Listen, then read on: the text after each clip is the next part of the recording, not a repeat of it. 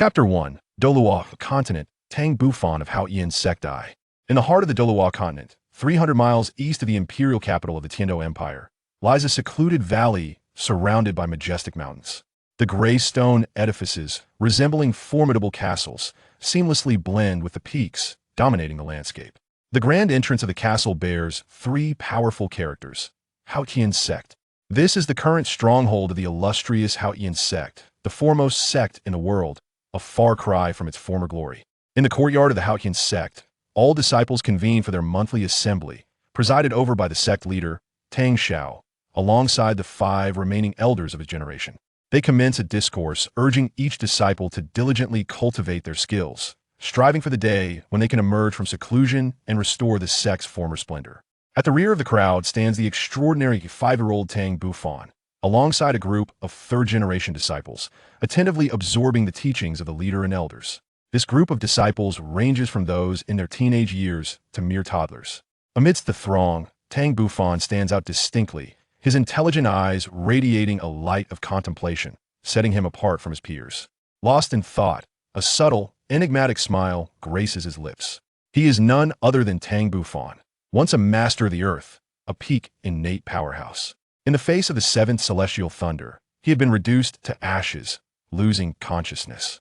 To his astonishment, he found himself not dead, but reborn, a phenomenon that defies comprehension. After the initial fear, shock, and disorientation subsided, he gradually found his composure. In this life, he retained the name Tang Bufan, a name imbued with the hopes of his parents. This pleased him immensely, for he had carried this name for 30 years in another world, finding it deeply familiar.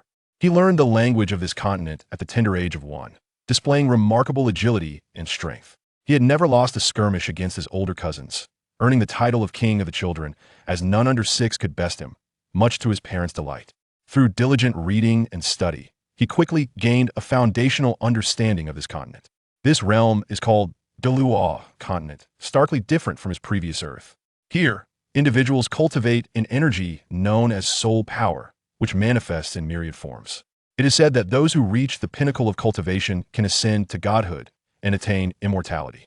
Upon encountering this account, he was filled with exhilaration, pondering whether the unfulfilled aspirations of his past life might find realization in this one. Moreover, unlike Earth, which languished in an age of spiritual decline, nearly everyone here possesses the potential to cultivate. Thus, Tang Bufan secretly commenced the practice of his former lives' techniques. Whether it was due to his rebirth or the culmination of his previous lives' spiritual essence, his soul in this life was remarkably potent, even manifesting mental energy at birth. Though still in its nascent stage, he could already turn his gaze inward. From the age of 1, he began sleeping apart from his parents. During the day, he refrained from overt displays of prowess, dedicating himself to acquiring knowledge and poring over sect literature, indulging in mischief only occasionally by sparring with his cousins. At night, he diligently practiced the techniques of his former life. Perhaps due to his superior physical constitution compared to his past life, his progress in cultivation far surpassed that of his previous existence. He had named the internal cultivation technique from his past life Great Zhou Tian Hunyuan Gong, which comprises 9 levels. Attaining the 9th level would signify the same realm he reached previously, peak innate level. Each level necessitates the unblocking of the 12 meridians within his body, totaling 108 meridians to be opened. Ultimately, he would be capable of traversing the heavens and the earth. In his prior existence, he had already achieved transient flight thanks to his robust internal energy, akin to a celestial being. He deduced that breaking through the innate realm would enable him to truly soar through the air, riding the winds. As he pondered this, he felt a deep yearning. Though only 5 years old, he had already mastered the 1st level of Great Zhou Tian Hunyuan Gong, with a surging internal energy coursing through the 12 delicate meridians, forming a miniature cycle of energy. However, despite his relentless efforts, he found himself unable to break through the pinnacle of the 1st level, which perplexed him, as he had encountered no such bottleneck when he reached the 6th level in his previous life. Upon reflection, he speculated that the unique cultivation civilization of this world, including martial spirits and soul rings, might be the cause of his stagnation. In Douluo Continent, every individual possesses a martial spirit, which varies greatly in form. Some are animal spirits, others plant spirits, and some even weapon spirits. The disciples of the Haotian sect possess an exceptional weapon spirit, known as the Haotian hammer. It was through this hammer that the ancestors of the Haotian sect established their unrivaled reputation as the foremost sect in the world. Soul rings, on the other hand, are formed from the concentrated energy of slain soul beasts. A soul master at a bottleneck can ascend in rank simply by absorbing a soul ring, equivalent to breaking through a barrier. This knowledge was gleaned from books, and he had confirmed it with his parents in this life. Thus, he concluded that the inability to advance in his great Zhou Tian Hunyuan Gong was likely linked to martial spirits and soul rings. However, martial spirits do not awaken until the age of 6, and he still had to wait a year for his own awakening. At that moment, the sect leader and the 5 elders concluded their speeches, and the assembly dispersed. The disciples of the Haotian sect scattered in every direction, the young children eagerly returning to their parents. As they passed by Tang Bufan, their expressions were quite complex. Some hid behind their parents, casting fearful glances at Tang Bufan. These were the ones he had bested in their youth, leaving them with lasting shadows. Others, slightly older, felt a surge of indignation and even contemplated confrontation, though the sect forbade such actions. While the sect permitted sparring among disciples, it was strictly regulated. Those below 6 and above 6 were treated as entirely different categories. Those above 6 had awakened their martial spirits, and since the Haotian hammer is a top-tier weapon spirit, disciples of the Haotian sect typically awaken with innate soul power of level 4 or higher, with exceptional individuals reaching levels 8 or 9, and occasionally, even full innate soul power. Thus, the sect mandated that disciples with awakened martial spirits were not allowed to engage in combat with those who had not yet awakened. Consequently, those older disciples who had once been bested by Tang Bufan felt quite frustrated, as they could no longer spar with him after awakening their martial spirits. Every encounter with Tang Bufan ignited their resentment. Tang Bufan, however, remained unfazed, having previously held back in their encounters. Even after they awakened their martial spirits, he felt no fear as long as they had not obtained soul rings. Once a soul ring was acquired, their strength would significantly increase, along with the acquisition of soul skills. Having yet to engage in combat, he could not guarantee he would emerge victorious. Soon, a young couple approached the man around 30. The woman slightly younger. They were Tang Bufan's parents, Tang Zheng and Su Xiuqing. They held Tang Bufan's delicate hand, offering apologies to numerous clan brothers, as he had indeed sparred with many of them. Most of the clan brothers laughed heartily, for they were all kin, and childhood squabbles were hardly taken to heart. Before long, nearly 100 individuals had departed, just as sect leader Tang Xiao and the 5 elders approached. Chapter 2, Douluo Continent, Tang Bufan of Haotian Sect 2. Tang Zheng and Su Xiuqing quickly greeted the sect leader and the 5 elders, genuinely puzzled as to why they had come. As the sect leader, Tang Xiao had reached the pinnacle of 92 levels as a titled Douluo, while the elders were all above level 80, serving as the backbone of the Haotian sect. Standing beside his mother, Tang Bufan curiously scrutinized Tang Xiao and the others, feeling a mix of nervousness and excitement as he beheld the continent's top powerhouses up close for the first time. Tang Xiao, towering nearly 2 meters tall, exuded an aura of strength. Even when suppressing his soul power, Tang Bufan felt an undeniable pressure emanating from him, intuitively sensing his formidable prowess. Tang Xiao chuckled lightly. Tang Zheng, your son is quite remarkable. Even I and the elders have heard of his commendable deeds. Tang Zheng's face flushed with embarrassment. Sect leader, little fan, is only 5 years old. He is still quite mischievous. I will certainly discipline him when we return. Tang Xiao waved his hand dismissively. You misunderstand my intentions. I'm not blaming him. In fact, I find him quite lively. The atmosphere within the clan has grown rather serious in recent years, and his presence lightens it. I have high hopes for him and look forward to his martial spirit awakening in a year. The second elder, grinning, added, we need more disciples like him in the Haotian sect. His vibrancy will motivate the other disciples to cultivate. The other 4 elders, though varying in expression, seemed to concur with the second elder's sentiment. Tang Zheng and Su Xiuqing exchanged bewildered glances. Tang Xiao and the others simply advised, nurture him while we anticipate his future performance.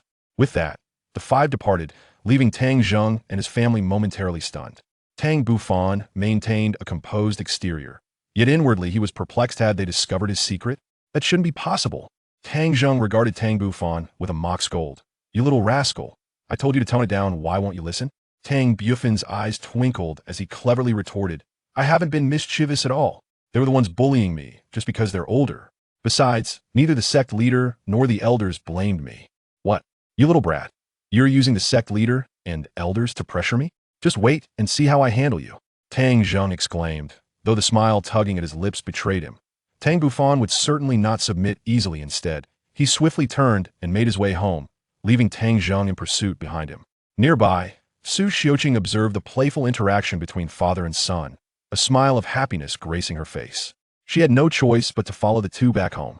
Within the Haotian sect's castle resided the second generation of disciples, as well as the elder generation of the sect. The third and fourth generation disciples lived in stone houses constructed behind the castle. At merely 5 years of age, Tang Bufan still resided with his parents. However, once he turned 6 and underwent his martial soul awakening, he too would move into the stone houses alongside the third generation disciples. He had long expressed a desire to live in the stone houses, yet his mother insisted that he must wait until he turned 6. Upon returning to the castle, Tang Bufan headed to the study to peruse books, delving into soul, bistro, and the comprehensive history of Douluo Continent. He read everything he could find, as his remarkable memory allowed him to recall everything he encountered. His parents busied themselves in the kitchen, and the warmth of such a life was truly comforting. As spring transitioned to autumn, a year passed in this manner. At last, Tang Bufan turned 6, reaching the age for martial soul awakening. During this past year, his cultivation had not ceased. Even if he could not break through, his internal energy seemed to have become more robust and refined. In the study, Tang Bufan extended his right hand, revealing a sword-shaped birthmark on his palm. This sword-shaped birthmark bore a striking resemblance to the sword-shaped ornament that had hung around his neck in his previous life, leaving him to ponder whether there was a connection between the two. Having spent 6 years in the Douluo Continent, he remained perplexed about how he had survived under the heavenly thunder. Yet, gazing at this sword-shaped birthmark, a chilling suspicion began to brew within him. Quickly, he shook his head, dismissing thoughts of his rebirth. As for Earth, he seemed to have no lingering attachments, for in his previous life, he had been an orphan raised by his master, who had passed away many years ago. On a fine morning, all disciples of the Haotian sect gathered once more in the front courtyard. Aside from the necessary assembly, they would also conduct martial soul awakenings for the younger disciples. The Haotian sect held awakening ceremonies every 6 months, and today, 3 individuals were set to awaken their martial souls: Tang Bufan, Tang Feng, and Tang Ming. The numerous clan members quickly dispersed, leaving the space for the 3 of them. Sect Master Tang Xiao and the 5 elders looked on expectantly at the 3 children, particularly focusing on Tang Bufan. In the next moment, Tang Xiao stepped forward, intending to personally assist the 3 in awakening their martial souls. Tang Bufan felt a twinge of surprise, for this was the sect master of the Haotian sect, one of the few titled Douluo on the continent. With a slight smile, Tang Xiao retrieved the prepared soul stones and soul power crystal ball. Soon, a hexagonal shape emerged on the ground, with 6 black soul stones positioned at each corner. As disciples of the Haotian sect, they were not unfamiliar with this scene. Tang Bufan exchanged glances with Tang Feng and Tang Ming, ultimately prompting Tang Ming to step into the hexagonal formation first. Tang Xiao smiled slightly and waved his hand, channeling 6 streams of potent soul power into the 6 soul stones. In the next instant, a layer of golden light emanated from the stones, forming a faint golden barrier that enveloped Tang Ming. Following this, golden light points ascended from the soul stones, entering Tang Ming's body. Initially, Tang Ming felt a hint of nervousness, but he quickly calmed himself. Then his body began to tremble, prompting Tang Xiao to command, "Extend your right hand." Tang Ming promptly complied, gently extending his right hand. In an instant, the golden light points that had entered his body surged forth, swiftly coalescing into a pitch-black hammer in his grasp. It was not an illusory apparition, but a tangible entity. The hammer's handle was approximately half a foot long, while the head was cylindrical, resembling a miniature forging hammer. However, upon its dark surface, a unique radiance shimmered, with faint patterns spiraling around the cylindrical hammerhead. This was the esteemed weapon martial soul passed down through the Haotian sect since antiquity, and the surrounding disciples of the Haotian sect beamed with smiles at the sight of the hammer. Tang Xiao cast a satisfied glance at Tang Ming, instructing, "Rein in your martial soul with your mind and prepare for the soul power test." Tang Ming was naturally aware of how to retract his martial soul. Having been taught by his parents long ago, yet, being his first time, he took a while to successfully return the Haotian hammer to his body. In the background, Tang Bufan observed the scene thoughtfully, realizing that this was indeed the Haotian hammer martial soul. It seemed likely that his martial soul would also be the Haotian hammer. The only uncertainty was the level of his innate soul power. Subsequently, Tang Ming pressed his hand atop the blue soul power crystal ball, with Tang Xiao controlling the lower half. Soon, the blue crystal began to glow, radiating outward until it reached approximately 70% of the entire soul power crystal ball, emitting a dazzling brilliance. Chapter 3. Martial Soul Awakening Part 1. The Hao Yian sect disciples surrounding them were astonished by this spectacle. His soul power has reached level 7. Even Tang Xiao and the 5 elders were highly satisfied with Tang Ming's potential. Though the Hao Yian hammer was a top-tier weapon martial soul, it was exceedingly rare for innate soul power to exceed level 7. When Tang Xiao had awakened his martial soul, his innate soul power had only reached level 8, while Tang Hao had achieved level 9. With Tang Ming's innate soul power at level 7, he possessed tremendous potential and could reach the level of a soul Douluo in the future. Observing Tang Ming's ecstatic expression, Tang Xiao gestured for him to step down. Tang Ming's cheeks flushed with excitement as he dashed over to Tang Bufan's side, exuding a sense of pride. Boss, Tang Feng, my innate soul power is at level 7. How about that? Not too shabby, right? Tang Bufan regarded him with disdain, lightly patting Tang Ming's shoulder, prompting a startled yelp from him. Just a mere level 7, and you're already so boastful? Do you believe that both I and Tang Feng possess higher innate soul power than you? Tang Ming winced at the pain and quickly dodged Tang Bufan's hand, having learned from experience just how heavy his older brother's hand could be. I can accept that your innate soul power exceeds mine, but as for Tang Feng, I refuse to believe his soul power could surpass mine. Tang Feng, unable to tolerate Tang Ming's arrogance, snorted softly, we shall see. With that, Tang Feng, feeling somewhat apprehensive, approached the hexagonal formation. In truth, he lacked confidence that his innate soul power would surpass that of Tang Ming. While it was true that the Hao Yian hammer was a top-tier weapon martial soul, and disciples of the Hao Yian sect generally awakened with innate soul power above level 4, the reality was that levels 4 and 5 constituted the vast majority, with level 6 being scarce, and level 7 and above exceedingly rare. Before long, Tang Feng stepped into the formation under the watchful eyes of everyone. Tang Xiao once again waved his hand, channeling 6 streams of soul power. Soon, Tang Feng was enveloped in golden light, and numerous golden light points gathered once more, ultimately coalescing into an identical Hao Yian hammer in his right hand. Before Tang Xiao could issue a command, Tang Feng instinctively retracted the Hao Yian hammer with his mind, prompting Tang Xiao to nod in approval. In the next moment, Tang Feng took a deep breath and approached the sect master, gently placing his right hand on the blue soul power crystal ball. Instantly, the crystal ball erupted with a brilliant blue light, even more intense than that of Tang Ming. Unlike Tao Ge, does he still possess innate full soul power? Does he also have a dual spirit? As the saying goes, Tao Ge is like iron, while the protagonist flows like water. Tao Ge is reverently known as the blind fighting Douluo. Whenever he dismisses a protagonist, their martial spirit proves remarkably formidable. It is not his awakening, and moreover, the method appears somewhat distinct. While Wang Chun was lost in thought, Elder Wang Ming awakened the martial spirits of several children. The baboon martial spirit, with an innate soul power of level 6, is commendable. The dagger martial spirit, with an innate power of level 4, is also quite satisfactory. The colossal ape martial spirit, boasting an innate soul power of level 8. Indeed impressive, a promising talent. Elder Wang Ming spoke very little while awakening these children's martial spirits, and his evaluations were exceedingly succinct. His expression remained largely unchanged, revealing a smile only when the colossal ape martial spirit was awakened, offering an assessment unlike those given to the others. As each child's martial spirit was awakened, it soon came to the final individual, Wang Chun. Wang Chun stood within the luminous circle as Elder Wang Ming's soul energy surged, enveloping him in a radiant barrier. Unlike the awakening of others, the moment the barrier was formed, a cascade of golden light erupted, surrounding Wang Chun entirely. Witnessing this spectacle, the serene expression of Elder Wang Ming vanished in an instant, replaced by a gleam of brilliance in his eyes. He sensed the emergence of a formidable martial soul. As the golden light faded, a majestic golden figure materialized behind Wang Chun, exuding an aura of immense strength. Elder Wang Ming swiftly appeared before Wang Chun, producing a small blue orb, eagerly urging him to touch it. The instant Wang Chun's hand made contact with the orb, it gleamed like a crystal, radiating a dazzling blue light. Observing this, Elder Wang Ming was filled with exhilaration, yet mindful of startling Wang Chun. He donned a warm smile and kindly addressed him. Your name is Wang Chun, correct? Your martial soul is the Titan giant ape, possessing innate full soul power. Come, let us meet with the clan leader. What? My martial soul is the Titan giant ape? Upon hearing this, Wang Chun felt rather surprised. Is there truly a Titan giant ape martial spirit? I had never encountered such a mention in the novels I previously read.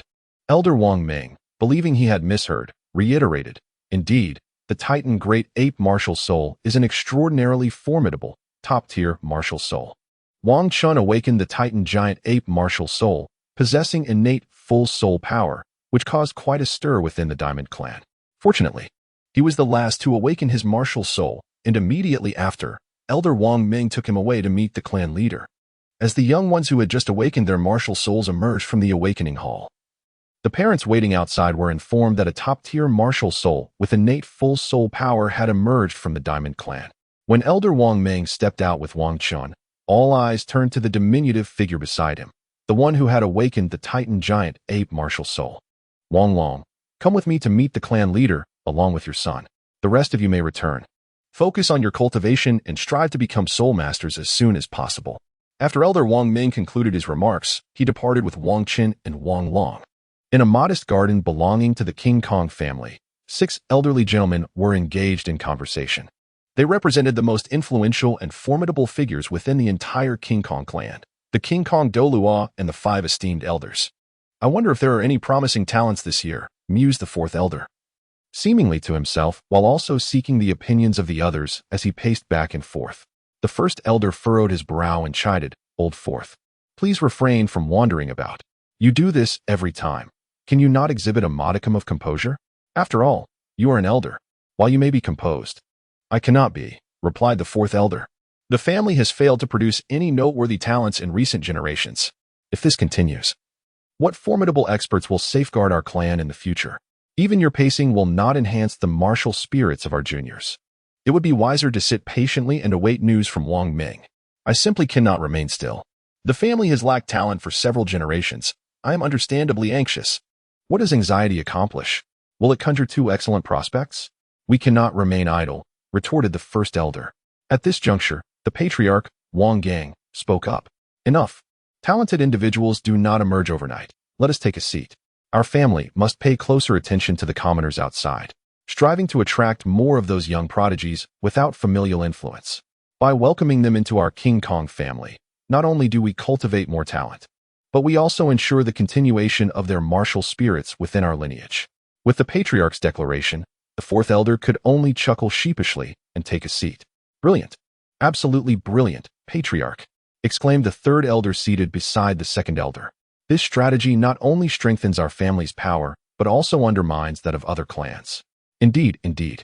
A twofold benefit. The patriarch is truly remarkable, praised the 5th elder at that moment.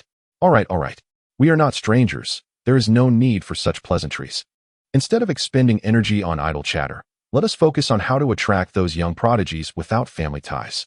The patriarch, Wang Gang, addressed the flattery of several elders. At this moment, the grand elder also spoke to them. For these individuals, the allure of the Jingang family pales in comparison to that of the Spirit Hall. Our only advantage lies in being a local force in Jingang City. Our Southern Guardian Legion holds considerable appeal within the city. Furthermore, the Jingang Soul Master Academy we established offers a unique opportunity for impoverished children, allowing them to study first and pay later.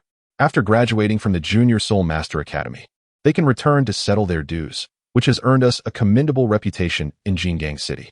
Graduates from our academy typically join our Southern Guardian Legion. The most eventually leave to pursue studies at the Intermediate Soul Master Academy after accumulating sufficient funds.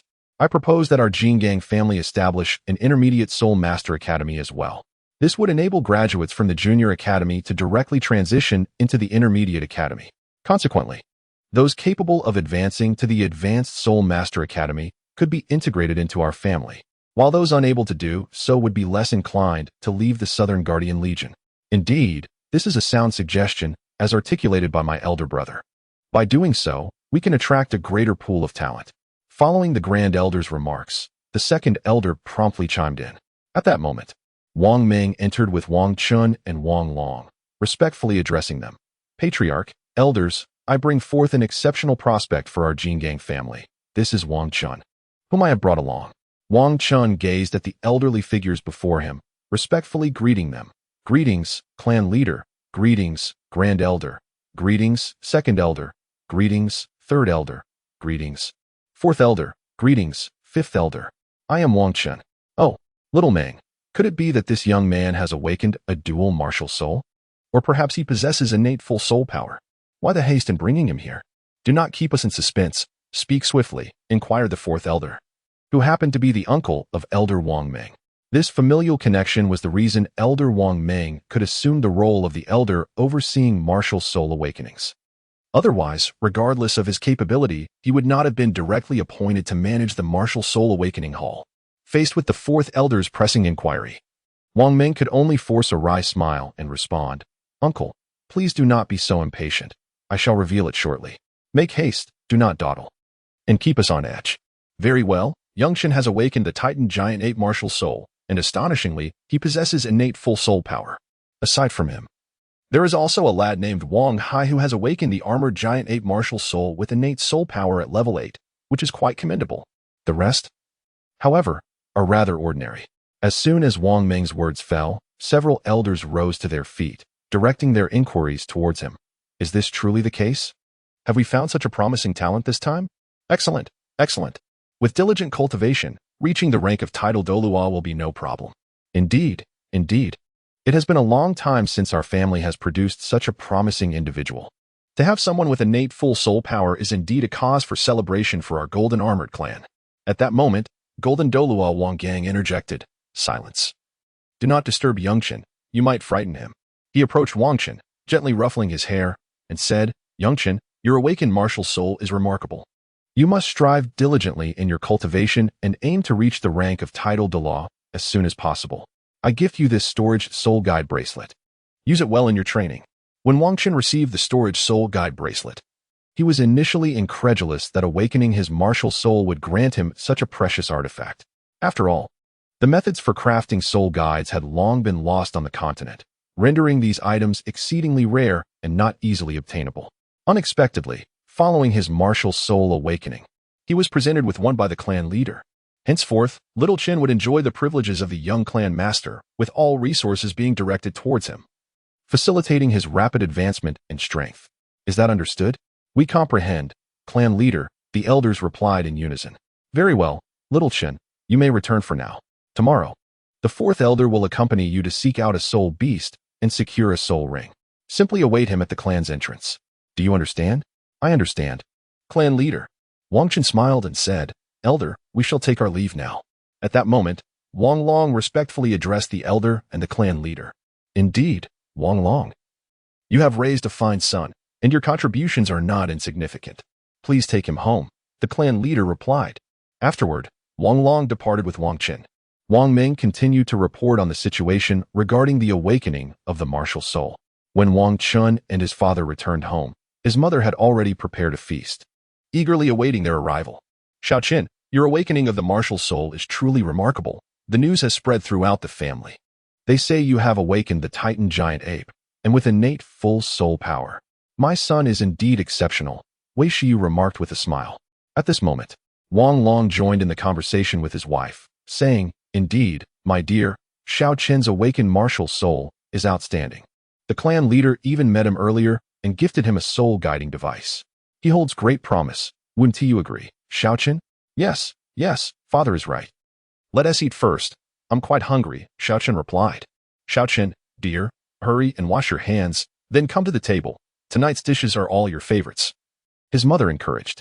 Yes, my love, we will wash up immediately. After all, our little hero is quite famished. We must quickly satisfy his appetite. He laughed heartily. All right, father. Enough with the laughter. There is nothing amusing about it. This morning, before awakening my martial soul, I hardly ate anything in the afternoon. Wang Qin practiced alone in the courtyard. Feeling a bit embarrassed after being teased by his father earlier, he sought solace in training.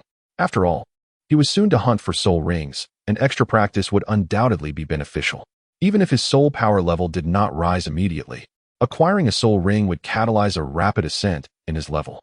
Thus, despite not having increased his soul power through prior cultivation, he did not cease his training. After all, strength is built step by step. Time passed gradually during Wang Qin's training, and before he knew it, it was time for dinner. Wang Chun returned home, preparing to partake in his evening meal. At that moment, Wang Long addressed him, saying, "Xiao Chun, after dinner, please join me in the study. There are matters I wish to discuss with you. Now that you have awakened your martial soul and possess innate full soul power, you are entitled to learn certain secrets of our King Kong family." "Oh, I am now privy to these family secrets," Wang Chun exclaimed in astonishment. After all, since his arrival in this world, despite the immense love his parents bore for him, they had never engaged him in private discussions about significant matters.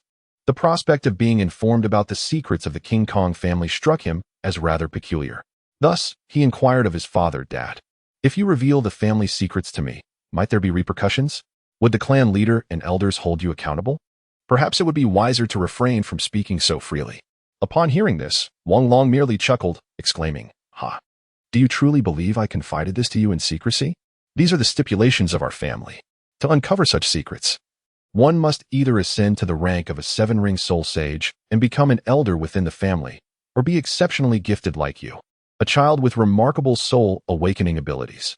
Generally, only those who awaken with innate levels above 8 are deemed worthy, just like your Uncle Fu's little Hai, who awakened with an innate level of 8. Even Uncle Fu would share such knowledge with him. So, cease your idle speculations. This secret has been preserved within the Golden Giant family for over 2 centuries. It is said to be a discovery made by the founder of our lineage, the first Golden Douluo. How extraordinary that it has endured for such a long time. What is this secret, father? Please tell me quickly. First, we shall dine. Afterward, you may accompany me to the study, and I shall reveal it to you then. This is not something to be casually discussed in any setting. This secret possesses the potential to elevate your strength far beyond that of your peers." Wang Chun swiftly lifted his bowl, hastily shoveling rice into his mouth, eager to finish dinner and uncover the family secret as soon as possible. He neglected even the dishes he usually relished, intent solely on concluding the meal. However, often, haste begets errors. Cough, cough, cough. Slow down. Take your time. Have a sip of water first. There is no need to rush. You've choked yourself. My dear, you too. Couldn't you wait for Xiao Chun to finish his dinner before sharing such things? Now look at the state he is in. He can hardly enjoy his meal. Wang Chun's mother handed him a glass of water and gently patted his back, saying, "I merely wished to surprise Xiao Chun. But it seems this little rascal possesses no patience whatsoever. I cannot be entirely blamed for this, can I?" Wang Long retorted. After all, Wang Chun usually behaved like a little adult, approaching everything with a sense of calm. This time, he thought it would be amusing to tease him. "All right, little Chun, take your time eating. These matters will eventually come to light. There's no need to rush," Wei Shiyu said, patting Wang Chun on the back. Hoo, I understand, Mom. I'm fine. You can eat first. I can manage on my own," Wang Chun replied, smiling as he patted his head. He understood that haste would not yield better results, so he chose to eat slowly and would learn of the family's great secret in the study later on. After dinner, Wang Chun accompanied his father to the study. "Dad, what exactly is the family secret? Please tell me quickly." All right. There's no need to be anxious. I will tell you right now," Wang Long replied. Over 200 years ago, our Jingang family's first Jingang Douluo left behind a significant secret. It is said that our ancestor possessed a soul ring of 100,000 years. Moreover, he owned something that no one else on the continent possessed. "Do you know what it is?" Wang Long inquired of Wang Chun. "If I don't cooperate with my answer, would it not put you in an awkward position, Dad?" Wang Chun pondered this, a faint smile gracing his lips. However, he still inquired with curiosity, for he too was eager to uncover what extraordinary possession this ancestor held. What could this ancestor possess that was unparalleled throughout the entire continent? Surely, it must be a 10,000-year soul ring. What on earth is this? Isn't a 10,000-year soul ring rather commonplace? What could possibly be so special about it? Wang Chun mused in confusion, observing the perplexed expression on Wang Chun's face. Wang Long gently patted his head and remarked, "If it were merely an ordinary 10,000-year soul ring, it would hardly be deemed special, nor would it be preserved as a family secret. However, this 10,000-year soul ring being the 4th soul ring alters everything. It is an existence that the entire continent lacks. The 4th soul ring is a 10,000-year soul ring. How can this be?" Wang Chun exclaimed in astonishment. The 4th soul ring is indeed a 10,000-year soul ring. In the original tale, only Tang San achieved such a feat, and that was only through numerous fortuitous circumstances. Moreover, that was a matter of decades later. And now you tell me that someone like this existed over 200 years ago? Are you jesting? Wang Chun was utterly astonished by this news. He could scarcely believe it. Haha, are you also in disbelief? When I first learned this secret, I was just as incredulous as you. However, upon delving deeper into the mystery, I began to entertain the possibility of its truth. Would you care to know how the ancestor of the King Kong family absorbed that fourth spirit ring? He urged his father eagerly. Come on, Dad. Please, don't keep me in suspense. Goodness. In the original narrative, the King Kong family was never mentioned, yet it harbors such a profound secret.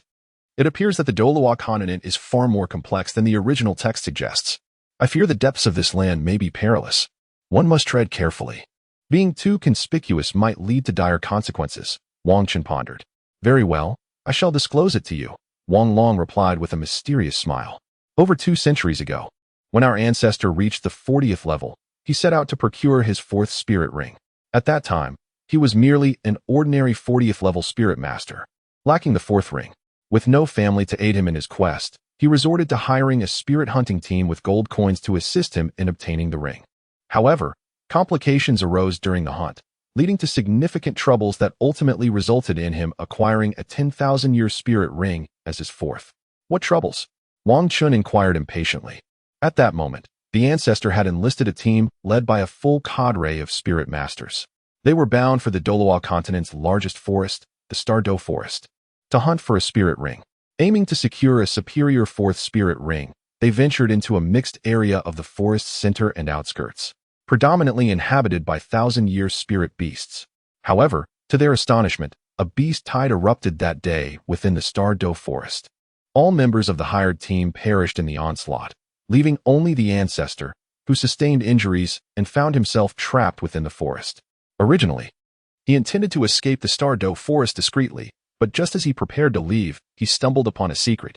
This revelation not only granted him the 10,000-year spirit ring, but also enabled him to cultivate to the level of a title de law in the ensuing decades, thus founding the King Kong family. Wang Long paused, lost in thought as he reminisced. Wang Chun suddenly realized that his father had fallen silent. Upon closer inspection, he found his father lost in deep contemplation. Thus, he addressed his father, Father, what secret could possibly have instigated such a profound transformation in our ancestors? Wang Long abruptly awakened, realizing he had momentarily drifted into a reverie. Shaking his head, he continued, In that time, our ancestors, faced with an unexpected beast tide, fell into a cave while fleeing and stumbled upon the legendary Earthheart milk.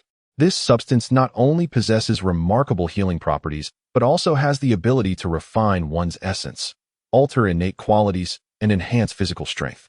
It was precisely due to this that he later acquired the 10,000-year soul ring. After discovering the Earthheart milk in the cave, he concealed himself within, using its powers to heal his injuries and fortify his body. He remained hidden for 3 days, during which he not only fully recovered but also made significant advancements. His physical capabilities doubled, and his mental acuity was greatly amplified. When he eventually emerged from the cave, the beast tide had already subsided. With his enhanced strength, he resolved to seek a suitable soul ring within the forest before venturing out. Thus he began his search amidst the trees. Could it be that he vanquished a 10,000-year soul beast there? Wang Chun asked, perplexed. Not quite.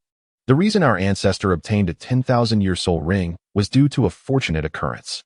Within half a day of searching in the forest, he discovered a peach tree in a valley, adorned with a single peach. Beneath it stood 2 10,000-year soul beasts, a diamond ape and an iron-armored rhinoceros. Engaged in a fierce confrontation, our ancestor patiently waited, hoping to seize any opportunity that might arise. In the end, the 2 soul beasts inflicted mutual destruction, granting him the peach and the coveted soul ring. This is the secret of our illustrious diamond family's ancestry, Wang Long remarked with a click of his tongue. Is this a tale from a novel? Surviving a great calamity only to directly acquire treasures and enhance oneself. When seeking a soul ring, 2 soul beasts annihilate each other, allowing for an easy pick.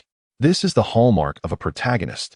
Yet wait, Father, you haven't explained why our ancestor absorbed the 10,000-year soul ring. At that time, no one was absorbing a 10,000-year soul ring for the 4th soul ring. What compelled him to do so, and how did he succeed? Wang Chun inquired, his curiosity piqued. Wang Long stated directly, No, it was not mentioned. Not mentioned. How could such crucial information be overlooked? This is utterly inconceivable. To withhold the most vital news is akin to disrobing yet revealing nothing of substance. Indeed, Wang Chun concurred. When I first heard this news, I felt as you do now. However, the message passed down through our lineage simply did not include this detail. Nevertheless, what I am about to reveal is of paramount importance, so listen attentively. I understand, Wang Chun replied. The secret that has been handed down through the generations pertains to the ancient ancestors' innovation, which was subsequently distilled by our other clan leaders and elders. It concerns the correlation between our physical strength and the longevity of our soul rings. The greater our physical fortitude, the longer the duration of our soul rings. In essence, the stronger our bodies, the higher the age of the soul rings we can absorb. This allows us to surpass other soul masters in capability. Is that it? Is that really all? Wang Chun exclaimed, recalling tales from the Douluo Continent. I had anticipated something extraordinary, yet it amounts to merely this. Are there any others in our family, aside from the founder of the Golden King clan, who have absorbed 10,000-year soul rings at the 4th level? At this moment, a thought struck him, prompting him to inquire of his father. None. Wang Long replied tersely, his expression one of astonishment. What? Not a single one? Then what purpose does this secret serve for our clan? Wang Chun was utterly astonished. A seemingly inconsequential secret was shrouded in an air of profound mystery, akin to a momentous revelation. Ahem. While no member of his family had absorbed a 10,000-year soul ring at the 4th soul ring stage, many had successfully absorbed soul rings exceeding 9,900 years. Although these were not 10,000-year rings, they were nonetheless superior to what others possessed. Why then? Is the absorption of a 10,000-year soul ring so elusive? It is either due to insufficient physical strength or inadequate mental fortitude. According to the secrets passed down through the family, once these two criteria are met, one may directly absorb a 10,000-year soul ring. However, none have qualified under the scrutiny of the family elders. Yet, there is a significant possibility that you may achieve this standard. For you are the first innate full soul power member of our Diamond Clan. Following your absorption of the first soul ring, the family will provide you with specific physical training. After you have absorbed the second soul ring, you will undergo rigorous physical cultivation, as the efficiency of training is greatly enhanced post-second ring absorption. Subsequently, after the third soul ring, you will be able to absorb rings of even greater age. These are the secrets that our family has meticulously deduced. Do you understand? Wang Long elucidated to Wang Chun. Oh, I see. Well, once you retrieve your first soul ring, you'll be able to indulge in the medicinal baths and dishes provided by the family. You will understand then. Now, go back and rest. I have conveyed all that I needed to say. All right, I shall return now, father. You should also rest early. Indeed, I understand. In the stillness of night, Wang Chun lay in bed, unable to find sleep. He had never anticipated the depths of intrigue within the Douluo Continent. The original narrative merely scratched the surface. This was understandable, as the original work primarily offered Tang San's perspective, leaving much unaddressed. Even a family not mentioned in the original narrative, the Diamond Clan, boasted a titled Douluo and 7 souled Douluos. Thus, it was likely that the Tiando royal family, which had no title Douluo in the original tale, harbored its own complexities. They must possess at least one, if not more, titled Douluos to justify the immense resources of such a grand empire. As Wang Chun lay in bed, he pondered these thoughts and increasingly sensed the complexity of the Douluo Continent. The original text suggests that, without the Spirit Hall, the Star Luo Empire would have long since obliterated the Heaven-Do Empire. One could speculate that it would take at least 5 or more titled Douluos to accomplish such a feat. This consideration does not even account for the various sects and families within the Heaven-Do Empire. If all these factors were taken into account, one must wonder just how formidable his own strength truly is. Wang Chun lay restlessly in bed, his mind swirling with dread. As he forced his eyes open, he began to contemplate his future and the path he must take.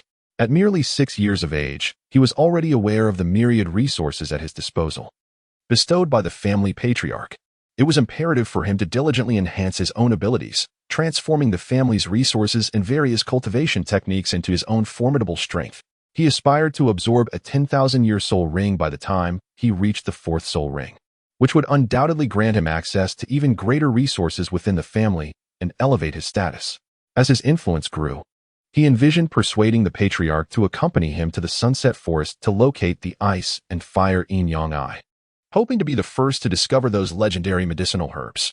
This endeavor would not only bolster his own power, but also fortify the strength of his family, solidifying his position and influence even further.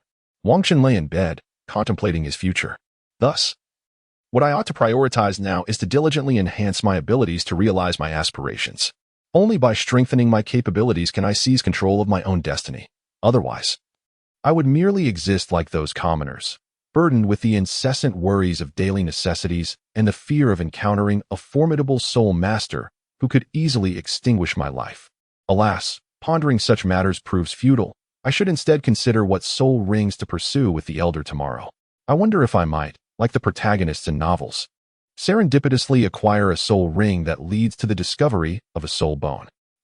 Enough of these fruitless thoughts. Rather than dwelling on the uncertain, I would be better served by immersing myself in further training.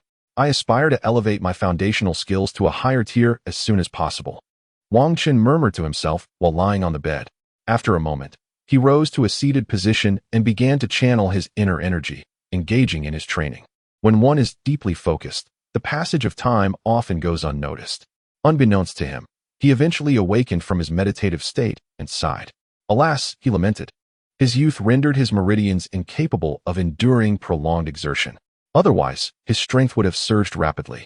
It is no wonder that within the King Kong clan, physical training commences only after the absorption of the first soul ring, and substantial training is reserved until after the second soul ring. All supported by the family's medicinal baths and herbal cuisine. Were an ordinary soul master to attempt such rigorous training, they would have long since exhausted their bodies. Let alone hope for any enhancement in strength. Merely surviving would be a considerable feat. It is evident why those elite masters possess substantial backing. Without such support, rapid advancement in power would be implausible. Wang Chen pondered for a moment before speaking in silence. He stretched lazily, moving his limbs and shaking his head, realizing that it was his first time practicing for such an extended period, leaving his arms and legs somewhat uncoordinated. He descended from his bed, opened the window, and inhaled deeply, exhaling slowly afterward. Gazing at the moon and stars above, he reminisced about his carefree life in his past existence within the Shaolin Temple. When he first began learning the fundamentals of martial arts from his master, he often posed numerous questions. Master, why must we practice martial arts? What purpose does it serve? The answer came, martial arts are meant to strengthen the body. As for their utility, they help maintain health and vigor, allowing one to live without illness. Yet, he wondered, if it serves little purpose, why must I still engage in this practice? They say it strengthens the body, but in this era of advanced technology, practicing martial arts is no longer a reliable means of sustenance as it once was. Nevertheless, there are certain traditions we must strive to preserve. We cannot allow the legacy of our ancestors to fade away in our time. Do you understand? The young boy replied, if it serves little purpose, why should I still learn it? I do not comprehend. It matters not if you do not understand now. You will grasp it in time. We study not merely for immediate utility, but for the sake of inheritance. The essence of our pursuit lies in this transmission. Oh, I see now, I understand. I shall diligently study martial arts and aspire to become the greatest master, ensuring the continuation of this legacy. Do you truly comprehend? He questioned. I am uncertain whether I do. Perhaps you should ask me again, the master suggested. Very well, for now, you are still young. It is all right not to understand. When you reach a certain level in your practice, clarity will come naturally. For now, focus on your training. Tick-tock, tick-tock. 2 tear streaks marked Wang Chen's face. Unbeknownst to him, he had shed tears while reminiscing, which fell upon the back of his hand. Master, how are you faring in that world? Wang Chen gently wiped away his tears and muttered to himself. He reminisced about his past life, the serene existence within the temple, and the master who had nurtured him with unwavering care. The kind-hearted monk, who would always bring him delightful treats from outside the temple, was now irrevocably lost to him. Master, though I can no longer see you, I vow to become strong in this world. I will continue my cultivation, striving to become the strongest. Just as we once spoke of, my pursuit of strength is not to dominate the fates of others, but to affirm my existence. I wish to leave a legacy in this unfamiliar realm, a testament to my enduring practice. As if to fortify his resolve, Wang Chen gazed at the moon beyond the window, whispering his thoughts into the night. Upon finishing his reflections, he closed the window and returned to his bedside, lying down to rest. After all, he had an important day ahead, as he was to accompany the elder in the quest for his first soul ring. A pivotal opportunity to understand the cultivation system of this world. He drifted into a hazy slumber, waking only to his father's gentle prodding the following morning. Gratefully, he acknowledged his father's timely call. Otherwise, he would have been late for his inaugural soul ring hunt. Upon his father's prompt, Wang Chun swiftly completed his morning ablutions, partook in a meal, and, equipped with the necessary provisions, hurried to the entrance to await the elder.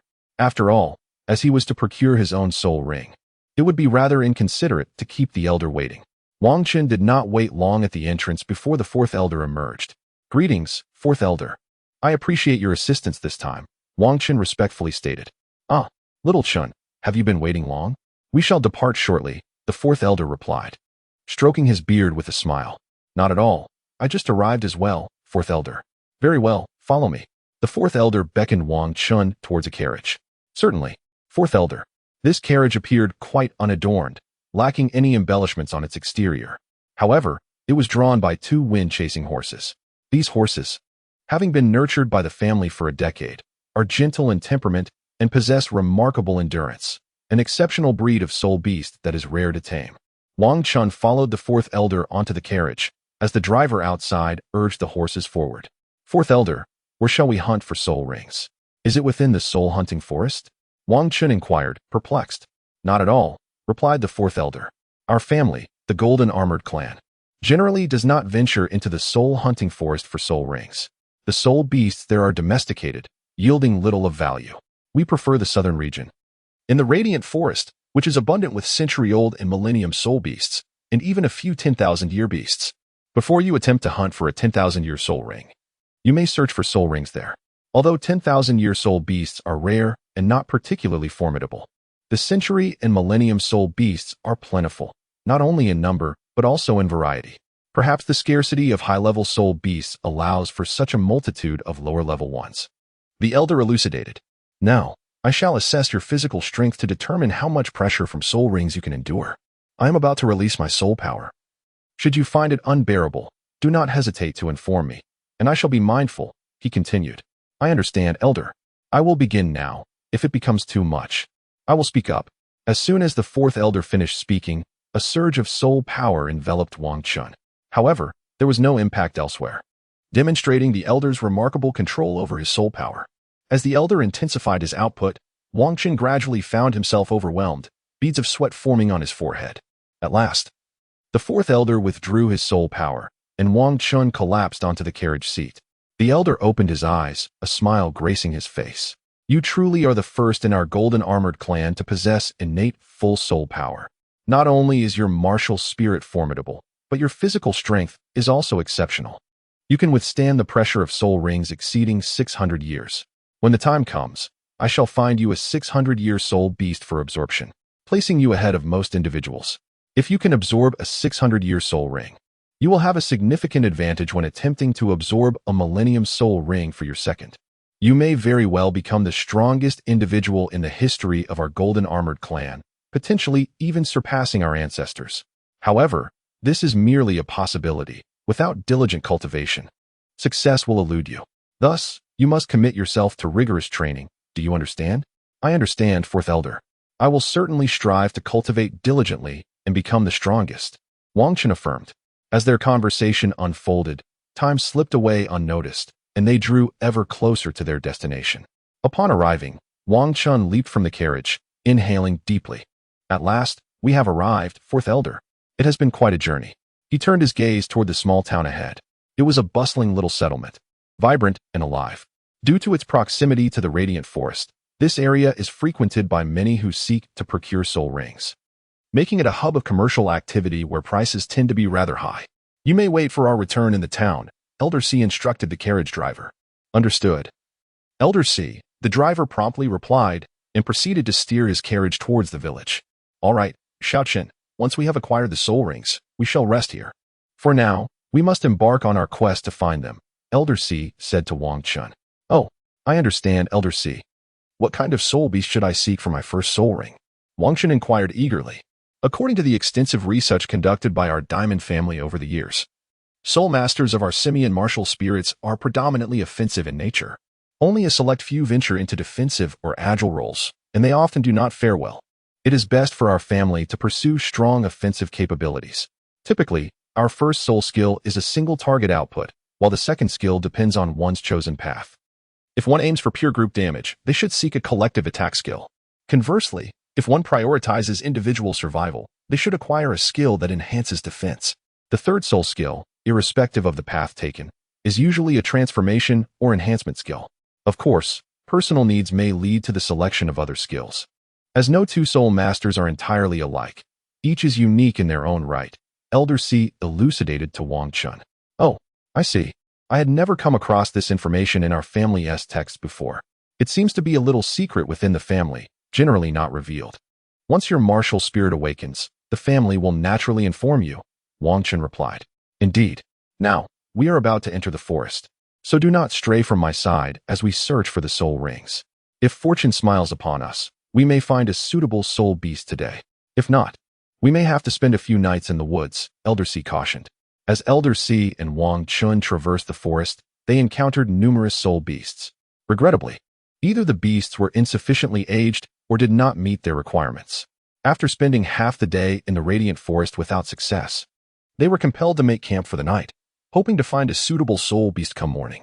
By the warmth of the campfire, Elder C roasted a rabbit and remarked to Wang Chun, Xiaoqin, one should generally avoid lighting fires in the wild. While a fire may deter some soul beasts, it can also attract more formidable ones. However, with me here, you need not worry. After you finish your meal, rest well, and I shall take the first watch. I understand, Elder C, Wang Chun replied. Indeed, it is truly a blessing to bask in the shade of a great tree. Born into the esteemed Kong family, I was fortunate enough to receive assistance from a formidable spirit as my first soul ring, which has been nothing short of exhilarating. This privilege certainly stems from my exceptional innate talent. Nevertheless, even those with lesser gifts are supported by the family in their quest for soul rings, such as the essence of familial bonds. After a hearty meal, Wang Chun succumbed to slumber within the confines of the tent, while the fourth elder stood vigil outside. On the following morning, the fourth elder roused Wang Chun from his slumber. Little Chun, freshen up and join us for breakfast. Today, we shall search diligently to find a suitable soul ring for you, he instructed the groggy Wang Chun.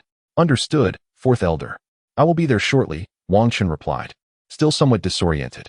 Once they hastily finished their meal, they set forth into the forest in search of their prize. Their efforts soon bore fruit, as they located a promising target near a valley. Little Chun, look, that diamond ape is perfect for you. It is just over 600 years old, aligning splendidly with your martial spirit. What do you think? The fourth elder exclaimed with palpable excitement. After merely half a day of searching, the discovery of such a fitting soul beast filled the fourth elder with joy. Indeed, fourth elder, this is the soul beast we seek, Wang Chun affirmed. Wang Chun, equally exhilarated, expressed his enthusiasm. After all, this was Wang Chun's inaugural soul ring, an experience unparalleled in his life. Very well, wait here, I shall retrieve it, the fourth elder proclaimed, channeling his soul power and dashing forth. As the fourth elder summoned his energy, the 8 soul rings beneath him began to spin. And before the diamond ape could react, it was swiftly incapacitated. With a deft motion, the fourth elder hurled the diamond ape at Wang Chun's feet. The creature lay there, its bones shattered, gasping for breath as if on the brink of death. Xiao Chun, you must quickly vanquish the diamond ape to acquire the soul ring. I shall provide you with protection, the fourth elder returned, addressing Wang Chun. Understood. Thank you, fourth elder, Wang Chun replied. Upon concluding his words, Wang Chun swiftly dispatched the diamond ape. As the creature succumbed to its demise, a golden soul ring emerged, drifting gracefully from its form. Wang Chun promptly seated himself upon the ground, channeling his energy to absorb the soul ring. As he engaged in this practice, the soul ring seamlessly enveloped him, augmenting his power. Owing to his profound cultivation, his physical resilience was exceptionally robust. Thus, throughout the process of assimilating the soul ring, he experienced no discomfort or pain.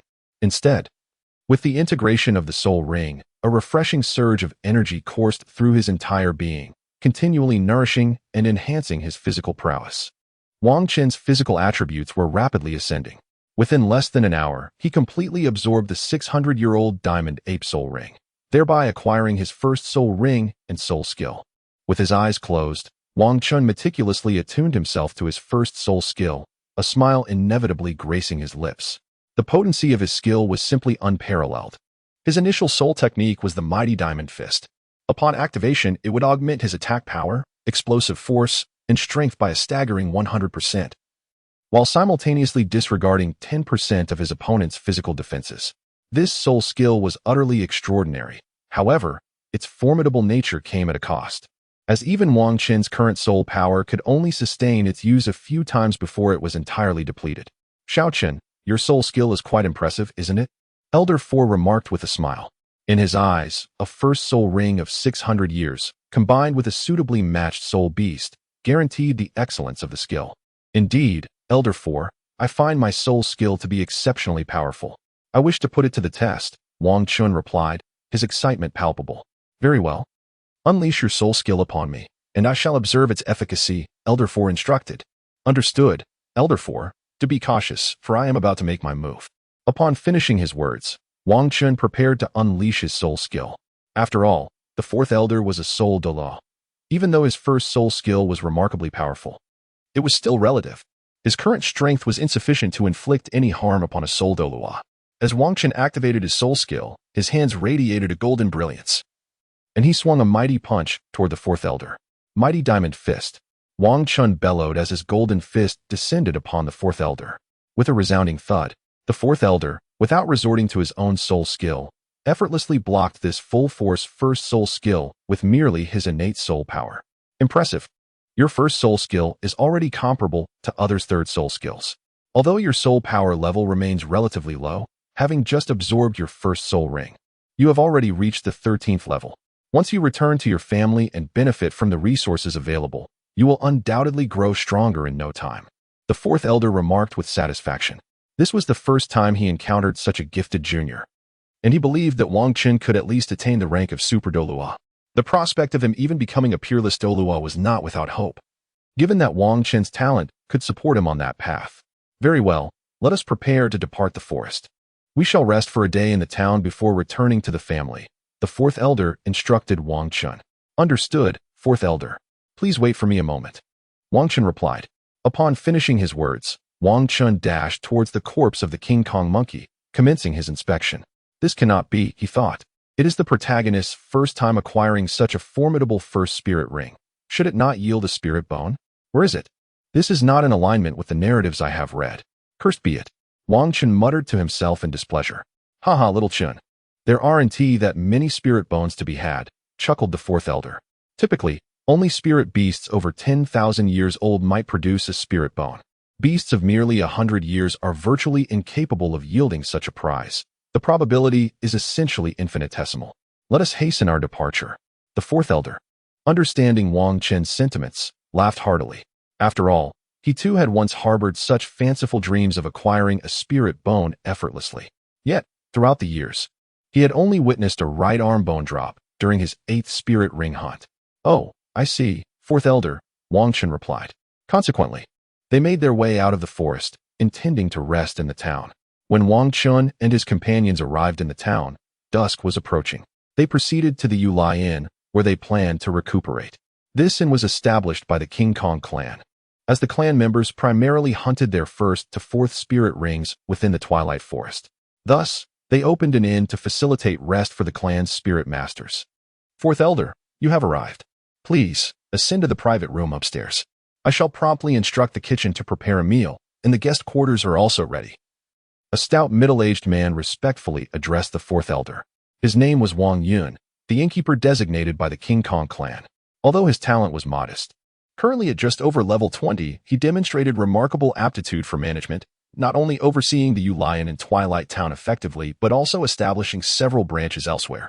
While the clan's support aided him, his capabilities were indispensable for the establishment's success. Very well, prepare accordingly, the fourth elder nodded. Soon, Wang Chun and the others were served their meal, freshened up, and retired for the night. As it was Wang Chun's first experience sleeping in the wilderness, he felt somewhat out of sorts and opted to retire early. The following morning, Wang Chun arose, feeling invigorated. After stepping out of his room and enjoying breakfast, he expressed to the fourth elder his desire to explore the town. Upon receiving the elder's consent, he exited the inn and began to wander through the streets. This was Wang Chun's first venture outside. He usually remained within the confines of his family, seldom mingling with others, and dedicating himself to solitary cultivation. It was precisely this commitment that enabled him to elevate his juvenile skills to the 2nd level before awakening his martial spirit. As he strolled through the town for the first time, he found himself captivated by the various sights, exploring the majority of the quaint locale. By the time he returned to the inn, it was nearly time for dinner. Xiao Chun, dinner is ready. We shall return to the family tomorrow. So make sure to rest early tonight, Elder C remarked as Wang Chun entered the inn. Understood, Elder C. I have explored quite enough for today and am ready to head back tomorrow, Wang Chun replied. After a day of leisurely wandering, Wang Chun found his initial excitement waning. Following dinner, he retired early, preparing for the journey back to his family the next morning. The following morning, after having breakfast, Wang Chun and Elder C made their way outside the inn, where the coachman had already brought the carriage to the entrance, awaiting their departure. Take care, Elder C. The innkeeper called out as they prepared to board the carriage. Yes, I understand, Elder C nodded slightly. Once Wang Chun and Elder C settled into the carriage, the coachman urged the horses forward, departing from the town en route to the family estate. Wang Chun gently closed his eyes in the carriage, attuning himself to the flow of his soul power and the efficacy of his cultivation techniques. Indeed, he mused, the results of his practice were far from optimal in a setting devoid of tranquility. Wang Chun attempted to practice his cultivation technique during the journey, yet the results were rather unsatisfactory. He initially intended to observe the effects of obtaining the soul ring, but it now seemed futile. The fourth elder noticed Wang Chun with his eyes gently closed and chose to remain silent, deciding to wait until he had fully rested before speaking to him. After all, there was still half a day's journey to the family, and there was no need to rush. The carriage continued on its way, and time passed gradually. Xiao Chun, upon your return, you should enroll in the Junior Soul Master Academy established by our family. This will greatly benefit your future development. The fourth elder remarked as Wang Chun opened his eyes. Oh, should I move out of the family to reside at the academy? Wang Chun inquired of the fourth elder. No need for that. You shall continue to live at home, attending classes at the academy in the morning, returning for lunch, and in the afternoon. The family will provide you with specialized training. Rest assured, the family will prepare medicinal baths and meals for you. Your sole responsibility is to dedicate yourself to your cultivation. The fourth elder replied with a smile. Understood, fourth elder, Wang Chun responded. Before long, they arrived at the family estate. The fourth elder disembarked from the carriage and assisted Wang Chun down as well. He turned to the coachman and said, You may take the carriage back. Your contributions will be duly noted. Yes, fourth elder, the coachman replied respectfully. In the King Kong family, everyone who contributed in any capacity was recognized for their efforts, the extent of which determined their merit. Such merits were exclusive to the King Kong family and held significant value. They not only enhanced one's status, but could also be exchanged for resources beneficial for soul master cultivation, to be used for the training of one's descendants, though they could not be sold. Consequently, members of the King Kong family were highly motivated in their endeavors. The fourth elder then addressed Wang Chun, saying, Xiao Chun, when you return home, inform your parents that you must rise early tomorrow to attend the Junior Soul Master Academy. Someone will be there to accompany you. And everything has been arranged at the academy. You merely need to show up. I understand, fourth elder. I will head back now. Farewell, Wang Chun replied. Upon finishing his words, Wang Chun made his way home. Upon entering, he encountered his mother, with whom he discussed the family arrangements, to which she responded with unwavering support. Xiao Chun, you must devote yourself to your studies and not squander the family's investment in you. Of course, you must also take care of your health. I have always regarded you as my pride, his mother said, gently patting his head with a smile. I understand, mother. I will take good care of myself and diligently pursue my training, Wang Chun replied. Very well. Xiao Chun, you haven't had your meal yet, have you? Allow me to prepare something for you. Please wait a moment. When your father returns, be sure to share this with him, his mother stated before heading to the kitchen. After finishing the heartfelt lunch prepared by his mother, Wang Chun immersed himself in his cultivation. After all, strength is accumulated little by little. In the evening, Wang Long returned home, and Wang Chun shared with him what the fourth elder had conveyed. After a moment of contemplation, Wang Long responded, This is quite normal. A family prioritizes resources for nurturing talented individuals. Once these talents mature, they in turn contribute back to the family, which embodies the essence of familial bonds. With your exceptional talent, the family will naturally provide you with resources to expedite your growth. You simply need to focus on your cultivation without overthinking. Oh, so that is how it is. Having good talent brings such advantages, Wang Chun replied joyfully. Indeed, the family will furnish you, those with exceptional gifts, with various resources. Moreover, When you attend the academy tomorrow, they will likely assign a guardian to protect you. Typically, this guardian is dismissed once you reach the Soul Master or Soul Sovereign levels, allowing you to develop more independently. After all, flowers nurtured in a greenhouse cannot withstand storms. Only through trials can one truly thrive, Wang Long explained to Wang Chun. Oh, I see, Wang Chun remarked thoughtfully. He had not anticipated that the Golden King family placed such emphasis on the cultivation of its younger members, subjecting them to the tests of adversity to render them stronger, rather than merely fostering individuals with high soul power. Furthermore, once you reach level 40, you will need to venture out on your own for practical experience. When you attain level 50, you can return to the family for assistance in acquiring suitable spirit rings, at which point you will face a choice: continue your adventures or assume a managerial role within the family. Alternatively, should you continue your journey and reach level 60, you would be eligible to join the family's Protective Legion, an honor reserved for those who have ventured out and returned at that level. These individuals not only possess formidable soul power but have also proven their combat prowess through independent exploration of the continent. Thus, the Protective Legion represents the pinnacle of the family's martial strength, commanding both high status and the best rewards. I, for one, chose not to venture out after reaching level 50 and instead joined the family's management. Therefore, despite being a soul sage now, I am ineligible for that esteemed position. If you aspire to ascend to the family's higher echelons, it is advisable to join that legion, for most of the family leaders and the 5 elders emerge from there. Those who come from this background have a significant advantage when it comes to the selection of the family leader and elder positions. This is also enshrined in the family's regulations, ensuring that those chosen for high office are individuals unafraid of hardship. Wang Long elucidated to Wang Chun with care. I understand, Father, Wang Chun replied earnestly.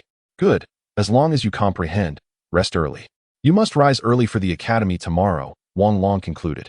After Wang Long finished speaking, he instructed Wang Chun to take a rest.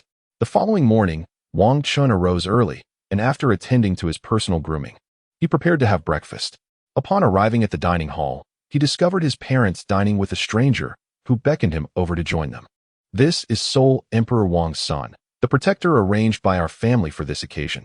You should come and make his acquaintance, Wang Long introduced. Hello, Uncle Wang Sr. I apologize for the trouble. I am Wang Chun, Wang Chun said respectfully, acknowledging the importance of showing deference to one who would be tasked with his protection. Greetings, young Chun. I am Wang's son, a Soul Emperor of level 68. Until you reach level 40, I shall be the one to safeguard you, Wang's son replied. After finishing breakfast, Wang Chun accompanied Wang's son to the Jingang Junior Soul Master Academy, situated within Jingang City. This academy was established by the Jingang family, primarily to nurture the younger generation of the family and the descendants of the Southern Legion's Soul Masters. Additionally, it also enrolled those commoner Soul Masters residing in Jingang City, resulting in a considerable number of students. Approximately 20 minutes later, Wang Chun arrived at the academy. The principal, a member of the Jingang family, was over 50 and had reached level 50, indicating a lack of further advancement opportunities, which led him to assume the role of academy head. Since Wang Chun had already achieved level 13, he was promptly assigned to the intermediate class, specifically class intermediate 1. Within this Soul Master Academy, there were 3 distinct classes: the primary class, the intermediate class, and the advanced class.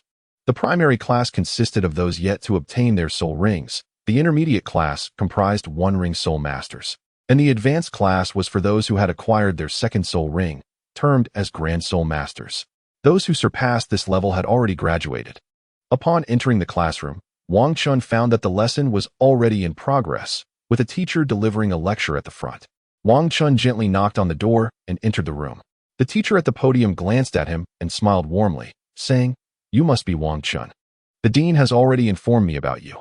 Please find a seat and make yourself comfortable. Be sure to arrive early tomorrow."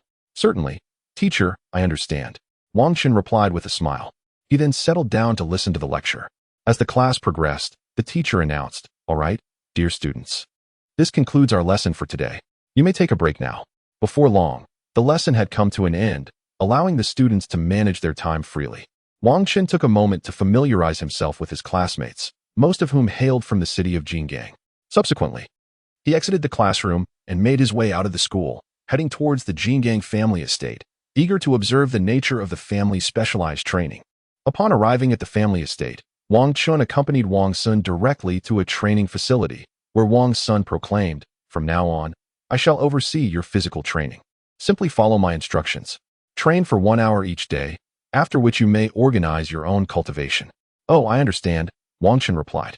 Wang Chun did not anticipate that his physical training would be directly overseen by Wang Senator. However, this arrangement is quite reasonable. After all, having a sole emperor merely serve as a bodyguard would be a considerable underutilization of his capabilities. This approach ensures that the strength of the family as soul masters is not squandered. Subsequently, Wang Sun imparted to Wang Chun a series of training techniques. This regimen consists of a sequence of movements designed to comprehensively enhance physical strength. However, at present, he is only permitted to learn the initial 3 movements. The subsequent 6 can only be mastered after absorbing the second soul ring. Thus, he must focus on laying a solid foundation for now. Understanding the concept of physical strength begins with training one's endurance, which is structured akin to a pyramid, a 3-dimensional form with a broad and robust base, crucial for achieving a high and stable apex. Therefore, in the pursuit of a wide and solid foundation, the theoretical underpinnings of endurance training become exceedingly significant. Wang Sun elucidated various cultivation methods to Wang Chun. In our Diamond Clan, the foundational training for youngsters encompasses 3 essential components. The first is agility, the second is explosive strength, and the third, most crucially, is endurance. Agility pertains to the ability to swiftly and accurately alter the direction of the body or its parts. It represents a synthesis of strength, reaction time, movement speed, power, and coordination among athletic capabilities. While a soul master may not face significant issues with speed, a lack of agility renders them incapable of swiftly countering an adversarial soul master's techniques, inevitably leading to their demise. Survival in this realm is utterly unattainable without it. Explosive strength refers to the maximum force generated by a specific muscle or muscle group against resistance, essentially indicative of one's foundational attack power. Should this foundational attack power be deficient, even with enhancements from soul techniques, the ultimate offensive capability remains disappointingly low.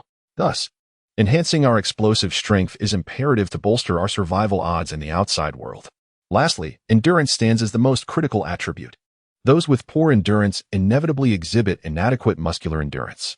Weak muscular endurance translates to diminished strength, which in turn results in subpar explosive strength.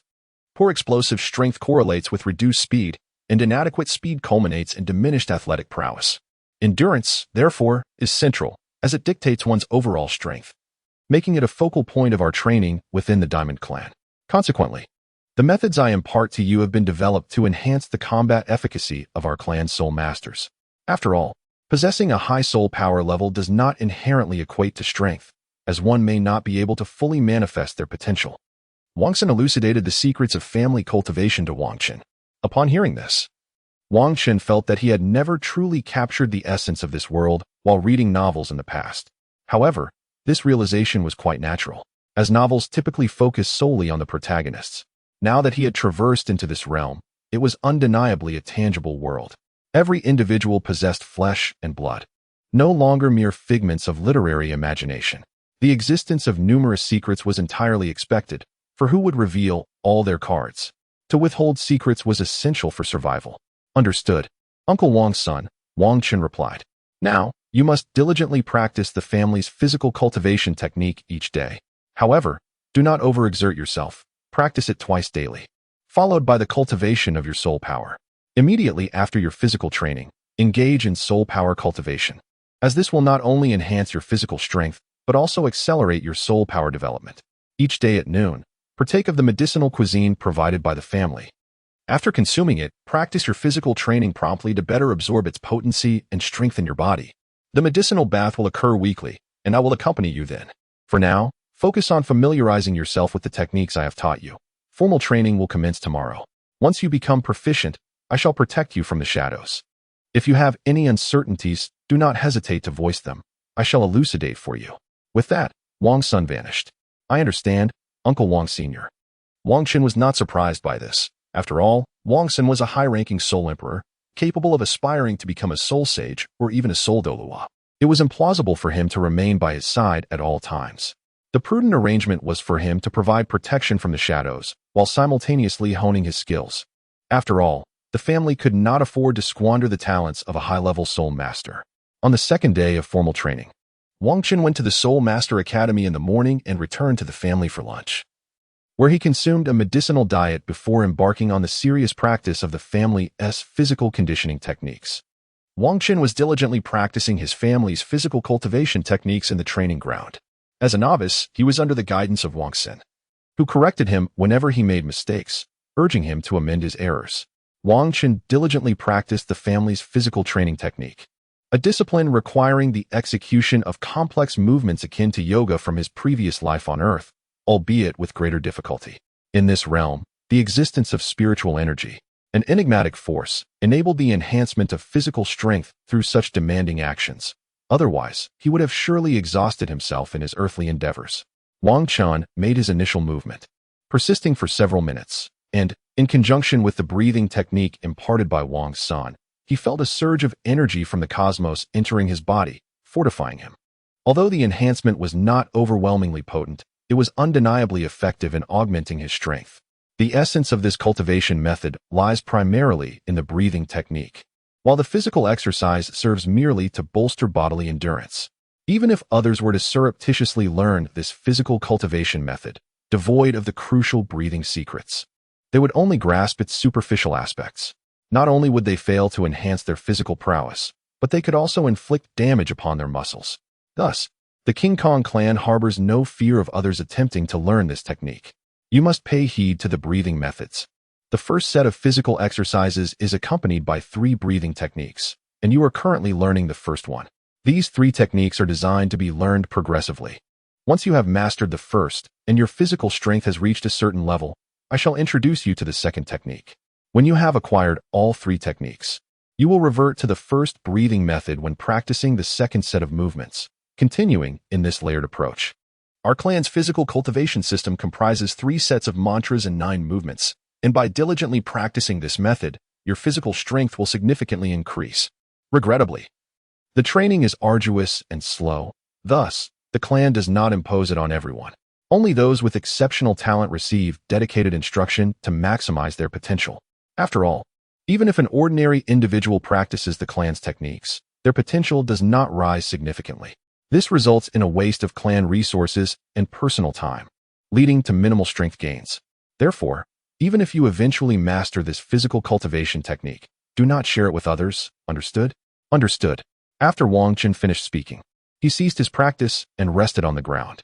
After 20 minutes of exertion, his body could endure no longer, necessitating a brief respite before resuming his training. He also realized that the clan's techniques were not as formidable as he had envisioned. They merely served to enhance those with innate talent, slightly raising their potential limits, rather than transforming an individual into a genius. Ultimately, for those with lower talent, even a minor enhancement does not yield significant strength. Moreover, the resources consumed do not diminish. Instead, they require even greater investment. This is akin to investing more while expecting lesser returns. Consequently, the clan reserves this technique solely for the exceptionally gifted. Now, do not lie on the ground. Immediately meditate on your soul power. This practice will not only improve your physical condition but will also expedite the flow of your soul power, accelerating your progression. Wang Sun observed Wang Qin reclining on the ground and promptly addressed him. Oh. Upon hearing this, Wang Qin swiftly transitioned from lying on the ground to sitting upright, channeling his youthful cultivation technique. Indeed, the execution of his technique accelerated remarkably, allowing him to absorb a greater amount of soul energy.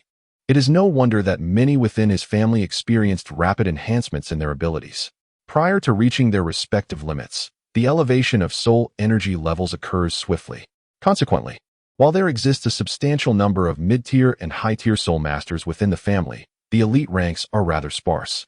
This discrepancy arises from the fact that their potential only permits a swift ascent to this level, after which progression relies solely on the passage of time. As he continued to cultivate his technique, the fatigue that had plagued his body dissipated. Thus, Wang Qin paused to engage in the family's physical training regimen, swiftly immersing himself in the practice. He alternated between exerting himself until exhaustion and then returning to his youthful cultivation technique, repeating this cycle 3 times. Suddenly, Wang Xin called for him to cease his activities. That will be sufficient for today. Return home and rest, he advised. It is essential to balance relaxation with training. One cannot persist in such a manner indefinitely. The medicinal meal you consumed today has nearly been depleted. Continuing would only deplete your physical reserves and ultimately hinder your potential. Persisting in this manner would not only prevent you from growing stronger, but may also render you weaker. Upon hearing Wang Sun's words, Wang Chen acknowledged the wisdom in his advice. He understood the implications, but the excitement of his initial experience with the physical training had momentarily clouded his judgment. Recognizing the need to heed Wang Sun's counsel, he replied, "Understood, Uncle Wang. I shall return home to rest." "Very well," Wang Sun responded. "Go home and recuperate. Tomorrow will follow the same routine. I will come to fetch you. Ensure you rest well." Wang Sun finished speaking and departed, leaving Wang Chun with a graceful silhouette. Wang Chun patted his backside and made his way home. Reflecting on the fact that he had traversed into this realm for 6 years, he felt a surge of excitement at his first encounter with the cultivation techniques of this world. Indeed, it is a blessing to be sheltered by a grand tree. Being part of such a family not only grants access to cultivation methods, but also provides ample resources for advancement. There is no need to worry about soul rings, as the family has arranged everything for him. All he needs to do is focus on his training. This situation is vastly superior to that of Tang San, who not only had to fend for himself by cooking and taking care of his drunken father, but also lacked any cultivation resources. If he were unable to surpass such a disadvantage, it would be better to simply find a block of tofu and end it all. Upon returning home, Wang Chun found his mother busily preparing the ingredients for dinner. Upon noticing him, she greeted him with joy. "Xiao Chen, you're back. How was your day of study?" "Well, Mother, I have completed my training for today. Uncle Wang Sun asked me to return and rest. I shall continue my training with him tomorrow." "Very well. Go take a bath first. I will prepare dinner, and I will call you when it's ready. Your father will also be back, thanks to you. He is doing much better within the family now. He no longer has to work late into the night, so he will be home for dinner as well," Wang Chen's mother said with delight. "All right, I shall go take a bath now," Wang Chen replied. After responding to his mother, Wang Chen proceeded directly to take a bath. Once he had finished bathing, he retreated to his bedroom to lie down and rest. Today, he felt particularly fatigued, although the excitement of becoming stronger invigorated him. The weariness of both body and mind could not simply dissipate. He needed to allow himself a proper respite. By the time his mother came to call him for dinner, he had already been resting for an hour, which had helped him regain some energy. After finishing his evening meal, he went straight to rest again. Time flowed unnoticed, and 1.5 years had passed. It had been 1.5 years since Wang Chen first practiced the family's physical cultivation technique. During this time, he not only completed the first movement of the family technique, but had also advanced to the second set of movements. Moreover, his soul power had reached level 20. However, he had yet to hunt for a soul ring. Otherwise, he would already be a formidable soul master. At just over 7.5 years of age, he was indeed quite the prodigy. Throughout this 1.5 years, he had also made some progress in his foundational skills, though he still had some distance to cover before reaching the 3rd level. It had been 2 days since he attained level 20 in soul power. The family had decided that Wang Chen's father would take him to the Yuhui forest to hunt for a soul ring. His father, Wang Long, advised him to further solidify his soul power and planned to venture into the forest 3 days later. For now, Wang Chen focused on diligently enhancing his physical strength. This time, he aimed to hunt a 1,000-year soul beast as his second soul ring. The day before yesterday, the family elder had tested Wang Chen's physical strength and confirmed that he was capable of absorbing a 1,000-year soul ring, granting him permission to undertake this quest. Otherwise, he would not have been allowed to take such a risk. Given Wang Chen's exceptional talent, even if he could not absorb a 10,000-year soul ring for his 4th, he would still have the potential to reach the rank of title Douluo in the future. Wang Chen found himself alone in the small courtyard, diligently practicing the family's physical cultivation techniques. He aimed to maintain his body in peak condition in preparation for the eventual absorption of the Millennium Soul Ring. Over the past 1.5 years, Wang Chen did not solely immerse himself in solitary training. He also forged connections with several individuals at the Soul Master Academy. Among them was Wang Hai, a member of his family who had awakened his martial soul alongside Wang Chen, ultimately manifesting the Titan Ape martial soul with an innate soul power of level 8. After 2 months of rigorous training, he advanced to level 10 and embarked on a quest to hunt for soul rings. Subsequently, he joined Wang Chen's class and developed a camaraderie with him, eventually becoming Wang Chen's subordinate. Another notable figure was Lu Yun, a commoner soul master recruited by the academy in King Kong City. His martial soul, the Golden Eagle, aligned him with the agility-focused soul masters. Lu Yun's talent was commendable, and he gravitated towards Wang Chun due to the guidance he received in his training.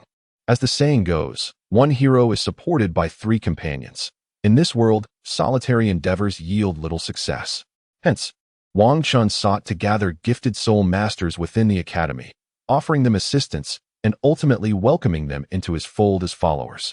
He even contemplated nurturing his subordinates further after he imparted his techniques to his family, sharing his foundational skills to empower them. In the future, he envisioned a scenario where he would not need to confront every challenge personally. Instead, he could delegate tasks to his subordinates, taking on the role of a strategist from behind the scenes. Wang Chun had practiced here for a while, solidifying his cultivation. At this stage, his advancement was minimal. He merely needed to familiarize himself with his skills. Once he had fortified his abilities, he returned home. He had arranged to meet Wang Hai and Lu Yun, intending to offer them assistance with their training. In this world, most individuals adhered rigidly to conventional practices, relying solely on their soul power levels and soul techniques to confront adversaries, without the creativity to devise unique strategies. Wang Chun, having traversed from another realm, found that while the methods of cultivation in his previous world were not as potent as those in this one, the scope for innovation was significantly broader.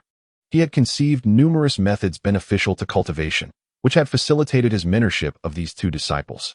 Upon returning home, Wang Chun discovered that Wang Hai and Lu Yun had already arrived, engaging in physical exercises in the courtyard to prepare for their upcoming training. "You're all here. Please wait a moment while I retrieve the training plan I've prepared for you," Wang Chun announced to them. "All right, Brother Chun," they replied. Wang Hai and Lu Yun spoke in unison. Wang Chun, having spoken, turned towards his room, intending to retrieve the meticulously crafted training regimen he had prepared for them. Wang Chun meticulously retrieved the cultivation manual he had prepared from his desk and stepped outside. "Come and see," he beckoned. "This is the cultivation plan I have devised for you. Each of you walks a distinct path, and thus, the plans vary accordingly. Do not make an error in your understanding." Upon reaching the courtyard, he conveyed this message before handing the manual to them. They accepted it and began to scrutinize its contents with great attention. Wang Chun waited for a moment, allowing them to observe carefully before elucidating the rationale behind such arrangements and the benefits of this training regimen. "Now that you have had ample time to assess, allow me to explain the reasoning behind a Hai's setup. A Hai possesses the martial spirit of the mighty ape, aligning with a path of brute force. Therefore, it is imperative that we enhance his offensive capabilities. In simpler terms, our goal is to amplify his strength, enabling his strikes to become increasingly formidable. Consequently, I have incorporated weighted training into a Hai's regimen, equipping him with a full set of iron armor. Although he may find it somewhat challenging at first, once he fully acclimatizes and sheds the armor, the extent of his newfound strength will be beyond imagination. Moreover, since a Hai specializes in aggressive combat, it is equally crucial to bolster his defensive prowess. Otherwise, should he fail to incapacitate his adversary, he may find himself overwhelmed by counterattacks, leading to an awkward predicament. After Wang Chun spoke to Wang Hai, he paused briefly, preparing to rest before discussing Lu Yun's cultivation plan. "I understand, Brother Chun. I will diligently cultivate and ensure that your efforts do not go to waste." Upon hearing this, Wang Hai nodded emphatically. Wang Hai, much like his father Wang Fuchang, stands tall and robust, with a slightly darker complexion and an endearing simplicity. Next, we delve into Xiaoyun's training regimen. Given your affinity for the sensitivity-based skills, the primary focus will be on enhancing your speed and reaction time. The methods to augment your speed are akin to those employed by a Hai, albeit you will utilize iron leg weights. This initial phase aims to elevate your velocity, while honing your reaction time remains paramount. Should your reaction time falter, you would find it impossible to harness your speed effectively, thus failing to manifest your true potential. Therefore, this aspect is the crux of your training. I have arranged for you to practice in the grove within the academy, where you will strive to navigate swiftly without disturbing the fallen leaves. Once you successfully accomplish this, you will intensify your training by practicing in the grove each morning, ensuring not to disturb a single drop of dew. By that time, your reaction time and speed will undoubtedly be unassailable. Wang Chun elucidated the cultivation plan to Lu Yun, enabling him to comprehend the path of his training. Brother Chun, I understand, Lu Yun responded after listening intently. Lu Yun was a slender, tall young boy, somewhat introverted, preferring solitude and dedicating himself to his cultivation rather than engaging in conversation with others. Although he was merely a commoner soul master, lacking in substantial training resources, his prowess was commendable. Otherwise, Wang Chun would not have invited him to join this small group. After Wang Chun and Lu Yun received the cultivation manual, they prepared to return, as their primary purpose for coming was to obtain this item. Not only had they acquired it, but they also benefited from Wang Chun's enlightening explanations, prompting their eagerness to experiment with their newfound knowledge. "Brother Chen, we shall take our leave now," Wang Hai and Lu Yun remarked in unison. "Very well. You may head back first. I too must prepare to hunt for my second soul ring. I still need to consolidate my skills," Wang Chen replied. As time passed, Wang Chen dedicated the following 3 days to solidifying his cultivation in preparation for his second soul ring. When the time arrived, he set off with his father, Wang Long, to procure the soul ring. They returned to the Radiant Forest, as this time they aimed to capture a Millennium Soul Ring. The family, recognizing the significance of this endeavor, had arranged for him to partake in a high-grade medicinal bath the night before his hunt. Although this level of bath was beyond his current eligibility, it was deemed necessary due to the magnitude of the soul ring he was about to absorb. While using it at this moment seemed somewhat extravagant, as he could not fully absorb it and thus waste its efficacy, his practice in the child's skill allowed him to minimize waste. Though the family remained unaware of this, as Wang Chen and Wang Long journeyed, they reached Radiant Town in less than half a day. They proceeded directly to the family-owned Uli Inn, intending to rest for a night so that Wang Chun could adjust his condition for the absorption of the Millennium Soul Ring. After a night's rest, Wang Chun felt he had perfected his state and was ready to absorb the soul ring at any moment. After breakfast, they made their way into the forest in search of a suitable soul beast. They searched the forest for half a day, but regrettably found nothing suitable, compelling them to continue their search with patience. As they traversed the mixed area, suddenly, Wang Long halted and unleashed his soul technique towards a direction ahead. With a resounding boom, a golden beam of light shot forth, followed by a tremendous crash. A vibrant green snake plummeted from a tree, lifeless. At this moment, Wang Long spoke, "Shaoqin, this is the dark green snake. Although its name may not be particularly remarkable, its venom is extraordinarily potent, and it excels in ambush tactics. This snake measures over 70 centimeters, indicating it is a 700-year soul beast. If bitten, even a soul master could meet their demise. In the wild, should you encounter larger, higher-level soul beasts, there may still be a chance to escape, as you might detect them in advance. However, if you encounter these venomous soul beasts skilled in ambush, you could be bitten without warning, leaving you with no chance of survival. Therefore, you must remain vigilant in the outside world. Ensure you assess the situation thoroughly before taking action. These are my hard-earned experiences, and you must, without fail, remember them." "Understood, father."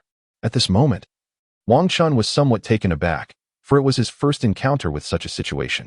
During his previous expedition to harvest a soul ring, he had the guidance of an elder from the Soul Douluo, coupled with a stroke of good fortune, which allowed him to swiftly encounter a suitable soul ring. Thus, he had never experienced this scenario. This time, it could be considered a valuable lesson learned. After Wang Long finished speaking, he took Wang Chun with him as they continued their quest for soul rings. In the mixed area, they had not encountered any suitable soul beasts, so they ventured deeper into the forest. They walked for over an hour into the heart of the woods when suddenly, Wang Long heard a ferocious roar.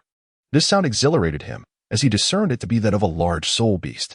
Such creatures were typically well suited for the King Kong family. Without hesitation, he grasped Wang Chen's hand and hurried toward the source of the roar. Wang Long, accompanied by Wang Chun, swiftly traversed the forest, making their way towards their destination. Only Wang Long, a soul sage, possessed the strength to navigate through the woods with such urgency. Lesser beings would find themselves easily ambushed by the venomous soul beasts lurking within. It was solely due to his formidable soul power that he could project a pressure sufficient to traverse these treacherous paths. However, his soul power's influence extended merely within a meter around him, as projecting it further could inadvertently frighten off the soul beasts. Before long, they arrived at their destination. Wang Long ascended a towering tree with Wang Chun, allowing them to observe from a distance. Before them lay a clearing where a golden rhinoceros soul beast stood, towering over 3 meters high, its massive horn on its forehead lending it an imposing and majestic presence. Yet, it frequently emitted fierce roars. attempting to intimidate the black soul beast that confronted it. At this moment, Wang Long addressed Wang Chun, saying, "Xiao Chun, do you see that golden soul beast? It is the golden armored rhinoceros, a remarkably unique creature. Unlike other rhinoceros soul beasts, which are clad in thick hides, the golden armored rhinoceros is adorned with golden scales, boasting formidable defensive capabilities, making it an ideal choice for your second soul ring. Moreover, its age is a mere 1,100 years, which is truly perfect. The black leopard soul beast over there is the Mo Yun leopard, known for its incredible speed and prowess in ambush attacks. I shall take care of them. So prepare yourself to absorb the soul ring shortly." Upon finishing his words, Wang Long immediately summoned his martial spirit and unleashed his soul skill, striking at the two soul beasts below. The two creatures were taken aback, sensing the imminent danger to their lives. However, awareness of peril does not guarantee escape. With a thunderous crash, Wang Long's soul skill descended upon them, inflicting severe wounds on the two soul beasts, who were on the brink of death. This restraint was intentional. Had he unleashed his full power, they would have perished instantly. As he needed to utilize their soul rings, he held back. Without hesitation, he dispatched the Mo Yun leopard, then summoned Wang Chun to prepare for the absorption of this Millennium Soul Ring. Wang Chun struck down the armored rhinoceros, and from its lifeless form emerged a swirling purple soul ring. Wang Chun sat upon the ground, drawing in a deep breath as he centered his focus, preparing to absorb the energy. He channeled his soul power, summoning the violet soul ring towards him. As the purple ring descended from above his head, an overwhelming pressure enveloped him. The weight of a millennium-old soul beast bore down upon him, akin to a colossal stone cast into serene waters, creating immense ripples that assailed both his body and spirit. Wang Chun channeled his soul power, allowing his martial spirit to absorb the soul ring. In that fleeting moment, it felt as though an inexhaustible torrent of energy surged against his body. He resembled a fragile boat adrift amidst a raging flood, swaying helplessly. Throughout this ordeal, his body endured repeated collisions with the soul power, only to be restored time and again, akin to the forging of iron. Each instance of this relentless forging expelled impurities, rendering the iron ever more refined. Similarly, Wang Chun's body grew stronger with each impact.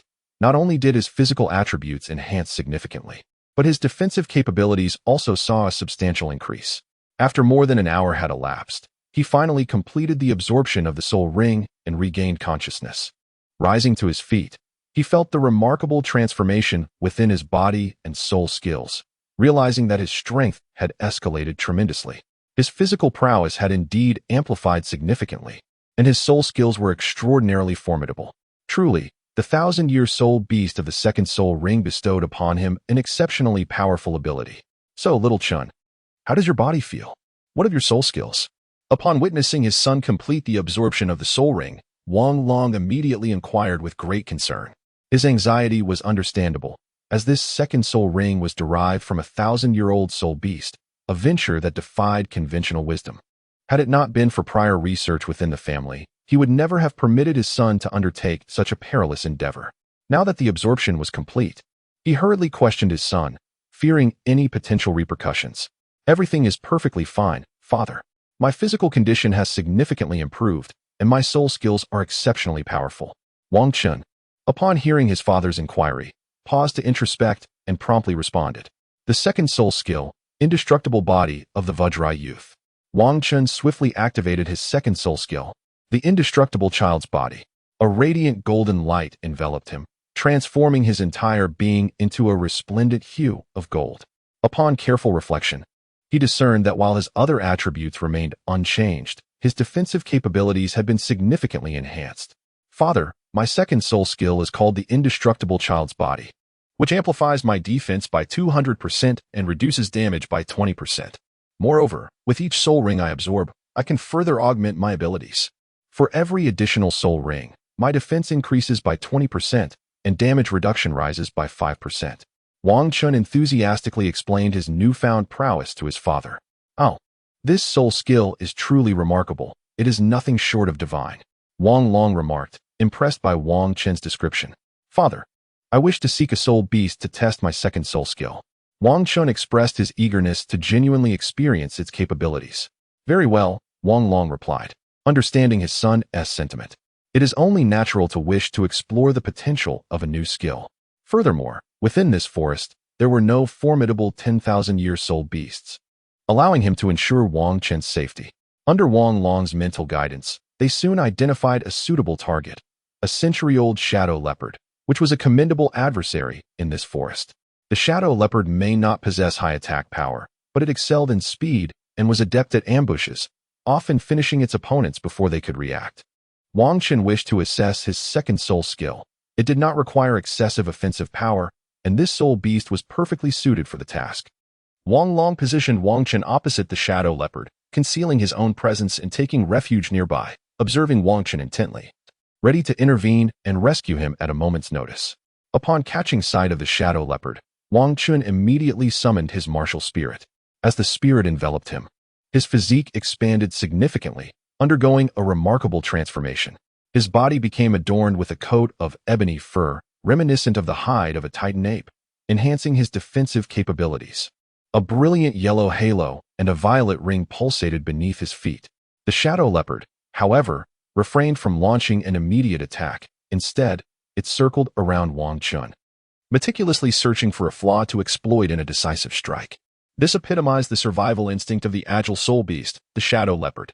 To squander energy would be to jeopardize his ability to respond to unforeseen circumstances. After completing its circuit without uncovering any vulnerabilities, the leopard resolved to test the waters. Tensing its powerful hind legs, it suddenly lunged towards Wang Chen with ferocious speed. Upon witnessing this, Wang Chen, instead of feeling anger, was filled with joy. Although his second soul skill boasted remarkable defensive power, it did not enhance his speed. Thus, he could not truly test the limits of the skill without first making contact with the soul beast. He slightly crouched, establishing a solid horse stance to lower his center of gravity and prevent being sent flying. With a firm shout, he activated his second soul skill, the indestructible Vajra body. Wang Chen's physique emanated a resplendent golden radiance, experiencing a slight expansion. Wang Chen remained unperturbed in the face of the approaching shadow leopard. Instead, he positioned his hands protectively before him, slightly bending at the waist, ready to test his soul technique. The shadow leopard, now in close proximity, struck fiercely with its sharp claws, attempting to penetrate Wang Chen's defenses and savor its anticipated feast. Unfortunately, the reality proved to be far more brutal than the imagination. The creature's assault was futile, utterly incapable of breaching Wang Chen's formidable defenses, thanks to the invulnerable nature of his diamond body. The shadow leopard's razor-sharp claws left no trace upon Wang Chen's golden skin. Wang Chen seized the opportunity, deftly blocking the attack with one hand while delivering a powerful strike towards the shadow leopard with the other. The creature was sent flying, crashing into a tree, and let out a mournful cry before making its hasty retreat. Indeed, it was a cunning predator of the forest. Upon sensing danger, it vanished without a moment's hesitation. Wang Chen could not hope to pursue such an agile spirit beast, allowing it to escape. His purpose was merely to test his soul skills, not to hunt spirit beasts, so he chose to let it go. His objectives had been fulfilled, and he refrained from further pursuit. At that moment, Wang Long appeared by his side and said, "Well done, the soul skills have been tested. Let us return to the town and take a moment to rest." "All right, father," Wang Chen replied joyfully. Wang Chen is currently filled with excitement, for he has acquired such a formidable skill with his second soul technique. This empowers him to journey even further. When Wang Chen and his companions returned to the small town, night had already fallen. They hastily dined at the Yuan before retreating directly to their rooms to rest. Wang Chen lay in bed, unable to find solace in sleep as thoughts of his own abilities consumed him. Though his second soul skill was undeniably formidable, its consumption was equally significant. With his current soul power at the 23rd level, he could only sustain its activation for a little over 10 minutes before his energy was depleted. This endurance was a testament to the robustness of his soul power. A regular individual would have succumbed within mere minutes. He realized that only by further augmenting his physical strength could he truly unleash his potential. As he lay in bed, his mind wandered until, unbeknownst to him, he drifted into slumber. The following morning, after breakfast with his father, Wang Chen returned home. Utilizing the family carriage, he arrived at his clan by noon. After partaking in lunch, he was promptly summoned by the clan leader and elders to discuss his situation. Although theoretically, Wang Chen was capable of perfectly absorbing a Millennium Soul Ring, it was prudent to exercise caution.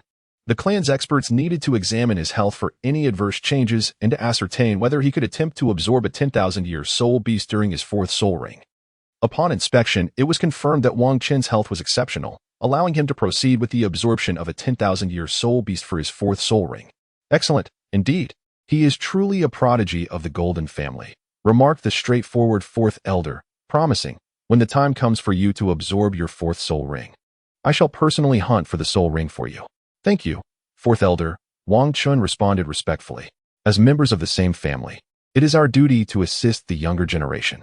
You will eventually take up our mantle and elevate the Golden family to greater heights. The fourth elder added with a sense of satisfaction. Indeed, as Elder 4 has stated, the family's future rests upon your shoulders, the youth. We can only do what is within our capacity. The distance you can traverse is up to you, the elder remarked with a proud expression. At that moment, the clan leader interjected, we have summoned you today to assess any potential risks associated with your advanced absorption. Now that the examination is complete, you may return and continue your training. The clan holds great expectations for you. Should you require anything, do not hesitate to inform the clan. We will do our utmost to support you. After listening, Wang Chun went straight home. Meanwhile, his father, Wang Long, remained there, seemingly engaged in discussions regarding some matters. Thus, he advised Wang Chun not to wait for him. Upon returning home, Wang Chun commenced his training, first engaging in physical exercises within the small courtyard. Following this, he devoted himself to refining his foundational skills. Thus concluded his afternoon of cultivation. By the time his father returned, it was already time for dinner. Upon Wang Long's return, he mysteriously smiled at Wang Chun and said, after dinner, I have a delightful surprise for you. What is it? Wang Chun inquired, puzzled. You'll find out soon enough. For now, let us have our meal. Wang Long intentionally withheld the information, teasing Wang Chun's curiosity. After finishing their dinner, Wang Long led Wang Chun back to the study. Wang Long, with an air of mystery, produced a small box and opened it, revealing a diminutive golden bone. This is the surprise I wish to share with you. This head spirit bone is a gift from the family to enhance your mental fortitude. As you absorb the 10,000-year spirit ring, there will be a mental impact. And this bone can aid you in withstanding the ring's force, allowing for a more effective absorption. Did the family truly bestow upon me such a precious head spirit bone? Wang Chun inquired, somewhat incredulous.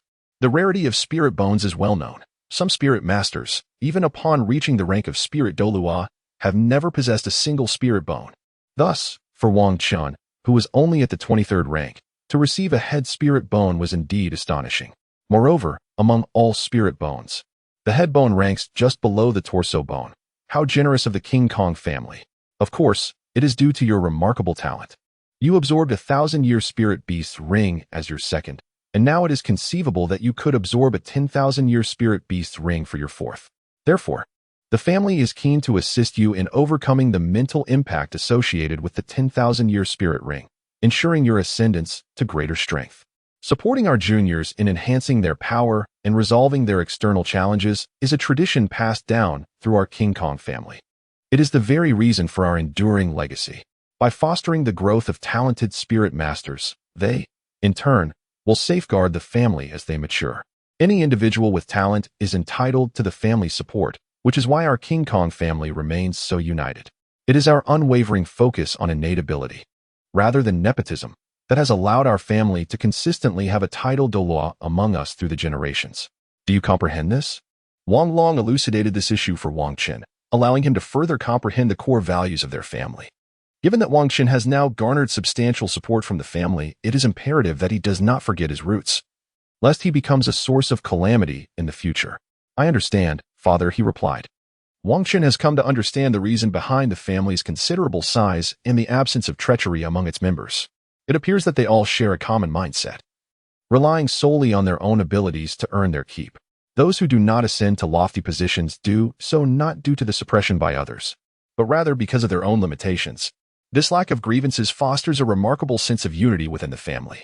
Now, prepare yourself to absorb this ancient soul bone. I shall stand guard over you. Very well, father. Wang Chun, calming his mind, held the soul bone in his hands, adjusting his body in preparation to absorb this. His very first soul bone.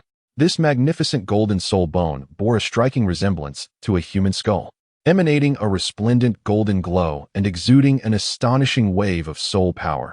alongside a peculiar energy fluctuation. With deliberate intent, Wang Chun pressed the golden soul bone against his forehead, channeling his soul power as he prepared to absorb this millennia-old relic. As his soul power coursed through him, the golden bone suddenly radiated an intense brilliance, enveloping Wang Chun in its luminous embrace. Within this radiant cocoon, he first perceived an extraordinary energy, akin to a refreshing stream, coursing through his mind, bestowing upon him an immense sense of comfort. As this stream flowed into his consciousness, it gradually stimulated his intellect, elevating his cognitive abilities. His memory sharpened, and previously perplexing concepts began to crystallize with newfound clarity. Moreover, under the influence of this invigorating flow, Wang Chun felt his mental fortitude rapidly augmenting. Entirely within his grasp, akin to a skill honed through diligent practice, devoid of any uncontrollable impulses. Suddenly, another surge of energy entered his being, reminiscent of soul power, circulating throughout his body and fortifying his physical strength. At this juncture, Wang Chun concentrated his mental faculties, compressing his spirit energy to render it more refined, while he continued to operate his soul power, hastening the integration of the head soul bone. The golden radiance shrouded him, and this fusion persisted throughout the night, with Wang Long vigilantly guarding over Wang Chun during this transformative period. As dawn broke, Wang Chun completed the fusion and awakened. Upon opening his eyes, he experienced a profound enhancement in his perceptions, even discerning the myriad minuscule particles suspended in the air. Observing Wang Chun's awakening, Wang Long promptly inquired, "Shaochen, how do you feel?" Wang Chun hurriedly replied, "I am faring quite well. It appears that my soul skill is a passive one. It directly enhances my mental defenses, allowing me to mitigate 20% of mental attacks and reflect 5% of the damage back. My soul power level has also ascended by 1 level, and I am now at level 24. Quite impressive, indeed. You have become even more remarkable. Since you have only just absorbed this head soul bone, you cannot yet fully harness its capabilities. You will need to further develop it in the future. After spending an entire night absorbing the soul bone, you may forego attending the academy today, as well as your training. Take the time to rest well. I too shall take a break." The clan leader has already given his approval. Balancing work and rest is essential in cultivation. With that, Wang Long went off to rest. Wang Chun emerged from the study and returned to the living room, where he enjoyed the breakfast prepared by his mother before retreating to his room. In the confines of his chamber, he eagerly experimented with the unique skill he had recently acquired. Although the absorption of the soul bone had granted him merely a passive ability, his mental prowess had experienced a significant enhancement. Now, he could manipulate small objects with the sheer force of his mind. At his desk, Wang Chun playfully flipped through books using his mental energy, reveling in the delight of his newfound power. He even guided a pen to write, all through the influence of his mental capacity. Wang Chun was engaged in such simple play when, all of a sudden, he felt a wave of dizziness wash over him, akin to the sensation of having gone several days without sleep. Alas, it seemed that his mental energy had been excessively depleted, leaving his mind in a state of discomfort. Perhaps it would be prudent to first indulge in a restorative slumber, allowing him to replenish his vigor. Wang Chun murmured to himself. After uttering these words, he withdrew his mental energy and reclined on his bed to rest. When he awakened, it was already evening, and having consumed nothing, he felt a gnawing hunger. Thus, he resolved to venture into the kitchen in search of sustenance. Upon stepping outside, he encountered his father, Wang Long, who appeared to be waiting for him. "I visited you at noon and noticed that you seem to lack restraint. This has resulted in a depletion of your mental energy. Fortunately, it is not overly severe this time, but you must take care in the future. I have left some food for you in the kitchen. It is still warm. After you eat, make sure to rest well, for you must return to school and continue your training tomorrow." After Wang Long finished speaking, he departed, having solely come to issue a caution to Wang Chun, urging him to exercise greater vigilance. "I understand, Dad," I replied. After finishing his dinner in the kitchen, Wang Chun returned to his room to rest. His mental strength had yet to be fully restored, necessitating additional recuperation. The following morning, after a night of rest, Wang Chun awoke to find his mental faculties completely revitalized. After enjoying breakfast, he proceeded to the academy. Upon entering the classroom of the academy, Wang Chun promptly seated himself alongside his 2 companions. With the class yet to commence and the instructor absent, the trio engaged in conversation. "Brother Chun, have you already acquired your second spirit ring?" one of his companions inquired. "Indeed, I have ascended to the rank of a second-ring spirit master, Wang Chen replied. Wow. You truly cultivate at an astonishing pace, Brother Chen. We are no match for you, Wang Hai remarked enviously. In response to Wang Hai's comment, Lu Yun coolly interjected. Brother Chen possesses innate, full spirit power. Naturally, you cannot compare. You. I still find it unpleasing to converse with you, Wang Hai retorted nonchalantly. By the way, Brother Chen, what level are you at now? Wang Hai asked, perplexed. I have reached level 24, Wang Chen responded. Wow, Brother Chen, how have you progressed so swiftly? You're already at level 24. Did you not just obtain your spirit ring? The reason for my rapid advancement is that I absorbed a Millennium Spirit Ring, which has significantly elevated my level. Wang Chen did not disclose to them the matter of absorbing the spirit bone. It was not a question of trust. Rather, it was futile to mention it. He could not conjure another 2 spirit bones for them to absorb, and revealing his own spirit bone could expose him to danger. Thus, he chose to remain silent. Moreover, the age of a spirit ring cannot be concealed, and unlike spirit bones, they cannot be taken by others. Therefore, there was no need for secrecy. How impressive. Brother Chen, you truly have absorbed 1,000-year spirit ring. This had been merely a conjecture within the family, of course. A conclusion reached through rigorous speculation. It is also due to my diligent cultivation that I have attained the possibility of absorbing 1,000-year spirit ring. Therefore, I urge you all to engage in earnest and dedicated training. Even if you cannot absorb 1,000-year spirit ring in the future, obtaining one that is close in age would still be commendable. After listening, Wang Hai suddenly declared, I have made up my mind. I too shall absorb a Millennium Soul Ring, just like Brother Chen. Ahai, Wang Chen replied. You must devise a plan based on your own physical strength.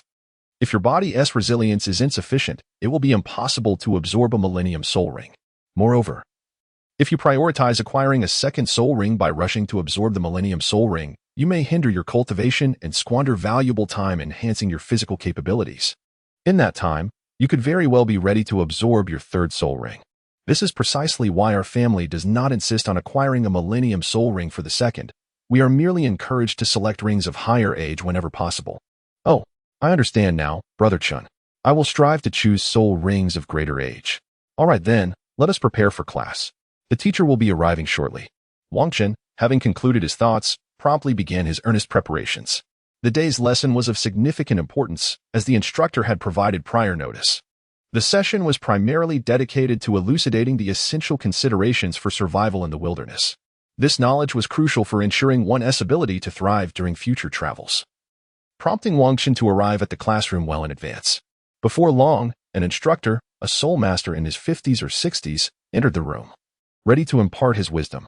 There was no need for further introductions, as they were of little consequence to the students. What followed was the substance of their learning. The teacher instructed them to listen attentively and take notes without any disruptions. He advised that any questions should be reserved until he completed his lecture. The students acknowledged their understanding. With that, he commenced his discourse. He began with the first principle of wilderness survival, the necessary precautions one must take. Foremost, it is advisable to refrain from starting a fire in the wild. While a fire may deter certain soul beasts, some formidable creatures are entirely unperturbed by flames. In fact, it could attract these powerful beings and lead to complications. Next, he recommended scattering a powder made from the excrement of powerful soul beasts at resting sites to ward off troublesome, lower-tier venomous insects.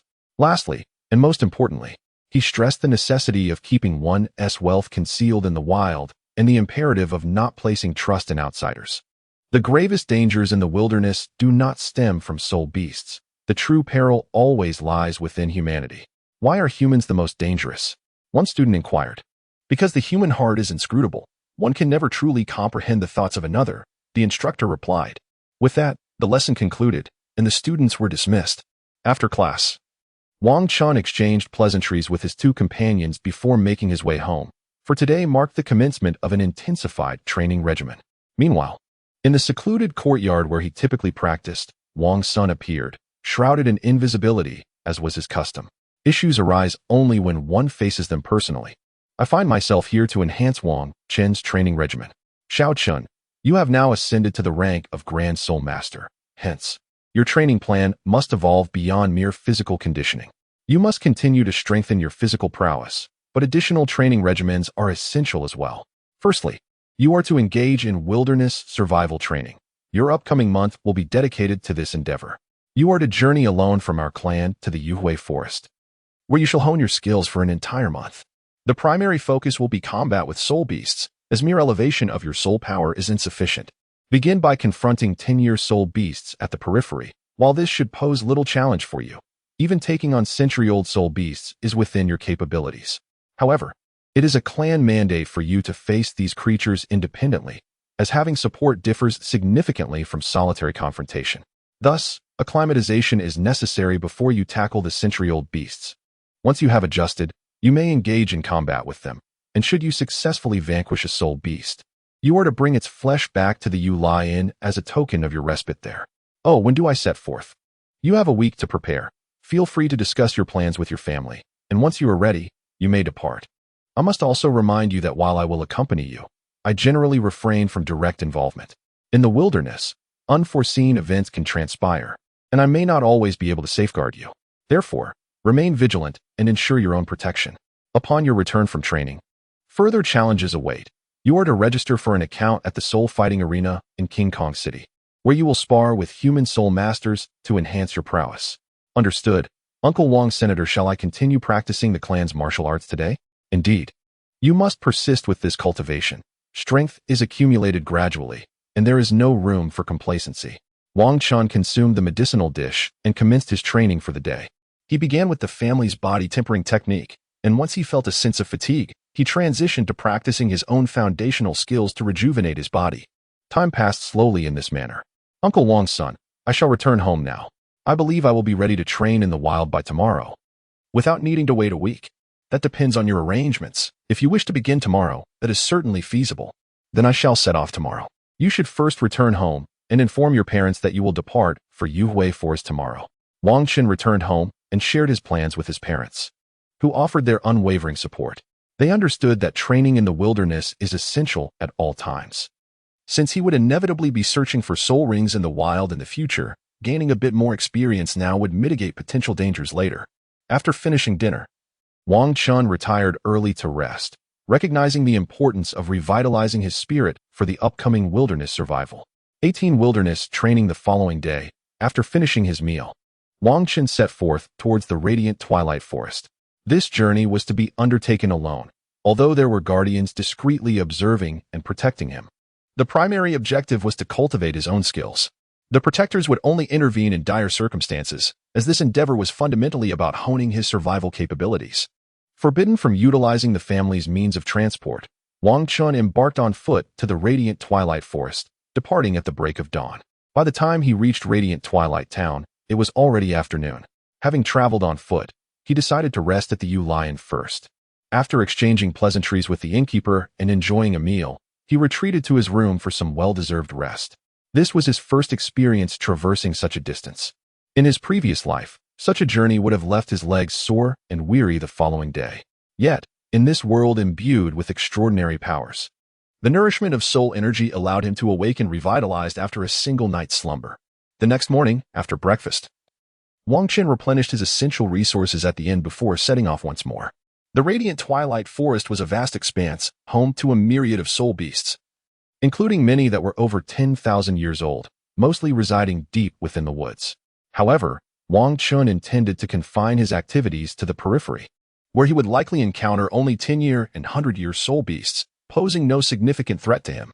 Wang Chun ventured into the forest, and it seemed as though all sounds had vanished, enveloping him in a profound silence. Since he was embarking on this journey alone, he remained exceedingly vigilant. His first priority was to locate a suitable spot to set up camp and settle in. After all, this expedition was not merely for the purpose of seeking soul rings. It necessitated engaging in fierce battles with various soul beasts, and thus, a place for respite was imperative. Wang Chun ventured into the forest, not only in search of a place to rest, but also to seek out one or two soul beasts to hone his skills. He wished to avoid the predicament of encountering formidable soul beasts without the ability to demonstrate his true prowess. After all, he was alone this time. Although there were unseen protectors, the presence of a reliable ally significantly influenced the manifestation of one's abilities. Wang Chun ventured through the forest for over an hour, ultimately discovering a suitable soul beast. It was a century-old gale wolf, a creature that, in its juvenile years, resided within a pack. Upon reaching the venerable age of 100 years, it must embark on a solitary journey to cultivate its skills. Some choose to refine their abilities alone, while others seek to establish their own pack, ascending to the status of a wolf king. This particular specimen appeared to be engaged in solitary cultivation, making it an ideal adversary for Wang Chun.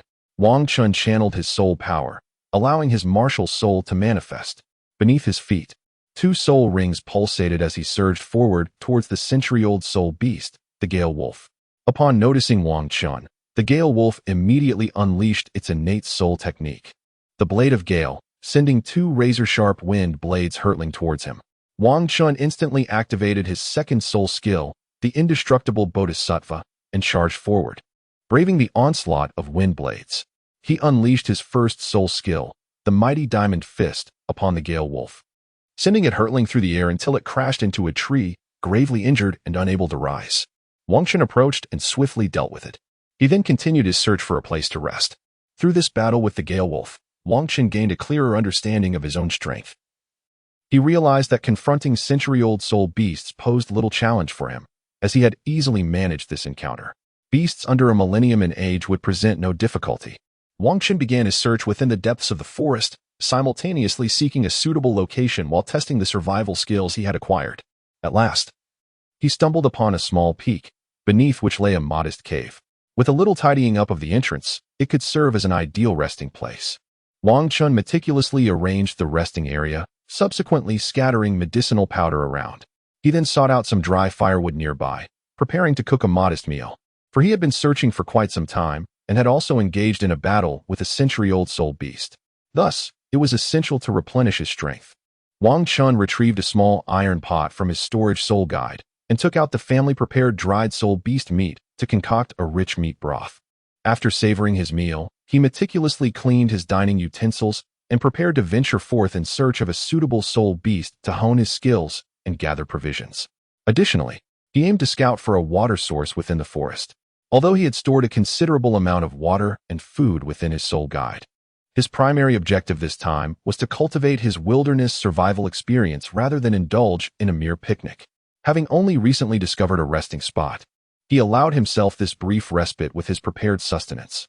However, he understood that in the future, he must rely on his own resourcefulness to procure food and water until the very last moment.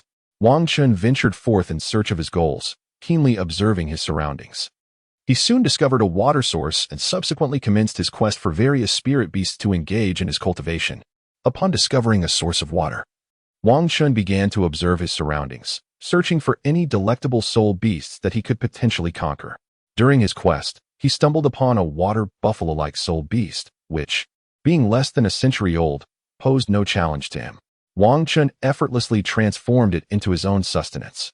After skinning the soul beast, he placed the 4 sturdy legs and the ribs into his soul guide device, discarding the remaining parts as they were too cumbersome to clean.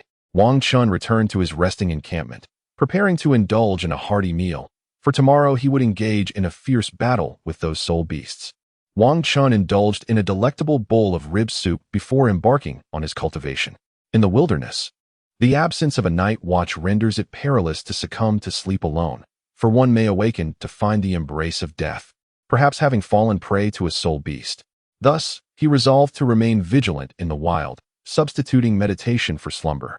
Although this method lacks the comfort of true repose, it nonetheless replenishes his mental fortitude, preventing him from languishing in lethargy. Wang Chun has survived in the wilderness for 10 days. During this time, he has engaged in combat with 16 soul beasts, of which the first was 300 years old, while the others were all over 500 years old. Wang Chun's current prowess allows him to effortlessly vanquish soul beasts under 500 years of age, often dispatching them in mere moments. Thus, he has progressively increased the age of the soul beast he confronts, having recently engaged in a battle with an 800-year-old soul beast for over 10 minutes before ultimately overcoming it. Due to the nature of the wilderness, Wang Chun prefers to resolve encounters swiftly. Otherwise, excessive commotion might attract other soul beasts, posing a significant danger. Although he has covert protection, it would render his own cultivation efforts futile. Wang Chun is currently preparing to embark on a quest to locate a 900-year-old soul beast within the next couple of days. Upon successfully vanquishing it, He intends to bring the creature back to the Yu Lion for a brief respite and to indulge in a sumptuous meal. Subsequently, he plans to return to the forest to attempt to confront a 1,000-year-old soul beast, testing his mettle against such a formidable opponent. Should he succeed, he will effectively conclude this phase of his training, allowing him to return to King Kong City to register for a Soul Arena account and engage in battles with human soul masters, as most of his future encounters will likely be with them. After relentless searching, Wang Chun finally discovered an appropriate soul beast, a formidable saber-toothed boar. Approximately 900 years old, this creature possesses incredible strength and commendable defensive capabilities, with its most notable feature being its exceptionally sharp fangs. From the moment of its birth, it has honed its formidable tusks, relying on them for survival within the forest. However, this soul beast is not without its vulnerabilities, due to its size. It exhibits slower speed and reaction times, and it is known for its volatile temperament, often succumbing to irrationality. Wang Chun meticulously observed his surroundings from the tree, vigilant for any other soul beast that might pose an uncontrollable threat during his battle.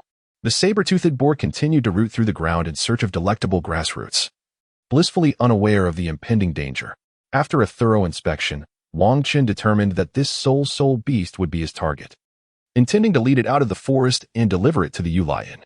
After 10 days of rigorous training, Wang Chun was no longer the naive youth who relied solely on brute force. He had learned to exploit weaknesses and execute surprise attacks, allowing him to resolve conflicts swiftly rather than exhausting himself in prolonged confrontations. This strategy enabled him to achieve maximum results with minimal effort, preserving enough soul power to handle various unforeseen circumstances. As the soul beast remained oblivious, indulging in its meal, Wang Chun summoned his martial spirit and unleashed his first soul skill, launching himself from a diagonal rear position towards the saber-toothed boar. His speed was astonishing.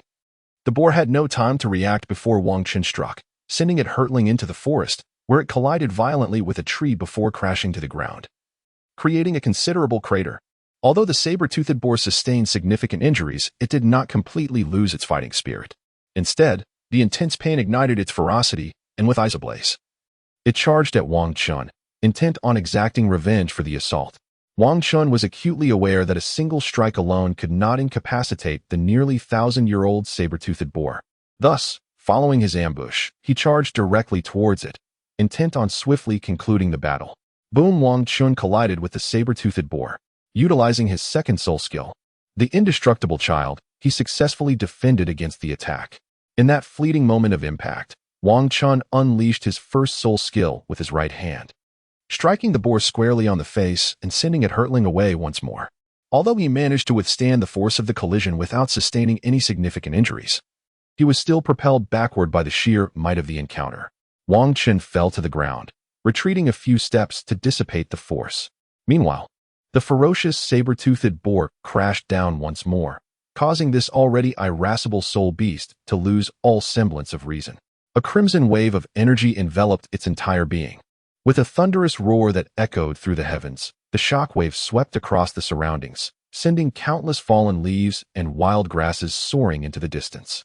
Centered around the saber-toothed boar, an astonishing aura radiated forth. Positioned at the epicenter, the boar resembled a descending demon lord, surrounded by surging crimson waves, its tusks appearing as if stained with fresh blood, exuding an unsettling terror. Upon manifesting his martial soul, Wang Chun's soul power surged to its zenith, and the golden radiance enveloping his form was exceptionally resplendent. He then charged forward with unwavering determination. The saber-toothed boar, devoid of rationality, barreled towards Wang Chun. There were no elaborate soul skills employed. It relied solely on sheer brute strength. This singular, unadorned collision was akin to a colossal mountain descending upon him. What an exhilarating encounter! Wang Chun grinned widely, equally exhilarated, feeling his adrenaline surge. Boom! With his indomitable diamond body, Wang Chun collided with the saber-toothed boar, producing a thunderous roar that sent shockwaves through the vicinity, causing the leaves of surrounding trees to tremble. At the epicenter of their clash, where the impact was most intense, the earth was forcibly displaced by the force of the shockwave. Roaring fiercely, the saber-toothed boar whipped its massive head around, aiming its formidable tusks directly at Wang Chun.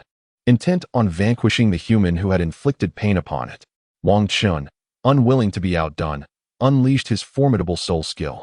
striking fiercely with his right hand in a powerful diamond fist upon the tusks.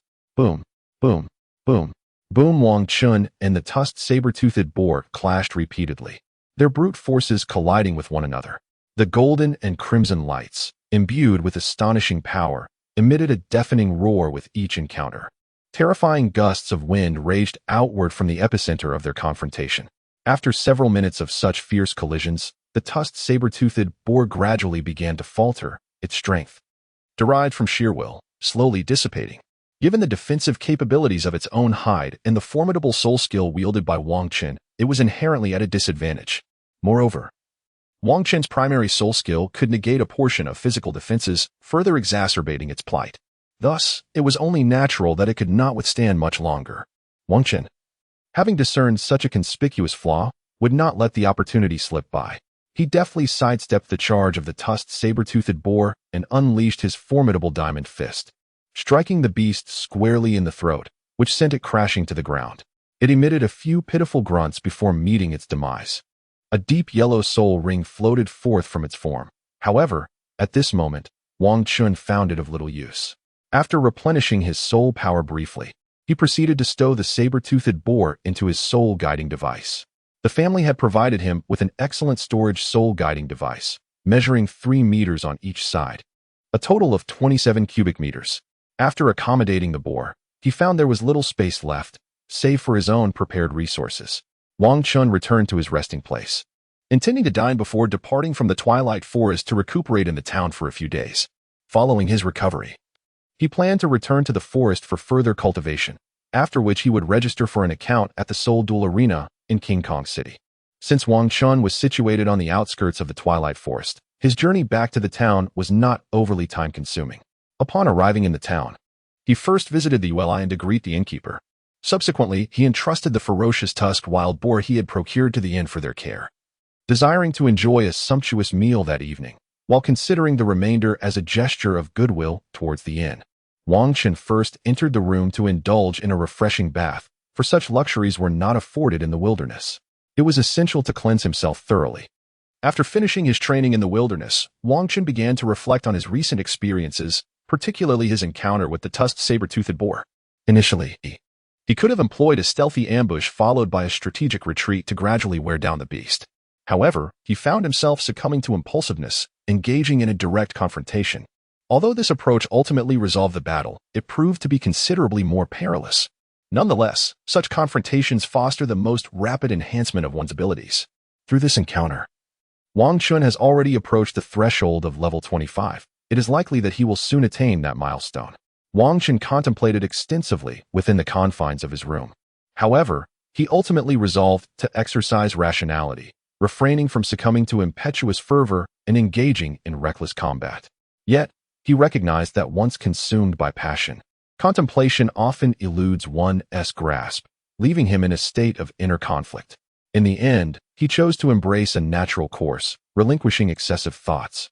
He stepped out of the room, intent on indulging in a delightful meal, followed by a well-deserved respite, with plans to leisurely explore the quaint town the following day.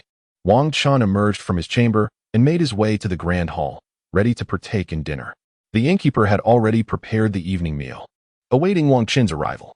Upon seeing him, the innkeeper promptly summoned the young attendant to bring forth the prepared spirit beast dish. Wang Chun savored the delectable dishes prepared from the tusked saber-toothed pig, finding them far superior to the fare consumed in the wilderness.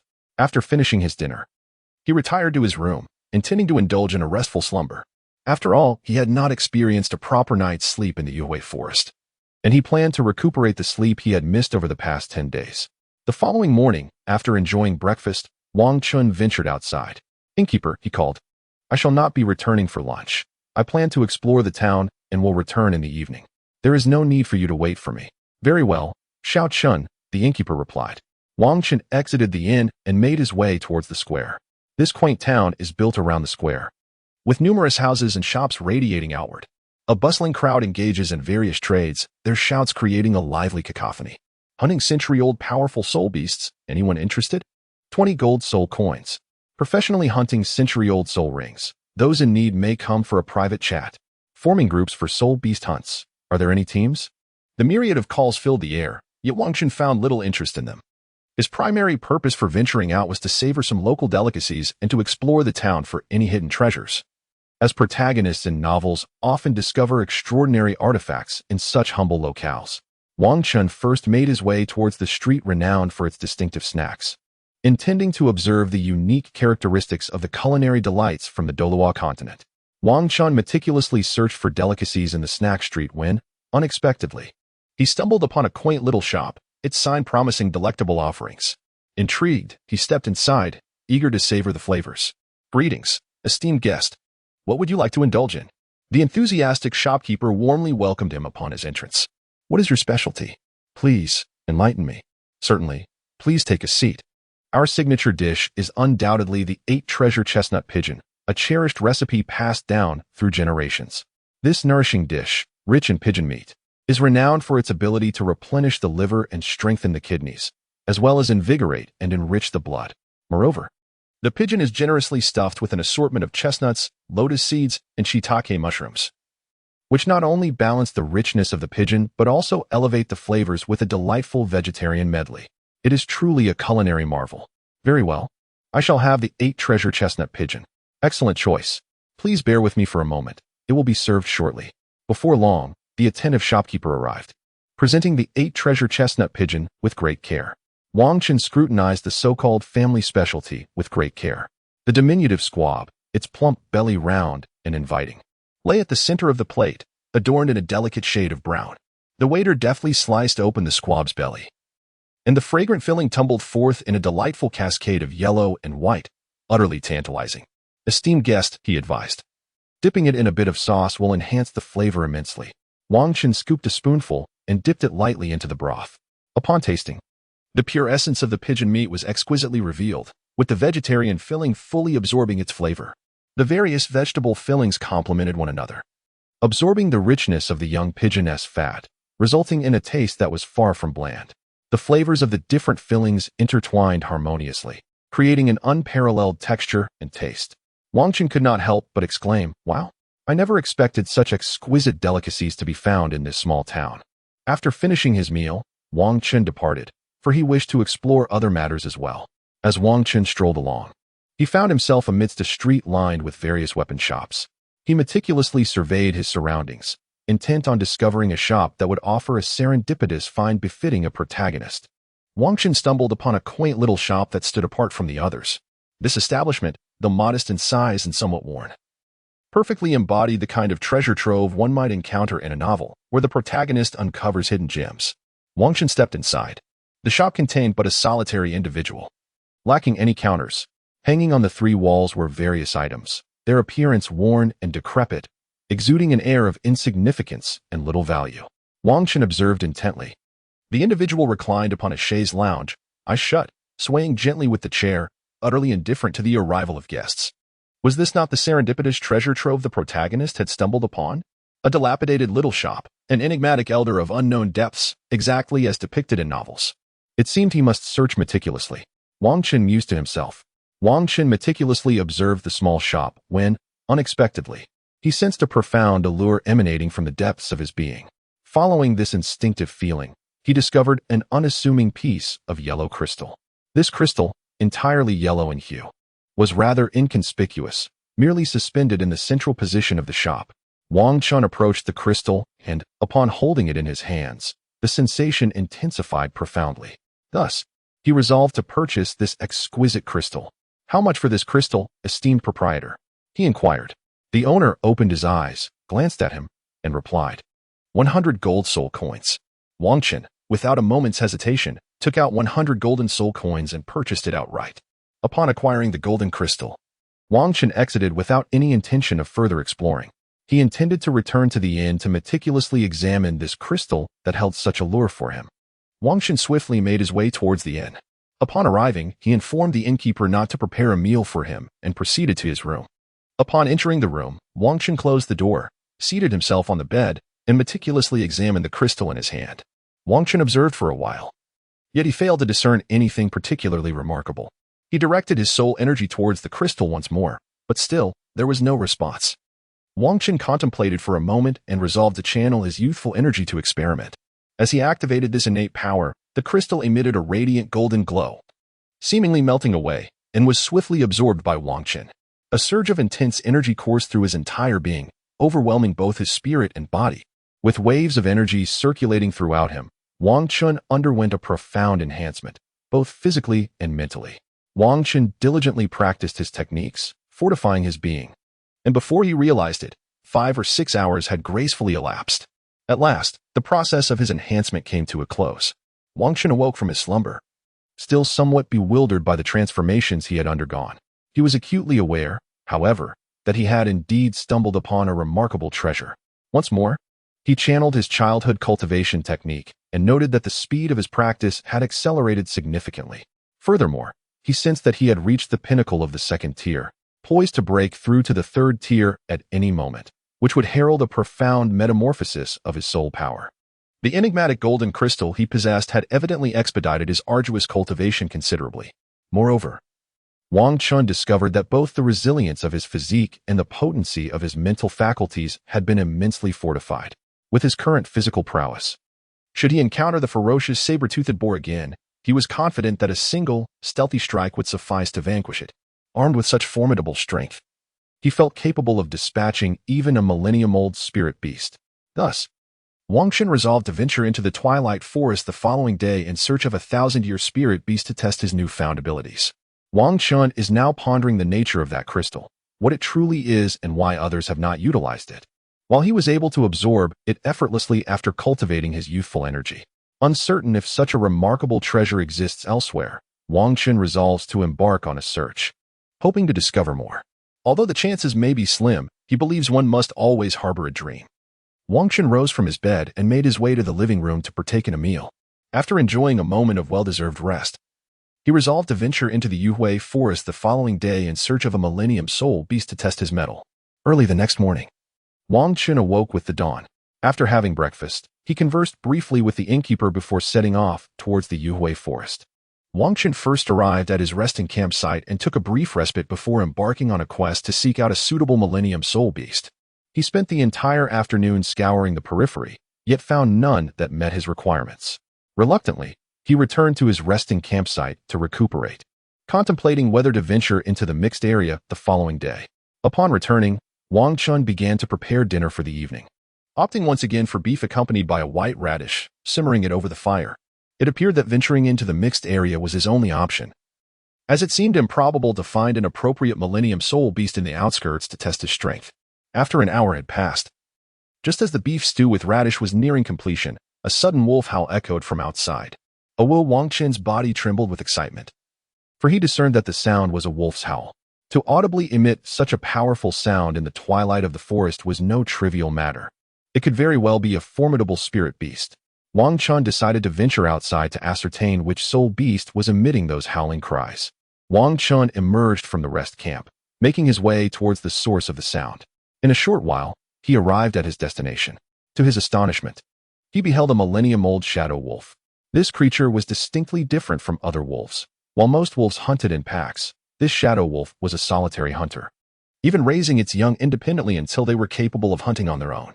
Due to their solitary nature, these spirit beasts possessed strength superior to that of most other spirit beasts, excelling in ambush tactics and counter-ambush strategies. Rarely were shadow wolves ever caught off guard.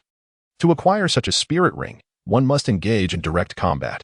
The shadow wolf before him was currently feasting, and the sound he had heard earlier was likely a warning to other spirit beasts not to disturb its meal. Wang Qin meticulously observed the tree, searching for any potential vulnerabilities to exploit. At that moment, the shadow wolf abruptly ceased its feeding, its pair of luminous blue eyes fixated upon Wang Qin. Indeed, this soul beast possessed an acute awareness of its surroundings, and Wang Qin had been detected the instant he arrived. Wang Qin could only leap down from the tree when, at that very moment, the shadow wolf sprang into action. As a paramount predator within the forest, the shadow wolf, having roamed alone since its youth, possessed an acute ability to seize opportunities. The instant Wang Qin descended, it detected this chance. With a powerful thrust of its hind legs, it surged forth with lightning speed, its razor-sharp fangs akin to daggers, aimed directly at Wang Qin's neck. Wang Qin felt a sudden gust of wind, accompanied by a foul stench, as the shadow wolf materialized before him in an instant. In that fleeting moment of peril, Wang Qin planted his feet firmly, shifted his body to the side, raised his left hand to block, and transformed his right elbow into a weapon, thrusting it forcefully towards the wolf's head. Bang! A resounding impact echoed as the tip of his elbow struck the shadow wolf's snout. He could almost hear a crack, as if the creature's nasal bone had been shattered by his blow. Howl! The shadow wolf let out a wretched cry mid-air, yet its right paw lunged forward with ferocity. With a sharp sound, it raked across Wang Qin's left forearm, its razor-sharp claws slicing through his skin, leaving behind 3 deep gashes on his arm. Wang Qin steadied himself on the ground and summoned his martial spirit, activating his second soul skill, the indestructible youth body, which significantly heightened his defensive capabilities and temporarily halted the bleeding from his wounded left arm. This time, Wang Qin had been careless. He had not immediately summoned his martial spirit nor activated his second soul skill to bolster his defenses, resulting in him being injured in this encounter with the 1,000-year soul beast. After being struck by Wang Qin, the shadow wolf, having regained its footing, fixed its gaze intently on him, poised to exploit any weaknesses and launch another assault, instead of retreating in fear after having its snout broken by Wang Qin. The shadow wolf's ferocity was ignited, and it yearned to eliminate Wang Qin. Angered by this sneak attack, Wang Qin, seeking to test his mettle against a 1,000-year soul beast, resolved to take down the very shadow wolf that had ambushed him. Thus, Wang Qin and the shadow wolf scrutinized each other for a moment. The wolf, failing to identify any vulnerabilities in Wang Qin, prepared for a swift strike, while Wang Qin, lacking the wolf's remarkable speed, could only wait for it to attack, intent on finding an opportunity for a decisive blow. Finally, the shadow wolf could no longer hold back and charged at Wang Qin once more, harnessing its soul power to enhance its speed and sharpen its claws. Wang Qin, channeling all his energy into his soul power, fully activated his second soul skill, raising his left hand to block the shadow wolf's assault while preparing to unleash his great strength diamond fist with his right. With a resounding impact, Wang Qin's left hand successfully withstood the wolf's attack, merely leaving 3 shallow scratches on his golden arm. Meanwhile, his right hand struck directly at the wolf's eyes. Under the influence of his soul skill, his fist penetrated the shadow wolf's eye with the ease of a knife through tofu, shattering its skull with the force of his soul power. The shadow wolf was sent flying, crashing to the ground, where it lay motionless. Wang Qin approached and observed. Discovering that the shadow wolf had perished, he finally exhaled in relief. This battle had proven to be his most perilous yet. However, it was his own negligence that had led to such grievous injuries. This experience imparted a profound lesson upon him. One must never harbor even the slightest degree of complacency. It is imperative to exert oneself fully against every adversary and to never underestimate a foe. Wang Qin extracted the fangs of the Millennium Shadow Wolf as a memento of his endeavor. He then encased the ancient soul beast within a soul guide device, intending to present it as a token of gratitude to the Yu Lion for his respite over the past 2 days. Wang Qin soon returned to his resting campsite, intending to tend to the wound on his left hand before indulging in the dinner he had meticulously prepared, followed by a session of earnest cultivation. Wang Qin extracted some medicinal supplies from his storage soul guide, tending to his injuries with ease before indulging in a delightful dinner. His encounter with the Millennium Shadow Wolf not only tested his prowess but also affirmed his capabilities. He found himself adept at overcoming typical Millennium Soul Beasts without much difficulty. At that moment, Wang's son unexpectedly appeared at the campsite. Wang's son, "Uncle, what brings you out here?" Wang Qin inquired, somewhat puzzled. He was aware that someone was discreetly watching over him, for his current strength was not particularly formidable. The family sought to avert any unforeseen incidents. As this was merely a training exercise, not a reckless venture for the younger generation, having protection in the shadows was entirely reasonable. At just over level 20, he had yet to reach the family's stipulated strength for outdoor training. "I have been observing your training here. Your experience and strength are now quite comparable. It is time for you to return to King Kong City for the next phase of your training. I came merely to convey this, and then I shall return. I will keep watch here tonight, allowing you to rest well after your formidable battle." "Thank you, Uncle Wang Qin," Wang Qin replied appreciatively. After finishing his dinner, Wang Qin did not take a rest. Instead, he engaged in cultivation to replace sleep. Having reached the pinnacle of level 24, he felt confident in his ability to break through following the recent battle. He intended to achieve this breakthrough that very night. After a night of diligent practice, Wang Qin finally ascended to level 25. He took the time to solidify his soul power and then enjoyed a simple breakfast before departing the forest with Wang's son. Arriving at Yuhui town, he handed over the shadow wolf he had hunted to the innkeeper of the Yu Lion before leaving Yuhui town. Upon departing the small town, Wang Xin and Wang Qin vanished without a trace, not returning together with Wang Qin. Wang Qin set off alone towards the direction of Golden City. After a swift journey, he finally returned to Golden City in the afternoon. First, he headed home to refresh himself, and then proceeded to register an account at the Golden Soul Arena. After Wang Qin finished his morning grooming and had a light meal, Wang Xin appeared before him. After their meal, they set off together for the King Kong Soul Arena. This was Wang Qin's first registration, and he would subsequently venture there alone. "All right, Uncle Wang Xin, let us depart now," Wang Qin said. Together, they made their way towards the majestic King Kong Soul Arena. As they approached, Wang Qin finally beheld the grandeur of the building. He typically trained within the King Kong family and had never visited such a place before. This was indeed his inaugural experience. The King Kong Soul Arena is predominantly circular, soaring to a height of 100 meters. It encompasses a main arena and 20 subsidiary arenas, accommodating up to 50,000 spectators, including 100 exclusive VIP boxes. It serves not only as a venue for soul masters to spar and exchange techniques, but also as a stage for various factions to demonstrate their prowess. As they walked, Wang Xin imparted some basic information about the arena to Wang Qin. Here, soul battles are generally categorized into 3 types. The first is a friendly spar, where participants engage in mutual practice, strictly prohibited from causing serious injury or fatalities. The second type is a life and death duel, typically arising from irreconcilable disputes that do not warrant large-scale warfare.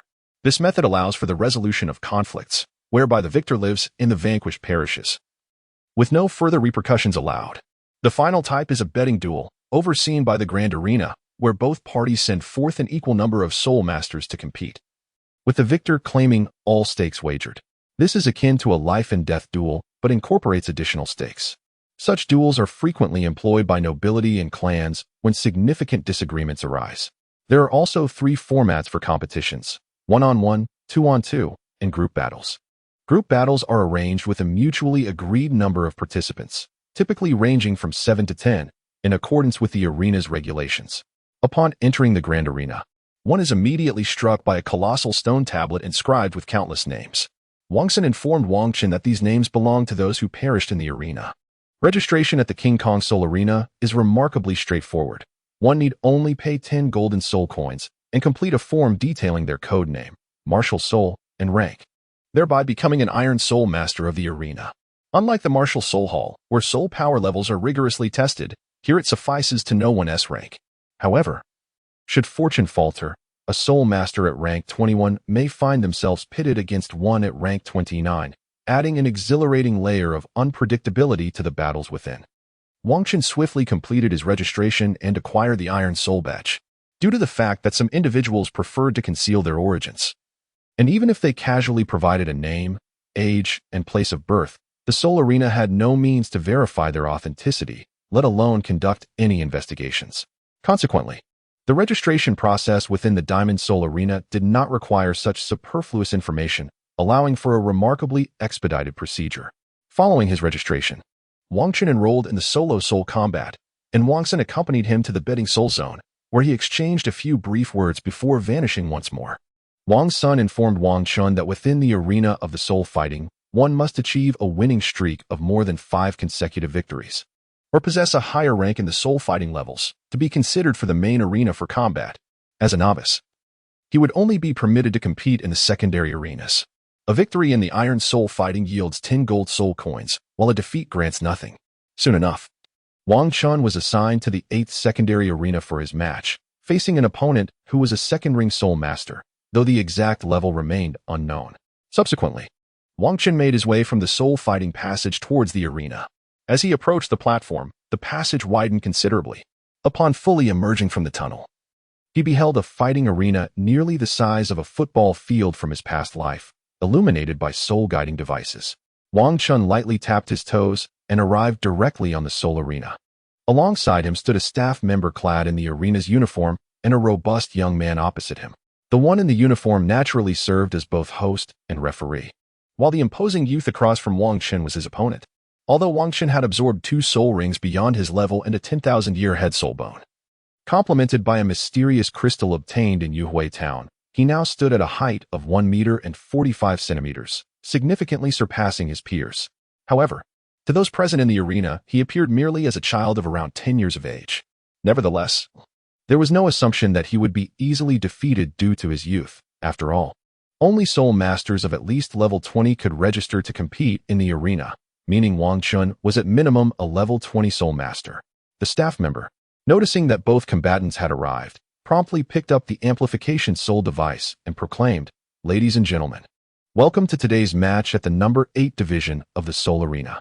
We are thrilled to present a duel between our esteemed Thunder Bear Soul Master and the newly registered Hongchen Soul Master. Though the Thunder Bear has only participated in 4 matches, he has achieved victory in all, boasting a soul power of level 29, placing him among the elite of Soul Masters.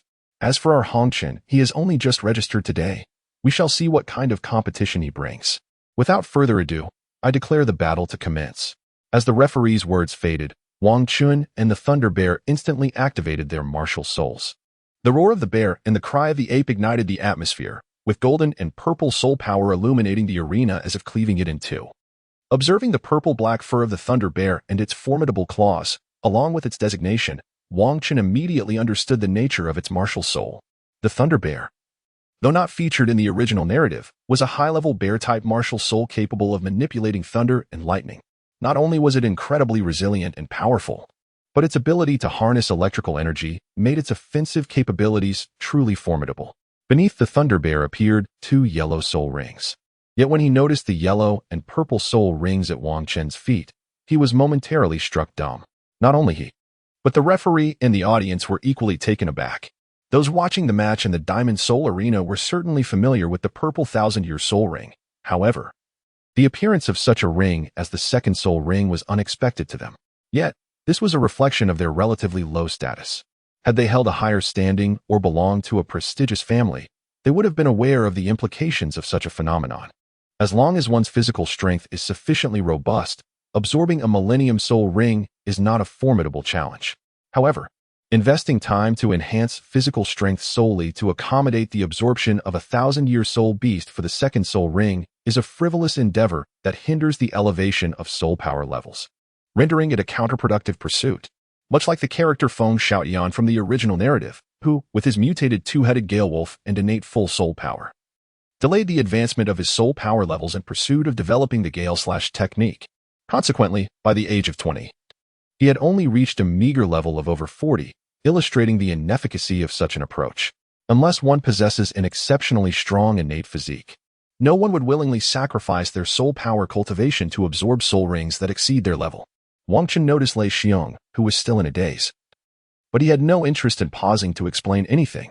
He directly unleashed his second soul skill, the indestructible body of the Diamond Child.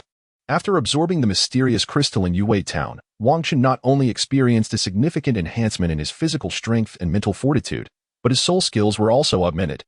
Wang Chun directly embodied his golden form and charged towards the Thunder Bear. In that fleeting moment, Wang Chun charged directly before the Thunder Bear, his left hand shielding his face while his right unleashed the formidable first soul skill, the Great Strength Diamond Fist, aimed squarely at the Thunder Bear in an attempt to conclude the battle with a single blow. Among all types of soul masters, those like Wang Chun, who embody an aggressive combat style, are often the most ferocious in battle. Their immense power is complemented by remarkable speed and explosive force. However, their endurance is typically lacking, leading them to seek swift victories through overwhelming attacks, as prolonged encounters can easily sap their strength. Unlike defensive soul masters who specialize in counterattacks, most aggressive types thrive on early bursts of power rather than drawn-out skirmishes. After absorbing the mysterious crystal in Yue Town, Wang Chun's soul skills were significantly enhanced. The effect of his second soul skill, the indestructible diamond body, augmented his defenses by an astonishing 250%, while also reducing damage by 30%.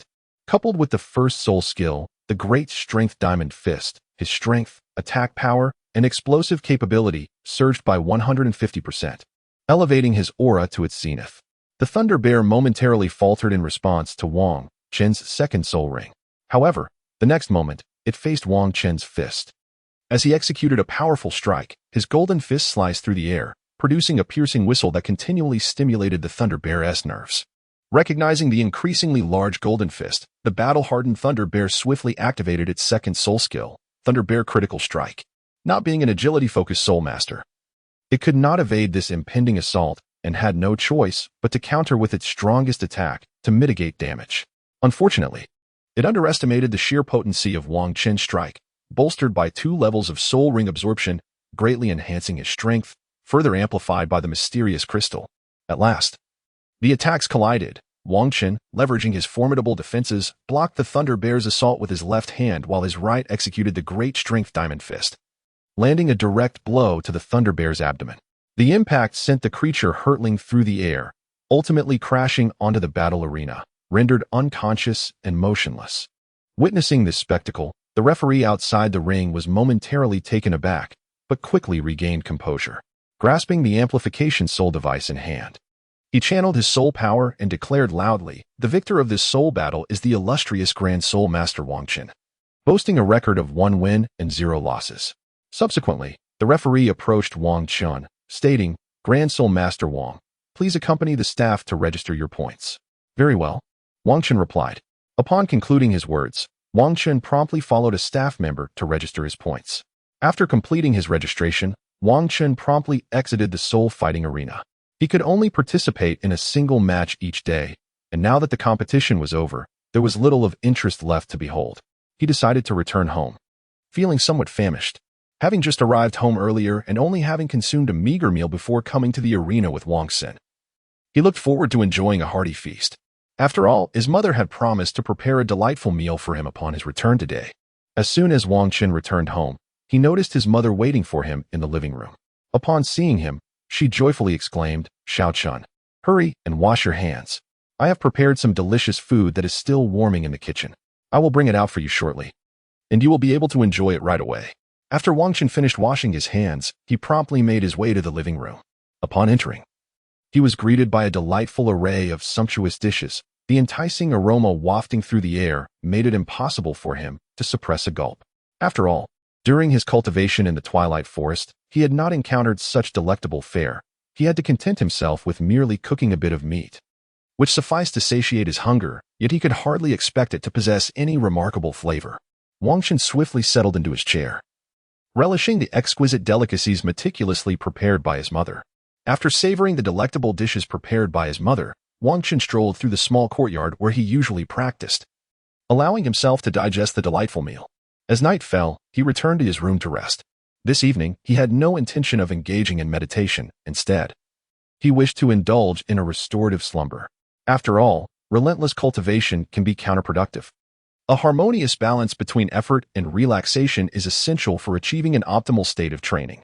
In recent days, he had been honing his skills in the Yuhui Forest. Although he had experienced moments of respite, it was his first time surviving in the wilderness without anyone to keep watch over him. Thus, he had to substitute sleep with cultivation, which proved to be quite exhausting.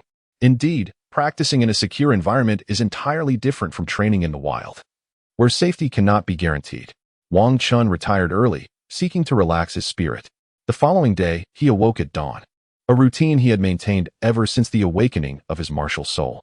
Although he had intended to unwind the previous evening, he rose early once more to engage in his cultivation. After all, practice resembles rowing against the current. If one does not advance, one inevitably regresses. Every ounce of strength is accumulated gradually, piece by piece. Wang Qin, having finished his breakfast, proceeded directly towards the Junior Soul Master Academy of King Kong. After all, he had previously intended to cultivate within the Twilight Forest, which had precluded his attendance at the academy. Now that his training in the Twilight Forest had concluded, there was no longer any reason to forego his studies at the academy. The knowledge imparted there remained exceedingly beneficial. Wang Qin attended a lecture at the academy, where he absorbed knowledge regarding spirit beasts before returning home. His routine consists of studying at the academy in the morning and participating in spirit battles at the Diamond Soul Arena in the afternoon, honing his skills. Thus, he made his way directly to the arena to engage in the day's spirit battle competition. Before long, it was time for Wang Qin's match. At the center of the arena stood a middle-aged man clad in the attire of the Diamond Soul Arena. Clearing his throat, he proclaimed in a resonant voice, "Ladies and gentlemen, welcome to the 9th Arena's competition. Today, we witness a clash between the formidable Iron Bull Grandmaster, boasting 2 consecutive victories, and the Red Dust Grandmaster, who enters with 1 win and no losses. Will the Iron Bull Grandmaster continue his glorious streak with a 3rd consecutive victory, or will our Red Dust Grandmaster triumph over him to secure a 2nd win? Let us await the outcome with bated breath. Now, let us invite the 2 Grandmasters to the stage. A towering figure swiftly ascended to the arena. Standing approximately 6 feet 3 inches tall, his body a testament to formidable musculature, and his eyes gleaming like copper bells. As he entered the stage, he let out a fierce roar, amplifying his presence. Wang Chun did not merely approach and quietly await the referee's instructions as he did. Once the referee announced the commencement of the match, Wang Chun and Iron Do directly manifested their martial spirits. Wang Chun discovered that this Iron Bull was, in fact, a defensive soul master, rendering him utterly defeated. Wang Chun unleashed his first soul skill and charged towards him. Meanwhile, Tainyo activated his soul skill to bolster his defenses. Unfortunately, his efforts proved futile, as Wang Chun effortlessly breached his defenses, leading to his defeat in the match. Wang Chun completed the competition with remarkable ease and returned home. A year has passed since he began his training in the Radiant Twilight Forest. Throughout this year, he dedicated his mornings to studying at the academy and spent his afternoons participating in soul battles. To date, he has not suffered a single defeat among the great soul masters. Upon reaching the Golden Soul Battle tier, he ceased to engage in battles at the Great Soul Master level, as it held little significance for him. Consequently, he began to compete at the Soul Master level, which, despite his astonishing prowess, presented considerable challenges due to the significant disparity in levels. The difference of a single soul skill could greatly influence the outcome. Thus, his record reflected both victories and defeats. He typically triumphed over opponents below level 38, yet faced 15 challengers above that threshold, emerging victorious only twice, resulting in more losses than wins, while still remaining within the realm of individual Golden Soul battles. Moreover, during this year, he consistently ventured into the Radiant Twilight Forest every couple of months to engage in over 10 days of training before returning to Ironclad City to rest for a day or two, only to resume his rigorous practice. Through relentless effort over the year, he has finally reached the milestone of level 30. Soon, he will venture into the Radiant Twilight Forest to hunt for soul rings and ascend to the rank of Soul Master, which will undoubtedly enhance his capabilities significantly. His current physical fortitude allows him to absorb soul rings of over 5,000 years, and with the addition of such a soul ring, his soul power level is expected to rise by 1 or 2 levels, ensuring his dominance in the soul battle arena as a soul master. An 8.5-year-old soul master is an unprecedented phenomenon on the Douluo Continent, largely attributed to the mysterious crystal acquired in Radiant Twilight Town.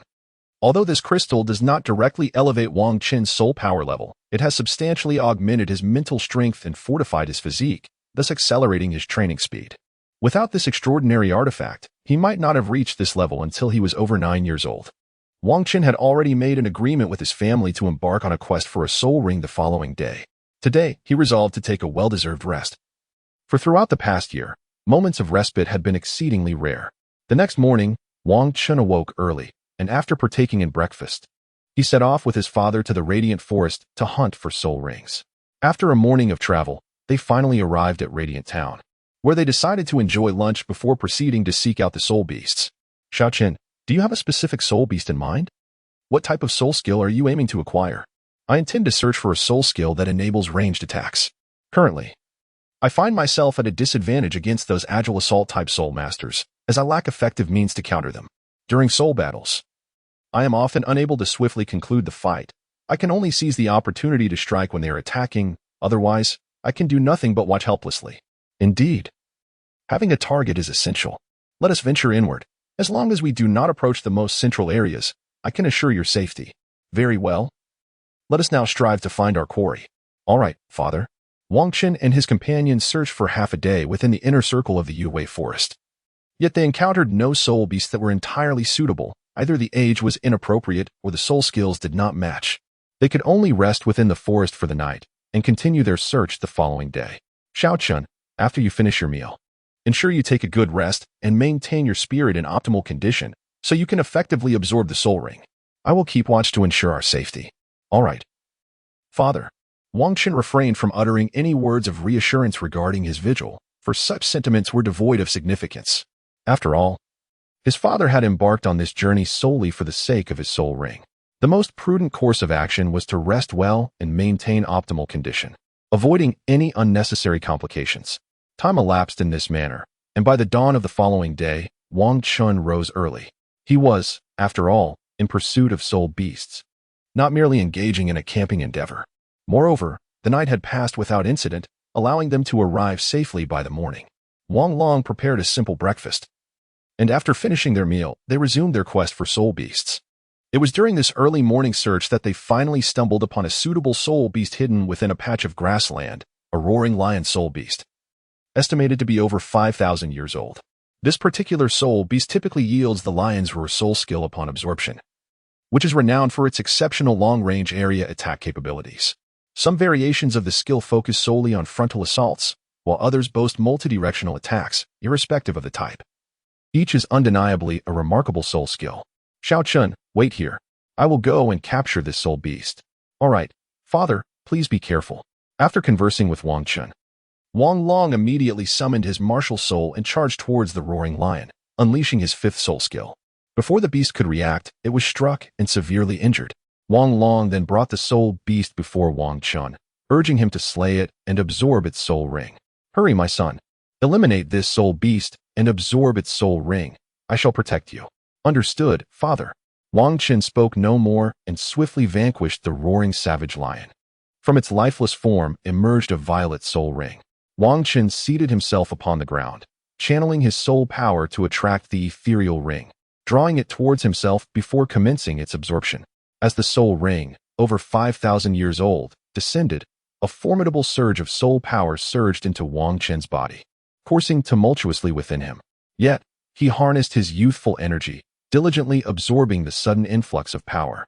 As he channeled his techniques, the unclaimed soul power began to harmonize with his cultivation, gradually fortifying his physique. After more than an hour of absorption, Wang Chun successfully assimilated the soul ring, the entire endeavor proving to be more exhilarating than perilous. Wang Chun rose to his feet, his martial spirit manifesting as 3 soul rings, a yellow one and 2 purple ones, appeared beneath him.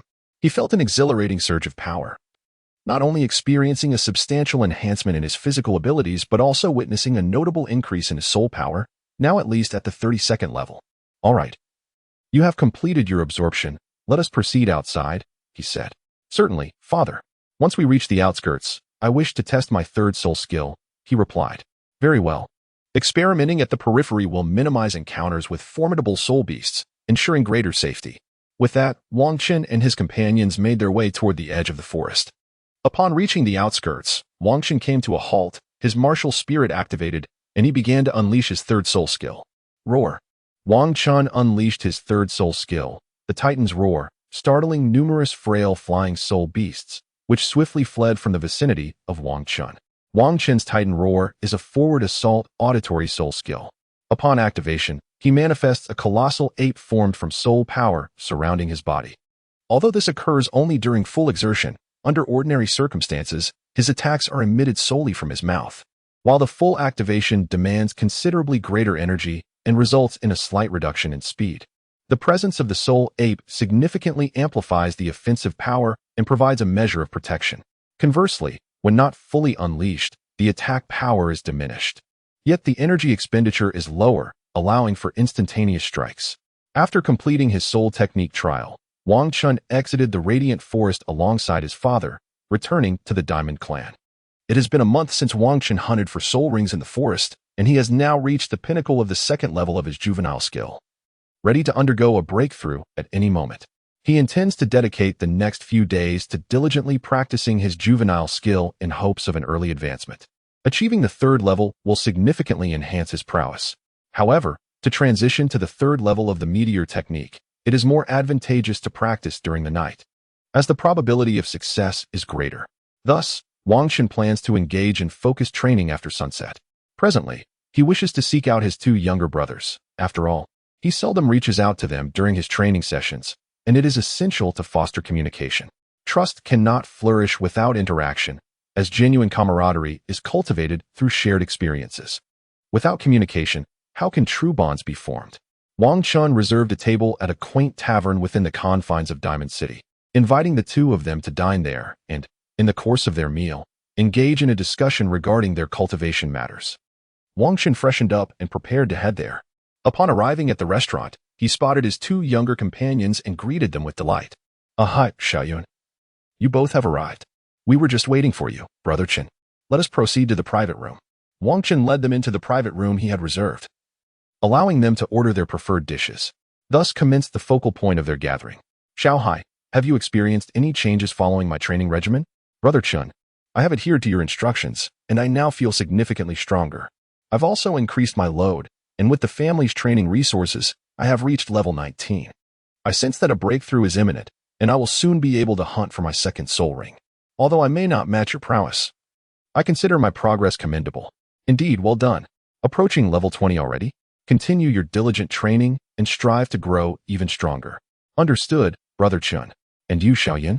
What transformations have you undergone? Brother Qin, following your guidance, my speed has improved remarkably, and my reflexes have also seen considerable enhancement. I am grateful for the training resources you helped me secure. These are but trifles. Focus solely on your training and refrain from overthinking. When you become stronger, it will benefit me as well. Once you reach level 20, the family can assist you in acquiring your soul ring. Thank you, Brother Qin. I feel I am nearing level 20. I will be relying on the family then. The training resources for Lu Yun were procured through Wang Qin's efforts, merely involving a submission of application to the family. After evaluation, the family granted Lu Yun the necessary resources for his training. Nonetheless, Wang Qin exerted some influence to elevate Lu Yun's resources by a level, a testament to Wang Qin's high aptitude, which garnered the family's attention to his opinions. Within the King Kong family, sustained development cannot rely solely on its members. It necessitates the infusion of exceptional talents from external sources.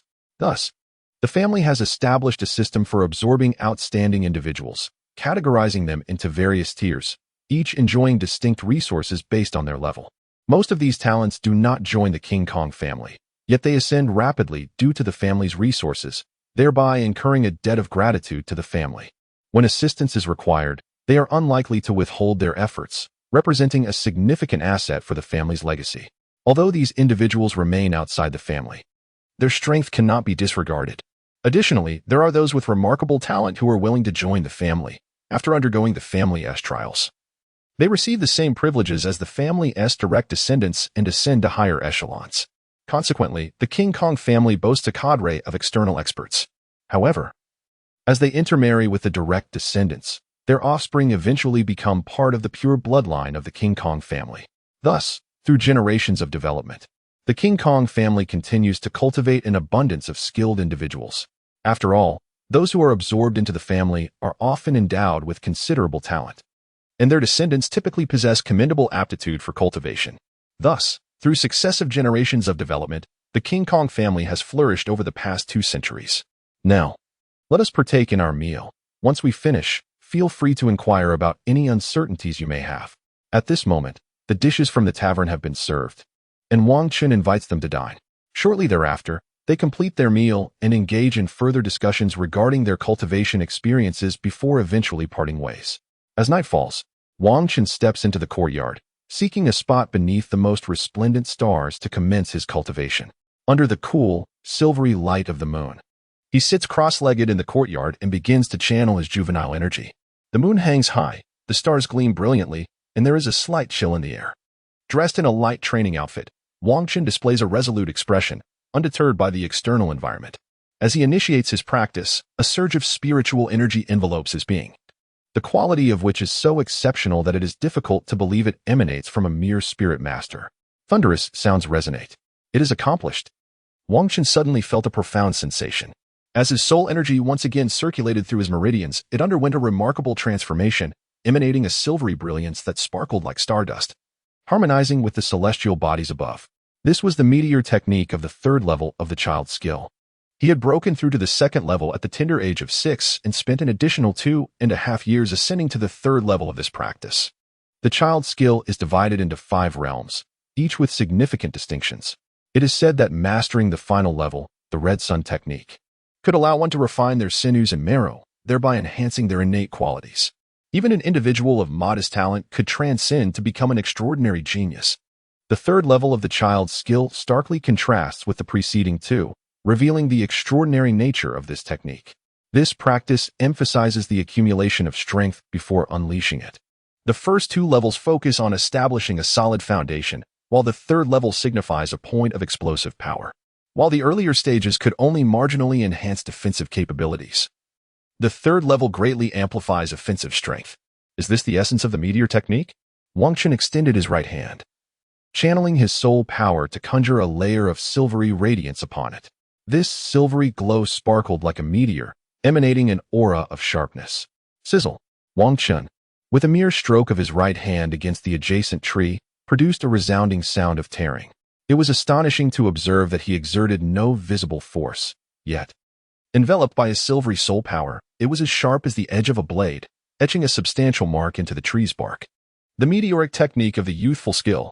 Upon reaching this level, Wang Chun's soul power manifested as a naturally harmonious brilliance, akin to a meteoric silver glow. This soul power was as keen as a sword, effortlessly cleaving through gold and iron. The youthful skill is a discipline that emphasizes the accumulation of strength over time. Although the subsequent stages of training become increasingly arduous and time-consuming, the higher one ascends within this discipline, the quicker the progress becomes. Thus, to a certain extent, this accelerates the journey towards mastering the highest levels. Consequently, as one advances further, the potency of this technique intensifies, while the duration of training does not significantly increase. A broad smile involuntarily graced Wang Chun's face. The enhancements provided by the initial two levels of his innate skills were rather modest. Thus, despite significantly augmenting his strength through the absorption of soul rings beyond his level, his offensive capabilities were not exceedingly remarkable. Upon reaching the level of the meteor technique, his soul energy transformed into a silver radiance akin to starlight, sharp as a blade and impervious to resistance, which greatly amplified his attacking power. 26. Engaging in battle once more.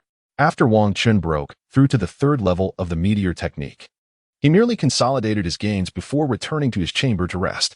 The following morning, instead of heading to the Soul Master Academy as he typically did, he made his way to the Diamond Battle Soul Arena.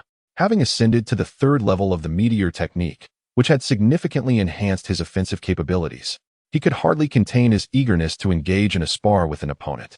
It was essential for him to ascertain the extent of his improvement. For such advancements in strength cannot be fully comprehended through mere introspection, they must be gauged through combat with others. Upon arriving at the Diamond Battle Soul Arena, Wang Chun communicated his preferences to the individual in charge of arranging battles, expressing his desire for a formidable adversary. Wang Chun is no longer the novice who just registered. He has now become a formidable contender in the Golden Fighting Soul Arena. They would not refuse even the simplest of requests. Master of the Golden Fighting Souls. The opponent you seek is not readily available at the moment, and we will require until tomorrow afternoon to arrange it properly. How does tomorrow afternoon sound? That works. Very well, then await our favorable news. Wang Chun comprehended the rationale behind their decision to postpone the arrangement of his opponent until the following afternoon. For he was no longer an obscure novice without a reputation. As the youngest golden soul in the arena, he stood as the sole contender to challenge opponents beyond his level, having triumphed against formidable foes. Each of his battles in the arena had the potential to generate immense popularity and yield significant profits for the Golden Soul Arena. Thus, it was not a matter to be dealt with casually. This approach would not maximize their benefits, and it was entirely reasonable for them to desire a day for promotion. However, in pursuit of profit, the opponent selected for tomorrow's match could not be excessively weak, as that would yield no benefits and tarnish their credibility. For Wang Chun, this situation presented an excellent opportunity, as he had originally sought a worthy adversary to validate his strength. With nothing pressing on his agenda, he decided to observe other battles in the arena. Yet, after watching a few matches, he departed, finding little allure in the contests of those beneath his level. Now that he had attained the rank of Soul Master, the battles involving those below him offered no valuable experience for him to absorb. Conversely, encounters with those above the Soul Master rank were not readily available. Individuals of such high caliber rarely participated without prior publicity, necessitating advance arrangements by the arena to ensure substantial profits. Much like Wang Chun's own matches, which required a full day for promotion, other elite fighters would undoubtedly demand even more time before agreeing to compete. Wang Chun returned home, intent on dedicating himself to diligent training. He felt the need to become more acquainted with his mastery of the third level of the juvenile skill. His current soul power differed significantly from what it once was. Failing to thoroughly familiarize himself with this newfound energy could result in an inability to fully unleash his potential during competitions, which would indeed be a source of amusement. Thus, he spent an entire day honing his abilities at home, and by the end, he had completely grasped his newfound strength. Although his power had been cultivated gradually, this latest breakthrough into the third level of the meteor technique had greatly enhanced his capabilities, making it natural for him to struggle slightly with full control. After a day of intense practice, he had finally attained mastery over his abilities. Wang Chun had a restful night. For tomorrow, he was to compete. Hence, he refrained from his training this evening, choosing instead to wholly relax and rejuvenate his spirit, ensuring he would be in optimal condition. The following afternoon, upon arriving at the arena of the Diamond Soul battles, he was summoned by the organizer, who briefed him on the opponent he would face in today's contest. The Red Dust Soul Master, the organizer began, as per your request. We have arranged for you a level 40 Cold Bear Soul fighter who has yet to acquire a soul ring. Its strength undoubtedly meets your expectations. If there are no further inquiries, you may prepare. Your battle is set to commence at 3 o'clock. Very well. I have no objections, Wang Chun replied. Excellent. Please take this time to rest well. Should you require any assistance, feel free to summon a staff member. Understood. Wang Chun has now gained a certain understanding of his opponent for today. His adversary is a relatively gifted commoner soul master, possessing the mutated Ice Bear martial spirit. This martial spirit is considered quite formidable, boasting significant offensive and defensive capabilities, as well as the ability to manipulate frost, thereby exhibiting a degree of control. The ice not only enhances his defensive prowess, but also amplifies his counterattack potential against adversaries. Presently, he has reached the 40th level, yet has not sought to acquire a soul ring. At this juncture, the distinction between a commoner soul master without connections and a family-affiliated soul master becomes evident. Upon reaching the requisite strength to hunt for a soul ring, Wang Chun could immediately enlist the assistance of his family to procure a suitable soul ring, without any need for delay. In stark contrast, those common soul masters, devoid of influential backing, must embark on the quest for soul rings independently.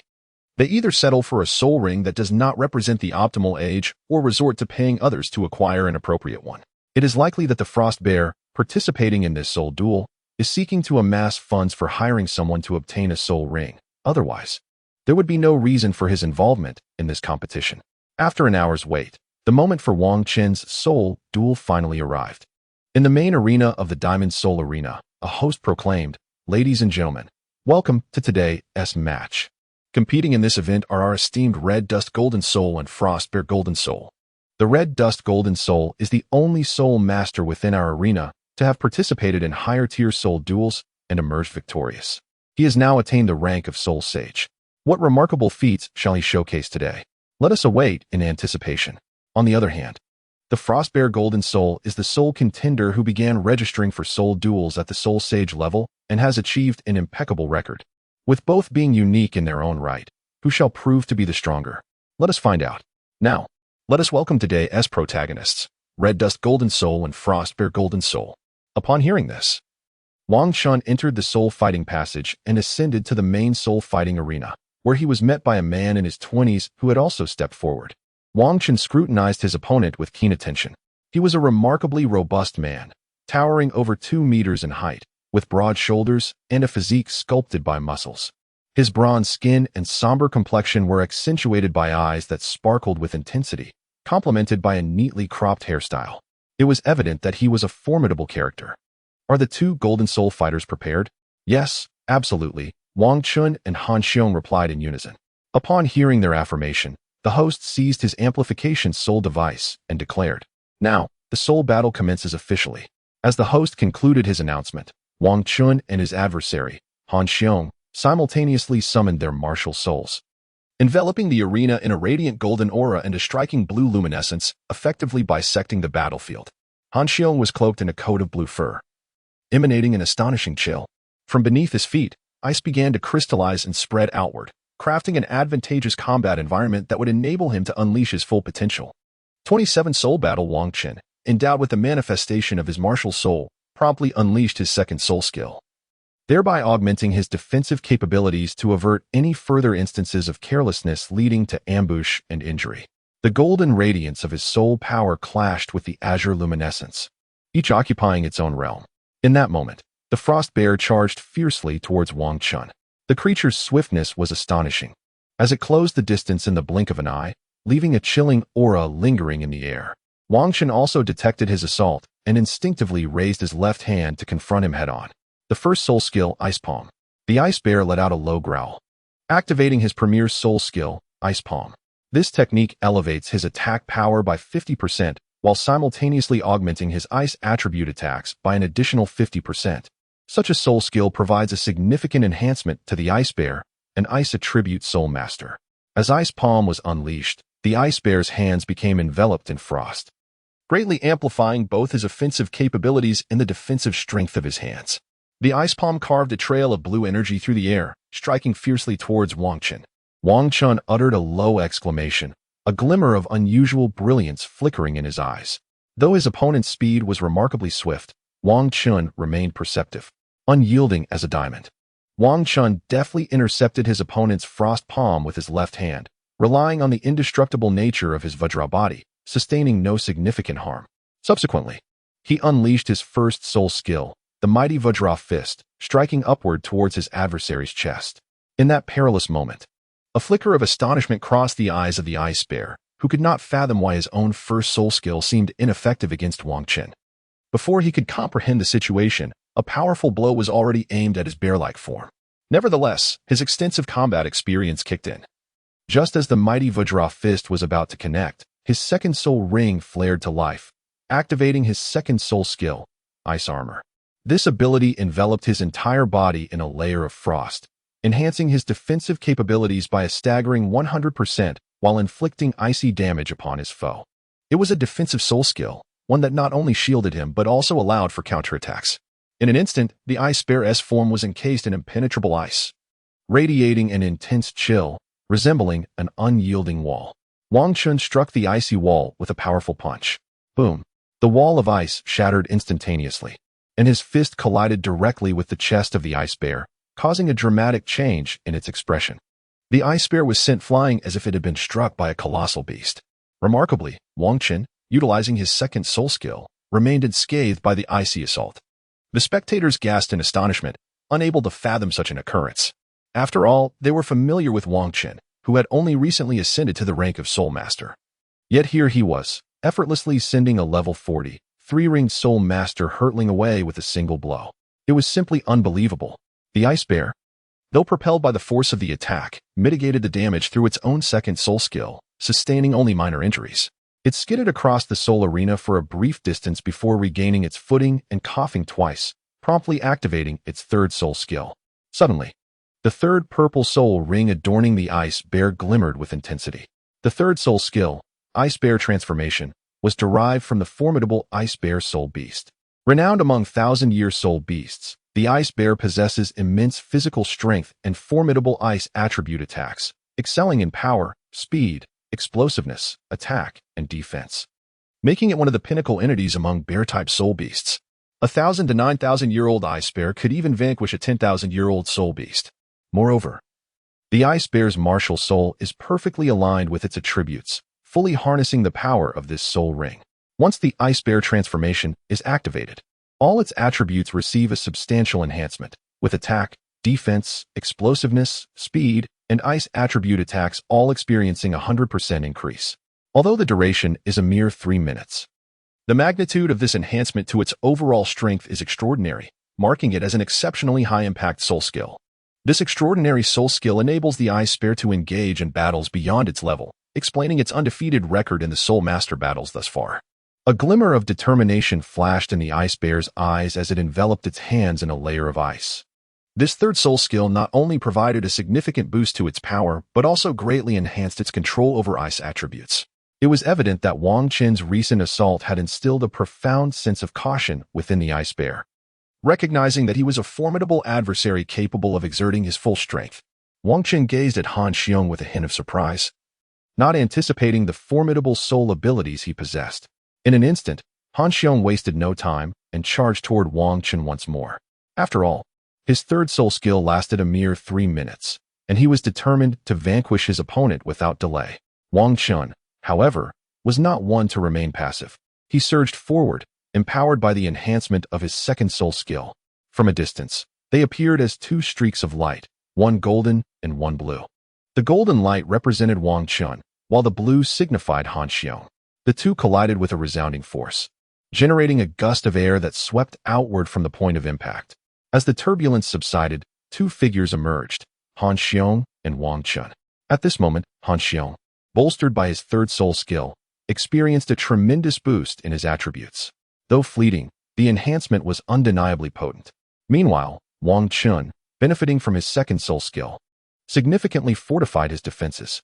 Moreover, his ability to absorb soul rings beyond his level endowed him with exceptional physical prowess. Now, with Han Xiong's third soul skill amplifying his attributes, he was nearly on par with Wang Chun's physical capabilities.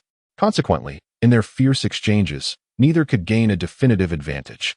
Han Xiong lunged forward once again, delivering a flurry of punches toward Wang Chun, who responded in kind with equal ferocity. With each clash, powerful shockwaves erupted into the air. After 1 minute of relentless confrontation, Han Xiong and Wang Chun momentarily separated, preparing for the next round of their fierce duel. Wang Chun had already sensed the formidable strength of the Frost Bear.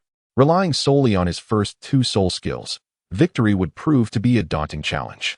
However, he possessed a third soul skill. As Wang Chun engaged in yet another clash, he deftly blocked the Frost Bear's assault with both hands. This time, however, was markedly different from before. He unleashed his third soul skill, the Titan Great Ape Roar. He did not exert his full power, thus no colossal soul beast materialized behind him. Yet, this approach was swifter and more unexpected, catching the Frost Bear off guard. The skill struck directly, leaving the creature slightly dazed and its spirit momentarily disoriented. Wang Chun, seizing the opportune moment, unleashed his first soul skill, the Mighty Diamond Fist. With a powerful blow from his right hand, he struck his opponent's chest, followed by a fierce punch from his left hand to the head, sending him hurtling through the air. The cold bear crashed forcefully to the ground, rendered unable to rise. As the bear lay there, the audience, who had gathered to witness the soul duel, fell into a stunned silence. They could hardly believe that one of the two combatants, who had been evenly matched moments before, had been so swiftly defeated. At that moment, the referee regained his composure and announced loudly, "Congratulations to our Red Dust Golden Soul for winning today's soul duel contest." Wang Chun cast a glance and then followed the staff to register, while the defeated Han Xiong was also taken away by the personnel of the duel arena. 28. The newly recruited junior, Bear Da. After completing his registration at the Arena of Souls, Wang Chun made his way towards Han Xiong. He regarded Han Xiong as an exceptionally promising talent, and he relished the opportunity to cultivate such individuals. The more talents one recruits, the stronger the faction becomes. Only those who are nurtured from the very beginning can be deemed as one's most trusted confidants. In contrast, those who are recruited later, despite their formidable abilities, lack the loyalty and trustworthiness of those who have been raised within the ranks. Typically, a faction's initial recruitment may see individuals ascend to high positions, but thereafter, it is primarily those who have been trained from a young age who achieve such status. Those who arrive later are often relegated to positions lacking in authority. While these roles may command respect, they do not participate in the decision-making core of the faction. It resembles a reciprocal exchange where the faction provides resources and confers various ranks, while the newly recruited individuals contribute their efforts. Only when a talent flourishes within the faction can their descendants be considered as true heirs, possessing the opportunity to strive for elevated positions. As Wang Chun approached the cold bear, the creature had already regained consciousness. In a world imbued with spiritual energy, individuals generally possess robust physical capabilities, especially one who is a level 40 soul master. "Greetings, I am Han Chun."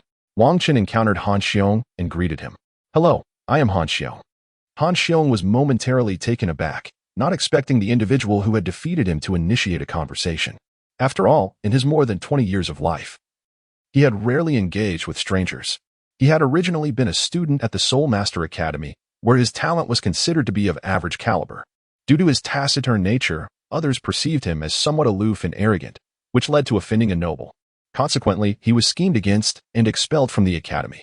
Since then, he had roamed the continent, participating in various soul battles to earn a living. A portion of his earnings was used for survival, while the remainder was saved to hire a soul hunting team when the time came to procure soul rings.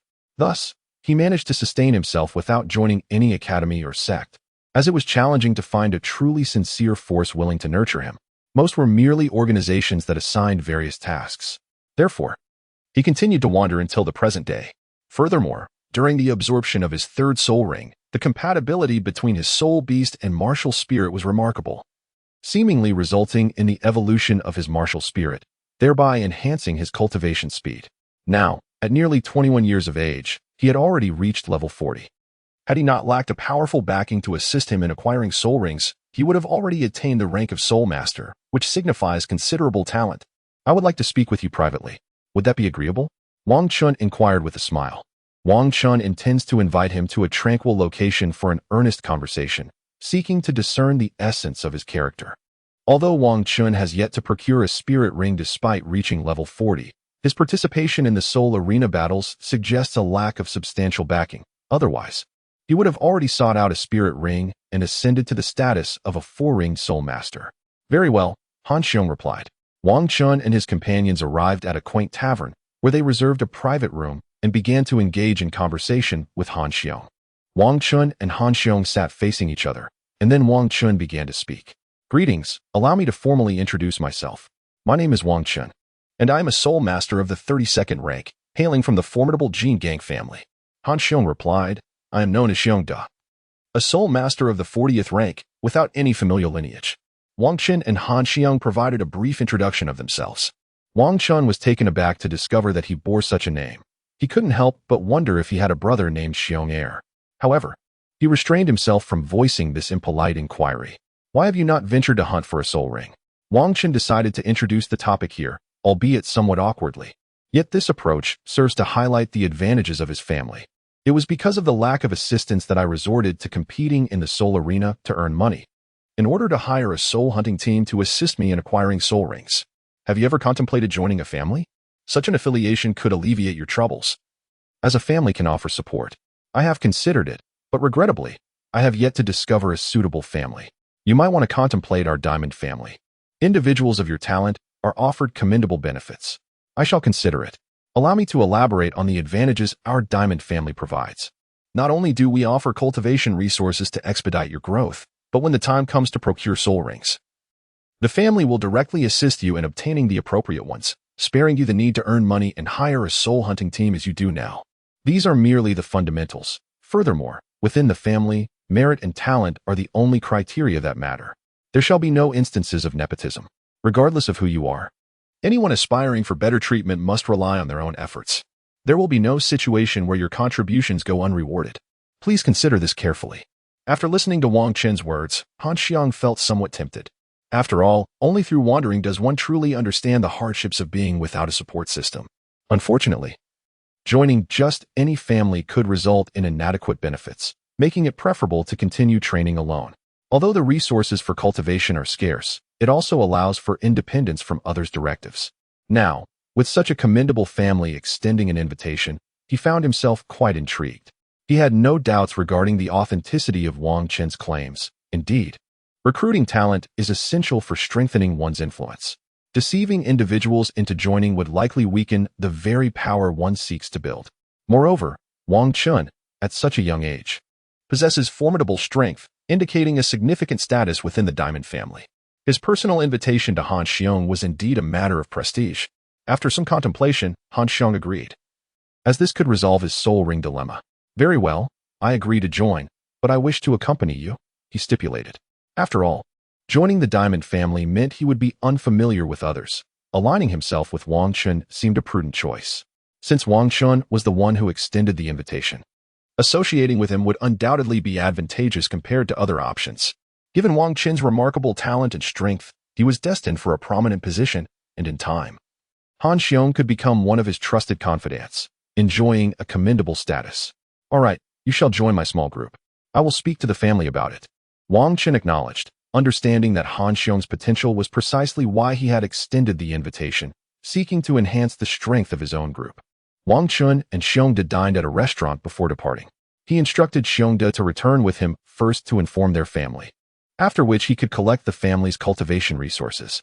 Subsequently, arrangements could be made within the family regarding the acquisition of his spirit rings, allowing him to ascend to the status of a 4-ringed spirit master sooner.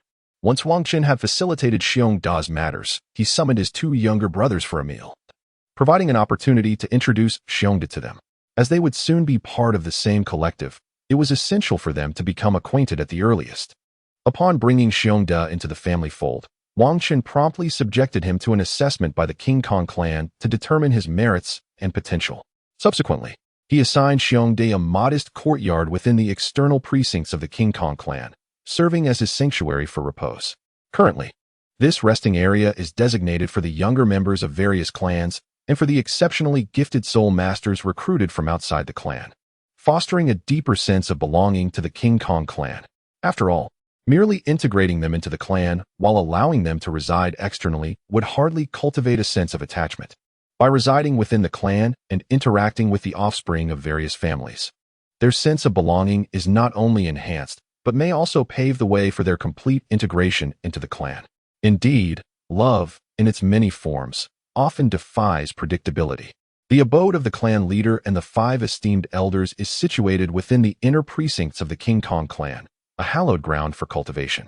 This is where the clan's most skilled practitioners convene, safeguarding their sacred training grounds, while also honing their abilities to ascend to greater heights. The inner sanctum is equipped with diverse simulated training environments that expedite the cultivation process for soul masters. Typically, one must reach the 30th level before being permitted to engage in training within these simulated environments, as the period leading up to level 30 is deemed crucial for establishing a solid foundation. A weak foundation can lead to significant challenges in future cultivation endeavors, potentially hindering one's ability to attain elevated realms. Thus, the King Kong clan places immense emphasis on the foundational training of its younger members before they reach level 30. An array of training resources, along with medicinal cuisines and therapeutic baths, is made available to ensure that the clan's successors build a robust foundation. It is precisely for this reason that the soul masters within the King Kong clan have never experienced a discontinuity in the lineage of title Douluo since the clan's inception, guaranteeing that each generation of clan leaders is a title Douluo. Once a member surpasses level 30 and their foundation is deemed sufficiently solid, they are introduced to a variety of simulated training environments to accelerate their cultivation speed. Consequently, the clan's adept practitioners typically reside within the inner precincts to ensure that the simulated training environments remain undisturbed by outsiders, thereby facilitating the rapid development of the clan's successors. In the King Kong clan, once a junior awakens their martial soul, those with exceptional talent are vigorously supported, provided with an array of training resources to fortify their foundation. After reaching level 30, they are permitted to engage in their training within the simulated environments of the inner precincts. Upon attaining level 40, they are encouraged to embark on their own journeys of experience and growth. Before allowing them to undergo practical training, they are first required to spend a month within the confines of the Jingang family-controlled Jinnan Legion, where they learn to eliminate adversaries swiftly and with minimal resources. For when they venture beyond the family's domain, particularly in more open and legitimate spaces, the threat of life and death struggles is somewhat mitigated. However, once they find themselves in the wilderness, the absence of moral codes becomes starkly apparent. The act of killing and plundering becomes commonplace. Without acquiring such fundamental survival skills, one cannot hope to endure on the Douluo Continent. As for those descendants lacking martial talent, their paths are generally guided by their individual interests and passions. Some delve into the myriad facets of martial soul knowledge or the intricacies of soul beasts. They pursue theoretical knowledge, synthesizing the wisdom of their ancestors to formulate new theories, which the family subsequently discusses and experiments upon. Successful theories are meticulously cataloged in the family's theoretical library, serving as a resource for future generations to learn from and apply, thereby enriching the family's foundation. Others may choose a more liberated approach, engaging in casual learning, and upon reaching the appropriate age, they marry and bear children, thereby augmenting the family's population with the hope of producing a gifted heir. Such individuals are regarded as the progenitors within the family, forming a crucial component of its structure. After all, without this segment of the population, if all members were solely devoted to cultivation and delayed marriage, the family's lineage would become sparse. In the event of unforeseen calamities, the continuity of their legacy could be jeopardized. Moreover, the perils of external training could lead to untimely demise, further thinning the family's ranks. Thus, The presence of those dedicated to proliferating the family line is essential, contributing significantly to its legacy. This division of roles has prevented the emergence of treacherous intrigues for power within the family, allowing it to maintain a cohesive existence throughout the ages. Therefore, the transmission of a family's legacy does not rely solely on a singular formidable figure, but rather on a robust system of rules that ensures continuity through generations. A powerful individual may foster growth during their tenure, yet once they are gone, the family is bound to decline. The essence of a thriving family lies in its ability to cultivate diverse talents through well-structured regulations, which is the true path to enduring prosperity. After Wang Qin and Xiongda had arranged matters with their family, they set out to find Wang Hai and Lu Yun. Eager to familiarize themselves with the members of their small circle, thereby fostering better development. Furthermore, Xiongda's soul ring acquisition was scheduled for the following week, when he would venture into the Yuhui forest alongside the family's soul masters to procure his soul ring. After all, there were others within the Jingang family who also required soul rings, and addressing each individual's need one by one would be excessively cumbersome. Typically, such expeditions occurred once a month, during which all soul masters in need would embark together, resolving their requirements in a single trip. Only those possessing exceptional talent would be afforded a separate arrangement for their soul ring hunt. Wang Chen sought out his two subordinates and subsequently visited a restaurant, where he reserved a private room to facilitate a thorough introduction. After all, such matters should not be discussed casually in any location, as it would convey a lack of respect for others. Wang Chen could never overlook such trivial matters, for it is only through genuine sincerity that one can expect sincerity in return. His ability to win over Wang Hai and Lu Yun was rooted in his heartfelt intentions.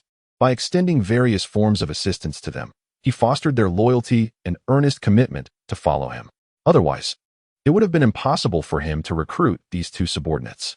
This is not a scenario straight out of a novel, where a mere display of might commands instant allegiance. Such occurrences are utterly implausible. In the real world, if one offers no tangible benefit to others, what reason do they have to become your followers, devoted without expectation of reciprocity? Within the confines of the private room, Wang Chun regarded his three subordinates and promptly addressed them. This is Brother Xiongda, a new addition to our small collective today. Hello, Brother Xiong. I am Wang Hai. Hello, Brother Xiong. I am Lu Yun. Wang Hai and Lu Yun, upon hearing Wang Chen's introduction, also took the opportunity to introduce themselves, allowing Xiongda to become acquainted with them. Greetings, I am Xiongda, a new member of this group as of today. If there are any shortcomings in my conduct, I kindly ask for your understanding. I am not particularly eloquent, but I wish to express that should you require anything in the future, please do not hesitate to ask. Certainly, certainly. You are too gracious, Brother Xiong. Wang Hai and Lu Yun responded in unison. At this moment, Wang Chen observed that they had become somewhat acquainted, and he addressed them. From now on, we are all brothers within the same group, so let us not be overly formal. If there are any matters at hand, do not hesitate to voice them. We shall assist one another in resolving them. Furthermore, should you encounter any issues in your cultivation, feel free to bring them up. We can provide support, and even if we are not knowledgeable, our family is here to help. From this point forward, we are brothers, disregarding age and focusing solely on strength, ensuring that our camaraderie remains intact. Today, let us enjoy our meal. In the future, we must dedicate ourselves to diligent practice. I have also begun my training in the simulated cultivation environment of the inner courtyard. Opportunities to gather like this will become scarce in the future, so let us cherish this moment together. Understood, leader. A week had passed since their gathering, and Xiongda had accompanied the family's spirit masters to hunt for spirit rings. Meanwhile, Wang Chun had commenced his own training within the simulated cultivation environment of the inner courtyard. In this expansive peach orchard, he felt his spirits uplifted. Is this truly the simulated cultivation environment? Wang Chun gazed upon the peach orchard, the largest simulated training environment within his family. Given that the majority of the family's martial souls are of the primate variety, the demand for such a simulated training environment is paramount. Wang Chun sat beneath a peach tree, a location specially sanctioned by his family. This tree was no ordinary specimen. It was a rare, century-old spirit beast, surrounded by commonplace trees. Beneath this remarkable botanical spirit beast, the cultivation of the King Kong family's primate martial souls received a tremendous enhancement. Moreover, it was said that at the center of the family's simulated cultivation environment, there resided a millennium-old peach tree spirit beast, which had been personally transplanted by the first generation of the King Kong Douluo at the founding of the family. The King Kong family provided her with a nurturing environment to ensure her safety, and in return, she permitted the family's members to cultivate in her presence. Additionally, she bore her own peaches, which were treasures in their own right, typically bestowing one upon the King Kong family every decade. These peaches contained vast amounts of soul power, generally reserved for those whose talents had reached the Soul Emperor level but were unable to break through to the Soul Sage on their own. Such external aid allowed for the surmounting of bottlenecks, albeit with the limitation that one could ultimately attain a maximum cultivation level of 79, rendering it nearly impossible to advance to the rank of Soul Douluo. Thus, while the utility of this treasure might seem modest, it held significant importance. Although there were drawbacks, aiding a Soul Emperor in breaking through to Soul Sage represented a qualitative leap, adding not merely another soul ring, but also enabling the manifestation of the martial soul's true form. Consequently, the impact of a Soul Sage surpassed that of 10 Soul Emperors. This dynamic illustrates the harmonious coexistence between the family and the Millennium Spirit Beast. Wangchen sat beneath the peach tree and commenced his cultivation. From the moment he entered the simulated training environment, he sensed his martial soul stirring with eagerness, as though it inherently belonged to this place. As Wang Chun activated his foundational cultivation technique, he began to comprehend the rationale behind his family's insistence that the younger generation establish a solid groundwork before entering this simulated training environment, requiring a minimum level of 30. The sheer volume of spiritual energy absorbed here was overwhelming. Had one ventured into this realm of cultivation prematurely, without a robust foundation, their bodily meridians would be utterly incapable of withstanding such an influx of power. The consequences would not merely impede progress, but could potentially lead to catastrophic ruptures within the meridians, rendering one incapable of further cultivation.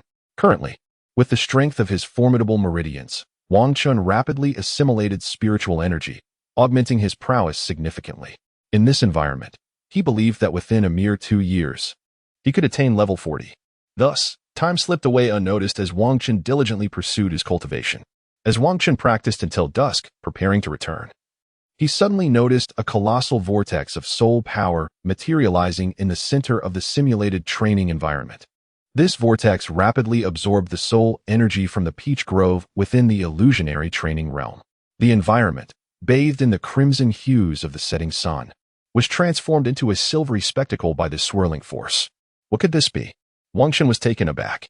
In the central position of the simulated training environment, the patriarch of the Golden King family and 4 elders stood at the periphery, observing intently. Has the Grand Elder broken through to the rank of title Douluo? Inquired the 4th elder of the patriarch. The other 3 elders also gazed at the patriarch, as the 4th elder articulated their shared curiosity.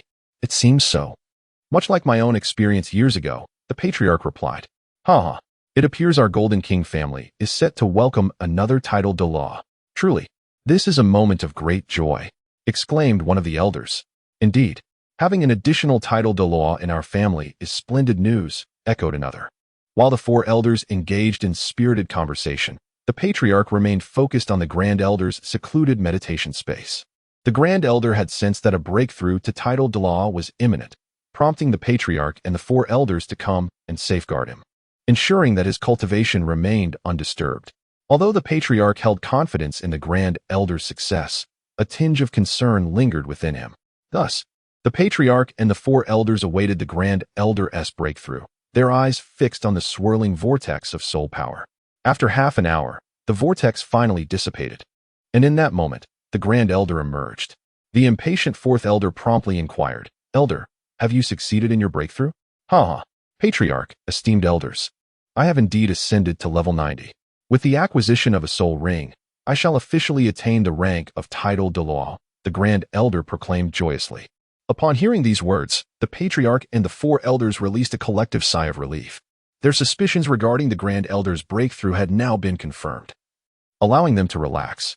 Shall we proceed to hunt for the soul ring now, or would you prefer to wait a day or 2 to consolidate your power first? Asked the 4th elder. Let us wait for 2 days. I have just achieved this breakthrough and need time to solidify my cultivation, the Grand Elder responded. Very well. In 2 days, we shall venture forth to procure the soul ring. At that time, I and the second and third elders will accompany you into the Star Luo forest to seek a suitable soul ring, the fourth elder affirmed. Meanwhile, the fourth and fifth elders would remain within the family to oversee its operations and provide protection. The patriarch then made arrangements concerning family matters before permitting the grand elder to focus on consolidating his cultivation. The other elders returned to their own training, as their presence had initially been to serve as guardians during the grand elder's breakthrough. Now, the grand elder has achieved a breakthrough, and naturally, the others have returned to their cultivation, as they too aspire to ascend to the rank of titled Douluo, possessing the requisite potential to do so. 2 days later, unbeknownst to the members of the Golden family, the patriarch and 3 elders ventured directly to the Star Luo forest, leaving the fourth and fifth elders to support the family.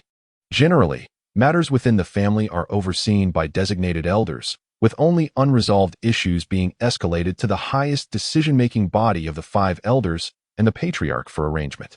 Although 3 elders and the patriarch were absent, the operations of the family were scarcely affected. This efficiency is a testament to the strength of the Golden family, wherein specialized tasks are delegated to capable individuals rather than being directly managed by the patriarch and the 5 elders. As a result, individuals within the family who lack the aptitude to further their cultivation are assigned various managerial roles, ensuring they remain engaged and productive. Concurrently, this liberates the talented higher-ups, granting them the opportunity to focus on their training and advancement, unimpeded by the mundane affairs of the family. Thus, it is customary for those without the potential to continue their cultivation to occupy various managerial positions, while the gifted are allowed to devote themselves to their training in non-administrative capacities. In the Douluo Continent, strength is paramount. To squander the talents capable of further cultivation on trivial matters would be a grave misallocation of resources. The sound and robust family rules ensure that each individual can contribute optimally in their respective roles, which is why the Golden family has endured for so many years.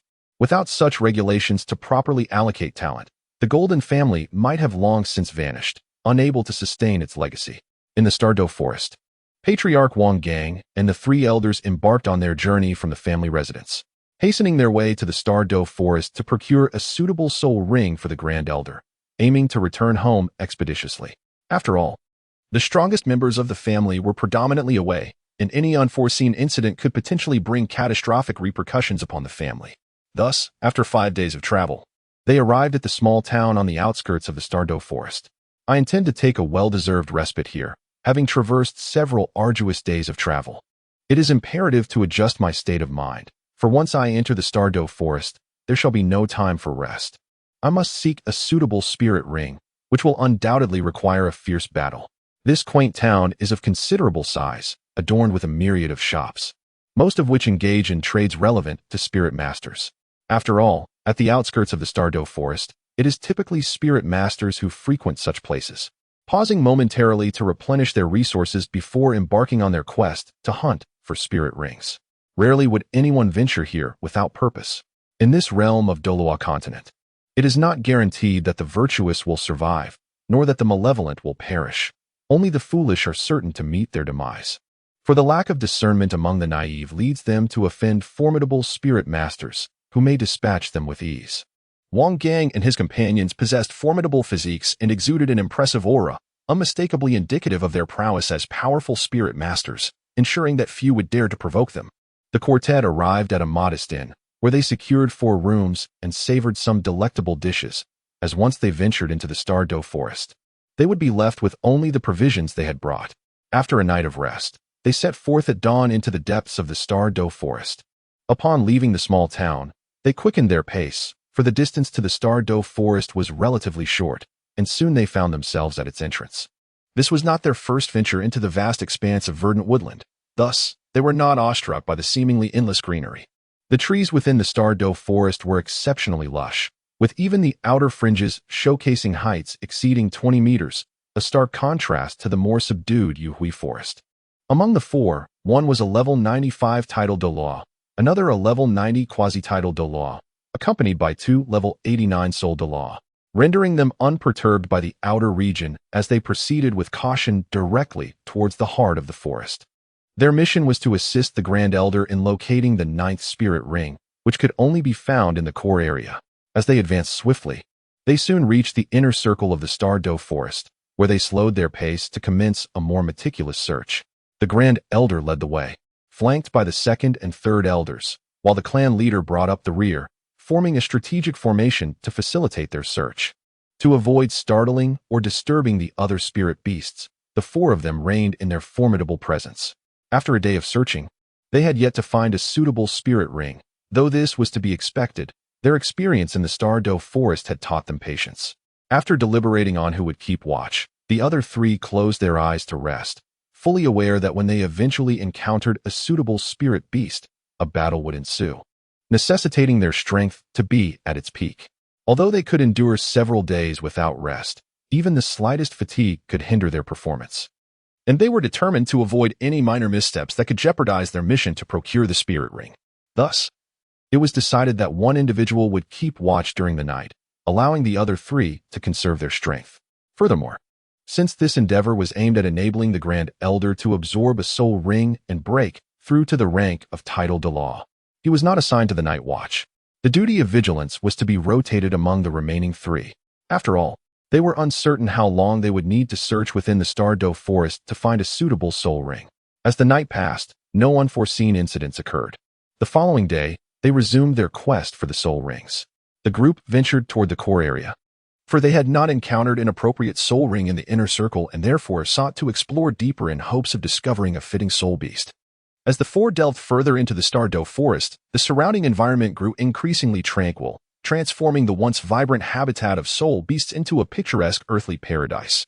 This serene atmosphere was attributed to the fact that the deeper one traveled into the forest, the more powerful the soul beasts became, claiming larger territories and consequently reducing their numbers.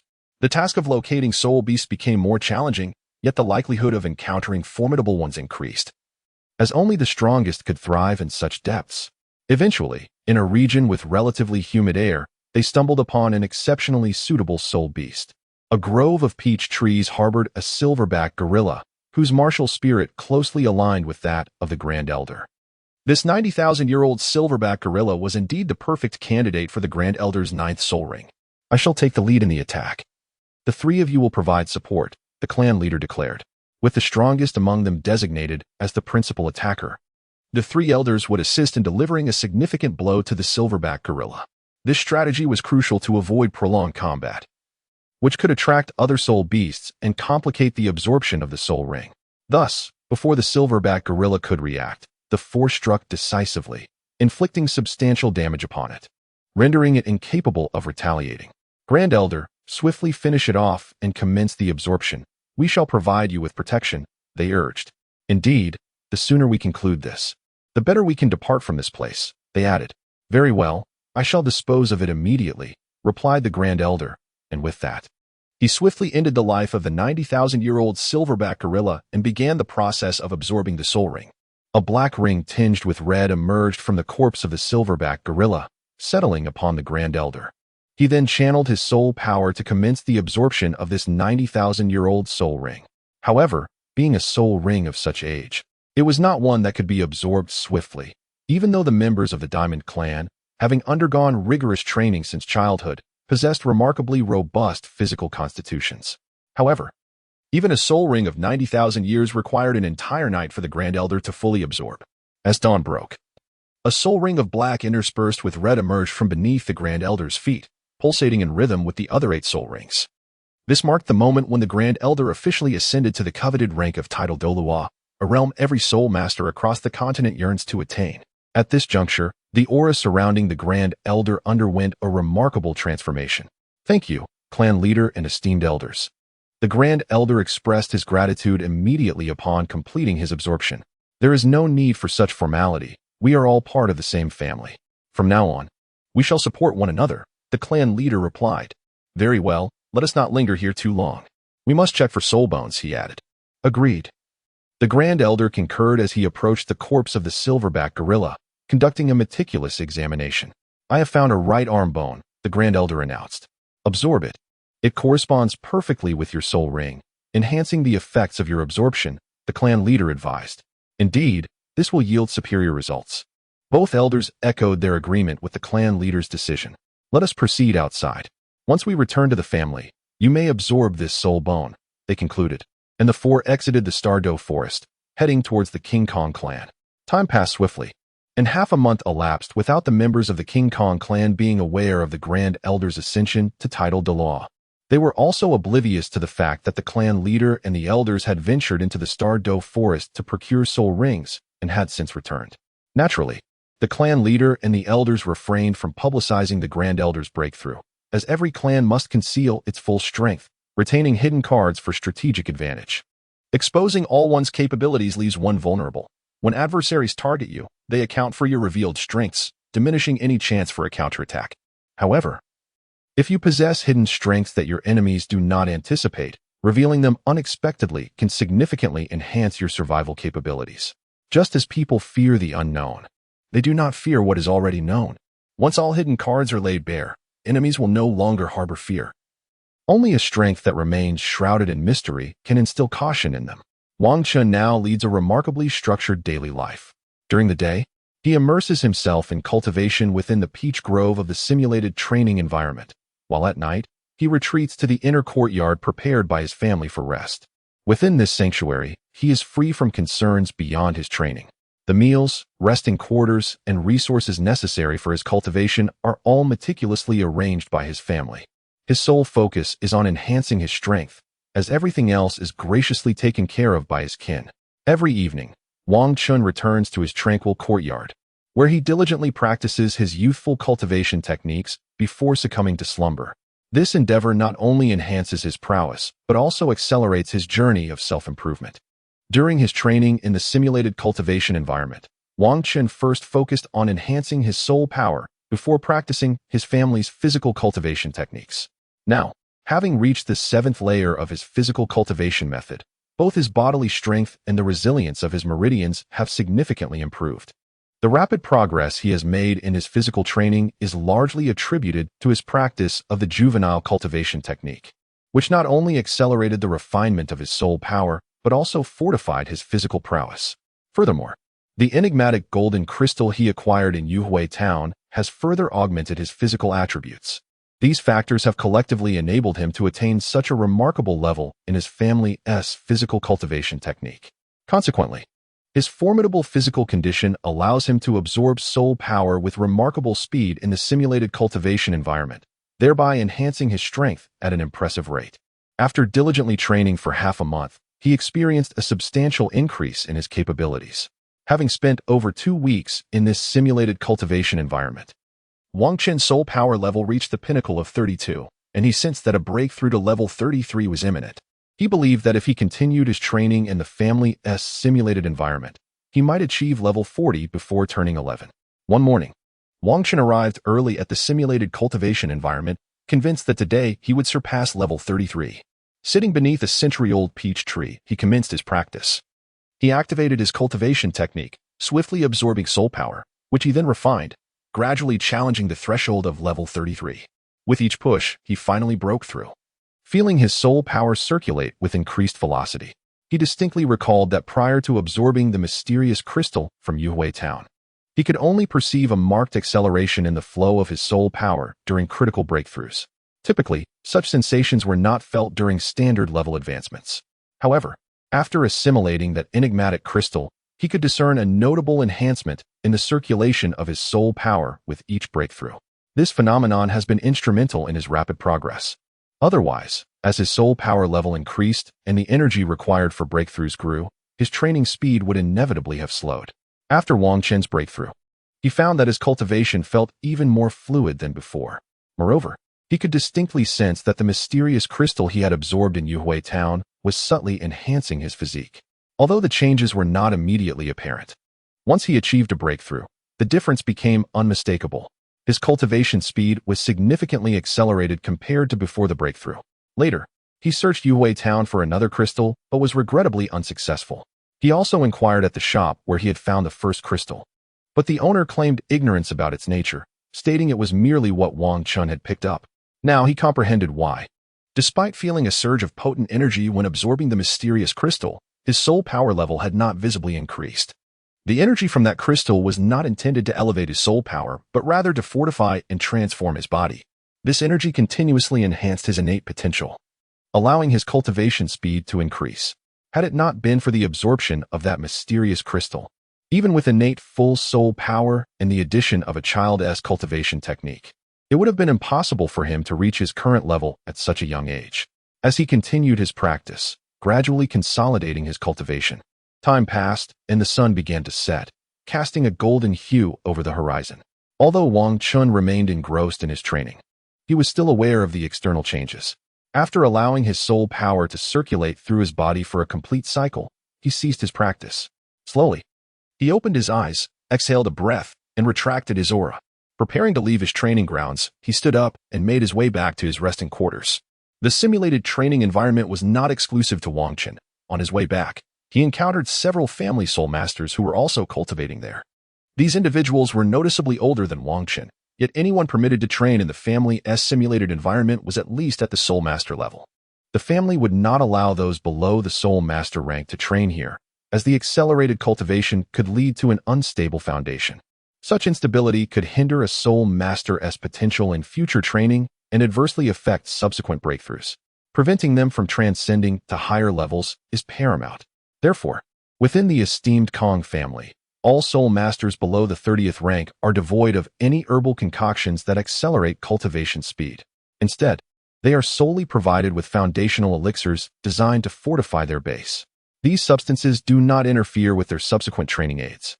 By establishing a robust foundation in their youth, the soul masters of the Kong family will possess greater strength and heightened cultivation aptitude, thus facilitating their ascension to loftier realms with greater ease. Furthermore, once a solid foundation has been laid, introducing various herbs that expedite cultivation will allow for optimal utilization of familial resources. Indeed, those who can attain the 30th rank by the age of 20 without reliance on external enhancements are undoubtedly individuals of exceptional talent. Allocating resources to these gifted family soul masters is a judicious application of assets. This threshold serves to distinguish the innate cultivation potential of the soul masters. Those endowed with talent are naturally afforded robust support to enhance their prowess, thereby contributing more significantly to the family. Conversely, those lacking in aptitude will not have cultivation resources squandered on them. They will be given the choice between pursuing theoretical research or leading a fulfilling life as a progenitor, nurturing future generations for the family.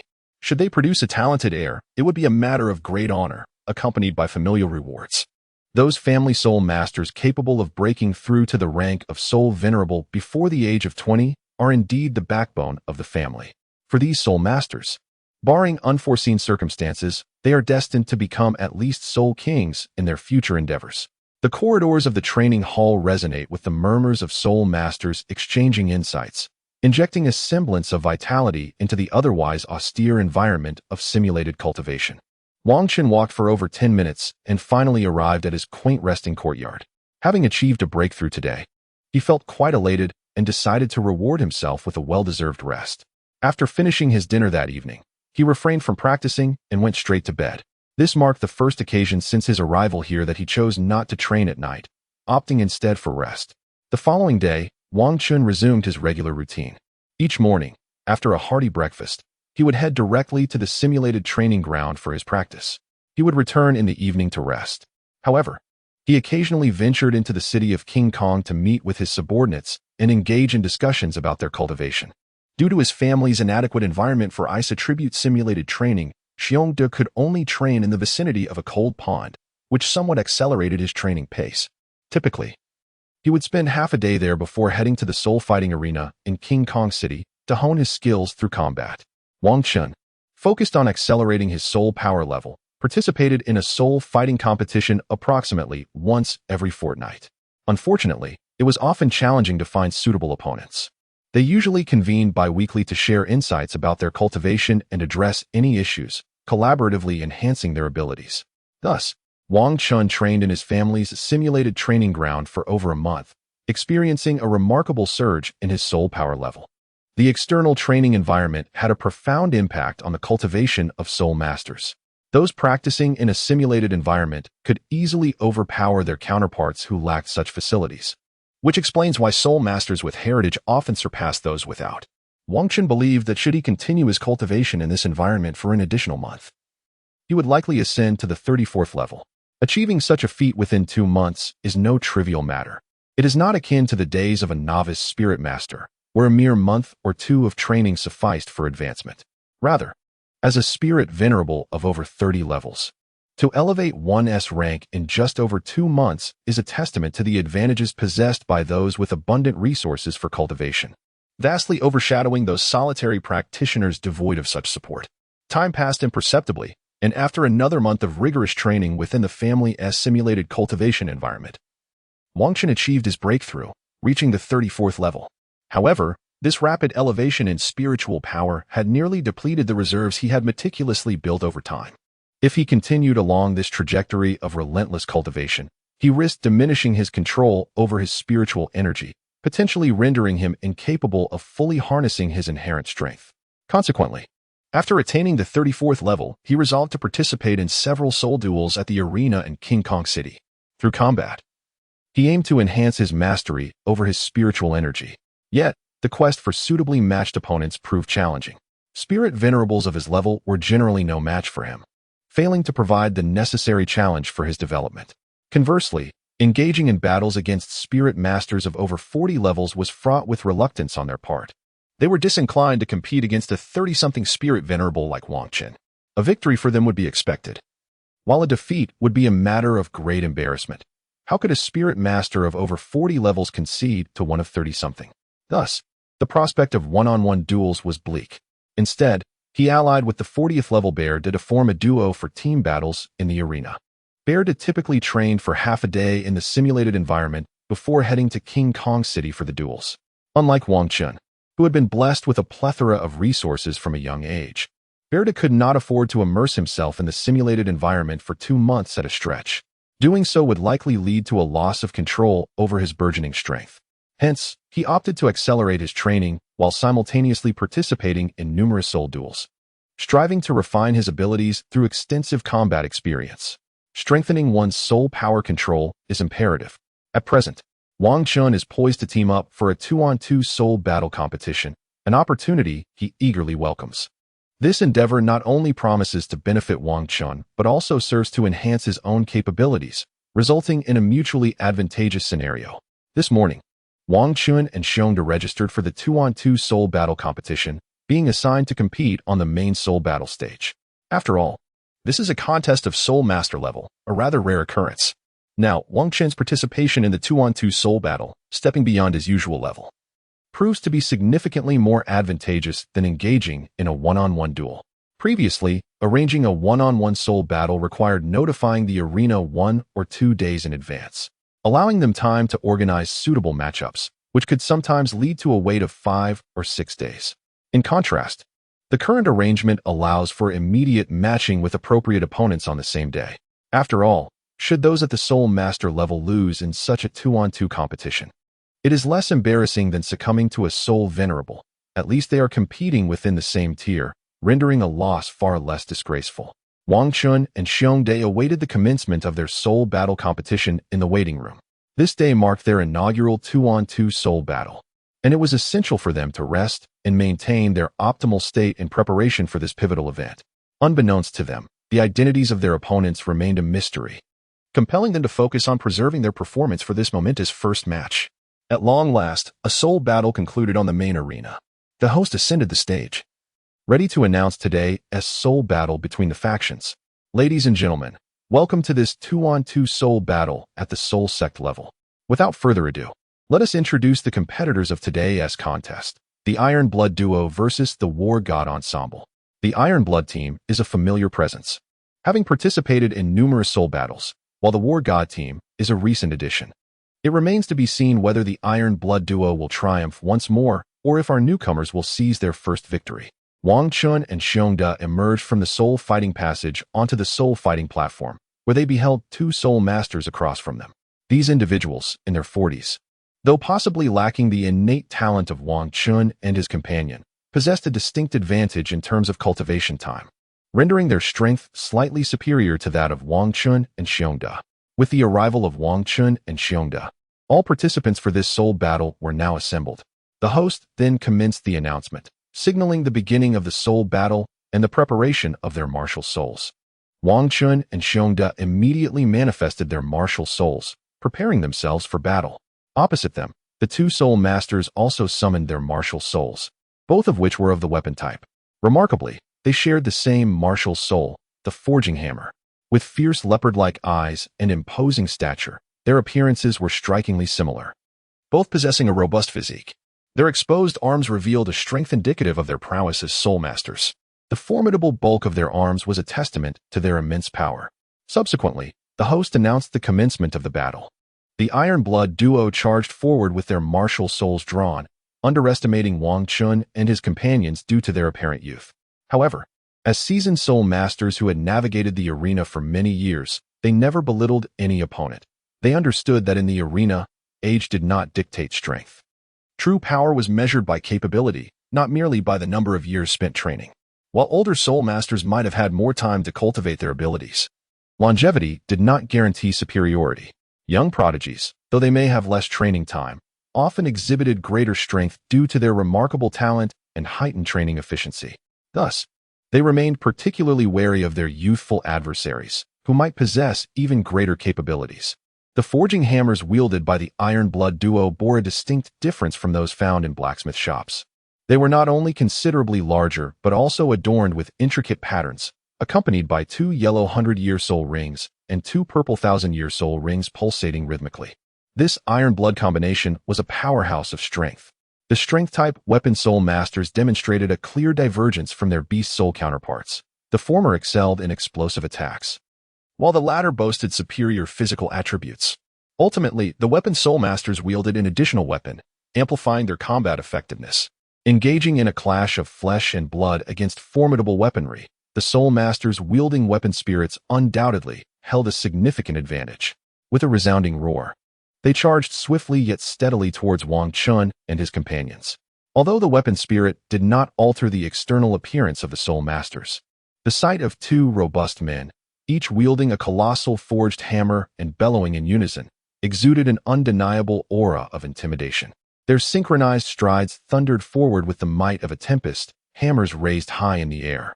In response, Xiongda swiftly unleashed his 4th soul skill, Raging Cold Tide. This particular ability, bestowed upon him with the assistance of the Golden Family, was perfectly tailored to his prowess. True to its name, Raging Cold Tide allowed him to manipulate a frigid wave that would suppress the strength of foes caught within its icy grasp. Once adversaries were engulfed by this chilling torrent, their limbs would become sluggish, and their speed would drastically diminish, effectively diminishing their combat capabilities. This skill was akin to a diminished domain of power. The elders of his family had even remarked that should Xiongdai ascend to the rank of title Douluo, his 4th soul skill could potentially evolve into an ice domain. Thus, it was aptly said that this ability was impeccably suited to him. As Xiongda activated his 4th soul skill, Wang Chun prepared to unleash his 2nd soul skill, determined to withstand the initial onslaught from their opponents.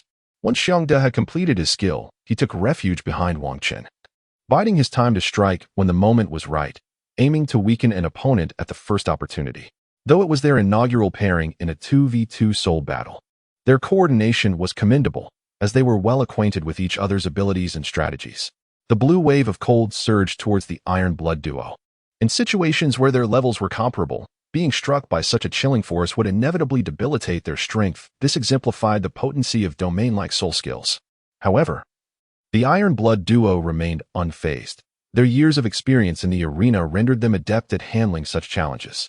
As they beheld the approaching azure current, they wielded their hammers with finesse, transforming the colossal weapons into a barrier that effectively mitigated much of the icy assault. Yet, a portion of the cold wave still penetrated their defenses, and they could distinctly feel its formidable impact. They sensed a slight stiffness in their bodies, and their soul power seemed to flow less smoothly than before. Thus, with a mighty roar, they unleashed their soul skills. Their 1st soul rings ignited simultaneously, and just as the chilling wave prepared to assault their bodies once more, it was repelled by their forging hammers. Alongside the sheer force of their hammers, a unique shockwave emerged, effectively deflecting the cold surge. This shockwave was the 1st soul skill of the iron-blooded duo, successfully thwarting the invasion of the frost. The 2, one to the left and one to the right, wielded their forging hammers with precision, enveloping themselves in a tight defensive formation as they advanced swiftly, closing in on Wang Chun and his companions. Forward! With a resounding roar, Wang Chun charged forward, relying on his formidable defensive prowess to confront the Iron-Blooded Alliance. Intent on creating an opportunity for Xiongda naturally, the Iron-Blooded Alliance would not relinquish the hard-won chance to strike. They immediately unleashed their soul skills against Wang Chun, aiming to eliminate him first, and then easily engage in a 2-on-1 confrontation against their opponent. Wang Chun shared the same intention as they did, aiming to eliminate a rival as a priority. Thus, he resolved to confront his opponent head-on, creating an opportunity for Xiongda to deliver a significant blow to a foe.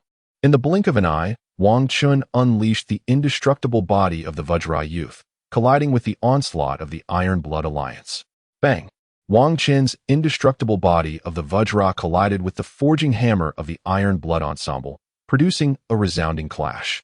With his formidable defensive strength, Wang Chun successfully withstood the assault. However, he was still forced back a few steps by the tremendous shockwave generated by the Iron Blood team. At that moment, his objective had been accomplished. He had effectively countered the soul skill attack of the Iron Blood team, creating an opening in their defenses. Seizing this opportunity that Wang Chun had provided, Xiongda, positioned behind him, surged forward from Wang Chun's right side. He unleashed his own ice palm, delivering a powerful blow to the leader of the Iron Blood team, sending him hurtling away. Witnessing his leader being struck down, the second-in-command of the Iron Blood team shouted in alarm. He promptly activated his third soul skill, Super Impact, slamming it forcefully into the ground before him. The overwhelming force of the impact thwarted any follow-up attacks from Wang Chun and his allies, preventing them from pursuing the leader of the Iron Blood team any further. Although the second-in-command's third soul skill did not inflict damage upon the adversary, it effectively halted their subsequent actions. This strategic move safeguarded the leader from severe injury, allowing them to continue battling their opponents. Thus, his soul skill proved to be of significant value, reflecting their battle-hardened experience and their ability to devise countermeasures in the shortest possible time. Upon realizing that there was no opportunity to launch another assault on the leader of the Iron-Blooded Alliance, Wang Chun and his companions promptly abandoned their original strategy.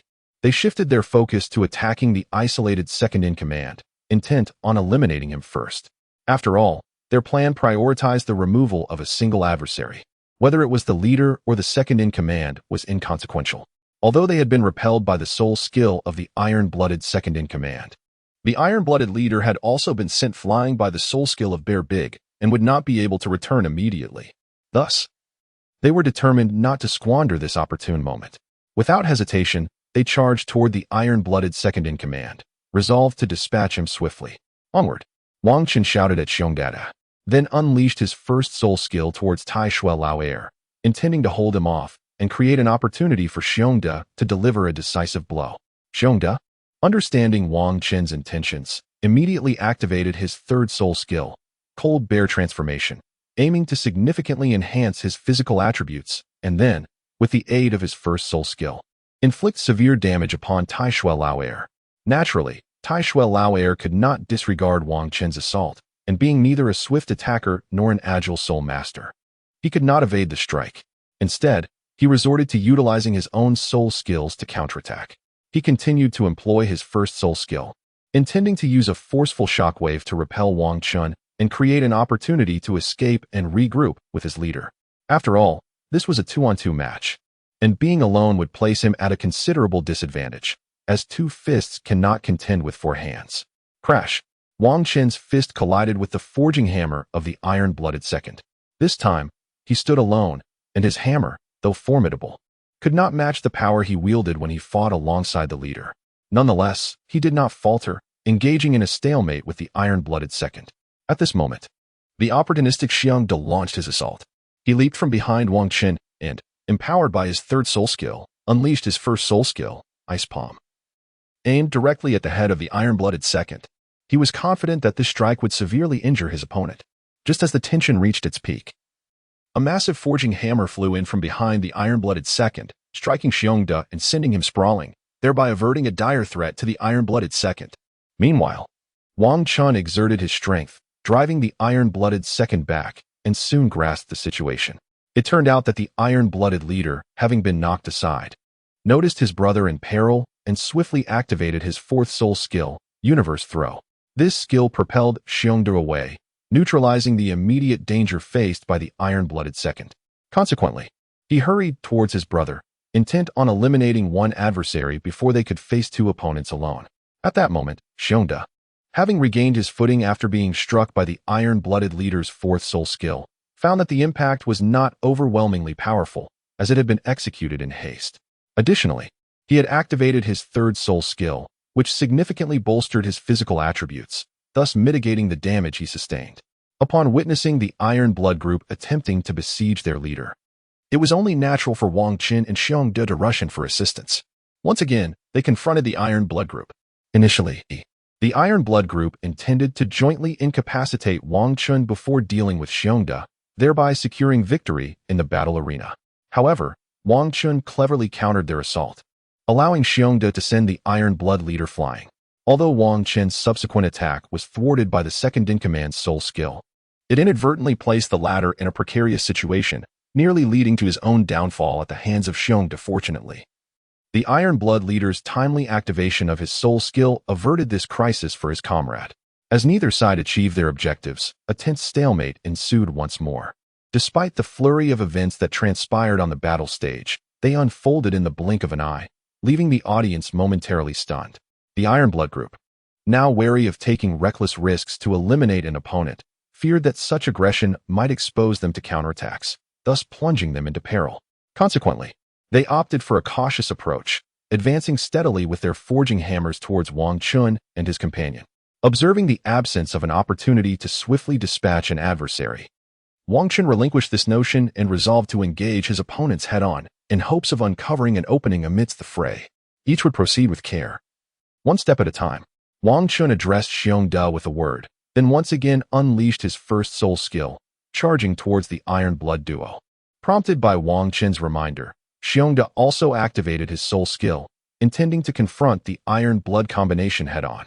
The Iron Blood duo, upon noticing their opponents advancing, resolutely retaliated by unleashing their own soul skills, targeting Wang Qin and Xiongda. Clash.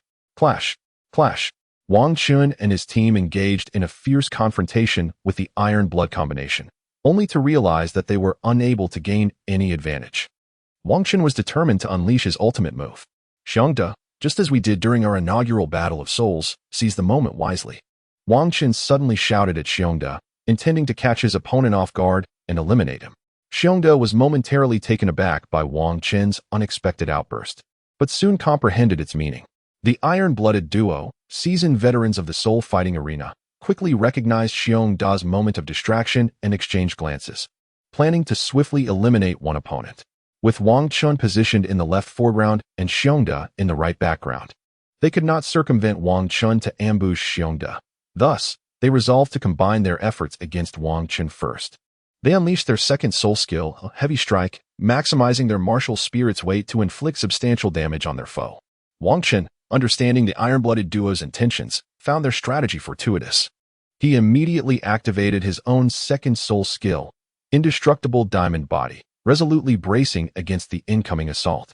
The impact resonated as the iron-blooded duo struck simultaneously against Wang Qin's outstretched arms. Thanks to the full activation of his second soul skill, Wang Qin's defenses were significantly bolstered, allowing him to withstand their combined attack. Seizing the moment, he unleashed his third soul skill, Titanic Roar, a powerful sonic wave that bewildered the iron-blooded duo, diminishing the force of their offensive. Seizing the opportunity, Xiongda charged from Wang Qin's right, delivering a full-force ice palm strike to the waist of the iron-blooded leader, severely injuring him and sending him flying. As their leader was sent reeling, Wang Qin's right hand was freed, and he followed suit with a formidable diamond fist aimed at the waist of the iron-blooded second-in-command, propelling him away as well. Adhering to the principle of capitalizing on an adversary's misfortunes, Wang Qin and Xiongda surged toward the airborne iron-blooded duo, intent on delivering the final blow to decisively end the battle. The iron-blooded duo, momentarily stunned by Wang Qin's sonic attack, regained their senses just in time to witness the impending onslaught from the war god duo. Despite their desire to retaliate, their minds were still clouded, and lacking a solid foundation after being launched away, they were unable to mount a substantial counterattack. Ultimately, they were struck once more by the advancing war god duo, leaving them no opportunity to retaliate, leading them to surrender in defeat. Thus, Wang Qin and his companions emerged victorious in their inaugural 2-on-2 soul fight. Wang Qin and Xiang celebrated their inaugural victory in the duo battle arena with great joy. After registering in the battle arena, they ventured out together, intending to convene with their two comrades in the vibrant city of Jingang, where they would share insights into their cultivation experiences. They returned to the same quaint tavern and occupied the familiar private room, where Wang Chun and his three companions exchanged their cultivation wisdom. Following their discourse, they enjoyed a meal together before parting ways to resume their training. This recent two-on-two battle had imparted upon Wang Chun a wealth of experience distinct from his previous one-on-one encounters. In a solitary duel, one need only focus on a single adversary, rendering it a straightforward endeavor. However, the dynamics of a two-on-two battle are markedly different. It requires vigilance not only towards one's opponent, but also an awareness of their collaboration. One cannot afford to engage in solitary skirmishes, as such a strategy leaves ample opportunity for foes to exploit vulnerabilities and deliver devastating blows. Moreover, there are times when one must create openings for their allies, enabling them to strike at the enemy, while simultaneously providing cover to ensure that teammates do not suffer grievous harm at the hands of their opponents. This experience is utterly unlike anything he has encountered before. Upon returning to his family, Wang Chun visited his mother and engaged in conversation with her for a while before retreating to his secluded resting quarters within the inner courtyard. He intended to meticulously reflect upon his insights regarding the soul combat, serving as a personal summation of his battles. After all, his participation in the soul combat was driven by the necessity for further honing his skills, enabling him to enhance his mastery over his own abilities and ensuring that the rapid elevation of his soul power would not diminish his control over it. Wang Qin succinctly summarized his combat insights before taking a well-deserved rest. After all, the soul battle competition had drained considerable mental and emotional energy from him. Even though the skirmish lasted merely a few fleeting minutes, the myriad of shifting circumstances proved to be quite exhausting. He intended to rejuvenate himself thoroughly, with plans to return to his simulated training environment the following day. Having now participated in the soul battle, he had significantly augmented his combat experience, which would undoubtedly facilitate the rapid enhancement of his strength. The next morning, Wang Qin engaged in a brief routine of personal hygiene before resuming his training at the simulated environment. On his way there, he encountered numerous members of the Diamond Clan, all diligently striving to elevate their prowess. Observing their dedication only fueled Wang Qin's own resolve. He was acutely aware of the high expectations placed upon him by the clan's leader and elders, who had extended various forms of support, including a rare and invaluable millennium-old head soul bone. Naturally, he was determined not to disappoint them. Moreover, in the realm of Douluo Continent, strength reigns supreme. Only formidable power can dictate one's destiny. Particularly considering the looming threat posed by Bibi Dong's spirit empire, the absence of substantial strength could lead to dire consequences. Reminiscent of the Blue Lightning Tyrant Dragon clan's fate in the original narrative, which faced utter annihilation, Wang Qin once again found himself immersed in this simulated cultivation environment. Swiftly engaging in his practice, Wang Qin harnessed his soul power, allowing it to circulate rapidly within his body, gradually enhancing his abilities. This sensation of improvement brought him immense delight, explaining why some individuals could persistently engage in cultivation. Indeed, the feeling of incremental strength was exceptionally gratifying. Now, at the 34th level, Wang Qin found himself in a simulated training environment where, through several enhancements to his cultivation speed, he could tangibly sense his gradual empowerment. Thus, he could continue his training without feeling lonely, even in solitude. During the day, Wang Qin practiced his soul power and the physical training techniques of his family within the simulated environment.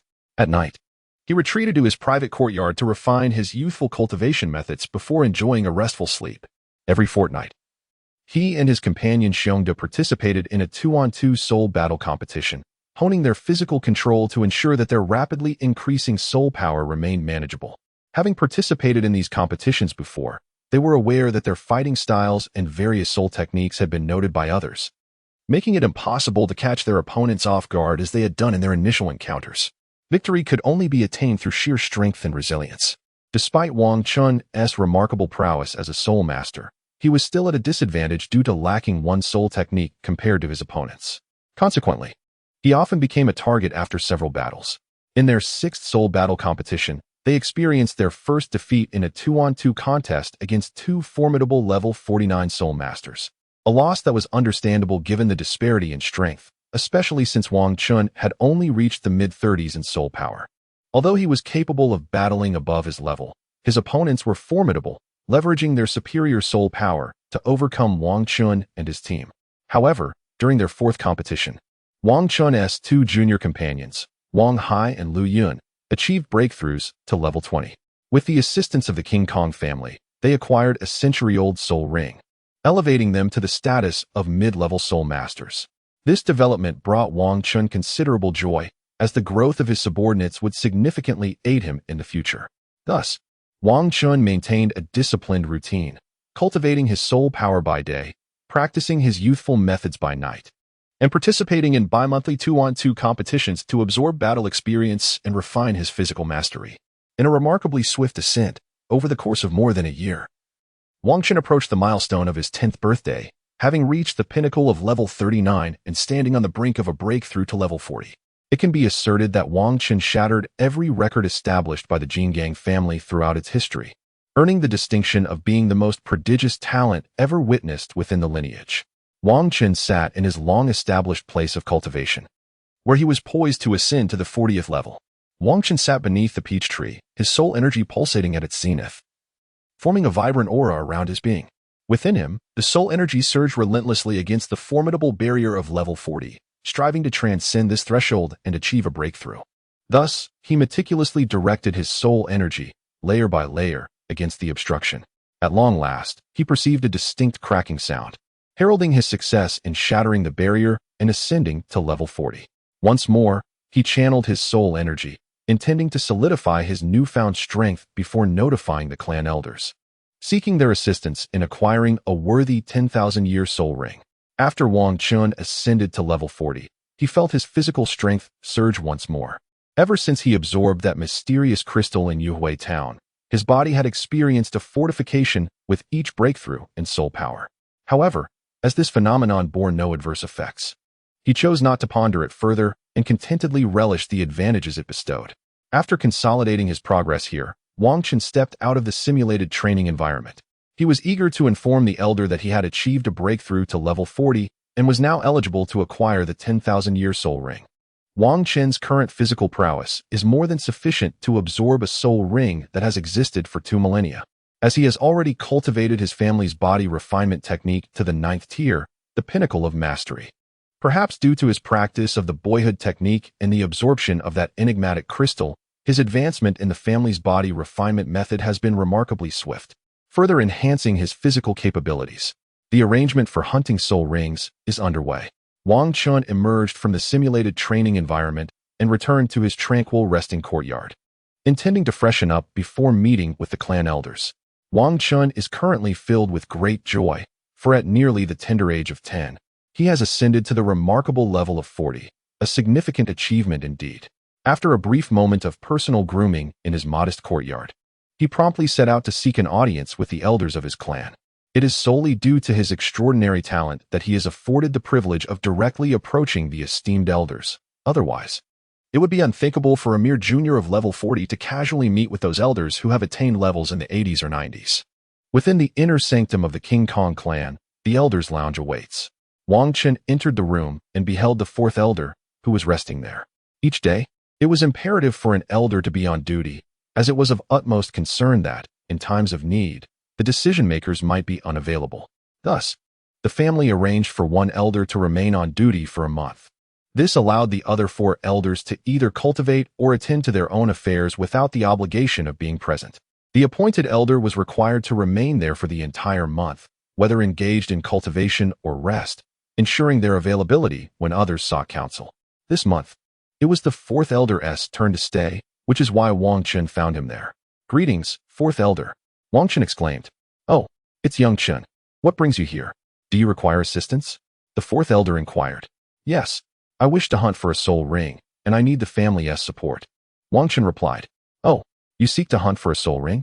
Have you reached level 40 already?" "Indeed, I have attained level 40, which is why I have come to seek your help in acquiring a soul ring." The 4th elder was taken aback upon hearing Wang Chun's words. After all, the youth was remarkably young, while the family had speculated that he might achieve level 40 before the age of 12. None had anticipated that he would reach such a milestone before turning 10. After a thorough examination, the fourth elder confirmed Wang Chun's level and promptly informed the clan leader and the other 4 elders, inviting them to convene. Upon receiving the fourth elder's summons, the clan leader and the other 4 elders quickly arrived, for in the King Kong family, it was uncommon for a duty elder to issue a summons unless something significant was afoot. As the clan leader and the other 4 elders entered, the first elder immediately asked, "Fourth elder, what has transpired that necessitated a council meeting?" "This matter is, of course, related to our family's prodigy. Yongchen has reached level 40 and is ready to seek a soul ring. Moreover, his physical constitution is capable of absorbing soul rings that are under 20,000 years old. Hence, I summoned you all to discuss arrangements for Yongchen's soul ring hunt."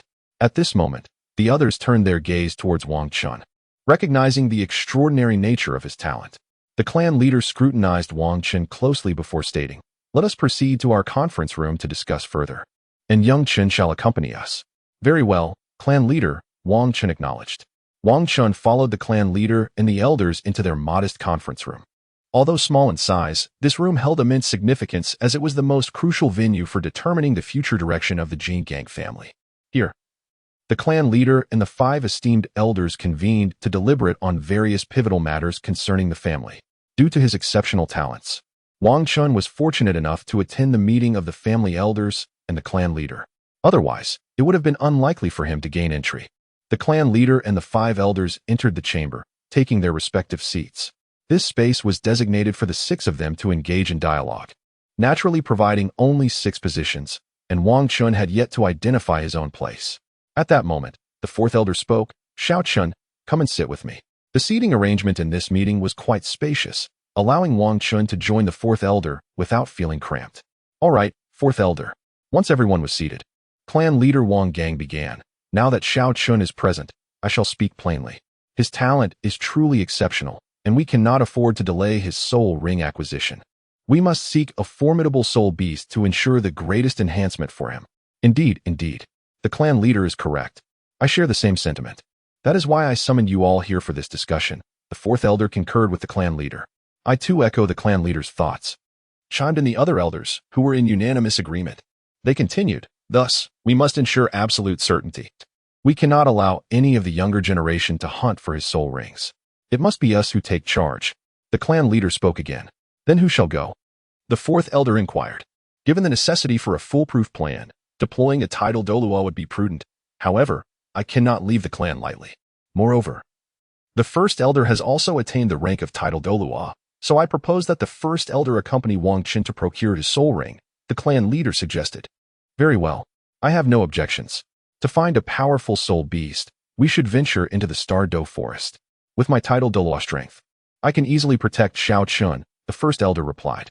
"Excellent. Prepare yourself and go with Xiao Chun to the Star Luo forest tomorrow to hunt for the soul ring." The decisions within the clan were made swiftly, unlike other factions that often prolonged their deliberations. Afterward, the clan leader and the other 4 elders departed, while the 4th elder remained to oversee the proceedings. He escorted Wang Chun to the door and said, "Xiao Chun, return and make your preparations. You will be hunting for your soul ring in the Star Luo forest, which will take considerable time, so ensure you are well prepared." "Understood, 4th elder." Wang Chun returned to his home and shared the matter with his mother. Later, after his father returned in the evening, he conversed with him as well. He then prepared some essential supplies and retreated to his room to rest. After all, once he acquired the 4th soul ring, he would have to leave his family to embark on his journey in the Douluo Continent. At that point, opportunities for such unguarded repose would be scarce. In the realm of society, while one must harbor no ill will towards others, it is imperative to remain vigilant. Should he venture into the Douluo Continent and continue to rest without caution, he might very well meet his demise unexpectedly. Therefore, Wang Chun resolved to cherish his current blissful life, free of worries, and to make the most of every moment of his precious rest. Today, Wang Chun chose not to practice the youthful cultivation technique, opting instead for a period of respite. He intended to enjoy a well-deserved rest at home. For tomorrow he would venture into the Star Luo Great Forest with the Grand Elder to hunt for soul rings, a task that would leave little time for relaxation. Thus, Wang Chun prioritized his rest. On the following morning, he rose early, performed a brief morning routine, and savored the breakfast prepared by his mother before heading outside to await the Grand Elder. The coveted 380,000 years soul ring awaited him. Wang Chun awaited outside his family estate, and soon the Grand Elder arrived. This time, unlike the previous occasion when the Grand Elder had gone to hunt for soul rings, most of the family's experts were absent, wary of being discovered by outsiders. They had to make their way discreetly, even traveling on foot. However, this journey was markedly different. Due to the considerable distance from the Star Luo forest, a carriage drawn by a century-old soul beast had been arranged for their passage. Thus, Wang Chun and the Grand Elder embarked in the carriage towards the Star Luo forest. During the journey, Wang Chun took the opportunity to further solidify his cultivation, recognizing the importance of being in peak condition to absorb the 10,000-year soul ring. After nearly 10 days, they finally reached the quaint town on the outskirts of the Star Luo forest. "Let us rest here for the night," Shao Chun, the Grand Elder, suggested. "Tomorrow, we shall venture into the Star Luo forest to assist you in hunting for your soul ring." "Very well, Grand Elder," Wang Chun replied. Wang Chun and the Grand Elder proceeded directly to the inn, intending to indulge in a sumptuous meal before taking a moment to rest. They were about to venture into the Star Luo forest in search of soul rings, where such favorable conditions for repose would be a rarity. Thus, the night passed swiftly. Both Wang Chun and the Grand Elder arose early, and after partaking in breakfast, they instructed the coachman to await their return in the quaint little town before setting off. Amidst the lush expanse of the great forest, Wang Chun marveled at the vibrant atmosphere, acknowledging that it was indeed a place that nurtured a myriad of soul beasts, with life's essence palpably abundant. This marked Wang Chun's inaugural journey into the Star Luo forest, where he was profoundly awed by the vibrant life force that permeated the air. The Grand Elder swiftly guided Wang Chun towards the inner circle of the forest, as the quest was to find him a formidable 10,000-year spirit ring. Only within the depths of the inner circle could a suitable spirit ring possibly be located. For the most powerful spirit beasts resided deep within the woods. The outskirts were typically populated by mere century and millennium spirit beasts, which did not meet Wang Chun's aspirations. Thus, the Grand Elder hastened their journey into the inner circle, as Wang Chun's speed could never rival that of a titled Douluo. Before long, leveraging the prowess of a titled Douluo, the Grand Elder transported Wang Chun to the inner circle in less than 2 hours, at which point they came to a halt to commence their careful search for an appropriate spirit beast. "Little Chun, do not stray too far from me. The spirit beasts that inhabit this area are either exceedingly powerful or highly venomous. Drifting too far could lead to unforeseen dangers." "All right, I understand, Grand Elder," Wang Chun replied, instinctively drawing nearer, for wise counsel often leads to prosperity. Wang Chun is far from being a reckless youth oblivious to his own interests. He is well aware of what actions will ultimately benefit him. Thus, he followed closely behind the Grand Elder, embarking on a quest for soul rings. Having spent the better part of the day within the Star Luo forest, he encountered a fair number of soul beasts, though they were predominantly of the 1,000-year variety, with only a scant few 10,000-year beasts that fell short of expectations. After all, the task of locating a 10,000-year soul ring for Wang Chun could not be approached with casualness. He is, after all, the most gifted descendant in the history of the King Kong family, and it is imperative that he does not falter in the selection of these soul rings. After another fruitless search in the inner circle, it became evident that suitable soul beasts remained elusive. "Let us take a moment to rest. We shall continue our search tomorrow," the Grand Elder remarked, noting that twilight had descended upon them. Upon hearing this, Wang Chun also came to a halt. After all, the quest for a suitable soul ring is not something that can be accomplished at a whim.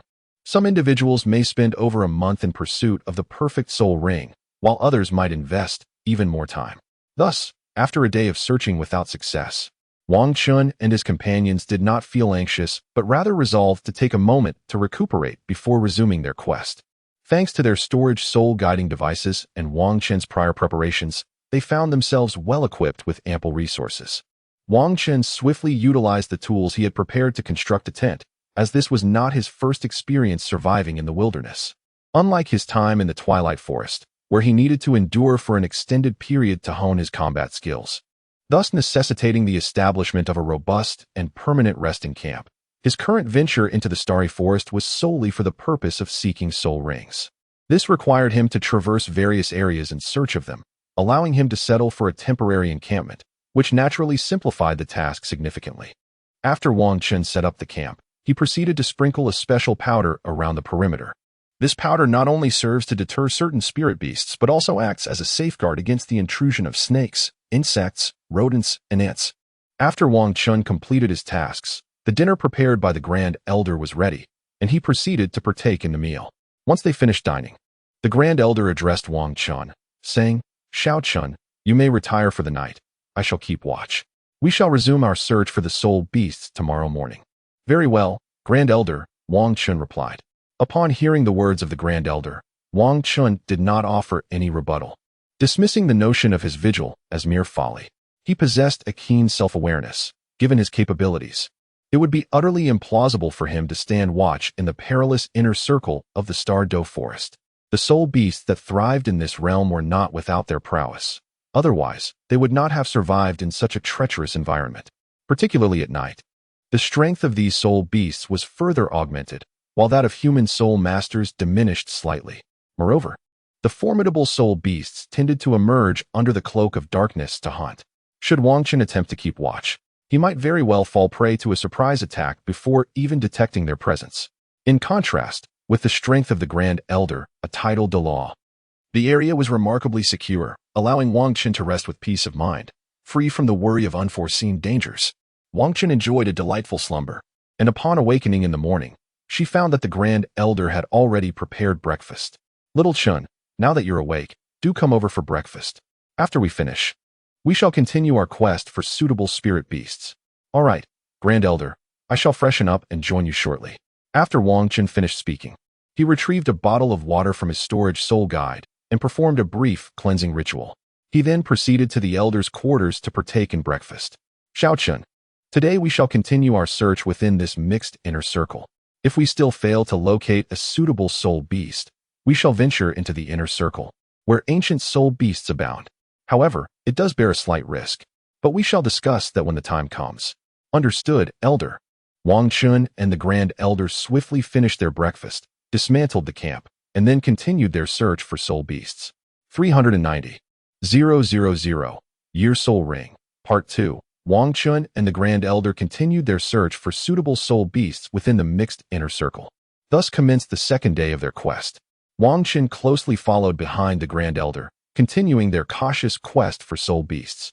They meticulously searched within the inner circle, yet despite their prolonged efforts, they were unable to uncover a suitable soul beast. Consequently, they decided to take a brief respite. "All right, Shao Chun, let us pause here for a moment and partake in some provisions. This afternoon, we shall prepare to venture deeper, aiming to seek out the appropriate soul beasts by tomorrow." "Understood, Grand Elder. I will prepare some food at once." After Wang Chun concluded his words, he remained in place to prepare lunch. He retrieved some marinated spirit beast meat from his storage soul guide, and then took out a small pot he had prepared, intending to concoct a spirit beast meat soup. Wang Chun gathered some dry firewood nearby and began to prepare a meal. Meanwhile, the Elder seized this opportunity to close his eyes and rejuvenate his spiritual energy. After all, he would need to keep watch at night and could only recuperate during the day. Although his strength as a titled Douluo permitted him to endure several days without rest, such a choice would inevitably affect his performance to some degree. Thus, he chose to seize this moment to rest. Fortunately, Wang Chun was also adept at cooking, so it was he who was tending to the meal. Moreover, the daytime environment of the Star Luo forest was considerably safer than its nocturnal counterpart. The camouflage of spirit beasts was much easier to discern, which alleviated the Elder's concerns regarding Wang Chun's safety. During this time, Wang Chun prepared lunch and invited the Grand Elder to share the meal. They engaged in a discussion afterwards. Once they finished dining, they did not linger, but set off directly towards the inner part of the forest. As they journeyed inward, they casually scanned the surroundings for any suitable soul beasts. Should they find one, it would spare them the peril of venturing deeper into the woods. Thus, they spent the entire afternoon searching, yet regrettably, no suitable soul beasts were found. As evening approached, Wang Chun and the Grand Elder decided to camp at the juncture between the inner circle and the mixed area, intending to rest there for the night as the forest grew increasingly perilous after dark. If the Grand Elder were alone, he would have felt no concern. But with Wang Chun's presence, he felt compelled to ensure his safety. As before, Wang Chun took on the task of setting up camp and spreading medicinal powder, while the Grand Elder prepared dinner. Once Wang Chun had established the campsite, it was nearly time to eat. After their meal, Wang Chun retired for the night while the Grand Elder kept watch. In the dead of night, a sudden roar and piercing screams erupted from a distance, jolting Wang Chun from his slumber. Emerging from the tent, he found the Grand Elder in a state of heightened awareness.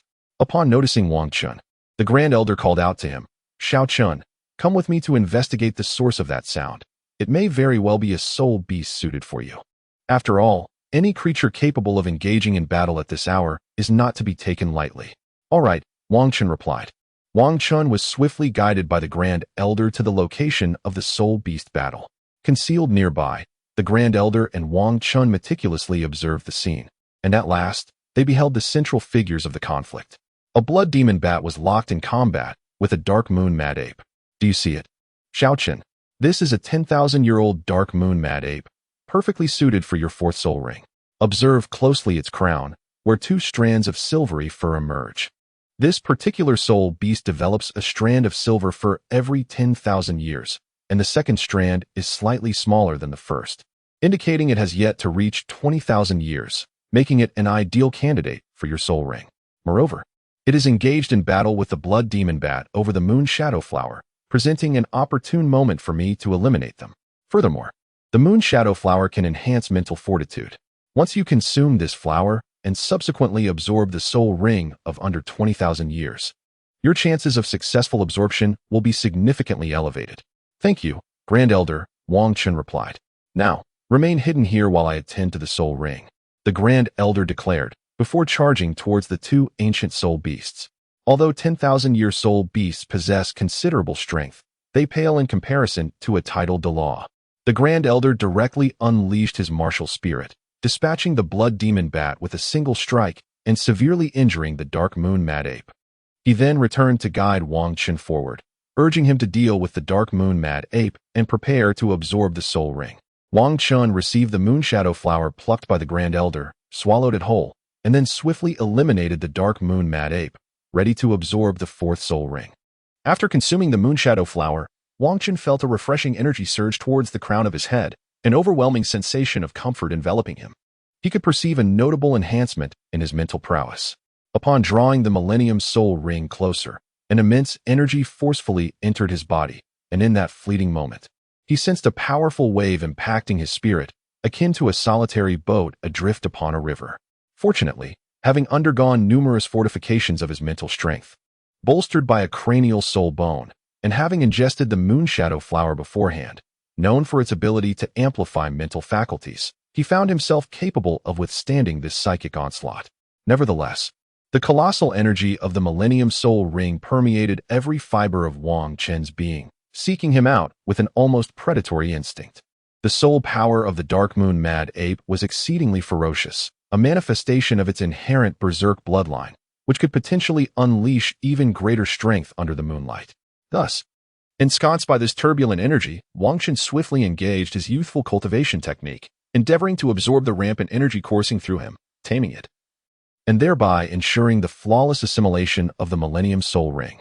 Amidst the onslaught of this tempestuous energy, Wang Chun could only concentrate his mental fortitude to withstand the force of the impact. The three soul rings adorning him pulsated rapidly, enveloping his form in a magnificent chrysalis of yellow and purple hues. This endeavor to absorb a soul ring beyond his current capabilities starkly contrasted with his previous attempts, which had been effortlessly executed.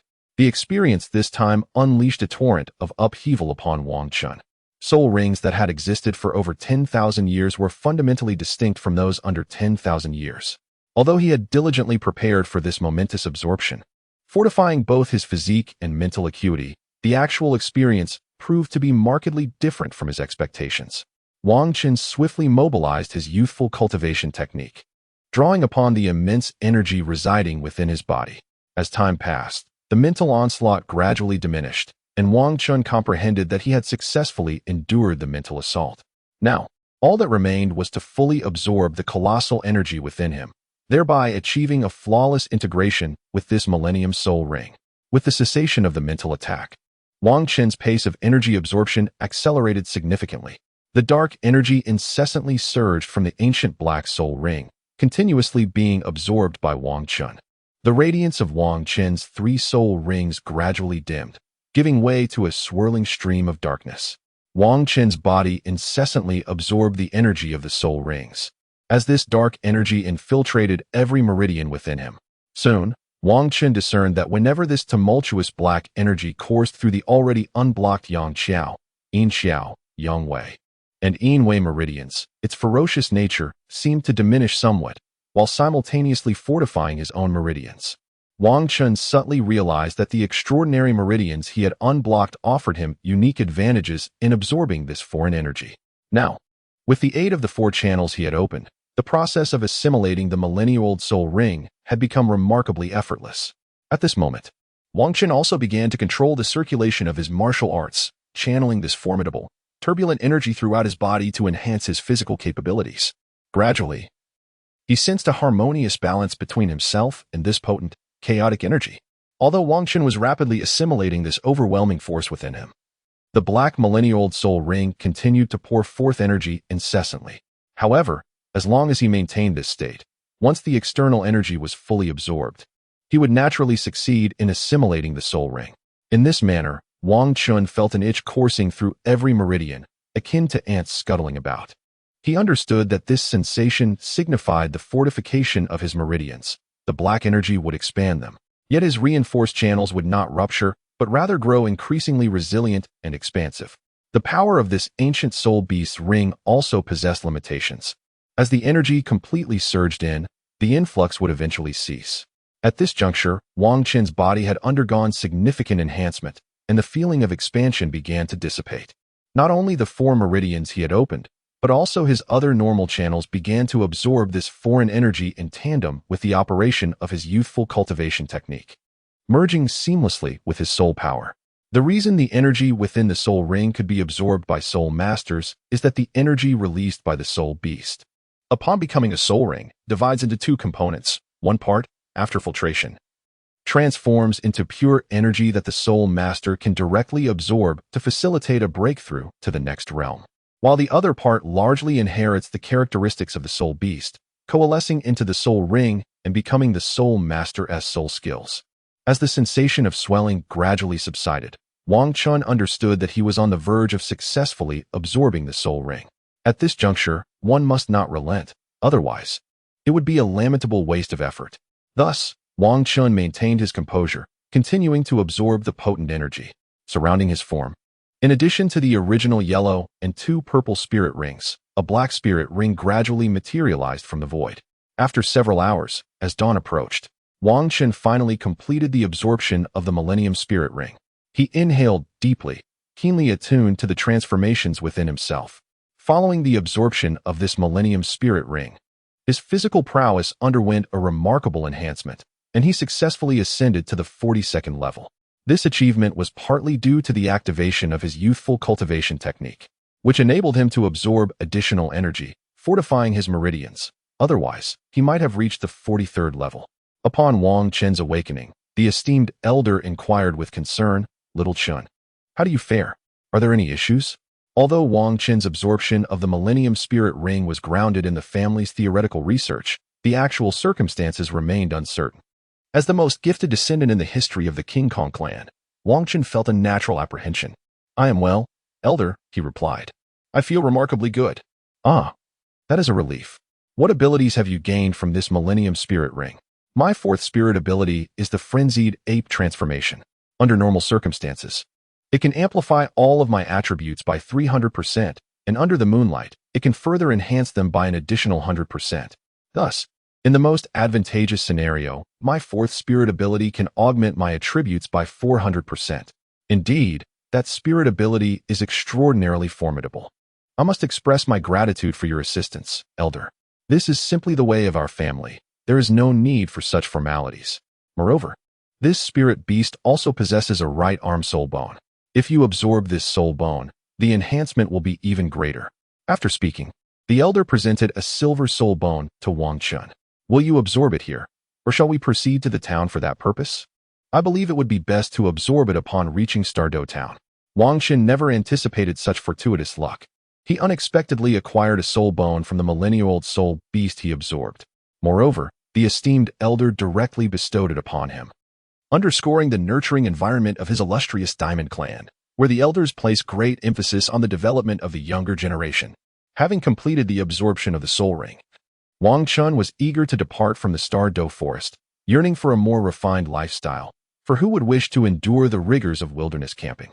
Furthermore, with the soul bone securely in his possession and no one aware of it, there was little chance of it being snatched away by anyone, especially not in the presence of a titled Douluo. First, he planned to head to the nearby town for a refreshing cleanse before absorbing the soul bone, which could wait. The elders swiftly guided Wang Chun out of the forest. Unlike their arrival, which involved a meticulous search for a suitable soul ring, the departure required no such deliberation. They soared directly into the sky, and in no time at all, the elder had led Wang Chun to the charming Star Luo town. Wang Chun and the Grand Elder proceeded directly to the inn where they had initially arrived. There, they indulged in a sumptuous meal before retiring to freshen up. After Wang Chun finished his ablutions, he proceeded to the room of the Grand Elder, where he conveyed his intention to absorb a soul bone. After all, the process of absorbing a soul bone necessitates meticulous preparation to ensure absolute security. With a titled Douluo as a guardian, the act of absorption would undoubtedly be exceedingly safe. Wang Chun retrieved the sharply defined silver right arm soul bone from his storage soul guide and firmly affixed it to his right hand. Wang Chun channeled his soul energy, and soon he heard a resonant hum. Subsequently, the soul bone transformed into a warm essence that flowed from his right hand into his body. This energy coursed through Wang Chun, enhancing his physical attributes. Ultimately, the absorbed energy coalesced in his right hand, further augmenting its strength. He sensed a significant enhancement in his overall physical prowess, with his right hand now delivering a considerably greater force than his left. In less than half an hour, Wang Chun completely absorbed the soul bone, experiencing no hindrance. Instead, he felt a gentle sense of familiarity. Perhaps this is what soul masters refer to, the idea that only by absorbing the same soul ring and soul bone can one achieve the utmost enhancement. This soul bone not only elevated his strength from level 42 to 44, but also provided an additional fortification of his physique, a transformation that could be described as a complete revitalization. It is no wonder there are legends that some soul masters, lacking in innate talent, have attained a soul bone and subsequently soared in power to become titled Douluos. Such tales appear to be rooted in truth. After absorbing the ancient soul bone, Wang Chun rose to his feet, feeling the enhancement of his physical strength. He then addressed the Grand Elder, saying, "Grand Elder, I shall take my leave to rest. You should also retire early. I appreciate your assistance in the Star Luo forest these past few days." The Grand Elder replied, "Indeed. After your absorption, it is wise to rest well. Tomorrow, we shall return to the clan, and you must prepare for your own trials ahead." Upon concluding his reflections, Wang Chun retired to his chamber for a well-deserved rest. Although the Grand Elder had vigilantly guarded the camp during their recent sojourn in the forest, the challenges of the wilderness had rendered it impossible for him to achieve complete relaxation. Thus, he felt an urgent need to recuperate. The following day, after sharing breakfast with the Grand Elder, Wang Chun boarded the carriage that had brought them and set forth towards his family estate. The purpose of their expedition had been fulfilled, and Wang Chun found himself in high spirits, unperturbed by the monotony of travel. After more than 10 days of diligent practice within the confines of the carriage, they finally arrived at the family stronghold. "Shaochun, accompany me to meet the clan leader and the other elders. We must discuss the arrangements for your forthcoming trials," inquired the Grand Elder. "Certainly, Grand Elder," Wang Chun replied. Wang Chun accompanied the Grand Elder to the inner courtyard of the clan, the same courtyard where the clan leader and elders convened to deliberate. This time, the fifth elder remained behind. Upon seeing the Grand Elder and Wang Chun, he inquired with genuine concern, "How did it go? What spirit ring did you find, young Chun?" "Let us pause on that for now. Please inform the clan leader and the other elders to join us for a discussion. We need to deliberate on young Chin's future development and briefly touch upon his gains." "Understood." The fifth elder proceeded to notify the clan leader and several other elders, preparing to discuss Wang Chin's subsequent progression. Shortly thereafter, the clan leader and 3 elders arrived. "What matters require our attention?" the clan leader asked. "It is the eldest. He wishes to discuss young Chin's development and touch upon the results of this spirit hunting expedition." "Very well. Let us move to the conference room." With that, the clan leader led the way to the small conference room, eager for a thorough exchange. "The outcome of my spirit ring hunt alongside young Chun has been remarkably fruitful. He not only absorbed a spirit ring approaching 20,000 years of age, but also acquired a spirit bone from his right arm. Since it was obtained from this ancient spirit beast, I deemed it appropriate to allow young Chun to absorb it. Indeed, young Chun should face no difficulties in absorbing this spirit bone. It will indeed yield substantial enhancement. This is not a matter for debate. Allowing young Chun to absorb it was the right decision. My primary concern today revolves around the fact that young Chun has now reached level 44. According to clan regulations, he is due for practical training. However, at merely 10 years of age, should we consider postponing his training until he is a bit older? Upon hearing the words of the Grand Elder, the other elders fell into deep contemplation. Historically, individuals in their family who achieved the 40th level were typically over the age of 15, and thus, the notion of postponing their training had never been entertained. However, Wang Qin's prodigious talent, having reached the 40th level at merely 10 years of age, raised concerns regarding the appropriateness of sending him out to train at such a tender age. Yet, the tradition of embarking on training upon reaching the 40th level had long been established within the family, and it was precisely this tradition that ensured the survival and high caliber of those who returned from their endeavors. The lineage of advanced combat skills had never faltered. To deviate from this custom could potentially jeopardize the family's legacy. Hence, the Grand Elders summoned these individuals for a discussion. At this moment, the elders remained silent, uncertain of the path to take. Logically, it would be prudent to wait until Wang Chun was older before sending him out to train. However, from a legalistic perspective, traditions ought not to be violated. It is akin to a person's moral boundaries. Once crossed, they tend to be breached repeatedly, leading to the erosion of limits. Disregarding tradition would set a poor precedent for the younger generation. Ultimately, it was the clan leader who spoke. The traditions must not be broken. Thus, it was decided that young Chun would proceed with his training, albeit after spending 6 months learning within the Southern Town Military Corps. Very well, young Chun. You may return home for a month to rest, and then report to the Southern Town Military Corps. Understood, clan leader. Upon hearing the arrangements made by the clan leader and others, Wang Chun returned home. After Wang Chun departed, the elders of the family remained with lingering doubts, continuing their deliberations. Patriarch, young Chun is still quite immature, although he has reached the formidable level of 44. I believe it is premature for him to embark on his training journey. Indeed, Patriarch, young Chun may be the most gifted individual in our King Kong clan. Yet allowing him to venture out for training at this juncture seems rather reckless. Nevertheless, the regulations of our clan must be upheld. Were it not for these principles, could our King Kong clan have flourished to its current stature? Should we violate these tenets, we would be setting a poor example for the younger generation. Granting them excuses to forego their training, will they be capable of shouldering the responsibilities of the clan when the time comes? Can they ensure the clan's continued prosperity? The other elders found themselves rendered speechless by the patriarch's inquiries. They pondered these concerns, which is why they had initially refrained from presenting their thoughts to the patriarch, fearing they might make a decision detrimental to the clan's future. Furthermore, did I not propose that young Chun spend 6 months studying within the Southern Town Legion? This arrangement provides him with a considerable advantage in terms of learning time compared to others. At this moment, the elders realized that typically, clan offspring only spend a month in the Southern Town Legion, whereas Wang Chun would be afforded an additional 5 months, representing a reasonable compromise. Wang Chun returned to his home and shared the family's decision with his mother. Aware of the customs of the Jingang family, she refrained from further discussion and instead prepared a sumptuous feast for him. After engaging in conversation with his father that evening, Wang Chun retired for the night. He intended to gather with his close companions the following day, as he would soon embark on a journey of training, leaving little time for future gatherings. The next day, at the familiar little tavern, Wang Chun convened with his 3 loyal subordinates in a private room. In 1 month, I shall depart for the Jinnan Legion for my studies, and afterward, I will engage in my training. This may be our last opportunity to convene.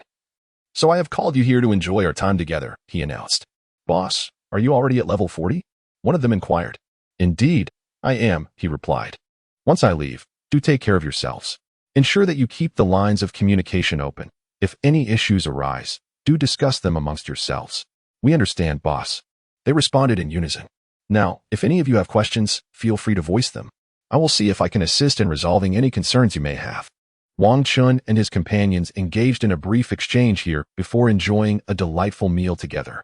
Ultimately, they each returned home. 42 a month. 1 month hence, Wang Chun shall depart from the Jingang family, having resided within its embrace for a decade. The prospect of leaving evokes a tinge of reluctance. He intends to wander through this locale, a means of encapsulating the memories of his childhood. In the bustling Jingang city, amidst the throngs of people, he finds himself leisurely exploring its shops and patrons for the very first time. Previously, his days were consumed by academic pursuits at the academy or rigorous training within the Jingang family, leaving little opportunity for unbridled exploration. This venture serves to amend a minor regret. Jingang City thrives in unparalleled splendor, teeming with a multitude of souls, necessitating the presence of numerous patrolling soldiers to maintain order. Most of these soldiers and officers are veterans from the Jingang family's Southern Town Legion, subsequently integrated into the patrol corps. This arrangement is a testament to the Jingang family's commitment to ensuring the well-being of those who have served in the Southern Town Legion, alleviating any concerns regarding their post-service livelihood. This strategic benevolence is a cornerstone of the Jingang family's enduring influence over the Southern Town Legion, after all, who would follow a leader incapable of securing their elder years. Leveraging this advantage, the Jingang family not only garners the loyalty of their Southern Town Legion, but also utilizes these retired soldiers to infiltrate the city's guard. Consequently, the Jingang family exerts substantial control over the city's military forces, significantly bolstering their authority within Jingang City. Wang Chun meandered about, curious to discover any unique establishments within, hoping to unearth something extraordinary. Before long, he stumbled upon an exquisite and distinctive restaurant. This establishment boasted 5 stories, indicating its substantial scale, while its exterior was adorned in a cerulean hue, reminiscent of a lush bamboo grove, captivating all who beheld it. The name, Zhu Xianju, exuded an air of elegance. Wang Chun stepped inside and was immediately enveloped by the fragrant aroma of bamboo wafting through the air. This refreshing scent, imbued with a touch of nature, brought a sense of tranquility and comfort to one's spirit. The hotel's interior decoration embraced a singular style of azure blue, exuding a fresh and natural elegance that imparted an air of refined cultural sophistication. In contrast to the somewhat rugged aesthetics of Douluo Continent, this unique ambience rendered the hotel a captivating haven for many devoted patrons. Wang Chun approached the counter and requested a private room. The attendant behind the counter, upon hearing Wang Chun's words, promptly inquired, "Sir, are you a member? Do you have a reservation?" "Oh, is there a distinction?" Wang Chun replied, "If you possess a reservation, you may proceed directly to your designated room. However, if you do not have a reservation and are not a member, you will only be able to dine in the main hall or the private rooms on the 2nd floor. Access to the 3rd floor and above is reserved for members only." "How intriguing. Please, arrange for a room on the 2nd floor," Wang Chun requested. "Very well, sir. Please follow Xiao to your room. Should you require anything, simply inform her," the attendant responded. Afterward, a lovely waitress approached to escort Wang Chun to the private room on the 2nd floor. Wang Chun ordered a selection of exquisite delicacies, relishing the unique experience this remarkable hotel had to offer. After Wang Chun exited the hotel, he continued to wander a bit longer, relishing the exploration of previously unvisited locales before returning home. He intended to spend more time with his mother in the coming days, as opportunities to do so would be scarce once he ventured out again. Upon returning home, Wang Chun promptly began to gather the essentials for his impending journey, which would be of considerable duration, necessitating ample preparation. After organizing his belongings, he engaged in a heartfelt conversation with his mother, cherishing the moments spent in her company. Once his father returned, they continued their discourse, during which his father recounted various experiences from his own ventures, imparting valuable wisdom. He also mentioned the Zhennan Legion within their family, advising Wang Chun on what to be mindful of upon his arrival. It was crucial to express favorable sentiments. If the instructors took a liking to him, they might bestow upon him their unique techniques. These techniques, forged through countless trials and tribulations, were vital skills for survival in critical situations. Conversely, should he fail to make a good impression, he would only be taught the standardized skills, which, while still formidable, were subject to the family's need for reform and accessibility, thus rendering their effectiveness somewhat diminished. The unique techniques, being proprietary to their lineage, could not be forcibly relinquished. Otherwise, the instructors would lose the trust of their students, and they could only impart their treasured knowledge to those whom they favored. Wang Chun also comprehends the thoughts of these individuals, as the insights he has garnered are the result of his arduous journey. It is inconceivable that he would casually impart such knowledge. After all, these skills, born from practical experience, entail inherent risks. For those feudal techniques are inevitably discarded in the crucible of reality. Naturally, the hard-won expertise he possesses would be bestowed upon someone he deems worthy. After concluding his conversation with his father, Wang Chun retreated to his chamber, where he practiced the art of childhood cultivation for a while before gradually succumbing to slumber. Time passed, and only 2 days remained before Wang Chun embarked on his journey to the Southern Legion. During the past month, aside from leisurely wandering through the city of King Kong on the first day, he spent most of his time at home engaging in conversations with his parents. He would occasionally participate in a soul duel at the King Kong Soul Arena, honing his combat skills, or retreat to the family's inner courtyard to cultivate his soul power and elevate his soul rank. Additionally, he often visited the family's library, which housed a wealth of knowledge, comprising not only theoretical insights compiled by his family, but also a plethora of information from across the continent. Among its treasures were locations of great significance, such as the ice and fire yin yang I mentioned in the original text, and extensive knowledge of various herbs, including records of the wondrous Qirong Tongtian chrysanthemum and the 8-petal immortal orchid, detailing their consumption methods and effects. However, such knowledge remained concealed within the family, inaccessible to outsiders. Without the family's ancestral records, one could be presented with these treasures yet remain oblivious to their utility. This mirrors the plight of the poisoned Douluo in the original tale. Despite having access to the ice and fire yin yang and an array of treasures, he lacked the understanding that comes from inheritance. The family legacy encompasses not only guidance on cultivation or assistance in acquiring soul rings, but, more importantly, these hidden teachings that ensure one does not leave a treasure mountain empty-handed. Before departing, Wang Chun decided to gather his 3 loyal companions for one last meeting. Knowing that once he set out, opportunities for such gatherings would be fleeting, they convened once more at the familiar small restaurant, occupying the same private room as before. However, this time, their conversation strayed from the realm of cultivation. Instead, they resolved to savor a hearty meal together, focusing solely on nurturing their bonds of camaraderie. Eschewing discussions of their training, brothers, Wang Chun began, after this gathering, I shall be leaving. From henceforth, it will be just the 3 of you. I urge you to remain united and supportive of one another. He continued, let us not delve into any other matters today. Let us simply cherish our friendship. Understood, boss. They replied. As evening descended, Wang Chun and his companions engaged in heartfelt conversations, reluctant to part ways, for they were uncertain when they would gather again. Such sentiments are natural. It is often during childhood that one experiences the purest joy, free from worries and responsibilities. However, as one matures, the weight of future aspirations and obligations inevitably looms, rendering it impossible to recapture the unadulterated happiness of youth. 2 days later, Wang Chun set forth to join the Jingang Corps, accompanied by the 4th elder, who would present him to the commander of the corps, thus bestowing upon this prodigious talent of the King Kong family a final courtesy. The Jingang Corps is stationed to the south of King Kong City, near the Yuhui Forest, and was originally established to confront the soul beast tides within the forest. Eventually, the formidable members of the King Kong family vanquished the more powerful soul beasts, effectively quelling the major upheaval within Yuhui Forest, leaving behind only minor disturbances that posed little threat. Consequently, the Jingang Corps transformed into a stabilizing force for the Yuhui Forest, shedding its previous burdens.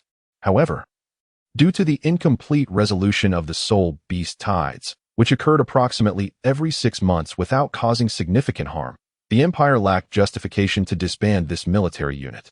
Thus, the Jingang Corps, dominated by the King Kong family, evolved into a crucial training ground for their aspiring talents. Training in this environment, where battles reflect the true essence of combat, starkly contrasts with the family sparring and soul-fighting competitions. Here, stakes are life and death, and one cannot afford to hold back. Failure to engage fully could result in dire consequences. Under the tutelage of seasoned soul masters who have faced life-threatening experiences, the survival rate of the King Kong family's aspirants significantly improved. The 4th elder escorted Wang Chun to the camp of the Jingang Corps, where he entrusted him to the commander before taking his leave. The commander then handed Wang Chun over to the vice commander, Wang Fu, who is also the father of Wang Hai, leading him further into the camp. Wang Fu possesses the martial soul of a black magic tiger, which has earned him the moniker Black Tiger A Fu. Wang Hai inherited his mother's primate martial spirit. Wang Fu possesses a robust and rugged physique, coupled with a countenance that exudes sincerity and honesty, suggesting he should be a person of maturity and composure. However, as the saying goes, one should not judge a book by its cover, nor can the vastness of the sea be measured by a mere dipper. Uncle Fu, where shall we go now? Well, let us first head to our residence, after which I shall introduce you to the instructors you will encounter in the future. All right, sounds good. Wang Chun followed to the residence, made his bed, and then accompanied Wang Fu to meet the instructors.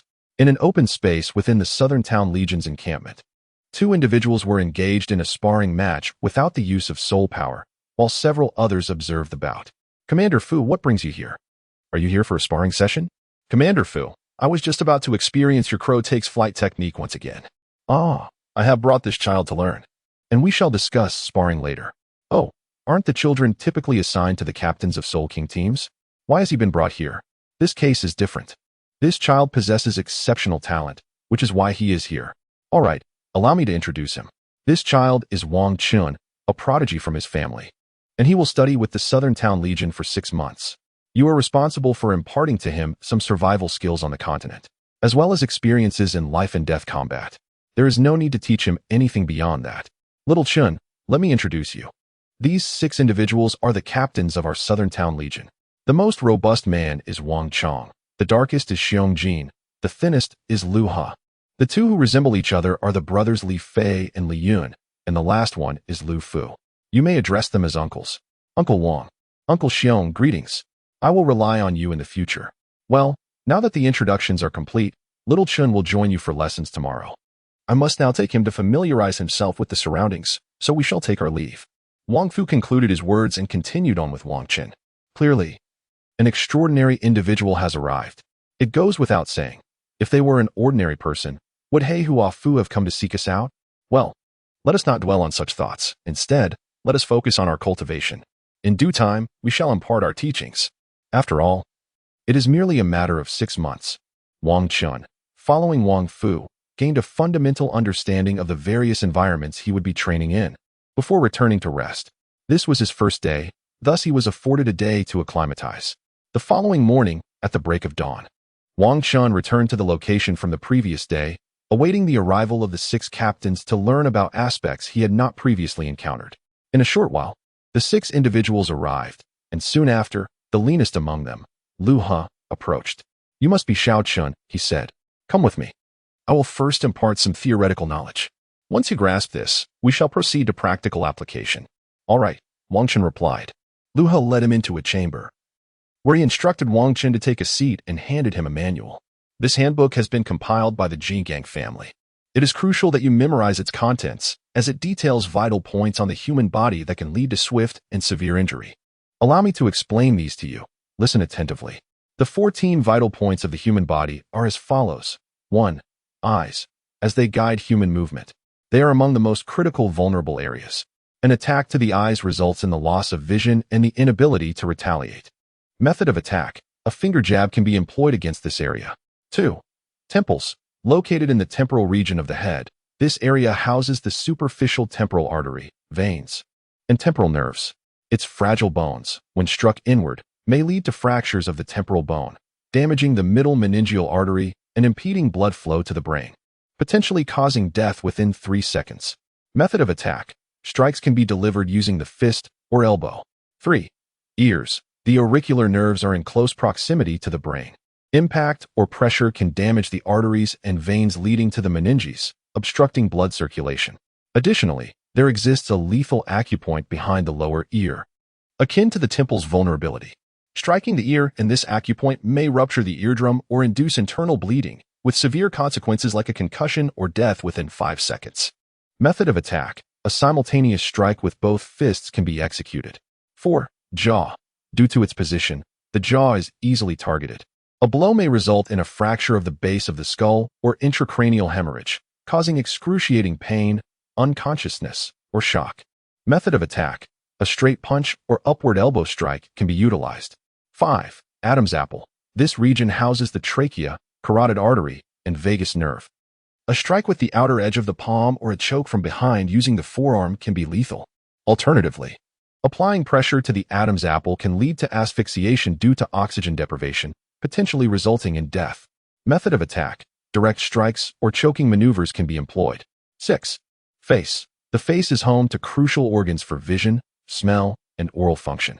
Due to the intricate distribution of nerves and blood vessels in this area, it is highly sensitive to pain. A strike can induce excruciating pain, potentially incapacitating the individual. Methods of attack include striking with the fist, colliding with the knee, or kicking with the foot, capable of rendering an opponent unconscious or in shock within 3 seconds. The neck, particularly on the sides and back, is laden with fatal blood vessels and nerves, including the carotid artery and the vagus nerve.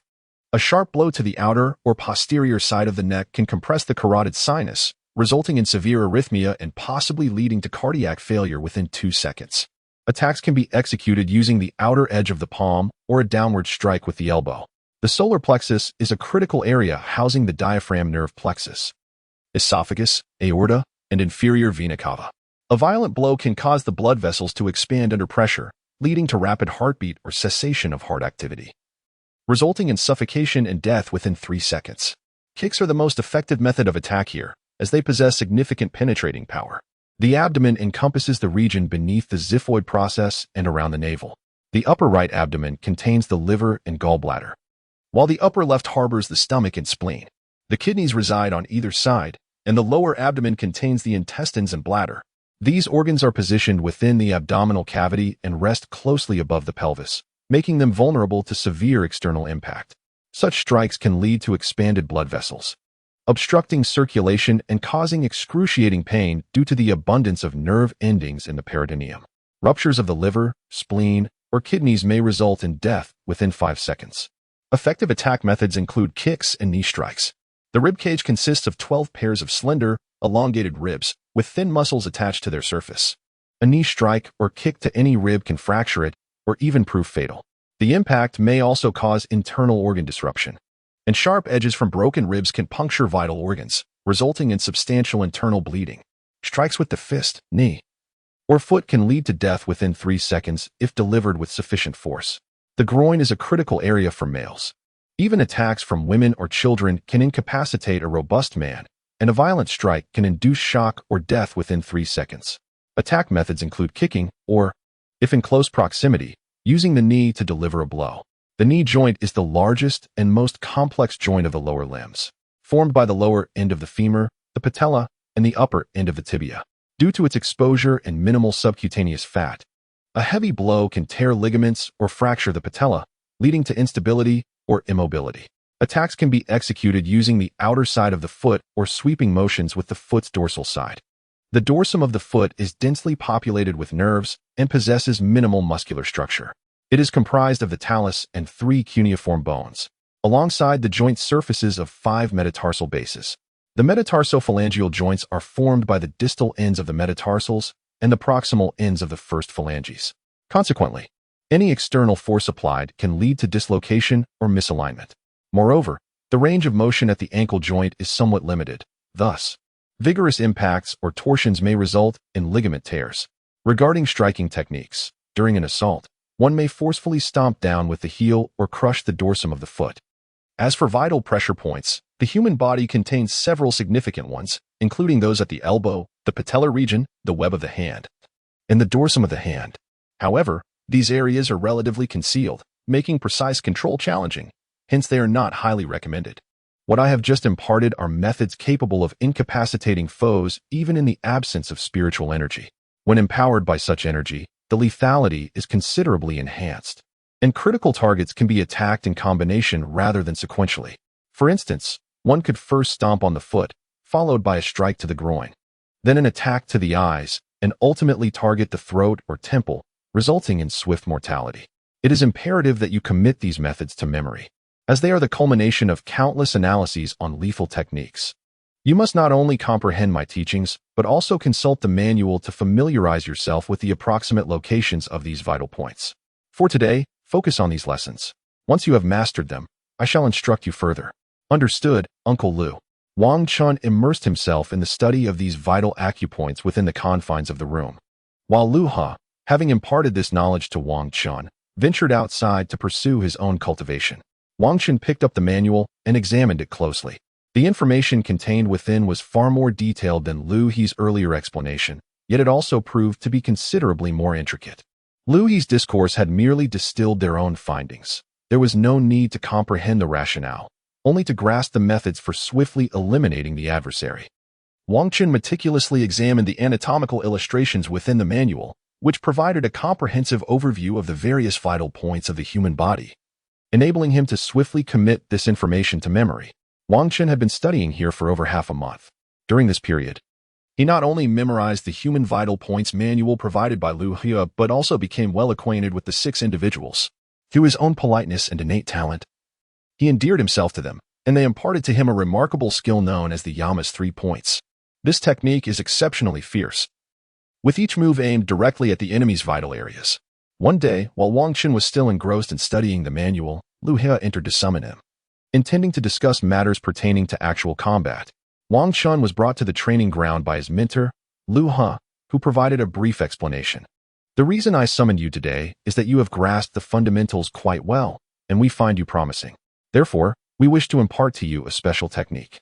This is a signature move we have developed through practical experience, the King of Hell's 3-point strike. The King of Hell's 3-point strike is a masterful technique for close combat. Once in proximity, the practitioner delivers a direct blow to the opponent's face with the right hand. Typically, no one would allow their face to absorb such an attack, as they instinctively use their hands to defend. At this moment, we apply downward pressure on their hand with our right, followed by another direct strike with the left hand. The opponent can only continue to block, while we maintain the downward pressure. At this juncture, we can utilize their own hand to shield ourselves, freeing our right hand for an upward strike targeting their jaw.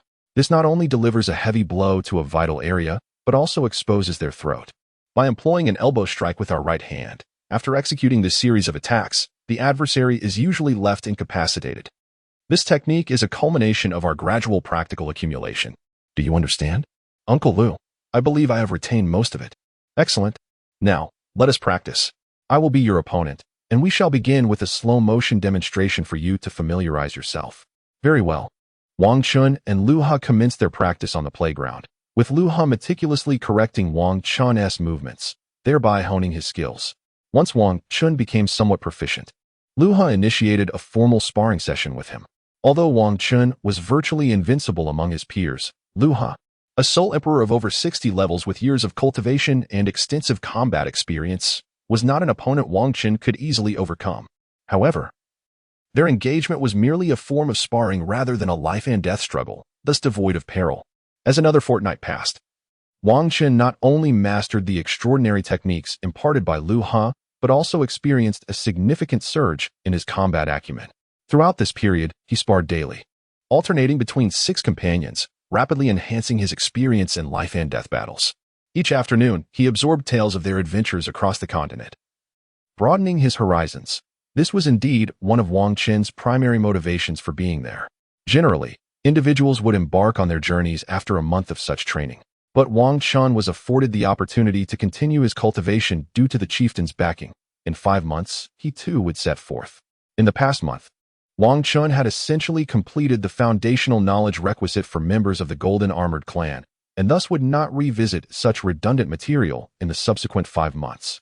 During the second month, Wang Fu took him under his wing, not only engaging in sparring to bolster Wang Chun's practical experience, but also sharing anecdotes from his own adventures, enriching Wang Chun's understanding of societal survival. During this time, Wang Chun discerned that Uncle Wang Fu was not as mature and composed as he initially appeared. Rather, he was a whimsical character, fond of jesting, with a catchphrase, "I am Black Tiger Ah Fu. Are you ready to face your doom?" It was precisely this playful disposition that drew Wang Chun closer to him. After all, a serious individual may command respect, but often remains at a distance. They typically do not favor frivolous company, thus fostering a lack of intimacy. In this month, Wang Chun learned the most about combat from Wang Fu. Little Chun, do you know what is paramount in battle? Is it strength or combat skills? No, those are merely secondary. They are not the essence. Is it combat experience? Neither. The most crucial element is your momentum, or rather, your resolve to attack. I don't quite grasp why momentum is of utmost importance. Because without the determination to vanquish your opponent, you lack that momentum. Consequently, your strikes will not be fierce, and the opportunity to swiftly eliminate your foe will elude you. You risk being drawn into a war of attrition, which, in the absence of reinforcements, can render you exceedingly vulnerable. to launch a ferocious attack. One must possess an aura of lethal determination, thus overwhelming the opponent with sheer force and swiftly dispatching them. Ah, I see now, Uncle Fu. It is indeed commendable to grasp this principle. Now, engage with me in battle and embody that resolute spirit of annihilation. Yet, could this not be perilous? Fear not.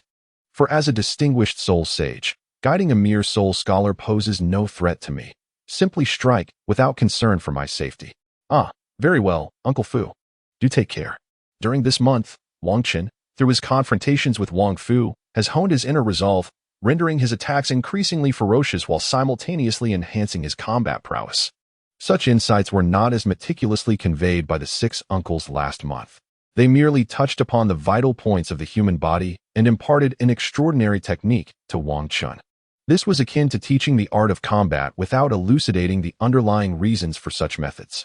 In contrast, Wang Fu provided Wang Qin with the rationale behind these strategies, showcasing their distinct pedagogical approaches, as each individual shared their own areas of expertise. In the third month, Wang Qin did not remain in the encampment of the Southern Army. Instead, he was guided by Wang Fu to the Yuhui Forest, where he engaged in hands-on instruction, acquiring essential knowledge for survival in the wilderness. Unlike the passive learning at the Diamond Soul Master Academy, where theoretical teachings often lacked practical application, as night fell in the Yuhui Forest, within the perimeter inhabited by soul beasts, predominantly those of a century and decade in age, Wang Fu commenced with foundational knowledge. Acknowledging that while Wang Qin may have encountered these concepts before, the disparity between theory and practice is vast. No amount of theoretical study can rival the depth of a single practical experience. Little Qin, I am now going to impart crucial survival skills in the wilderness. You may have previously read about these topics or heard instructors discuss them. However, practice and theory are never entirely synonymous. Moreover, although you have visited Yuhui Forest before, your previous purpose was not to acquire survival skills, but rather to enhance your combat abilities through encounters with soul beasts. Therefore, pay close attention to my explanations. Firstly, when selecting a campsite in the wild, avoid proximity to water sources, as numerous soul beasts venture out at night to drink. Being too close significantly increases the risk of an encounter. Secondly, when setting up camp, it is imperative to scatter medicinal powder around the perimeter. This not only masks your scent, but also deters venomous insects. Never underestimate these creatures, for they might bite you unbeknownst to you, potentially jeopardizing your life in the absence of a healing soul master or appropriate remedies. Thirdly, it is advisable to refrain from lighting a fire at night, especially in perilous forests. While a fire may frighten off weaker soul beasts, it is far more likely to attract formidable ones. Attracting such powerful entities could lead to fatal consequences. Lastly, and most importantly, if you encounter other individuals in the wilderness, keep your distance and swiftly retreat. Allow no one to approach you casually in such settings. Remember these lessons well, for they have been distilled from the experiences of those who have lost their lives. Understood, Uncle Fu. I will remember these points. Now, I shall rest, and tomorrow you can continue to enlighten me with further knowledge. A night passed without incident. After finishing his meal, Wang Qin followed Wang Fu deeper into the Yuhui Forest. As they walked, Wang Fu imparted knowledge about the soul beasts they encountered along the way. By noon, they paused in a clearing to prepare their lunch, during which Wang Fu continued to share insights. Xiao Chun, let me elucidate some knowledge about soul beasts. I have already shared quite a bit today, but now I will summarize it for you. Firstly, we categorize soul beasts into two types: animal soul beasts and plant soul beasts. You have experienced the family's mimicry training environment, and you have seen those peach tree soul beasts, which generally cannot move autonomously. As long as you remain outside their attack range, you are mostly safe. But how can one discern them? Simply remember that if you encounter a location with unusual vegetation, and there are no similar plants nearby, you must exercise caution, as this could be extremely perilous. High-ranking soul beasts possess territorial instincts and will not tolerate the presence of any soul beast that poses a threat to them. Most importantly, if you detect any peculiar scents in the wilderness, you must be vigilant, for such odors are typically emitted by special soul beasts to attract prey. These unique gases may induce poisoning or hallucinations, and if ensnared, survival is unlikely. Animal soul beasts are generally easier to identify, the more distinctive their appearance, the greater the danger they pose. Should you encounter any unusual soul beast, it is best to withdraw and avoid detection. In the wild, Uniquely formed soul beasts are usually formidable.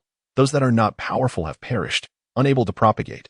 Furthermore, be cautious of small creatures displaying vibrant colors, as these are often highly toxic.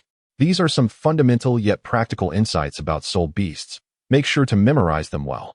Thank you, Uncle Fu, Wang Chun replied. After their meal, Wang Chun continued to accompany Wang Fu, eager to learn more about soul beasts and survival skills in the wilderness, ensuring his future well-being. Xiao Chun, do you see that? That is the exceedingly dangerous bloodthirsty ghost Sephora. Wang Fu pointed towards a distant blood-red locust tree, remarking that it stood impressively tall, reaching approximately 20 meters in height. This sanguine-hued tree, known as the bloodthirsty ghost locust, is a perilous plant spirit beast residing within the Yuhui forest. Its towering presence, combined with its crimson branches, indicates that it is an ancient entity, over 2,000 years old.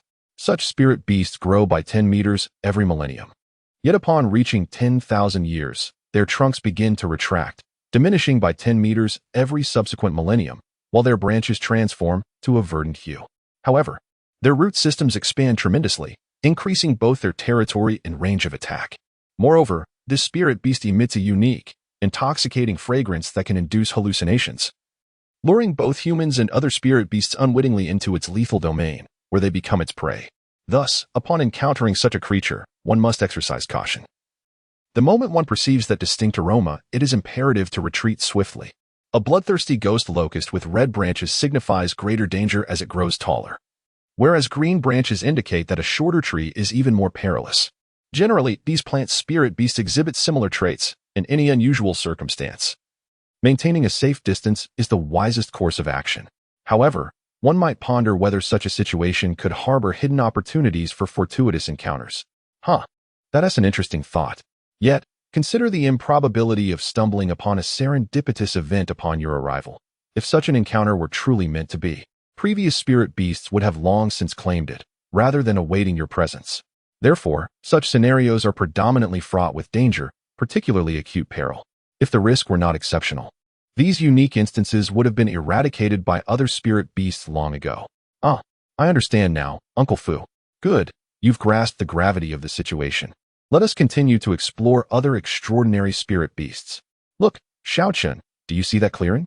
The one devoid of any plant life? Oh, I see it. In the wild, one must also keep a safe distance from such barren patches, as they often conceal venomous spirit beasts beneath their surface. Only those toxic entities would transform their territory into such a noxious black soil, rendering it inhospitable to life. These insights are the culmination of our experiences gained during our ventures. You must remember them well. Understood, Uncle Fu. Thus, during this month, Wang Chun accompanied Wang Fu to various locations within the Yuhui forest, acquiring a wealth of experience. Through this hands-on observation, coupled with Wang Fu's insightful explanations, Wang Chun developed a deeper understanding of the myriad dangers that lurk in the wild. Over the course of this month, he felt that his wilderness survival skills had expanded more than in the previous years combined. This is the advantage of such practical instruction, and it underscores the family's commitment to fostering this educational approach. Throughout this period, Wang Chun not only learned about the habits of various venomous creatures and fierce beasts, but also gained insights into the habitats of different spirit beasts, laying a foundation for his future identification of these entities. As the month drew to a close, Wang Chun was escorted back to the Zhunnan core camp by Wang Fu, who entrusted him once again to Lu He and his team for the next phase of training. Xiao Chun, you shall rest here for a day. Tomorrow, you will venture into the Yuhui forest for survival training. We will continue your education then. What will I be training in? You will hone your wilderness survival skills. You will understand in due course. Oh, understood.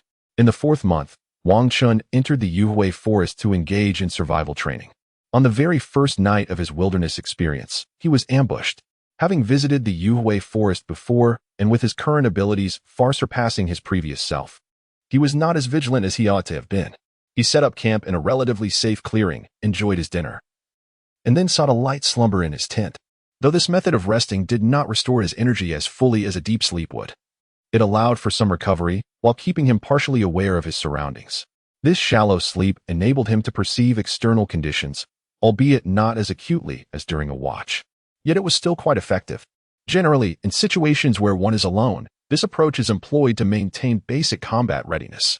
However, Wang Qin fell prey to an ambush by Lu Ha and his group. Given that his strength was inferior to theirs, and considering the vast difference in experience, he was swiftly subdued without having the chance to react. Xiao Chun, your vigilance in the wild is severely lacking. Typically, one would not rest in such a manner unless in a genuinely perilous situation. One would remain on watch instead. While this vigilance may slightly diminish one's capabilities, it does not impact one's strength overnight. Only in the face of danger or after engaging in combat would one resort to such light sleep to ensure basic combat readiness. Your approach is exceedingly hazardous. Fortunately, this is merely a training exercise.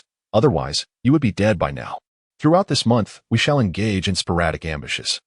And you must remain vigilant and alert, ensuring that we do not easily achieve our objectives.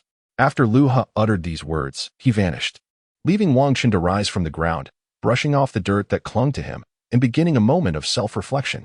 Indeed, he realized he had been rather careless. Surviving alone in the wilderness while daring to rest and neglect the night watch was folly. His burgeoning strength had led him to a sense of overconfidence, convincing him that there was no need for vigilance within the confines of the twilight forest. He had forgotten that humanity itself poses the greatest danger in the wild.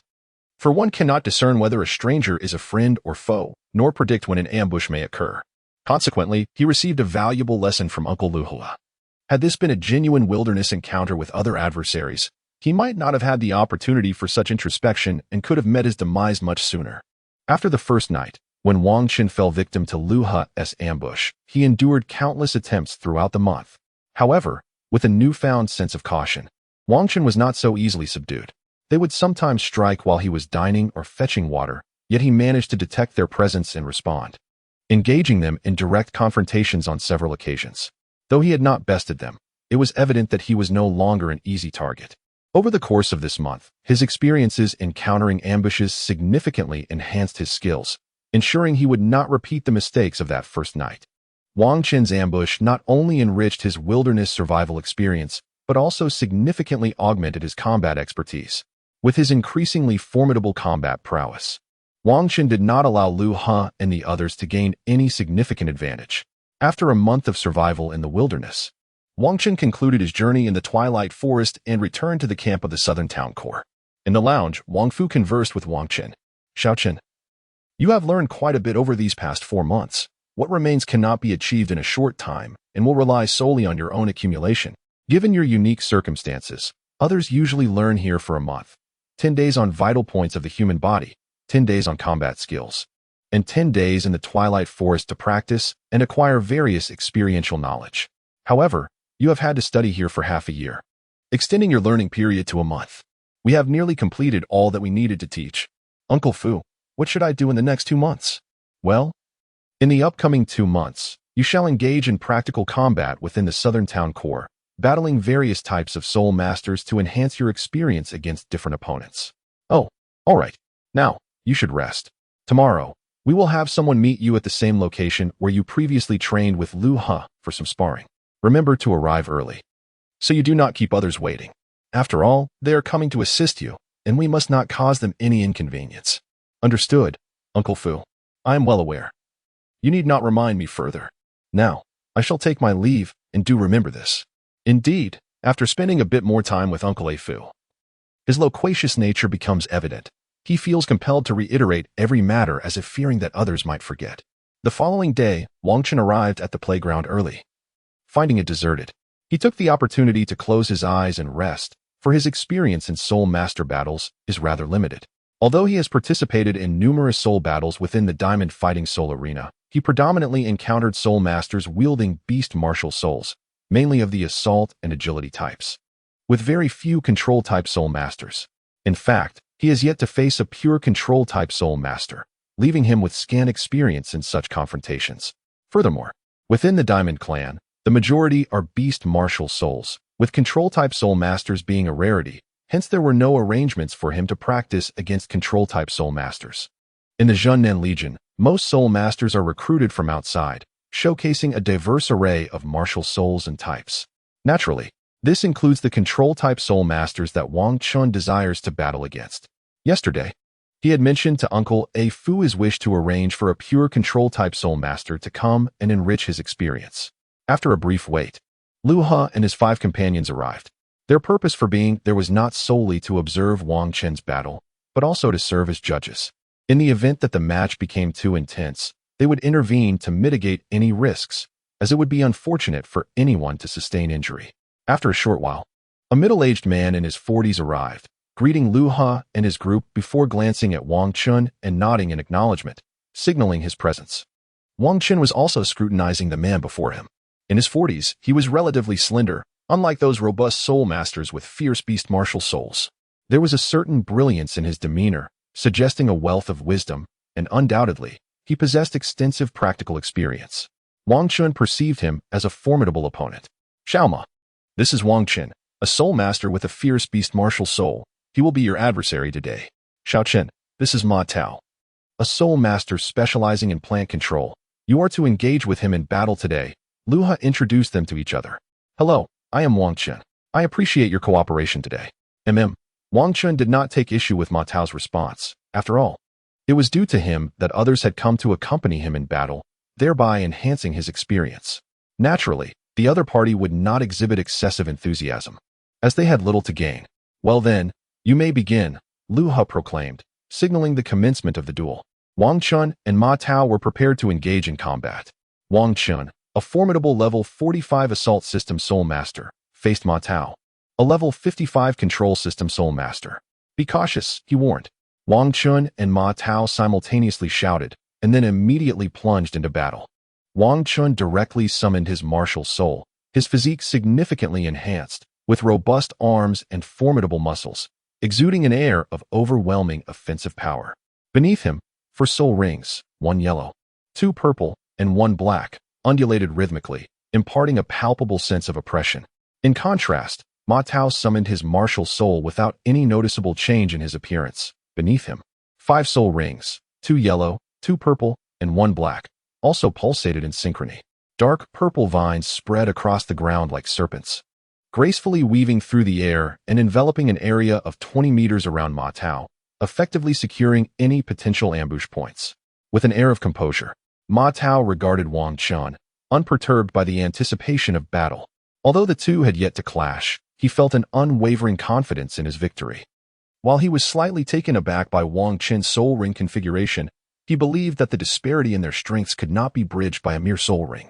Furthermore, he possessed a 10,000-year soul ring, and, as a control-type soul master, he was inherently formidable in one-on-one confrontations, rendering him unfazed by Wang Chun. He activated his ghost vine martial soul, directing it toward Wang Chun with deliberate intent. As Wang Chun beheld the encroaching ghostly vines, he naturally would not remain idle and surrender. With a sudden leap, he surged forward, accompanied by a trail of phantoms, charging toward Ma Tao. Upon entering the domain of Ma Tao's ghostly vines, the tendrils arose from all directions simultaneously, forming an immense cage that ensnared both Wang Chun and Ma Tao within its confines. Wang Chun and Ma Tao simultaneously unleashed their soul skills. Ma Tao activated his first soul skill, Entanglement, directing the ghostly vines towards Wang Chun with great force. In contrast, Wang Chun invoked his formidable golden Vajra fist, his right hand gleaming with a radiant golden light as he struck forward with tremendous vigor. With a resounding boom, the ghostly vines before him were obliterated, allowing him to advance closer to Ma Tao. Upon witnessing the golden fist, Ma Tao deftly sidestepped, evading Wang Chun's powerful blow, and subsequently summoned his martial spirit once more to augment the number of ghostly vines within the vicinity.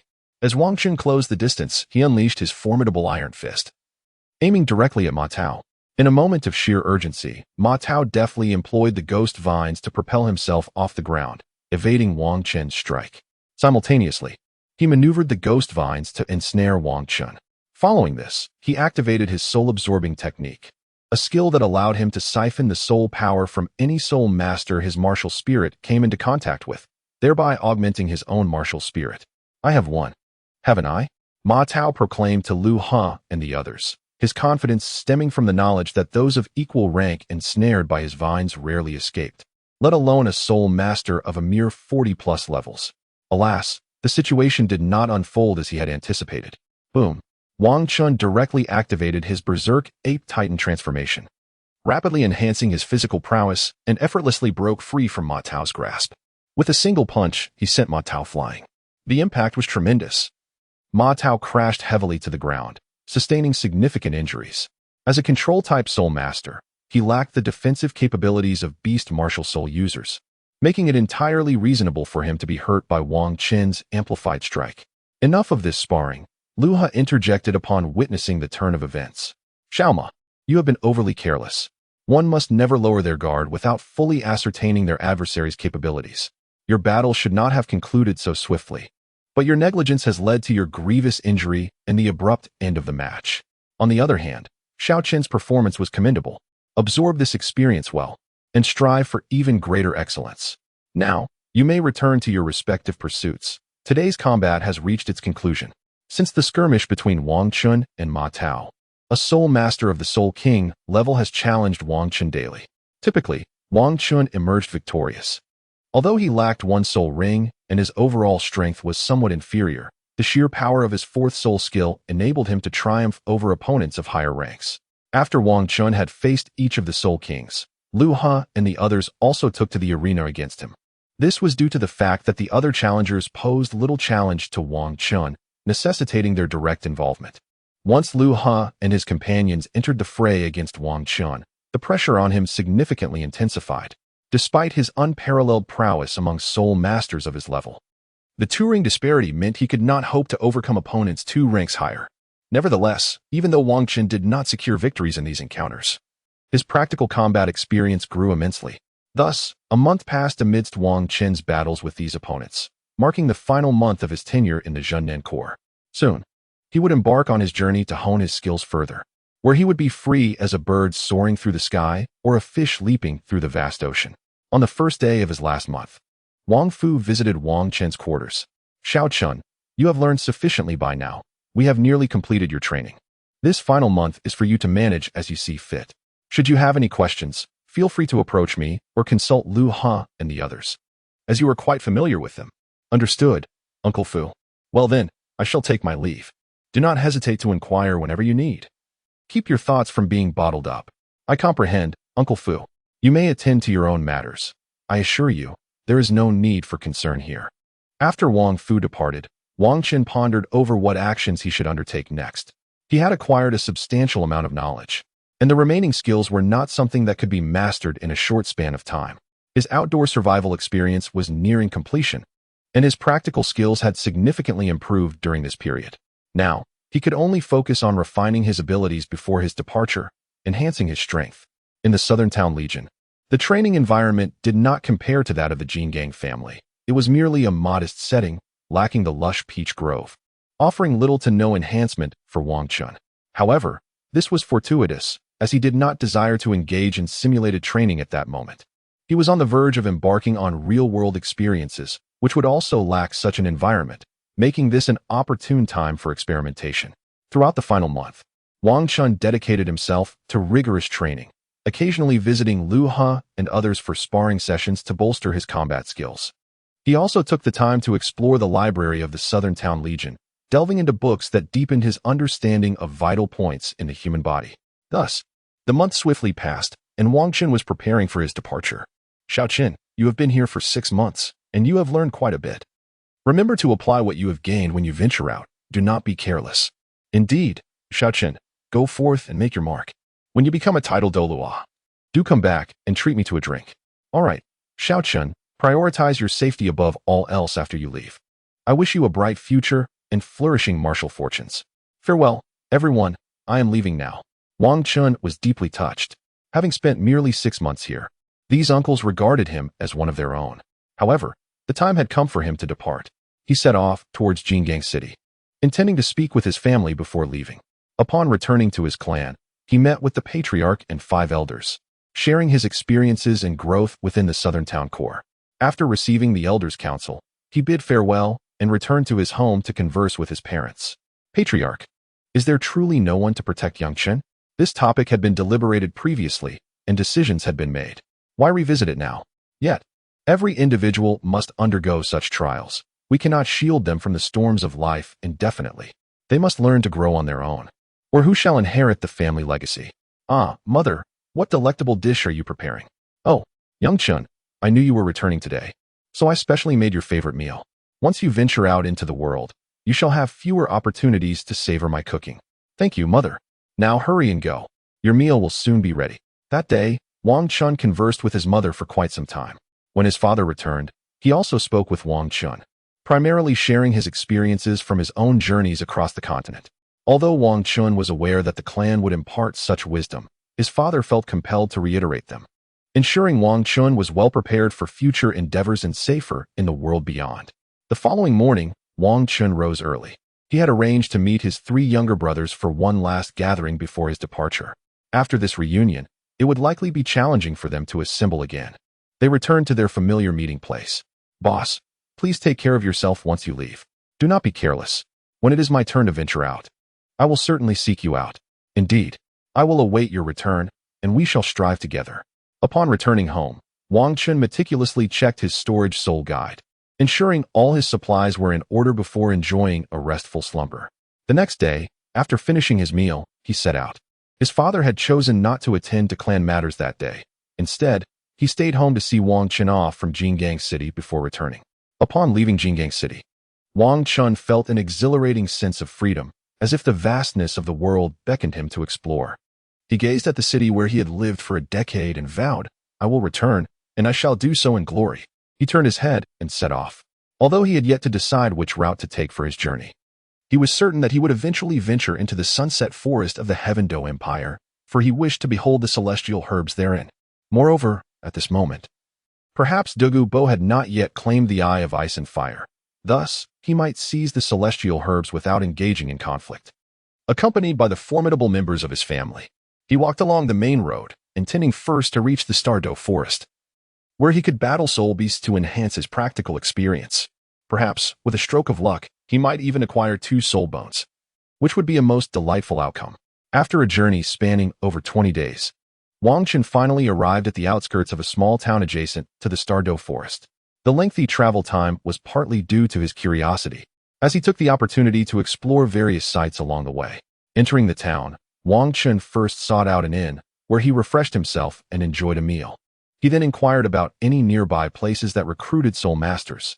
He intended to explore potential organizations to join, where he could learn from seasoned veterans before continuing his journey to the Douluo Empire. After all, his primary purpose for this expedition was to gain experience, and he must not lose sight of his main objective. Join the Mercenary Corps. Great wine. The Ironblood Mercenary Corps is recruiting. The Fire Rain Mercenary Corps seeks a healing-type soul master. With excellent benefits, Wang Chun stepped into the mercenary tavern he had learned about from others. This establishment served as a stronghold for the Mercenary Guild, akin to the arenas established by the Fighting Spirit Guild across various locations. All mercenary groups were required to register at such venues to be recognized as legitimate entities. Essentially, anyone seeking assistance would post tasks through the Mercenary Guild, which, despite higher costs, offered the reassurance of the guild's credibility, instilling greater confidence in clients. Moreover, mercenary groups predominantly accepted assignments from the guild, as although a portion of the reward would be claimed by the guild, the stability it provided was preferable to independent endeavors, and the compensation for tasks was generally more favorable.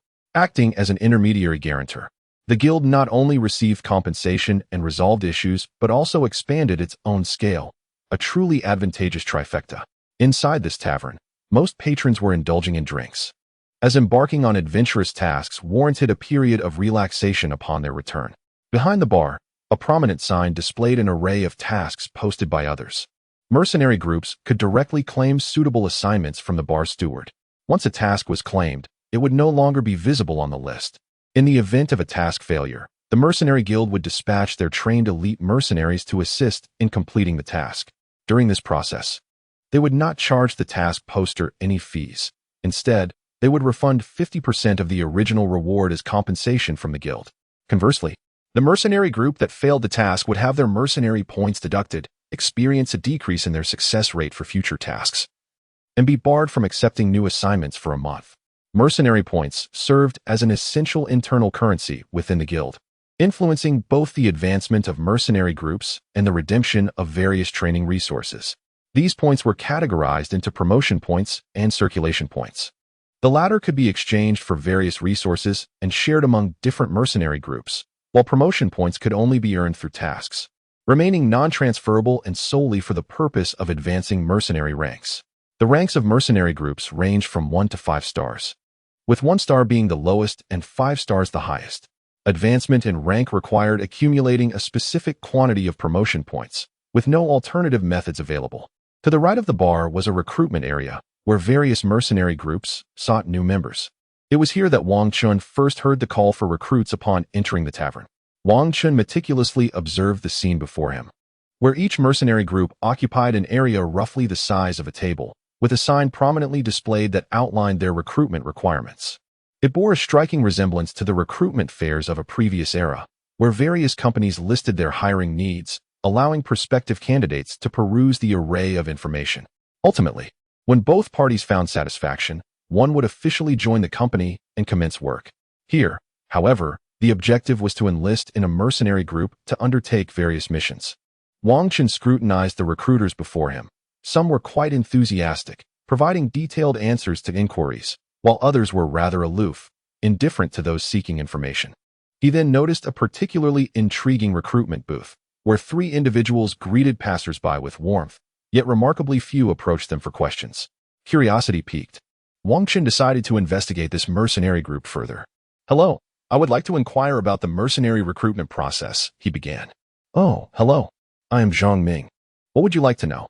came the cheerful response. "I see that your recruitment criteria are not overly stringent, and the benefits appear quite appealing. Yet, I wonder why there seems to be a lack of interest." "Ah, that is due to our last mission's failure, which not only resulted in significant losses among our core mercenaries, but also left our leader injured, coupled with the deductions from our points. Our current situation is indeed less than favorable. Could you tell me more about the Phoenix Mercenary Group?" "Oh, you are interested. Well, we currently have only 6 members remaining. Our leader is a level 50+ Soul King, while the other 5 are Soul Sect members. I am a powerful Assault-type Soul Sect member, and my name is Sun Wukong. May I join?" "Of course. Let us proceed with the necessary paperwork. You all wait here for a moment. I will take young brother Sun to complete his joining formalities." Before long, Wang Chun had completed the paperwork. Zhang Ming informed him that he could rest for the day, and in the evening, a welcoming banquet would be held in his honor. He had already notified the others, and they would all attend to introduce him to the members of the mercenary group. Wang Chun chose to join the Phoenix Mercenary Group precisely because it had recently faced setbacks, resulting in a significant reduction in its members. Joining at this juncture would undoubtedly provide him with ample opportunities to learn. After all, they would need to undertake more missions to revitalize the group. And the more experiences they shared, the greater the knowledge he would acquire. Furthermore, with fewer members, the camaraderie among them would surely deepen, fostering an environment conducive to learning. That night, in a tavern within the small town, the Phoenix Mercenary Group hosted a welcoming banquet for Wang Chun. It was here that he met all the members of the group. To his surprise, the leader of this mercenary band was a female soul master. Given the perilous nature of their lifestyle, female mercenaries were a rarity, let alone one who led an entire group. As the most vivacious member and the one responsible for registering Wang Chun, Zhang Ming naturally took on the role of the introducer. "Brother Sun, allow me to introduce you to our beautiful leader. She is our captain, a level 59 top-tier Assault-type Soul King with the martial spirit of the Fire Eagle." The 2 robust men, strikingly similar in appearance, belong to our mercenary group as defense-type Battle Soul practitioners. Their martial spirits manifest as Iron Shield, and both are level 48 Soul Masters. The elder is named Iron Armor, while the younger goes by Iron Shield. The tallest among them serves as our control specialist, wielding the martial spirit of bloodthirsty vines, and holds the rank of level 49 in control-type Battle Souls. The slender and handsome figure is our Healing Soul Master, whose martial spirit is the Begonia Blossom, ranking at level 45. As for myself, I am the Agile Attack-type Soul Master of our mercenary group, possessing the martial spirit of the Super Rock, and I am also at level 49 in Agile Attack-type Battle Souls. Now that I have introduced the members of our mercenary group, I invite you to introduce yourself, Brother Sunday. "Ah, certainly. I am Sun Wukong, with the martial spirit of the Giant Ape, a level 45 Strength-type Battle Soul Master. I am delighted to join the Phoenix Mercenary Group and hope to enjoy harmonious relations with everyone. Welcome to our ranks, Brother Sunday. However, I must inform you that we recently faced a setback in one of our missions, which has significantly impacted our mercenary group. Consequently, we may need to undertake a greater number of tasks to restore our reputation albeit with relatively lower rewards. I hope you can prepare yourself for this reality. Oh, that's not an issue, Captain. I had already heard from Brother Zhang about the situation before deciding to join, so there is no need to worry about me. That evening, Wang Chen and the other members of the Phoenix Mercenary Corps dined with exuberance. During the feast, Wang Chen inquired about the incident that had befallen the Corps previously. It was revealed that the Phoenix Mercenary Corps, on the verge of achieving the status of a 2-star mercenary group, had undertaken a mission to assist in acquiring a 4th soul ring, which had been elusive for over 3,000 years. This task was crucial for their advancement, and thus the Corps placed immense significance on it. Not only did the level 59 captain participate, but also several members who were on leave joined the endeavor, all in hopes of successfully completing the mission and attaining the coveted 2-star status. However, during the hunt for the soul beast, they encountered a formidable 30,000-year-old soul beast that emerged unexpectedly. The mission ended in failure, leading to severe repercussions for the mercenary corps, which suffered considerable losses, both in manpower and in the captain sustaining significant injuries. Ultimately, they not only failed to achieve their 2-star promotion, but were also penalized with a reduction in their mercenary points. Now, over a month had passed, and those who had been injured were nearly recovered. It was only natural for them to begin recruiting members to undertake missions and accumulate mercenary points once more. This aligned perfectly with Wang Chen's aspirations, as he sought to engage in tasks to garner experience. Although the remuneration would be lesser, he was not primarily motivated by financial gain. Due to the substantial loss of personnel, the Phoenix Mercenary Corps exhibited certain structural vulnerabilities. They possessed only one powerful attack-type Soul Master, a ranged combatant. Thus, they were in dire need of a close combat attack-type Soul Master to rectify the deficiencies within the Corps. With Wang Chen, a close combat Soul Master wielding the giant ape martial spirit, they were poised to commence taking on missions, given their diminished reputation following the previous mission's failure. The Phoenix Mercenary Corps could only accept tasks that offered relatively low rewards. After all, those seeking assistance preferred not to engage a mercenary group with a history of low completion rates. The risk of failure was simply too great. Consequently, they could only pursue straightforward tasks, such as aiding others in acquiring second soul rings, which posed minimal difficulty. Naturally, the compensation for such tasks was significantly lower than in the past, but they had no choice but to undertake such missions to rebuild their reputation and accumulate points. Thus, Wang Chen spent a month accompanying the Phoenix Mercenary Corps on low-difficulty tasks, gradually amassing experience. The circumstances were markedly different from before.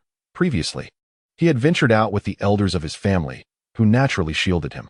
Now, he was solely responsible for his own protection, without the comfort of elders keeping watch while he rested.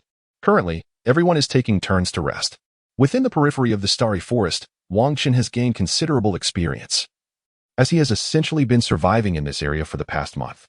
At present, Zhang Ming is observing tasks at the Mercenary Guild, selecting suitable missions, which are then executed under the leadership of the captain of the Phoenix Mercenary Group. During this period, Wang Chen also hunted several century-old soul beasts, which he provided to the task issuer as soul rings. Throughout this month of assignments, the Phoenix Mercenary Corps managed to reaccumulate their points and enhance their task completion rate.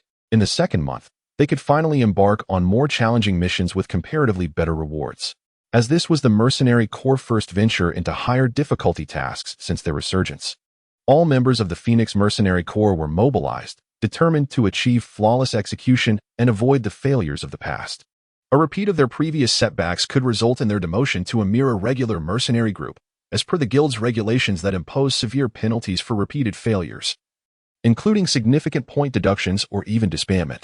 The Guild was concerned that failing mercenary groups might recklessly undertake tasks, ultimately tarnishing the Guild's reputation. Given their frequent excursions into the Star Luo Forest, the Phoenix Mercenary Corps possessed a profound understanding of the habitats of soul beasts. Within a mere 2 days, they identified a suitable soul beast for their employer, a fiery monkey over 1,000 years old. Prepared to conclude the battle decisively, the captain of the Mercenary Corps commanded, and there was no dissent among the members. A mere 1,000-year soul beast was trivial before the Phoenix Mercenary Corps, which swiftly dispatched it. Upon completing their task, the Corps returned to the town to celebrate their success, marking the significance of their first moderately challenging mission since their revival. Captain, shall we now proceed to accept tasks akin to those we undertook in the past? One member inquired. Indeed, our strength and reputation have improved, allowing us to tackle higher difficulty missions. Continuously accepting low-level tasks serves little purpose. They offer minimal rewards and waste our time. Just as you mentioned, completing a task to assist someone in obtaining a fourth soul ring is worth dozens of tasks for century-old soul rings. We have consistently engaged in fourth soul ring missions in the past, which not only provided generous rewards but also honed our abilities. The few tasks we've undertaken recently lack significance, except for that last 1,000-year soul ring mission, which was slightly better. Now that our reputation has risen, we are certainly equipped to take on those tasks. Very well, let us pursue those high-difficulty missions, the captain declared, and subsequently, the mercenary corps began to accept tasks for hunting fourth soul rings. Captain, this time I have taken on the task of assisting an employer in acquiring a 4,000-year soul ring, and the reward is quite substantial. Please take a look. All right, let us proceed with this one. Subsequently, the Phoenix Mercenary Corps embarked on their mission alongside their employer. As they traversed the Star Luo Forest, the members of the Phoenix Mercenary Corps exercised utmost caution, particularly in light of the recent unforeseen incident that had transpired. Let us take a moment to rest. We shall dine before continuing our search, declared the leader, Huang, urging everyone to recuperate their strength for the pursuit of soul beasts. This approach was deemed the most prudent. After all, the mysteries of the Star Luo Forest harbored unknown perils, and only by maintaining their abilities at peak levels could they confront any unexpected threats. After a brief respite, they resumed their journey. At last, they stumbled upon a suitable target in a secluded depression. Ultimately, they accomplished their mission and returned to the town, with Wang Chun achieving a notable advancement to level 46 during the encounter with the Soul Beast, a serendipitous gain indeed. Following the completion of this arduous task, the Phoenix Mercenary Corps granted all members a 5-day holiday, given that the previous month had been devoid of any breaks. As they had diligently focused on tasks to enhance the Corps' standing and reputation, it was only fitting to allow everyone a well-deserved respite after tackling such a challenging endeavor. Wang Chun, however, chose not to indulge in leisure activities and instead devoted the 5 days to rigorous training at the mercenary base. After a month since Wang Chun and his companions' holiday, they have undertaken numerous tasks, amassing a considerable number of points, inching closer to elevating the Phoenix Mercenary Corps to a 2-star status. Thus, instead of taking a break, they resolved to persist in their endeavors to enhance their rank before finally enjoying some leisure time. On that particular day, as was customary, the Phoenix Mercenary Corps accepted a task to assist in hunting a 4th spirit ring. However, this time the employer stipulated the need to slay a soul beast of at least 4,000 years of age. Though the requirement was somewhat elevated, the reward was equally generous. For the Phoenix Mercenary Corps, this challenge posed no significant threat, as they boasted a Soul King and 6 advanced Soul Masters, making the hunting of a beast of such age merely a walk in the park. Once again, the captain of the Phoenix Mercenary Corps personally led Wang Chun and Zhang Ming into the fray. This time, not all members were dispatched, as the team had previously divided into 2 smaller squads, enabling them to rapidly accumulate points. Had they remained a single unit, they would have been unable to complete such a multitude of tasks and gather so many points. Currently, the captain accompanied Wang Chun and Zhang Ming on higher difficulty missions, while the remaining 5 members tackled easier tasks to expedite their point accumulation. This method was permissible within the Mercenary Guild, allowing larger teams to swiftly gather points and enhance their star rating, as numbers do indeed confer advantages. However, this approach also bore risks. Any failure from either squad would reflect poorly on the entire Mercenary Corps, possibly hindering their point accumulation and leading to a detrimental high failure rate. Indeed, failure incurs significant costs, and it is conceivable that the points earned might be outweighed by penalties. Consequently, elite Mercenary Corps typically pursue a strategy focused on quality over quantity. Although they may not boast many Soul Masters, those they do possess are formidable. Within the Mercenary Guild, the star rating directly correlates with the strength of the Soul Masters. Generally, the highest combat prowess within a 5-star Mercenary Corps aligns with the Soul Douluo level, while 4-star Corps peak at Soul Sage, 3-star at Soul Emperor, 2-star at Soul King, and 1-star at Soul Master. Those not yet rated must at least be Great Soul Masters, as only at that level can one register a Mercenary Corps. However, this is not an absolute rule, as legends speak of 5-star Mercenary Corps that include even titled Douluos. Thus, the Phoenix Mercenary Corps, with its impressive composition, including a top-tier Soul King at level 59, was performing quite admirably. Had it not been for their relatively short registration time and a previous mishap, they might well have achieved 2-star status by now. As per their usual protocol, Wukong took the lead. Zhang Ming surveyed the surroundings. The employer remained in the center, and I brought up the rear. After the team leader concluded his instructions, Zhang Ming manifested his martial soul and soared into the sky, surveying the surroundings. Meanwhile, Wang Chun naturally ventured ahead, embarking on a quest to locate a suitable soul ring. After half a day's search, Zhang Ming, vigilant under the watchful eye of the heavenly dragon, detected an anomaly. A soul beast was advancing towards their path from the right front. Upon closer inspection, he discerned it to be a spider soul beast, aligning perfectly with the requirements of their employer, who also possessed a spider martial soul. Should this soul beast meet the appropriate age criteria, their search would no longer be necessary. He promptly informed the team leader of his discovery, and they altered their course, hastening towards the spider. Before long, Wang Chun sensed something amiss. He heard an unusual sound resembling the rustling of leaves, drawing nearer by the moment. In no time, he beheld the source of the noise, a colossal black spider.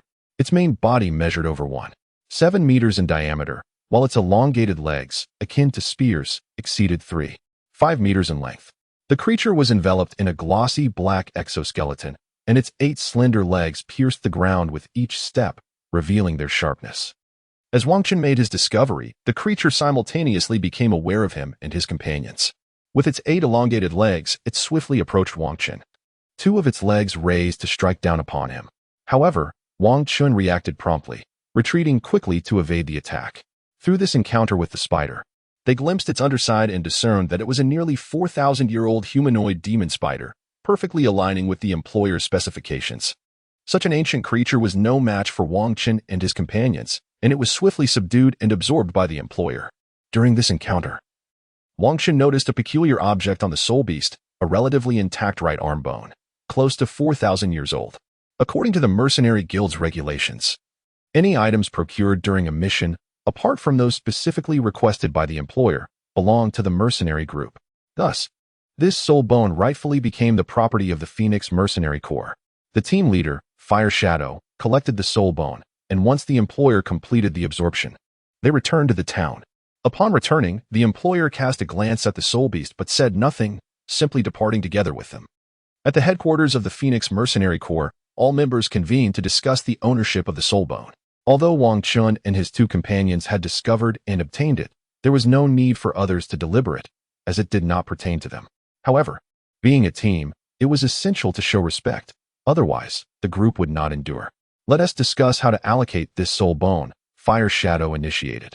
Well, let us see who among the 3 of you is most suitable to receive it, offered Iron Armor, who was not involved in the distribution.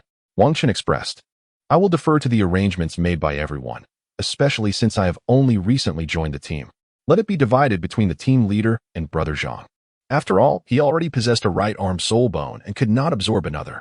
Furthermore, as a newcomer, it was unlikely he would acquire this soul bone. Thus, he chose not to contend with the others, recognizing the valuable experiences he had gained within the Phoenix Mercenary Corps. There was no need to jeopardize his relationships over a seemingly useless soul bone. Besides, by stepping back, he anticipated some form of compensation from the mercenary group in the future. Let the team leader absorb it, then perhaps it will lead to a breakthrough to level 60, making him a soul emperor, which would greatly benefit our Phoenix Mercenary Corps, Zhang Ming suggested, willingly relinquishing his claim to the soul bone. Very well. This time, it seems I, Fire Shadow, have gained an advantage. I will provide both of you with some resources as compensation, and I will continue to offer further recompense, he concluded. In the end, the leader reluctantly accepted the soul bone. As Zhang Ming had stated, this distribution could indeed be deemed the most optimal choice. Once she attained the rank of a 60th level Soul Emperor, it would undoubtedly yield greater benefits for the Phoenix Mercenary Corps. The Fire Shadow devoted over 2 hours to absorbing this soul bone, with all members of the Phoenix Mercenary Corps standing guard to protect her. True to expectations, she successfully ascended to the 60th level, requiring only the absorption of a soul ring to become a 6-ring Soul Emperor. However, hunting a soul beast nearing 20,000 years of age was beyond the capabilities of the Phoenix Mercenary Corps.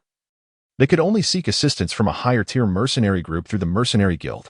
They engaged a 4-star mercenary group to aid in the hunt for the soul beast, incurring a substantial fee that nearly depleted the savings of the Phoenix Mercenary Corps. Ultimately, They managed to enlist a soul sage to lead them into the Star Luo forest to assist Fire Shadow in acquiring her 6th soul ring, despite nearly exhausting the core resources. There was no dissent among the members, as the leader's elevation to his Soul Emperor would be far more advantageous for the Phoenix Mercenary Corps. Moreover, the Corps had always encouraged the enhancement of strength for all, whether for the leader or the members. Everyone was willing to lend a hand when it came to soul rings. After all, they were comrades who thrived in perilous situations, and a stronger teammate ensured greater safety for all. Furthermore, unity was paramount within a mercenary group, as they faced various soul beasts together. Lack of cohesion could lead to disastrous consequences. Only through such solidarity could they navigate the challenges of the continent. Soon, Fire Shadow embarked with the hired mercenary group, while the other members of the Phoenix Mercenary Corps took a well-deserved break after over a month of continuous missions. It was fortuitous that Fire Shadow had matters to attend to regarding her 6th soul ring, allowing them to rest while awaiting her return. Wang Chun did not continue his cultivation within the confines of his room. Instead, he ventured into the town, indulging in some unique delicacies and absorbing a myriad of diverse tidings. Wang Chun and his companions had only indulged for 12 days when the Fire Shadow returned, successfully ascending to the rank of a 6-ring Soul Emperor. That very evening, the Phoenix Mercenary Corps hosted a celebratory banquet in honor of the Fire Shadow's achievement, which not only served to congratulate her on becoming a Soul Emperor, but also to preemptively commemorate the Phoenix Mercenary Corps advancement to a 2-star status. After all, with a Soul Emperor among them, they had effectively reached the threshold of a 3-star mercenary group. Now, they simply needed to complete 2 more tasks to officially ascend to the 2-star rank. First and foremost, I wish to express my heartfelt gratitude to all the members of the Mercenary Corps for their unwavering support and assistance. My recent endeavor to acquire a soul ring has nearly exhausted all the funds of the Phoenix Mercenary Corps. Furthermore, despite our previous task's failure, everyone chose to remain steadfast, diligently undertaking missions for over a month to restore our points. Thank you all. Captain, why do you say such things? We are all part of the same team and should naturally support one another. Your elevated strength ensures our safety, and when we require soul rings in the future, we will surely need your assistance. Indeed, Captain, there is no need for such formality. Very well, everyone, enjoy your meal and drink. Tomorrow, we shall embark on a task to elevate ourselves to a 2-star mercenary group. Cheers. The following day, the Hokage led the entire Phoenix Mercenary Corps to the Mercenary Guild, where they accepted a lucrative task with the intention of completing it to achieve advancement. Soon, the members of the Phoenix Mercenary Corps escorted their employer into the Star Luo Great Forest, where they were to hunt a 3,000-year-old fire attribute soul beast, which would serve as the employer's 4th soul ring. With a Soul Emperor among them, the Phoenix Mercenary Corps was considered the strongest within the 1-star mercenary groups, even surpassing some 2-star groups in strength. The employer, having paid significantly less than what a 2-star group would demand, had employed a specialized 1-star mercenary group that was more formidable than most 2-star groups. Although their star rating was lower, their prowess was greater, ensuring a higher level of safety, much to the employer's satisfaction. After their previous mission's failure, the Phoenix Mercenary Corps needed to accumulate points and restore their reputation, so they were not overly particular. Despite their considerable strength, they charged fees lower than those of other 2-star groups. They understood that, as a 1-star mercenary group, they had little room for discontent. Upon completion of this task, they anticipated an elevation to a 2-star ranking, which would naturally allow them to command greater commissions.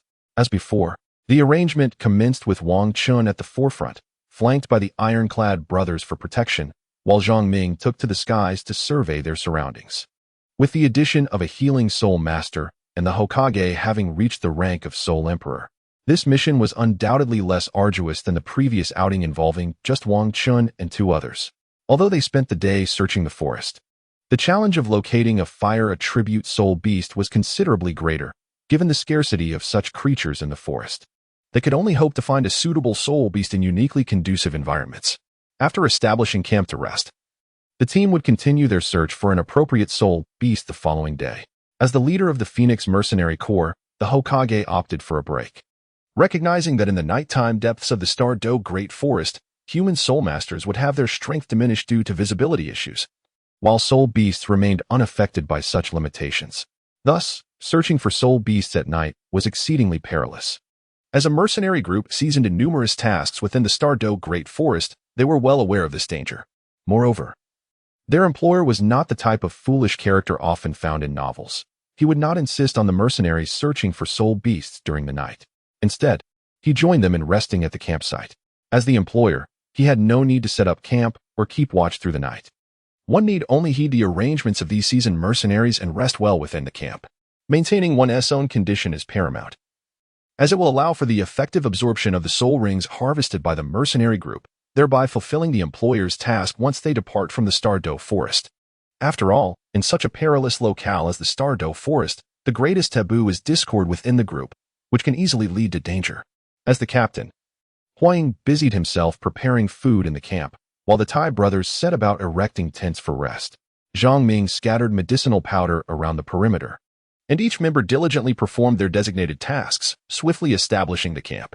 After dining, they organized a rotation for night watch, allowing the others to retire for the evening.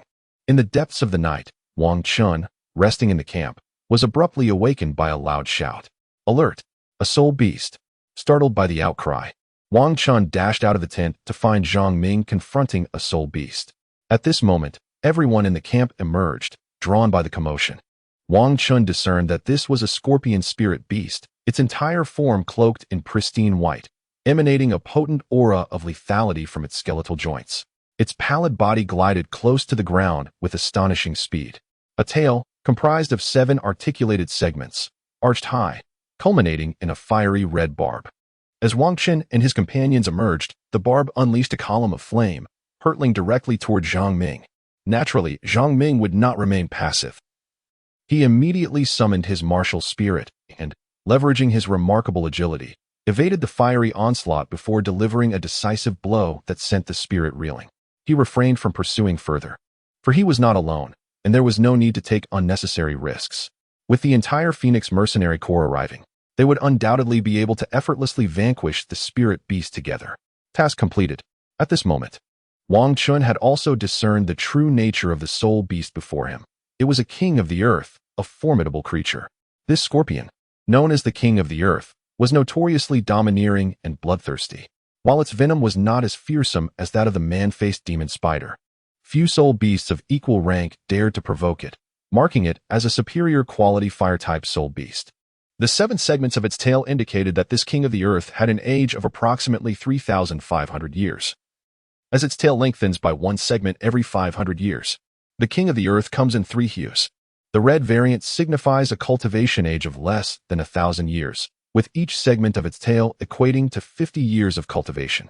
Upon reaching a millennium, its massive form reverts to a more primal state, shrinking in size, while its color shifts from red to white. Only upon evolving to 10,000 years of cultivation does it undergo another transformation, changing to a deep blue hue. Based on its coloration and the number of tail segments, Wang Chun swiftly and accurately assessed its strength. Indeed, this soul beast perfectly matched the requirements of their employer. Thus, Wang Chun was determined not to allow it to escape. He promptly addressed the leader of the Phoenix Mercenary Corps, stating, "Captain, this king of the earth is exceptionally suited to our search. We cannot let it flee." "Understood," the captain replied, before directly summoning his martial soul. The formidable Fire Eagle martial soul propelled him swiftly toward the king of the earth. Although the king of the earth was considered a powerful soul beast among its kind, its 3,500 years of cultivation paled in comparison to the 6-ringed soul emperor, the Fire Shadow. As the king of the earth observed a figure charging toward it, its instinct was not to flee, but to unleash a fiery blast from its tail spikes, targeting the approaching figure. Unfortunately, even a soul master of level 40, like Zhang Ming, could evade such an attack. Naturally, the Fire Shadow, a 6-ringed soul emperor, would not be struck. Effortlessly, she dodged the fiery assault, her flaming wings radiating a crimson glow as she swiftly closed in on the king of the earth. Soul beasts possess remarkably acute senses. The higher their cultivation, the sharper their perception. Upon noticing the Fire Shadow's fiery wings, the 3,500-year-old king of the earth sensed that the situation was turning dire. However, its dignity as a brutal soul beast prevented it from fleeing without a fight. As the colossal fiery wings of the Fire Shadow approached, it realized that escape was no longer an option. Only a desperate struggle might afford it a chance to flee. In an instant, the king of the earth erupted in radiant crimson light, causing the air within a radius of several dozen square meters to warp around its massive form. The ground beneath it fractured instantly as it struck the earth forcefully with its enormous pincers, generating a powerful shockwave in the distorted air. Even the six-ringed Soul Emperor, Fire Shadow, found her movements momentarily hindered by this wave. At that precise moment, beneath the king of the earth, with a thunderous roar, a pillar of crimson fire surged skyward. This column, 2 meters in diameter, perfectly enveloped the center of the distorted air. It coincided with the very instant Fire Shadow found herself suspended in midair. Wang Chun had once encountered this skill in the archives of the King Kong family. It was the King of the Earth's innate ability, its most formidable skill, which grew stronger with each increase in its cultivation. This technique was known as Magma Rift Strike. The true terror of this ability lay not merely in its formidable offensive power, but in the semicircular distortion of light that preceded the release of that power.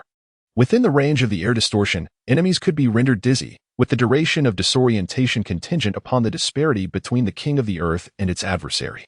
Once an opponent's body was immobilized, the next moment would unleash a scorching pillar of fire, akin to molten lava, delivering a fatal blow. Just as Wang Chun was about to elaborate on the precautions regarding this soul beast, the Fire Shadow, having already tasted imminent victory, lacked the patience to heed his warnings and charged recklessly into battle. Now, even if he wished to alert her, it was too late, for she had already entered the King of the Earth's attack range. Just as Wang Chun feared for Fire Shadow's safety, her wings expanded further, completely enveloping her.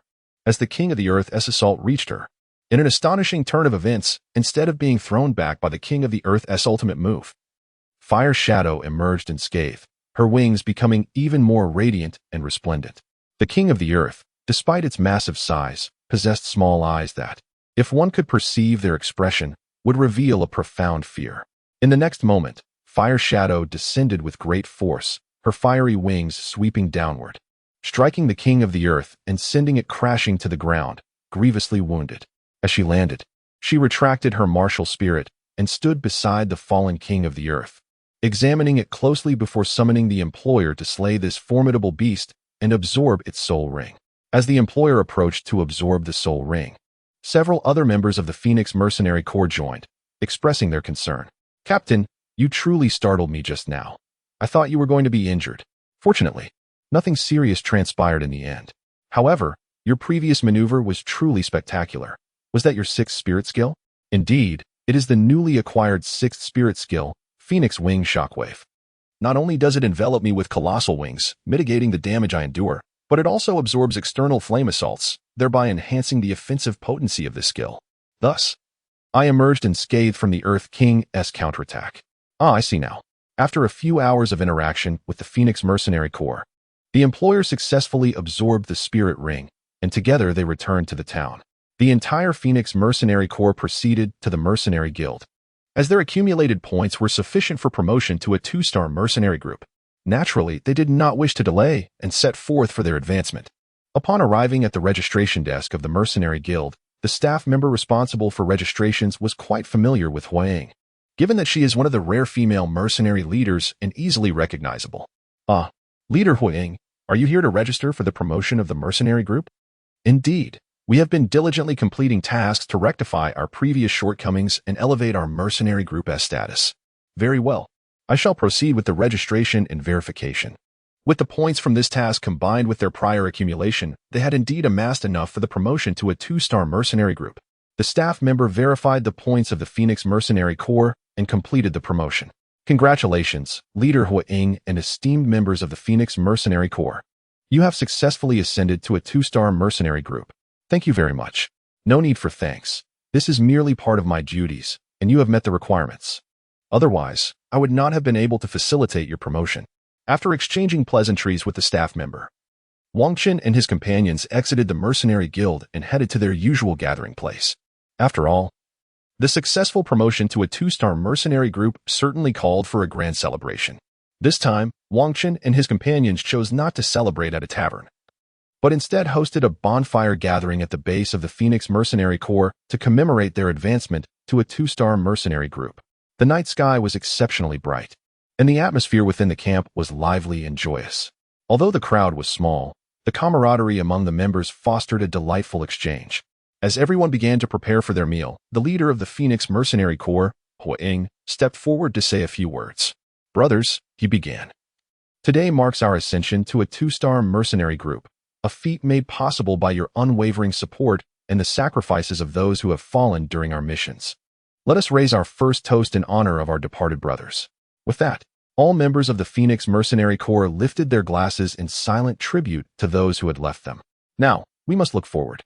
Our departed brothers have moved on, but we who remain must strive to strengthen and expand our Phoenix Mercenary Corps, serving as a source of solace for those we've lost.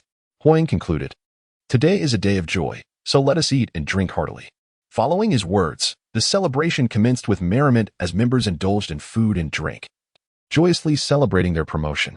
As a relatively new member, Wang Chun ensured he remained in harmony with the group, partaking in the festivities and engaging in conversation. After several hours of celebration, as the meal neared its conclusion, Huang gathered everyone once more to discuss the future development of the Phoenix Mercenary Corps. Now that we have successfully attained 2-star status and our reputation is on the rise, I intend to seize this opportunity to expand our ranks by recruiting skilled individuals, he announced. Indeed, the leader speaks wisely.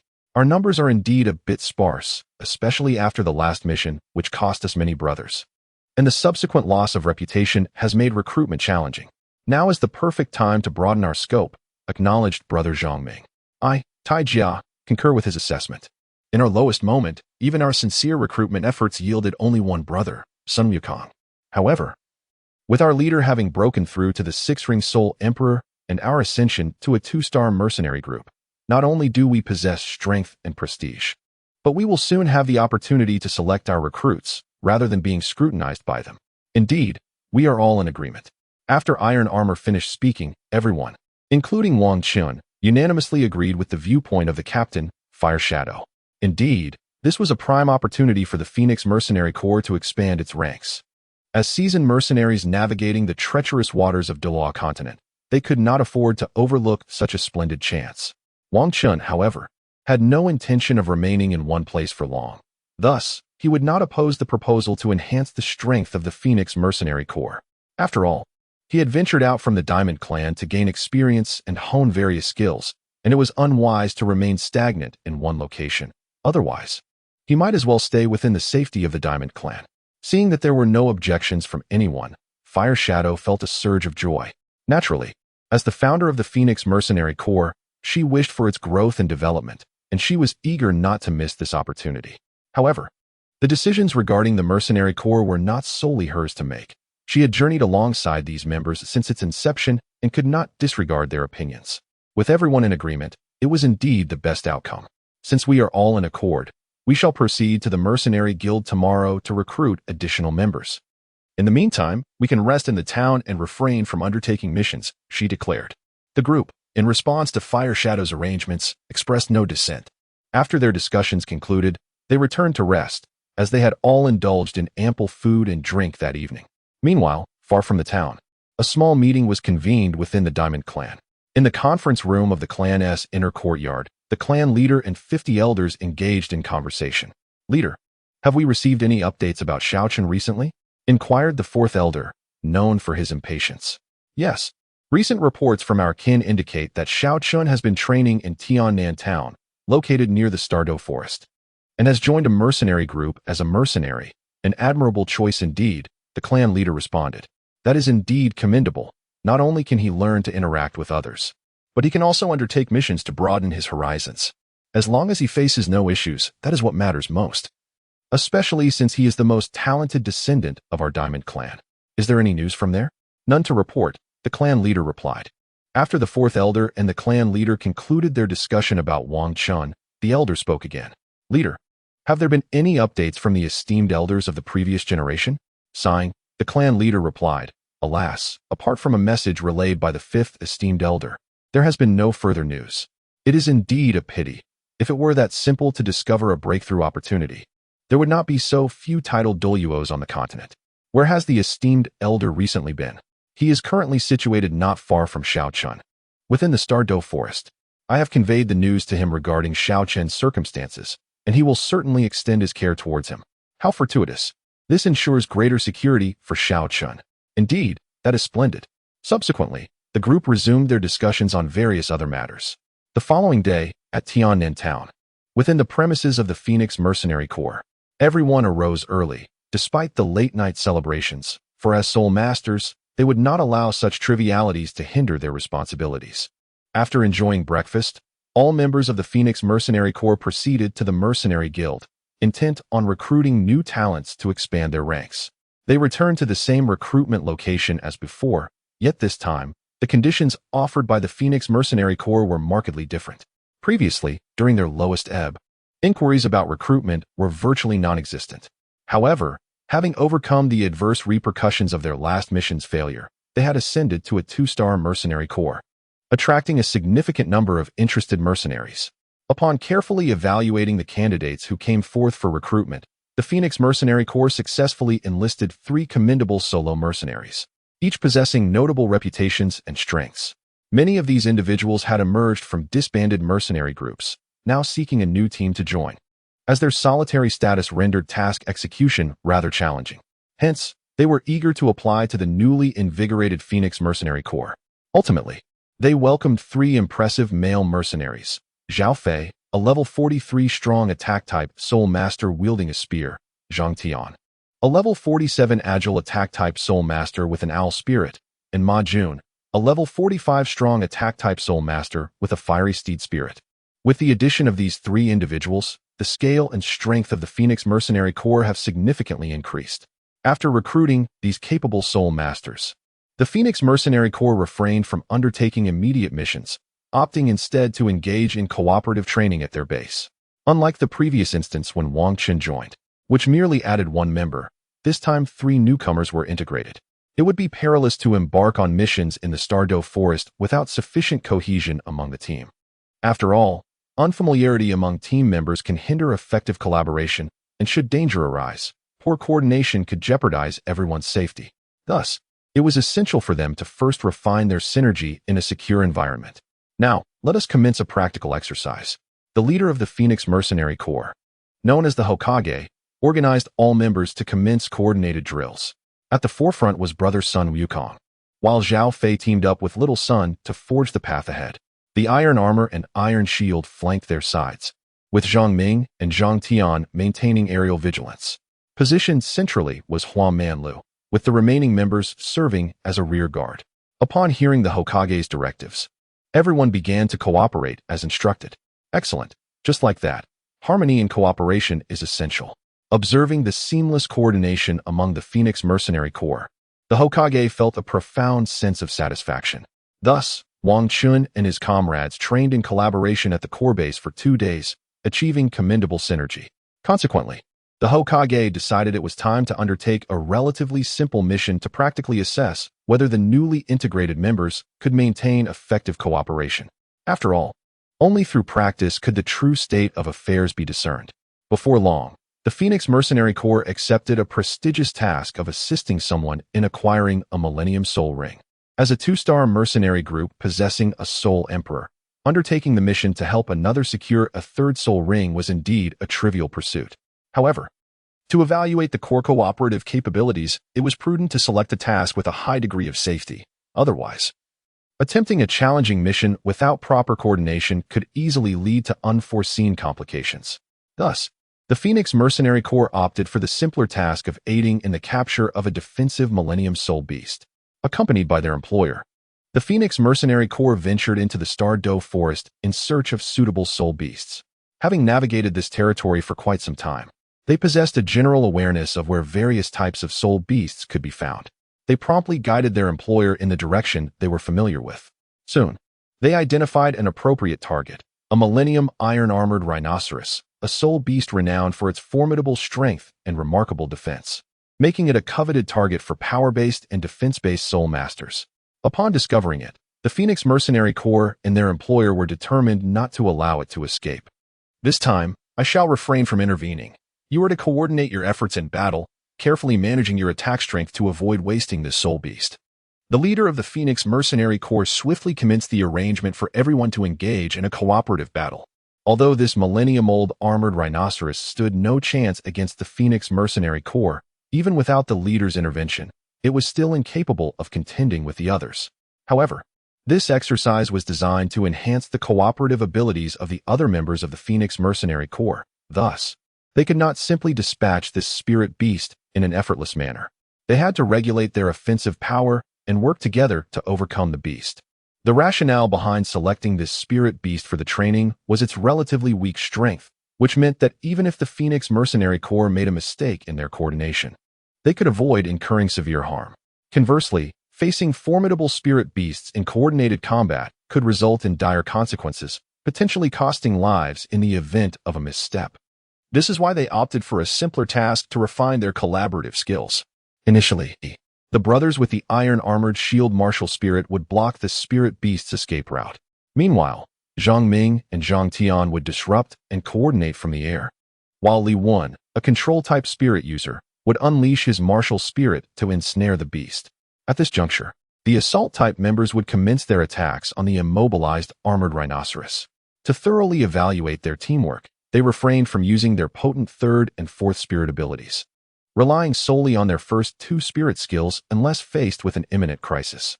Thus, they endeavored to defeat the millennium-old armored rhinoceros using only these initial abilities. Despite the fact that none of the Phoenix Mercenary Corps members invoked their formidable spirit techniques, their exceptional prowess allowed them to engage the armored rhinoceros in a spirited exchange. Their collaborative skills were significantly enhanced during this battle. Soon, the members of the Phoenix Mercenary Corps, leveraging their commendable teamwork and their own considerable strength, succeeded in severely injuring the armored rhinoceros. Subsequently, they summoned their employer to eliminate the soul beast and absorb the soul ring. It had been 5 days since the Phoenix Mercenary Corps had last engaged in a cooperative hunt for a soul beast. During this interval, they undertook 2 additional missions, successfully hunting down 2 soul beasts over 4,000 years old, thereby significantly strengthening their teamwork abilities. Consequently, the Phoenix Mercenary Corps resolved to continue hunting a few soul beasts aged between 7 and 8,000 years to further hone their coordination, while simultaneously accepting tasks to assist others in hunting 10,000-year soul beasts. After all, they had members whose strength was nearing the 50th level. They intended to familiarize themselves with the tasks, so when the time came, they could directly engage in hunting soul beasts. Another fortnight passed, and during this period, the Phoenix Mercenary Corps had repeatedly collaborated to hunt several powerful 1,000-year soul beasts, greatly enhancing their cooperative prowess. All the members decided it was time to attempt hunting 10,000-year soul beasts. However, such missions were not frequently available. Thus, they planned to continue hunting 1,000-year soul beasts for the time being while remaining vigilant for any opportunities that might arise. If none presented themselves, they would persist in hunting 1,000-year soul beasts for 2 months, after which, regardless of the availability of missions, they would directly pursue a 10,000-year soul beast as a means of testing their capabilities and preparing for the future need for 10,000-year soul rings within the Phoenix Mercenary Corps. 2 months elapsed, during which Wang Chun and his companions had hunted numerous soul beasts within the Star Luo forest. Yet they had still not encountered any missions requiring 10,000-year soul rings. However, during these 2 months, Li Wan, a control-type soul master at level 49, broke through to level 50, precisely in need of a 10,000-year soul ring. Consequently, the entire Phoenix Mercenary Corps prepared the necessary supplies and set off to the Star Luo forest to search for a suitable 10,000-year soul beast. As a mercenary group that had survived in this realm for an extended period, they were well aware of how to evade unnecessary soul beasts and proceeded directly toward the habitat of the 10,000-year soul beasts. Wang Chun and his companions embarked on a quest within the Star Luo forest in search of a suitable 10,000-year soul beast. After 5 days of tireless searching, they finally discovered the ideal creature, a bloodthirsty bamboo. This soul beast is distinguished by 3 distinct colors. The white variant represents a 100-year soul beast, with every additional meter in height signifying an additional century of cultivation. Once it matures to 1,000 years, it reverts to a height of 1 meter. Its hue transforming to a verdant green, where each meter now symbolizes a millennium of cultivation. Upon reaching 10,000 years, it again returns to a height of 1 meter, adopting a blood-red coloration, with each meter representing 10,000 years of cultivation. Moreover, this soul beast is notoriously ferocious and bloodthirsty, preying upon any soul beasts that encroach upon its territory, absorbing their essence to rapidly enhance its own cultivation level. It is precisely this characteristic that positions it as a top-tier predator within the Star Luo forest, with few soul beasts daring to provoke it, ensuring that such creatures typically thrive. The Phoenix Mercenary Corps, upon encountering this formidable soul beast, felt a surge of excitement. The more powerful the soul beast, the greater the enhancement in strength for the soul masters who absorb its essence, thereby increasing the safety of the Phoenix Mercenary Corps. However, they were advised not to act hastily. Zhang Ming and Zhang Tian were instructed to assess their surroundings for any additional threats, as an unexpected encounter during the attack could prove perilous. As the strongest leader of the Phoenix Mercenary Corps, the captain, Fire Shadow, began to organize the team for the hunt. Recognizing that this was a plant-type soul beast, which lacked the mobility of animal-type soul beasts, they resolved to first restore their strength before confronting this immobile creature. Upon hearing the captain's directives, Zhang Ming and his companion immediately activated their martial souls and commenced a thorough patrol of the vicinity. Since they were not the primary attackers in the upcoming confrontation, they did not require the same recuperation as the others.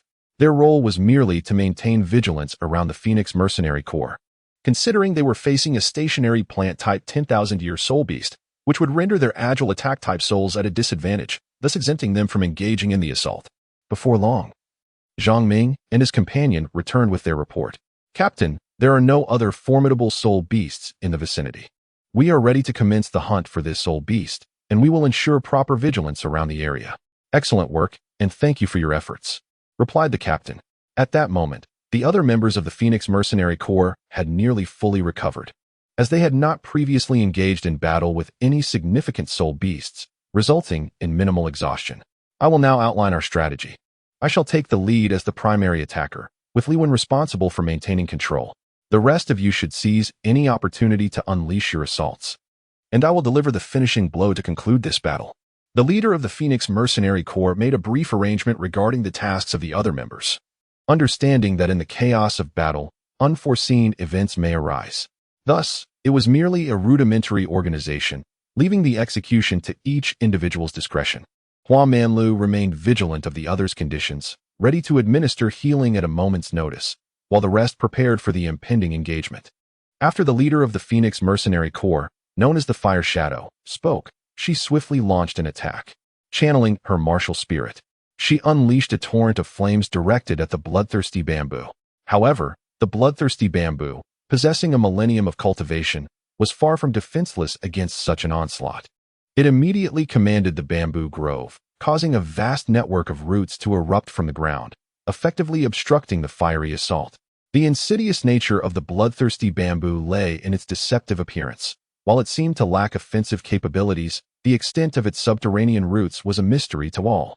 Many unsuspecting soul beasts had fallen victim to its ambush from afar, ultimately becoming nourishment for the bamboo's growth.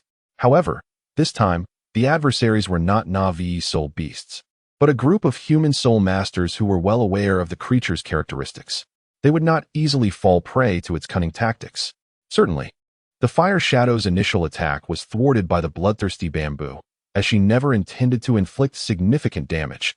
Her goal was merely to force its roots to surface, creating an opportunity to strike at the creature's vulnerabilities. This formidable predator, the bloodthirsty bamboo, harbored a critical weakness, a blood-red crystal located near its surface roots. This crystal served as both the locus for absorbing the cultivation of other soul beasts and its Achilles heel. If struck, the bamboo would lose control over its roots, rendering it a feeble creature devoid of retaliatory power. Breaking this crystal would spell the end for the bloodthirsty bamboo. The plan devised by the Phoenix Mercenary Corps was straightforward. First, compel the roots to surface, then have others dismantle them to distract the creature, allowing the Fire Shadow to target its weakness and create an opportunity for Li Wen to deliver the killing blow. Given that the Fire Shadow was the most powerful and possessed fire attributes, she was perfectly suited to confront this botanical soul beast. Although Zhang Ming and his companion could also fly, their relative weakness and lack of fire affinity made them susceptible to control by the bloodthirsty bamboo, leaving them without the means to escape if ensnared. Thus, they remained vigilant, contributing to the overall hunt. As the roots of the bloodthirsty bamboo became exposed, the others did not remain idle. They activated their soul skills to distract the creature, thus granting the Fire Shadow an opportunity. With their assistance, the bloodthirsty bamboo's attention was diverted, allowing her to ignite the exposed roots. Nevertheless, as a millennium-old soul beast, the bloodthirsty bamboo would not be so easily defeated. It rapidly summoned even more roots from below, erecting barriers against the flames. While many of the roots were ablaze, the reinforcements from below only grew in strength and number. Ultimately, the Fire Shadow's assault was intended merely to weaken the bloodthirsty bamboo. She had no illusions that this strike would bring about its demise.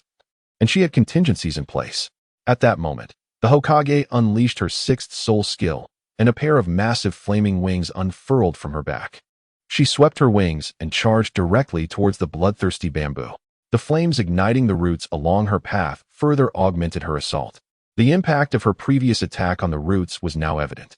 The colossal flames from her wings obliterated the roots that obstructed her advance, allowing the Hokage to reach the bloodthirsty bamboo. She then directed her assault towards its base. With a resounding explosion, the roots entwining the Phoenix Mercenary Corps lost control and collapsed to the ground. At that moment, Wang Chun realized the success of the Hokage's strategy. She had struck at the heart of the bloodthirsty bamboo's vulnerabilities, neutralizing its resistance. Amidst the swirling dust of the explosion, the voice of the Hokage rang out, "Li Wen, come quickly and eliminate this soul beast. Do not waste any time." Upon hearing the news, Li Wen rushed over swiftly, shattering the crystal of the bloodthirsty bamboo and slaying it.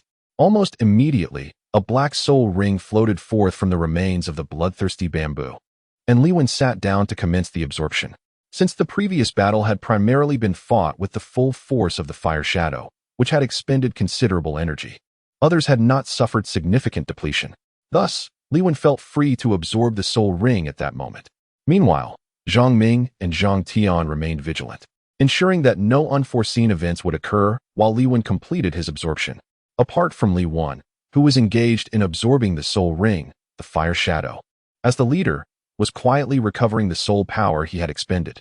The other members of the Phoenix Mercenary Corps also positioned themselves around Li Wen, maintaining vigilance. After all, if only Zhang Ming and Zhang Tian kept watch, there was a risk of oversight regarding potential dangers lurking nearby. Consequently, the other members, who had not experienced much energy depletion, also initiated their watchful actions. After several hours passed, Li Wen successfully absorbed the Millennium Soul Ring, thereby ascending to the rank of a 5-ring Soul King. During these hours, no unexpected incidents arose, and they safely traversed the Star Luo Forest. Returning to their base in the town, the entire Phoenix Mercenary Corps decided to take a well-deserved rest. Despite the fact that only the leader, Fire Shadow, had undergone significant energy expenditure, the mental strain on everyone was considerable, as it was their first experience hunting a Millennium Soul Beast. Therefore, they resolved to recuperate and restore their mental fortitude. Once refreshed, they planned to celebrate Li Wen's promotion to Soul King and the enhancement of the Phoenix Mercenary Corps strength. Upon their return to the base, nearly everyone sought rest, including Fire Shadow, who, despite her superior strength, had also endured substantial fatigue. However, Wang Chun did not retire to bed. Although he had expended some mental energy during the operation, he had been practicing a unique cultivation technique that allowed for effective recovery, coupled with the advantage of possessing a soul bone in his head, which further amplified his mental capacity.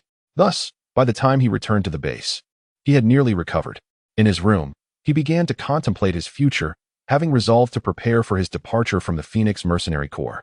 His purpose for joining had never been to remain a mercenary, but to accumulate experience. Now, having learned to communicate effectively with others, and having participated in the collaborative hunt of a Millennium Soul Beast, he felt that he had sufficiently absorbed the necessary experiences within the Phoenix Mercenary Corps. Though his stay had been brief, he had forged some bonds with his comrades. Therefore, he did not intend to leave without notice. Instead, he decided to remain for another month or two. Once the Phoenix Mercenary Corps had grown stronger, he would formally announce his intention to depart.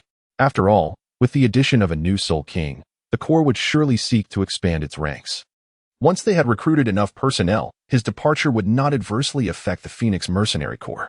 The next day, after a period of restful recuperation, all members of the Phoenix Mercenary Corps arose to prepare for a celebration. This event was a special tradition within the mercenary group. Whenever a member achieved a significant breakthrough in strength, a celebration would be held in their honor. This not only acknowledged the individual's enhanced capabilities, but also celebrated the overall strength of the mercenary corps. Such festivities not only fostered camaraderie within the group, but also demonstrated the core respect for talent, as it was the unity of diverse talents that allowed the mercenary corps to thrive. Naturally, it is imperative to unite hearts and minds. The last time the Hokage ascended to the sole emperor rank, there was no immediate celebration, for it coincided with the pivotal moment of the Phoenix Mercenary Corps promotion to the 2-star level. Furthermore, as the protagonist of the breakthrough, she decided to defer the celebration until after the Phoenix Mercenary Corps achieved its 2-star status, a decision that met with unanimous agreement among the members. After all, when the protagonist has made a choice, outsiders have little justification to dispute it. Soon, all members of the Phoenix Mercenary Corps began preparations for the celebratory banquet that evening, and Wang Chun was no exception, accompanying Zhang Ming to gather the ingredients for the day's feast. As night fell at the Phoenix Mercenary Corps headquarters, all members gathered. Adhering to the tradition that the protagonist would say a few words, Li Wen stood among the crowd, addressing everyone. I would like to express my heartfelt gratitude to all members of the Phoenix Mercenary Corps. Some of you have been with us since the very inception of our organization, while others joined us along the way. Yet, we are all members of the Phoenix Mercenary Corps, brothers who can rely on one another. I hope we can continue to grow together and elevate our corps to greater heights. As I am not particularly eloquent, I shall keep my remarks brief. Thank you all. Cheers. Cheers. The other members echoed, raising their glasses in celebration. After they finished their drinks, Li Wen returned to the crowd, and the leader of the Mercenary Corps, the Hokage, stepped forward to share a few words about the future development of the Phoenix Mercenary Corps. Now that we have a Soul King among us and have recruited several Soul Sect members, our strength has significantly increased. I would like to take this opportunity to discuss our future development. As the Hokage spoke, the crowd fell silent, eager to hear her thoughts. With so many members in the Phoenix Mercenary Corps, it seems wasteful to continue operating as a single small team. Therefore, I propose to expand the Corps into 2 teams, one led by me to undertake more challenging missions, and the other led by Li Wen for simpler tasks. Should the need arise, both teams can collaborate on assignments. This approach will not only broaden the scale of our Phoenix Mercenary Corps, but also allow us to make better use of our strength. Upon hearing this proposal, the members contemplated it carefully and ultimately agreed, finding it a sound arrangement. Very well, let us first celebrate Li Wen's ascension to Soul King. The distribution of personnel can be addressed tomorrow. With that, the celebration commenced in earnest. Everyone was enjoying their meals and beverages, celebrating fervently. The following day, as it was the time to commence team assignments, everyone rose early. They gathered on the playground, where the Hokage began to elucidate the team allocation plan. The first team was to undertake challenging tasks, necessitating individuals with both strength and experience. Now, I shall present the allocation plan. Firstly, I will serve as the captain of the first team. Zhang Ming will assume the role of the agile scout, while the ironclad brothers will act as the defense unit. Wamanlu will be the healer, and finally, Sun Wukong and Ma Jun will take on the role of attackers. These individuals will form the first team. The second team will be led by Li Wen, with the remaining members joining him. Furthermore, you will continue to recruit additional personnel from the Mercenary Guild, thus completing the second team. In this manner, the first team will serve as the main force of the Phoenix Mercenary Corps, while the second team will act as its auxiliary, representing a commendable allocation plan. Upon hearing the Hokage's proposal, the others found it agreeable and thus consented. Subsequently, the second team set off to recruit additional members, while the first team began to assess tasks, seeking out promising opportunities to accept a worthwhile mission and further hone their skills.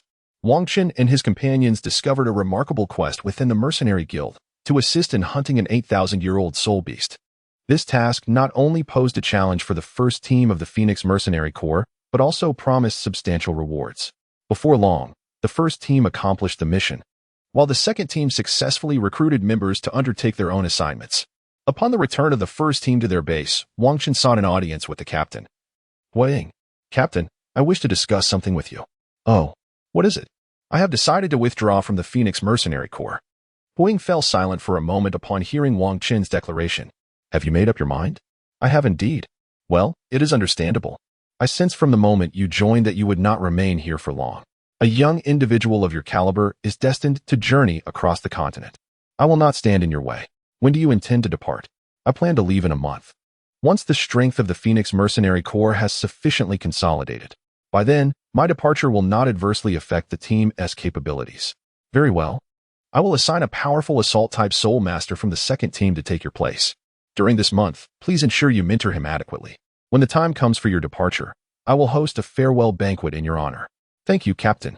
I shall take my leave now. Indeed. Return home for now. The following day, Huiying selected a formidable assault-type soul master from the second team to join the first team, with Wang Chen providing guidance and facilitating cooperative training. Thus, they commenced their integration exercises, and after a month of training, the newly added assault-type soul master was able to coordinate seamlessly with the first team.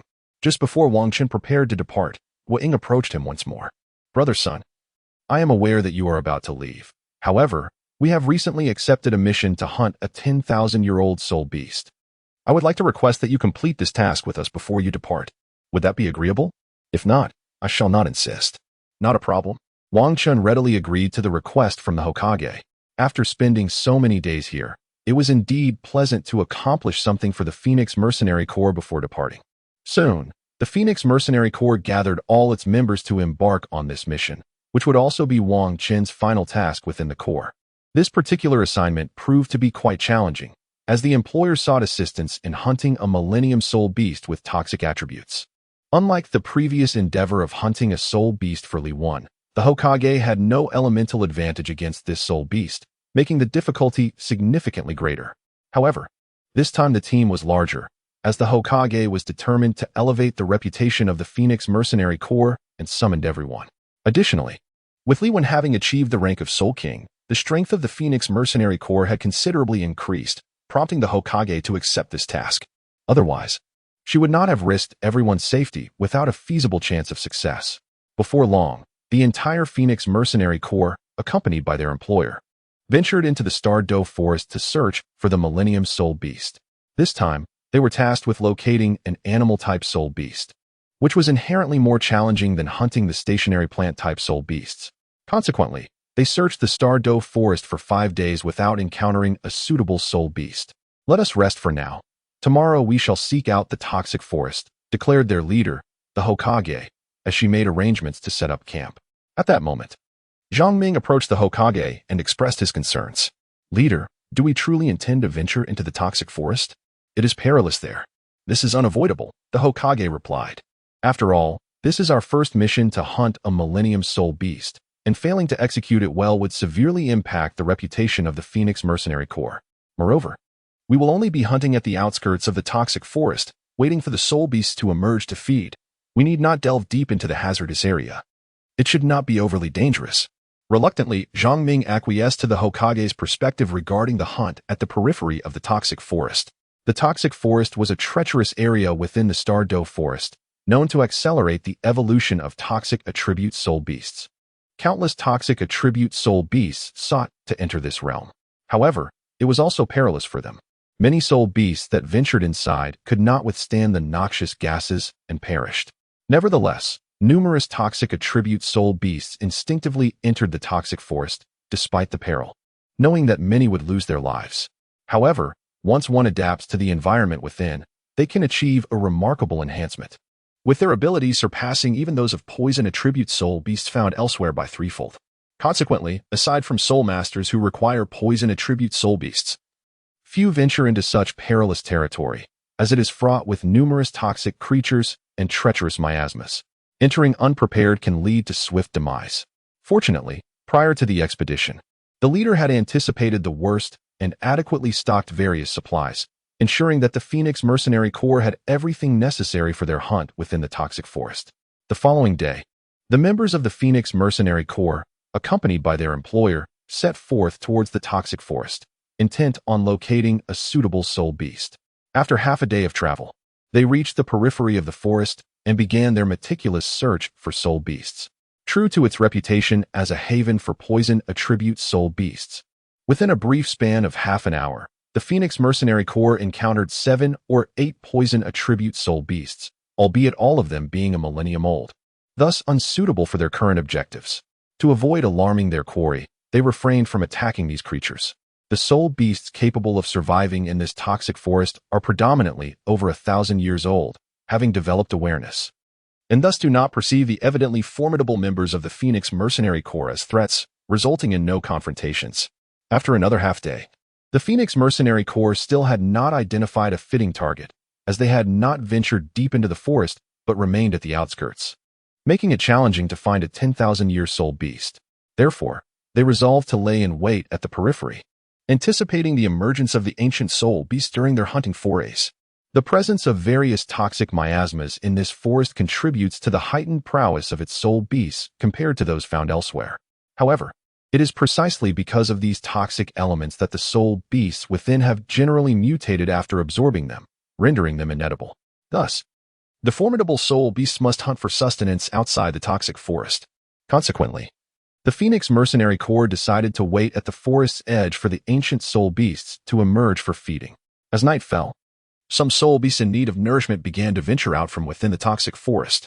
Wang Qin and his companions concealed themselves among the trees at the periphery, meticulously observing the soul beasts in search of a suitable 10,000-year soul beast.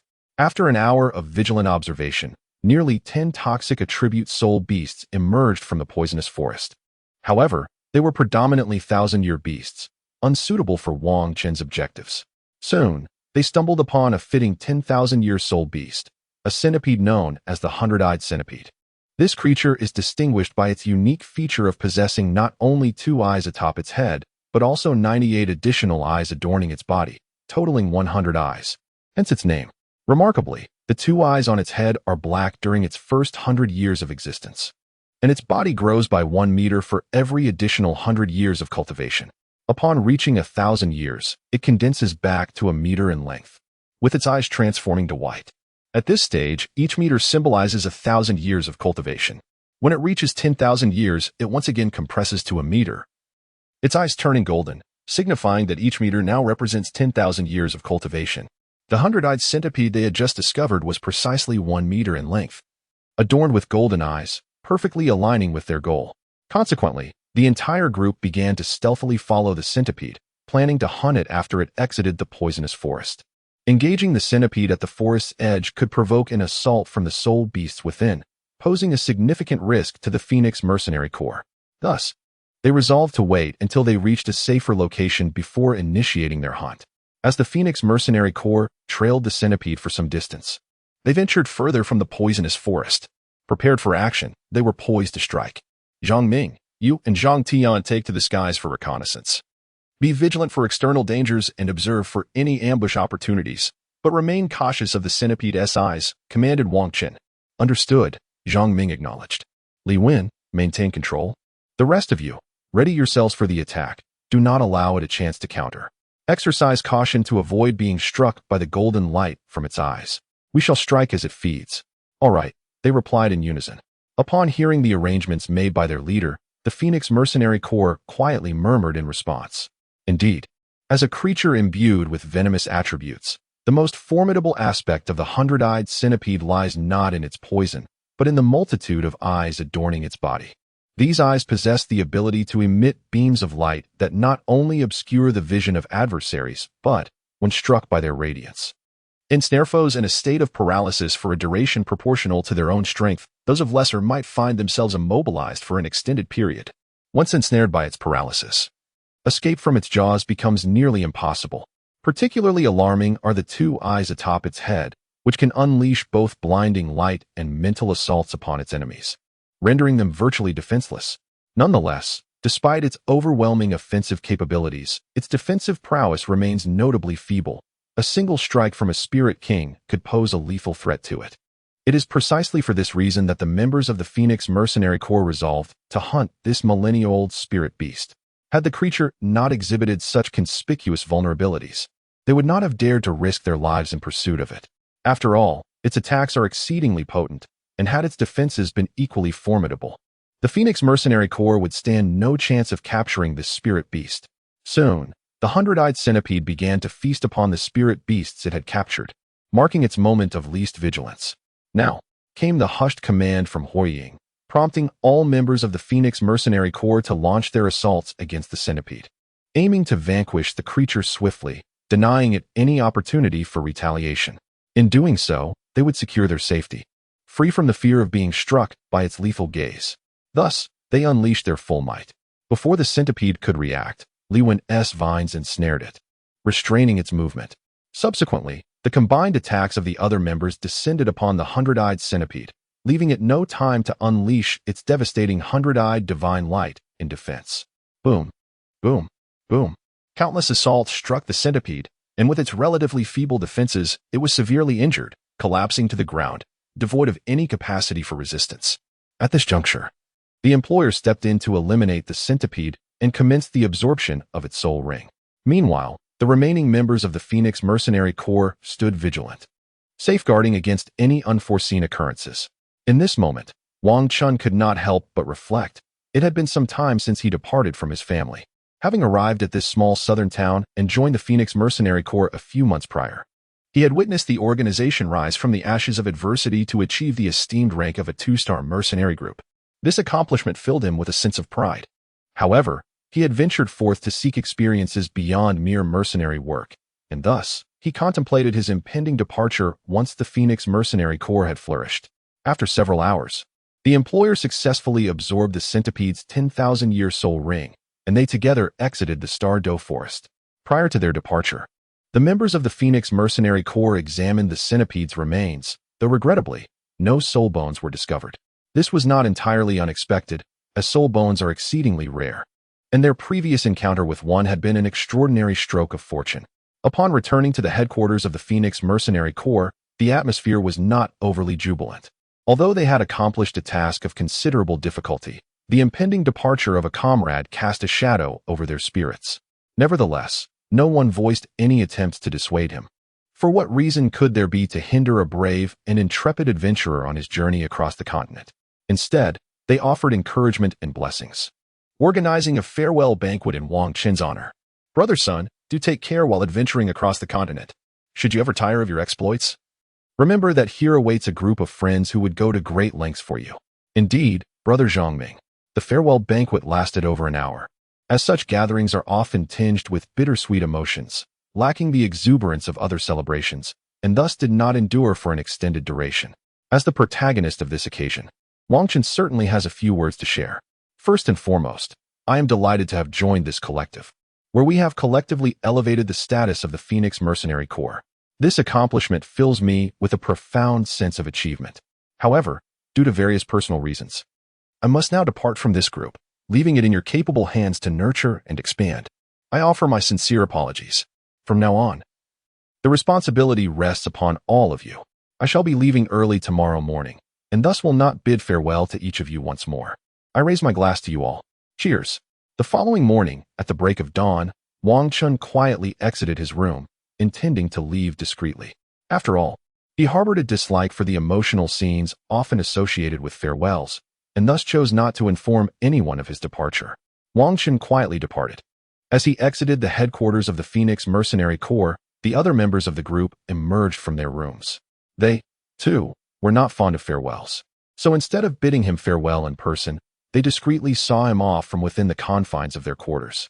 Has he left? Yes, he has. Very well, everyone. Let us return to our rest. Though Brother Sun has departed, our lives must continue, and we must strive to expand the Phoenix Mercenary Corps. Therefore, let us all return and recuperate our spirits. After leaving the Phoenix Mercenary Corps base, Wang Chen headed northeast toward a small town, intending to circumvent the central region of the Star Luo Forest and enter the Douluo Empire from its periphery. He planned to hone his skills within the Douluo Empire before venturing into the Sunset Forest to seek the Eye of Ice and Fire, intending to summon the adept members of his clan to procure the legendary herbs recorded therein. After 2 days of travel, Wang Chen found himself quite distant from Tiannan town. During this time, he reached a small town where he intended to rest and enjoy a meal before continuing toward his goal the following day. After finishing his meal, he strolled around the town, yet, regrettably, he did not encounter any unexpected fortune. After all, this was reality, not a novel. He did not experience any fortuitous events nor stumbled upon hidden treasures. Having merely enjoyed a simple meal and taken a brief walk, he prepared to return to his inn to rest, with plans to continue his journey toward the Douluo Empire the next day. He was eager to locate the Eye of Ice and Fire and obtain the legendary herbs, as the sooner he consumed them, the more profound their effects would be. He certainly wished not to delay for too long. Indeed, after his time training within the Phoenix Mercenary Corps, he had gained considerable experience and could momentarily set aside his focus on training. Securing the herbs was his priority. Moreover, his travels thus far could be deemed a form of training, as he no longer needed to linger in one place for extended periods. First, he aimed to consume the legendary herbs, reach level 50, and absorb a 10,000-year spirit ring. Afterward, he could casually train across the continent and perhaps even find his way to Sea God Island to participate in the Sea God assessment. Thus, Wang Qin chose not to prolong his stay in the town and returned to the inn to prepare for rest, ready to continue his journey. Given the high demand for soul masters seeking to hunt spirit rings in the Star Luo Forest, numerous small towns had sprung up around its periphery. Where there is demand, there is trade, and many merchants conducted their businesses in these towns. Consequently, these towns were relatively populous and thriving, bustling with activity. Wang Chun returned to the inn and summoned the young attendant to prepare a modest dinner. He intended to dine in the lobby before retreating to his room for rest. Observing the ebb and flow of travelers in the lobby, he couldn't help but marvel at the bustling charm of this small town. At that moment, he sensed a gaze fixed upon him. Turning around, he found a middle-aged man, approximately in his 40s or 50s, scrutinizing him intently. As Wang Chun glanced back, the man averted his gaze, feigning nonchalance. Wang Chun gazed at him, feeling a sense of familiarity, yet unable to recall where they had crossed paths. After a moment of contemplation, he realized he had no distinct memory of the man. At that moment, the man finished his meal and departed from the inn. With his exit, Wang Chun dismissed the thought, and, just then, the waiter brought forth the dishes he had ordered. Thus, he began to dine, setting aside the earlier encounter. That night, within the inner courtyard of the King Kong family, the patriarch inquired, "Did you mention that news of Shao Chun has just arrived?" "Indeed. I received word that Shao Chun has left the Phoenix Mercenary Corps and set out on his own journey for training. Unfortunately, we have yet to hear of his arrival at his destination. However, based on his route, it appears he intends to enter the Douluo Empire from the northeast of the Star Luo Forest. What purpose could he have in the Douluo Empire? Our influence there pales in comparison to that of the Star Luo side. Should any unforeseen circumstances arise, we lack the power to address them. Who can say? We cannot dictate the training locales for our clansmen. They are free to pursue their own paths. Let us set aside such concerns for now and discuss matters pertaining to the family. The clan remains much the same, and we have not seen any exceptional talents emerge recently. Alas, the following day, Wang Qin awoke comfortably in the inn's bed, finding it far superior to camping outdoors. After breakfast, he continued his journey. Regrettably, just as he exited the small town, he was confronted by a group of individuals. Among them was the middle-aged man who had observed him in the inn's lobby the previous day. "Gentlemen, may I inquire what brings you here?" "Youth, we merely wish to ask you about something. Your cooperation would suffice," said the man who had previously scrutinized Wang Chun. "Oh, what matter is it?" "It concerns the soul bone acquired by your Phoenix Mercenary Corps during your last endeavor." "What soul bone?" "Do not play coy.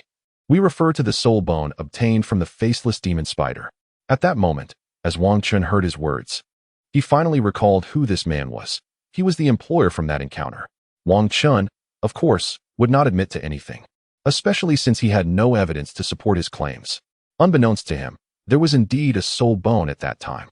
To be succinct, when I absorbed the soul ring, I distinctly sensed the presence of the soul bone. At this moment, Wang Chun also felt somewhat perplexed. It seemed unusual that a soul bone could be sensed, as the original text did not mention this. However, it is plausible for such a related entity to be perceived, especially considering the certainty with which this individual spoke. "Very well, simply tell us, and we shall not make things difficult for you." At this juncture, Wang Chun realized that the situation could not be resolved amicably and that he would need to rely on combat to settle the matter.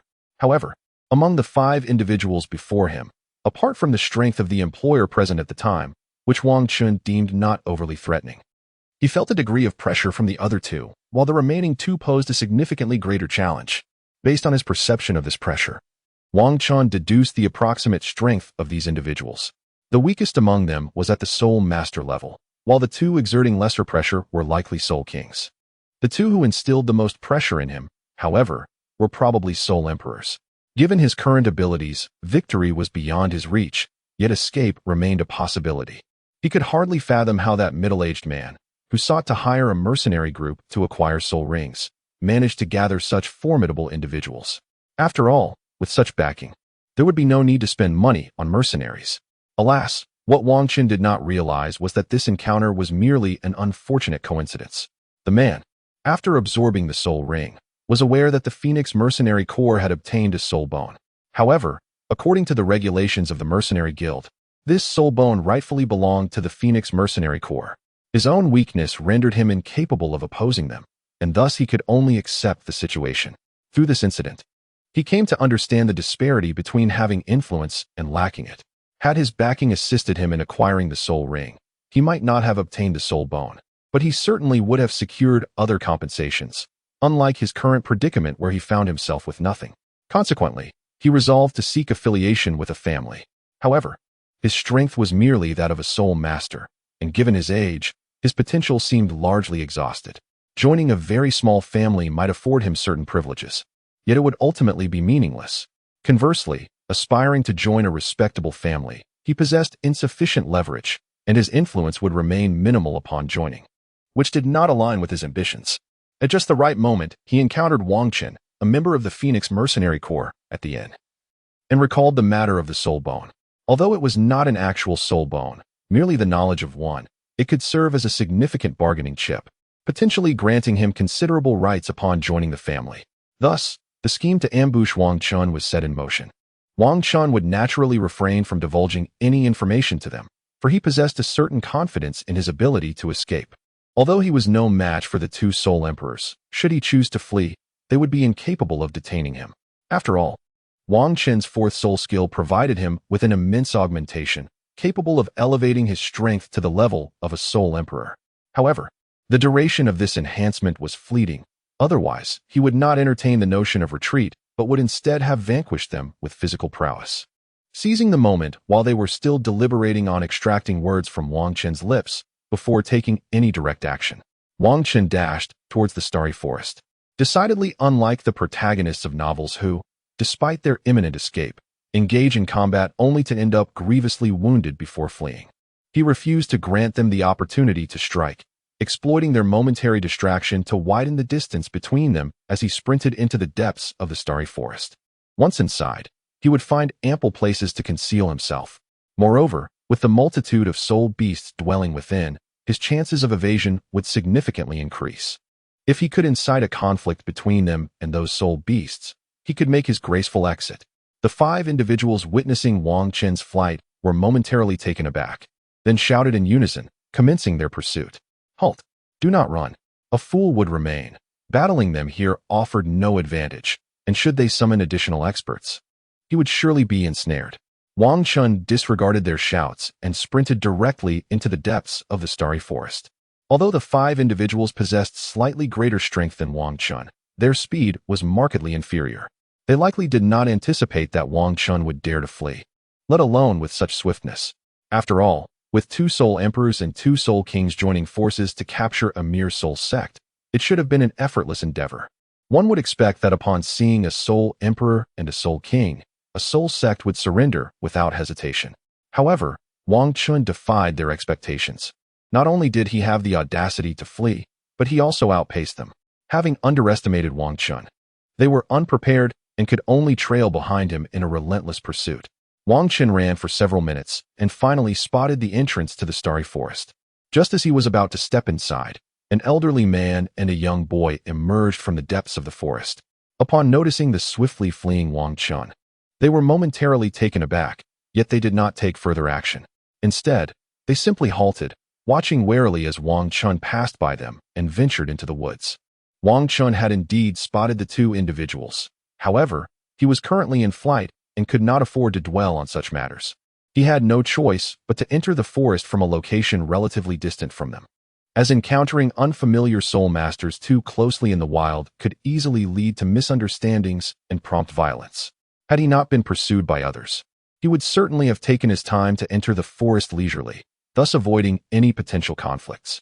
At that moment, the 2 Soul Emperors chasing Wang Qin also arrived, as others were of lesser strength, necessitating that only these 2 Soul Emperors pursue him to apprehend him. Upon seeing the elder and the youth, they were filled with excitement. One of the Soul Emperors shouted, "Elder, please capture the young man ahead." Upon hearing the words of his kin, the elder did not hesitate and immediately unleashed his attack. The shout from the Soul Emperor reached Wang Qin's ears, and he could hardly believe his misfortune. Just as he was about to enter the Star Luo forest, he encountered reinforcements for his pursuers at the entrance. As the elder made his move, Wang Chun sensed a tremendous threat. Turning to glance at the elder, the 7 pulsating soul rings beneath his feet made it clear to him that escaping this time would not be so simple. Faced with the elder's assault, he could not afford to disregard it as he had with the 2 soul emperors. He had no choice but to halt and activate his 4th and 2nd soul skills to withstand the impending attack. With his back turned to the elder, evading the assault from this soul sage was impossible. All he could do was maximize his defenses to protect himself. Boom! The soul sage's attack struck Wang Chun's back, sending him hurtling away from the force of the blow. Wang Chun sustained significant injuries. However, this assault inadvertently propelled him deeper into the Star Luo forest. Despite his grievous condition, he dared not hesitate and continued to flee toward the heart of the forest. He was acutely aware that he was no match for the soul sage. He had not yet unleashed his ultimate ability, the martial soul incarnation. Merely a casual soul skill had rendered him gravely wounded. Should the pursuer catch up to him, there would be no hope of escape. The elder, witnessing Wang Chun's continued flight, was momentarily taken aback. He had not anticipated that the young man, struck by a blow from a soul sage, could still muster the strength to flee. This revelation was somewhat embarrassing for him, yet he maintained an air of nonchalance as he addressed the 2 soul emperors. "What is the matter with that boy?" he inquired. "Report to the Grand Elder that the lad possesses a soul bone. We merely sought to inquire about it." Not expecting him to flee so swiftly, had it not been for the Grand Elder's presence, we might not have even caught a glimpse of him. "Very well. You 2 escort Shaolin back. I shall pursue him personally." Upon concluding his statement, he activated his martial soul incarnation and set off in pursuit of Wang Chun. Although there would be a brief period of vulnerability following the activation, the potential information regarding the soul bone made the risk worthwhile. Moreover, given that the youth was severely injured, he surmised that Wang Chun could not have escaped too far, allowing him to seek the desired information in relative safety. As Wang Chun fled, he sensed a faint allure drawing him in, and in the face of the relentless pursuit by the soul sage, he chose to trust his instincts and raced toward that direction.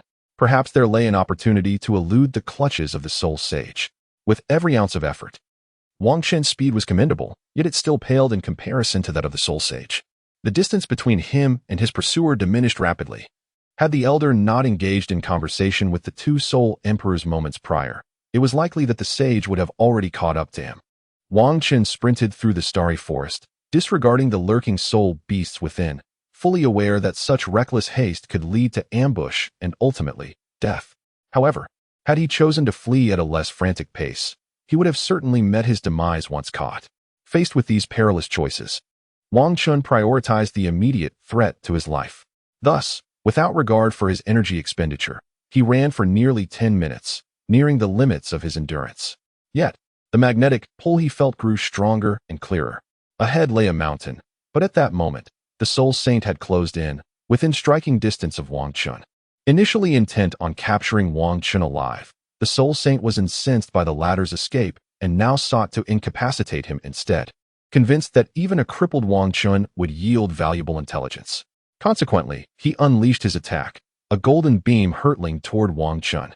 At that instant, as Wang Chun reached the mountain that had captivated him, the soul saint's assault struck.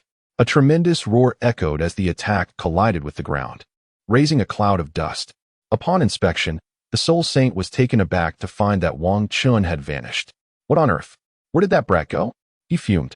Despite scouring the vicinity, he found no trace of Wang Chun, and having utilized his martial soul's true form, he was not at his peak strength.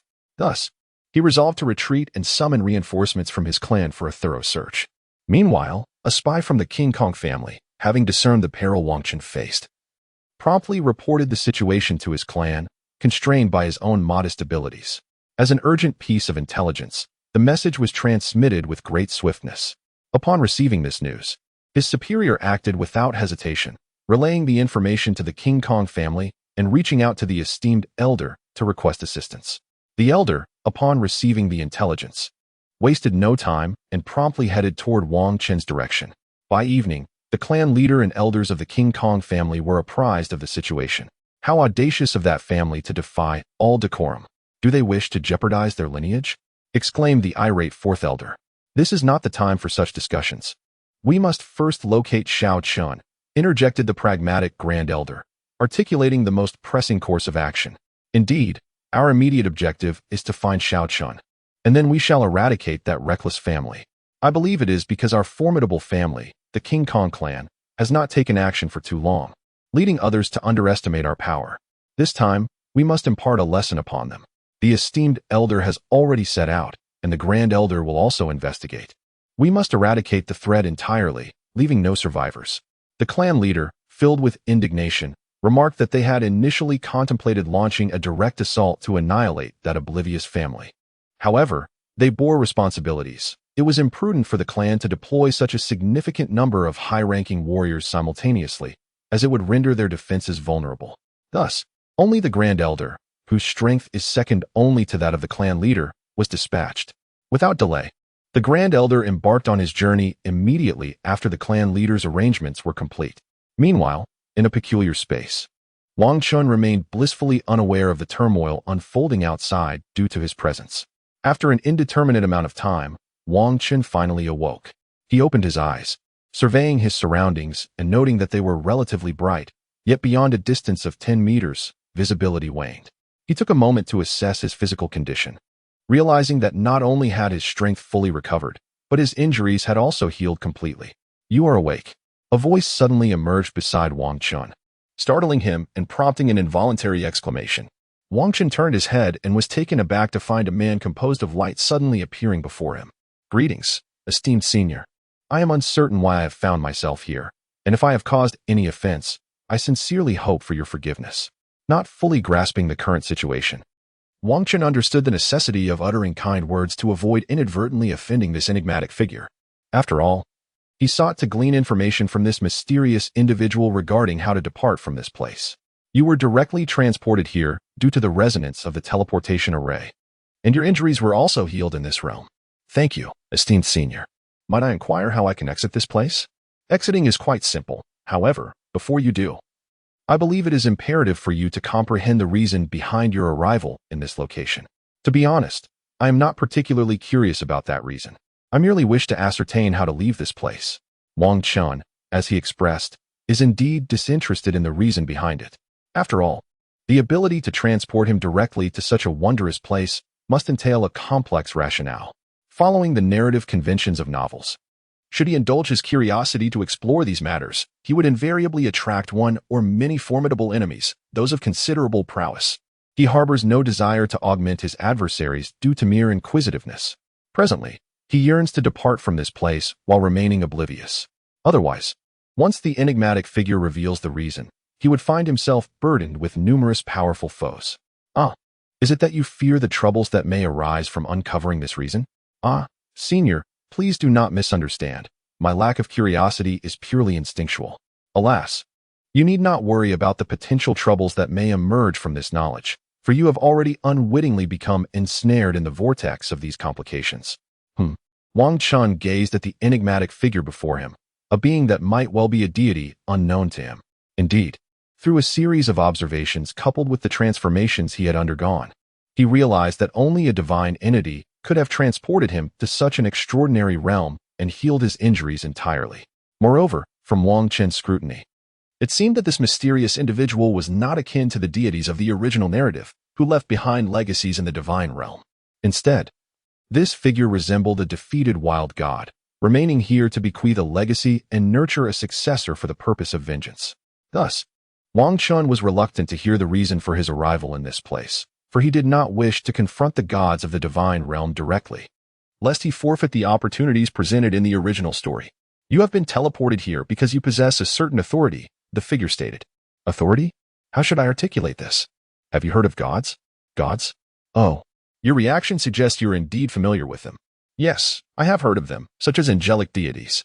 "That is well. This authority is the key to becoming a god. Only by possessing authority and achieving the 99th level of strength can one ascend to divinity." "Senior, does this mean I already possess the foundation for becoming a god?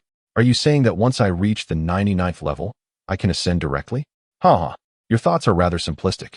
With your meager and flawed authority, even if you were to become a god, you would be among the weakest. Wang Chun was not overly surprised by the mysterious figure's words. After all, In the original story, the Shrek 7 monsters also faced distinctions in the ranks of godhood. If one could become a formidable god solely through a so-called flawed authority, it would indeed perplex Wang Chun. Thus, I must inherit your complete authority in order to become a powerful god? Inheriting my authority would indeed empower you greatly, but it is also fraught with peril. It would be wise for you to contemplate this carefully. I have made my decision. I hope, esteemed senior, that you will allow me to inherit your full authority. Wang Chun responded without a moment's hesitation, for he had already acquired a fragment of authority and had long since allied himself with this enigmatic figure. After all, when confronted by the foes of this mysterious individual, would they not perceive the authority Wang Chun bore and question his ties to the enigmatic being? A confrontation would be inevitable, and naturally, one would seek to gain some advantage in the process. Furthermore, the greater Wang Chun's strength, the more secure his position would become. As for the notion that this mysterious figure was deceiving him, Wang Chun held no such belief, for he had already deduced the nature of the so-called fragment of authority. It was the mysterious crystal he had obtained in Yuhui Town. Ever since he absorbed that crystal, his cultivation speed had become unusually rapid. If that crystal were indeed a fragment of divine authority, it would explain everything. Very well, since you wish to inherit my authority, allow me to enlighten you. The figure began. Oh, and what if I do not wish to inherit it? What then? Haha, I am no devil. I shall merely erase your memories and return you to where you belong. Before delving into these matters, allow me to introduce myself. I am Xing Tian, the first war god, the custodian of the war god's authority. Long ago, on the Douluo Continent, there were no gods, and the relationship between humans and soul beasts was not one of mutual slaughter. During that time, humans did not need to kill soul beasts to enhance their power. Until one fateful day, the consciousness of the Douluo Continent awakened, beginning to cultivate formidable humans and soul beasts using the continent's authority. These beings became the initial gods. Empowered by the authority of the continent, these gods were obligated to fulfill their roles. They not only had to perform the duties bestowed upon them by their authority, but were also tasked with conquering other worlds to bolster the Douluo Continent. In turn, they could receive benefits from the expanding Douluo Continent, further augmenting their own power. Thus, as long as no unforeseen circumstances arose, this mutually beneficial arrangement could persist indefinitely. It resembled the feudal military honors established during the Qin dynasty in the real world, yielding significant advantages while also presenting clear drawbacks. The primary risk was the necessity of perpetual victory. A single defeat could deliver a devastating blow to their progress. However, how could one possibly guarantee unbroken success in the face of uncertainties? As they grew stronger, having absorbed several minor worlds, they finally encountered a formidable realm. This led to their first and catastrophic defeat. Nearly half of the gods born from the Douluo Continent perished before they could retreat back to their homeland.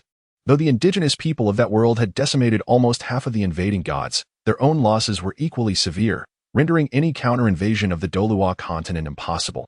They could only watch as their adversaries retreated. The deities returning to the Douluo Continent, having suffered significant losses, naturally sought to recuperate. Moreover, the powers of the fallen gods returned once more to the consciousness of Douluo.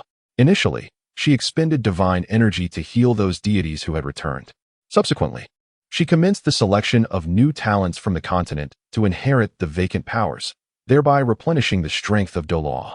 Of course, such an endeavor could not be undertaken by the consciousness of Douluo alone. It was the original gods who would select the successors. This had always been the practice. As except for the most powerful deities initially chosen by the consciousness of Douluo, all others were selected by the original gods. Thus, the potential for power struggles became evident. However, the original gods initially selected possessed relatively simple intentions, lacking ulterior motives. Yet, following the defeat in that expedition, these deities gradually began to entertain different notions. They were reluctant to continue undertaking perilous missions. Instead, they desired to remain within the Douluo Continent and relish the privileges bestowed upon them. Nonetheless, such a situation would not be tolerated by the consciousness of Douluo. She meticulously nurtured these deities with the intent of waging war against other realms to augment her own power. Now, if those gods merely indulge in their privileges without fulfilling their responsibilities, she would undoubtedly object, aware that the consciousness of the continent would never acquiesce. The gods conspired to seal the continent's consciousness, rendering it incapable of interfering with their choices. Thus, they began to ally with like-minded deities while marginalizing those who sought to advance the continent, compelling the latter to undertake perilous missions, resulting in their demise one by one. Furthermore, during the selection of new gods, they suppressed dissenting voices, handpicking only those who shared their ideology.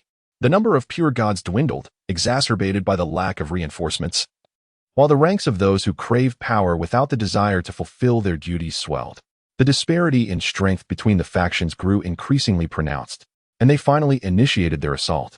On that fateful day, the malevolent gods surged toward the Temple of Consciousness, engaging in a fierce battle with us, the pure gods. Although our individual might was formidable, bolstered by the support of the consciousness of Douluo Continent, their sheer numbers overwhelmed us. We gradually succumbed, leaving me as the sole combatant. While my domain of the war god could infinitely amplify my strength, the initial gods who chose betrayal had certainly considered my power. United in a formidable formation, the primordial gods of Azura, evil, destruction, life, and goodness rendered my amplification techniques ineffective, forcing me to rely solely on my innate strength to confront them. Despite being the most powerful, it was impossible for me to vanquish so many gods relying merely on my physical prowess, and ultimately, I was defeated. However, I was not vanquished through brute force. Rather, I perished in a self-destructive explosion while they sealed the continent's consciousness.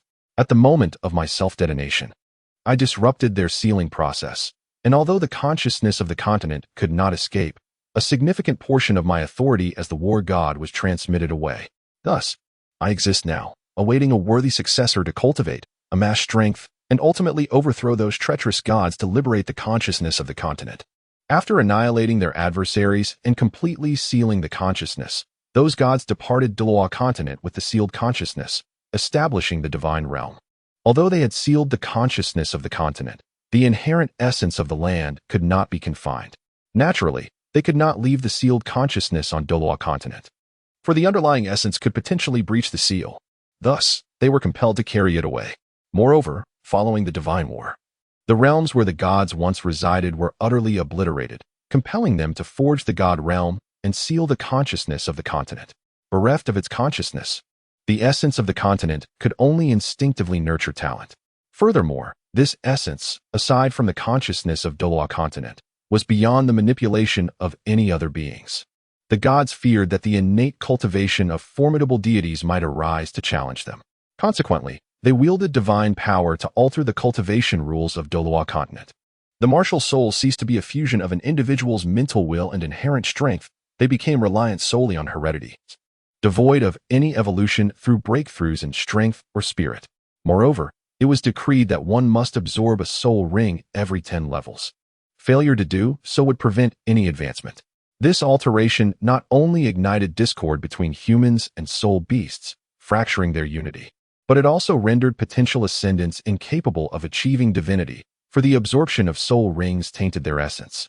Through the legacies they left on Douluo Continent, the gods could siphon the talents endowed with the continent's essence.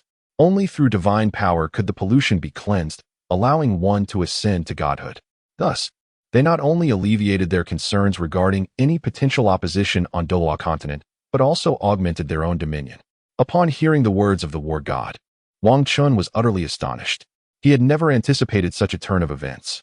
The fierce struggle between humanity and the soul beasts was, in fact, instigated by the gods altering the cultivation rules of the Douluo Continent.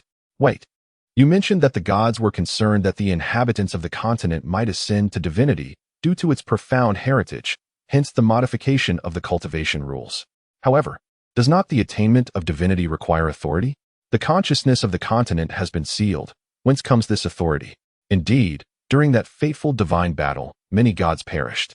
Although they reclaimed some of their power, a significant portion vanished entirely, leaving an abundance of authority scattered across the continent. Why then, do these gods not seek to recover that lost authority? The answer is simple. They are incapable of doing so. The fragments of authority dispersed throughout the land can only be sensed by the consciousness of the continent. Other gods remain oblivious to their presence. These fragments will only manifest upon sensing an appropriate vessel. It is precisely due to their scattered nature that the gods are apprehensive about the emergence of an uncontrollable deity. Thus, they devised a strategy to eliminate such possibilities at their source. Ah, I see.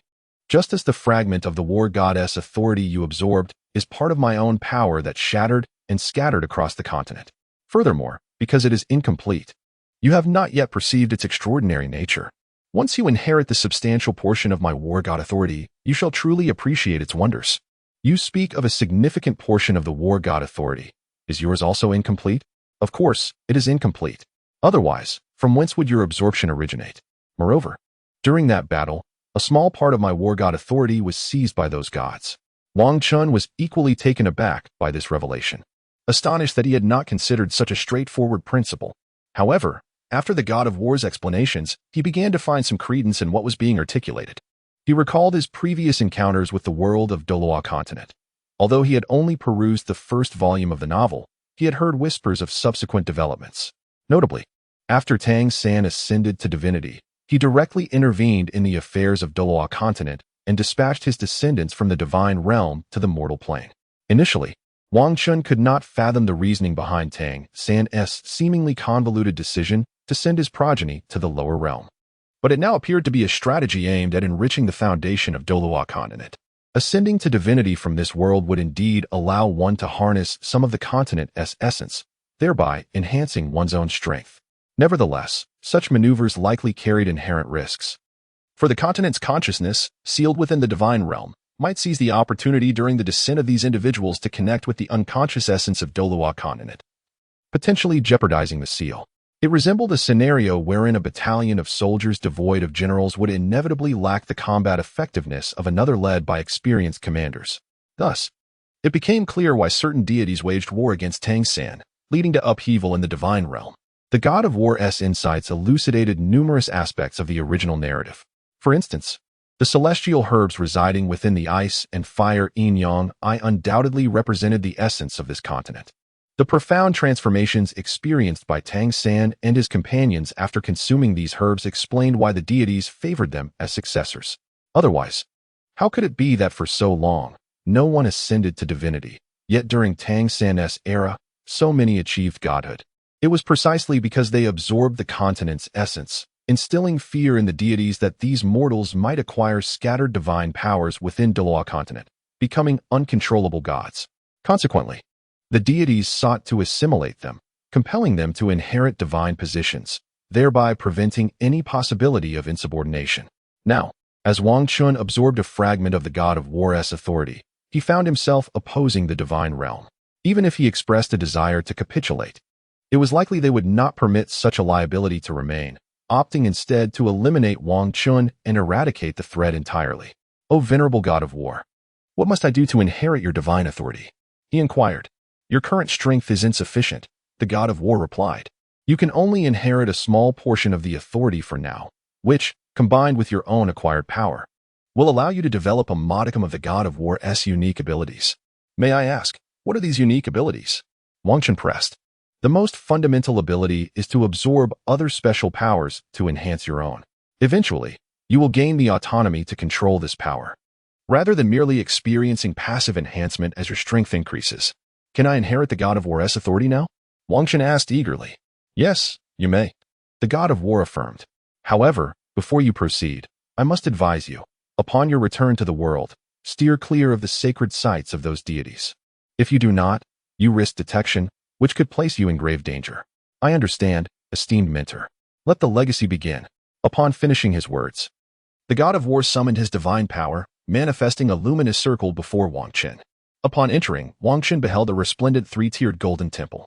He stepped into the first level, where at the center stood a cylindrical golden pillar, emanating a radiant golden light that permeated the sanctum. Following the instructions of the god of war, he placed his hand upon the pillar. In an instant, the brilliant light enveloped Wang Chun, and his consciousness seemed to transcend into a realm of the extraordinary. Kill, kill, kill, fight to the death, fight to the death, fight to the death. When Wang Chun regained his senses, he found himself amidst an ancient battlefield. Approximately 1,000 soldiers comprised each army, with Wang Chun assuming the role of commander on one side. He comprehended that this was indeed the trial for inheriting the divine authority of the god of war. Should he emerge victorious, a fragment of that power would be his to claim. However, defeat would render such an inheritance impossible. Having reached this point, Wang Chun was determined not to face defeat. He issued commands, directing the entire army to charge forth. He joined the fray, and with the officers leading the charge, the soldiers' morale soared. attack. With Wang Qin's leadership, their spirits were elevated, and coupled with their initial advantage, he ultimately triumphed in the battle. Boom. When Wang Qin regained his senses, he found himself within the Hall of Inheritance. Golden light enveloped him entirely, signaling the commencement of the inheritance of the war god's authority. He felt waves of unique energy surging into his body, gradually enhancing his physical form. This not only augmented his strength, but also significantly fortified his foundation, accelerating his cultivation speed. At that moment, a special space manifested within his mind, perhaps the very war goddess domain spoken of, where one could absorb unique energies and battle intent, transforming them into divine power to strengthen oneself. As time passed, Wang Qin's inheritance neared its conclusion. Once the golden light dissipated, he completed this phase of his inheritance. He continued towards the second level, hoping to pursue further inheritance, but alas, he could not gain entry. Thus, he exited the Hall of the War God. Upon stepping through the grand doors, he suddenly found himself back at the place where he first encountered the war god. Elder, I have inherited a portion of the war god's authority. Could you send me out? Indeed, I can. However, I must once again caution you. Never venture into the realms of divine inheritance, for danger surely awaits you there. Furthermore, when you reach level 70, come back to inherit a greater share of the war god's authority. There is no need to hunt for soul rings. Here, you will receive a war god ring perfectly suited for you. Remember, this level 70 war god ring will greatly benefit you in the future. Do not overlook it. I understand, Elder. As Wang Qin departed from the war god, he found himself once again in the place where he had initially been hunted. Thanks to the power he inherited within the Hall of the War God, his strength had increased significantly since his entry. Although his soul power level had not risen, if he were to face his former self who had not undergone the War Goddess inheritance, he could boldly declare, I can take on 10. Even if he were to encounter that old soul sage again, he could still find a way to escape. As long as he did not confront an expert above the soul sage level, even if he was unable to defeat them, he would still have a chance to flee. Unlike the last time when he was left in a dire predicament. Nevertheless, he intended to vacate the premises. Although he no longer harbored significant fear of a mere soul sage, the possibility of that old man summoning several soul sages to corner him was indeed a troubling thought. While the likelihood of such an event was slim, it was prudent to remain cautious. Just as Wang Qin was about to depart, an old man suddenly came rushing towards him from a distance. In an instant, he stood before Wang Qin. Sensing the immense threat radiating from the elder, Wang Qin realized he was facing a soul master of at least the soul Douluo rank. As the level of danger he exuded far surpassed that of the previous soul sage. Just as he had thought he would be safe from any expert above the soul sage level, here appeared an elder who was undeniably at least a soul Douluo. The manner in which he charged forth left no doubt that he had come specifically for Wang Qin. Not only had he slapped his own face, but he now found himself in grave peril. Wang Qin was about to inquire about the identity of the elderly man. Considering that if he were not associated with the Soul Saint family, he could engage in a cordial conversation before taking his leave. However, the elder launched an attack directly at Wang Qin. Since the confrontation had already commenced, Wang Qin would not remain passive. He retaliated with his own assault against the elder. Given the speed at which the elder had approached, there was no opportunity for escape. Thus, Wang Qin resolved to test his newly acquired abilities in hopes of delivering a formidable strike to the elder and finding an opportunity to flee. After exchanging several blows, Wang Qin discerned that the elder's strength appeared to be somewhat lacking. It was unclear whether this was due to the elder's inherent weakness or Wang Qin's significant enhancement in power acquired at the War God Temple. Just as Wang Qin pondered this, the elder's true might suddenly erupted, swiftly subduing Wang Qin with a single move. At that moment, Wang Qin realized that the elder's apparent weakness was not a reflection of his true capabilities, but rather a deliberate assessment of Wang Qin's own strength. As Wang Qin lamented his predicament, the elder unexpectedly spoke. Indeed, your strength is commendable. You are worthy of being the most gifted of your family. Are you also from the Diamond family?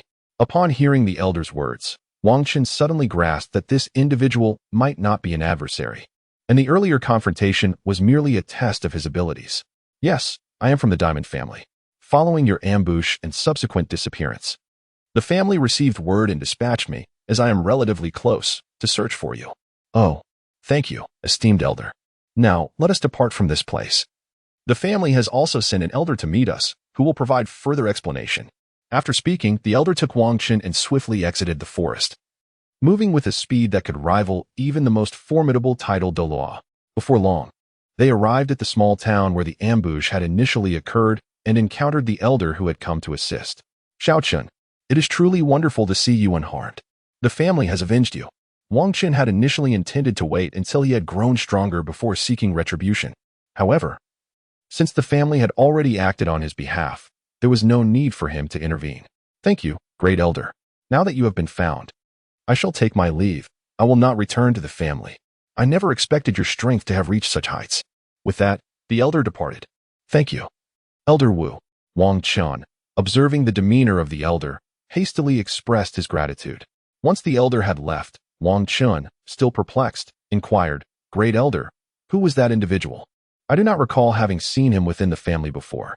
It is not unusual for you to be unaware. He departed from the family before your birth. Oh, why did he leave?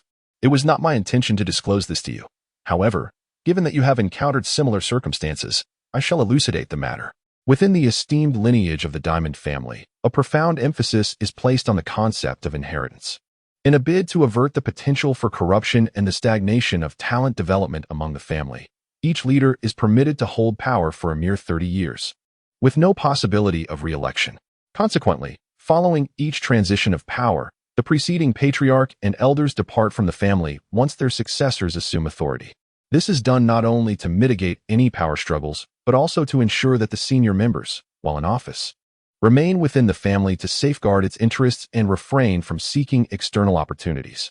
Now liberated from their responsibilities, they naturally seek to explore these opportunities, albeit with the understanding that the chances for breakthrough may be exceedingly slim, yet one can never be certain of what awaits.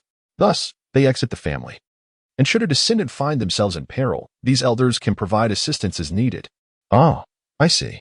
So, the family must be replete with predecessors. Alas, the pursuit of opportunity is no simple task. Some discover their paths and achieve breakthroughs, while others, unable to find their way, ultimately return to the family, their potential unfulfilled as their lives draw to a close. Our swift acquisition of news regarding your ambush is attributed to the presence of informants scattered throughout various regions. As the Diamond family occupies a limited number of positions, many individuals possess formidable abilities yet lack proper roles. Hence, the family assigns them to intelligence operations. This not only facilitates the arrangement of these individuals, but also fortifies our presence across different locales. They are entrusted with gathering intelligence for the family and providing protection for the younger generation venturing beyond our borders. Now that you are safe, I must return to the family. You must diligently attend to your safety in the future. One moment, esteemed elder. There is an item I require you to take back to the family. Oh, what is it? It pertains to the fortuitous encounter I experienced this time. Very well. Do the elders not inquire about the nature of this encounter? The family does not pry into the personal fortunes of its members. Such matters are inherently private. Only if one chooses to share with the family will we take the initiative to understand. Oh, Wang Qin procured paper and ink, meticulously transcribing his unique martial arts technique. This endeavor had long been in his contemplation, and now he had the perfect opportunity to attribute it a rightful origin. Before long, he had completed the documentation of his method. Elders, this encapsulates my recent extraordinary encounter. This technique not only accelerates the cultivation process, but also endows one's soul power with a distinctive attribute. However, it does possess a notable limitation. Only those in a youthful, unblemished state can aspire to master it to its fullest potential. For those not in such a state, the highest attainable level is merely the second tier. Nevertheless, aside from this caveat, the results are commendable. Very well, I shall take this back, and the family will reward you accordingly. The Grand Elder departed with the technique bestowed by Wang Qin, while he himself prepared to continue his own journey of cultivation. With the knowledge that the family provided protection for the younger generation embarking on their expeditions, Wang Qin felt a renewed sense of ease. This was only fitting. It would be unreasonable for the King Kong family to lack such safeguards. With the potential threats largely mitigated, Wang Qin resumed his pursuit of personal goals. After more than a month of travel, Wang Qin finally arrived at the province bordering the Tiando Empire. He emerged from the province and entered the Balik Kingdom of the Tiando Empire. The Balik Kingdom, located in the southern expanse of the Tiando Empire, shares its borders with the Fastno province. Although referred to as a kingdom, its area is only 3/4 that of the Fastno province. It is one of the four great kingdoms within the Tiando Empire. The southern boundary of the Baloch Kingdom directly adjoins the Star Luo Empire, rendering it the most formidable military force among the four kingdoms of the Tiando Empire, thus serving as a critical gateway to the empire. Originally, the Tiando Empire comprised 10 provinces, but with the partitioning into the four great kingdoms, 6 factions emerged.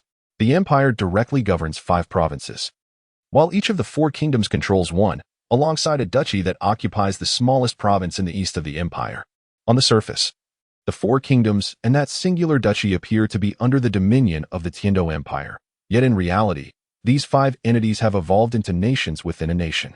Apart from the requisite tributes, they operate with complete autonomy. Were it not for the Tiando royal family maintaining a strong military presence, internal strife might have already erupted. The Star Luo Empire experiences a similar situation, albeit the Tiando Empire's circumstances are comparatively more precarious. Thus, while both empires may seem imposing, they are, in truth, on a gradual decline. The fate of the continent remains unpredictable, as any day could herald a sudden shift in the prevailing order. Within the Baloch Kingdom, 2 cities hold paramount significance, one being the capital, Baloch City, which serves as the political and economic nucleus of the entire kingdom. Another city lies at the heart of the bountiful Lima Plain within the Kingdom of Barak, renowned as the Granary of Barak, Soto City. Both of these cities are heavily fortified, representing the pinnacle of importance within the entire kingdom. Wang Qin's destination this time is indeed Soto City, a locale mentioned in the original narrative, where he intends to ascertain whether the Shrek Academy has been established there. After all, it is a legendary institution depicted in the original work, and he is eager to learn more about it. Upon entering the Kingdom of Barak from the Tiando Empire, he found that Soto City was not far off. Throughout his journey, he encountered no unforeseen incidents and arrived safely. After a fortnight of travel, Wang Qin finally reached Soto City. Outside the southern gate of the city, he paused briefly to admire the magnificent fortifications, allowing himself a moment of reflection. Once inside the city, he sought to indulge in a hearty meal. Considering the long journey had left him rather fatigued, he first discovered a quaint establishment to savor the local delicacies of Soto City, then set out to find an inn for some much-needed rest. As he searched within the city, he was unable to locate the Rose Hotel, which had presumably been established later, as it did not appear in the original narrative. Wang Qin must have sought refuge in a relatively fine hotel for the night, preparing to inquire about the Shrek Academy the following day. On the morrow, he sought information both at the tavern and the soul-fighting arena, yet regrettably, he uncovered no leads. It was uncertain whether Shrek Academy had yet to be established or if its renown was simply too insignificant.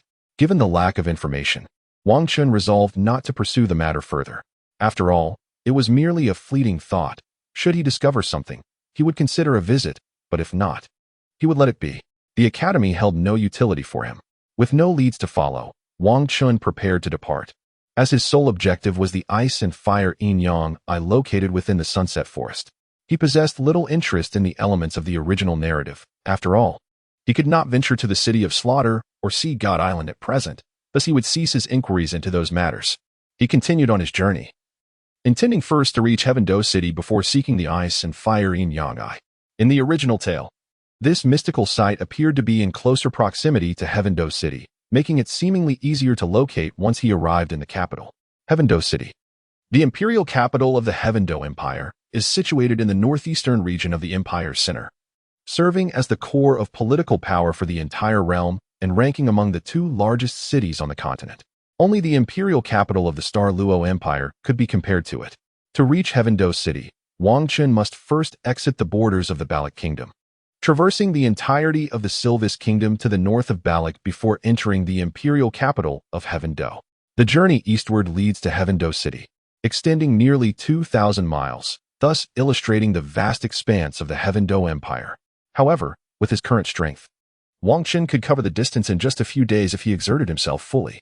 Yet, such exertion would be excessive, and there was no necessity for him to arrive in Heaven-Do City in haste. Along the way, he could appreciate the scenic beauty and simultaneously gain some experience. After several days of travel, Wang Qin arrived at the capital of the Sylvis Kingdom, Sylvis City. Upon entering Sylvis City, he sensed a faint allure emanating from the realm of his mind, specifically from the space of the god of war. Could it be that there exists a fragment of the god of war's authority here? Upon contemplating this, Wang Chun experienced a flicker of joy. After inheriting a small portion of the war goddess authority, he had been informed by the war god Xingtian that there existed scattered fragments of the war goddess power throughout the Douluo Continent. When encountered, these fragments would elicit a certain response within the realm of the war god in his mind. By absorbing the discovered fragments, one could augment the power of the war god. He never anticipated that he would sense such a presence now. As Wang Chun intended to investigate the source of his intrigue, the sensation abruptly vanished. How could it simply disappear, leaving him at a loss? With the feeling gone, he found himself uncertain on how to proceed. After all, he was left pondering whether someone had taken it away from Silva City or if it was merely concealed within the city, obscured by some force. For now, he resolved to linger in Silva City, hoping that perhaps by the next day, he might regain the ability to sense it. This was his only option, for even if it had been taken by another, he could not pursue them without knowledge of their path. Any misstep would lead him astray. It was more prudent to remain in the city, searching diligently. If it was merely a matter of obstruction, he might indeed discover it. He decided to seek out a suitable place to stay, as he would require comfortable accommodations during his search for the alluring object. Given his financial means, he saw no reason to deprive himself. After some consideration, he chose a commendable hotel and booked a 10-day stay. Following this, he sought a meal, planning to visit the Colosseum afterward to register a new account. While he was there to search for the object of his desire, he could not afford to squander time. Engaging in the arena battles would also enhance his practical combat skills. After a restful night, Wang Chun felt his mental fortitude had fully rejuvenated. The fatigue of his continuous journey had dissipated, and he sensed a slight advancement in his capabilities. He exited the hotel to commence his search, primarily focusing on unique shops, reminiscent of where he had previously acquired the fragment of the God of War's authority. Lacking any leads, he could only explore such establishments for now. He wandered through Silva City for over 3 hours, visiting several shops, yet regrettably, he had still not regained the sensation. He decided to continue his quest, but if he remained unsuccessful, he would shift his focus to the Colosseum. At that moment, he stumbled upon a rather peculiar shop. Situated on a commercial street in Silva City, it was surrounded by numerous establishments, all of which exuded cleanliness and luxury. In stark contrast, this particular shop appeared as if it were on the brink of closure, its decor remarkably dilapidated. Such an unusual place warranted further investigation. Perhaps the object of his intrigue lay within, presenting a remarkable opportunity. The shop's door was closed, with a sign indicating that customers needed to push it open themselves, unlike the inviting entrances of other stores designed to attract patrons. Wang Chun pushed the door open and stepped inside, where an unusual wave of energy enveloped him. Wang Chun discerned that this surge of energy emanated from a soul-guiding device, rather than anything that had drawn his attention in Silva City, which left him with a tinge of disappointment. After all, his quest was not for a soul-guiding device. Nevertheless, since he was already there, he felt compelled to explore. Although he had not sensed the object of his desire, discovering a unique soul-guiding device here would still be a fortuitous find. Wang Chun gleaned from the King Kong family that all soul-guiding devices emanate waves of soul power. If unbound by another, they exhibit this outward manifestation of soul energy. Generally, these devices lack offensive capabilities, serving only simplistic auxiliary functions. Nonetheless, they remain exceedingly rare. Each soul-guiding device passed down through generations can be deemed an antique, as the techniques of their creation have been lost to time. Thus, when one encounters a soul-guiding device, meticulous observation is imperative, otherwise, one may inadvertently expend a considerable sum on an item of little practical use. Conversely, it is also plausible to acquire a device of special utility for a mere fraction of the cost, contingent upon fortune. A stroke of luck may lead one to discover an item whose purpose is unknown to others, yet aligns perfectly with one's own abilities, an unexpected boon.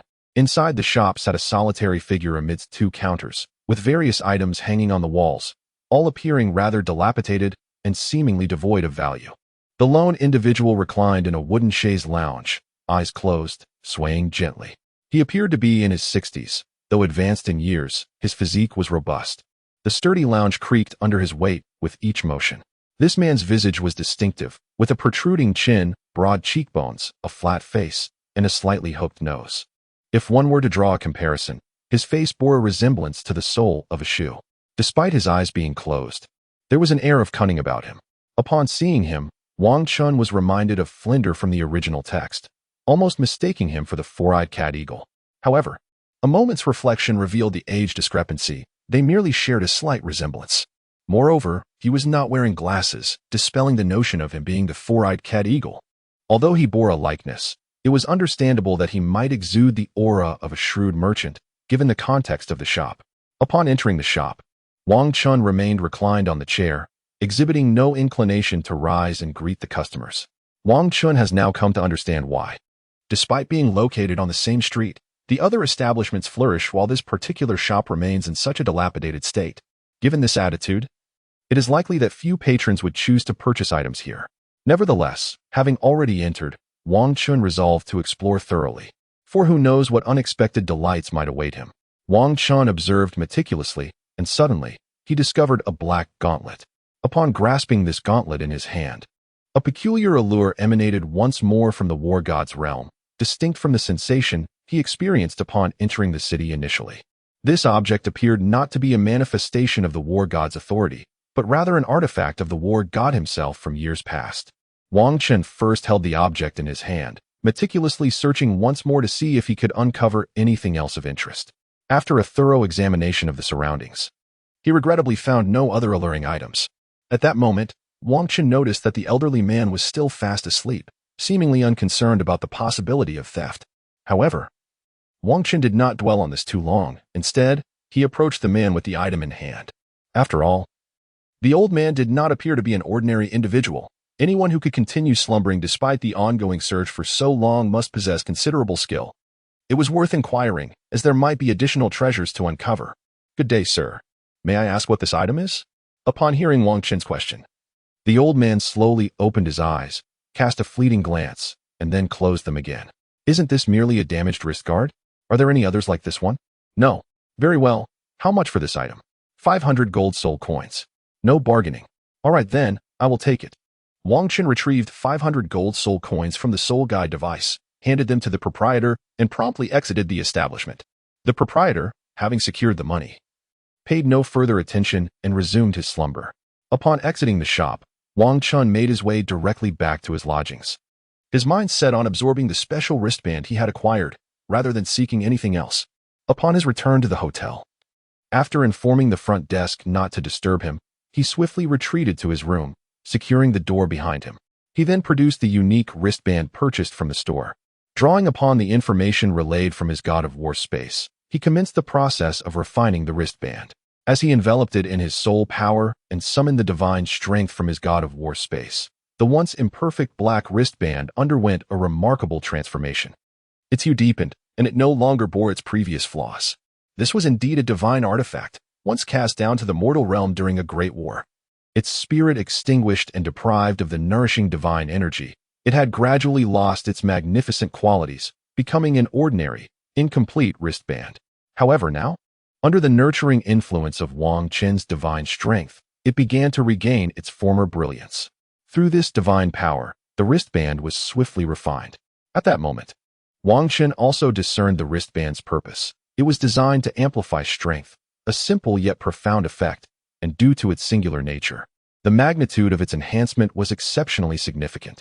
Wang Chun acquired a right arm gauntlet, yet due to the prolonged absence of divine nourishment, its amplification effects naturally pale in comparison to their former glory. Presently, it can only augment the strength of Wang Chun's right arm by a modest 100%. However, with the resurgence of Wang Chun's warrior divine power, the enhancement will undoubtedly increase in the future.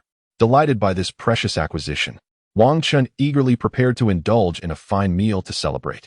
He resolved to continue his search the following day, even if he were to find nothing more. He was content, having already secured a gauntlet of enhancement. Having celebrated his newfound treasure yesterday, he opted to rest rather than visit the arena of combat. Thus, on this morning, Wang Chun intended to explore the arena. Upon entering, he was greeted by a throng of people. Truly, as the capital of the Sylvis Kingdom, this arena is nothing short of magnificent in scale. Wang Chun re-registered a new account under the name of Xingtian from the Soul Sect. Just as he intended to enroll in a soul combat competition, he suddenly sensed a compelling attraction, more intense than the first time he entered the city. This alluring force was emanating from the arena.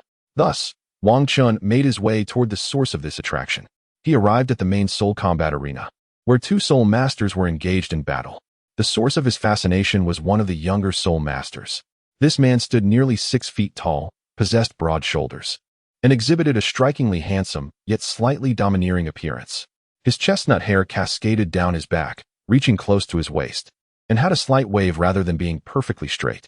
What was most extraordinary were his eyes, both of vivid crimson, seemingly imbued with an aura of lethality that was utterly terrifying. Within the icy depths of his gaze, a flicker of bloodlust could be perceived. A single glance from him felt as though one's very being was being sliced by a sharp blade, combined with his exceptionally handsome features and those sinister eyes. Along with his commanding presence, this man was an undeniable focal point wherever he stood. The crowd was fervently cheering for him, chanting, "Lion King! Lion King!" Upon hearing their accolades, the man on the combat stage accelerated his attacks, swiftly overcoming his opponent. This was achieved even without the aid of his martial soul. Had he invoked his soul skills, the battle would have concluded even more swiftly. Wang Chun gazed intently at him, impressed by his formidable strength. This was the thought that lingered in Wang Chun's mind. Since his emergence, he had never encountered a young man of such remarkable power. The man, having noticed Wang Chun's gaze, turned a glance at him for a brief moment before departing from the arena of souls. Wang Chun resolved to engage in a battle with that formidable man. For the alluring force he had sensed during the recent contest at the soul fighting platform had abruptly dissipated. He felt compelled to ascertain whether the source of this attraction resided within him or if, akin to Wang Chun, it had been absorbed. Should it lie within him, he would devise a means to acquire it. If it had indeed been absorbed, he would have to wait for the next opportunity to inquire about it from the war god, Xing Tian. After all, Wang Chun was at a loss as to how to extract such an absorbed authority and could only bide his time. Moreover, the prowess of the Lion King was remarkably potent, making him an ideal adversary to gauge his own strength. Since embarking on his cultivation journey, he had yet to encounter a peer whose abilities matched his own, and this opportunity was too precious to overlook. Recognizing the uniqueness of the situation, Wang Chun refrained from continuing his registration for the soul fighting competition and instead sought to gather information about the soul master in question. Fortunately, the individual was quite renowned within the soul fighting arena. Merely a few inquiries yielded a comprehensive understanding of his circumstances. The Lion King had recently arrived at the soul fighting venue, boasting a level of 49, yet his combat prowess was nothing short of terrifying. In every match, he had not once employed his soul techniques to vanquish his opponents, often relying solely on his martial spirit manifestation. No adversary had succeeded in compelling him to utilize his soul abilities. Though his tenure in the arena was relatively brief, his reputation was immense, and he had amassed considerable wealth, enabling him to purchase an estate within the city of Silvis. When not engaged in battles, he devoted his time to cultivation within his estate, only venturing to a tavern in Qin City to indulge in spirits during the middle of the month. Wang Chun intended to await him there, hoping to propose a duel. After all, it would be rather imprudent to intrude upon the Lion King's estate with a direct challenge, as he might not even gain entry. Given the Lion King's illustrious reputation, many sought the chance to combat him to elevate their own standing, resulting in his reluctance to engage in private duels. Unfortunately, opportunities to face the Lion King in the soul fighting arena were limited, and not everyone could hope for such a confrontation. Thus, Wang Chun resolved to linger at the tavern, confident that the Lion King, with his exceptional abilities, would undoubtedly sense his presence. They were, after all, natural adversaries. A person of such caliber would never overlook an equally matched opponent. Through their encounter, Wang Chun hoped to discern the true nature of the enigmatic force that had captivated him. Wang Chun awaited for several days in Silvis City, refraining from seeking other establishments, for it had become evident that the items were indeed in the possession of the Lion King. A single confrontation would suffice, rendering further searches superfluous. At long last, the moment arrived. Wang Chun arrived at the tavern ahead of time, anticipating the Lion King's arrival. Soon, the Lion King made his entrance, settling once again into his customary seat by the window. Wang Chun had long since inquired about the matter, and naturally opted for a location in close proximity to the Lion King. In the past, there were individuals who ventured here in search of the Lion King. However, it was unfortunate that he never engaged in combat with anyone in this place, leading to a decline in visitors over time. The Lion King summoned Lu Kai and began to quietly sip his wine, occasionally casting a glance out the window, leaving one to wonder what thoughts occupied his mind. At this moment, Wang Chen approached with a glass in hand and took a seat before the Lion King. "Greetings, Lion King." Wang Chen greeted the Lion King, but regrettably. The Lion King paid him no heed, engrossed in his drink. Wang Chen could only release a surge of his fighting spirit, and at last, the Lion King acknowledged him. "You are quite formidable. Do you wish to challenge me?" Although the Lion King's inquiry bore the weight of certainty, as if Wang Chen's intent was unmistakably to engage him in battle. "Indeed, I have observed your fighting spirit and found you impressive. Thus I desire to test my skills against yours." "Very well. Once I finish my drink, we shall battle in my estate." "Agreed." Thus, Wang Chen patiently awaited the Lion King to conclude his drinking before following him to his estate. Perhaps the Lion King was equally eager for this contest, for he did not linger overlong in his libations and swiftly led Wang Chen away. Within the confines of the Lion King's estate, they stood together in a clearing, both poised and silent. Given the significance of this match, they refrained from immediately engaging in combat, instead taking the time to attune themselves. Neither wished external factors to mar this encounter. Since embarking on his training, Wang Chen had yet to encounter a peer of comparable caliber, and the Lion King had similarly faced no rival of his age. Even opponents of equal standing had failed to elicit his full potential, leaving him with a profound sense of solitude atop his lofty perch. Now, before him stood Wang Chen, arguably the most perfect adversary he had ever faced, deserving of his utmost respect. "Are you prepared?" "Yes. Let us first gauge our combat prowess without the use of martial spirits or soul skills." "Agreed." "Lion King Simba." "King Kong Wang Chen. I humbly seek your guidance." With that, the battle commenced. The Lion King Simba charged fiercely towards Wang Chen, his right fist abruptly raised, aimed squarely at Wang Chen's chest. His movements were straightforward, devoid of any flamboyance. Yet, Wang Chen could sense the formidable power behind the strike.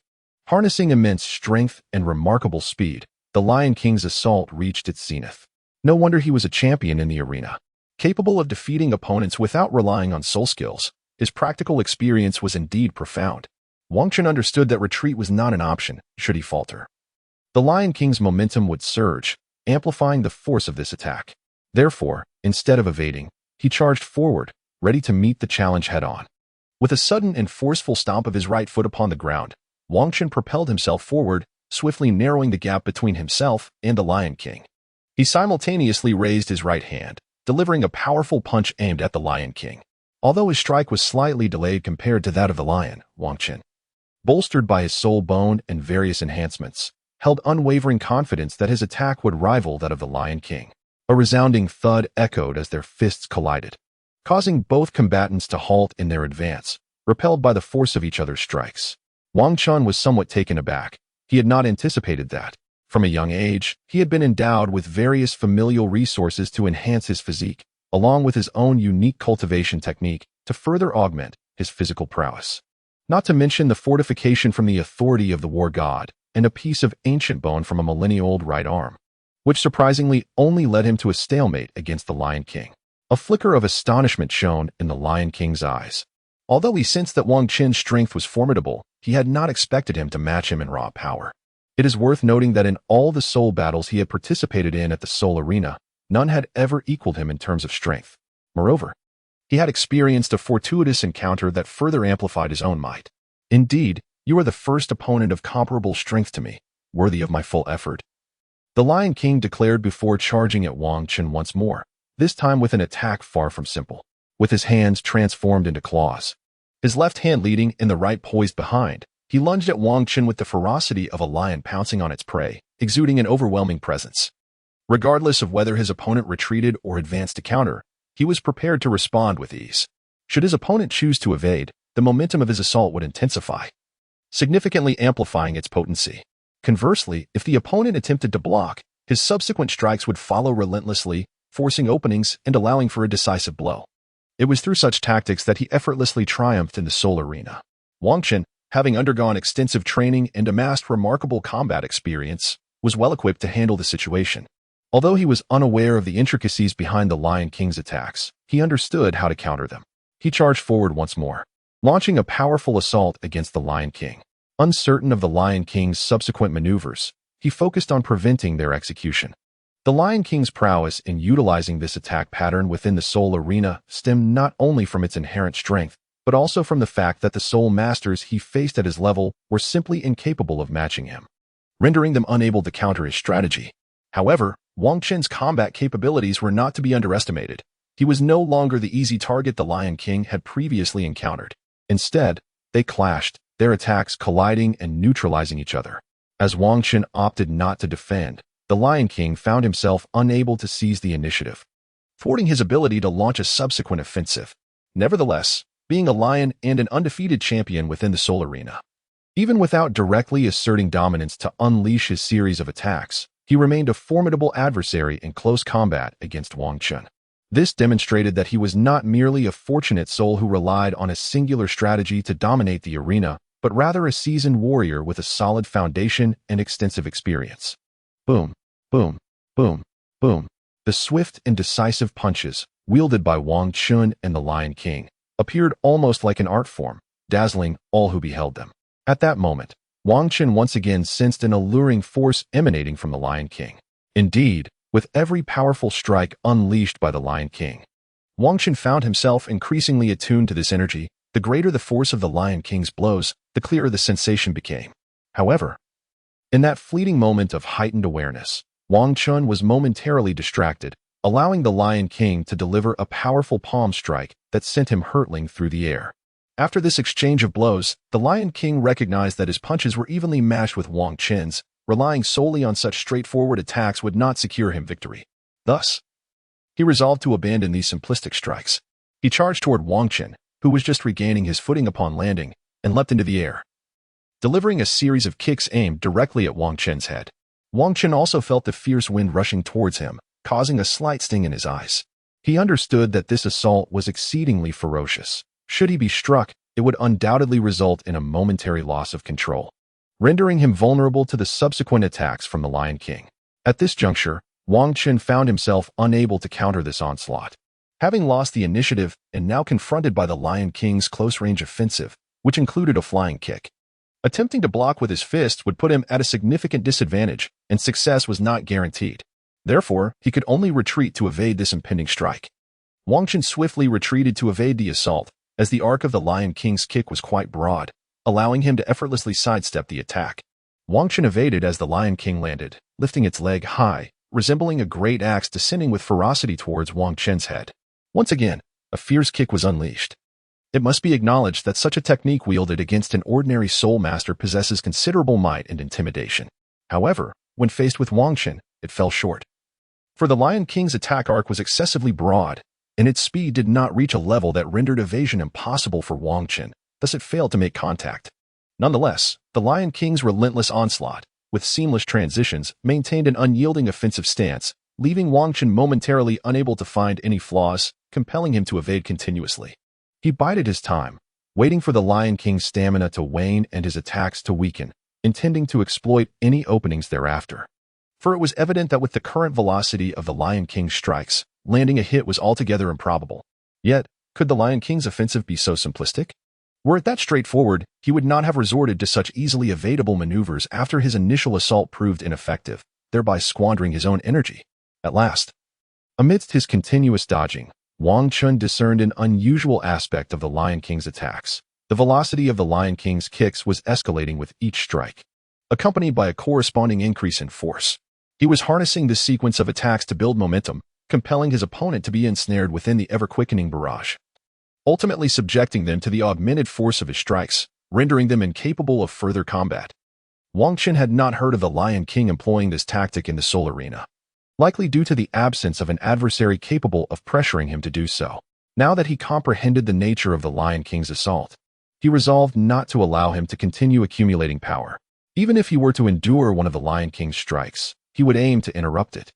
As the Lion King prepared for yet another high kick, Wang Qin dashed forward, his left hand poised to block the attack below, while his right hand surged upward to counter the Lion King's kick as their strikes collided. A resounding thud echoed as Wang Qin utilized the strength of both hands to deflect the Lion King's assault, not only disrupting his momentum but also mitigating the damage he sustained. With a sudden surge of strength, Wang Qin thrust his hands upward, forcefully propelling the Lion King away. The Lion King, taken aback by Wang Qin's unexpected method of countering his assault, felt a flicker of delight. It had been a long time since he had encountered such a formidable opponent. For a warrior of his nature, nothing brought greater joy than the presence of a worthy adversary.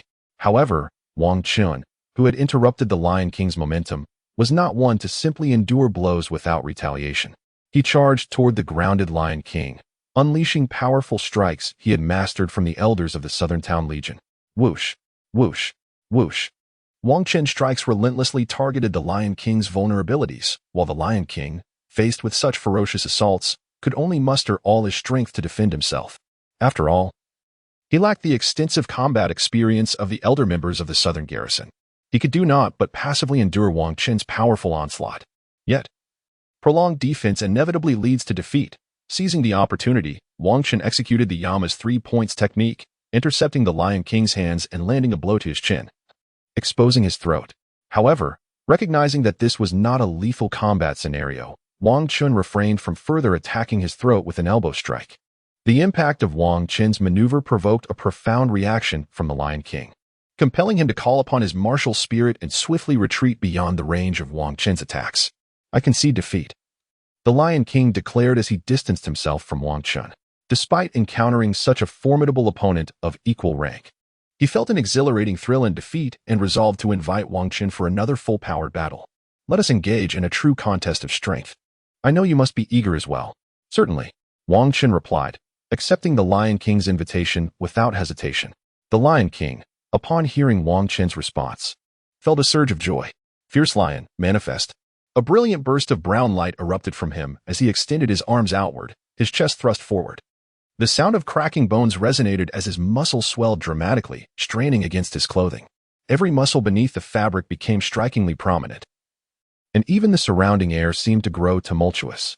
His mane of brown hair lengthened, intensifying his imposing presence. His hands underwent the most significant transformation, doubling in size, with brown fur covering his palms. As his fingers flexed, dagger-like claws emerged and retracted, each claw sharp as a blade, measuring a striking 8 inches in length. Gleaming with a chilling light, the Lion King leaned forward, the crimson hue in his eyes deepening, exuding the aura of a relentless killing machine. Beneath him, 4 luminous soul rings ascended in succession, 2 yellow and 2 purple, while the swirling energy of the soul rings unleashed a tidal wave of pressure.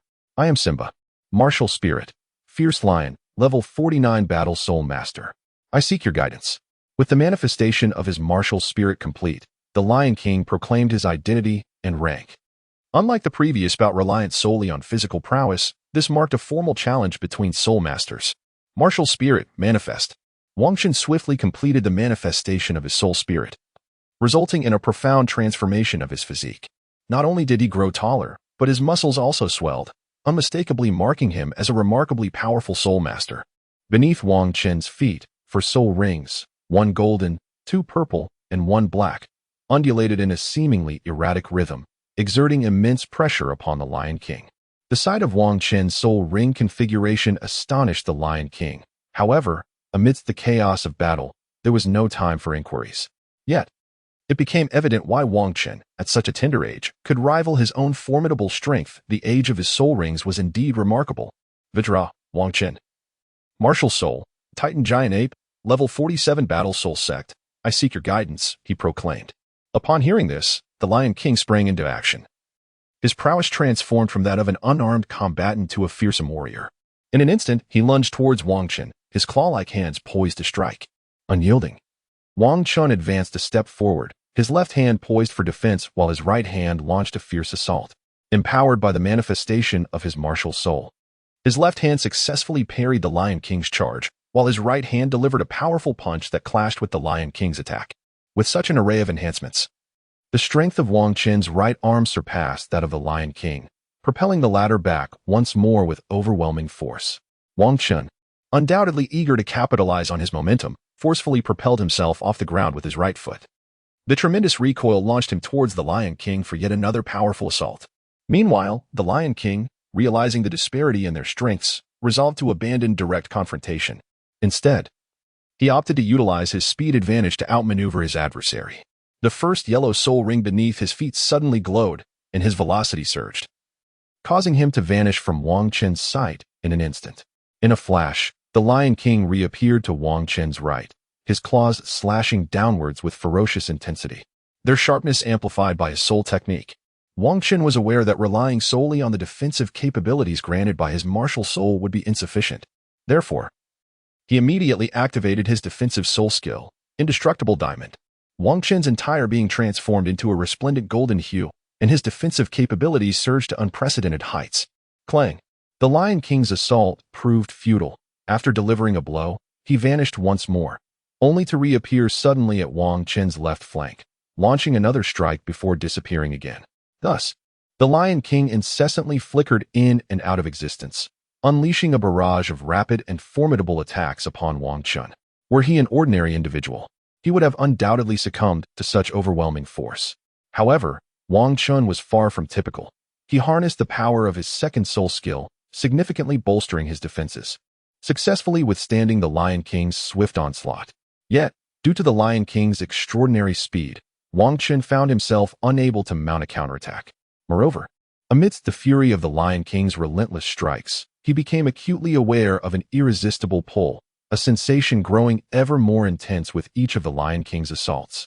Wang Qin continued to fend off the Lion King's relentless assaults, acutely aware that the beast's speed and ferocity were escalating. It was reminiscent of his own leg strikes, which, through a series of relentless attacks, could amplify both speed and power. It seemed likely that his technique had been inspired by this very soul skill. With this revelation, Wang Qin was determined not to allow the Lion King to further enhance its capabilities. Although he currently lacked the swiftness to interrupt the Lion King's onslaught, he possessed a group attack soul skill that, with sufficient coverage, could disrupt the Lion King's rapid strikes. Battle 71, Part 3, Roar. Behind Wang Qin, a colossal soul power titan ape emerged, unleashing a thunderous roar. The powerful sonic wave attack radiated in all directions. The Lion King was inevitably caught in this wide-reaching assault. However, due to his formidable strength, he sustained minimal damage from the onslaught. Wang Qin, having achieved his objective, successfully interrupted the Lion King's rapid assault, preventing him from further amplifying his speed and power. Pausing to gaze at Wang Qin across from him, the Lion King felt an unparalleled thrill. This formidable adversary had once again thwarted his attack, proving to be a genuine threat. Sensing the exhilaration of battle, the Lion King prepared to unleash his most potent strike against the strongest opponent he had encountered since his debut. Savage Lion Transformation. With a mighty roar, the Lion King's 4 soul rings pulsated vigorously, the 4th purple soul ring emanating a brilliant radiance. He activated his ultimate soul skill to enhance himself. Intending to confront his foe with the utmost strength, a gesture of profound respect toward his adversary. Upon invoking his 4th soul skill, the Lion King's already imposing form, augmented by his martial spirit, swelled even further, his muscles bulging dramatically, stretching his attire to its limits. Yet, the fabric remained intact, likely a custom design crafted specifically for such transformations. Much like Wang Qin, who had tailored several outfits for his 4th soul skill. These garments not only offered a degree of protection but also boasted remarkable elasticity, accommodating various beast martial spirit enhancements. Transformed, the Lion King's aura became even more formidable. Beneath his inflated clothing, tufts of brown fur were visible, further bolstering his defensive capabilities. His palms swelled, revealing sharpened blades now tinted brown, while his blood-red eyes radiated a terrifying murderous intent, embodying the majesty of the King of Beasts. Observing this transformation, Wang Qin comprehended the gravity of the situation. It was evident that the Lion King was prepared to unleash his full might. Wang Qin naturally activated his formidable 4th soul skill, bestowing upon himself an immense augmentation. After unleashing this powerful ability, the aura radiating from him eclipsed even that of the Lion King. By the time Wang Qin completed his enhancement, the Lion King had charged directly towards him. Raising his right claw, the 2nd soul ring beneath his feet shimmered with brilliance, manifesting an ethereal projection around his claw, thereby further amplifying his offensive prowess. If one were to consider the Lion King's 1st soul skill as a means to elevate both speed and attack, its diverse enhancements resulted in a less pronounced increase in power. In contrast, his 2nd soul skill served as a purely singular offensive technique, focused solely on augmenting his own attack strength. Thus, the potency of this enhancement was indeed formidable. Wang Qin felt the impact of the strike, momentarily taken aback by the astonishing power exhibited by the Lion King. However, recalling the potential enhancement from a fragment of authority that the Lion King might possess, it became somewhat comprehensible. This formidable assault was likely amplified by that extraordinary fragment. Given that the Lion King was already swift and had the advantage of initiative, Wang Chun understood that evading this attack directly was improbable. He would have to rely on his defensive capabilities to withstand the blow. Invincible! He activated his defensive soul skill, significantly bolstering his defensive strength, intending to endure the initial onslaught before countering. Boom! The Lion King's formidable attack descended, and Wang Chun crossed his hands to shield himself from the blow. Seizing the moment of stalemate between his defense and the Lion King's strike, Wang Chun unleashed his third soul skill. Although the Lion King had previously encountered Wang Chun's Soundwave soul skill, the earlier activation had a certain delay, and he did not anticipate that Wang Chun could deploy the skill instantaneously. Consequently, he was caught off guard, momentarily dazed. Though this lapse was but a fleeting moment, it constituted a critical opening against equally matched adversaries. Moreover, Wang Chun possessed a slight edge in strength and extensive combat experience. Given that this opportunity was of his own making, he would not allow it to slip by. The Lion King's dazed attack against Wang Chun weakened considerably, and with a mere push, Wang Chun deflected it. With his hands freed, Wang Chun swiftly activated his first soul skill, enveloping his right hand in a radiant golden glow. He delivered a powerful punch to the Lion King's chin, launching him into the air. As the Lion King regained his senses, he was struck once more on the jaw. Losing control of his body and crashing to the ground, Wang Chun did not continue his assault, but rather paused to observe the Lion King as he fell to the ground. Shortly after, the Lion King regained his senses, dispelling the martial soul manifestation, and approached Wang Chun. You have emerged victorious. Truly, you are a formidable opponent whom I sensed as a threat. This time, I merely had the advantage. You are indeed remarkable. Through this encounter, Wang Chun had come to ascertain that the alluring authority he felt was absorbed by the Lion King, albeit only a fragment of the incomplete power. Unlike Wang Chun, the Lion King lacked the ability for mutual perception. Hence, he did not sense the authority residing within Wang Chun, merely excited by the challenge of facing an equally matched adversary. Wang Chun, unaware of how to retrieve the fragmented authority absorbed by others, set aside such thoughts for the moment. Intending to consult the war god Xingtian, next time they crossed paths for guidance. You are truly powerful. The first soul master of equal rank to defeat me in my career. Therefore, I would like to invite you for a drink. Certainly, I deeply appreciate your invitation. Wang Chun and the Lion King ventured out for a drink, engaging in a myriad of conversations during the banquet. Both being exceptionally gifted individuals, they effortlessly discovered a wealth of topics to discuss. Over the course of a day filled with dialogue, their relationship experienced significant advancement. This was undoubtedly facilitated by Wang Chun's intentional efforts to connect, coupled with the Lion King's subtle respect for the one who had triumphed over him. Such an extraordinary bond could only flourish between two prodigies, especially after having clashed in battle, which undoubtedly forged a deeper camaraderie through their exhilarating confrontation. Following the skirmish, the Lion King extended another invitation for a prolonged discourse, further solidifying their amicable rapport. Having discerned what truly captivates him, Wang Chun resolved not to linger in Silva City any longer, for he sought to locate the Eye of Ice and Fire and acquire the powerful celestial herbs. Thus, on the morrow after conversing with the Lion King, he expressed his intentions. The Lion King, recognizing that individuals like Wang Chun possessed their own aspirations, refrained from dissuading him. Instead, he offered one last invitation for a farewell drink. After their parting toast, Wang Chun departed from the Lion King's estate, rested for a night, and the following day set forth from Silva City, embarking towards his goal. After leaving Silva City, Wang Chun journeyed northward, and after several days of travel, he was on the verge of reaching the imperial city of Tiando. Having braved the elements and rough terrain for days, he was eager to arrive in Tiando and indulge in a proper cleansing. Before long, he reached the capital of the Douluo Empire. From a distance, he could see the banners fluttering atop the city walls. As one of the largest and most prosperous cities on the continent, Tiando's walls rose over 100 meters, constructed entirely from the most resilient granite. On the battlements, soldiers clad in armor patrolled, brandishing long spears, exuding an air of formidable discipline and lethality. Truly, it was a royal city, with even the sentinels being elite troops.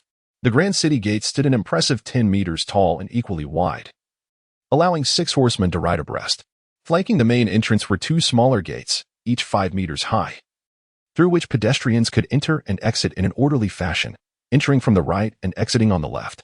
The central gate remained closed, as commoners lacked the privilege to pass through it.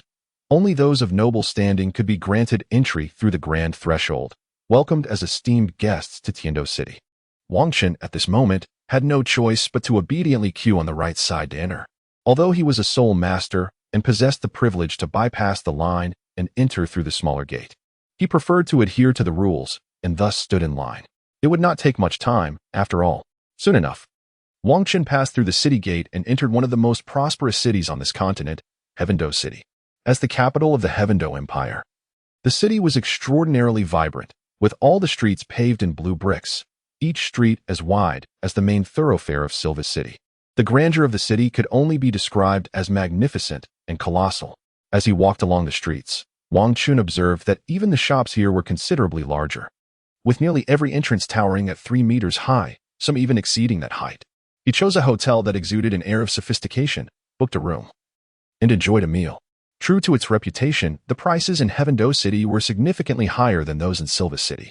After his meal, he refrained from further wandering about Heavendo City and opted instead for a good rest to rejuvenate his spirit. The following day, Wang Chun emerged from the hotel, eager to inquire about a place known as Blue Tyrant Academy.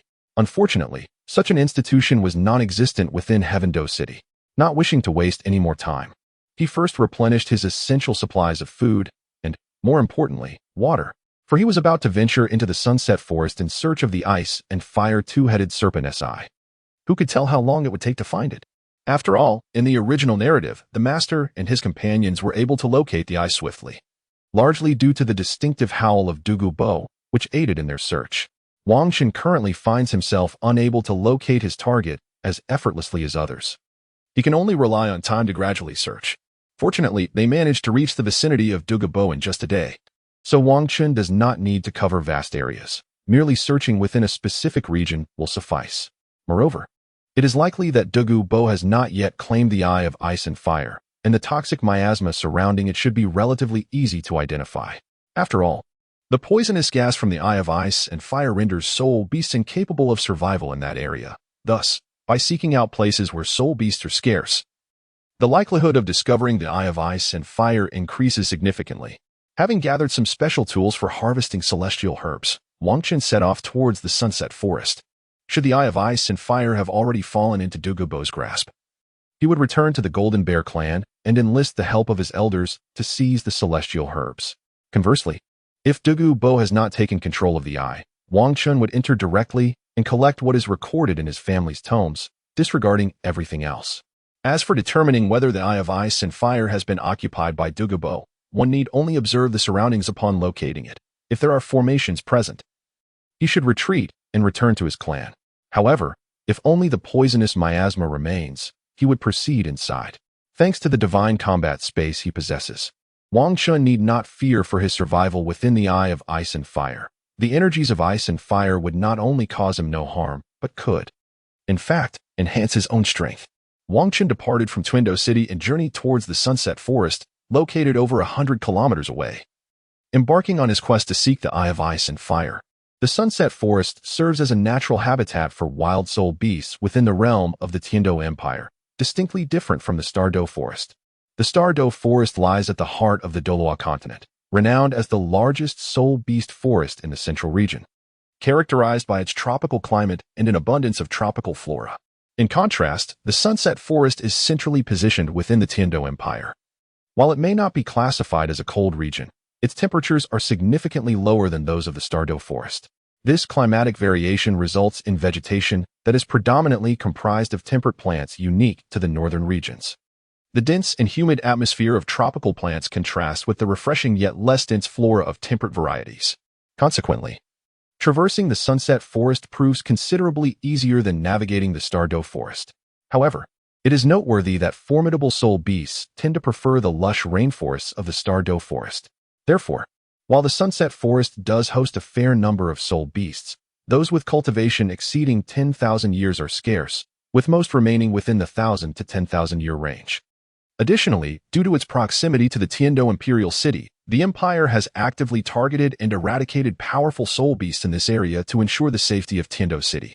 As the capital of the Tiando Empire, Tiando City boasts a significant population of soul masters, alongside the prestigious Tiando Royal Academy, which increases the demand for soul rings.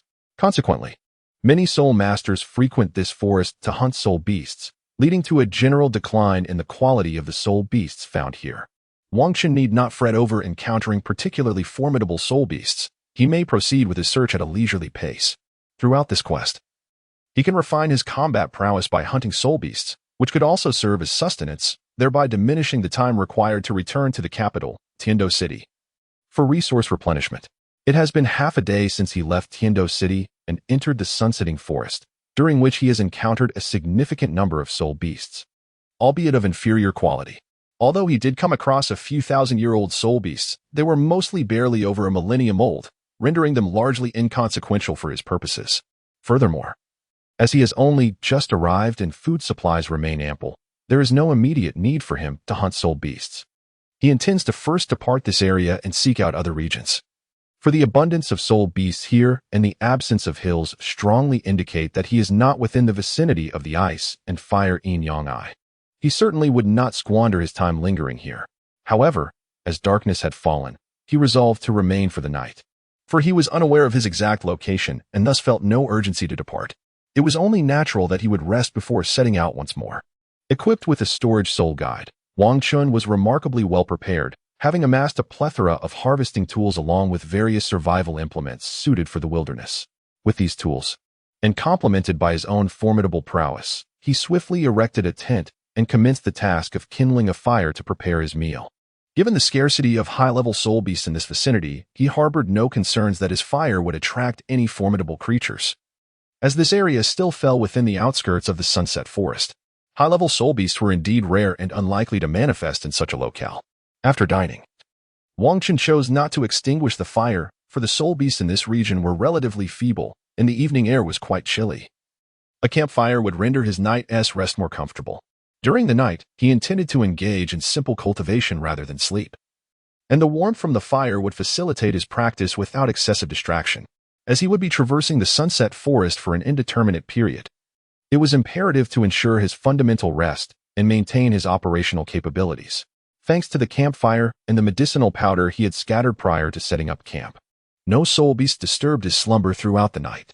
On the following morning, after a brief tidying up, he embarked on his search anew. This time, he aimed to explore the depths of the sunset forest in pursuit of hills that rose at least 500 meters high, specifically those with inverted conical summits. For it was within such hills that the ice and fire duality eye resided. Locating one of these hills would naturally lead him to his ultimate objective. With a specific target in mind, the search became significantly more manageable, unlike the aimless quest through the entire forest for features devoid of distinction. Now, he needed only to seek out those hills exceeding 500 meters in height.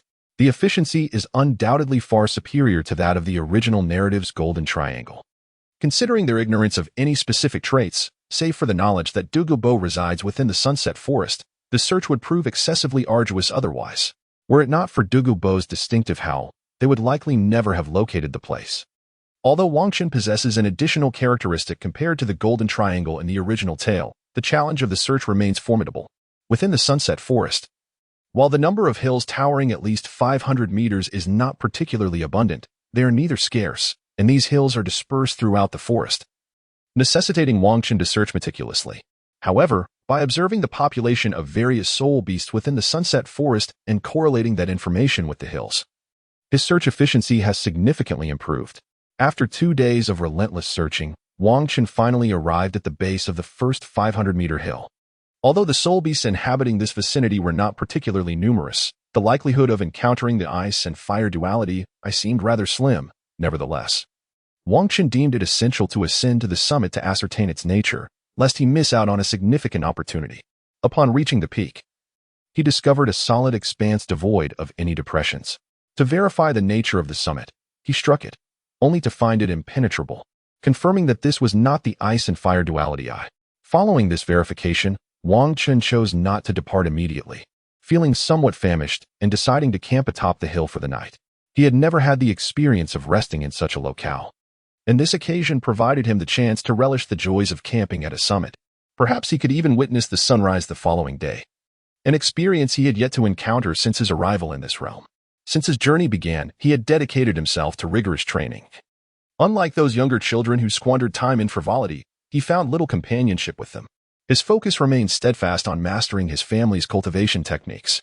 After awakening his martial soul, he further engaged in familial training, leaving scant time for leisure.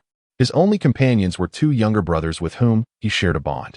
Typically, their interactions revolved around dining together in the Iron Fortress, with no excursions to hilltops for recreation. Upon entering the Twilight Forest, his limited strength confined him to training at the periphery, preventing encounters with such towering hills. Moreover, after embarking on his journey, various circumstances had thwarted his attempts to experience camping and witnessing a sunrise, making this opportunity a delightful fulfillment of a modest wish. After finishing his meal, Wangshan refrained from sleep or further training. Instead, he gazed up at the starry sky. Observing the luminous heavens, Wangshan found himself momentarily entranced. In his previous life, due to environmental pollution, the sky had lost its brilliance, and he had never witnessed such a radiant expanse. After his transmigration, he had been so engrossed in his cultivation that he seldom afforded himself the luxury of observation. Now, alone in the setting sun forest and in search of the ice and fire dual eyes, he had no specific destination, and thus, he could only explore leisurely. After a sleepless night, Wang Chun was rewarded at dawn with a breathtaking sunrise. Subsequently, he departed from the hillock and resumed his quest for the ice and fire dual eyes.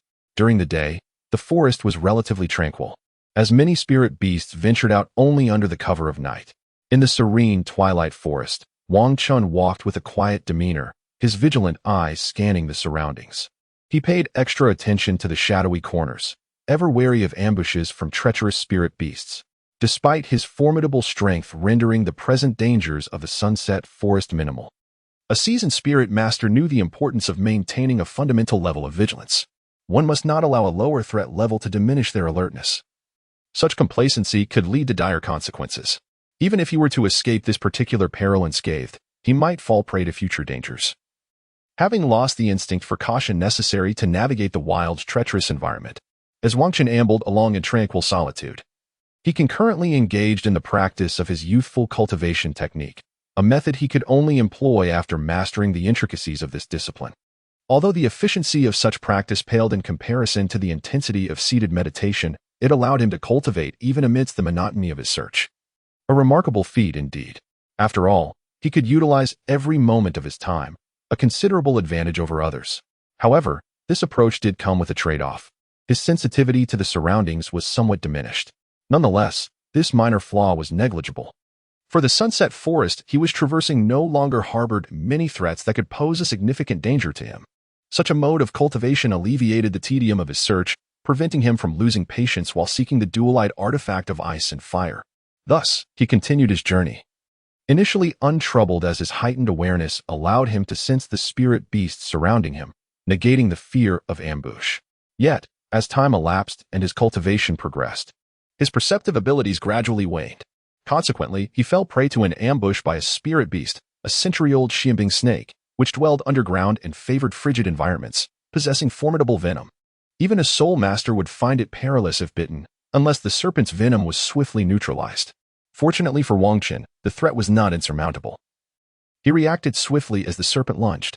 Drawing upon his formidable strength, he effortlessly countered and vanquished the century-old spirit beast.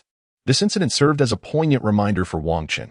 After prolonged cultivation leading to diminished awareness, it was prudent to pause and recuperate, allowing his perception to restore before resuming his search. Failing to heed this wisdom could lead to dire consequences, while this encounter was manageable. A future ambush by a more formidable spirit beast might not be so easily resolved. Despite the Jingang snake measuring only a meter in length, it promised to be a delectable meal, perfect for replenishing his energy before continuing his quest. Since he merely required a brief respite to restore his vitality, he opted against erecting a campsite, instead scattering a bit of medicinal powder before igniting a fire to prepare his meal. The Jingang snake required a vigorous boil to awaken its intrinsic qualities.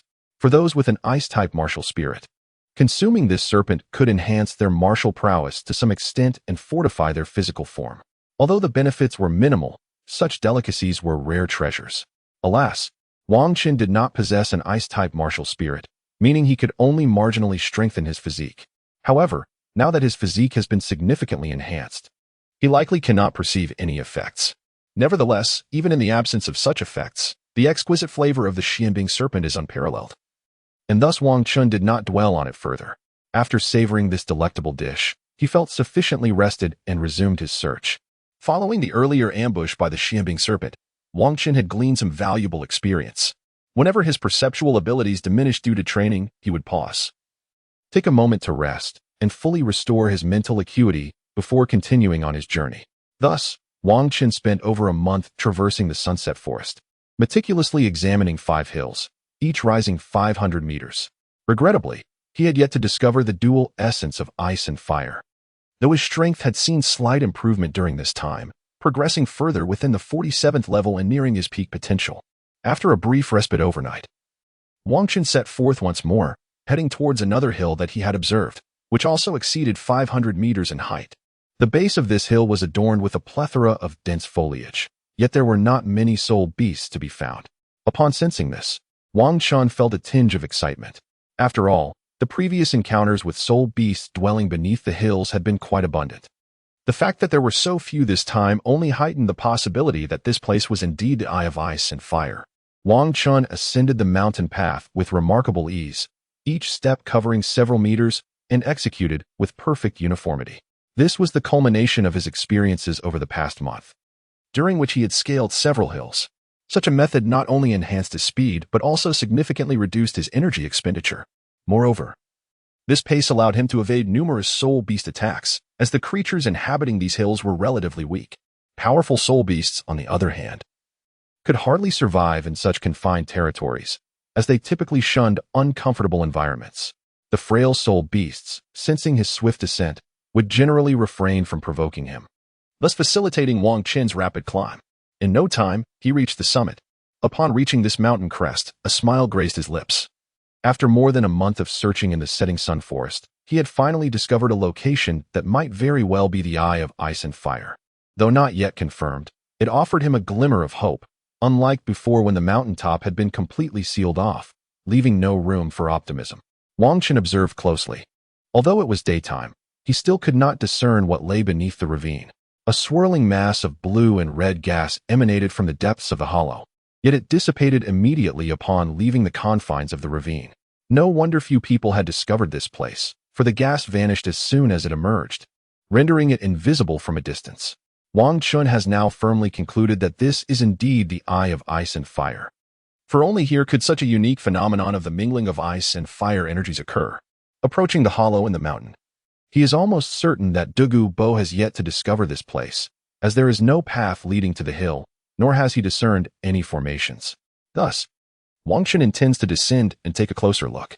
With the god of war space at his disposal, he need not worry about being affected by the ice and fire energies within. Rather, these energies pose no harm to him and can be absorbed by the god of war space, enhancing his physical strength. Lacking the formidable power of Douluo Bo, he cannot simply leap down, nor does he possess the external soul bone like Tang San that would allow him to descend along the cliffside. However, he had prepared a set of climbing claws specifically for this purpose before his arrival, which he can now put to use. After securing the claws onto his hands, Wang Chun leaps toward the hollow and grips the rock face with his claws, halting his descent. He continues to drop, alternating the strength of his hands, swiftly making his way down to the hollow. Before long, he lands safely on the ground. He meticulously observes his surroundings. In the center lies a small oval hot spring, with the water displaying hues of milky white and crimson. Although both colors coexist within the same spring, they remain distinct and separate, each maintaining its own side without encroaching upon the other. Indeed, this is the Eye of Ice and Fire from the original text. After consciously searching for over a month, Wang Chun has finally discovered this place. Wang Chun felt the icy and fiery energies permeate his body, subsequently absorbed by the god of war space, which in turn fortified his physique. Regrettably, such a meager enhancement could only be deemed marginally beneficial for Wang Chun at this juncture, prompting him to disregard it. He commenced his search for the celestial herbs mentioned in the original text, as well as those he had learned about in the library of the Vajra clan. Having cultivated his juvenile technique to the 3rd tier, the meteoric decision, his physical prowess had significantly increased, and his vision had become remarkably acute. Utilizing his enhanced sight along with the sunlight filtering from above, Wang Chun was able to scrutinize the surroundings with clarity. Encircling the Eye of Ice and Fire were an array of diverse flora, each exhibiting unique forms, creating an enchanting botanical paradise. Not far in front of him, near the edge of a milky white hot spring, he spotted a cluster of entities resembling tiny insects. This must be the exquisite winter worm summergrass, the snow silkworm. Wang Qin carefully examined the object, quickly recognizing its significance. Cordyceps, commonly known as winterworm summergrass, is an exquisite medicinal material. In essence, it is a parasitic fungus that preys on larvae of certain moths and bees residing in high-altitude regions. During winter, this fungus infects the bodies of these insects, drawing sustenance from them until its mycelium fills the host. The larva becomes rigid and ultimately perishes. By summer, the spores of the fungus proliferate within the deceased host, giving rise to a stick-like fruiting body that characterizes cordyceps, hence its name. Snow silkworm is another term used to refer to a superior variety of cordyceps. This particular type is grayish-white in appearance, adorned with ring patterns, and possesses 8 pairs of legs, with the middle 4 pairs being particularly prominent. Its texture is fragile and easily breakable, with a slightly flattened cross-section, exhibiting a white hue tinged with yellow. The fruiting body is elongated, ranging from deep brown to chestnut in color, typically longer than the insect body, with a slightly swollen apex housing spores. Its exterior is bright yellow, while the interior is white and plump, surpassing ordinary cordyceps both in size and efficacy. Following this, Wang Qin's attention was drawn to another plant beside the snow silkworm. This specimen featured a yellowish-brown exterior with a cross-section of reddish-yellow. The leaves are alternate, with slender, curved petioles, and the leaf blades are ovate to heart-shaped, tapering to a point. In summer, it produces peculiar yellow-green flowers with purple spots, characterized by their twisted, bar-like shape. This should be the cinnabar lotus. Wang Qin ceased his examination of the object and began to search for the celestial herbs mentioned in the original text. Before long, he stumbled upon a remarkable flower. It was an exquisite pale pink bloom, devoid of leaves, with a stem measuring 3 feet in length. The flower itself was immense, its diameter reaching nearly a foot. Each petal appeared crystalline, glistening with a translucent sheen, as the delicate pink blossom swayed gently in the mist. Situated at the confluence of Crimson and Alabaster Springs, Wang Qin was still over 10 meters away from this enchanting flower, yet he could perceive its subtle fragrance wafting through the air.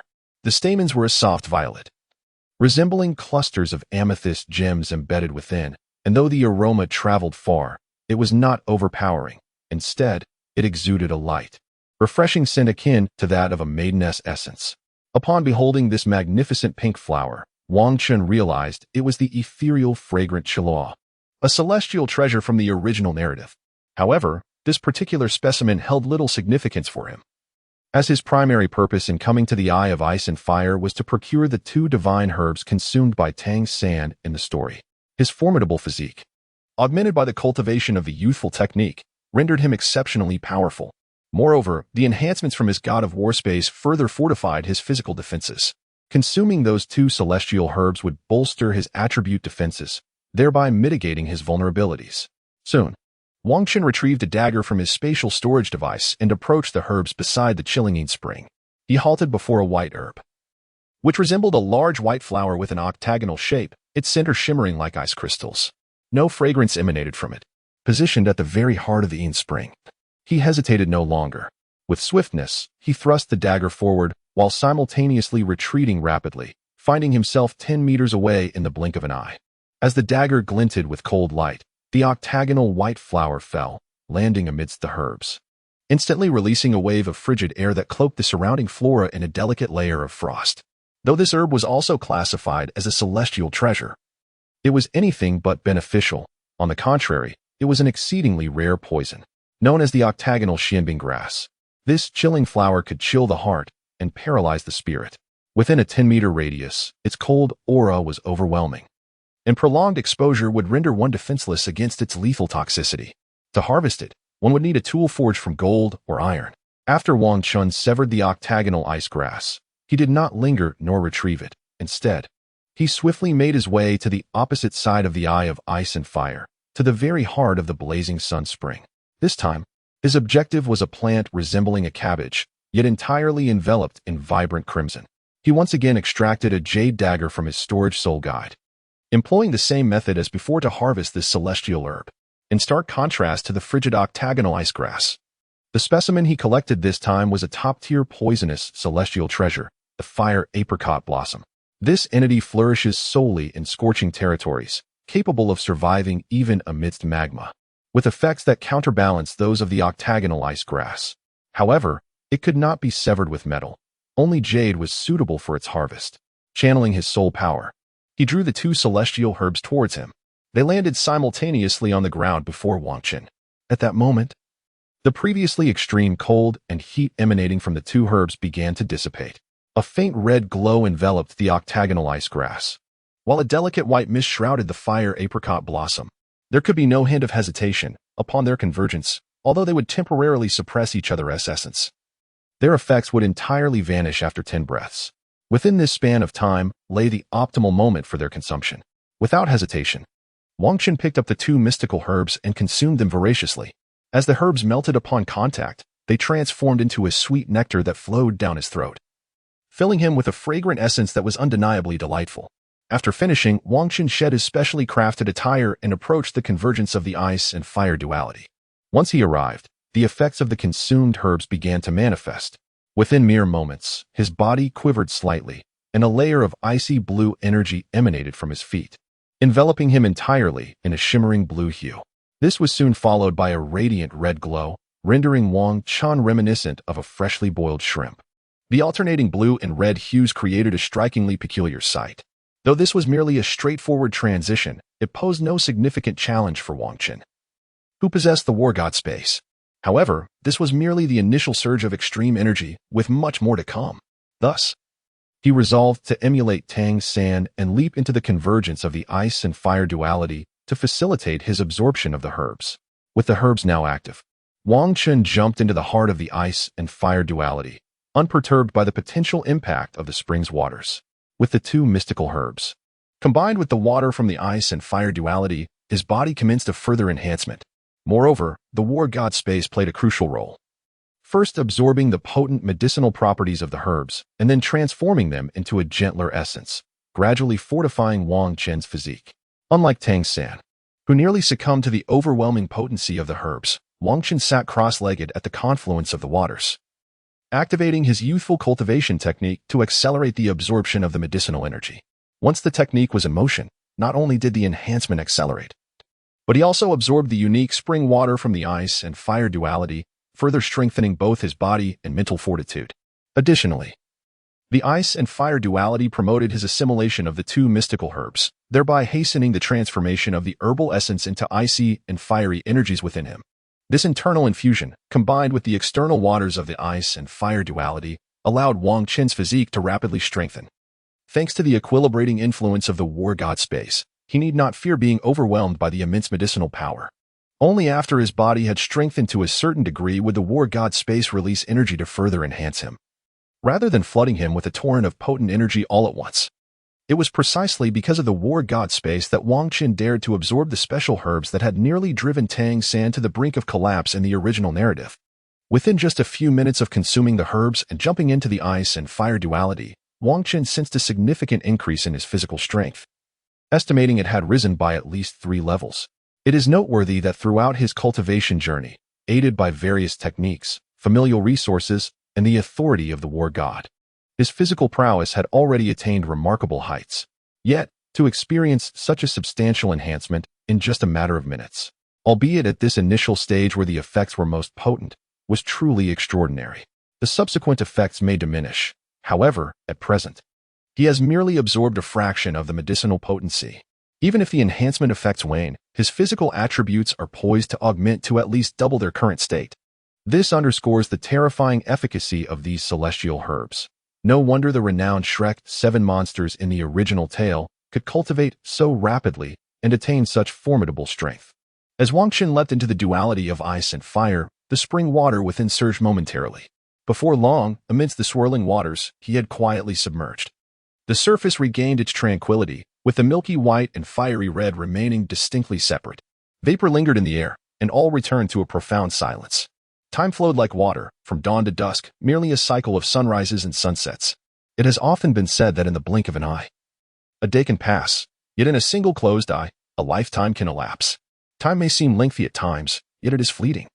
such is the nature of human existence. As night fell again, darkness enveloped the earth, and the realm of the duality of ice and fire was also shrouded in obscurity. Yet Wang Chen, who had immersed himself within, had yet to resurface, appearing as if he had completely vanished from the waters. 2 days elapsed before Wang Chen finally emerged from the duality of ice and fire. Now, he sensed that his physical strength had increased by more than twofold, and his capabilities had also significantly escalated. With his current prowess, confronting the elderly soul sage from earlier would no longer necessitate retreat. Furthermore, with the absorption and neutralization afforded by the god of war space, he was not like Tang San, who could not assimilate the immense medicinal power. Now at level 50, upon returning to his clan, he needed only to have the elders procure a suitable soul beast for him to ascend to the rank of Soul King. Moreover, he still possessed additional medicinal power within his god of war space after absorbing the soul ring.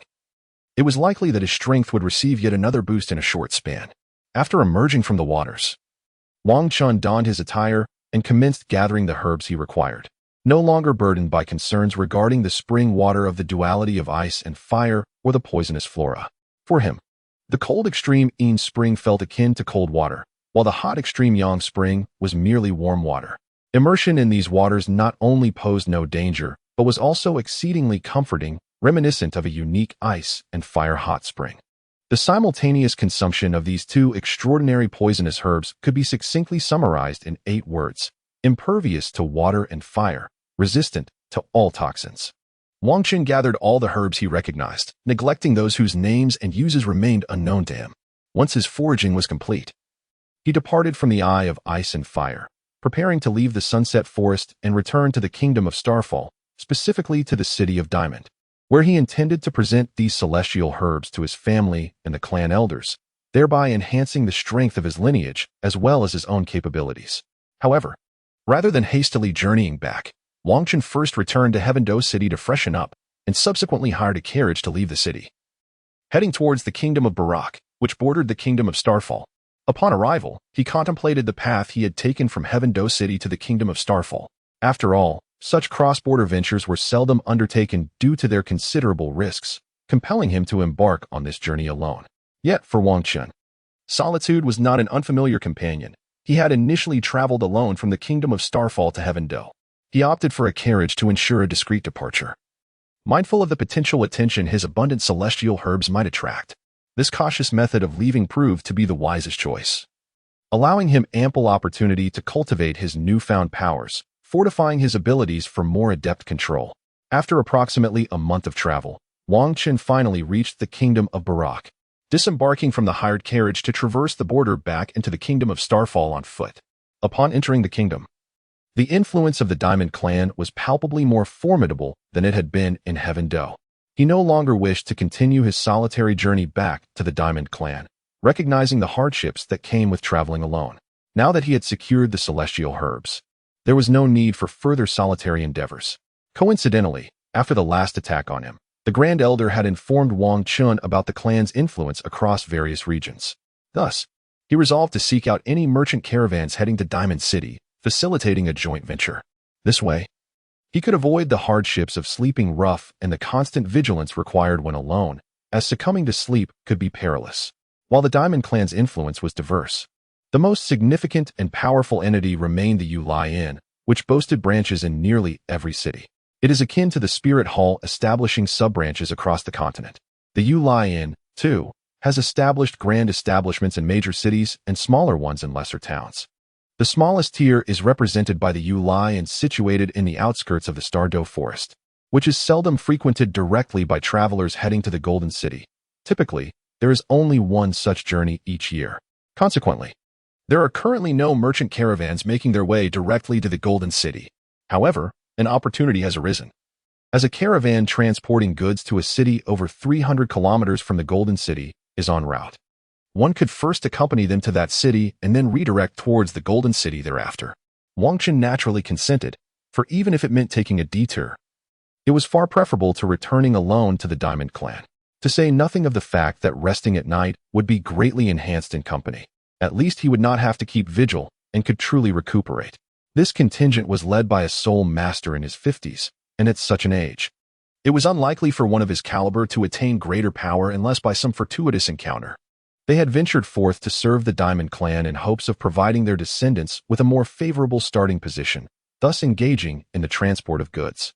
Furthermore, soul masters of their ilk typically belong to the lower echelons of a faction, holding considerable significance. The Diamond Clan valued them highly, offering ample points and merits in return for their service. This is also the reason for their enthusiasm. After all, as long as they complete the tasks, they receive substantial rewards, which naturally motivates them. Within the Kong family, unless one possesses exceptional talent, one can only gain entry for cultivation through the expenditure of considerable merit points. The Kong family is not vast enough to accommodate everyone for training, thus, priority is given to those with innate abilities and to those whose ancestors have made significant contributions. With the guidance of a powerful soul master, the younger generation's training undoubtedly becomes more seamless. Consequently, many soul masters whose talents have reached a plateau embark on tasks to earn points, paving the way for their descendants. The captain of this expedition is a 37-level soul venerable, also bearing the surname Wang, though not originally from the Kong family. He joined the Southern Army of the Kong family after graduating from the Soul Master Academy and only later became part of the Kong family. Having retired from the Southern Army and now with descendants of his own, he seeks to earn points to lay a solid foundation for them. This caravan consists of over 30 wagons and more than 60 individuals, making it quite a sizable group. However, apart from the leader, who is a soul venerable, there is only one other soul venerable and a few great soul masters. The rest are ordinary people. This is quite normal, considering they are merely transporting relatively mundane goods, which entail minimal risk, thus requiring only 2 soul venerables for the journey, and those with average talents at that. After negotiating with the shopkeeper, Wang Chun decided to join this caravan, though he did not disclose his true strength, merely stating that he was a somewhat talented descendant of the Kong family, seeking safety in their company for his journey to the Kong family. After a brief overnight rest, Wang Chun set off with the merchant caravan. Aside from stopping for lunch at noon to feed the horses and provide them with water and fodder, they pressed on continuously. After a day of travel, the caravan covered over 100 kilometers. While this pace was slower than if he traveled alone, it was considerably more comfortable. As night descended, the entire caravan began to set up camp, cooking and resting. True to their experience from frequent travels, they efficiently organized themselves, designating personnel to establish the campsite and spread medicinal powder. The others commenced the fire for cooking. With such clear division of labor, their efficiency was remarkably high. Once the campsite was set up and dinner prepared, they gathered to enjoy their meal. Shaochen, it's time to come eat. The captain called for Wang Chun to join the meal. After all, he was a young prodigy, and they had not assigned him any tasks. He merely needed to remain with the caravan without causing any inconvenience.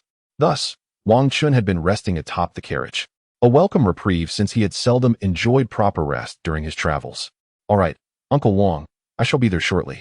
He replied promptly upon hearing the captain's call and made his way over. The captain handed Wang Chun a portion of food and remarked, "Here you go, Xiao Chun. Your dinner.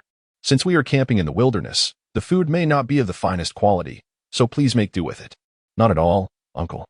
Wang Chun responded with a smile. "This meal is quite satisfactory. After all, I used to be grateful just to have cooked food while in the wild. So how could I possibly complain about such a delightful dinner?" With a smile, Wang Chun addressed the captain, expressing, "It is indeed a relief to see that you possess such insight. It seems you have gained experience along the way. I was initially concerned that someone of your exceptional talent might struggle to adapt." He then added, "Now, let us eat. After a long day of travel, it is essential that we replenish our energy and rest well, for tomorrow we must continue our journey." Following these words, the captain commenced his meal and refrained from further conversation with Wang Chun, who likewise chose to remain silent and focused on his own dinner. Being the youngest member of the group and having joined later, Wang Chun was not yet integrated into the team's dynamics. Hence, he was not assigned to keep watch and was permitted to retire for the night. Wang Chun, of course, was not one to indulge in sentimentality. Upon hearing the arrangements, he promptly retired to the camp for rest. Unaccustomed to sharing sleeping quarters with a multitude, he opted instead for the solitude of the wagon he had occupied during the day. After all, it was impractical for them to erect a separate tent solely for his convenience. Following a night of undisturbed slumber, they encountered no unforeseen events. The next day, after partaking in breakfast, they resumed their journey, as the distance to their destination still spanned several days. They were acutely aware that any delay on the road would hinder their progress. Ultimately, an earlier completion of their task would yield rewards sooner and mitigate risks. After several days of travel, the caravan finally reached their destination one evening. Wang Chen arrived here and bid farewell to them, for he needed to return to the Diamond City, while this contingent would remain here to complete the transfer of goods before embarking on new assignments. Thus, after entering the city, Wang Chen parted ways with them. Now, the distance to Diamond City was merely a little over 300 kilometers, a journey he could undertake in a single day, given his capabilities. However, as night had fallen, Wang Chen decided to rest here for the night before continuing his journey back to Diamond City. The following day, before dawn broke, Wang Chen set off, determined to expedite his return to the Wang family. Wang Chen hurried along the path, neglecting to eat, and finally returned to the Golden King family by the afternoon. He first arrived at his own home, intending to present his parents with a gift of celestial herbs before delivering the remainder to the clan leader, thereby contributing to the enhancement of their strength. Upon entering his home, he was pleasantly surprised to find his father resting and not attending to work. "Father, mother, I'm back," he announced. Upon hearing his voice, his parents expressed their astonishment. "Xiaochun, didn't you go out to train? Why are you back?" His mother inquired with excitement. "Of course, I missed you, mother. Just flattering me to make me happy. I'll prepare your favorite meal. You and your father can chat for a while." With that, Wang Chen's mother departed to the kitchen. What brings you back?" his father asked. "I have acquired something and intend to bring it back to the family. Additionally, I've reached level 50 and require the family's assistance in acquiring a suitable spirit ring." You've already reached level 50? Indeed. Why are you at home today instead of working?" "I have resigned from my position regarding the spirit beast meat and am preparing for other endeavors, hence the brief respite to spend time with your mother." "Oh. How did you end up being assigned to a different role? Did something go awry with your previous job? Why are you speculating?" "I've actually been promoted. The family is in the process of establishing a prestigious Spirit Master Academy, and I have been appointed as the Vice Principal and Logistics Minister. That's why I have time to be at home." You're starting a new endeavor. How can you have time? Most of the groundwork has already been laid, and students have been enlisted. However, the academy currently lacks exceptional talents. Thus, the family has been deliberating whether to invite some of the younger generation who are out training to return, thereby enriching the newly established academy. Your return is timely. You can help fill the gap in the advanced academy upon joining. Why is the family establishing this advanced Spirit Master Academy? It is primarily to attract talent. In recent years, the family has not produced any particularly gifted descendants, prompting this initiative. Furthermore, the continent-wide Spirit Master competition is approaching, which presents a splendid opportunity to gain recognition. We need young talents like you to participate in the competition and elevate the reputation of our Golden Spirit Master Academy, which will also serve as excellent publicity to recruit promising students. I understand now. I will join the Advanced Spirit Master Academy and participate in the competition to assess the prowess of other talented individuals. Upon my return this time, I have procured some treasures intended for both you and mother. However, since she is not present at the moment, let us discuss it further after we have enjoyed our meal.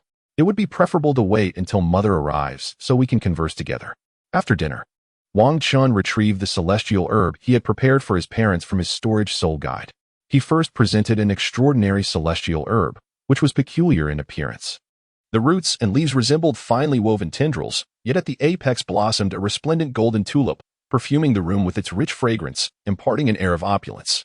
"Mother, this is the serendipity I encountered during my travels. This herb not only enhances one's strength, but also solidifies the foundation of one's abilities, allowing for further advancement in innate talent. I believe this particular herb is most suited to you. It is called the Qilua tulip, exquisite and regal. Consuming it allows one to absorb the essence of heaven and earth, as well as the brilliance of the sun and moon. Your staff, being a treasure class martial soul, will greatly benefit from the assistance of this Qilua tulip, achieving a harmonious synergy. This flower is not to be ingested directly. One must gently inhale the pollen, gradually drawing its essence into the body, and then cultivate one's soul power slowly, allowing the medicinal effects to permeate throughout one's limbs and bones." "Oh, little Chen, is this celestial herb one of those treasures recorded in the family's library?" Upon hearing Wang Chen's words, his father exclaimed in astonishment. "Indeed, the treasures I have found this time are those I previously encountered in our family's texts. Once obtained, I returned immediately. Given its remarkable potency, I shall forego consuming it. Instead, little Chun, you should partake of it. You are still young and possess great talent. Its effects would be far more beneficial for you. I shall abstain. Upon hearing the conversation between Wang Qin and his father, Wang Qin's mother understood the significance of what her son had presented. If it were merely a trinket, accepting it would be a matter of course as it was her son's sentiment. However, the item before her was far too precious. Its efficacy would surely be diminished if she were to consume it instead of her son. To a mother, her child's well-being is paramount. After all, since she conceived Wang Qin, she had diminished her own cultivation efforts. Moreover, after giving birth to him, she devoted herself entirely to caring for him, forsaking her own pursuit of cultivation. This illustrates her deep concern for her son. Mother, you need not decline. I have already consumed one, and taking more would yield little benefit. In fact, it may lead to conflicting effects, which would be counterproductive. You should take it. All right, dear, since little Chun insists. You should consume it. This is indeed his heartfelt intention. Very well. Father, I have also prepared a celestial herb for you. However, you must choose between one that presents a challenge but offers greater enhancement, or one that is simpler, yet yields less benefit. Nonsense. Of course I choose the challenging options. Engaging in difficult tasks is what I relish the most. Very well. Upon finishing his words, Wang Chun retrieved a celestial herb from his storage soul guide. It was an unassuming white flower, about the size of a palm, resembling a peony, devoid of leaves. Its root was anchored to a large stone, which was entirely black and, judging by Wang Chun's grip, possessed an astonishing weight. Adorning the white blossom were several striking crimson petals, blood-red in hue, evoking a sense of breathtaking intensity. Wang Chun solemnly remarked, Father, this herb is known as the heartbreak red, a treasure among the divine medicinal plants. It is accompanied by a legendary tale. Long ago, there was a young man, serene of nature, who took great joy in nurturing flowers and trees, filling his garden with emerald lotuses and vibrant hues. He would often compose verses for the blossoms, raising his cup to the moon, and whenever a flower fell, leaving behind its faded petals, he would be engulfed in profound sorrow, gathering the petals to bury them in the earth, weeping profusely. It is said that true affection can move the heavens. His love for flowers touched the celestial flower fairy, who clandestinely united with him, their love blossoming in harmony. However, such bliss was fleeting.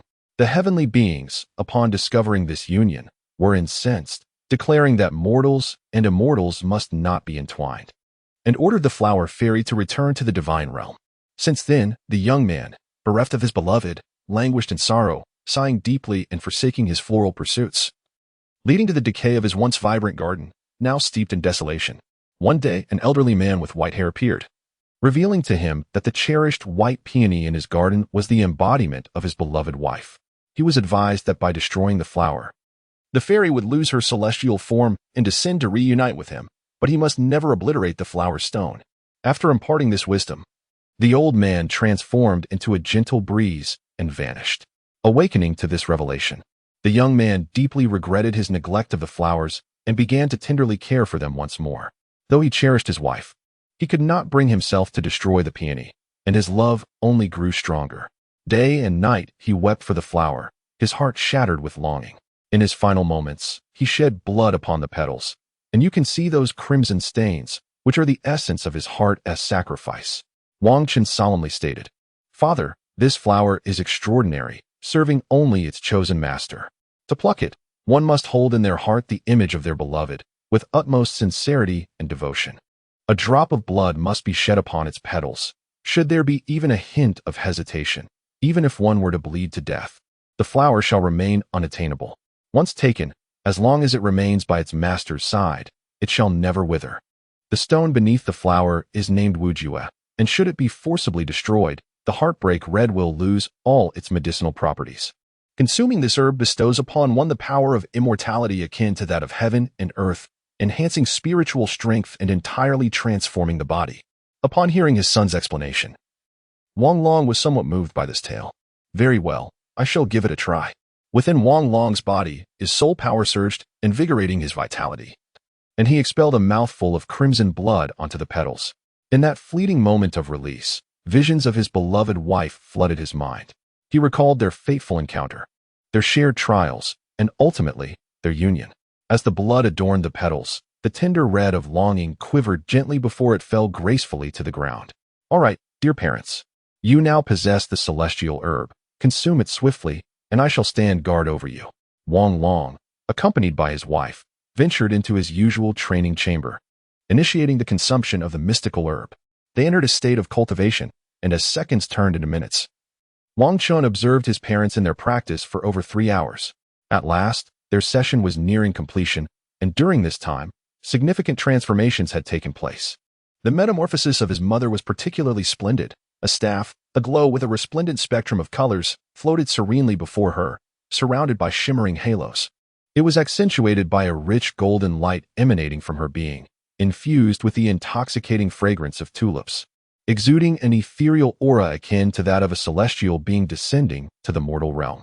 With each surge of the golden radiance, the staff appeared increasingly magnificent and dazzling. In contrast, his father's transformation was somewhat different. After ingesting the herb known as the Heartbreak Red, he became enveloped in a crimson glow. The potent effects of the Heartbreak Red began to fundamentally reshape his physique, enhancing his innate qualities and facilitating a smoother path for his future cultivation. Previously, Wang Long's potential might have only allowed him to reach the rank of title Douluo, yet now his talents seemed sufficient to aspire toward the heights of Super Douluo. With even the possibility of striving for the esteemed status of Peerless Douluo, after several hours of absorption and refinement, Wang Chen's parents finally awakened. How do you feel, mother and father? He inquired.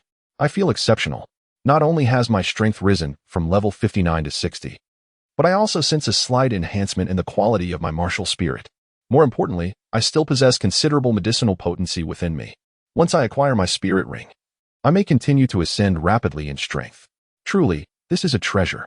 Wang Chen's mother expressed her transformation, then turned to look at his father. I feel a remarkable change. Not only has my strength surged from level 76 to 79, but my talent has also been enhanced. Furthermore, I have successfully broken through the bottleneck to level 80. As long as I elevate my soul power, I can directly ascend to the soul Douluo level. Perhaps in the future, I might even have the opportunity to become an elder. Well, since both of you have experienced enhancements, I shall return to rest. After all, I have traveled a considerable distance and have not had the chance to recuperate. Having served as your protector for several hours, I find myself a bit fatigued. All right. Little Chun, since you are weary, you should rest. Upon hearing his father's words, Wang Chen promptly departed and retreated to his room to rest. After Wang Chen departed, his parents tidied up their belongings and proceeded to freshen up. After all, consuming the celestial herb had been a formidable ordeal, and their bodies had expelled various impurities, necessitating a thorough cleansing. The following morning, upon rising, Wang Chen made his way to the dining hall. By the time he arrived, his father and mother had already begun their meal. Xiao Chun, come and eat. Afterward, you must visit the elder. The family has sent word for you to discuss certain matters, Wang Long remarked as he noticed his son's arrival. Oh, how fortuitous. I also need to consult the elders about something. But what exactly am I to discuss? It likely pertains to the establishment of the prestigious Soul Master Academy for our family, especially with the upcoming Soul Master competition across the continent. We need a prodigy to bring honor to our academy during this event, his father explained. Very well. I shall go after I finish my meal. But father, have you found yourself with so much free time now? You used to rarely dine at home, Wang Chen inquired. The nature of my work has changed. I now have more leisure time. Furthermore, your mother is preparing to hunt a soul beast to absorb its soul ring and ascend to Soul Emperor. Hence, I have taken leave from the family duties. We will soon depart with the family team to hunt soul beasts. Oh, please be careful, Wang Chen cautioned. In the inner courtyard of the King Kong family, Wang Chun had visited this place before. He navigated effortlessly to the elder's quaint courtyard and pushed the door open. Ah, young Chun, you have already arrived. Come, step inside, exclaimed the fourth elder, who, upon noticing Wang Chen's presence, promptly rose from the reclining chair and approached him. Wang Chun followed the fourth elder into the family's small conference room, where the patriarch and the other 4 elders had already gathered, engaged in discussion. The fourth elder, known for his impulsive nature, had called Wang Chen over, which is why he chose to wait outside rather than participate in the deliberations. Upon Wang Chen's entrance, their conversation came to an immediate halt. Now that Xiao Chun has arrived, let us discuss the matter for which we summoned you, the patriarch began. Since you have returned to the family from your travels, We would like you to assist in enhancing the reputation of our newly established Advanced Soul Master Academy. I am aware of this, Patriarch. My father informed me of it upon my return home. Ah, that makes sense. He is responsible for that aspect of the academy, so it is only natural he would convey this to you. What are your thoughts? Certainly, I have no objections. My current strength is indeed a result of the family's nurturing, and it is only fitting that I contribute to the family's endeavors. Excellent. You will register at the academy, and aside from team training, you may arrange your schedule at your discretion. Understood. However, aside from myself, who else will be participating in the Soul Master competition? Currently, the only other qualified individual in the academy is the bear-like fellow you introduced to the family last time. We aim to secure first place in this competition and establish our reputation, so it is imperative that we select participants of formidable strength. Unfortunately, many of those who meet the age and strength criteria are currently out gaining experience, and we are reluctant to disrupt their training schedules by summoning them back. Unless we find ourselves in dire need of assembling a strong team, we will not call them back prematurely. With your return, we have at least one participant. And perhaps others will complete their training and return within the next 6 months, allowing us to gather a full team without interfering with their current endeavors. Indeed, however, I returned primarily due to a fortuitous encounter I experienced while away. Oh, another stroke of fortune. Speaking of which, the cultivation method you had the Grand Elder bring back for us has been observed and studied. It appears to enhance one's innate young energy, thereby improving physical constitution and cultivation potential. Consequently, this method can only be taught to the males within the family. Thus, all the men in the family are currently learning the first level of this technique. Further teachings will be allocated based on contributions. However, you may selectively impart it to others as a reward for your contributions to the family. Indeed, the Patriarch speaks wisely. Nevertheless, even though the martial arts technique you have contributed possesses certain limitations, it is indeed formidable. From this technique, we have distilled a simplified method for soul power cultivation, which we impart to the female soul masters. Although it may not be as potent as the original version, it effectively addresses the constraints of the technique. The impetuous fourth elder finally interjected a remark amidst the conversation between the Patriarch and Wang Chen. This matter can be arranged by the family. I shall now present the treasures I have acquired from outside. After Wang Chen finished speaking, he prepared to retrieve the carefully selected celestial herbs from his storage soul guide. These herbs were exclusively intended for the clan leader and the 5 esteemed elders. Each of these celestial herbs was meticulously chosen to align with the martial souls of the elders and the clan leader, making them a bespoke selection. Wang Chen first presented the celestial herb prepared for the clan leader. Before them blossomed a golden flower adorned with 9 petals, and upon its emergence, the entire room became infused with a profound aura of pure yang. "This is the pure yang 9-leaf flower," exclaimed the 4th elder in astonishment as he beheld the flower and sensed its potent energy. At that moment, the clan leader and several other elders gazed at the extraordinary bloom with equal astonishment. Indeed, every leader and elder within the golden armored clan was familiar with this rare herb, for it had been consumed by a member of their lineage, leaving behind a historical record. Over 2 centuries prior, the first clan leader of the golden armored clan had partaken of this celestial herb, and their experience had been meticulously documented. Hence, the shock of the clan leader and the elders was entirely warranted. Indeed, this was the pure yang 9-leaf flower, perfectly suited for the clan leader's consumption. For clan leader Wang Gang's martial spirit was the violent golden armored, mirroring that of the first clan leader, and the effects of its consumption were well recorded. When Wang Chen discovered this celestial herb within the Eye of Ice and Fire, he was utterly astonished. He had not anticipated encountering a herb meticulously documented within the records of the Diamond Clan. In that moment, he resolved to present this extraordinary herb to the clan leader, Wang Gang, for its potential to significantly enhance the clan's ultimate combat prowess.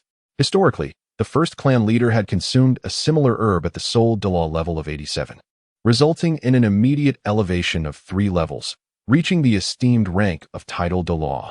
Moreover, he attained the pure yang body, which not only augmented the ferocious power of his martial soul, the fierce diamond, but also amplified his own strength, rendering each of his strikes immensely powerful. Even without the use of soul power, coupled with the inherent indestructibility of his martial soul, the first clan leader could engage in battles beyond his rank, a feat that was indeed terrifying. Upon hearing Wang Chen's words, the clan leader felt a surge of emotion. touched by the fact that such a precious herb was being offered to him. However, as the leader, his considerations extended beyond his own desires. Although consuming the herb would yield remarkable results for him, his advancing age led him to conclude that it would be more beneficial for the clan's foremost talent, Wang Chun, to partake of it instead. While it would be advantageous for him to consume the herb, it was ultimately more prudent for Yang Chun to have it. The other elders, having heard the clan leader's sentiments, regained their composure. Initially, they had been overwhelmed by the sight of something from their clan's records. Indeed, the clan leader was correct. Such a treasure was best suited for Yang Chun. We are all advancing in age, while he remains youthful, and thus, the effects would be most pronounced on him. They unanimously agreed, echoing the clan leader's thoughts. Wang Chun felt deeply moved by the clan leader and elder's words. If this had merely been an unknown object, relinquishing it would have been inconsequential. After all, it would not be appropriate for someone of his age to compete with the younger generation for such treasures. However, this celestial herb was well documented and had been used by others with proven efficacy. The elder's ability to suppress their own desires in favor of allowing a junior to benefit from it was truly touching. This selflessness, prioritizing the welfare of the younger generation, likely contributed to the unity within the Diamond Clan. After all, who would betray a family led by elders who genuinely care for their well-being? No need, clan leader. I have already consumed other celestial herbs. Their effects are optimal for me. Taking this one now would yield no benefit and may even conflict with the previous herbs I have ingested, resulting in a net loss. Therefore, it is best that you consume it. The stronger you become, the greater the safety for our Diamond Clan. This is the best outcome for me as well. Upon hearing Wang Chun's words, the clan leader finally resolved to accept the celestial herb. Very well, I shall accept it. That is splendid, clan leader. I have not only prepared the herb for you, but the other elders have also received theirs. Wang Chun then produced the second immortal herb. It was a plant adorned with delicate white flowers, appearing as pure and unblemished as a pristine lotus blossom. Wang Chun presented it before the Grand Elder, stating, "This flower is known as the water immortal jade skin. Its properties nourish the tendons and strengthen the bones, facilitating the flow of vital energy through the 7 meridians and 8 vessels. It harmonizes splendidly with your silverback gorilla martial spirit. When consuming it, one should only partake of the petals, ultimately savoring the stamen to absorb its benefits. It requires the stimulation of soul power. Only with a tranquil mind can one extract its essence." Upon hearing Wang Chun's explanation, the Grand Elder ceased his pretenses and graciously accepted the celestial herb. After the Grand Elder had received the herb, Wang Chun produced another celestial plant.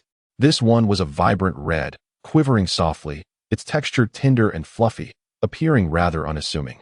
Composed solely of red grass leaves. The tips of the leaves resembled a coxcomb, yet upon closer inspection, one would notice its uniqueness. The leaf veins were a striking golden hue. As this plant was revealed, the temperature in the room soared dramatically. This herb is called the coxcomb phoenix sunflower, and it is ideally suited to the second elder's flame bird martial spirit. It should not be chewed or swallowed, rather, one must channel soul power through it to refine one's essence and marrow. The effects of this herb are remarkably pronounced and should significantly enhance the second elder's soul power and fiery prowess. After Wang Chun finished speaking, he presented the celestial herb to the second elder. He then produced a small plant, half black and half white. This little herb bore 2 leaves, one black and one white, with a stark contrast that was unmistakable.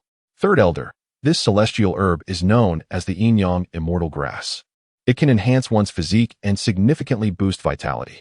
It pairs remarkably well with your martial spirit, the everlasting green vine. Consuming this herb will undoubtedly elevate your strength considerably. At this moment, Wang Chun turned to the 4th elder, whom he knew best, and revealed a celestial herb resembling a red rose. 4th elder, this is the blazing flame rose. Your martial spirit may lead you to gradually lose your rationality during prolonged and intense battles. While it can significantly enhance your power, it also poses considerable danger. Therefore, I have prepared this blazing flame rose for you. Not only will it purify your martial spirit, preventing future loss of control, but it will also amplify your fiery abilities and combat prowess, ensuring that your strength does not diminish even after relinquishing that uncontrollable power. After Wang Chun concluded his words, he turned his gaze towards the 5th elder of the family. This auxiliary soul master, endowed with the Pan-Tao martial soul, is widely recognized for the relatively slow cultivation speed associated with food-type auxiliary martial souls. Fortunately, The fifth elder's martial soul aligns harmoniously with the family's simulated cultivation environment, which has enabled him to reach an impressive cultivation level of over 80 at such a young age. However, upon attaining the rank of Soul Douluo, his cultivation speed has notably diminished. Surprisingly, he is no longer the weakest among the elders of the family. It is worth noting that in earlier, lower ranks, the fifth elder's soul power was not inferior to that of the first elder. Regrettably, not only has the first elder's strength now surpassed him, but several other elders have also long since exceeded his capabilities. Wang Chun retrieved a jade box from his storage soul guide. Upon opening the box, an enchanting fragrance permeated the room, enveloping all within its delightful embrace. The rich scent of orchids invigorated the spirit and uplifted the mind, compelling everyone present to inhale deeply in appreciation. Within the jade box lay a pristine 8-petaled orchid, its petals gently quivering, radiating an ethereal whiteness that evoked a sense of purity and transcendence. Wang Chun remarked, "This item is known as the 8-petal celestial orchid, a divine herb of extraordinary quality. It must be encased in a gold and jade vessel. As long as it resides within a jade container, it will remain unfading for a millennium and forever flourish. Among all the celestial herbs I have brought back, this one possesses the gentlest medicinal properties while being the most potent. It is easily absorbed. Yet the process requires considerable time. However, as Elder Wu is a Soul Douluo, his absorption rate will undoubtedly be accelerated. Moreover, the primary function of this celestial herb is to strengthen the foundation and cultivate vitality, effectively addressing the slow cultivation speed faced by Elder Wu as a food system soul master. These are the celestial herbs I have returned with for the clan leader and the elders. Very well. Since you are now aware of the affairs of the Soul Master Academy and have entrusted us with the celestial herbs you prepared, you may return for the time being. Once we have absorbed these herbs, we shall take you to hunt for a soul ring. All right, esteemed clan leader and elders, I shall take my leave now." Wang Chun departed from the inner courtyard and returned to his home. At that moment, his parents were also away, having joined the family's soul hunting team to seek out soul rings. Wang Chun sent a message to his 3 younger brothers, inviting them to his residence. After all, he had prepared a precious herb for each of them. Shortly thereafter, his 3 brothers arrived at his home. "Big brother, you have returned." "Yes, I have been away honing my skills for some time and have gained some insights. Moreover, I encountered a fortuitous event which prompted my return to the family." "How have you all been?" "Big brother, we are doing well. Since your departure for training, we have been diligently cultivating. I have already reached the 31st level." "Oh. Hi, that's impressive. You have attained the 31st level. What about the other 2? What levels have you reached?" "Big brother, I am also at the 29th level and am on the verge of breaking through to the 30th level. Soon, I will only need to hunt for a soul ring to ascend to the rank of Soul Master." The usually reserved Lu Yun also chimed in with his response. "Xiaoyun, you are doing well. Your dedication to cultivation is commendable." Wang Chun also praised his junior, recognizing him as the most diligent cultivator within their group. As a commoner soul master, he had little in the way of resources to aid his training before being embraced by Wang Chun. Nevertheless, his prowess was commendable even in the Junior Soul Master Academy. Otherwise, Wang Chun would not have chosen to recruit him. Now, with the support of the resources from the Diamond family, his training speed has significantly accelerated, allowing him to reach the impressive level of 29 by the age of 13. Yet, it must be acknowledged that without his dedicated efforts, even such resources could not have propelled him to his current strength. "Boss, I have also made great strides. My strength has now attained level 44, he remarked. "Since your departure, aside from training with those 2, I have been honing my soul power in the simulated training environment of the Diamond family and sharpening my combat skills in the soul fighting arena." At this moment, Xiongda also spoke to Wang Chun. "This is excellent news. Upon your return, it is heartening to see everyone striving diligently in their training. I have also brought back a treasure for you all. Not only does it enhance your strength, but it also accelerates your training speed. Such a treasure exists? Then it is best for you to partake in it, boss, as your talent is unparalleled." "Very well. Since I have prepared it for you, I have certainly already partaken. Consuming too much of such a treasure can lead to conflicting medicinal effects, which would yield no benefits." After Wang Chun concluded his words, he began to retrieve the carefully prepared celestial herb from his storage soul guide. It was a magnificent chrysanthemum, resplendent in a vibrant purple hue. Curiously, each petal of the flower appeared to be covered in a soft, fuzzy texture, rendering the entire blossom irresistibly charming. The chrysanthemum was a harmonious whole, yet it emitted no fragrance. The central stamen rose above the petals by more than half a foot, its apex radiating a gentle golden glow. "Boss, what is this?" Wang Hai was the first to inquire, while the other two were equally captivated by the plant that Wang Chun had unveiled. Wang Chun smiled faintly and said to Wang Hai, "Ahai, this is a special gift prepared just for you. It is known as the extraordinary mushroom of heavenly chrysanthemum, a neutral celestial-grade herb.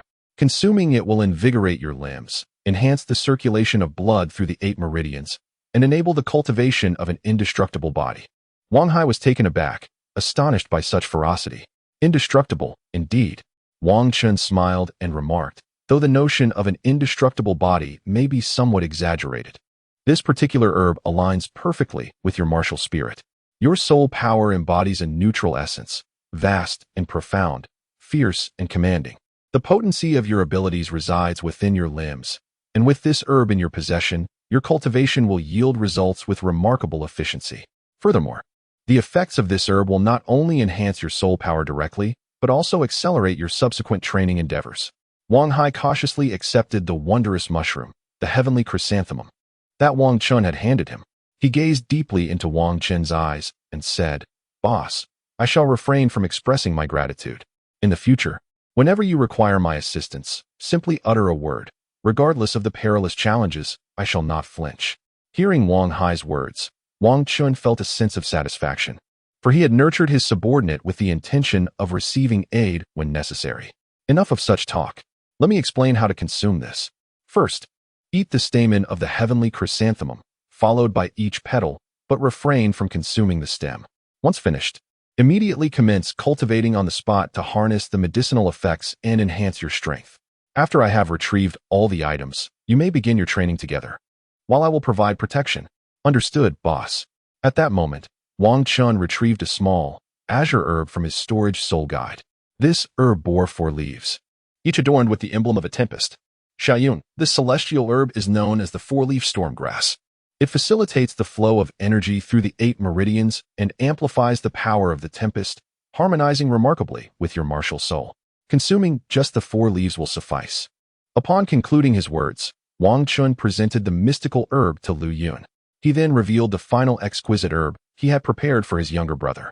It was a unique white herb, adorned with 9 pristine leaves, each exuding an aura reminiscent of glacial ice, continuously emanating a chilling energy. As Wang Chun unveiled this remarkable herb, a palpable coldness enveloped everyone present. This extraordinary herb was known as the 9-turned profound ice grass. Not only did it possess the capability to enhance one's physical constitution through 9 transformations, but it also fortified one's ice manipulation abilities. Consequently, it would not only amplify the potency of one's ice powers, but also elevate one's control over them. Notably, this herb was not meant to be ingested. Rather, one simply needed to grasp it in hand, channel their soul energy, and it would seamlessly integrate into the body, augmenting one's strength. Now that you all understand how to utilize the herb, proceed to my usual training ground to begin the process.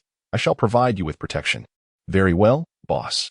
The 3 of them followed Wang Chun to a serene location where he often practiced, an ideal environment for them to absorb the mystical herb. Upon arriving at the serene training room, Wang Chun, accompanied by his 3 subordinates, eagerly consumed the mystical herbs. Wang Chun, meanwhile, remained quietly nearby, serving as their protector. Time passed steadily, and as 3 hours slipped by, the effects of the celestial herbs began to manifest, resulting in varying transformations among his companions. Wang Hai, who ingested the extraordinary Qirong Tongtian chrysanthemum, experienced a remarkable metamorphosis. A layer of white first sprouted across his body, reminiscent of his martial spirit's manifestation, the giant ape. Once seated in a meditative posture, he now lay sprawled on the ground, his limbs swelling to more than double their original size. Accompanied by the ominous sounds of cracking bones, the 3 soul rings adorning him shimmered with astonishing brilliance, while deep, thunderous growls occasionally emanated from his throat, his entire being vibrating in a unique rhythm. In contrast, Lu Yun exhibited the least dramatic transformation, aside from a layer of wind enveloping his form, lifting him from a seated position to standing. Only his martial spirit, the golden eagle, materialized behind him. The feathers of his martial spirit began to shift from a golden hue to a striking azure. Although his changes were relatively subtle, the implications were significant. The transformation of his martial spirit's feathers suggested a promising evolution. Once he fully absorbed the celestial herb, it was likely that his martial spirit would attain a pinnacle status. Meanwhile, Xiongda underwent the most profound change. He found himself encased in ice, with frigid energy continually seeping into his body, reshaping him and enhancing his martial spirit. Upon completing the absorption of the herb, his ice abilities were destined for explosive growth. Wang Chun observed as they gradually absorbed the celestial herbs, their bodies beginning to strengthen. Time continued to flow, and the sky gradually darkened, their cultivation nearing completion. Among them, Wang Hai was the first to finish absorbing the essence. He stretched languidly and rose from the ground. "How do you feel?" Wang Chen inquired. It took Wang Hai a moment to respond. Still dazed by the exhilarating experience of awakening from his cultivation. Only then did he take a moment to truly sense the changes within himself. Soon, his expression morphed into one of peculiar astonishment, a blend of joy and disbelief. "Boss, I can't believe it. I've advanced by 7 levels. The celestial herb you provided is simply extraordinary. All right, since you've sensed the transformation, let us wait here for a while until the others finish absorbing their herbs. We will depart together afterward." "Understood, boss." Meanwhile, as Wang Chun and his companions exchanged quiet words, Lu Yun had also completed the absorption of the celestial herb. The wind enveloping him dissipated entirely, revealing a complete transformation in his martial spirit, the golden eagle. No longer adorned with golden feathers, it now boasted azure plumage that enveloped its form. With a mere flap of its wings, a powerful gust of wind erupted. This signified that Lu Yun's martial spirit had undergone a mutation. It was no longer an ordinary golden eagle, but had evolved into a tempestuous divine eagle capable of commanding hurricanes. Lu Yun retracted his martial spirit and turned his gaze towards Wang Chen, his eyes brimming with gratitude. Since their days at the Junior Soul Master Academy, Wang Chun had invited him into the Golden Armor family, providing him with abundant cultivation resources. Without such resources, he could never have reached his current level of strength. Now, having received such a precious celestial herb that greatly enhanced his power, he felt a deep sense of loyalty. Although he was not one to express himself verbally, he had resolutely decided to follow Wang Chen wholeheartedly. From this day forth, he would support him in all endeavors. "Boss, I truly appreciate your assistance. Enough of that. How do you feel?" "I feel exceptional. Not only has my martial spirit successfully mutated, but my strength has also reached level 30. Furthermore, I still possess the residual potency of the celestial herb within me. Once I absorb the soul ring, my power will elevate further in a short span." "That is splendid.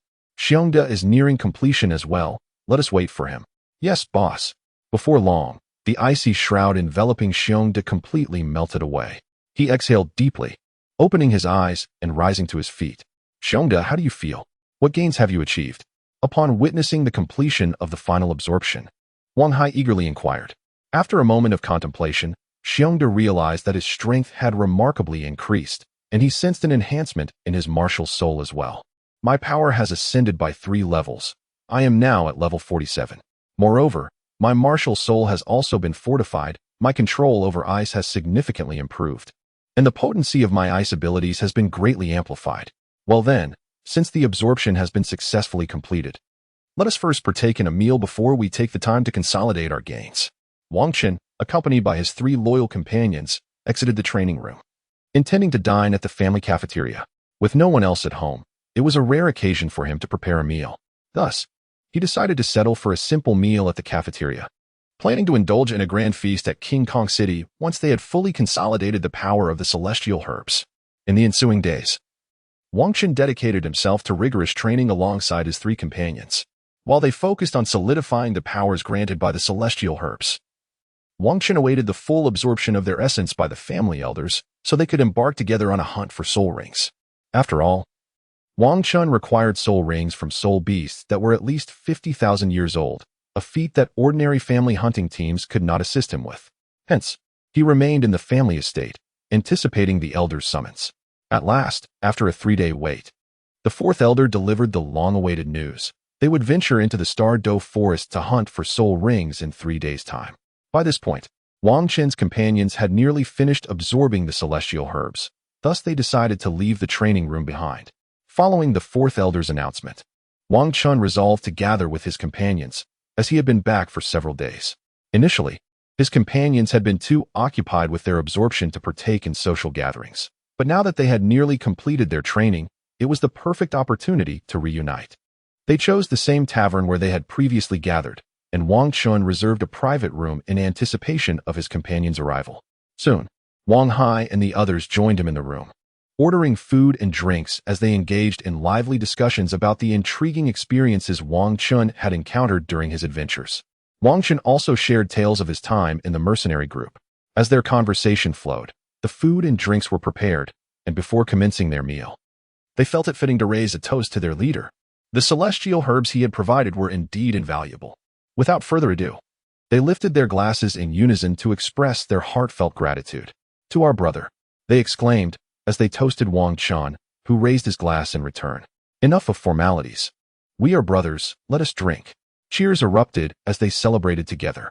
Wang Chun and his three companions indulged in delightful feasting and merriment throughout the night, engaging in lively conversations before returning to rest the following day. 85 soul rings harvested. Wang Chun rested at home for 2 days before embarking on a quest to procure soul rings alongside the clan leader. This expedition was not solely for Wang Chun. The second elder and third elder also accompanied them. The primary objective of the clan leader's journey was to secure soul rings for the two elders, thereby augmenting the strength of the Golden Armor clan with 2 additional title Douluos. Following the consumption of a divine herb, the clan leader's power surged to an impressive level of 96, placing him among the most formidable title Douluos, far surpassing his peers. The first elder also experienced a rise in strength, reaching level 93, while his innate abilities were further enhanced, effectively eliminating any bottlenecks he might face prior to attaining the status of Super Douluo. The fourth elder ascended to level 89 as well, having undergone a purification of his martial spirit, which would prevent him from succumbing to irrationality in battle. This marked a significant gain for the fourth elder, as he could now fight with full force without the fear of losing control and distinguishing friend from foe. The fifth elder, having absorbed the 8-petal celestial orchid, advanced from level 87 to 89, achieving the most substantial increase among the elders. This elevation could be attributed to his initially lower soul power level, allowing for a 2-tier rise. Nevertheless, fortified by the 8-petal celestial orchid, the fifth elder's training speed had markedly improved, and with the clan's nurturing environment, he could now rival other non-support type soul masters. With the presence of a title Douluo in the first elder, the clan leader's expedition to acquire soul rings no longer required the stealthy caution of previous endeavors, alleviating concerns over exposing the clan to potential dangers due to a lack of protective forces. This time, there was no need for nocturnal ambushes or hasty travels. They leisurely traveled by horse-drawn carriage into the depths of the Star Luo forest, taking their time to search meticulously. Soon, a couple of carriages belonging to the King Kong clan set off, carrying the clan leader, along with 2 elders, and Wang Chun. Their destination was a quaint town on the outskirts of the Star Luo forest. Upon arrival, they would commence their foot journey into the forest to seek out soul beasts. After 2 days of travel, they finally reached the town closest to King Kong City, known as Star Luo Town. As night fell, they decided to rest at the Yulai Inn for the evening, planning to embark on their adventure into the Star Luo forest the following day. The next day, they set out with a specific objective in mind. Wang Chun required a soul beast of approximately 50,000 years, while the 2 elders sought beasts of at least 80,000 years. Given the improbability of encountering such high-aged soul beasts on the outskirts, they chose not to waste time searching there and proceeded directly into the heart of the Star Luo forest. Due to Wang Chun's slower pace, he struggled to keep up with the clan leader and the elders. Therefore, Wang Gang took Wang Chun under his wing, swiftly advancing deeper into the forest. "Leader, let us first seek a suitable soul ring for Shao Chun here," suggested Wang Gang. "Indeed, let us look for a soul beast of over 50,000 years. If we encounter suitable soul beasts along the way, we shall hunt them first," he replied. At this point, they had already entered the interior of the Star Luo forest and began their thorough search. Since Wang Chun required the least aged soul beast, they decided to prioritize finding a suitable soul ring for him. After all, it was prudent to tackle simpler tasks before addressing the more challenging ones, ensuring a swifter completion of their goals. The interior of the Star Luo forest was vast, with towering trees and a significant reduction in the number of soul beasts compared to the outskirts. The forest was enveloped in an eerie silence, broken only by the sounds of their footsteps. They searched diligently throughout the morning, but regrettably encountered no suitable soul beasts. However, given the strength of the clan leader and the elders, the morning's search did not wear them out. Wang Chun, too, was seasoned from his experiences and did not feel fatigue from the search. Thus, they pressed on without taking a break for lunch. After several hours of trekking, they emerged from the towering trees into a marshy area. As they approached, they noticed large ripples on the surface of the swamp. The clan leader, Jingang, carefully sensed the marsh with his spiritual energy and smiled. "We have been fortunate this time. We have discovered a soul beast that is exceptionally suitable for Shaolin." Right beneath the marsh. Upon hearing the words of the clan leader, Jingang, the other two elders also took a moment to sense their surroundings. Beneath the swamp, they discovered a colossal titan python. Indeed, this was a promising find. As they ventured into the Star Luo forest in search of soul beasts, they were uncertain how long their quest would take. Thus, they devised a plan where one individual would utilize their mental energy to perceive the environment while the other two conserved their strength. When the first person's mental energy was nearly depleted, they would rotate, allowing another to take over the vigilance. This method not only ensured a thorough watch over their surroundings, but also prevented the entire team from succumbing to fatigue, which could compromise their combat effectiveness. Initially, the two elders had overlooked the presence of the titan python beneath the swamp until the clan leader's prompt urged them to use their mental perception. After all, they were about to acquire a soul ring for Wang Chun, necessitating knowledge of the soul beast's location. "Second elder, your martial spirit cannot exert its full strength here, so your responsibility is to ensure Shaoqin's safety. The third elder and I will swiftly hunt this soul beast," Jingang commanded. The second elder nodded and quickly retreated with Wang Chun, yielding the combat position to the clan leader and the third elder. Third soul skill, rapid growth. At that moment, as the second elder escorted Wang Chun away, the third elder activated his soul skill. Suddenly, a multitude of everlasting vines erupted from the swamp, swiftly intertwining, preparing to extract the titan python from its murky lair for an easier confrontation. Otherwise, if the beast remained within the swamp, it would pose a significant challenge for Jingang and his companions to turn it into Wang Chun's soul ring. The swamp acted as a buffer, making it difficult for them to control the intensity of their attacks on the titan python. If their power was insufficient, they would be unable to severely injure the creature. Conversely, if their strength was too great, they risked killing the soul beast outright, rendering it unusable. Hence, the third elder aimed to draw it out from the swamp. "Clan leader, prepare." "Understood." With just these two succinct phrases, they understood each other's intentions, an embodiment of their long-established rapport. With a triumphant laugh, the third elder hurled the everlasting vines skyward, launching the 50-meter-long serpent into the air, freeing it from the swamp. At that moment, the clan leader had been waiting in anticipation, soaring into the air to position himself before the titan python's head. Violent diamond fist. Boom. With a single punch, Jingang sent the soul beast crashing down to the ground. The titan python landed with a tremendous thud, reverberating through the surroundings. Bang, bang, bang, bang. The titan python, having fallen to the ground, began to crack and rupture, emitting a series of explosive sounds. This was the ferocious diamond fist of the clan leader, Jingang, a technique capable of inflicting immense damage upon adversaries while simultaneously causing internal detonation within their bodies. The disparity in strength magnified the destructive force, the greater the difference, the more catastrophic the impact. Under normal circumstances, such a punch would have easily slain the titan python. However, this time, in order to facilitate Wang Chun's acquisition of a soul ring, he moderated the damage dealt. Upon witnessing the clan leader and his companions dispatch the titan python, the second elder swiftly took Wang Chun aloft. "Little Chun, proceed to slay the titan python and prepare to absorb the soul ring."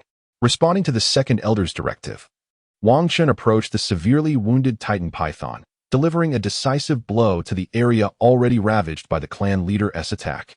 With a single punch, Wang Chun struck through the immense wound inflicted by the clan leader, effortlessly assaulting the very marrow of the titan python's brain, leading to its immediate demise. Through the gaping injury of the titan python, Wang Chun came to comprehend the formidable prowess of the clan leader. The ability to shatter the hardest skull of the titan python with a mere fist, while simultaneously penetrating its soul power to ravage its corporeal form, was nothing short of astonishing. Remarkably, this feat did not directly result in the titan python's death. The mastery of soul power control was indeed terrifying. Such precise manipulation was far beyond the capabilities of an average title Douluo. Truly, as the mightiest of the Diamond Clan, the clan leader had become even more fearsome after absorbing the pure Yang 9-leaf flower. At that moment, from From the lifeless body of the Titan python, a black soul ring emerged, floating into the air. Wang Qin sat cross-legged on the ground, channeling his soul power, and subsequently attracted the dark soul beast.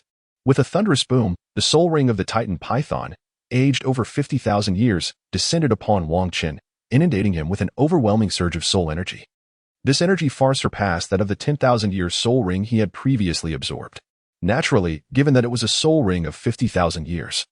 The substantial increase in energy was entirely understandable. Had the former Wang Qin encountered such an immense influx of energy, he would likely have been overwhelmed. However, the current Wang Qin was transformed. Not only had he acquired a portion of the authority of the god of war, granting him access to a realm for energy storage, but he had also received enhancements from the ice and fire immortal grass within the Eye of Ice and Fire, significantly augmenting his physical prowess. Now, as this surge of energy coursed through his body, Wang Qin was more than capable of withstanding it. Moreover, with the existence of the god of war space, the absorption of this soul ring, aged over 50,000 years, posed no significant problem.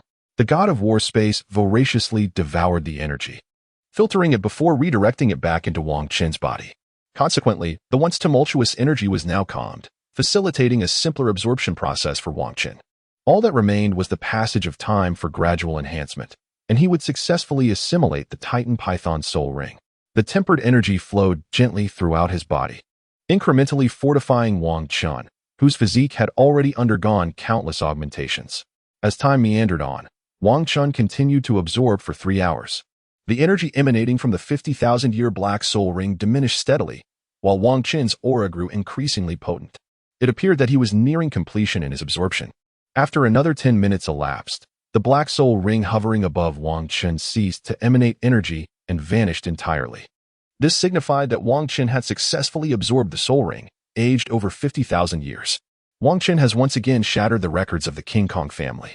Even the inaugural patriarch, who founded the lineage, did not exhibit such extraordinary prowess. However, Patriarch Wang Gang and the other 2 elders had anticipated this outcome, as they had already assessed Wang Qin's physical capabilities within the confines of the King Kong clan. Wang Qin's physical prowess has reached a level where he can absorb a soul beast nearly 60,000 years old. Otherwise, they would not have sought to procure this Titan python, which is over 50,000 years old, for him.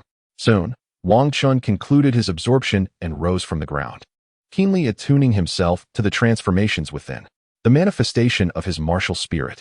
With a low exclamation, Wang Qin completed the manifestation of his martial soul. This transformation elevated him to a stature exceeding 2 meters, as a formidable surge of soul power coursed through his being. Beneath him, 5 soul rings, 1 yellow, 2 purple, and 2 black, rhythmically pulsated, accentuating Wang Qin's extraordinary valor.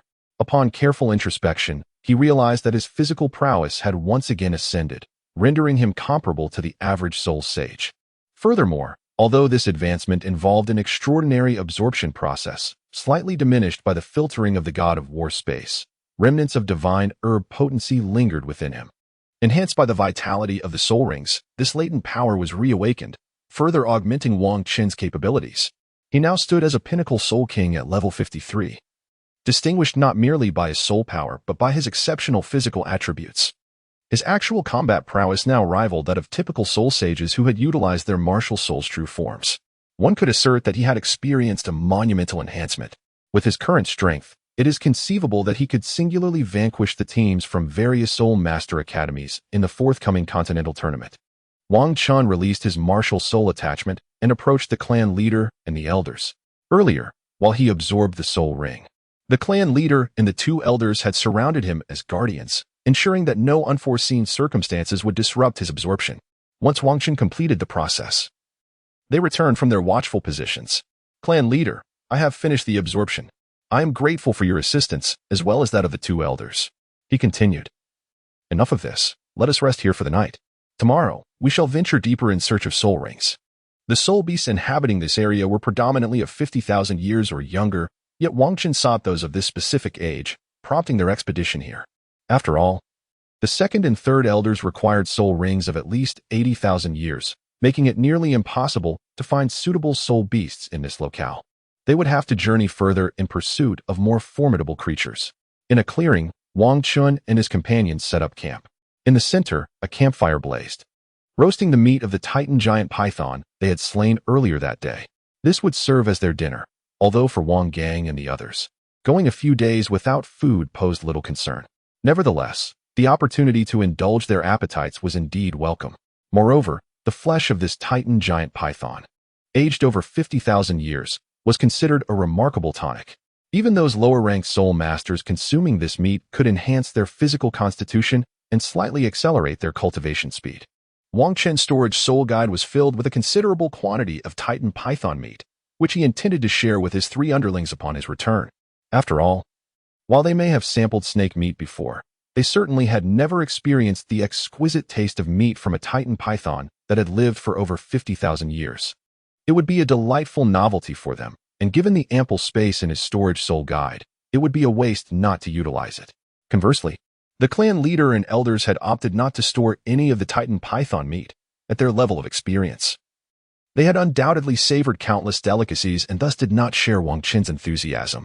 The flickering campfire illuminated Wang Chen, marking this camping trip as his first without the need to scatter medicinal powder to ward off soul beasts. After all, they were in the presence of a super Douluo and 2 quasi-tidal Douluos. What soul beast would dare disrupt their tranquility? As long as they did not encounter more than 200,000-year soul beasts, their group was remarkably secure, with a super Douluo and 2 quasi-tidal Douluos among them. It was only natural that no soul beasts would come to disturb Wang Chen and his companions during their rest. Wang Chen, having enjoyed a restorative night's rest, fully rejuvenated after the mental exertion of absorbing a spirit ring, set forth with his companions into the depths of the Star Luo forest in search of soul beasts. Unlike their initial venture, this time, the clan leader, Wang Gang, chose not to soar towards the innermost reaches of the forest with Wang Chen. The soul beasts in this region predominantly boasted ages exceeding 10,000 years, while a confrontation with 1 or 2 would pose little challenge for Wang Gang and his companions. Engaging in battle with such ancient creatures risked attracting the attention of other soul beasts. If they encountered a soul beast of potential utility, a skirmish might be warranted. However, beasts aged several thousand years were ill-suited as the 9th spirit ring for a tidal Douluo. Such battles would yield no benefit and merely squander their strength, a needless risk considering they must maintain their peak capabilities in the perilous depths of the Star Luo forest. Thus, they opted for a more cautious approach, traversing the forest floor at a measured pace, enhancing their safety while allowing for a meticulous search. There remained the possibility of fortuitously discovering a suitable soul beast along the way. Their expedition into the Star Luo forest commenced earnestly, yet after a day of diligent searching, they regrettably had not encountered a single fitting soul beast. However, they had ventured deeper into the forest, where the soul beasts were older and the likelihood of finding suitable candidates for the elders increased. As night fell, the depths of the Star Luo forest came alive with a cacophony of sounds as various soul beasts emerged to forage. Wang Chen and his companions partook in a modest meal, replenishing their energy. They then embarked on their nocturnal quest for soul beasts. Although the Star Luo forest is considerably more perilous at night than during the day, the likelihood of encountering advanced soul beasts increases. Given Wang Gang and his team's prowess, they face little danger even under the cover of darkness. Thus, in pursuit of an appropriate soul beast, they commenced their evening expedition. The Star Luo forest, shrouded in night, proved to be exceedingly treacherous. Within just over an hour of searching, they encountered 3 soul beasts aged over 10,000 years. The number of 1,000-year soul beasts was countless. Yet the presence of century-old soul beasts was nearly non-existent, as their survival in such an environment was implausible. Despite their encounters with several 10,000-year soul beasts, none met the elders' criteria. They continued their search, traversing for another hour until they arrived at the base of a towering mountain, nearly 1,000 meters high. Upon reaching the foot of the mountain, they paused to attune themselves to their surroundings. Elder 2, this is an active volcano. It likely harbors a multitude of fire-attribute soul beasts. Let us ascend for a closer look. Indeed, let us proceed. With that, Wang Gang once again guided Wang Chen as they took to the skies. Before long, they reached the mountain summit. Atop this peak lay a hollow, revealing the fiery red magma within. Standing near the crater, they were greeted by a wave of intense heat. Wang Gang stood at the mouth of the ravine, meticulously scanning the molten lava with his mental prowess. Although the magma posed some interference to his mental scanning, his formidable strength as a super Douluo allowed him to conduct an effective examination of the volcano. Furthermore, he did not require an overly detailed scan, a cursory inspection sufficed. Should a powerful soul beast reside within, it would undoubtedly sense this intrusion of mental energy. Such an alien mental presence encroaching upon its territory would incite the soul beast's ire, compelling it to emerge and ascertain the source of the provocation. Conversely, lesser soul beasts would typically be oblivious to this mental energy, thus remaining ensconced within the lava. This method enabled Wang Gang and his companions to discern the potential presence of formidable soul beasts without wasting time lingering unnecessarily. Before long, the once tranquil lava began to churn erratically. Elder San, he sensed, your martial soul cannot fully manifest here. Please take Shaochen a safe distance away. Elder Air and I will handle the situation. Wang Gang had already sensed the presence of a soul beast beneath the volcano. One that was at least 90,000 years old. A soul beast capable of surviving in such volcanic conditions would undoubtedly possess fire attributes, perfectly aligning with Elder Air's requirements. After several days of searching, they had finally found one. Once Elder San had escorted Wang Chen to a safer location, a massive crimson serpent, approximately 10 meters in length, erupted from the depths of the ravine. This serpent bore a singular horn upon its head, a vivid blood-red hue intermingled with hints of purplish blue, while its entire body radiated a striking crimson, devoid of any other coloration. The lava crimson chain serpent. The second elder bellowed with authority. Upon witnessing the entirety of the soul beast's form, he immediately recognized the creature. The lava-red chain serpent is an exceptionally unique fire attribute soul beast. In its juvenile stage, specifically as a century-old soul beast, its entire body is enveloped in a deep black hue, resembling a highly venomous serpent. However, regrettably, despite its menacing appearance, it is devoid of any venom. This deceptive guise allows it to survive during its vulnerable early years. As it matures, approaching the millennium mark, it requires a fire-affiliated environment to undergo metamorphosis and evolution. Upon evolving into a millennium soul beast, it transforms into a striking crimson hue, truly embodying its name. At this stage, the lava-red chain serpent acquires the remarkable ability to expel molten lava, no longer relying on its earlier camouflage to endure as a frail soul beast. It then enters a rapid growth phase, absorbing the power of magma to hasten the extension of its soul beast age. At the millennium mark, for every additional 1,000 years of growth, it expands by 10 meters. However, as it approaches the 10,000-year threshold, its maximum length caps at 99 meters, forever unable to surpass the 100-meter mark. At this juncture, it requires external forces to facilitate its breakthrough. During tumultuous thunderstorms, it draws down heavenly lightning to strengthen its physique, utilizing this celestial energy to ascend to the 10,000-year cultivation level. Upon achieving this milestone, it manifests its most distinctive feature, a purple horn interspersed with hints of blue atop its head. This horn grants it the ability to manipulate lightning with relative ease. Furthermore, upon succeeding in its subsequent breakthroughs, its corporeal form no longer continues to lengthen. Instead, for every 10,000-year advancement, it diminishes by 10 meters. Once it reduces to 9 meters and 9/10, it can aspire to reach the 100,000-year mark. The lava-red chain serpent before them had already exceeded 10 meters, indicating that it was a soul beast exceeding 90,000 years in age. It was the perfect opportunity for the second elder to absorb its essence. Naturally, Wang Gang and his companions would not let such a magnificent top-tier soul beast slip through their fingers. Let us entice it out, suggested the second elder. Agreed. If the lava-red chain serpent remained submerged in the magma, it would pose a significant challenge for Wang Gang and his team. However, by luring it out, with the combined strength of a super Douluo and a quasi-tidal Douluo, they could effortlessly overcome it, perhaps due to its rapid ascension through the absorption of magma. Its intellect was somewhat diminished, coupled with an exceedingly irritable temperament, making it susceptible to provocation. Boom! The second elder unleashed a fiery assault upon the molten lava chain serpent, prompting it to retreat from the volcanic mouth. Naturally incensed by the attack, the serpent surged forth in pursuit of the fleeing human, launching magma projectiles in its wake. As the lava chain serpent emerged from the volcano, the concealed patriarch, Wang Gang, also made his entrance. He immediately activated his martial soul and delivered a powerful punch to the serpent soaring through the sky, bringing it crashing down. Seeing that the patriarch had blocked the serpent's escape route, the second elder returned to the fray. With a thunderous impact, the lava chain serpent struck the ground, kicking up a cloud of dust. It shook its head and let out a furious roar at Wang Gang, then unleashed a torrent of lava. Although it had been struck by Wang Gang, the blow was of little consequence to the serpent. Despite its rapid ascent in rank resulting in a slight deficiency in its intelligence, its physical prowess surpassed that of an average 10,000-year soul beast. This was precisely why Wang Gang and his companions had chosen to hunt this particular soul beast. It had already attained a level comparable to a typical 10,000-year soul beast. If the second elder were to acquire this soul ring, his strength would undoubtedly see a significant enhancement, thereby greatly augmenting the power of the Golden Steel clan. However, the formidable nature of this soul beast's soul ring indicated that its strength was equally impressive. Despite the presence of a super Douluo and a quasi-tidal Douluo, vanquishing the soul beast would not be a simple task. The second elder and patriarch Wang Gang coordinated their assault on the lava chain serpent. Yet they found it challenging to inflict substantial damage in that moment. Second elder, you hold it off. I shall take care of it, commanded Wang Gang.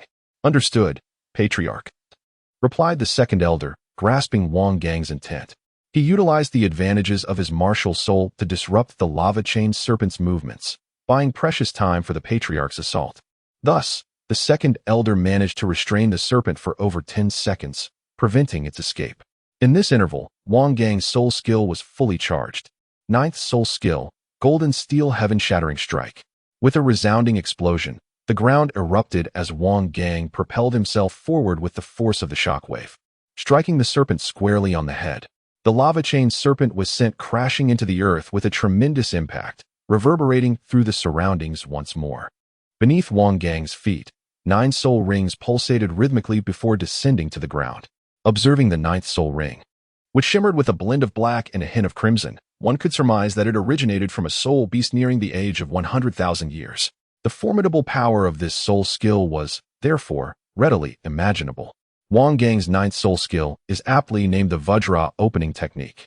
The name alone suggests the formidable nature of this ability, capable of even parting the heavens. While this may be an exaggeration, it certainly reflects the immense power contained within this skill. Wang Gang can unleash this technique instantaneously, albeit with diminished potency. However, when allowed to charge over time, his 9th soul skill can unleash a force that far surpasses his inherent capabilities. With prolonged accumulation, it can even reach tenfold or greater strength. Yet, this skill is primarily effective against stationary targets. In the heat of battle, an opposing soul master would not idly allow him to gather energy. They would disrupt his concentration or flee, rendering his efforts futile. Generally, if the disparity in strength is not excessively vast, it becomes challenging to land a hit. Conversely, when the difference in power is too great, there is little need for such prelude. Thus, it is often essential for Wang Gang, the clan leader, to have allies assist him to fully harness this technique's potential. This time, after charging for 10 seconds, the potency of his 9th soul skill had surged by 50%. He felt an unwavering confidence that this strike would severely injure the lava red chain serpent, a creature whose physical prowess rivals that of a typical 100,000-year soul beast. Indeed, as anticipated, the serpent lying on the ground had lost nearly all capacity for resistance. Its horn had been shattered by Wang Gang's ferocious blow, leaving its body riddled with wounds, as if it were on the brink of demise. The second elder approached and swiftly ended the life of the lava red chain serpent before sitting down to restore his own state. After all, the soul ring would not vanish immediately, allowing him time to recuperate before beginning the absorption of this exceptional soul ring. By the time the second elder had regained his composure, half an hour had elapsed. During this period, the clan leader, along with the third elder and Wang Chen, had gathered to provide protection. Once fully prepared, the second elder began to absorb the soul ring, which was predominantly black with hints of red. As he activated his soul power to draw it in, the top-tier soul ring, over 90,000 years old, floated above his head. Boom! A surge of formidable power began to flow into the body of the second elder, yet this energy was still within his capacity to accept. He activated his soul energy, absorbing the foreign power, and commenced the enhancement of his physique, striving to fully absorb the soul ring. As time passed gradually, the second elder continued to assimilate the soul ring.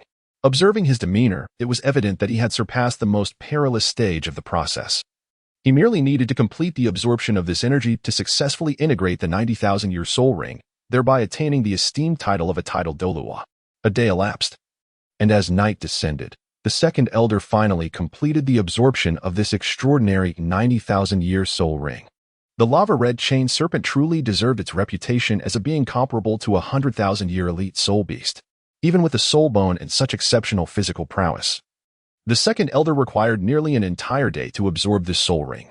A dark red soul ring emerged beneath his feet, pulsating erratically alongside the other 8 rings, signifying that at this moment, the second elder had officially entered the coveted realm of titled Douluo, a status every soul master across the Douluo Continent yearned for.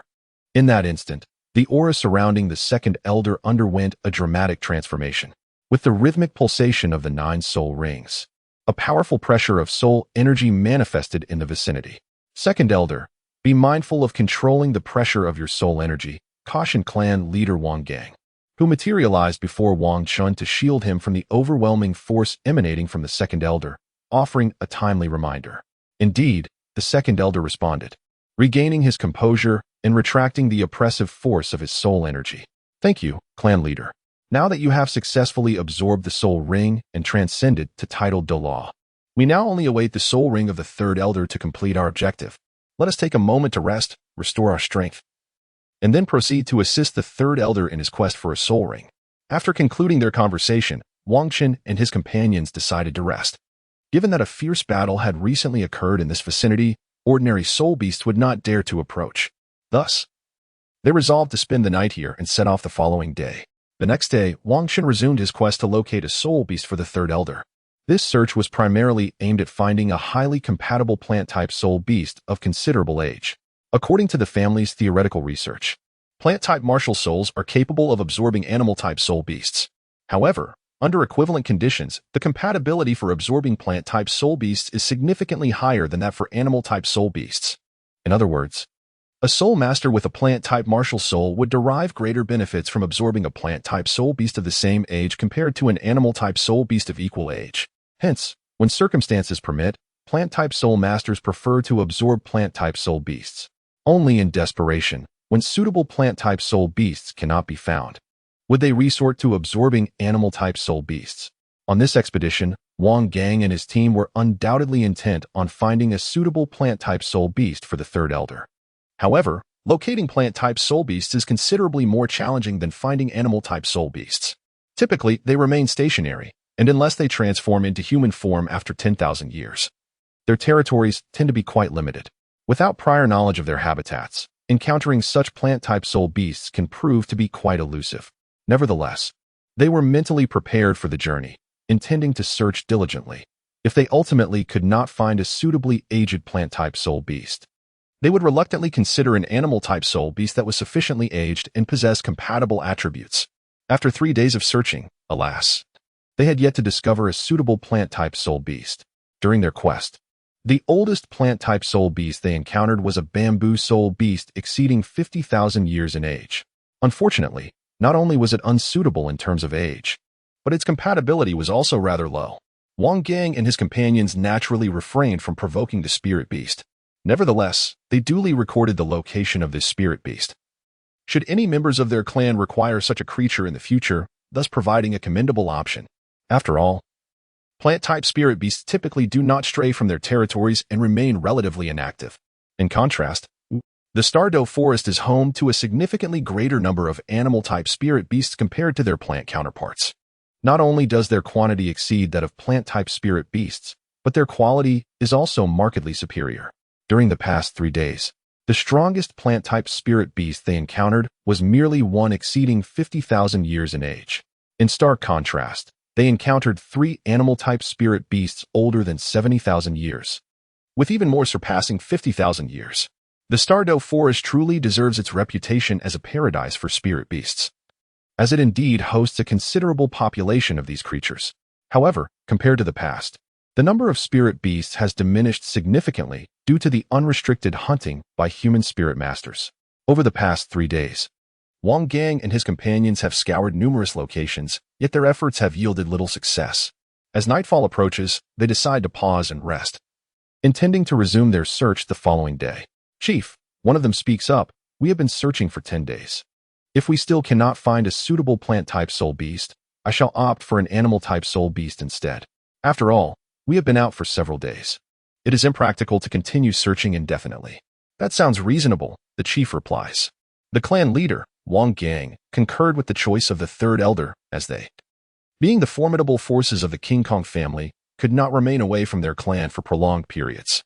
Should a crisis befall the family in their absence, it would spell dire consequences. Furthermore, the pursuit of plant-type soul beasts posed considerable challenges. Selecting an animal-type soul beast was a viable alternative for absorption. Provided it had a sufficiently high age, it could compensate for the disparity. Additionally, they still had 10 days to continue their search. And if they stumbled upon a suitable plant-type soul beast within that time frame, they could forego the lesser option. After 5 days of searching within the Star Luo forest, Wang Gang and his companions had yet to find a plant-type soul beast of appropriate age. However, during this period, they encountered an animal-type soul beast, approximately 90,000 years old, whose age and attributes aligned favorably with the third elder. They meticulously observed and recorded the location before departing. Ensuring they did not disturb the soul beast, they resolved that if, in the next 5 days, they failed to locate a suitable plant-type soul beast, the third elder would return to absorb the 90,000-year-old animal-type soul beast. The rationale for not immediately hunting the animal-type soul beast was the hope of discovering a suitable plant-type soul beast, which would take precedence for absorption. This would ultimately yield greater benefits for the third elder, enhancing his strength. After all, one would naturally opt for a superior choice over an inferior one. With a backup option now secured, they felt less anxious, knowing that even if they could not find a suitable plant-type soul beast, they had an alternative soul ring to absorb. Thus, Wang Gang and his party continued their search for another 3 days, still without success. Mentally preparing themselves to return to the 90,000-year-old animal-type soul beast for absorption. However, on the 9th day, they stumbled upon a remarkable phenomenon. They discovered an area within the forest brimming with vitality, significantly surpassing that of other locales. This revelation sparked excitement among Wang Gang and his companions. As regions teeming with life typically hosted advanced plant-type soul beasts, only such powerful plant-type soul beasts could potentially transform the vitality of their surroundings. Unexpectedly, just as they were ready to return and hunt the animal-type soul beast, they uncovered this vibrant locale. Although it was uncertain whether a formidable plant-type soul beast resided there or if it was merely a site of special treasures, either scenario offered delightful surprises for Wang Gang and his companions. Should it be a treasure trove, they might acquire exceptional resources. Conversely, if a powerful plant-type soul beast inhabited the area, the third elder would gain a formidable soul ring. Moreover, hunting a plant-type soul beast would be less arduous than pursuing an animal-type soul beast, as plant-type soul beasts typically lacked mobility, making them easier targets. For instance, Wang Gang's charged soul technique would not have to contend with evasive maneuvers from a soul beast, allowing him to significantly amplify his attack power through sustained charging, effectively eliminating the plant-type soul beast. Furthermore, the presence of the second elder, a powerful soul attribute soul master, greatly countered plant-type soul beasts, simplifying the hunt considerably. Wang Gang and the second elder forged ahead, intent on discerning the true nature of their surroundings. Meanwhile, the third elder trailed behind with Wang Qin, prepared to ensure the latter's safety should a formidable plant-type soul beast emerge. The responsibility of confronting the beast would fall to the clan leader and the second elder. Only after they had significantly weakened the creature would the third elder step in to claim the spoils. As they ventured into this vibrant sanctuary teeming with life, Wang Gang summoned his mental prowess to meticulously survey the area, guarding against any potential ambush by soul beasts. After a thorough examination, he finally uncovered the truth of this locale. It was home to a venerable, ageless pine tree, thriving for over 90,000 years. The most remarkable trait of the eternal pine soul beast is its extraordinary vitality. At the century mark, it begins to manifest its robust life force, gradually transforming its habitat to better suit its existence. This alteration of the environment accelerates its cultivation after reaching 100 years. The higher its cultivation level, the more it modifies its surroundings, thus enhancing its growth rate. This soul beast faces significant challenges during its first decade, but once it surpasses the century threshold, its pace of cultivation and growth accelerates dramatically, gaining a meter in height every century until it reaches 10 meters at the millennium mark, after which it ceases to grow taller. Instead, it began to grow downward towards the earth, rapidly transforming its habitat. By the time this soul beast reaches the age of 10,000 years, the area will have become teeming with vitality. Consequently, once the soul beast has matured for a millennium, its exuberant life force can be sensed from afar, for its vitality is simply overwhelming. However, After extensively modifying its environment, it has become immensely powerful and harbors no fears of other soul beasts encroaching upon its territory. This realm is entirely reshaped by its life force, akin to a domain belonging to the ageless evergreen pine. Within this space, it can unleash strength that surpasses its own cultivation level. Thus, as long as it survives for a century, it is unlikely to encounter human soul masters and can continue to thrive. Other soul beasts generally do not take notice of it, and its life force is remarkably resilient, indifferent to external conditions, as it can enhance its environment independently. Upon entering this extraordinary realm of life, Wang Gang and his companions beheld a 10-meter-tall pine tree. Though not particularly towering, its branches and foliage were lush and abundant. Surrounding it was a barren expanse, devoid of other life forms. For the vitality here serves solely as its growth energy, preventing other beings from encroaching upon its resources. Moreover, beneath the ground, its root system acts as a means of defense. Naturally, it cannot allow other entities to obstruct its existence. Remarkably, this ageless evergreen pine has existed for over 90,000 years, not only boasting an impressive age, but also possessing attributes highly suited to the third elder. Chief Wang Gang discerned the age of this venerable pine, knowing that after a millennium, it ceases to grow taller, remaining at a constant height of 10 meters. Thus, the longevity of its cultivation cannot be judged merely by its height. Rather, it is assessed through the life crystals that adorn its trunk. For every 10,000 years of growth, an additional life crystal forms. This ageless and ever-vibrant pine possesses 9 life crystals, indicating it has at least 90,000 years of cultivation. These life crystals are a hallmark of the ageless pine. When it suffers significant injuries, it can utilize these crystals to mend its wounds. By expending life crystals, it can swiftly recover, akin to a potent healing elixir. If these life crystals are not entirely consumed, it can perpetually rejuvenate itself, evading death, unless one can deliver a single blow that surpasses its life limit. No individual or spirit beast can vanquish it before it depletes its life crystals. Furthermore, as a premier plant-type spirit beast, despite its relatively lacking offensive capabilities, its defense and vitality are remarkably formidable. Thus, it is exceedingly rare for anyone to exceed its life threshold. Consequently, to eliminate the ageless pine, the typical strategy involves relentless assaults to exhaust its life crystals, leaving it no respite to recover, ultimately leading to its demise as its life crystals are fully depleted. Indeed, let us proceed to hunt this spirit beast. The second elder's attributes are particularly effective against plant-type spirit beasts, and generally, they pose little challenge for him. Although this ageless pine exhibits a slightly enhanced vitality, he is wholly confident in his ability to inflict severe damage upon it, as it remains immobile, passively enduring his fiery assaults. Utilizing his formidable flames, he can rapidly deplete its life crystals. Once its life crystals are exhausted, he will easily be able to deliver a crushing blow. Third elder, please retreat with Shao Chun. Understood. The third elder responded and led Wang Qin away from the life domain of the ageless pine. Observing the third elder's departure with Wang Chun, the second elder turned to the clan leader and stated, "Leader, I shall take the offensive. You provide cover for me." "Very well." Channeling his martial spirit, the second elder declared with conviction, activating his soul skill. Purgatory. Boom. The second elder unleashed a formidable fire attribute attack against the everlasting pine. In the face of such a powerful flame assault, the everlasting pine did not remain passive. It activated its deeply buried root system to thwart the infernal onslaught of the second elder.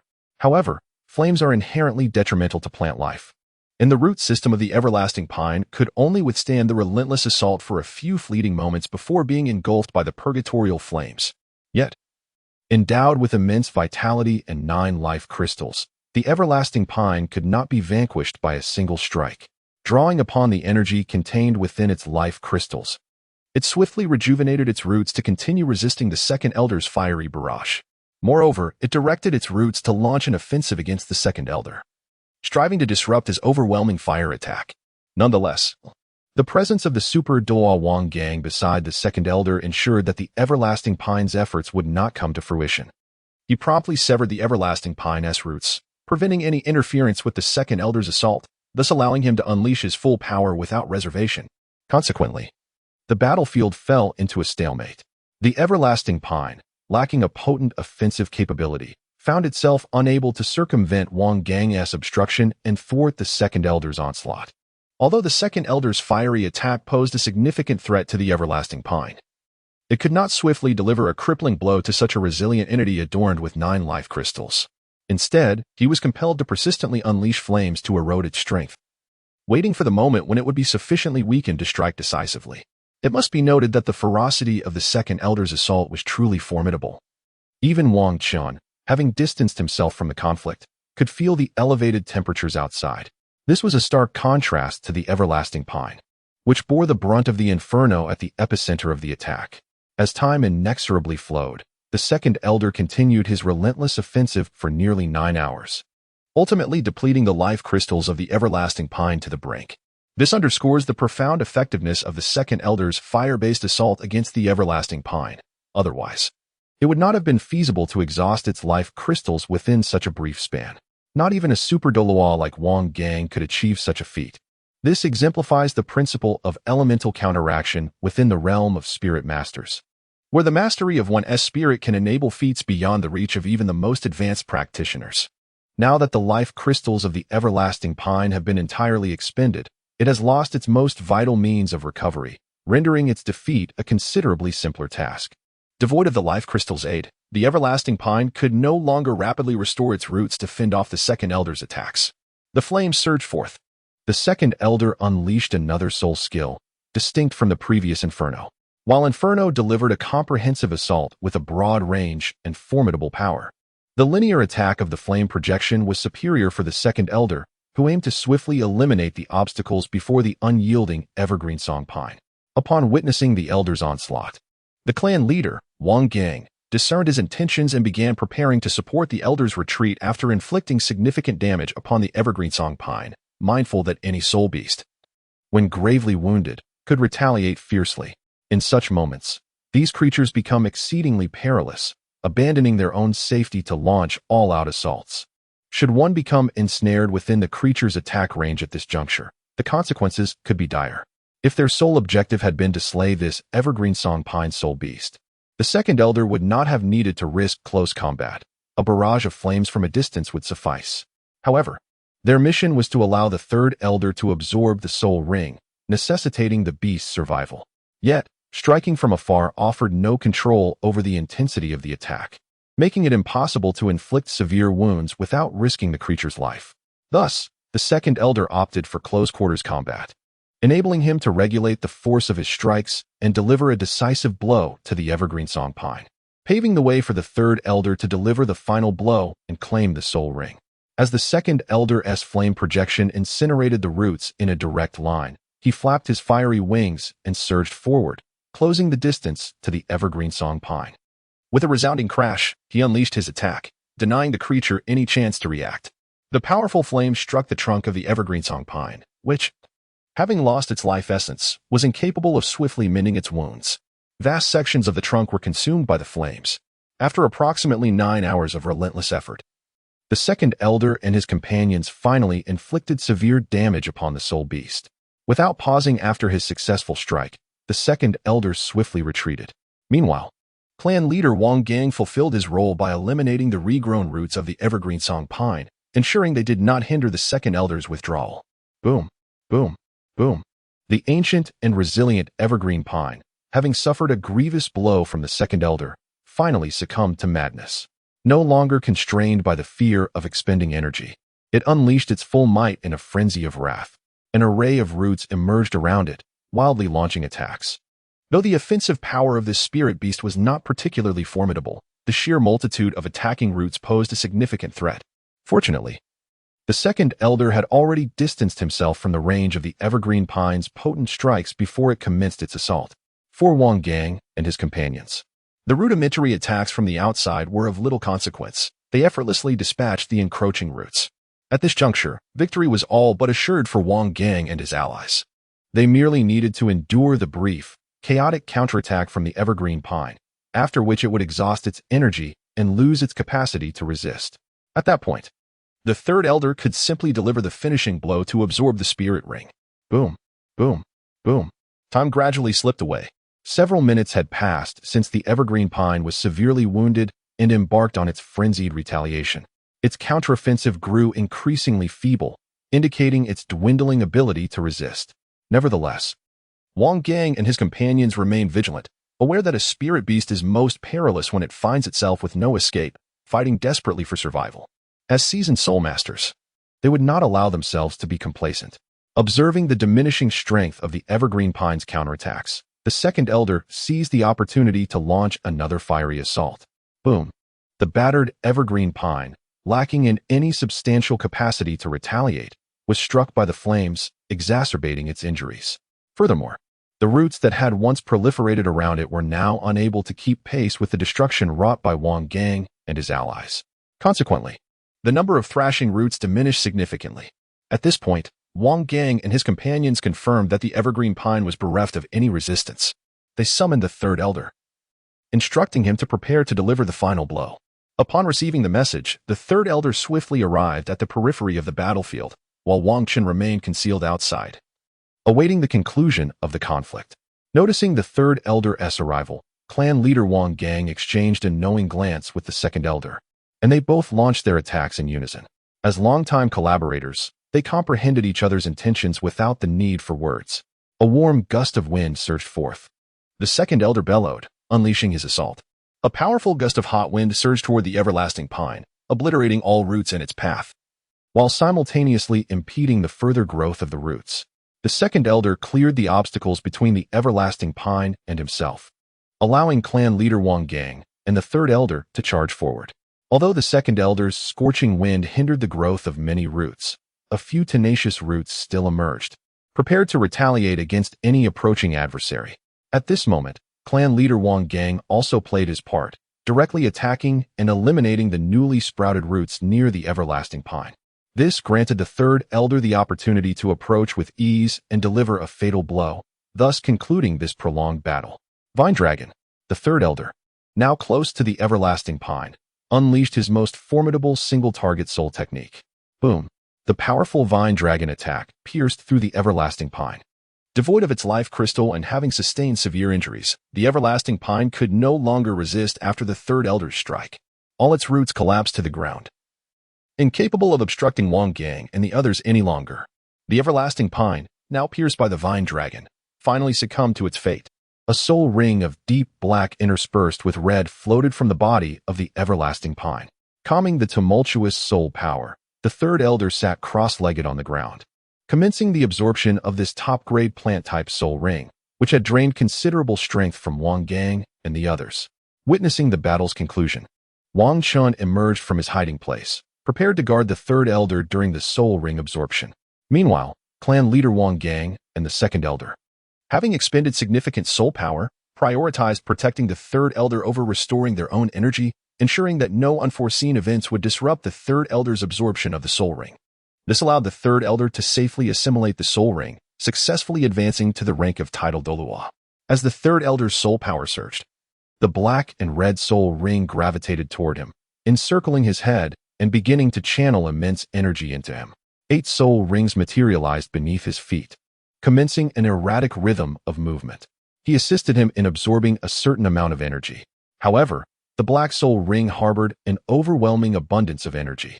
After all, the evergreen pine that produced this soul ring symbolizes vitality, making it understandable that the soul ring contains an excess of energy. The immense energy began to envelop the third elder, resembling a verdant cocoon shrouding him. This formidable energy commenced to fortify the third elder, rendering him increasingly powerful. The black soul ring incessantly emitted energy, while the third elder continuously absorbed it. With each surge of energy absorbed, the green cocoon would flicker momentarily. Thus, Wang Gang and his companions observed the relentless flow of energy being expelled and subsequently absorbed. Time continued to elapse, and the third elder had been absorbing energy for nearly 5 hours. Due to the sheer volume of energy within the soul ring, even after 5 hours of absorption, the third elder had yet to complete the process. Moreover, after more than 9 hours of combat, coupled with the time spent waiting for the third elder to absorb the soul ring, over 10 hours had passed. The night had transformed into dawn. The second elder, having expended excessive energy while safeguarding the third elder, found it challenging to swiftly restore his soul power, leaving him at a nadir of strength. Meanwhile, the clan leader, Wang Gang, as the foremost combatant, was equally unable to recuperate his soul power due to his need to provide full protection. Fortunately, his inherent strength was somewhat superior. And with the second elder serving as the principal attacker, his soul power depletion was considerably less, allowing him to retain half of his capabilities. At this moment, it could be said that Wang Gang and his team's combat prowess was at its lowest ebb. The second elder, having exhausted his energy, possessed little strength, while clan leader Wang Gang maintained merely half of his power. The third elder, in the midst of absorbing the soul ring, was entirely incapable of exerting any combat effectiveness. Adding to this was Wang Chun, who, as a supplementary soul king, lacked significant prowess. Thus, should a 90,000-year-old soul beast appear at this juncture, only clan leader Wang Gang might be able to confront it, as the others were virtually devoid of combat strength. Fortunately, perhaps due to the tremendous battles that had transpired in this vicinity, many soul beasts were deterred from approaching, leaving Wang Chun and his companions unharassed. As 2 more hours passed, the third elder's absorption finally approached its conclusion. The energy of the black and crimson soul ring was nearly depleted, and the flow of energy began to cease. The green cocoon enveloping the third elder gradually thinned, revealing his meditative form as he absorbed the soul ring. Once again, time slipped by for more than 10 minutes, and the third elder finally completed the absorption of the supreme soul ring. A black and red ninth soul ring emerged beneath his feet, signifying his ascension into the coveted title Douluo realm, a dream for all soul masters in the Douluo Continent. Moreover, due to the immense energy contained within the evergreen pine soul ring he absorbed, he immediately attained a soul power level of 91.5, experiencing a rapid enhancement in his strength. Additionally, residual energy remained within him, capable of further accelerating his soul power progression.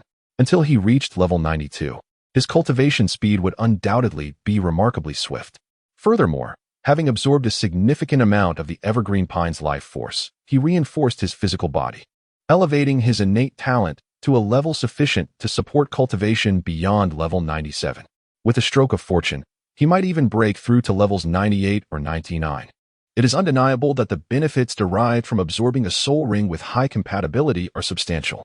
Observing that the third elder had completed his absorption, the second elder no longer needed to maintain his protective stance and began to channel his soul power to restore his strength. At this moment, the clan leader, Wang Gang, approached. Third elder, we need to rest and recuperate here. You will keep watch over the surroundings. Understood. You may rest assured, clan leader. I will handle the vigilance, replied the third elder, instilling confidence in Wang Gang.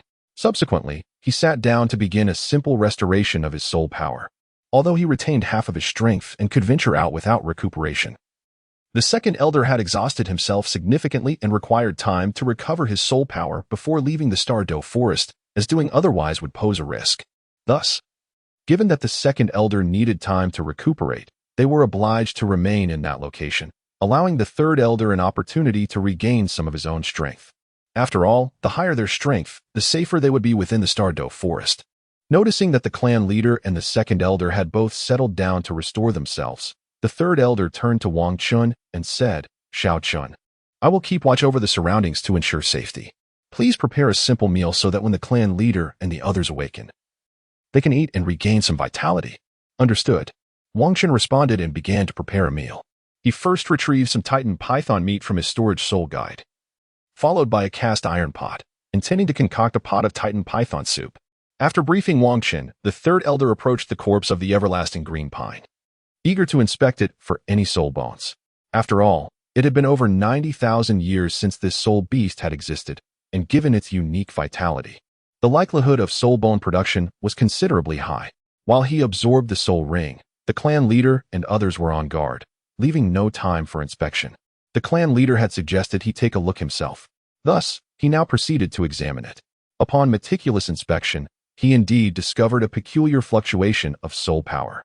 Channeling his soul power, he reached towards the source of this unique energy.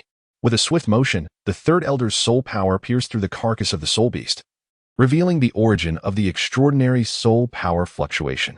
It was a special light green soul bone, adorned with 9 distinct deep green dots, reminiscent of the life essence of the everlasting green pine. After a brief examination, the third elder stored it in his soul guide and resumed vigilant protection of the surroundings, safeguarding the clan leader and the second elder during their recovery. As time passed from morning into afternoon, clan leader Wang Gang finally awakened from his recovery. However, the second elder, having exhausted too much energy, remained in a state of recuperation.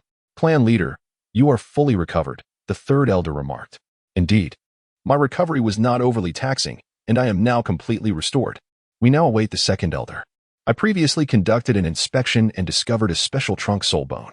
As the third elder spoke, he produced the soul bone he had found from the everlasting green pine and presented it to clan leader Wang Gang for examination.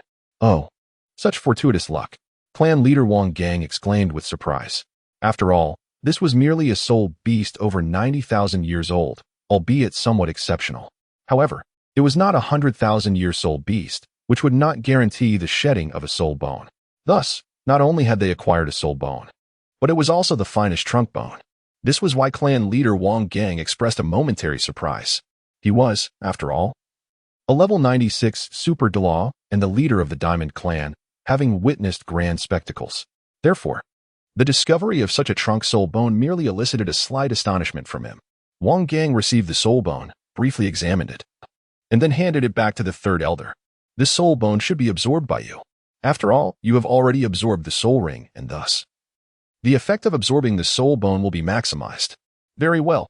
The third elder accepted the soul bone and returned it to his storage soul guide. Although he understood that this soul bone was destined for his absorption, he felt it necessary to first inform the family patriarch. The distinction between the family's awareness of his absorption and his clandestine consumption was significant. Unity was paramount within the King Kong family, so typically, when a family soul master acquired a soul bone while outside, it was he who absorbed it. Unless he had already absorbed a similar soul bone, he could present the soul bone to the family in exchange for a different one of equal rank. This practice not only maximized the utility of the soul bones, but also significantly enhanced the family's cohesion. When that soul master eventually passed away or met an untimely fate due to extraordinary circumstances, the family would reclaim his soul bone for their treasury.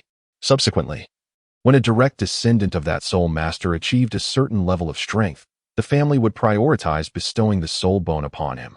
In this manner, the family not only acquired valuable soul bones, but also preserved the spirit of unity among its members.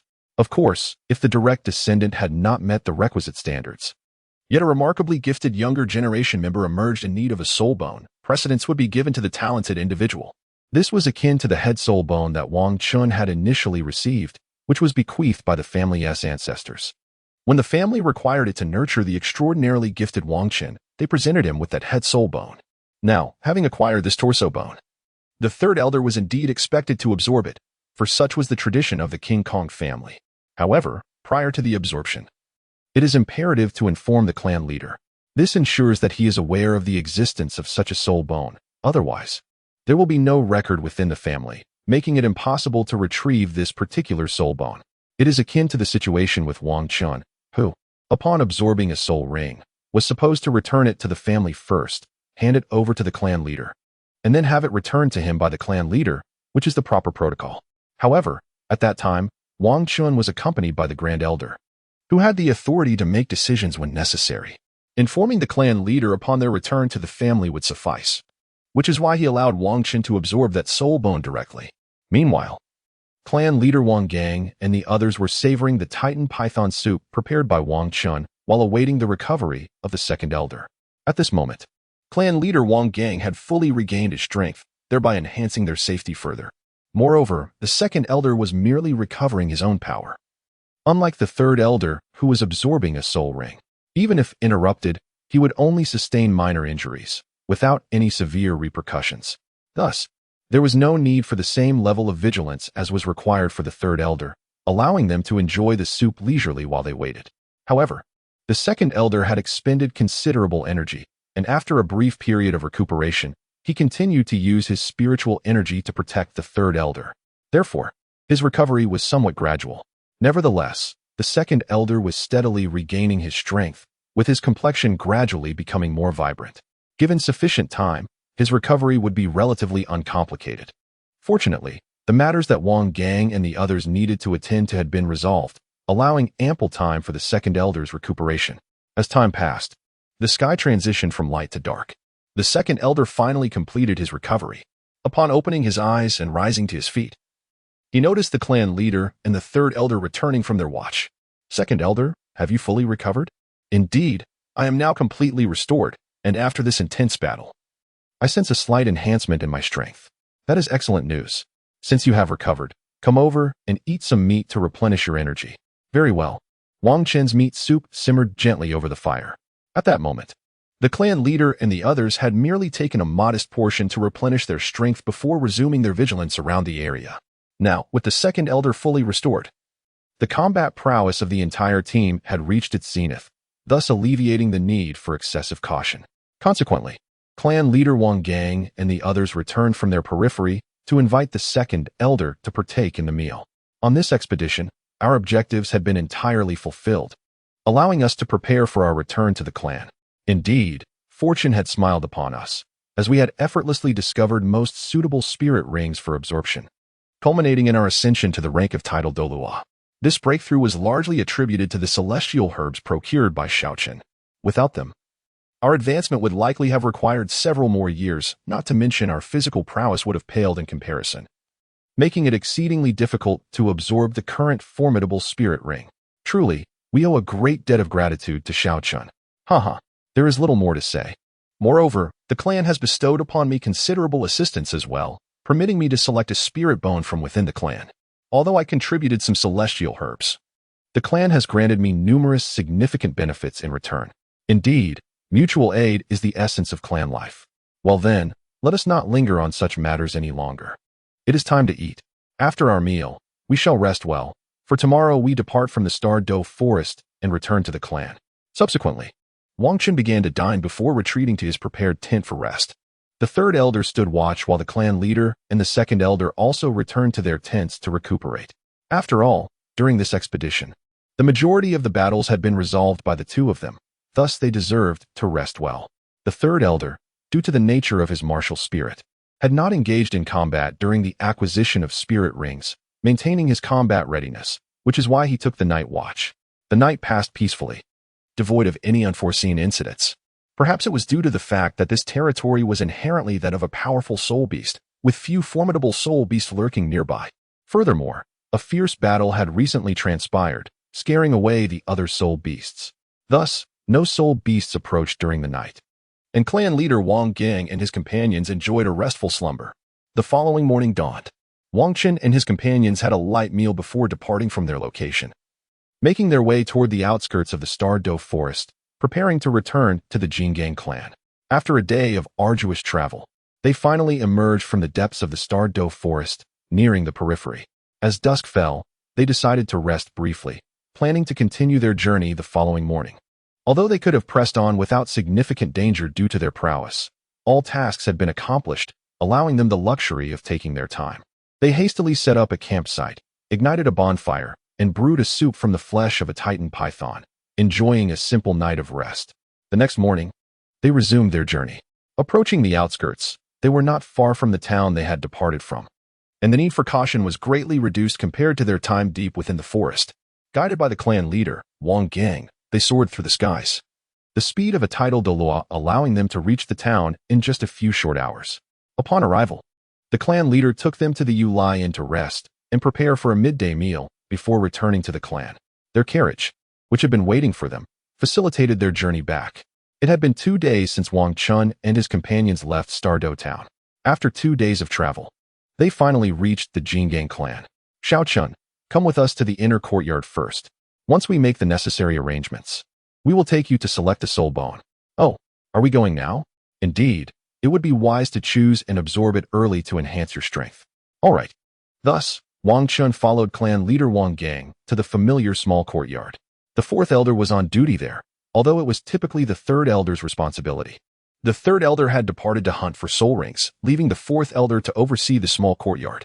With half of the clan's elite forces away, the fourth elder's task was far from easy. He not only had to guard the courtyard, but also coordinate with the first and fifth elders regarding clan affairs.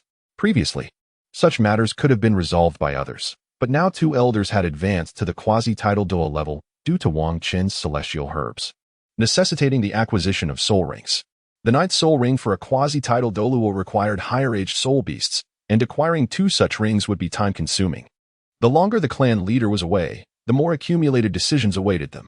Clan leader, you have returned. Yes, we were fortunate this time. The time dedicated to seeking soul beasts was rather limited, which is why we managed to return so early. Please summon the other two elders. We shall first discuss the matters surrounding this soul ring acquisition, after which we will take Xiao Chun to select a suitable soul bone. Indeed, our endeavor to hunt soul beasts for the second and third elders was largely successful. Not only did both elders obtain a soul ring exceeding 90,000 years in age, thus ascending to the rank of a titled Douluo, but the third elder also acquired a formidable trunk soul bone of the same age. Oh, how fortunate the third elder is to have obtained such a powerful soul bone. Once absorbed, his strength will undoubtedly surge. Haha, it is all a matter of luck. I must extend my gratitude to the clan leader and the second elder, without whom I might never have acquired this soul ring, let alone such a remarkable soul bone. Well then, that summarizes our endeavors in hunting soul rings. Could you share what transpired in the family during our absence? Clan leader, after your departure, there were no significant issues within the family, merely routine matters. There was, however, a young descendant who returned to the family to rest before continuing his training. We have informed him to participate in the prestigious Continental Senior Soul Master competition on behalf of the family, and he has agreed. He is just over 23 years old and will fully meet the competition requirements in a few months. With Xiaoqin, a top-tier soul king whose combat prowess exceeds his actual soul power level, along with another formidable top-tier soul king, even without recruiting additional young elite fighters from outside. Our chances in this competition have significantly improved. Indeed, this Continental Soul Master competition will not necessitate recruiting externally, especially since it is an event for senior Soul Master academies. It would be quite nonsensical to gather participants solely from outside rather than from the academy's students. Of course, if they happen to return to the family and are of suitable age, they may participate in the competition. You did not express such sentiments at the time. You stated that in order to enhance the reputation of the clan's Soul Master Academy, if those young elite fighters did not return, you would summon them back at the last moment. Now that we have two top-tier fighters participating in the competition, your stance has changed. The fourth elder contemplated. However, although his temperament was somewhat irritable and impatient, he was by no means a fool, refraining from uttering such ill-timed words at this moment. Soon thereafter, the clan leader completed the discussions, and he led Wang Chun to select a soul bone. Generally, soul bones were concealed within the family's treasure vault.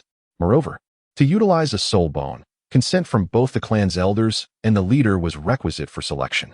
Fortunately, the soul bone designated as a reward for Wang Chun had already been agreed upon in prior discussions, eliminating the need for further deliberation.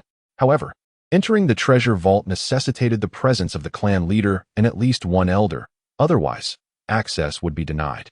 This rule was instituted to prevent the clan's higher-ups from usurping the family's treasures.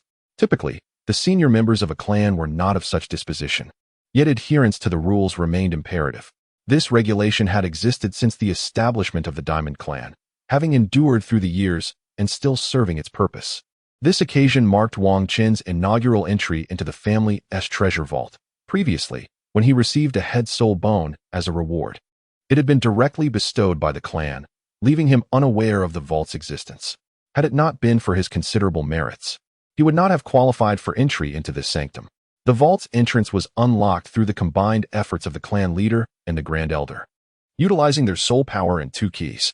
At this moment, Wang Chun finally grasped the essence of the clan's premier treasure vault, constructed from an enigmatic black stone. The interior of the vault exuded an oppressive aura, causing Wang Chun to perceive a notable deceleration in the operation of his soul power. It became evident that this vault was far from the simplistic appearance it conveyed. The encompassing black stone suppressed fluctuations in soul power, rendering the sensations of those outside the vault oblivious to its interior. This significantly enhanced the vault's security. Wang Chun followed the clan leader and others towards a display of treasures, where 4 elegantly crafted boxes rested. Xiaoqin, take a moment to consider which soul bone you wish to choose. The family has prepared for you 4 premier soul bones, each exceeding 50,000 years in age. As a reward for your contributions to our clan, proclaimed the clan leader, Wang Gang. Upon finishing his words, he presented Wang Chun with a small booklet, detailing the unclaimed soul bones collected by the King Kong family. Wang Chun examined the collection of soul bones amassed by the King Kong family and discovered that it exceeded 10 pieces. However, aside from 4 that were over 50,000 years old, The remainder were all over 10,000 years but under 50,000. This indeed indicates that the King Kong family possesses considerable wealth and wields substantial power. Otherwise, it would be implausible for them to have such an extensive collection of soul bones, not to mention the numerous others already in use by the family. If those were accounted for, the number of soul bones within the King Kong family would be even greater. Wang Chun meticulously examined the descriptions of all the soul bones and ultimately resolved to select the left leg bone of a 70,000-year-old void dragon. Although there was another soul bone provided by the family, an 80,000-year-old one, its attributes and effects were not well suited for Wang Chun. Hence, he opted for the left leg bone of the 70,000-year-old void dragon. Patriarch, I have chosen the left leg bone of the void dragon, he declared. Oh, you have made up your mind. Once chosen, there is no turning back, the patriarch responded. Yes, I have made my decision, Wang Chun affirmed. Very well. This soul bone possesses considerable power. If you are certain, you may proceed, the patriarch said, handing the soul bone to Wang Chun before leading them out. Patriarch Wang Gang was somewhat surprised. He had anticipated that Wang Chun would select the 80,000-year-old poison spider soul bone instead of the 70,000-year-old void dragon soul bone. This expectation stemmed not only from the age of the poison spider soul bone being superior, but also due to its greater completeness. It is known that while the age of a soul bone is not the sole criterion for value, its integrity is paramount. Nonetheless, when the completeness is comparable, a higher age typically signifies greater quality. Moreover, it is worth noting that the integrity of high-age soul bones is generally superior. Thus, selecting the 80,000-year-old soul bone would undoubtedly enhance one's strength more significantly. Furthermore, the 70,000-year-old soul bone was merely a left leg bone, whereas the 80,000-year-old soul bone was a trunk bone. Clearly, the trunk bone, being the most precious among soul bones, far surpasses the left leg bone in value. Although the soul skill may be somewhat inferior, the other attributes completely overshadow this minor flaw. This is why Patriarch Wang Gang felt a twinge of surprise at Wang Chun's choice. However, within the Golden Armored clan, the choices of all clan members are respected without interference. For instance, some talented clan members, after completing their training, directly return to the family to manage simpler clan affairs rather than pursuing further education in hopes of ascending to higher positions within the clan. While the family may feel a sense of regret regarding these individuals' talents, they do not impose any coercion. After all, such choices contribute to the clan, regardless of the profession chosen. Now, while he felt a hint of regret regarding Wang Chun's selection, he would not compel him to abandon the 70,000-year-old void dragon soul bone in favor of the 80,000-year-old trunk bone. This adherence to choice is a fundamental tenet of the Golden Armored clan. Upon exiting the treasury, Patriarch Wang Gang addressed Wang Chun, saying, Xiao Chun, you may first go to the discussion courtyard to absorb this soul bone. Elder C will be there to protect you. Understood, Patriarch, Wang Chun replied. Wang Chun, without a moment's hesitation, acquiesced to the proposal put forth by the clan leader, Wang Gang. After all, while the process of absorbing soul bones is not as perilous as that of soul rings, it still renders the soul master largely oblivious to the external world during the absorption. Having a senior soul master to safeguard one during this process undoubtedly enhances safety. With such an advantage, Wang Chun readily agreed, recognizing the necessity of ensuring his own safety, particularly in a moment when he lacked the ability to resist. The last thing he desired was to diminish his strength due to unforeseen circumstances instead of enhancing it. Soon thereafter, Wang Chun returned to the small courtyard. While the clan leader and others naturally did not accompany him back, having concluded their discussions, they had no reason to linger and promptly attended to their own affairs. Fourth Elder, I must trouble you once again for my soul bone absorption, Wang Chun remarked. Not a problem at all. I shall remain on watch here. You may enter and absorb it at your convenience. I will be outside to protect you, responded the Fourth Elder. Thank you very much, Fourth Elder. After speaking, Wang Chun entered the chamber typically reserved for the highest echelons of the King Kong family, commencing his absorption process. He took a moment to calm his soul power and emotions. After all, he had been greatly impacted by the revelations in the family treasury. He had never anticipated that the King Kong family possessed such an abundance of soul bones, not to mention other treasures. At that moment, Wang Chun was finally exposed to the concealed strength of the King Kong family. It was no wonder that each generation of family leaders was a title de law. With the family's extensive resources, even if a successor's strength fell short, the family could elevate him using soul bones. Such a title Douluo, augmented with soul bones, would not only match the prowess of an ordinary title Douluo but could potentially surpass it in combat capability. However, this method was seldom employed, given the rarity and preciousness of soul bones. Although these soul bones could be reclaimed, the process was considerably lengthy. It was impractical to demand the soul bones back from the leaders upon their retirement.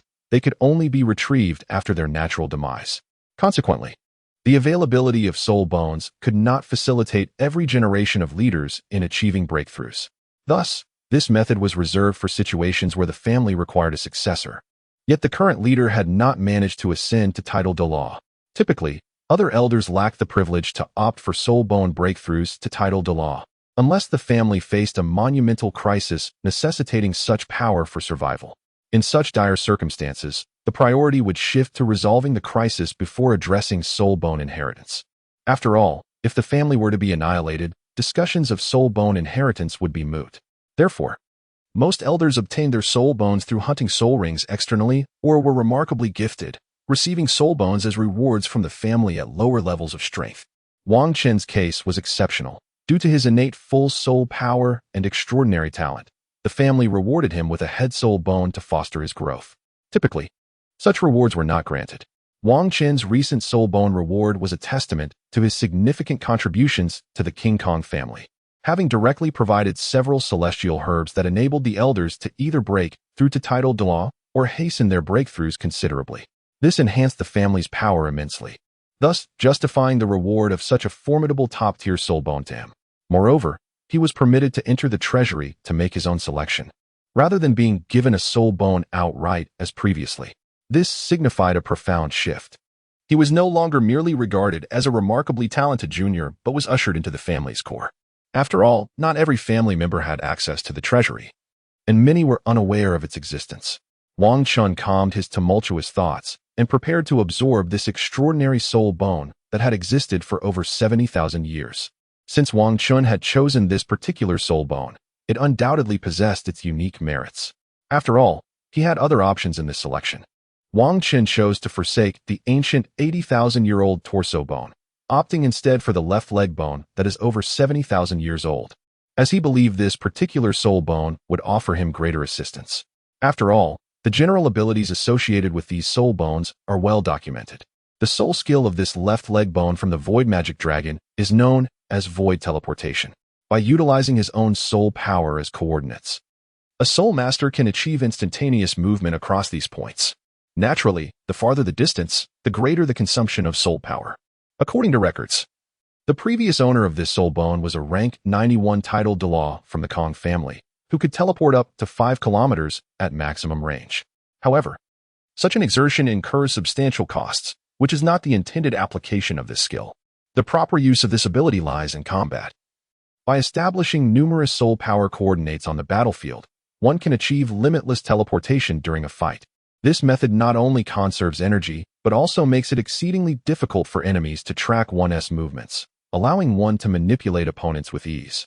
This is precisely why Wang Chun selected this soul bone. Given his current prowess, he stands unrivaled among his peers. Even if he were to acquire the 80,000-year-old torso bone, its lack of compatibility would only marginally enhance his basic combat capabilities. Its soul skill would not align well with his fighting style, thus failing to significantly elevate his maximum potential. It would merely raise the baseline of his strength without substantially increasing his upper limits. Conversely, by choosing the over 70,000-year-old Void Magic Dragon Soul Bone, Wang Chun would benefit immensely from the skill's compatibility with his combat system, significantly enhancing his upper limits of power. Hence, he chose this soul bone, which, while not the finest in his family's collection, is undoubtedly the most suited for him. After all, the best is not necessarily the most appropriate. Only that which aligns perfectly with oneself can be deemed the best. After Wang Chun had calmed down, he retrieved the soul bone awarded by his family from the storage soul guide. It was a relatively intact left leg bone. Although it could not compare to the piece from the torso, it was still a rare and exquisite specimen. Wang Chun held the black leg bone interspersed with silver, captivated by the shimmering silver light emanating from it. Without hesitation, he pressed it against his left leg. He then channeled his soul power, commencing the absorption of this exquisite soul bone. This particular soul bone was far more complex than the one Wang Chun had previously absorbed. After all, Not only was it of a significantly older lineage, but the soul beast that produced it was also immensely powerful. Being dubbed a demon dragon speaks volumes of its formidable nature. The robust physique of the demon dragon, coupled with its ability to traverse the void, suggests that had it not suffered a mysterious injury, his family would have never succeeded in hunting such a mighty beast. Nevertheless, as the adage goes, to the victor belong the spoils. Regardless of the circumstances, this soul beast had been slain by the elders of his family, and its soul bone was now in their possession. Thus, Wang Chun cast aside any lingering thoughts and devoted himself wholeheartedly to the absorption process. As his soul power attracted and refined the soul bone, it transformed into a stream of silver light, seamlessly entering Wang Chun's body. This influx of silver energy was substantial, immediately beginning to circulate throughout his being. However, being a man of the god of war space, Wang Chun would not allow this energy to roam freely. He directly channeled his soul power to draw this energy into the god of war space, where it would be purified before he proceeded with the absorption and enhancement process. Consequently, the challenge of assimilating the soul bone became significantly less daunting. Wang Chun diligently purified and refined the energy, subsequently releasing a measured quantity to commence the fortification of his physique. He meticulously controlled the energy emitted from the god of war space, ensuring it was neither excessive to the point of being unmanageable nor insufficient, which would slow down his absorption and prolong the enhancement process. Thus, Wang Chun continuously absorbed the energy from the soul bones, his body undergoing relentless strengthening. Moreover, his soul power level began to elevate as well. Due to the substantial nature of this energy, he was able to enhance his soul power level. Time passed, each second slipping away. Several hours had elapsed since Wang Chun began absorbing the soul bone, and he was finally nearing completion. The protracted duration was primarily due to the substantial energy contained within the soul bone, which significantly transformed him. A silvery energy coursed throughout Wang Chun's body, incessantly enhancing and fortifying his physical form. This allowed him to perceive the essence of void energy, enabling him to adapt to the nuances of space shifting. Thus, he benefited from the purification offered by the war god space, necessitating the investment of considerable time. Now, having completed the absorption, Wang Chun opened his eyes, acutely aware of the transformation in his strength. His soul power had not only ascended by 2 levels, reaching the 55th rank, but his physical attributes had also undergone remarkable enhancement. After all, the inherent physical prowess of the void-shifting demon dragon was formidable. Otherwise, it could not withstand the pressures of spatial movement. Had it not been for the considerable energy expended in the enhancement of his body, Wang Chun's soul power might have surged several additional levels.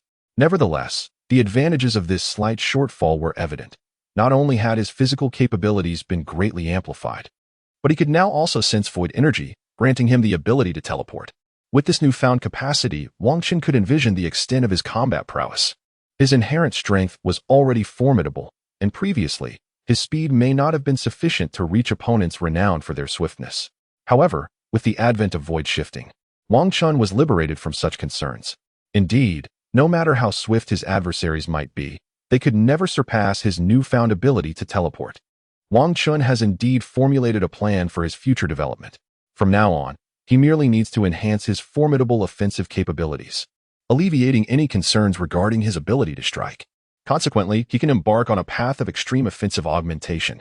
This approach will not only allow his actual combat prowess to vastly surpass that of soul masters of the same rank, but may even enable him to confront and overpower those formidable soul masters of a higher tier.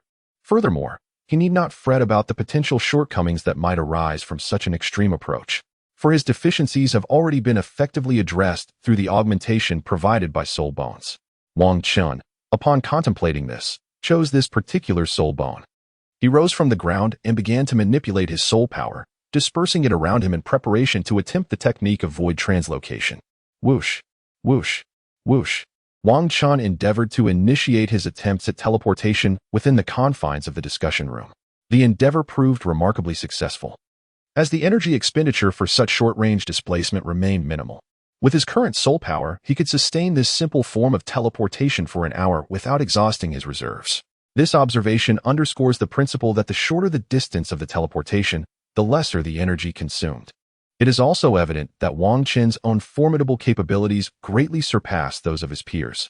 After conducting his experiment, Wang Chun exited the discussion room, preparing to return home for a brief respite. Elder 4, I have completed my absorption. I appreciate your assistance this time. Very well. Since you have finished, it is prudent to return and rest, considering the considerable fatigue you must have incurred during your quest for the soul ring. Understood. I shall take my leave. The elder's words ring true. This expedition for soul rings has left Wang Qin utterly fatigued. Though he did not engage in the hunting of soul beasts himself, accompanying the clan leader and witnessing the formidable combat prowess of top-tier soul beasts proved to be an invaluable experience. However, this encounter also drained his spiritual energy significantly, as such a level of battle remains somewhat beyond his current capabilities. Were it not for the necessity of absorbing a soul bone, he might have returned home immediately to recuperate. After a night of rest, Wang Qin's mental exhaustion has been entirely restored. He now intends to remain within the clan, awaiting the continent-wide Soul Master competition. During this period, he has resolved to refrain from venturing outside, choosing instead to devote himself to diligent cultivation within the family. With his obligations fulfilled, there is no longer a need for solitary endeavors. Moreover, the clan offers a superior simulated training environment, where his progress will undoubtedly surpass that of other locations. At this juncture, his sole focus is to attain level 70 and inherit the mantle of the war god. With no other tasks looming over him, he has also secured the celestial herbs, eliminating the need for the meticulous planning required to obtain other benefits from the original narrative. Indeed, he can no longer access the heritage sites of other deities, and aside from the celestial herbs, the original tale only presents 2 other divine inheritance locations, which hold no value for him now. Thus, Wang Qin finds himself liberated from the relentless pursuit of cultivation, allowing him the leisure to explore the city. Since his birth, he has never truly wandered through the vibrant streets of Diamond City.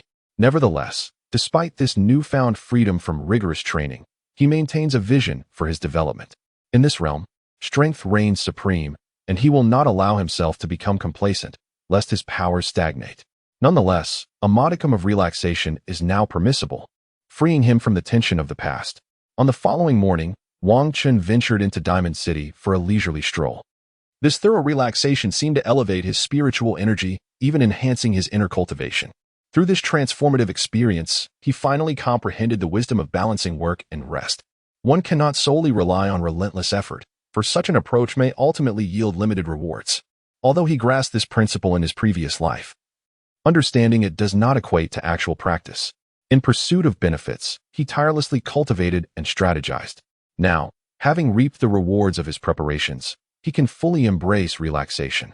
This encapsulates the adage that many comprehend, yet few can truly embody. Wandering aimlessly throughout the day, Wang Qin chose not to invite anyone this time, opting instead for a solitary stroll. As dusk fell, he returned home, finding that his parents had yet to arrive. Unlike Wang Qin, who could accompany the clan leader and the elders for soul ring hunting due to their formidable strength, his parents ventured into the wilderness with the family hunting team.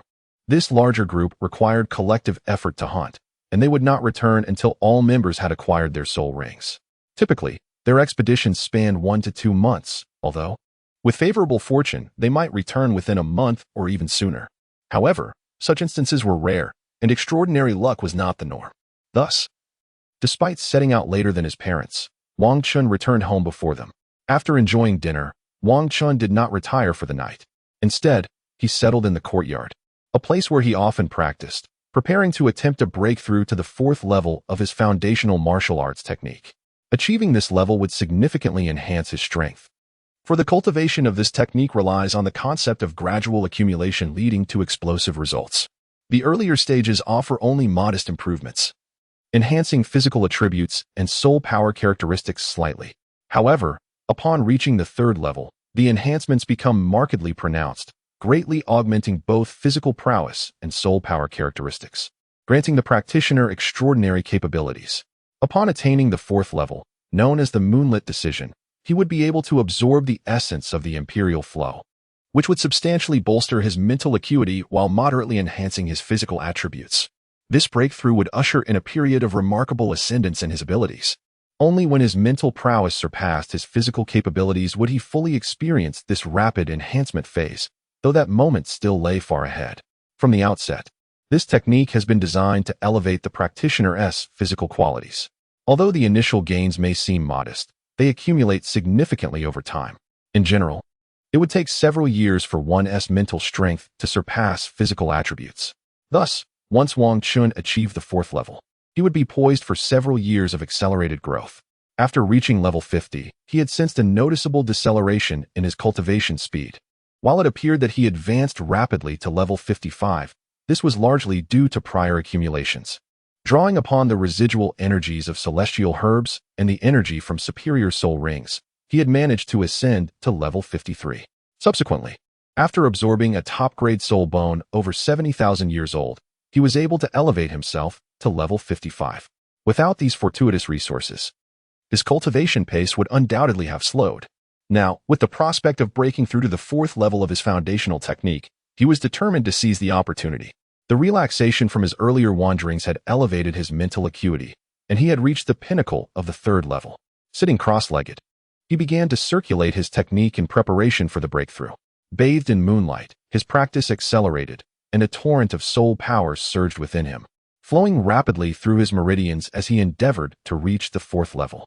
Thus, Wang Chun persevered in his cultivation, striving for the breakthrough to the 4th level of the moonlit decision. Unfortunately, as it was not the 15th day of the lunar cycle, the moonlight was not at its most potent, and given that he had just recently attained the peak of the 3rd level, he was unable to achieve his desired breakthrough.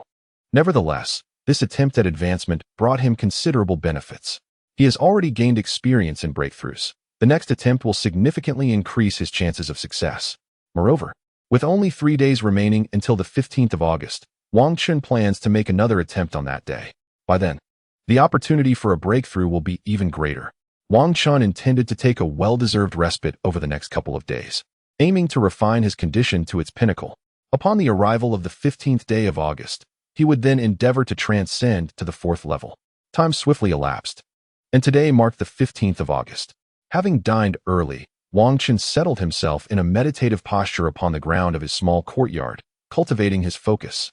Preparing to attempt the breakthrough to the 4th layer of his youth technique, Mingwei Ju, at the zenith of the moon's brilliance, Wang Chun regulated his breathing and began to gradually circulate his inner energy, accumulating strength in preparation for a decisive breakthrough into the 4th level of the Mingyue Sutra at the zenith of the moonlight. As time passed, it eventually arrived at the moment when the moonlight shone most brilliantly. Wang Chun exerted his utmost effort to circulate his technique, absorbing the ethereal power of moonlight, striving to break through to the 4th level of the juvenile technique during this peak of lunar brilliance.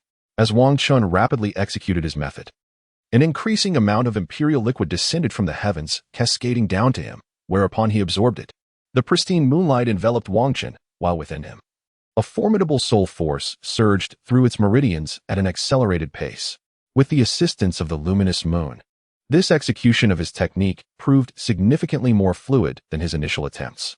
This progress signified that Wang Chun was drawing ever closer to a breakthrough. As the imperial liquid entered his body, he distinctly sensed a chilling energy coursing throughout him, fortifying his physique. Moreover, as this energy flowed within him alongside the soul force, he perceived a transformation occurring within his very essence. With his continuous practice of the technique, his soul force roamed ceaselessly within him, refining his muscles, bones, and various meridians. The wandering soul force, infused with the imperial liquid, began its metamorphosis, shifting from a starlit essence to a fully silvery soul force, reminiscent of moonlight, cool and resplendent. The surface of Wang Chun radiated a lustrous silver light, as the moonlight cascaded from the heavens, enveloping him in its ethereal embrace. It appeared as though he had donned a gossamer veil of silver, harmonizing with the brilliance of the moon above. Suddenly, a resounding crash echoed, reminiscent of something shattering. Wang Chun had finally ascended to the 4th tier of the youth cultivation technique. Following this breakthrough, he continued to circulate his energy for several cycles, solidifying the advancements he had just achieved. Once he concluded this practice and rose from the ground, he prepared to explore the distinctions of his newfound prowess at the 4th tier. He activated his technique, allowing his soul energy to envelop his right hand. At that moment, he beheld the transformation of his soul energy into a resplendent silver hue. Whoosh! Wang Chun waved his right hand at a tree in his small courtyard, and a silvery aura burst forth like a sharp blade, severing the tree effortlessly. After breaking through to the 4th layer of his youthful cultivation technique, his soul power had transformed into a radiant moonlight aura, capable of slicing through gold and iron with ease, and even causing harm from a distance. This technique, inherently focused on accumulating strength over time, had begun to reveal the benefits of its solid foundation now that he had reached the fourth layer. Not only had the quality of his soul power seen a substantial enhancement, but the speed at which he accumulated soul energy had also improved significantly. More importantly, after achieving the fourth layer, his defensive capabilities had been greatly augmented. When he activated his soul power, except for vital areas like his eyes and lower regions, the muscles and other parts of his body became as hard as steel, enabling him to withstand formidable blows from adversaries without sustaining injury. Admittedly, this may have been a slight exaggeration, but as long as the attacks did not far exceed his defensive thresholds, he could essentially disregard assaults from opponents of equal rank. This represented a considerable enhancement. After all, he could now achieve the same formidable defense merely by channeling his soul power. Furthermore, upon employing his second soul skill, his defensive capabilities would effectively combine, resulting in a remarkable increase in resilience. Most crucially, having ascended to the fourth layer, he could now absorb Imperial Essence nightly to fortify both his body and mental acuity, as opposed to his previous limitation of only extracting a small amount during the full moon while at the third layer. Each day, the Imperial Essence he absorbed was now several times greater than what he could previously gather under special circumstances. With this advancement, Wang Qin was once again able to rapidly elevate his soul power level without jeopardizing his foundational strength, thus ensuring he could reach the pinnacle of his potential. After testing his newfound capabilities, he settled back onto the ground, commencing the operation of his youthful cultivation technique to absorb the Imperial Essence from the heavens and enhance his mental strength. Thus, Wang Qin practiced his technique throughout the night. Rather than feeling mentally fatigued, he instead felt invigorated. This was the extraordinary effect of the fourth layer of the youthful cultivation technique, allowing one to utilize every night without suffering from diminished mental acuity due to continuous practice. Although this state of focused training consumed mental energy and could not be sustained indefinitely for Wang Qin, who had broken through to the fourth layer, this was not a significant concern. While fully employing his youthful cultivation technique, he could absorb Imperial Essence to replenish and restore his mental power, enabling him to maintain an ongoing practice.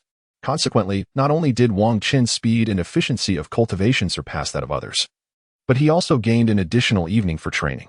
With the dawn breaking, Wang Qin exited the courtyard, preparing to have a meal before heading to the family's simulated training environment. He intended to remain there later that evening to observe how much his strength could increase by continuously absorbing Imperial Essence and utilizing the simulated environment for an entire night. Without delay, after finishing breakfast, Wang Qin proceeded to the family's simulated training environment, returning to the place where he had previously practiced. As he began his training for the day, he immediately noticed a difference. His technique not only operated at a faster pace, but the rate of soul power enhancement had also accelerated. Moreover, due to the strengthening of his mental faculties, he could now exert finer control over his technique, no longer needing to operate it at full capacity to absorb substantial amounts of soul power, restraining himself from fully refining the soul power he has absorbed. He could only cultivate for a short duration before pausing to devote all his efforts to the complete refinement of the soul energy. Once the refinement was complete, he would resume the absorption of soul power. Alternatively, he could simply regulate the operation of his technique at a more leisurely pace, allowing for a lesser intake of soul power, thus enabling the complete refinement of what he had already absorbed. However, this approach would inevitably slow the enhancement of his soul power. Fortunately, such concerns no longer plagued him, as he had become attuned to the pace of his refinement. Moreover, he had gained the ability to control the speed at which his method absorbed soul power. Consequently, Wang Qin could continuously absorb and refine, elevating his soul power levels. Since it was not nighttime, he could not access the Imperial Essence to rejuvenate his spiritual force. Thus, he refrained from employing the most effective cultivation method to enhance his soul power. Although the current rate of improvement was not exceptionally high, the benefits derived from the simulated cultivation environment ensured that his progress remained steady. At this moment, Wang Qin was engaged in simple cultivation, awaiting the night when he could access the Imperial Essence. He planned to attempt the most efficient cultivation method then, combined with the advantages of the simulated environment, to ascertain how much he could elevate his abilities over the course of a night. Wang Qin spent an entire day cultivating in the simulated training environment, after which he ventured out to partake in a modest meal to replenish his energy. After all, he had not yet reached the stage where he could forego sustenance entirely. As night fell and the full moon ascended into the sky, Wang Chun began to prepare for an attempt to discern the advancements he could achieve under such circumstances. Following his meal, he did not return home as he typically would. Instead, he chose to immerse himself once more in the simulated training environment to continue his cultivation. As darkness enveloped the land, the moonlight cascaded from the heavens. Wang Chun sat cross-legged on the ground, embarking on an exploration of the cultivation effects under these circumstances. As he activated his foundational cultivation technique, streams of imperial essence descended from the heavens, gracefully cascading upon his head before being absorbed into his being. The moment the essence entered his body, he felt a refreshing energy coursing throughout him, ultimately converging in his mind. This infusion not only slightly enhanced his physical attributes but also significantly fortified his mental prowess. With the augmentation of his mental strength, his pace of cultivation began to accelerate. He employed the most effective yet energy-consuming method of cultivation, a technique he had previously practiced for no more than an hour. As the depletion of his mental energy would compel him to cease his training and recuperate through sleep. Historically, he would typically halt his practice once his mental energy fell below 50%. This approach not only ensured optimal cultivation results, but also prevented excessive fatigue that could impair his mental faculties the following day. Furthermore, by ending his sessions at that threshold, he effectively trained his mental resilience. Each time he completed a session, he would awaken the next day to find a modest yet tangible enhancement in his mental capacity. Although the growth was minimal for Wang Chun, who had not previously employed any other methods to cultivate his mental energy, it represented a commendable advancement. However, now, buoyed by the restorative properties of the imperial essence, Wang Chun could cultivate without interruption, free from the anxiety of mental exhaustion. Not only did his mental energy remain intact during his practice, but it was also continuously amplified and strengthened by the imperial essence. Wang Chun sat cross-legged on the ground, continuously channeling his cultivation techniques, as his mental prowess steadily increased, alongside a rapid enhancement of his soul power. As time flowed inexorably onward, Wang Chun immersed himself in this simulated cultivation environment throughout the night. During his practice, the ethereal imperial dew continuously descended upon him. This pristine moonlight enveloped him, as if draping him in a gossamer robe woven from lunar rays. This delicate garment not only accelerated his cultivation pace, but also amplified the efficacy of his practice. As he donned this shimmering vestment, the enhancement of his mental strength intensified even further. The robe not only augmented the strengthening effects of the imperial dew, but also expedited Wang Chun's absorption rate, an aspect not documented in the original records of the juvenile cultivation technique. It is possible that such later accounts have been lost to time, or perhaps this effect is a unique characteristic bestowed upon him upon his arrival in the Douluo Continent. Nevertheless, Wang Chun chose not to dwell on these speculations. After all, the outcome was beneficial, and he opted to simply relish the experience rather than delve into the intricacies. As the sky gradually brightened and the moon began to retreat, the imperial dew available for Wang Chun's absorption diminished. By the time the sun rose majestically in the sky, the moon had completely vanished from sight. Wang Chun also ceased his cultivation. After all, without the enhancement of the imperial liquid, the efficacy of his training would not only diminish, but would also deplete his mental energy. Thus, he decided to take a pause. He meticulously assessed the outcomes of his cultivation. Despite having encountered numerous fortuitous events, he could not help but smile with satisfaction. The results of his efforts were exceedingly remarkable. Not only had his mental energy increased significantly, but his soul power had also seen considerable augmentation. It is noteworthy that although he had not specifically trained his mental energy, the presence of a soul bone in his head, combined with the battle god space he had acquired, had propelled his mental acuity beyond that of ordinary individuals. Even when compared to typical soul saints, his mental prowess was unparalleled. This underscores the immense benefits derived from this recent cultivation session. Moreover, his soul power was escalating rapidly. If he continued to train in this manner, he would likely ascend to the next level within a mere 2 months. It is important to note that this advancement was partly due to the residual energy absorbed from the soul bone, which had already propelled his soul power closer to a breakthrough. Nonetheless, the exceptional quality of this cultivation experience is undeniable.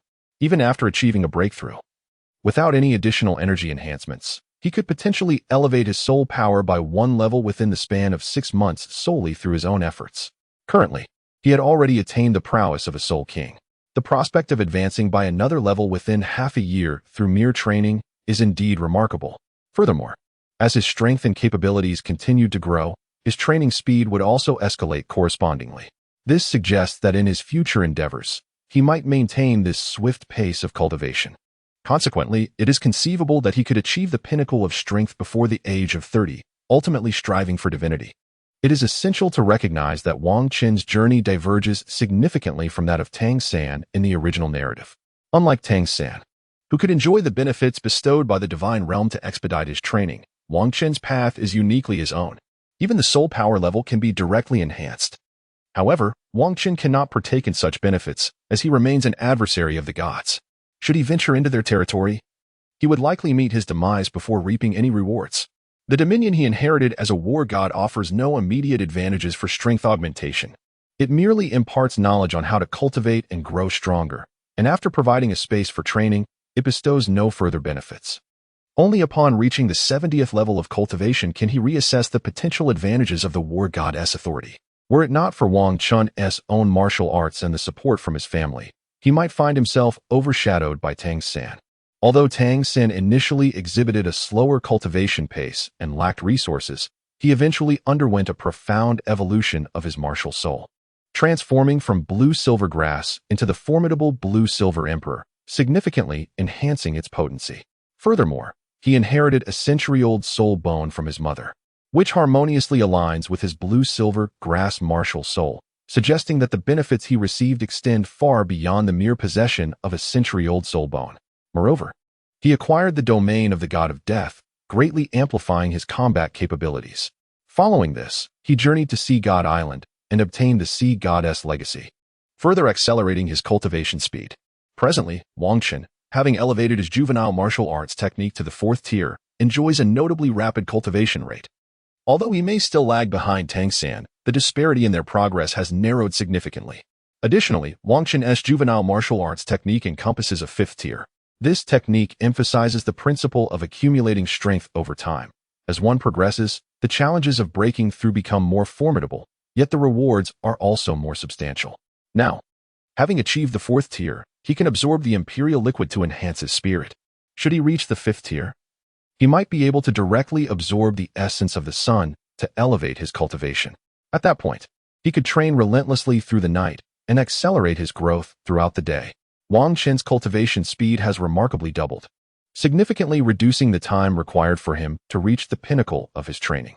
After a night of diligent practice, he became acutely aware of the acceleration in his progress following his breakthrough to the 4th level of the child technique. He decided it would be prudent to return home for a brief respite. Although his spirit was invigorated, and he could continue his training uninterrupted, he realized that he could only absorb the essence of the imperial flow during the night to rejuvenate his mental energy and hasten his cultivation. Since it was daytime, the efficacy of his training was diminished, prompting his decision to rest at home for a while. He also intended to refine his child technique during this time. Despite having just ascended to the 4th level, he understood the necessity of consistent practice to expedite his advancement to the 5th level. Wang Qin meticulously devised a plan to spend his days at home honing his child technique or participating in a battle spirit competition at the arena. Although his current prowess rendered such competitions relatively inconsequential, they served as a welcome diversion in his training regimen and alleviated the monotony of his routine. As night fell, he would retreat to his family's simulated training environment to cultivate his spiritual energy, thereby achieving the highest efficiency in his practice. Upon returning home, Wang Qin refreshed himself briefly before setting out to explore the bustling city of Golden Steel. It had been quite some time since he last visited, and with his parents away, he seized the opportunity to wander freely. However, as it was still daylight, many intriguing venues had yet to open their doors.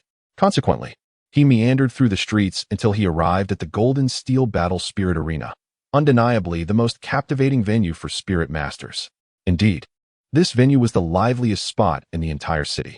Upon entering the arena, Wang Qin observed throngs of spectators eagerly watching the spirited competitions. Though many among them were ordinary citizens, their enthusiasm for the thrilling battles was unmistakable. Wang Qin approached the main soul fighting arena, eager to witness the splendid battles that awaited him today. Upon the fighting platform, he recognized one of the young soul masters, Wang Hai, with whom he was somewhat familiar. Wang Hai was currently engaged in combat against a middle-aged soul master. It was likely due to his impressive strength, having reached level 38, that he had been selected by his family to represent the esteemed Diamond Advanced Soul Master Academy in the Continental Soul Master Competition. Thus, it was no surprise that he frequently participated in these soul fights to hone his practical combat skills. When Wang Chun arrived, the soul fighting competition had already commenced for some time. The outcome of the match was becoming increasingly evident. Although the middle-aged soul master possessed far more experience than Wang Hai, he remained an ordinary soul master. Unlike Wang Hai, who had benefited from meticulous training by his family, replete with resources to enhance his physique and guidance from esteemed soul masters throughout his formative years. While his practical combat experience might be somewhat lacking, his inherent strength was undeniably formidable. With his formidable strength, Wang Hai managed to bridge the gap of experience. After all, his prowess allowed him to make mistakes without being immediately eliminated by the middle-aged soul master. However, if the opportunity arose, that middle-aged soul master could very well find himself ousted. Thus, for Wang Hai, this match could be deemed a victory. Upon realizing this, Wang Chun lost the desire to continue watching. He decided to register and see if he could find a suitable opponent for a soul battle. Unfortunately, at the Golden Soul Arena, there were no appropriate soul kings available for a match against Wang Chun. Nevertheless, he did not dwell on this, for at the level of a soul king, it was rare for individuals to continue participating in soul battles. Having reached such a rank, they possessed numerous options. Even without engaging in soul battles, they could lead fulfilling lives. Consequently, the participants in soul battles at the arena were predominantly lower-ranking soul masters, such as great soul masters and soul spirits. Many students competed at this level, allowing them to encounter a variety of soul masters and gain invaluable combat experience without the fear of sustaining serious injuries, as severe harm to opponents was generally prohibited in these matches. Thus, the majority of participants in soul battles were of this caliber. Matches involving soul masters of Wang Chun's strength were exceedingly rare, typically arising only from irreconcilable conflicts between families or factions. Nonetheless, Wang Chun understood that opportunities for soul battles at his level were scant. He merely wished to try his luck, hoping to encounter a suitable opponent for a match. If not, it would be of little consequence. Regard it merely as a visit to the soul arena to observe the duels of others and unwind. After watching 2 matches, Wang Chun decided to take his leave. In the past, he found the soul duels captivating due to his relatively modest abilities, believing he could glean valuable insights from the performances of other soul masters. However, with his strength having significantly increased, watching these esteemed soul masters now seemed utterly devoid of purpose. For Wang Chun, their matches were akin to trivial skirmishes among novices. Thus, he resolved to depart the arena. Naturally, he refrained from seeking out Wang Hai, who was currently immersed in the arena, absorbing experiences to prepare for the upcoming Continental Soul Master competition. Wang Chun was mindful not to disturb him. After a brief repast in King Kong City, Wang Chun returned home to commence his training in the child cultivation technique. He practiced diligently until nightfall, after which he ventured into the family's simulated training environment to enhance his soul power and elevate his cultivation level. Thus, each day, Wang Chun dedicated his daytime to refining his child cultivation technique and his evenings to advancing his soul power within the family's training facility. Over the span of 2 weeks, this regimen yielded a remarkable qualitative improvement in his abilities. His 4th layer of the child cultivation technique allowed him to absorb the Emperor's essence to fortify his mental prowess, leading to a dramatic transformation in his mental energy. It transitioned from a gaseous state to a solid form, not only bolstering his mental defenses, but also amplifying his mental assaults. He had now achieved the capability to manipulate objects with his mental energy, signifying a profound enhancement in his mental acuity. Furthermore, during these 2 weeks, he had begun to devise methods of mental energy attacks. He could condense his mental energy into a sharp spike, employing it to directly assault an adversary's mental core. While this technique remained somewhat rudimentary, Wang Chun was determined to refine it further, confident that continued development would yield more sophisticated methods. This form of attack was more elusive than mere mental manipulation, rendering it difficult for opponents to defend against. Many soul masters lacking expertise in mental energy might not even perceive such an assault, making them susceptible to Wang Chun's stealthy strikes. Of course, Wang Chun did not isolate himself in solitude.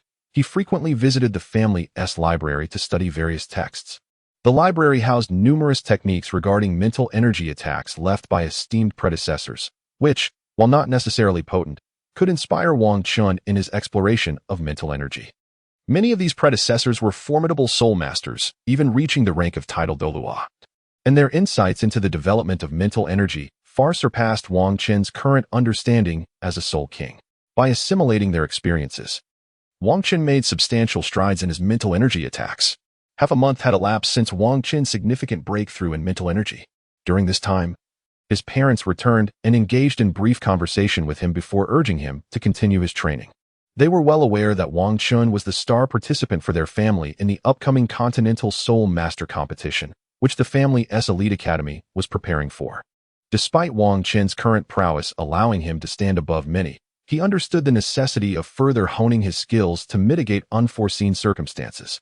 A stronger self could better navigate unexpected challenges. After a fortnight of rigorous training, the family reached out with news for Wang Chun to visit the King Kong Advanced Soul Master Academy as the selection process for the Continental Soul Master Competition was underway. As the premier candidate for this competition, it was imperative for Wang Chun to familiarize himself with his future teammates. This would not only demonstrate his regard for them, but also foster a sense of unity. After all, this event was not a solitary endeavor, but a collaborative effort. If he failed to acknowledge the importance of his teammates from the outset, achieving harmony and synergy during the competition would be exceedingly difficult. Although their strength paled in comparison to his, the success of the competition depended on teamwork and cooperation. Thus, upon receiving the family's message, Wang Chun made his way to the King Kong Advanced Soul Master Academy, eager to ascertain the identities of his fellow competitors. The family had arranged for 2 young talents to partake in this competition, but it was improbable that they would send an entire contingent from the King Kong family. Otherwise, the event would merely devolve into a showcase for the King Kong family, undermining the very purpose of the academy, which was to attract and nurture exceptional talents from outside the family. Even if not all could join the King Kong family, a portion could still be integrated, thereby enhancing the family's overall strength. However, if the academy relied solely on external support for the Continental Soul Master Competition, it would incur a significant reputational blow. Such a perception would suggest a lack of talent within the academy, making it challenging to attract other skilled individuals. Consequently, the academy's fundamental objective would remain unfulfilled. Thus, the selection of candidates for this competition stemmed from the pool of students at the academy. Had this not been the inaugural Continental Soul Master Competition for the King Kong Advanced Soul Master Academy, the family would not have sent their young experts to participate and establish their reputation. After all, individuals of Wang Chun's caliber were unlikely to enroll in an academy of this nature. Rather, they would typically assume teaching roles. In contrast, his younger brother, Wang Hai, as a high-ranking soul master, could seamlessly join the academy and participate in the selection without issue. If Wang Chun, as a soul king, were to partake in the selection, it would be akin to disrupting the proceedings. Nonetheless, to bolster the academy's reputation, the family felt compelled to send 2 of their formidable young talents. It would be embarrassing for the academy to fail to advance beyond the initial rounds in its first competition. Regardless, the King Kong family was a powerful lineage boasting title Doa strength, and they were committed to ensuring the success of their advanced academy from the outset. Therefore, they arranged for young talents like Wang Chun to serve as figureheads, anticipating that once the academy's reputation was established, it would attract a wealth of skilled candidates over the years. Even if they could not secure the championship immediately, they aimed to reach the finals. Indeed, the King Kong family was confident in their prospects for victory in the upcoming soul duel competition, primarily due to Wang Chun's participation. Although his soul power level stood at a modest 50, his combat capabilities were already comparable to those of a typical soul sage. It is worth noting that Wang Chun's strength was genuine and consistently reliable, distinctly different from the explosive power exhibited by characters like the Shrek 7 Devils, which could only be sustained for brief intervals. Wang Chun possesses an innate ability that allows him to consistently demonstrate the combat prowess of a soul saint. If he fails to secure the championship in the soul fighting competition despite this, then there would be little point in further cultivation. Wang Chun is visiting the prestigious Diamond Advanced Soul Master Academy for the very first time. However, his family has already informed him of the academy's location. Thus, he harbors no concerns about locating the Diamond Advanced Soul Master Academy. Furthermore, the academy is situated within Diamond City, not far from the Wang family residence. Wang Qin arrived shortly thereafter. Within the realm of King Kong City, the most formidable force is undoubtedly the King Kong family.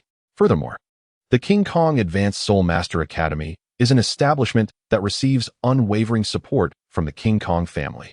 Consequently, the entire academy is constructed with immense grandeur and majesty. The very existence of such a vast institution within King Kong City underscores the formidable influence wielded by the King Kong family. However, despite the unparalleled authority that the King Kong family commands in this city, the establishment of such a monumental Advanced Soul Master Academy in such a brief period is, in fact, an impossibility. The reason for its timely inauguration can be attributed to the substantial territory granted by the King Kong family. Originally, this land was intended for the development of a diverse simulated training environment, given the increasing variety of martial souls within the family. The existing simulated training environments have become somewhat insufficient to meet the growing demands. Indeed, certain martial souls belonging to the King Kong family are not suited for training within the confines of the family's simulated environments. Thus, the family had long contemplated the establishment of a multifunctional simulated training environment to accommodate the training needs of members with diverse martial souls. Nevertheless, creating such an expansive environment solely for a handful of family members would incur significant expenses, especially considering that those with non-mainstream martial souls possess comparatively weaker capabilities within the family. The powerful mainstream martial souls are well equipped to train in the family's simulated environments. Initially, the family intended to establish a smaller simulated training environment, prioritizing the training of its soul masters. However, with the establishment of the Advanced Soul Master Academy, it became feasible to construct a grand multifunctional simulated training environment. This approach not only maximizes the training opportunities for the family's soul masters, but also attracts external talents to join the ranks. By founding the King Kong Advanced Soul Master Academy and simultaneously creating a robust simulated training environment, the resource expenditure is rendered more justifiable. After all, constructing a vast simulated training environment solely for a select few family members is markedly different from doing so for an Advanced Soul Master Academy, which has the potential to draw in exceptional talents from beyond. Upon arriving at the entrance of the King Kong Advanced Soul Master Academy, Wang Qin was finally able to behold the academy's splendid adornments. The entire gatehouse, sculpted from white jade and gold stone, was not only opulent, but also exuded an air of formidable authority. The entrance stood an impressive 10 meters high, adorned with 8 gilded characters proclaiming the name of the academy, King Kong Advanced Soul Master Academy. Wang Qin glanced around before stepping inside. Upon reaching the reception area at the entrance, he inquired about the location of the selection. After all, prior to his arrival, his father had briefed the doorman, allowing Wang Qin to easily ascertain the spot where the selection was to take place. He made his way there directly. By the time Wang Qin arrived at his destination, approximately 100 individuals had already gathered. These were the students recruited by the Advanced Soul Master Academy during this period, predominantly soul masters of level 30 and above. The primary objective of this selection was to identify those with exceptional combat prowess, enabling them to participate in the forthcoming competition. The method of selecting these formidable candidates was, of course, through a series of battles. Thus, when Wang Qin reached the venue, the contests were already underway on the playground. Father, are these the competitors who will be participating in the tournament alongside me? Wang Qin approached his father and inquired, so, apart from you, Xiongda, and a family-arranged control system Soul King, we still need to select at least 7 additional students to serve as both official members and substitutes for this competition? His father replied, indeed, your primary purpose for coming here is not merely to observe the selection for the competition. Rather, it is essential for you to familiarize yourself with the chosen students, as you will be collaborating with them in the upcoming contest. It is imperative that you understand each other's combat styles and martial souls to ensure seamless cooperation during the competition, thereby enhancing your chances of claiming victory. Furthermore, you are not alone in this endeavor. Xiongda and Zhang Jun have also arrived ahead of you. If you do not wish to witness the selection process, you may retreat to the lounge to meet your teammates. While you are already acquainted with Xiongda, I presume you are unfamiliar with Zhang Jun. He is the grandson of the third elder and possesses formidable strength. The decision to include both of you in this competition was made to bolster the reputation of the Advanced Soul Master Academy of the Diamond. Very well. I shall proceed to meet my teammates, Wang Qin acknowledged. Go ahead, his father responded. I must remain here to oversee the proceedings. After conversing with Wang Chen's father, he proceeded directly to the lounge. Boss, you have arrived as well. Indeed. After exchanging greetings with Xiongda, Wang Chen turned his attention to a young soul master standing nearby. Greetings, I am Wang Chen. Hello, I am Zhang Jun. Wang Chen and the young spirit master exchanged greetings before engaging in a simple conversation. After all, their collaboration was essential to secure the championship in the soul battle competition organized by their family's prestigious Golden Diamond Soul Master Academy. Thus, it was imperative for them to understand one another better. Naturally, Xiongda joined their discussion as well, having already conversed with Zhang Jun prior to Wang Chen's arrival. They each provided brief introductions of their spirit abilities and soul skills, allowing their teammates to gain insight into one another. This understanding was crucial for effective teamwork during the competition. Without knowledge of their teammates' abilities, achieving unity would be nearly impossible. Through this initial exchange, Wang Chen gleaned some information about Zhang Jun. At 23 years of age, Zhang Jun was a rank 58 control system spirit king. As the grandson of the third elder, he inherited the remarkable everlasting green vine spirit, which was far superior to the commonplace blue-silver grass. The formidable vitality and rapid growth rate characteristic of the everlasting green vine spirit placed it among the elite of plant-type spirits, earning it a distinguished reputation within the spirit master community. With such a powerful spirit and the abundant resources provided by the Golden Diamond family since his youth, Zhang Jun's true combat prowess far exceeded what his spirit power level would suggest. In reality, his strength was comparable to that of an ordinary civilian spirit emperor. Without such capabilities, it would be unjust to expect the Golden Diamond family to invest years of resources in his development. The family's superior resources and training methods provided an advantage, resulting in family-trained spirit masters generally outperforming their civilian counterparts in combat. On the continent, most high-ranking spirit masters were nurtured by families or sections, except for a few exceptionally talented civilian spirit masters. Those of the same rank typically could not compete with those cultivated by familial or sectarian influences. The advantages enjoyed by these resource-trained masters allowed them to maintain dominance over their civilian peers. Due to limited resources, many sects suppressed civilian spirit masters to prevent them from rising and contesting the interests of these factions. If a talented spirit master emerged, they would be recruited, albeit under conditions less favorable than those offered by the Golden Diamond family. The Golden Diamond family was not merely a traditional family force. It was established by a powerful Golden Diamond Douluo in collaboration with several competent spirit masters. This foundation afforded them the ability to provide attractive conditions for recruiting other talented spirit masters. In contrast, the recruitment methods employed by other factions resembled those of the Haoyan sect, which sought to attract 4 single attribute families, highlighting a significant disparity in status. Consequently, the Golden Diamond family attracted a wealth of gifted individuals, enabling them to flourish within a mere 2 centuries. This sincere approach to recruitment fostered unity within the Golden Diamond family, preventing the occurrence of internecine strife. Positions of authority within the family were determined by merit, as evidenced by the selection of a non-Wang surname as a former patriarch. This indicates the family's long-standing commitment to meritocracy. Even non-Wang members could ascend to leadership roles.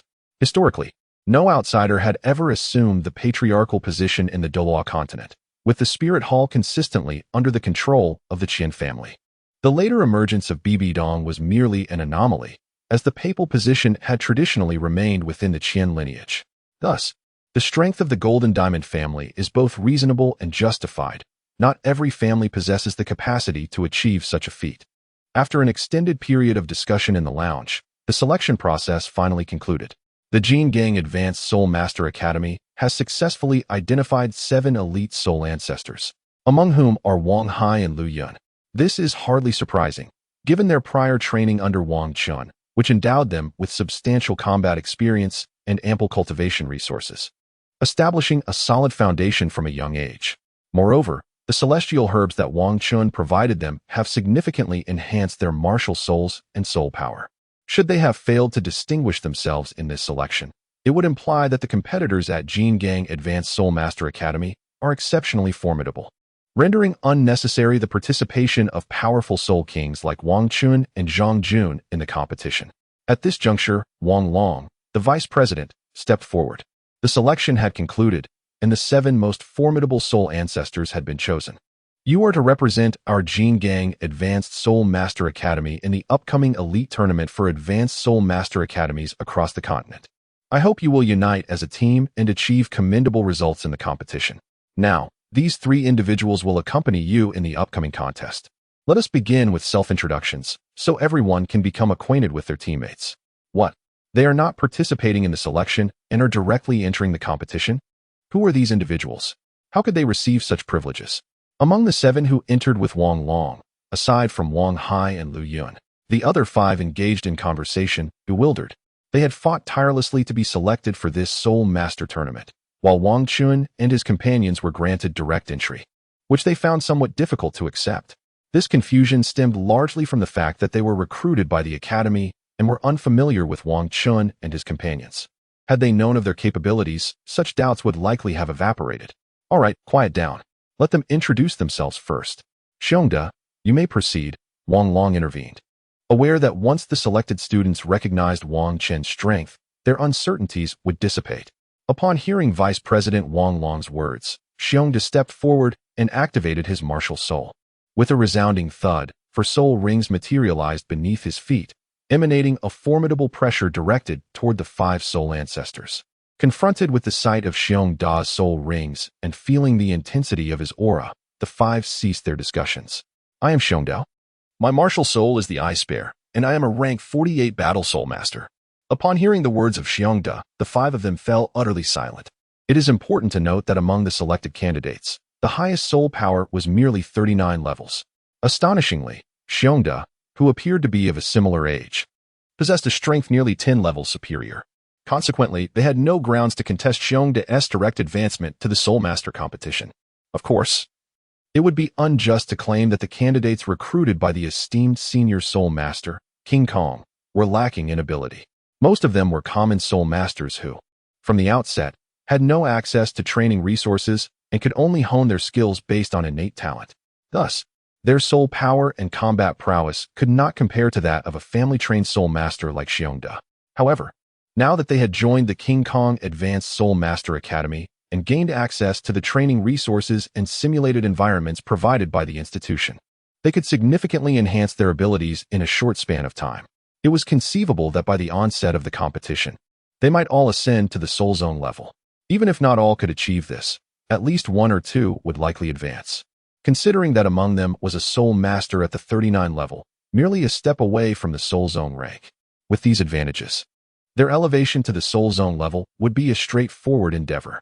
Having endured the hardships of lacking training resources, they now approached their training with great diligence, determined not to squander a moment. As a result, their prowess was rapidly improving. After Xiongda concluded his introduction, he retracted his martial soul and stepped back. It was then that Wang Chun stepped forward. I am Wang Chun, with the martial soul Titan Great Ape, and I am a 55-level battle soul king. As Wang Chun introduced himself, he activated his martial soul, revealing 5 soul rings, 1 yellow, 2 purple, and 2 black, rhythmically pulsating beneath him. An overwhelming aura of soul power emanated from Wang Chun, far surpassing that of Xiongda. Wow! Exclaimed the others in astonishment. His soul rings. How could this be possible? Except for Wang Hai and Lu Yun, who were already aware of Wang Chen's soul ring configuration, the other 5 were utterly taken aback by the extraordinary combination. 4 common soul masters like themselves, achieving even a single optimal soul ring pairing was considered remarkable, yet the arrangement displayed by Wang Chun was unprecedented in their experience. Hence, their astonishment was entirely justified. However, Wang Chun paid no heed to their amazement. After completing his introduction, he too retracted his martial soul and stepped back. Next, it was the final member of their trio, Zhang Jun, who introduced himself. I am Zhang Jun, with the martial soul Everlasting Green Vine, and I am a 58-level control system battle soul king. He, like Wang Chun and the others, awakened his martial soul. However, at this moment, the onlookers were not as astonished. After all, although Zhang Jun possessed a higher soul power, his soul ring configuration was not as extraordinary as that of Wang Chun. He merely had an ordinary optimal soul ring configuration, 2 yellow, 2 purple, and 1 black. Not everyone is as fortunate as Wang Chun, who has experienced numerous fortuitous encounters. enhancing his physical capabilities to absorb soul rings beyond his level. While Zhang Jun is indeed a rare genius from the King Kong family, he is ultimately an equipment martial soul master. His physical attributes are considerably inferior compared to beast martial soul masters. Thus, despite having the advantages of family resources, his soul rings had only a modest enhancement, lacking the capacity for level-defying absorption like Wang Chun. Once Wang Chun and his companions concluded their introductions, the other 5 participants had no further questions. The disparity in their strengths was simply too vast. Even in the selection process, they would surely stand out. It was entirely feasible to integrate them into the team immediately. Following Zhang Jun's retreat, the individuals selected began their self-introductions. I am Wang Hai, with the martial soul of the arm-breaking giant ape, and I am a level 39 battle soul master. I am Lu Yun, with the martial soul of the hurricane golden eagle, and I am a level 38 battle soul master. Once all had introduced themselves, Weisstein Wang Long stepped forward once again. By now, everyone had gained a certain understanding of their teammates. Subsequently, the selection of team captains would be entirely up to them. I will not interfere in this matter, as only captains chosen by you will earn your wholehearted respect and be able to guide you during the competition. This is crucial for achieving commendable results in this contest and enhancing the reputation of our King Kong Advanced Soul Master Academy. In the next 2 months, you must begin training together to enhance your synergy. After all, this competition will focus on teamwork. It is not an individual contest, thus necessitating the initiation of collaborative training.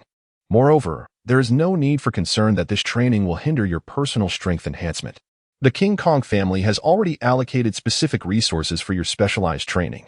Therefore, you need not worry about these matters. We have considered all your concerns.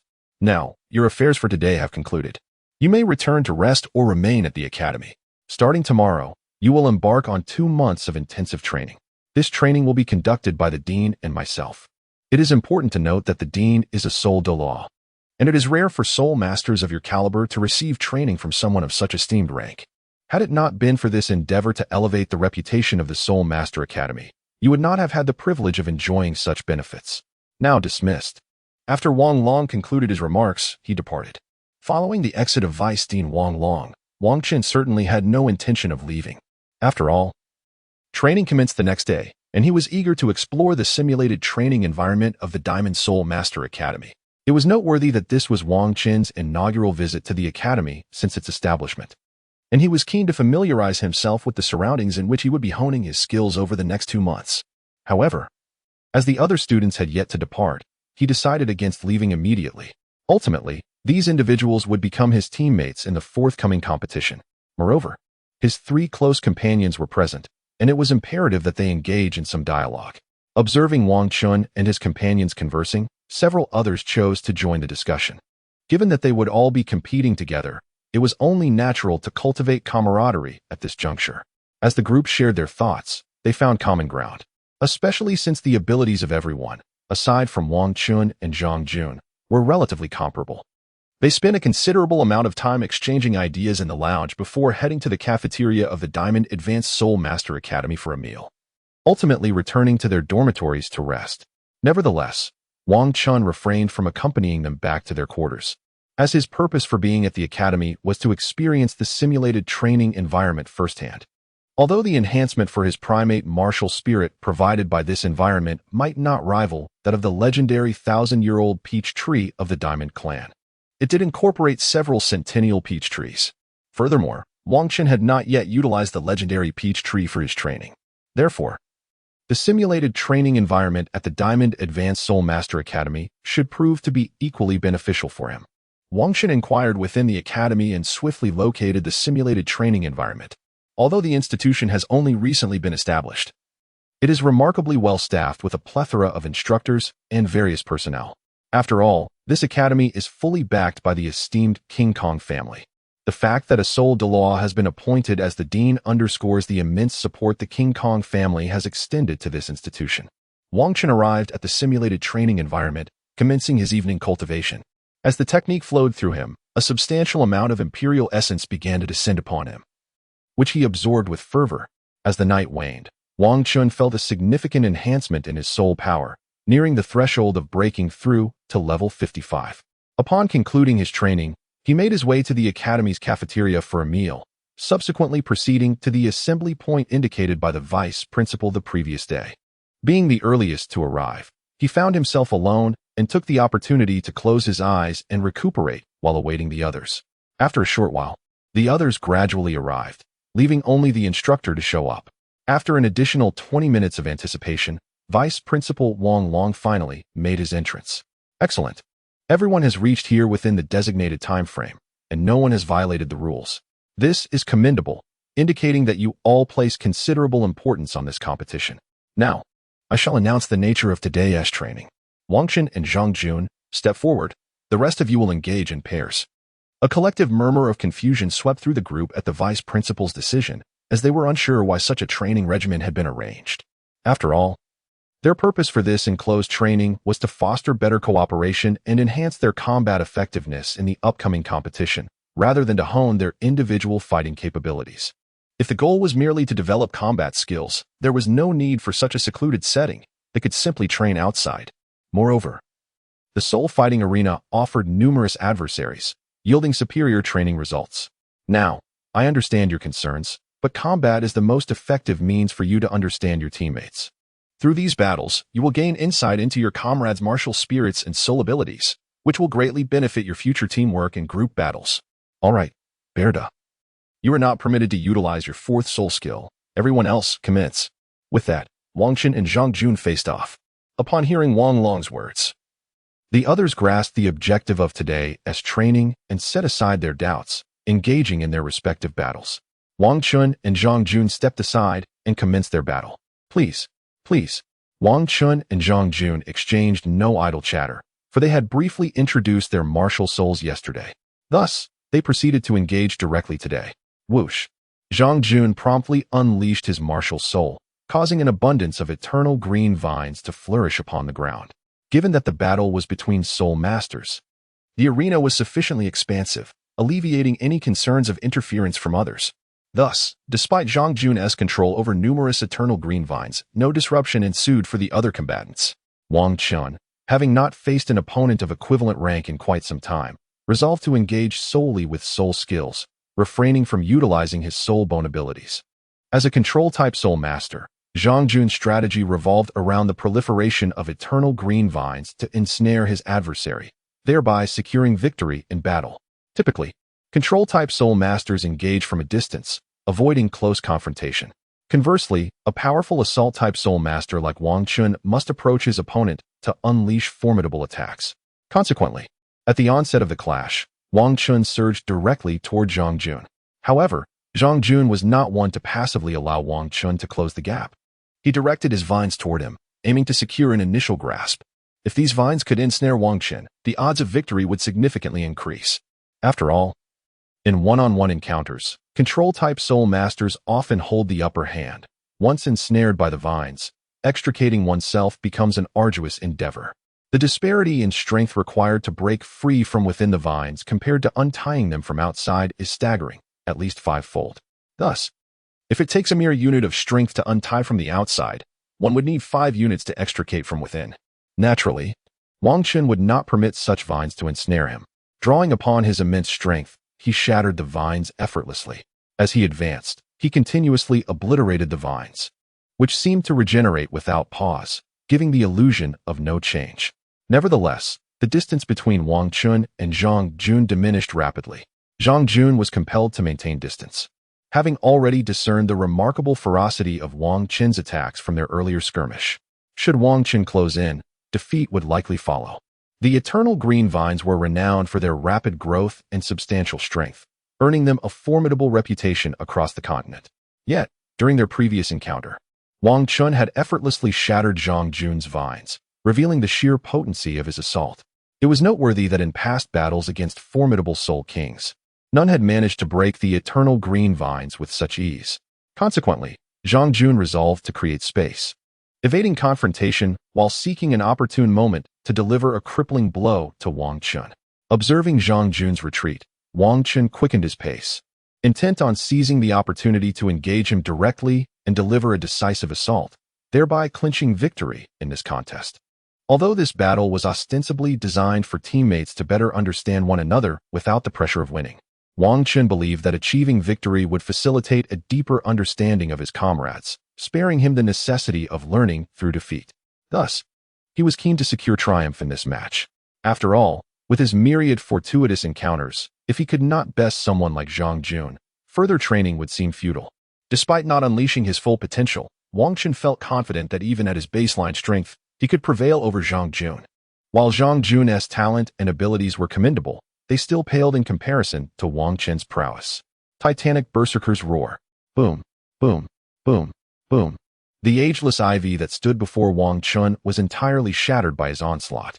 Wang Chun finally caught sight of Zhang Jun. With the obstruction of the immortal vine removed, it became significantly easier for him to approach. Although Zhang Jun had been diligently controlling the growth of new vines since the previous ones were shattered, their rate of growth could not keep pace with Wang Chun's advance.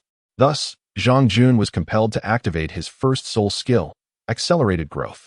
In an instant, the growth rate of the immortal vine surged, and numerous vines sprang up to block Wang Chun's path. Nevertheless, Wang Chun had already discerned Zhang Jun's location and was now alarmingly close. Without hesitation, he unleashed his own first soul skill, the mighty Diamond Fist. As a Soul King, Wang Chun's soul skill attacks had been significantly enhanced. Previously, his first soul skill could merely deliver contact attacks. However, with his increased strength, the mighty Diamond Fist could now project powerful, detached punches. Boom. Although the detached punch lacked the sheer force of a direct attack, it remained formidable. The vines standing before him were obliterated, and the punch surged toward Zhang Jun. Yet, as an experienced soul master, Zhang Jun swiftly changed direction and leaped aside at the first sight of the punch, evading Wang Chun's strike. However, in his effort to avoid the attack, his control over the vines inevitably weakened. Seizing this opportunity, Wang Chun was determined not to let it slip away. Bam! Wang Chun harnessed the force of the ground to propel his advance. In that fleeting moment, he surged forth before Zhang Jun whoosh. With a powerful punch, Wang Chun struck towards Zhang Jun, who, unable to evade the attack while suspended in midair, found himself in a precarious position. At that moment, Wang Chun believed he had secured a significant advantage in the match.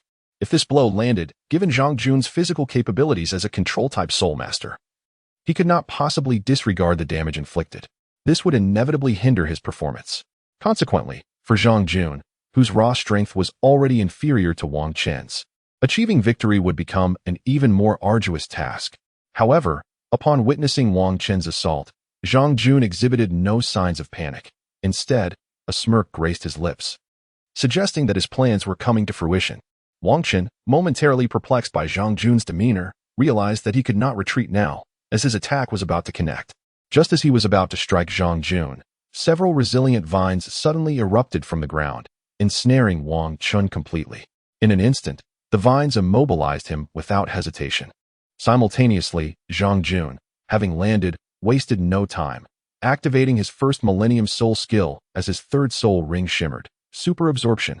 The moment he unleashed his soul skill, Wang Chun sensed the vines restraining him, releasing a paralyzing toxin. Although this toxin posed little threat to him, it nonetheless induced a brief relaxation in his body. Seizing that moment, the vines lunged towards Wang Chun, piercing into him. Though the vines did not penetrate deeply, they still managed to inflict a minor wound while Wang Chun was momentarily lax. Yet, he dismissed the damage, knowing that such a trivial injury could not possibly defeat him even after 10 hours of combat. However, his expression soon shifted as he realized that the vines were beginning to siphon his soul power. At this juncture, Wang Chun could no longer maintain the pretense of being under Zhang Jun's control. Initially, he had contemplated feigning vulnerability to deliver a startling counterattack when Zhang Jun approached. Now, he had no choice but to break free from the vine's grasp prematurely. With a fierce determination, he invoked his transformation, Rampaging Ape King transformation. Boom. With the activation of his fourth soul skill, Wang Chun effortlessly broke free from the entangling vines, charging directly towards Zhang Jun. Recognizing that he could no longer rely on simplistic strategies to vanquish his opponent, Wang Chun decided to unleash his most formidable conventional powers. Zhang Jun was taken aback by how easily Wang Chun extricated himself from his control. Although he had heard from his grandfather about Wang Chun, the most gifted member of the Diamond Clan, he had not anticipated that his adversary would escape so effortlessly. It is important to note that his soul skill was not merely a simple restraint. It not only released paralyzing toxins to weaken opponents, but also absorbed their soul power to diminish their strength while simultaneously augmenting the power of his vines, rendering escape nearly impossible. Throughout his years of training, no soul master of equal rank had ever managed to break free from his grasp. Even those of higher ranks found it exceedingly difficult to escape his bindings.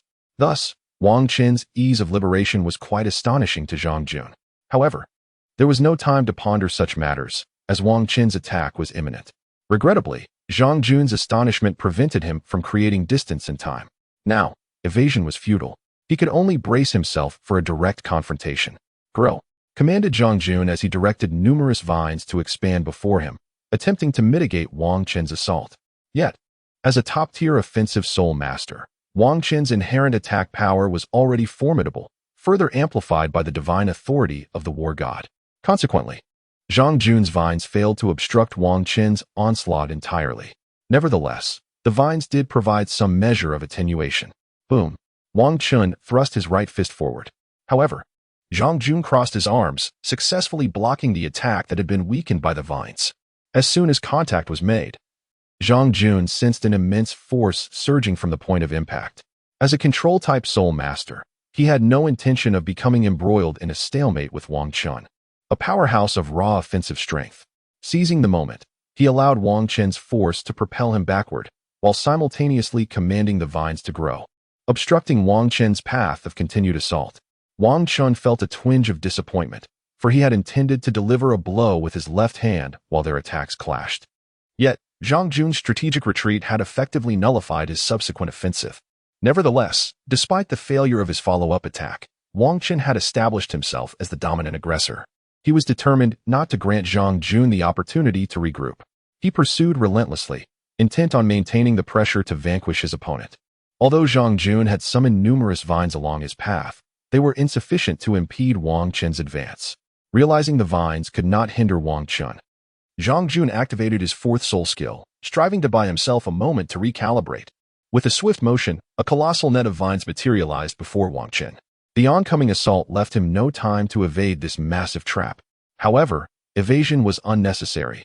With sufficient power, shattering the net was the most prudent course of action. Boom! With a single, forceful strike of the Vajra fist, Wang Qin created a substantial breach in the colossal web, enabling him to surge through the gap in pursuit. Realizing that this soul skill had proven ineffective, Zhang Jun comprehended that the strength of his vines was insufficient to hinder Wang Qin's advance. Consequently, he activated his second soul skill. Rather than a formidable offensive move, this ability rendered the vines supple and intertwined, effectively capable of absorbing blunt force. Thus, it was anticipated that this would impede Wang Qin's progress. Whoosh, whoosh, whoosh. The now pliable vines succeeded in slowing Wang Qin's advance. Wang Qin's strength is indeed formidable, yet these supple vines have somewhat restrained his power, causing his speed to diminish. As Zhang Jun created distance, he began to exert full control over the growth of the vines, intending to first ensnare Wang Qin before unleashing his most potent attack to eliminate him. However, this assault required a brief moment of preparation, necessitating that he first immobilize Wang Qin. Otherwise, his strike would likely prove ineffective. Once the pliable vines secured Wang Qin in place, Zhang Jun commenced the build-up for his strongest attack. Hiss, hiss. After a few seconds of charging, Zhang Jun readied his strike. Given that this was merely a trial of combat, he refrained from exerting his full strength and activated an attack of considerable power, albeit not yet reaching the zenith of this soul skill. It is noteworthy that Zhang Jun's fifth soul skill, which had been cultivated over 10,000 years, was initially not intended for a powerful offensive technique. Rather, he sought a formidable control skill. However, during his quest for soul beasts, he encountered a vine dragon soul beast over 10,000 years old. His grandfather, the third elder, had once derived his most potent single-target attack from such a creature. Zhang Jun had long admired this soul skill, having grown up envious of his grandfather's prowess. Many control-type soul masters possess few formidable offensive skills, with most focusing on enhancing their control capabilities. Given that their vine martial spirits are even less likely to harbor powerful offensive techniques, encountering such a fitting soul beast captivated him instantly. Control skills could always be sought, but suitable and powerful offensive techniques are rare treasures. Thus, Zhang Jun resolved to forego his search for control-type soul skills and instead chose the Vine Dragon Soul Beast. This Soul Beast did not disappoint him. Not only did he acquire the powerful offensive skill he had always yearned for, but it also exceeded his expectations. Unlike his grandfather's skill, his fifth soul skill underwent a mutation and enhancement, transforming from a single target attack into a pseudo-area attack. It is referred to as a pseudo-area attack because, upon release, it detonates upon impact, inflicting area-wide explosive damage.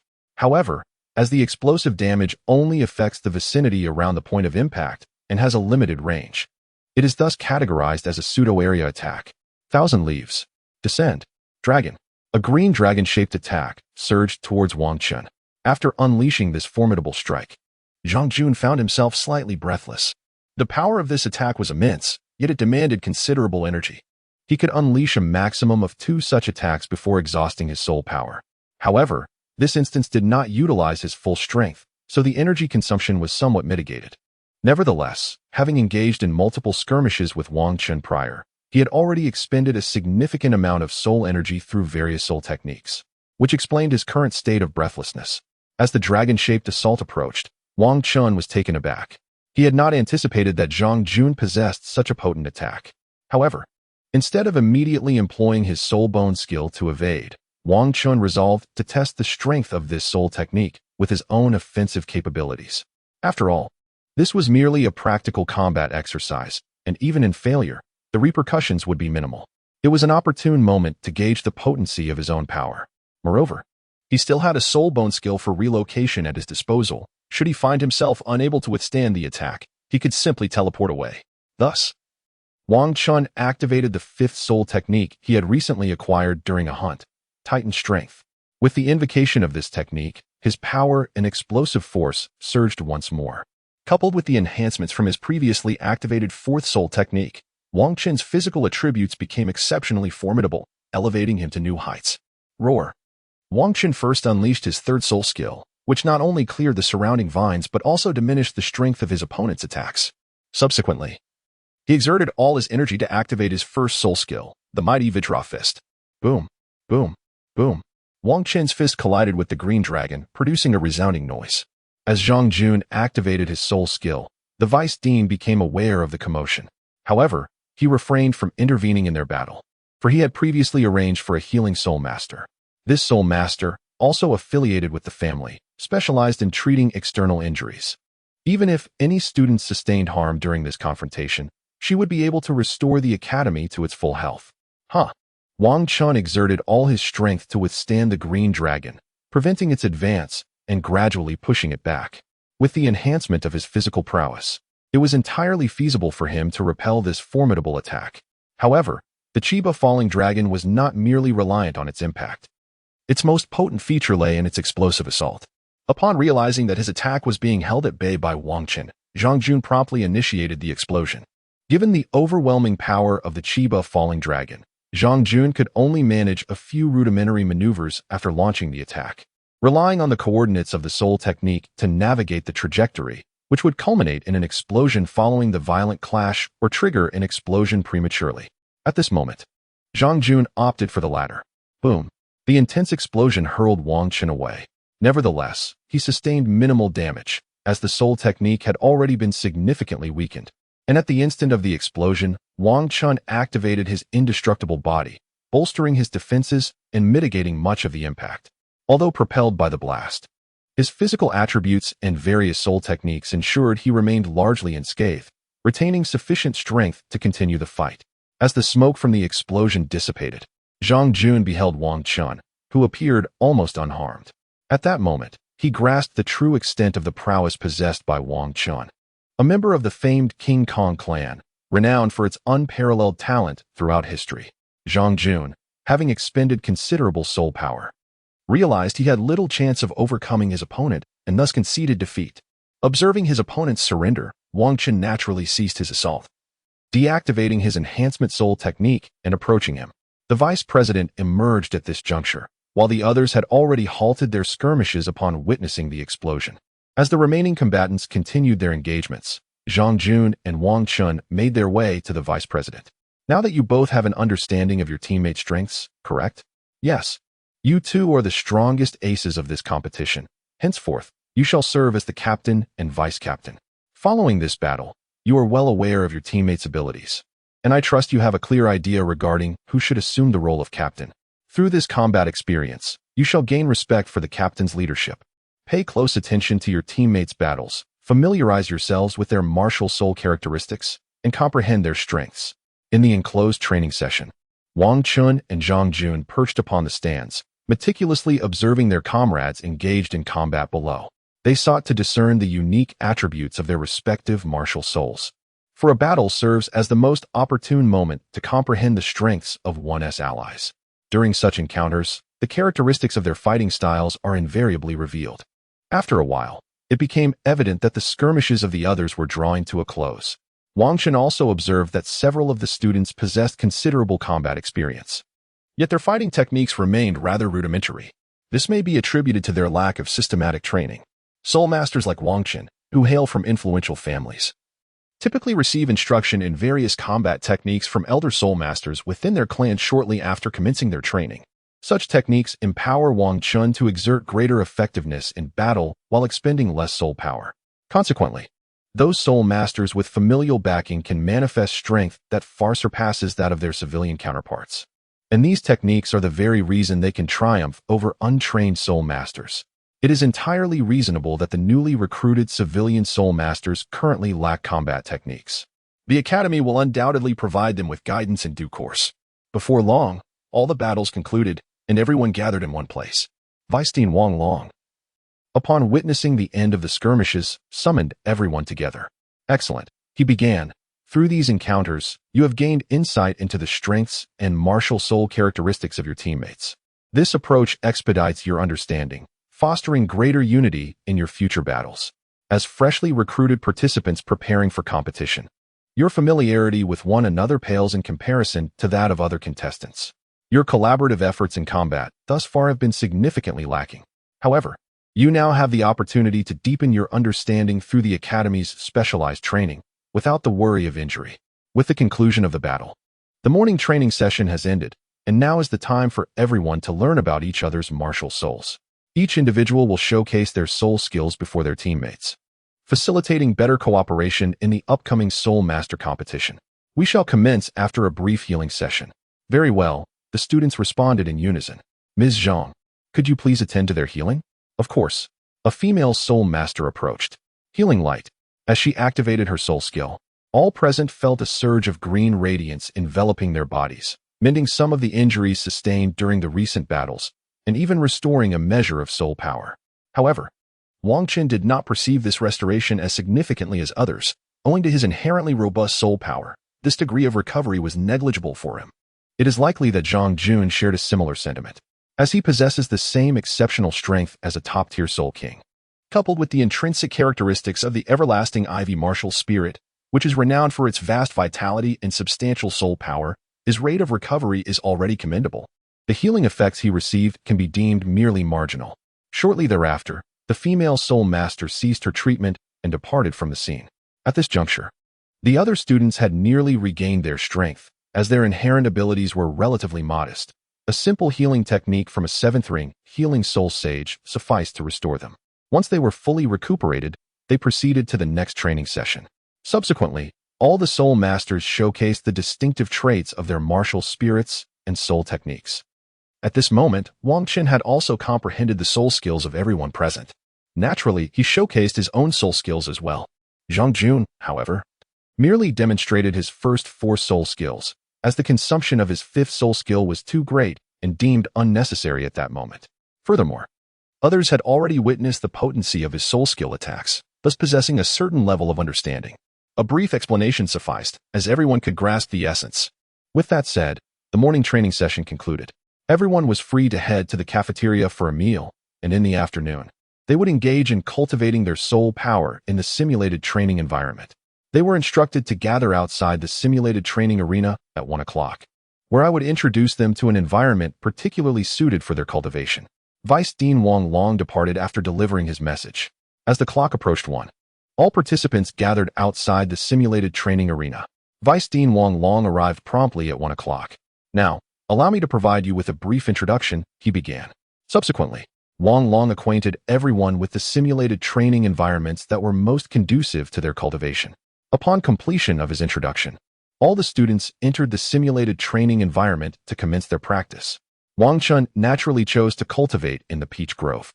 Here, he had transplanted century-old peach tree spirit beasts, yielding a cultivation effect comparable to that in his family's inner courtyard. However, given that it was daytime, the effectiveness of his practices during this period was certainly inferior to that of the night. With the absence of the imperial flow essence to rejuvenate and enhance his mental fortitude, his pace of cultivation was inevitably slowed. Nonetheless, the presence of a simulated cultivation environment bestowed a certain acceleration upon his efforts, rendering his progress not entirely sluggish. After an afternoon of rigorous training, everyone felt a slight weariness. Following their meal in the cafeteria, they all returned to their dormitories to rest. All, that is, except for Wang Chun, who opted not to take a break. Instead, he merely freshened up briefly before returning to the simulated cultivation environment, preparing to continue his practice through the night. The others required rest because they could not restore their mental energy like Wang Chun could during the night. They were reliant on sleep to recuperate the mental stamina expended during their intense cultivation. Conversely, Wang Chun possessed a superior method of recovery, allowing him to forego the need for sleep as others did. As the moon ascended into the sky, Wang Chun commenced his cultivation once more. With the enhancement of the imperial flow essence, his rate of advancement was remarkably swift. Time flowed steadily onward. Wang Chun has been training at the Supreme Soul Master Academy for half a month now. Each morning, their training consists of combat exchanges, allowing them to understand each other's martial spirits.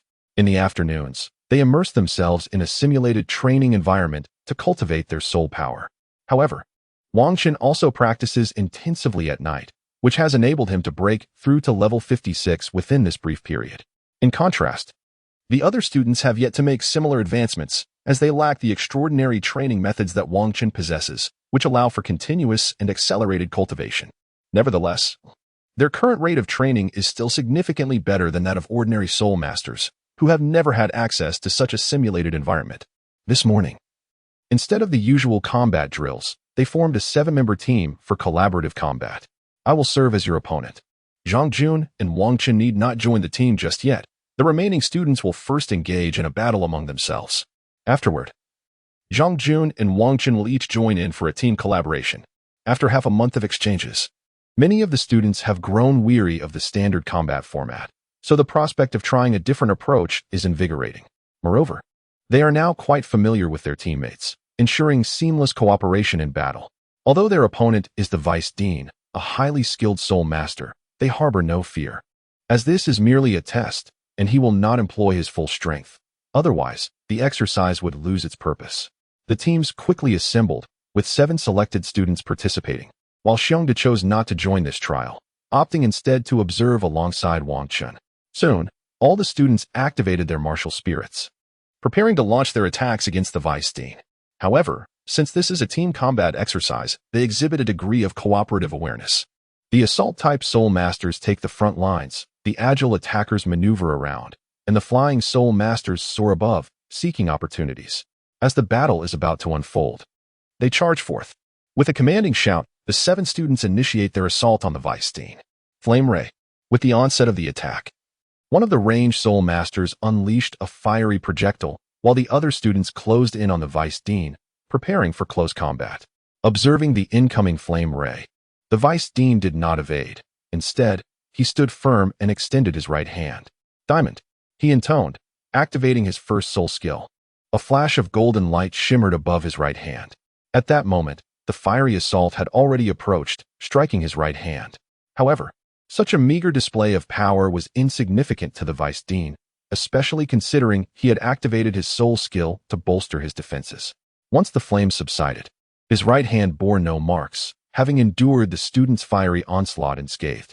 Meanwhile, other students had seized the opportunity to advance. The techniques unleashed included the all-encompassing fist and the phantom ghost claw. Wang Hai, along with a soul master specializing in agile offense, approached and launched their assault. However, their speed was insufficient. The Vice Dean was fully capable of reacting in time, rendering their ambush futile. The Vice Dean extended his hands, effortlessly deflecting their attacks and sending them reeling backward. As he dispatched the duo, the Vice Dean took the initiative to unleash his soul skill for the first time, gravitational field. In an instant, a tremendous force of gravity emanated from his being, radiating outward. The students who had intended to follow up with successive strikes after Wang Hai's assault were caught off guard by this overwhelming gravitational force. All their attacks were abruptly halted.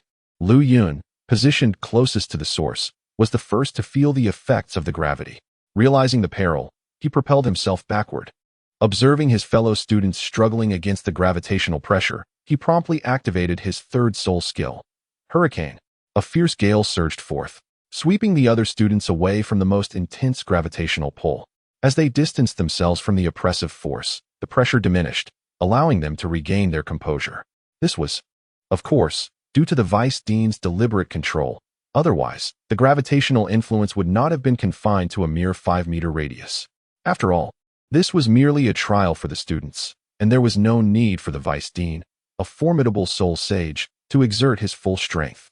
From a distance, the students observed the opportune moment to launch their own attacks, aiming to reduce the impact of the gravity.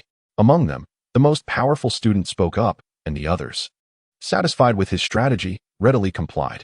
Together, they unleashed their assault. Super Flame Ray, Hurricane, Lu Yun and the fire-attacked Soul Master coordinated their powers, amplifying their strike with the synergy of fire and wind. The Vice Dean acknowledged their combined effort, recognizing it as a notable advancement. In the beginning, each student fought independently without effective collaboration, primarily due to their relative youth and similar levels of strength. Moreover, since they had only recently been recruited, their unfamiliarity with one another hindered their ability to work together seamlessly.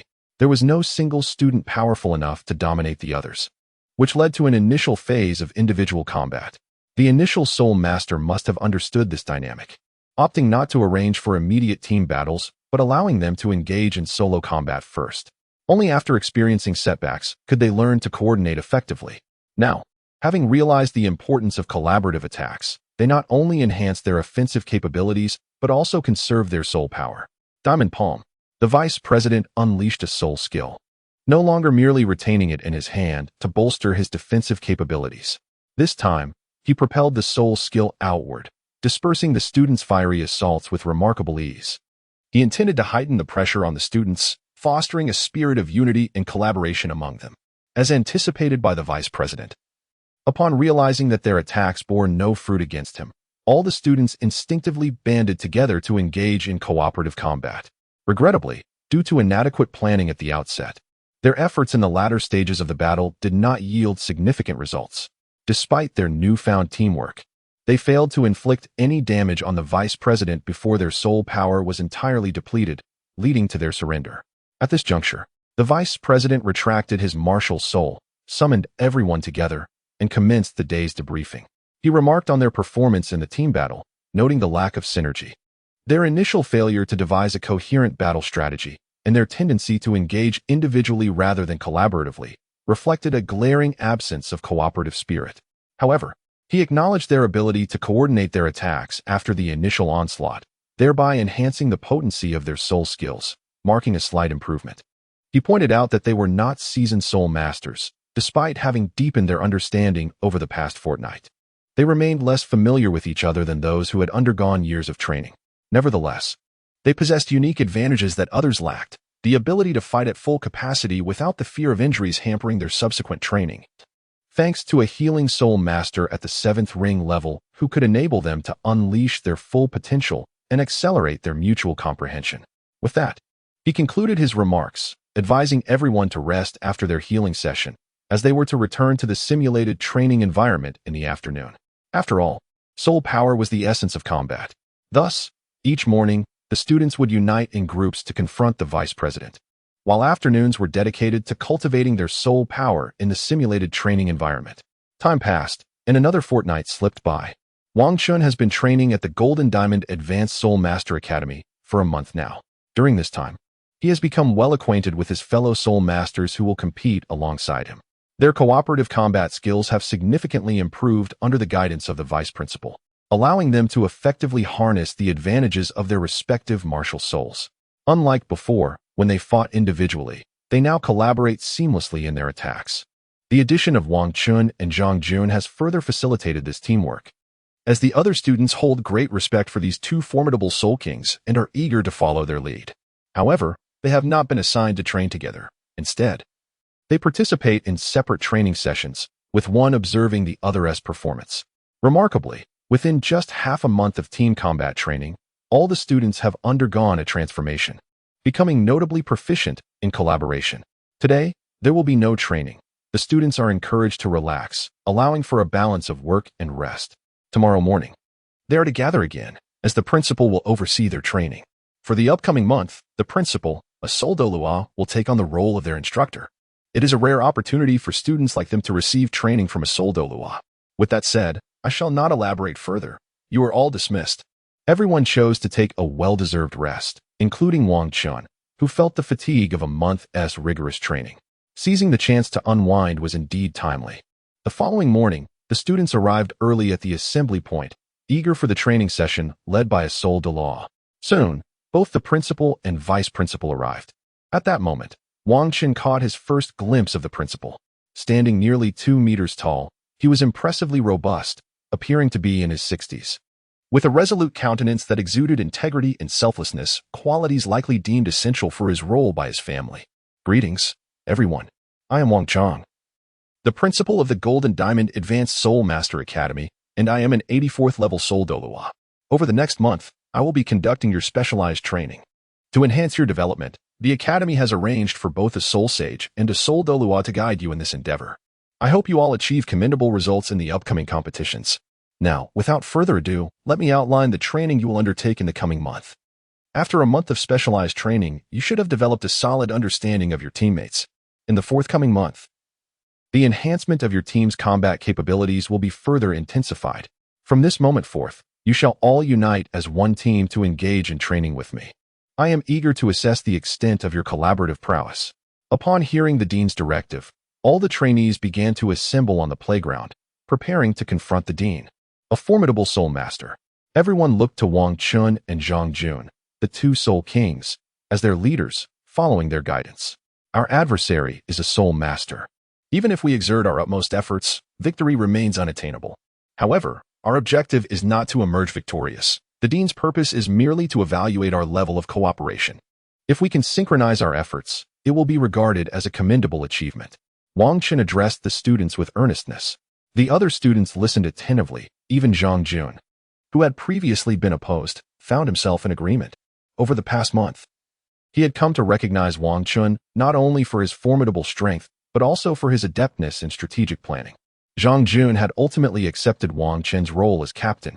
Our battle strategy is to create continuous distractions, allowing Zhang Jun and me to seize an opportune moment to launch our most potent attack against the dean. As we are the two most powerful students, Wang Chun declared. The plan was unanimously accepted, as their collective strength paled in comparison to that of the dean. Even if they managed to land an attack, it would likely prove futile. Although victory was not their primary goal, inflicting more damage on the dean would demonstrate their teamwork. Once Wang Chun's strategy was finalized, the dean descended, ready to commence the battle. With their martial souls activated, the students began to execute the previously devised plan. Whoosh! The students initiated their assault with a fiery beam coupled with a hurricane attack. While this maneuver would not inflict damage on the dean, it generated a cloud of smoke that obscured his vision, providing cover for the subsequent attacks. Despite the dean's remarkable prowess and his mental acuity, he had previously stated that this exercise was merely to assess the students' teamwork, and he would not exert his full strength. Thus, Wang Chun's plan stood a chance of success. Exploiting the cover of smoke, several other students surged forward, launching their attacks. Ghost vines. Ice. A wall of ghostly vines emerged on either side and behind the dean, blocking his retreat. At that moment, the ice encased the wall of ghost vines, enhancing its durability and rendering it even more formidable. The ghost vines served as conduits for the ice's strength, augmenting their resilience. Facing this wall of ghost vines, the dean remained unfazed. His primary intent was to observe the students' collaborative combat capabilities, so he allowed their plan to unfold unimpeded. At this juncture, all attacks were directed at the dean's front, buying precious time for Wang Chun and Zhang Jun. In response to their onslaught, the dean did not even summon his martial soul. He simply extended his left hand. Boom! A tremendous surge of soul power erupted from the dean's hand, effortlessly neutralizing all the students' assaults. However, their attacks were never intended to be the main assault. They were merely a tactic to delay. Now that their objective had been achieved, they were ready to unleash their ultimate moves. Thousand Leaves Descending Dragon, Great Strength Diamond Fist. Zhang Jun and Wang Chun launched their attacks sequentially towards the dean. At that moment, the dean exhibited a hint of surprise. Although he had never witnessed Wang Chun in combat, he had heard tales of this exceptionally gifted descendant from the family. While he anticipated that Wang Chun's strength would be formidable, he was nonetheless taken aback by the sheer power of the assault. Though Wang Chun's punch followed closely behind, the dean could still sense the intensity of the attack, which surpassed even the earlier dragon-shaped strike. Now, with his flanks and retreat completely obstructed, the dean, relying solely on his own prowess, could easily have evaded these minor impediments. However, he was determined to assess the teamwork of his students and thus could not simply dodge. He resolved to gauge the magnitude of this team's most potent strike. With a swift invocation of his martial soul, the dean activated a defensive soul skill, enhancing his own resilience, preparing to withstand the onslaught and test the might of Wang Chun and his companions. Boom, boom, boom. The Qinya Dragon Strike first struck the dean, resulting in an explosion. Following this, Wang Chun's punch broke through the smoke, targeting the dean directly. Once the assault concluded, the others paused, recognizing that this onslaught constituted the pinnacle of their collective strength. If this strike proved ineffective, they would unlikely be capable of inflicting greater damage thereafter. Moreover, Zhang Jun had exhausted a significant amount of soul power in unleashing his most powerful attack, rendering him incapable of launching another in the near future. Thus, Wang Chun stood as their sole remaining force. Nevertheless, the dean was merely testing their collaborative capabilities.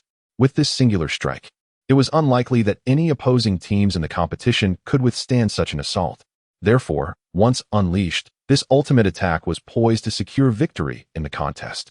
As the smoke dissipated, the students beheld the dean's condition. Remarkably, the dean, with his superior strength, had emerged unscathed from their team's most formidable strike. Following this, the dean chose not to continue the assessment, having already gleaned the team's combat potential. Very well, he remarked as he approached Wang Chun and the others through the haze. Let us gather. Soon, all the students congregated. The dean continued, while your coordination is commendable, there remains room for improvement. Your tactical collaboration in this endeavor was quite impressive. Typical teams would have little chance to retaliate against such a strategy. However, there were still some blemishes in your coordination. Many of your peers did not contribute effectively, merely casting a soul skill to buy time for Wang Chun and Zhang Jun. These trainees possessed the potential to manifest their abilities more effectively. However, the duration of their teamwork has been rather brief. Achieving this level of performance is commendable in itself. In the forthcoming month, we shall intensify their collaborative efforts, enabling each trainee to fully unleash their combat prowess, rather than merely tapping into a fraction of their capabilities, as is currently the case. Upon the conclusion of the 110 training session, and after the director's elucidation, the trainees became acutely aware of their shortcomings in battle, realizing they had not fully capitalized on their collective strength. However, following the director's insightful discourse, reminiscent of a soul-stirring epiphany, the trainees began to undergo a gradual transformation. Once the director had delineated the deficiencies in their team combat, he proceeded to analyze and instruct them on how to cooperate effectively to harness everyone's strength. With a formidable counterpart, akin to a soul made in battle, accompanying Wang Chun and the others, they received valuable feedback on the issues encountered during their skirmishes. The team led by Wang Chun has made remarkable progress in their combat skills. Over the course of the following month, they engaged in daily formations to battle against the dean. Gradually, their teamwork evolved into a seamless collaboration, rivaling that of teams who had trained together for 1 or 2 years. This advancement is hardly surprising, given the presence of a formidable soul Douluo as their mentor, who meticulously guided them through their combat challenges. Consequently, it became increasingly difficult for them not to improve. During this month, all the students trained in the morning against the dean, followed by sessions in simulated environments to cultivate their soul power. During this period, the students devised several tactical combat plans, including one where Wang Chun served as the primary force and another where Zhang Jun took the lead. They even crafted an extraordinary battle plan utilizing both Wang Chun and Zhang Jun as co-leaders, representing the pinnacle of their team's combat capabilities. This strategy was specifically designed for use in the finals of the upcoming Soul Master competition. Naturally, should any rival academies possess hidden advantages. This combat plan could be employed preemptively to counter unforeseen circumstances. Wang Chun and his team meticulously strategized for this grand competition.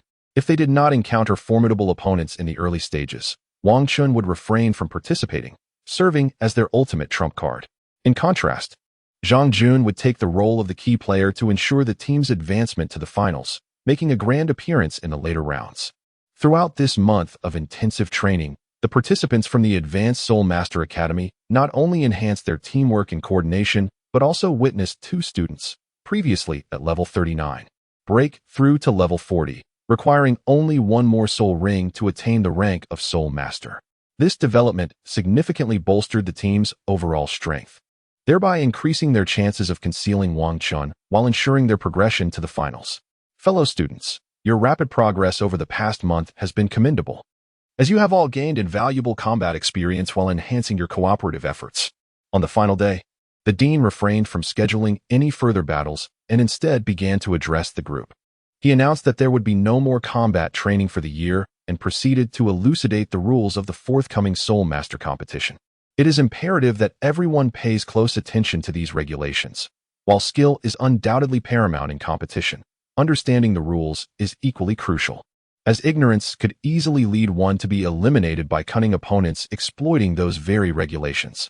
Upon hearing the dean's elucidation, everyone listened attentively, including Wang Chun, who concentrated on the dean's discourse. Given the passage of time, his understanding of the rules of the Soul Master competition had somewhat faded. After all, such regulations were not of paramount importance, and it was entirely natural for Wang Chun to have forgotten them. The Continental Senior Soul Master Academy Tournament, organized by the royal families of the Tiando and Luo Empires, in collaboration with the Spirit Hall, stands as the grandest martial spirit competition in the realm of Soul Masters, with participants' abilities second only to those in the elite selection of the Spirit Hall. Among the rules, several are imperative to adhere to. Firstly, the contestants sent by each academy must be Soul Masters under the age of 25, ensuring that 7 students participate in each match. Furthermore, the competition aims for camaraderie and skill exchange, with a strong emphasis on avoiding severe injuries to opponents, let alone fatalities. Should any act of killing an opponent occur, the offending academy would not only bear the consequent losses, but also face expulsion from the tournament. Dean, this regulation seems rather inappropriate, interrupted Xiongda, raising his hand. Soul techniques are unpredictable. What if an accidental kill occurs? If both sides are evenly matched and engage with full force, casualties are unavoidable. The dean turned to Xiongda and replied, while your point is valid, you must understand that the purpose of the two empires hosting this Senior Soul Master Academy tournament is not merely to determine a victor among the academies, but to select the finest talents for recruitment. The same sentiment is shared among the Spirit Hall and certain kingdoms within the two empires. Those who represent the Senior Soul Master Academies are the CRME de la CRME and the future of the Soul Master community. Training a Soul Master is no simple feat. Prohibiting the killing of opponents, while it may impose certain constraints, also serves as a safeguard for you students. Oh, I understand now, Dean, Xiongda responded after grasping the explanation. Seeing that Xiongda had comprehended the answer, the dean continued, in addition to these stringent rules, there are also standardized regulations that prioritize fairness.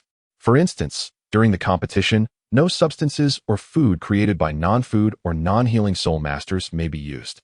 Only food or healing soul masters present on the field are permitted to replenish their teammates. This means that in order to receive supplies during the match, a support-type soul master must occupy one of the slots, thereby mitigating the potential for teams with food-type soul masters to cheat.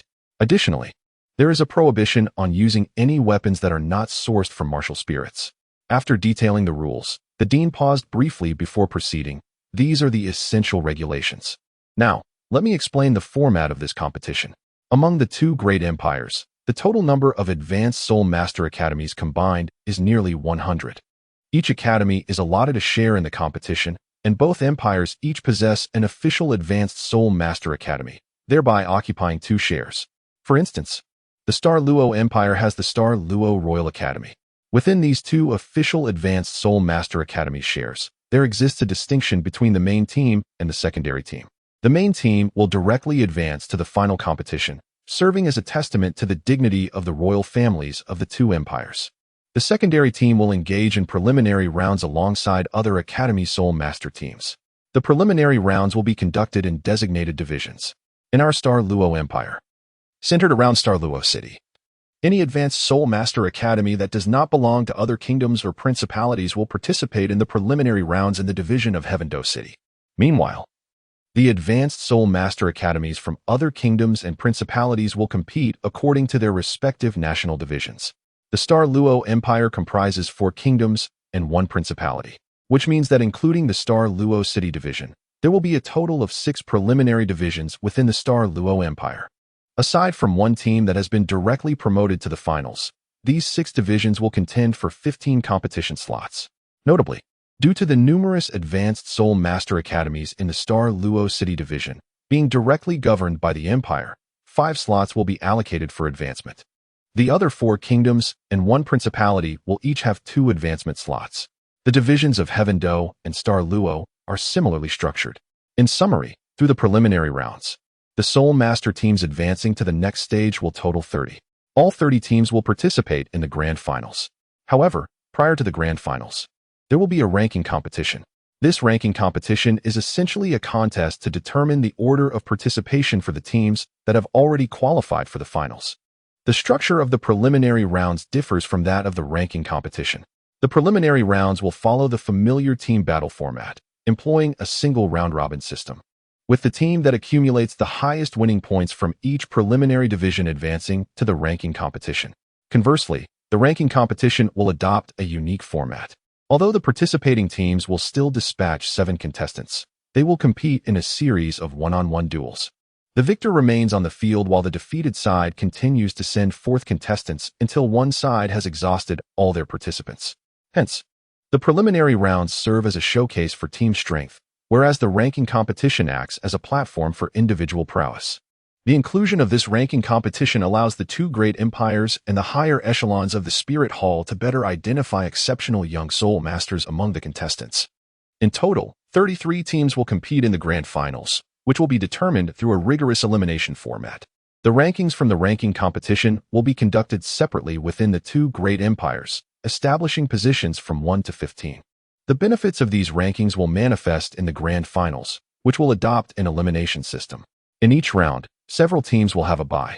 In the first round, 3 seeded teams will be granted a bye. The remaining 30 teams will compete against each other, with 15 victorious teams advancing to the next round. In the second round, including the 3 seeded teams, a total of 18 teams will participate. At this stage, the top 2 teams from the ranking will receive a bye. The remaining 16 teams will contend to determine 8 that will progress to the third round. By the third round, only 10 teams will remain, with the 2 highest-ranked teams once again receiving a bye. Teams that have already had a bye will not receive another. After the third round, 6 teams will be left, marking the final 6 contenders of the tournament. At this point, there will be no more byes. In the fourth round, the 6 teams will draw lots to compete against each other, ultimately determining the final top 3. To ensure fairness in ranking the top 3, both team battles and individual elimination matches will be utilized. Initially, an individual elimination match will take place, similar to the format of the preliminary rounds. 3 teams will engage in a challenge, with each side deploying 7 members who will take turns entering the arena. The defeated team will be eliminated, while the victors will continue to face the next opponent until all members of the other 2 academies are defeated, allowing the winning academy to advance directly. The other 2 academies will then engage in a team battle to determine another qualifying position, culminating in a final team battle with the previously qualified team. Upon hearing the dean's explanation, Wang Hai could not help but exclaim, "Dean, this competition sounds rather intricate. It may seem complex at first, but once the formal competition begins, it will be straightforward. The essence lies in the strength of each participant," the dean replied. "I will remind you of the competition format, and this explanation serves merely to provide you with a basic understanding. Just remember the 2 absolute rules I mentioned earlier." Having concluded his lecture, he inquired if there were any questions.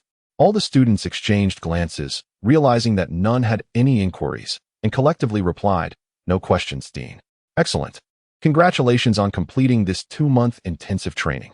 From now on, your training will be self-directed. You will gather every Sunday at the academy for a team battle.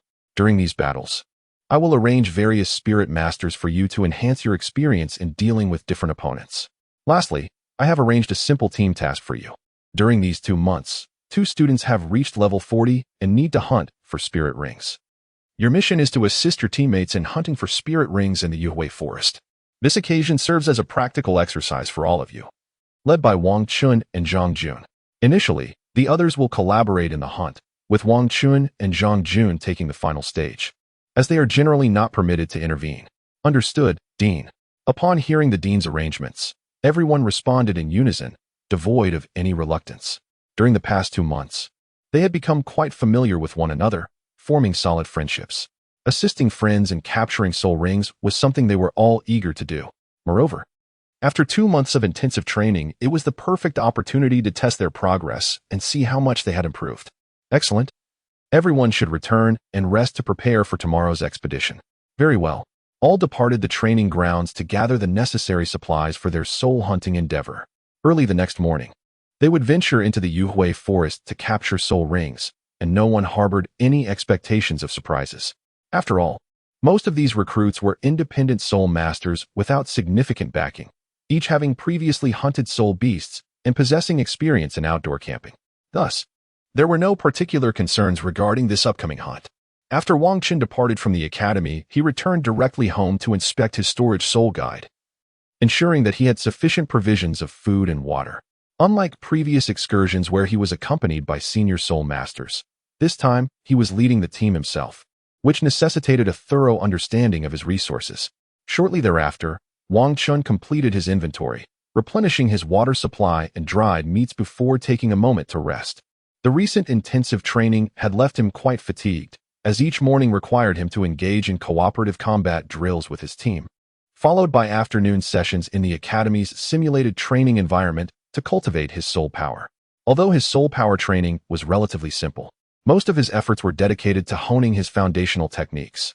Nevertheless, every evening he would immerse himself in the simulated environment, and thanks to the effects of the imperial fluid, his soul power had seen remarkable progress over the past 2 months.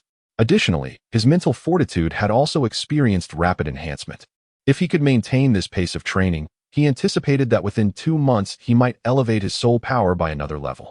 He felt confident that before the competition commenced, he could reach level 59, or perhaps even attain level 60. Naturally, this rate of progress would taper off once his mental strength aligned with his physical capabilities. However, until that point, he would continue to train at this accelerated speed. After a day of rest, Wang Qin first consumed a light meal before heading to his family's simulated training environment to further cultivate his soul power. With his upcoming task of hunting soul rings for his teammates looming, he was keenly aware that he needed to seize the opportunity to train while he could. Sitting cross-legged in the familiar location, Wang Qin sensed that his training here was more effective. This impression was largely subjective, as both simulated training environments were quite similar. However, the longer one trains in a specific place, the more conducive it becomes to their personal cultivation. Wang Chun had cultivated here for such an extended period, which is why he would possess such a sensation. After Wang Chun commenced his cultivation, he ceased to indulge in frivolous thoughts. Seizing the opportunity with alacrity, he swiftly enhanced his soul power. Wang Chun had spent the night cultivating in this tranquil place and awoke as the moon was nearing its descent. With the intention of hunting soul rings for his companions later that day, he departed early to the rendezvous point. Before their departure yesterday, Wang Chun and his companions had agreed to meet at the city gate, and he arrived there well in advance. It wasn't long before the others gradually gathered at the meeting point. By the time the sun had fully risen, everyone had arrived. Subsequently, they boarded the arranged carriage and set forth towards the Radiant Forest. Their primary objective was to locate suitable soul rings for their teammates, Zhang San and Zhang Yi. Zhang San possessed the soul of the scales, serving as a support-type soul master.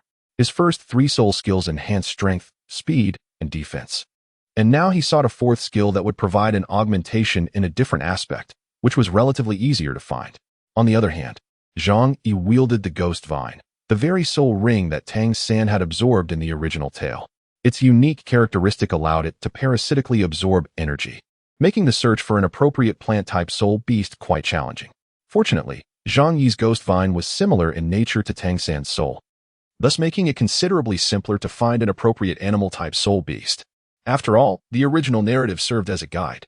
They merely needed to seek out a soul beast with a shorter age. In the original story, Tang San's soul skills were commendable. Now, following that direction, Zhang Yi faced significantly reduced difficulty. After a day's journey, Wang Chun and his companions reached Radiant Town, where they planned to rest for the night before embarking on their quest the following day.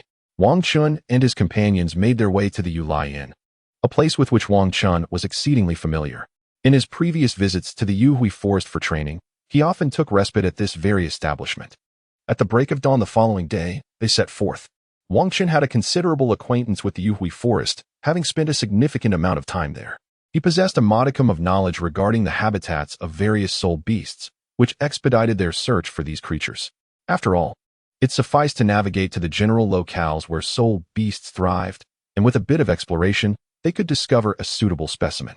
Though not long since departing, Wang Chun felt a profound sense of nostalgia, perhaps a consequence of his rapid ascension in strength. When he first ventured into this forest, he was merely a soul master at levels 1 to 20. Now, he had evolved into a soul king, boasting a level exceeding 50. This transformation evoked a poignant sense of change in the landscape of both the forest and himself. The Yuhui Forest, centered around the city of King Kong, serves as a primary hunting ground for soul beasts from various surrounding cities. Consequently, while the forest itself is expansive, the longevity of the soul beast residing within is relatively short. It is rare to encounter beasts that surpass 1,000 years in age. Most are in the range of hundreds or mere thousands. To find a soul beast that meets both the desired age and attributes within this locale demands not only patience, but also a touch of fortune. However, with several months remaining until the Soul Master competition, Wang Chun and his companions felt no urgency. They had ample time to seek out suitable soul beasts for their team and thus remained untroubled. Having traversed the Yuhui Forest for the better part of a day, they encountered numerous soul beasts along the way. Yet, the majority were merely century-old beasts, with only a few reaching the millennium mark. Moreover, those few thousand-year-old beasts had only recently achieved that milestone and were entirely unsuitable for Wang Chun's requirements. Wang Chun and his companions naturally refrained from making a move. Similarly, the soul beasts would not dare to provoke such a formidable force as theirs. They continued their search for several hours, yet regrettably, no significant discoveries were made. Let us take a moment to rest. Tomorrow we shall resume our quest. As the sky gradually darkened, Wang Chun called upon the other students. With the assistance of soul-guiding devices, they swiftly commenced the task of setting up camp. In a short while, they erected a sizable tent, designed for optimal functionality in the wilderness, thus opting for a single, robust shelter where all the students could reside together. Although this was their inaugural experience camping outdoors, their specialized training at the academy fostered a remarkable level of cooperation among them. Led by Xiongda, several students were responsible for erecting the tent, while Zhang Jun and a few others prepared the meals. Meanwhile, Wang Chun circled the campsite, sprinkling a selection of special powder he had prepared around the perimeter. This not only served to deter certain soul beasts, but also helped prevent incursions by snakes, insects, and rodents. Upon returning from his patrol, he found that the tent had been successfully set up. Li Si, whose martial spirit was that of a flame giant lizard, was using his soul power to ignite a bonfire in preparation for dinner. Thanks to the team's possession of storage soul-guiding devices, they had a bountiful supply of provisions, making their first dinner in the Dahui Forest quite sumptuous. After the meal, 2 students took the watch while the others retired to the tent for rest. Camping in the wild starkly contrasted with their experiences at the academy, where one could simply meditate to pass the night. However, meditative practice required intense concentration, and a full night of cultivation, while beneficial for enhancing physical condition, could lead to a period of mental fatigue, which is perilous during soul beast hunts. Should one's focus wane during an encounter, it could result in dire consequences from a soul beast assault. Hence, every soul master needed to recuperate through sleep to restore their optimal state for hunting. Conversely, Wang Chun did not require sleep for recovery. He could absorb the essence of imperial liquid during his cultivation, which not only prevented mental exhaustion, but instead invigorated his spirit. Thus, he chose to remain by the bonfire to cultivate, serving as a rudimentary alert for the camp, while not as vigilant as a full watch. It was certainly preferable to a state of deep slumber. As the night passed without incident, everyone enjoyed a restful night, restoring their spirits well. Familiar with the terrain, Wang Chun took the lead to guide the group. They planned to assist Zhang Yi in locating a soul ring, as his sought-after soul ring was relatively easier to find. Previously, Wang Chun had discussed with him the option of selecting a more formidable animal soul beast for his fourth soul ring, to which Zhang Yi had readily agreed, having previously absorbed a serpent soul beast that significantly enhanced his strength. Therefore, he had no objections to the choice of an animal-type soul beast. With that settled, Wang Chun led them to the known territory of the human-faced demon spider, intending to seek out a powerful specimen for Zhang Yi's fourth soul ring. The location was some distance away, prompting the group to hasten their journey.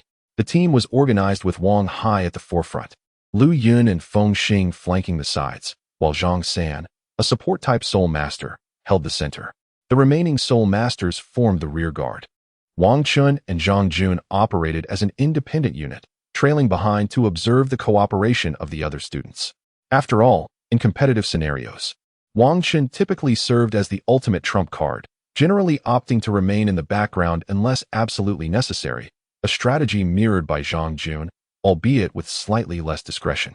The appearances may surpass that of Wang Chun, however, among the primary personnel, the other students remain. Thus, it is essential to cultivate the camaraderie of the other students at this juncture. After approximately 5 hours of travel, the students still have some distance to cover to reach the location indicated by Wang Chun. Nonetheless, prior to this, they encountered a soul beast suitable for Zhang San, a justice lion, nearly 5,000 years old. Not only is the soul beast appropriate, but its age is also remarkably fitting. Consequently, Xiongda and the others resolved to hunt this encountered justice lion first, before seeking another soul beast for Zhang Yi. This moment serves as a testament to our teamwork. Our leaders will refrain from intervening, leaving us to rely solely on our own abilities. However, we have already established commendable coordination within the academy, and this endeavor is merely a practical application of our training. Xiongda elucidated the arrangements to several other students, and now it falls upon me to take command. Lu Yun, begin by patrolling the vicinity to ascertain if any other soul beasts are present. We must not allow them to disrupt our hunting strategy. Zhang Yi will serve as the controller, immobilizing the Justice Lion to create opportunities for the team. Wang Er and Feng Xing will maneuver strategically, seizing the moment to attack the soul beast. Li Si, await Lu Yun's return, and coordinate with him to unleash your full potential. Zhang San, amplify my strength, as I shall take on the role of the primary attacker. Xiongda has assigned everyone their roles, and as the student who has collaborated the most with the others in the academy, he is regarded as the principal commander, earning substantial credibility among his peers. Everyone is willing to adhere to his directives. Is that clear? Understood. Then let us proceed. Subsequently, Lu Yun was the first to manifest his martial soul, commencing his patrol of the surroundings. Wang Er and Feng Xing, both agile attack-type soul masters, quietly infiltrated their surroundings, preparing for a surprise assault on the soul beast. The remaining members awaited Lu Yun's signal. Soon, Lu Yun provided a safe signal. Go, exclaimed Xiongda, prompting the others to advance towards the Just Lion. Sensing the approach of Xiongda and his companions, the Just Lion became alert. However, this vigilance proved futile. Previously, Xiongda and his team did not anticipate being able to eliminate the Just Lion in a single, decisive strike. This particular soul beast is acutely sensitive to malevolent changes in its environment. When Xiongda's group resolved to hunt the Just Lion, it likely sensed their intent. Yet, this sensitivity operates on an individual level, allowing it to perceive only one threat at a time.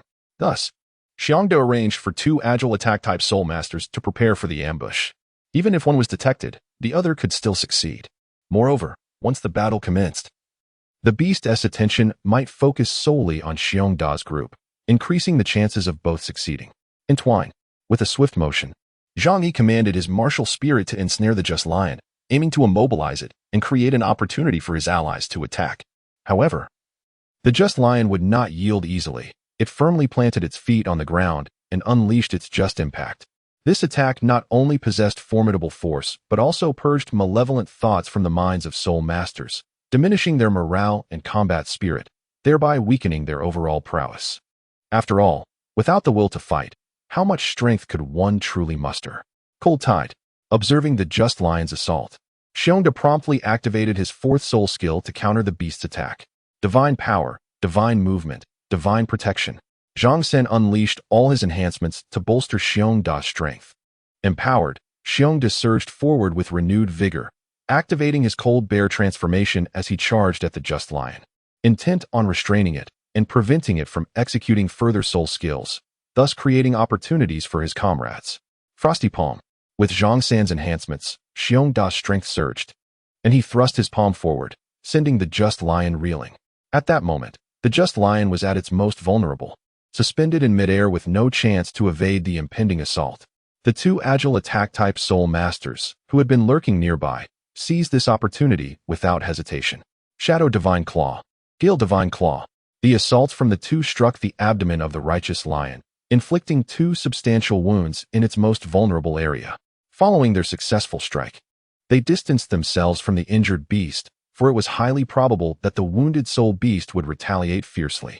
As a soul master specializing in agility with considerable experience, remaining stationary was not an option.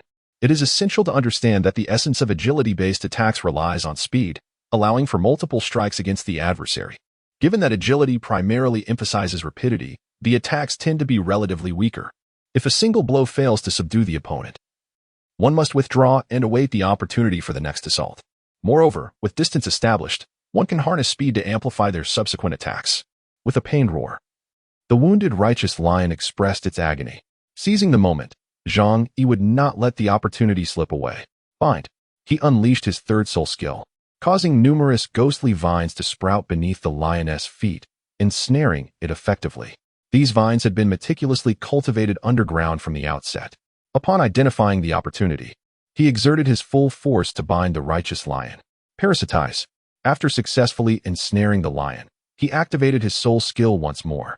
Through the ghostly vine seeds that had latched onto the soul beast, he tightened the bindings even further. Additionally, the ghostly vines would absorb the lion's soul power, thereby enhancing their control.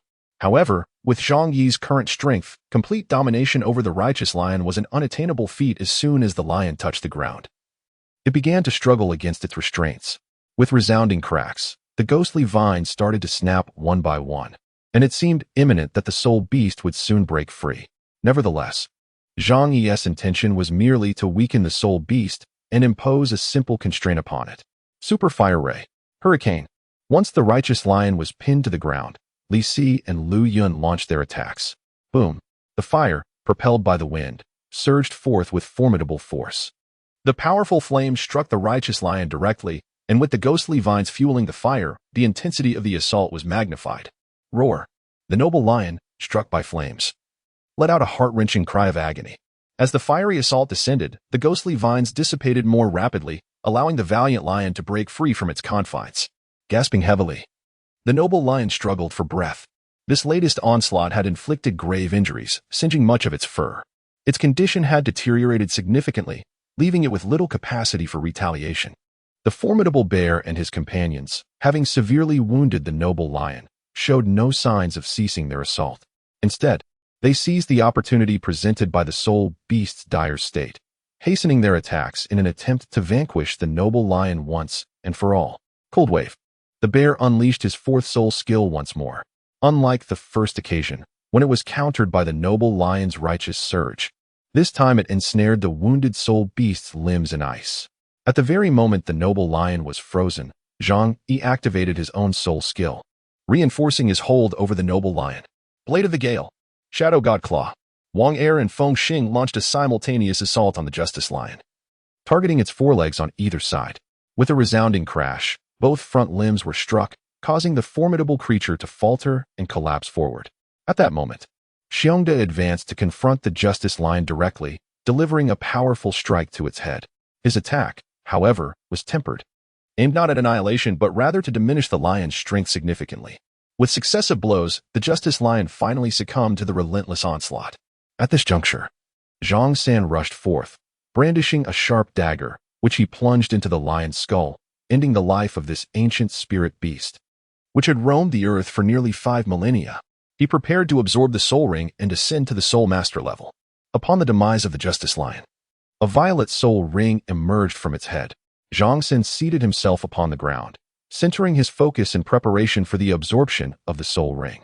Meanwhile, the other students began to restore their soul power, while Wang Qin and Zhang Jun positioned themselves to protect their companions. Within the Yuwei forest, the spirit beasts were generally weaker, posing no threat to Wang Qin and his group. The earlier fierce battle had deterred ordinary beasts from approaching. The guardians of Wang Qin and his companions found themselves in a relatively relaxed state, merely tasked with surveying their surroundings for any venomous creatures. As time gradually elapsed, Zhang San continued to absorb the soul rings, while a number of other students had fully restored their soul power. Upon regaining consciousness, they too joined the ranks of the guardians. 2 hours further passed, and with the exception of the heavily drained Xiongde, the remaining students had completely recuperated. Wang Chun observed Zhang San, who was still absorbing the soul ring, and addressed the other awakened students. It seems we cannot depart today. Zhang Jun and I will serve as guardians, while the rest of you should set up camp in the nearby clearing and prepare some provisions. Given the considerable energy expended during our previous battle, it is essential to indulge in a hearty meal to recuperate. The other students, upon hearing Wang Chun's arrangement, readily concurred. After all, Zhang San showed no signs of completing his absorption, which would likely require additional time.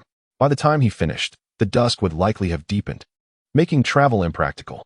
Moreover, although their confrontation with the noble lion had appeared effortless, they had unleashed numerous soul techniques, resulting in significant fatigue. Thus, it was prudent to rest for the night in this encampment. Aside from the recovering Xiongde and the soul ring absorber Zhang San, the guardians Wang Chun and Zhang Jun, the rest of the students set about establishing their camp. Having collaborated yesterday, their efficiency was markedly improved today.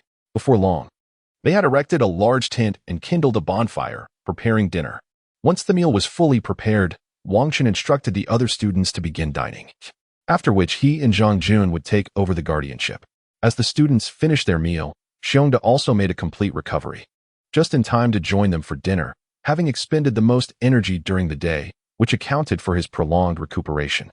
As the other students stepped in to assume the guardianship, Zhang San was finally nearing the completion of his absorption. The purple soul ring that enveloped his head ceased to emanate energy. With a crack, it seemed as though something had shattered. The soul ring that surrounded Zhang San vanished, only to be replaced by a purple soul ring beneath his feet. He summoned his Libra martial spirit, and the 4 soul rings at his feet began to pulsate, emanating a peculiar sensation that washed over the students. Taking a deep breath, Zhang San opened his eyes. "How do I appear?" he inquired. "Quite remarkable. I feel as though my strength has experienced a tremendous enhancement." "What is your 4th soul skill?" "My 4th soul skill is Justice Empowerment, which grants immunity to any negative effects." "Oh, is it complete immunity?" "Indeed. It not only immunizes against poison, paralysis, and fear, but also against the negative repercussions of self-inflicted injuries. Even if I am wounded, I can still unleash my full potential without my strength being compromised by harm. However, while it can immunize against negative effects, it cannot directly negate damage. I still need to heal myself." "That is truly impressive." "Indeed. This is nothing short of a miraculous skill." "Very well, let the others dine first. Afterwards, they shall retire to rest. Upon our return to the academy, we shall reconvene to discuss the intricacies of cooperative combat. Tomorrow, we embark on a quest to locate soul beasts for Zhang Yi. Thus it is imperative that everyone recuperates well today, for there may yet be a grand battle awaiting us." Upon hearing Wang Chen's words, a tranquil silence enveloped the group as they prepared to rest. Those who had not partaken in the meal remained outside to dine, subsequently continuing their vigil through the night. As the latter half of the night approached, other students took turns to stand guard, allowing the others to finally seek repose. A night passed. No unexpected events transpired that evening. The following morning, everyone was still quite exhilarated, for they had accomplished half of their arduous task, and notably, it was the more challenging half. Zhang Yi's soul ring was relatively easier to locate, as Wang Chun had already provided the necessary habitat of the soul beast. Once they arrived at that designated area, the likelihood of finding a suitable soul beast significantly increased. After finishing breakfast, the group resumed their journey towards their objective, maintaining the same orderly arrangement as the previous day. In less than 2 hours, the students reached the destination specified by Wang Chun, and they began their meticulous search. Before long, they encountered a subterranean magic spider that was over 5,000 years old. The creature was engaged in feeding, and upon careful examination of its age, they found it to be a perfect match. Thus, they prepared to hunt this soul beast. The most fearsome aspect of the subterranean magic spider was its traps. Currently, as it was occupied with feeding, it was at its weakest. The team, led by Xiongde, would certainly not squander this opportunity and promptly initiated a coordinated hunt. Although the subterranean magic spider possessed commendable strength, it was not situated in an optimal position to utilize its full potential. Coupled with the seamless cooperation of Xiongde and his team, they deprived the spider of any chance to retreat to its traps and swiftly dealt it a devastating blow. Subsequently, Zhang Yi effortlessly dispatched the creature and absorbed its soul ring. Today's endeavor proved far easier than yesterday's, not only due to the spider's relatively inferior strength, relying heavily on its web traps, but also because Xiongde and his team had previously successfully collaborated to hunt a formidable soul beast, enhancing their synergy and overall effectiveness. As a result, they were able to eliminate the soul beast with remarkable ease today. The absorption process was also considerably simplified, as combat-type soul masters possess greater strength than support-type soul masters, and the subterranean magic spider was notably weaker than the righteous lion. Therefore, Zhang Yi's absorption of the soul ring was significantly swifter and more efficient than that of Zhang San. In just 2 short hours, Zhang Yi completed the absorption and acquired a powerful control-type soul skill. Excellent. Now, we have accomplished all the tasks for this outing and are ready to return to the academy, Wang Chen announced as he observed Zhang Yi's successful absorption. Very well. Everyone responded enthusiastically. The excitement stemmed from the successful collaboration among the students, which enabled them to assist one another in acquiring suitable soul rings. This not only brought joy from their harmonious teamwork, but also from witnessing the enhancement of their teammates' abilities. Subsequently, they departed from their original location and began their journey towards the outskirts of the Twilight Forest. Retracing their steps proved significantly easier than their initial entry. They no longer needed to scrutinize their surroundings or repeatedly search the same areas. They merely needed to walk straight out. The time spent exiting the Twilight Forest was considerably shorter than that of their entrance, and they reached the forest periphery by nightfall. At that moment, they decided to remain within the forest for the night, planning to exit directly the following day and return to the academy. As seasoned students, they swiftly erected their tents and prepared dinner, then rested within their encampment for the night. The next day, they exited the forest and returned to Twilight Town, where they boarded a carriage back to Diamond City. Upon returning to the academy, everyone went their separate ways. Wang Chun returned to his family, preparing to cultivate his soul power within the simulated training environment of the family courtyard. Over the next few months, he and his companions were required to attend the academy only once a week to engage in a team battle. Through various types of soul master combat arranged by the principal, they would acquire a wealth of experience. During the remainder of the time, the academy would impose no further obligations. Thus, Wang Qin chose to return to his family, honing his skills in a familiar setting. He diligently sought to enhance his soul power, aspiring to elevate his strength by 2 levels within these months. Time swiftly passed, and when the appointed Sunday arrived, Wang Chun and his companions gathered early at the academy, eagerly awaiting the opponents designated by the principal. Before long, the principal approached, accompanied by a venerable elder, approximately 70 to 80 years of age. Today, your adversary is this esteemed elder beside me, a level 75 control-type soul sage. Your task is to unite and collaborate, maximizing your team's strength to engage him in battle. I shall refrain from detailing your opponent's characteristics. It is up to you to strategize. Simulate how you would respond to unforeseen circumstances during the competition. You have 5 minutes to discuss, after which the match will commence. Upon concluding his instructions, the students huddled together to deliberate. Control-type soul masters are predominantly associated with plant martial spirits. However, there are exceptions. For now, we shall proceed as if facing a plant martial spirit. I shall not participate initially. Let Zhang Jun lead the team in combat. After all, this exercise is meant to test our responses to unexpected situations, and it would be impractical for all of us to be present on the field. This presents a perfect opportunity to assess our overall combat capability. Wang Chun overheard the discussions among the other students and remarked, "It is only logical that we do not deploy all our aces in our inaugural simulation match." The others concurred with Wang Chen's perspective. Subsequently, they began to deliberate on the participation of their fellow students in this contest. Li Si and Zhang San should take the field. Their strengths will be invaluable in this competition, someone suggested. However, Zhang Yi will remain on the sidelines, as your soul weapon overlaps with Zhang Jun's, preventing the team from fully harnessing its potential. The remaining participants, Xiongde, Wang Hai, Lu Yun, and Feng Xing, were designated to take the stage. Thus, the 7 of you shall form a team to confront the Elder Adept in control-type techniques today. The others, upon hearing Wang Chen's strategy, found it quite reasonable and unanimously agreed. After the arrangement, the 7 members proceeded to the training ground, while the rest withdrew to the sidelines to observe. 5 minutes elapsed, and the elder finally made his entrance. "Begin," the dean commanded, and everyone simultaneously manifested their soul weapons. As anticipated by Wang Chun, the elder turned out to be a control-type soul master wielding a plant-based soul weapon.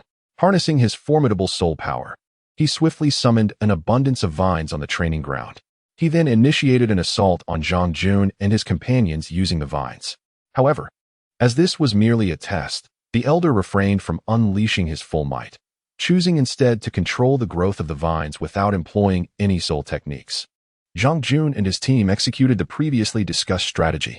Zhang San empowered Li Si, who unleashed a powerful fiery attack to obliterate the elder's controlled vines. Super Fire. Hurricane. As Li Si activated his soul technique, Lu Yun simultaneously invoked his hurricane ability to augment the fire assault. Boom, boom, boom. Although the elder possessed formidable strength, it could not alter the fact that plants were inherently vulnerable to flames. His formidable soul power merely prolonged the burning of the vines. Nonetheless, he could not escape the inevitable destruction. Seizing the opportunity amidst the powerful flames, Fengxing darted around, seeking a chance to strike. Meanwhile, Xiongde and Wang Hai advanced towards the elder, one after the other. Zhang Jun, taking advantage of this moment, commanded his eternal vine to seize advantageous terrain, preparing to launch a counterattack against the elder. Faced with such an assault, the elder first severed the control of the ignited vines, swiftly growing new ones to replace them. Not only did he halt the spread of the flames, but he also retained command over his extensive network of vines. Witnessing the elder effortlessly neutralize his team's formidable attack, Zhang Jun could not help but marvel at the elder's seasoned experience. Although their assault did not yield significant results, they succeeded in eliminating the outer vines, allowing their comrades to approach the elder. Cold Wave. Upon closing in, Xiongde unleashed his ultimate move. Given the significant disparity in their strengths, employing such a powerful soul technique seemed essential for any effect.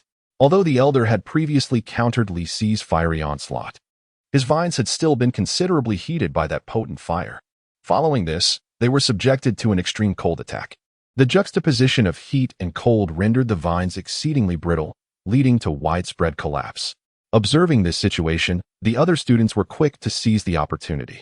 A control-type soul master places great emphasis on external controlling elements. Without the objects they command, their strength diminishes significantly. This is why most control-type soul masters prefer to establish control over their manipulated entities early on, thereby enhancing their own power. As many of the students were independent cultivators, they were adept at seizing opportunities. Fengxing launched a direct assault on the elder from a diagonal rear. Blade of the Gale. Whoosh, whoosh. 2 blades of wind surged forth from Fengxing's hands, racing towards the elder. Frosty Palm. Omnipower Fist. Wang Hai and Xiongde simultaneously launched their assaults. Faced with these 3 attacks, the elder exhibited no signs of pressure and promptly unleashed his soul skill. Whoosh! A colossal vine cage enveloped him entirely, effectively blocking the trio's onslaught without inflicting any harm upon him. Were it not for this being merely a test, the elder could have effortlessly neutralized the attack using a simpler method. However, due to the constraints on his full power, he refrained from employing his more formidable soul skills and instead utilized his 4th soul skill to ward off the assault. This particular ability had previously been directed at opponents to control their movements, using it on himself this time, while successfully countering the students' attacks. Nonetheless, imposed some limitations on his own mobility. Super Flame. Hurricane. Upon witnessing the elder's soul skill, Li Si and Lu Yun once again initiated their combined soul skill. After their earlier attacks proved futile, Xiongde and his companions had distanced themselves from the elder. Thus, Li Si's assault bore no effect on them. Super Control. At this moment, Zhang Jun, who had been waiting patiently, also activated his soul skill. Whoosh, whoosh, whoosh. As the elder's surroundings sprouted an abundance of everlasting vines in 3 directions, the control over him was further reinforced. Seizing the opportunity while Li Si's fiery barrage occupied the elder, Zhang Jun began to prepare his ultimate move. Hiss, hiss, hiss. A substantial amount of soul power coalesced, emitting a hissing sound that attested to the potency of Zhang Jun's soul skill. Yet, recognizing that this was merely a test, and knowing he could not restrain the elder for long, he unleashed his soul skill without excessive buildup. Thousand Leaf Descending Dragon. As Li Si's flames diminished, a massive green dragon surged toward the elder. Boom, boom, boom. With a series of thunderous roars, all soul skills vanished, and the elder emerged from the cloud of smoke created by the explosion. Wang Chun observed from the sidelines as the elder finally unleashed his martial soul's true form, effortlessly deflecting all attacks without sustaining any injuries. At this juncture, the students' trials for the day had essentially concluded, with the elder activating his martial soul's true form. His strength was now on an entirely different level compared to before. Furthermore, Zhang Jun and his companions had already executed their most potent attacks, leaving them with little capacity for counteraction. After all, if their strongest assault proved ineffective, subsequent attempts would bear little fruit. At this moment, the dean stepped forward, and the elder retracted his martial soul, coming to a halt. Your performance today was commendable. Your collaboration was quite effective. Forcing your opponent to reveal their martial soul's true form indicates your adeptness in combat. You successfully showcased your team's utmost strength while ensuring your adversary could not evade the onslaught, thus preventing any waste of your offensive efforts. This concludes today's session. For your next opponent, I shall not disclose their affiliation or type of soul master. It will be up to you to strategize accordingly. Now you are dismissed. With that, the dean departed alongside the elder. Xiao Chang, your team displayed impressive coordination today, compelling me to reveal my martial soul's true form. After all, for this soul master competition, the family has provided substantial resources and support. Without such prowess, it would indeed be surprising. However, uncle, it seems you might have gone easy on them today, he chuckled. They are merely spirited young individuals, and it brings back memories of my own youth. Allowing them to fully exert their abilities is quite beneficial. We should not dampen their confidence. As a senior, it is only natural to grant these juniors a chance. Besides, their teamwork was quite commendable. Indeed. I appreciate your assistance today, uncle. Not a problem. Helping these young talents is a joy, and it almost makes me feel youthful again. That lad you mentioned is the grandson of the third elder, correct? His capabilities are impressive. I had the opportunity to meet him once when the clan leaders transitioned. I never anticipated he would become so formidable. With such talent and the family's robust support, it is hardly surprising. The Golden family has much to offer. Yet it is rare for all members to gather for lively occasions. Given the size of the family, unless during the clan leader's succession, organizing a gathering can be quite cumbersome. Everyone is occupied with their cultivation, after all. Aging brings forth such reflections. Well, I must take my leave now. Xiao Chong, should you require my assistance again, feel free to notify me directly. Understood, uncle. Safe travels. After the departure of the director, the other trainees did not leave immediately. Instead, they congregated to discuss the day's battle, pondering whether there had been any issues with their coordination and if they had fully unleashed their potential. Observing from the sidelines, Wang Chun had a clearer perspective, embodying the adage that the onlooker sees more of the game than the player. Their ability to execute their most formidable attack at the end, leaving the elder unable to evade, was primarily due to the elder intentionally holding back from the outset. Otherwise, achieving such synergy would likely have proven far more challenging. After some time spent exchanging insights regarding their operational missteps, they deliberated on future collaboration before ultimately departing. Wang Chun returned to his family, resuming his cultivation of soul power. Thus, more than 5 months have elapsed, and only a month remains until the Soul Master competition encompassing the entire continent.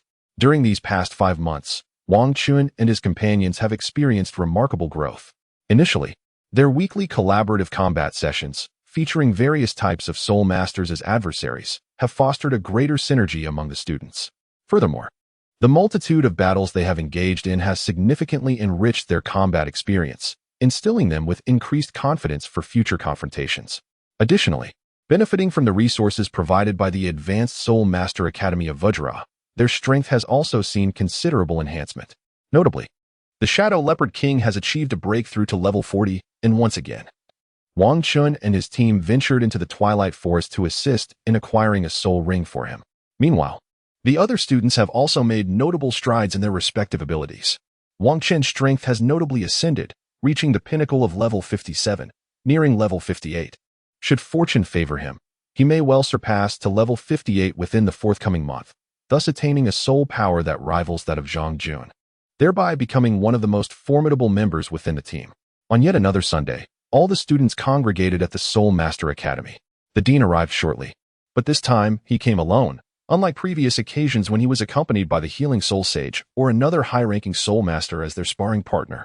Just as the students anticipated yet another bout with the dean, he spoke up. Students, you have all exhibited remarkable diligence in your training over these past 5 months. And your prowess has surged impressively. I have witnessed your evolution from a stage of awkward coordination fraught with shortcomings to a phase of seamless collaboration and formidable strength. It brings me immense joy to behold your progress. In the subsequent month, there will be no further battles required, for your synergy has nearly reached its limits. Continuing to engage in combat would yield little benefit. Henceforth, you are free to arrange your time as you see fit, to relax and prepare yourselves to attain your utmost potential for the upcoming competition. However, on the 20th of this month, you must be ready to assemble and embark for Southern City to compete for those 2 coveted qualification spots. Before I conclude, I must emphasize that since you will need to arrive early in Southern City, it is advisable for you not to wander too far during this month. The Academy may summon you at any moment to impart vital competition intelligence. That is all for today. You are dismissed. With that, the dean departed. Yet the other students remained, intent on discussing their plans for the future. Over the months of combat, they had forged strong friendships, and it was only natural to contemplate their next steps together. Boss, we have no tasks for the next 20 days. Do we have any other plans? Nothing else is arranged. Throughout these 5 months, we have engaged weekly with high-ranking soul masters, reflecting on our combat experiences and rectifying our mistakes. It has indeed been arduous. This is a perfect opportunity for everyone to rest and recalibrate. However, do not entirely forsake your training in 10 days.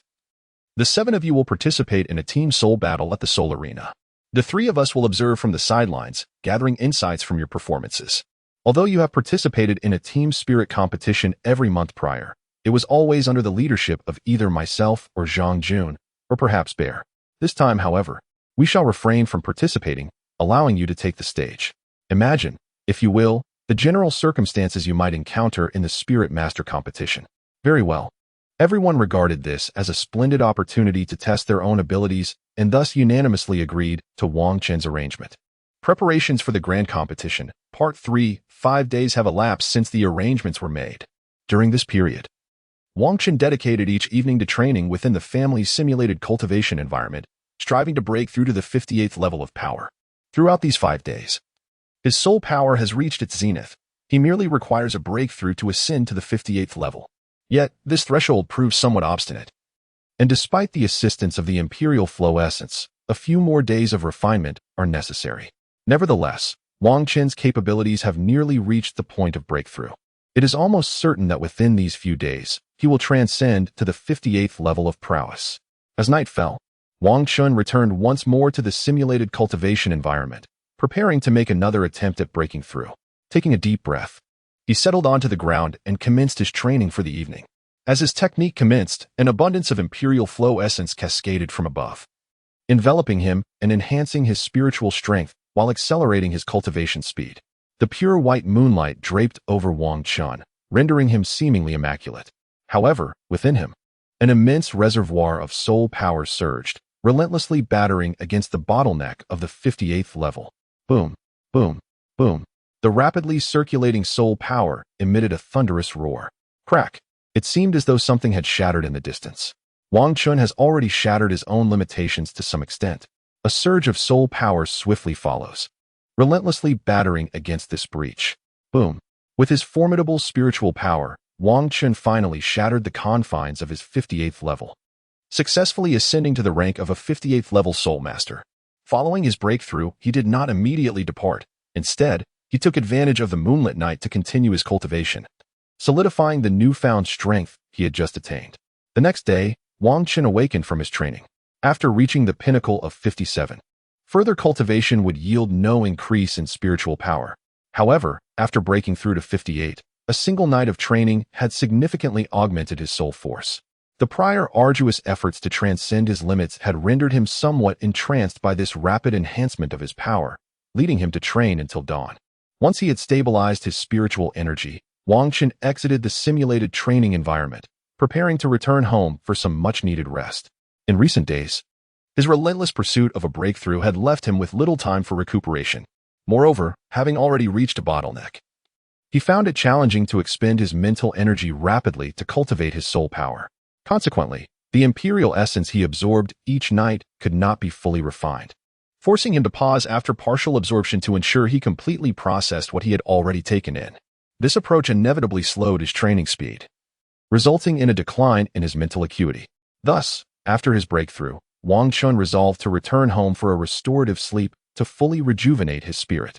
After a refreshing slumber, Wang Chun felt his mental clarity was exceptional. That night, he returned to the simulated training environment to further cultivate his soul force, this time experiencing once again the exhilarating sensation of rapid accumulation of power. He trained throughout the night before departing once more. In the following days, Wang Chun immersed himself in cultivation within the family's simulated training environment. The intoxicating experience of swiftly augmenting his soul power was truly captivating. Before long, the time they had agreed upon arrived. Wang Chun arrived at the academy early, awaiting the arrival of his fellow teammates.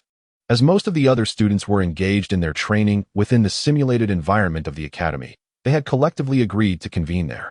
Given that this gathering had been prearranged, everyone arrived promptly. Soon, all 10 of them were assembled, and they set off together towards the arena of combat souls. They had previously registered for the competition at the arena, so today they could head straight there to be assigned their opponents. Had they not registered in advance, participating in a match today would have been quite challenging. Although there were several combat teams present in the arena, they could not remain there indefinitely, as each had their own commitments. Only with prior arrangements could they engage in direct competition. Otherwise, they would have to rely on chance. If fortune favored them, they might find a team ready for a match. If not, they would have to wait for the arena's arrangements. In preparation for this combat tournament, Wang Chun and his team had made reservations at the arena for a match at 10 o'clock today. It was now around 8 in the morning, and they arrived early to exchange ideas and finalize their battle strategies. Upon their arrival at the Seoul Arena, Wang Chun and his companions were promptly escorted to the athletes' lounge by the staff. There, they engaged in conversation while awaiting the commencement of the day's soul battles. Notably, the 3 most formidable competitors, including Wang Chun, were absent from this event. Consequently, the command of the upcoming soul duel was entrusted to Zhang Yi, a soul master specializing in control. Although his prowess may not quite reach the heights of Wang Chun and his companions, he remains among the most powerful individuals in their team, being a level 41 soul master.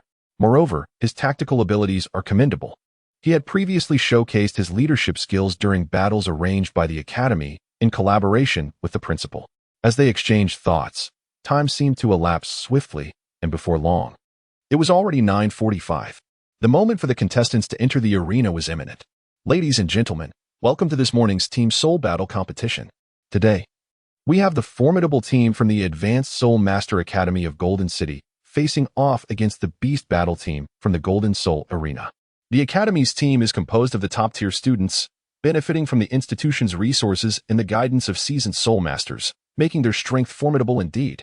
In contrast, the Beast Battle team is entirely comprised of soul masters wielding beast martial spirits. While they may not be the polished talents nurtured by an academy, each member boasts extensive practical experience and is part of a preformed team. In the realm of team soul battles, they possess a wealth of combat experience. Thus, the question arises, will the victory belong to the Academy's elite students, or will the seasoned Beast Battle team prevail? Let us await the outcome with bated breath. Now, let us welcome the stars of the day, the Beast Battle team. Golden team. Oh, Beast. Beast. Beast. Golden. After the host concluded his speech, the audience erupted in cheers, rising to their feet and vociferously expressing their support for their favored team.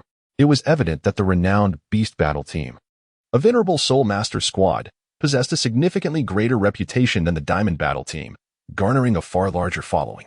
It is worth noting that following Wang Chun and his companions' advance reservations, the Diamond Soul Arena initiated a promotional campaign, successfully attracting a multitude of spectators for this soul battle competition. Team-based soul battles are a rarity within the arena, as most contests involve individual or duo matchups. Notably, prestigious soul master teams like the Beast Battle team require prior arrangements for publicity ahead of their matches to ensure maximum audience engagement and elevate the competition's fervor. This, in turn, allows the Soul Arena to reap greater profits. For it is not a charitable institution, but rather a business endeavor that must remain profitable to sustain its operations across the continent. As the host elaborated, both competing teams emerged from the passageway, ascending to the Soul Battle platform. The arena designated for this team-based competition is distinctly larger than those used for individual or duo matches, facilitating the full expression of each participant's capabilities. A constricted space would hinder the Soul Master's ability to showcase their prowess. Before long, all participants in the team battle had gathered on the stage, poised for the commencement of their soul abilities. Following the host's cue, everyone unleashed their respective martial souls. At the forefront of the Diamond Battle team stood the formidable rank 39 Assault-type Soul Master, Wang Hai, with Li Si closely following behind.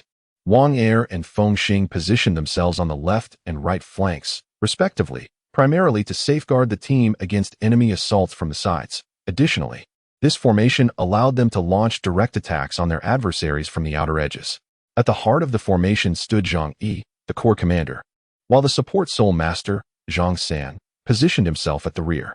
Lu Yun, the aerial Soul Master, soared above, providing the team with vital reconnaissance and intelligence. The 100 Beasts team adopted a rather straightforward approach, with all members stationed at the front lines. Their martial souls were uniformly beast-oriented. Apart from the two who appeared to favor agility, those wielding wolf and leopard martial souls, the rest embodied the might of bears, tigers, and lions, representing the power-centric Soul Masters. This simplistic and brute force team composition bore both advantages and disadvantages. The drawback lay in its singular combat strategy, lacking in variation, which made it challenging to employ unexpected combat techniques. Conversely, the simplicity of their approach offered a high margin for error, even in the event of missteps during battle. They were unlikely to suffer catastrophic defeats. Moreover, with all members being attack-oriented Soul Masters, the entire team possessed formidable offensive capabilities. Should they encounter a favorable matchup, the 100 Beasts team could swiftly and efficiently secure victory. The synergy among multiple attackers further complicated any attempts to counter them. Once all participants had assembled, the host continued to speak. Before commencing the discourse, the host exited the arena to avoid disrupting the soul fighting competition. The battle commenced. As the host announced the commencement of the soul duel, all participants sprang into action. The first to launch an offensive was the Beast Battle team. With a swift motion, the entire team charged towards the Diamond Battle team.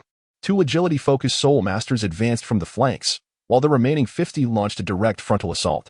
This straightforward and forceful approach has long been the hallmark of the Beast Battle team's tactics. Simple, yet remarkably effective.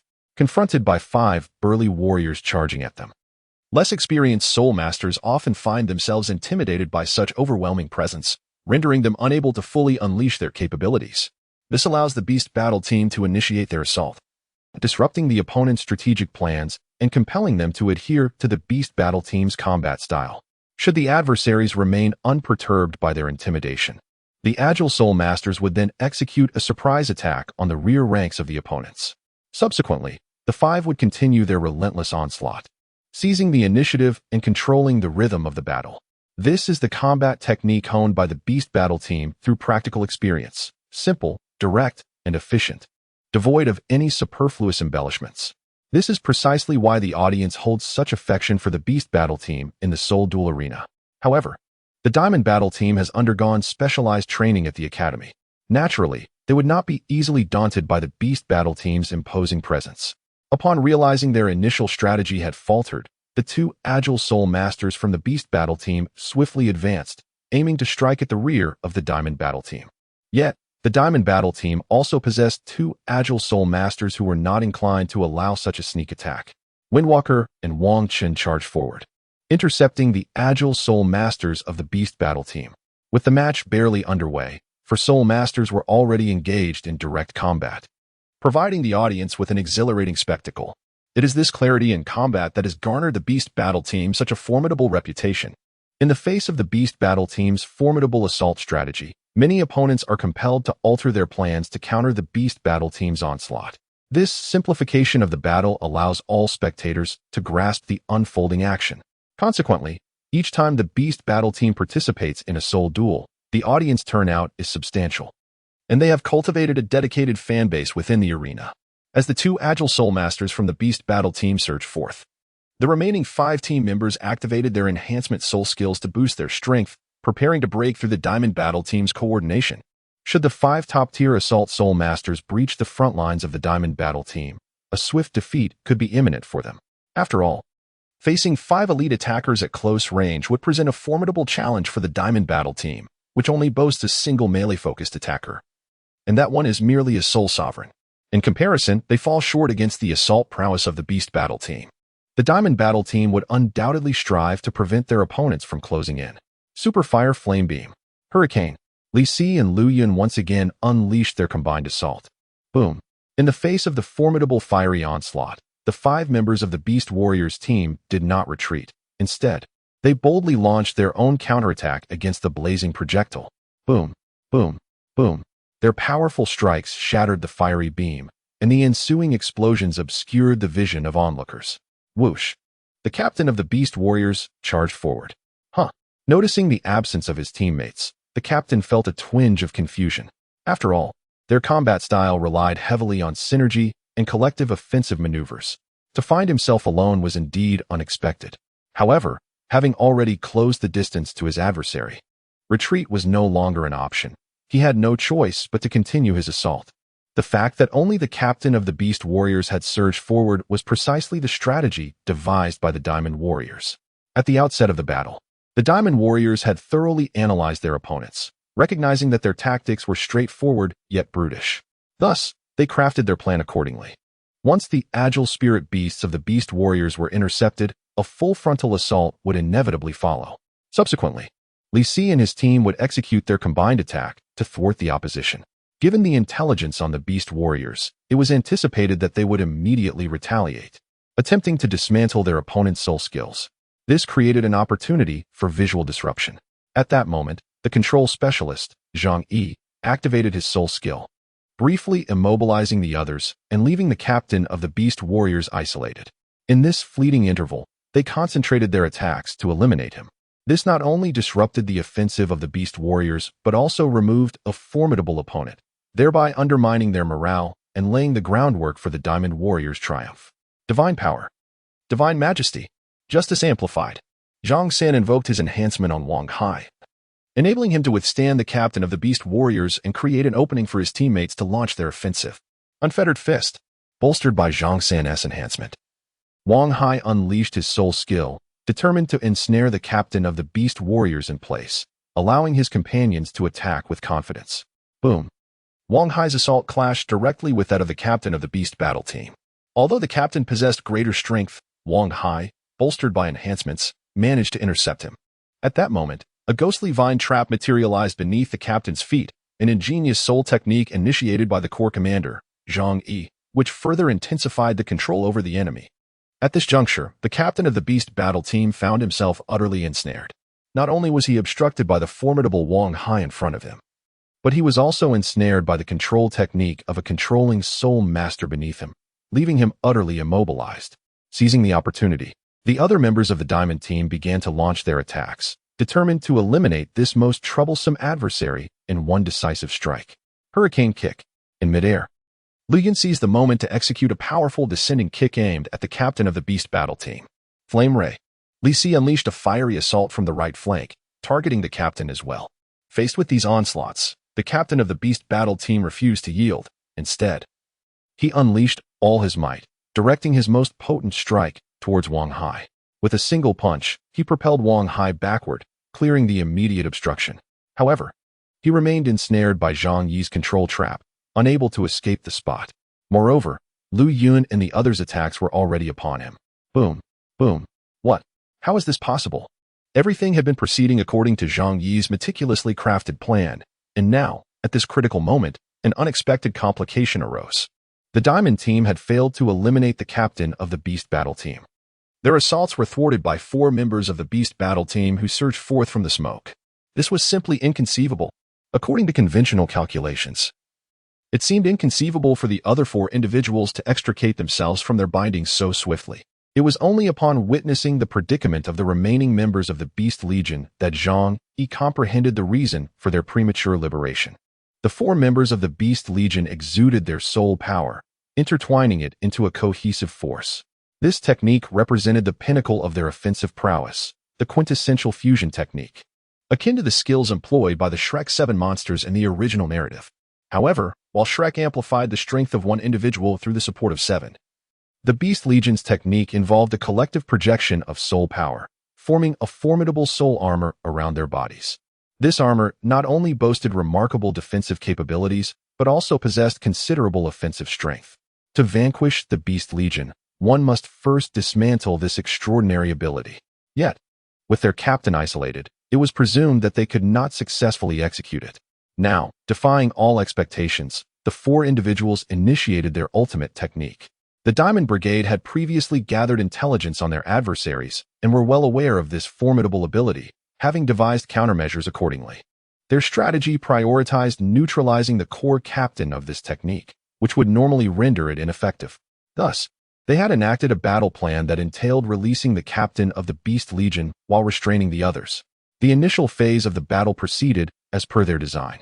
However, they could not have anticipated that the four members of the Beast Legion would also be capable of directly invoking their ultimate technique, nearly resulting in disaster. Nevertheless, we have not remained stagnant in our progress. As the four team members converged, the captain of the Beast Legion uttered a phrase before seamlessly joining his comrades to unleash the quintessential fusion technique. With the captain's pivotal presence, the aura of the Beast Legion surged to even greater heights. No, their ultimate technique was forcibly executed, consuming energy in a manner distinct from the norm, and thus, there remained a glimmer of hope. As the core commander of the Diamond Battle Team, Zhang Yi has been keenly observing the adversaries since the onset of the battle. He noted that the four members of the Beast Battle Team, after executing their ultimate moves, were drenched in sweat and appeared significantly fatigued. Moreover, even their captain, upon employing the quintuple fusion technique, exhibited an accelerated depletion of soul power, markedly contrasting with their typical performance during ultimate executions. It is worth mentioning that these five core members of the Beast Battle Team have collaborated in combat since their youth. Decades have elapsed, and their synergy is undoubtedly profound. Additionally, as formidable assault-type soul masters, their soul power and combat styles align remarkably well, enabling them to develop such a quintuple fusion technique. Although it may not possess the potency of a martial soul fusion skill, the quintet's execution of this ultimate move can easily vanquish an average Soul King. This formidable soul power armor, when deployed under normal circumstances, does not consume energy at such an alarming rate. The fact that the four members of the Beast Battle Team executed their ultimate moves in the absence of their core captain signifies a substantial energy expenditure. This presents a prime opportunity for the Diamond Battle Team to claim victory. Super Absorb. Zhang Yi was the first to launch an assault. Sensing the adversary's soul power emanation, he activated his soul skill capable of absorbing the opponent's soul energy, thereby hastening the depletion of the Beast Battle Team's resources. Naturally, the Beast Battle Team was acutely aware of their situation and wasted no time. They charged directly towards the Diamond Battle Team, intent on defeating their opponents before their soul power was exhausted, thus securing victory in this soul battle. The other students, previously shaken by the Beast Battle Team, heard Zhang Yi's command and quickly regrouped, launching their own soul skills against the Beast Battle Team once more. As the Soul Melee Assault-type Soul Master in the Diamond Battle Team, Wang Hai stepped forward once again, determined to obstruct the advance of the Beast Battle Team. Divine Power, Divine Movement, Divine Protection, Justice Empowerment. Zhang San immediately applied all his enhancements to Wang Hai, augmenting his strength to buy time and drain the energy of the Beast Battle Team's ultimate move. However, facing the quintuple unity of the Beast Battle Team, Wang Hai's strength still proved insufficient. Boom! Wang Hai directly struck the soul armor of the Beast Legion, yet he was swiftly repelled by their counterattack. Though he momentarily hindered their advance, he was soon eliminated. Nonetheless, the energy expenditure of the Beast Legion was considerable. This ultimate technique, forced into action, demanded significant resources. Although the captain's later involvement somewhat alleviated the drain, it still paled in comparison to the energy consumed during a typical execution of such a move. The might of Wang Hai's assault, while sending him flying, nonetheless exacted a heavy toll on their resources. Should they endure a few more such encounters, their soul armor would be utterly depleted. It is crucial to note that once they unleashed their quintuple fusion technique, their energy would be fully exposed, leaving them defenseless and compelled to surrender should their reserves be exhausted.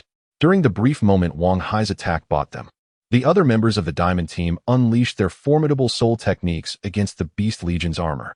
Superfire, Hurricane, Lu Yun and Li Si, the most harmonious duo within the Diamond Team, executed their powerful combination attack. Boom! The fierce flames struck the soul armor of the Beast Legion, exacerbating their energy depletion. Coupled with Zhang Yi's extraordinary absorption ability, the energy of the Beast Legion seemed to cascade forth like a flood unleashed from a dam. However, the Beast Legion would not remain passive. They launched their most potent attack forward. Boom! The powerful soul armor pushed ahead, sending a tremendous shockwave crashing toward the Diamond Team. The fluctuations in this battle of souls occurred at a dizzying pace. Initially, the Diamond Team aimed to isolate the captain of the Beast Legion, intending to eliminate the core of their opposition. To their surprise, the other 4 members of the Beast Legion also unleashed their ultimate techniques, thwarting the Diamond Team's strategy. Yet, due to the forced execution of their techniques, the energy consumption of the Beast Legion far exceeded the norm, compelling them to launch a relentless assault to swiftly vanquish their adversaries and claim victory. However, the Diamond Team was no mere underdog. They quickly recognized the Beast Legion's vulnerabilities and retaliated with powerful attacks to thwart their advance, determined to wear down their opponents. The rapid pace of the battle left the 4 agile attack-type Soul Masters at the sidelines momentarily stunned, as they were struck by the energy shockwave from the Beast Legion. 2 Soul Masters from the Beast Legion found themselves inadvertently caught in the crossfire of their own teammates' assault, an unfortunate twist of fate. Nevertheless, at this juncture, the soul armor of the Beast Legion could no longer afford to linger. They had to unleash their most formidable attack before their energy was entirely depleted, hoping to overpower their foes and secure victory in this contest. Boom! A tremendous wave of soul energy surged towards the direction of the Diamond Team. After unleashing this strike, the members of the Beast Team found themselves devoid of any capacity to resist. Completely drained of soul energy, they collapsed onto the ground. All 5 members of the Beast Team gazed towards the Diamond Team, hoping to ascertain whether this blow would incapacitate their adversaries. After a moment, as the smoke dissipated, they finally beheld the condition of the Diamond Team. Near the edge of the arena stood a colossal wall of ghostly vines, which had shielded the Diamond Team from being thrown off the platform by the immense shockwave. However, despite the protective barrier provided by the vines, the Diamond Team still suffered considerable damage from the impact. The first to be flung away was Wang Hai, who was already injured and, although cushioned by the vines, lost his ability to fight. Zhang San, the support specialist with the weakest physical constitution, was also rendered unconscious by the shockwave. Only Lu Yun, airborne at the time, experienced minimal impact as the shockwave primarily struck the ground beneath the Diamond Team. Fortunately, in the final moment, Zhang Yi, the commander, activated his martial soul, summoning a multitude of ghostly vines to shield his comrades. This maneuver not only prevented the Diamond Team from being eliminated, but also mitigated the damage they sustained. Otherwise, the Diamond Team would have likely been entirely bereft of any capacity to resist. As it stands, only Li Si, Lu Yun, and Zhang Yi remained capable of fighting in the face of the onslaught, despite the loss of Wang Hai and Zhang San, and with the remaining members significantly weakened. Nevertheless, their situation was far superior to that of the Beast Team, whose 5 main fighters had completely lost the ability to combat, leaving only 2 agile attackers, effectively sealing their fate in the competition. Yet, as the last 2 remaining members, they were determined to make a final stand. They abandoned their 2 agile adversaries and charged towards Zhang Yi and his team, believing that after enduring their captain's formidable technique, the front line of the Diamond Team must be gravely weakened. Although they had not been entirely incapacitated, their strength was undoubtedly diminished. A swift assault could potentially eliminate the severely injured members of the Diamond Team, thereby not only reversing the tide of the match, but also bolstering their own morale while undermining that of their opponents. However, reality does not always align with one's expectations. Upon witnessing the remaining 2 members of the Beast Team charging towards them, Zhang Yi discerned their intentions and was resolute in thwarting their advance. With a swift motion, a multitude of ghostly vines emerged before Zhang Yi and the 2 members of the Beast Battle Team, ensnaring them and obstructing their path forward. Initially, upon witnessing the members of the Beast Battle Team charging towards Zhang Yi, Feng Xing and Wang Er swiftly discerned their intentions and immediately pursued them. However, due to not intercepting their opponents at the outset, they found themselves at a disadvantage, as the agile attack-type Soul Masters had gained the upper hand, making it somewhat challenging to catch up. Fortunately, Zhang Yi's ghostly vines impeded the adversaries, granting Wang Er and Feng Xing the precious time needed to close the distance.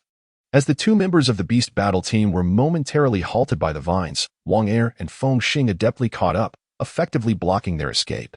Lu Yun and Li Si, recovering from the shockwave, also launched their attacks against the opponents. The current scenario stood at 5 against 2, with the Diamond Battle Team boasting 5 members while the Beast Battle Team was reduced to 2. Although 3 members of the Diamond Battle Team had sustained injuries and were weakened, the 2 agile attack-type Soul Masters remained relatively unscathed, their strength comparable to that of their adversaries, enabling them to effectively thwart their opponents. Coupled with the support of 3 teammates, the overall strength of the Diamond Battle Team had surpassed that of their foes. At this juncture, the Beast Battle Team had entirely lost any chance of victory. Soon, the remaining 2 members of the Beast Battle Team were eliminated by the Diamond Battle Team, rendering them incapable of further combat, and thus the Diamond Battle Team emerged victorious. As the host of the Soul Arena, I promptly took to the stage to announce the results of the battle. "Oh, Diamond!" The audience erupted in cheers. Having been thoroughly entertained by the roller coaster of a match, which certainly justified the ticket price. Before long, both teams exited the arena, yet the audience's applause lingered. Once the match concluded, Wang Chun and his 2 companions vacated their seats in the audience and returned to the waiting room to await their teammates. Their performance in today's match had been commendable, securing victory over their opponents. "Let me examine you," Zhang Jun spoke first, proceeding to check Wang Hai. Utilizing his soul power, he meticulously assessed him and then remarked, "Xiao Hai has a slight fracture in his right arm. We should return to the academy for the teacher to treat it, and he will be just fine." Upon hearing Zhang Jun's words, everyone felt a sense of relief. After all, during the competition, it was Wang Hai who sustained the most severe injury.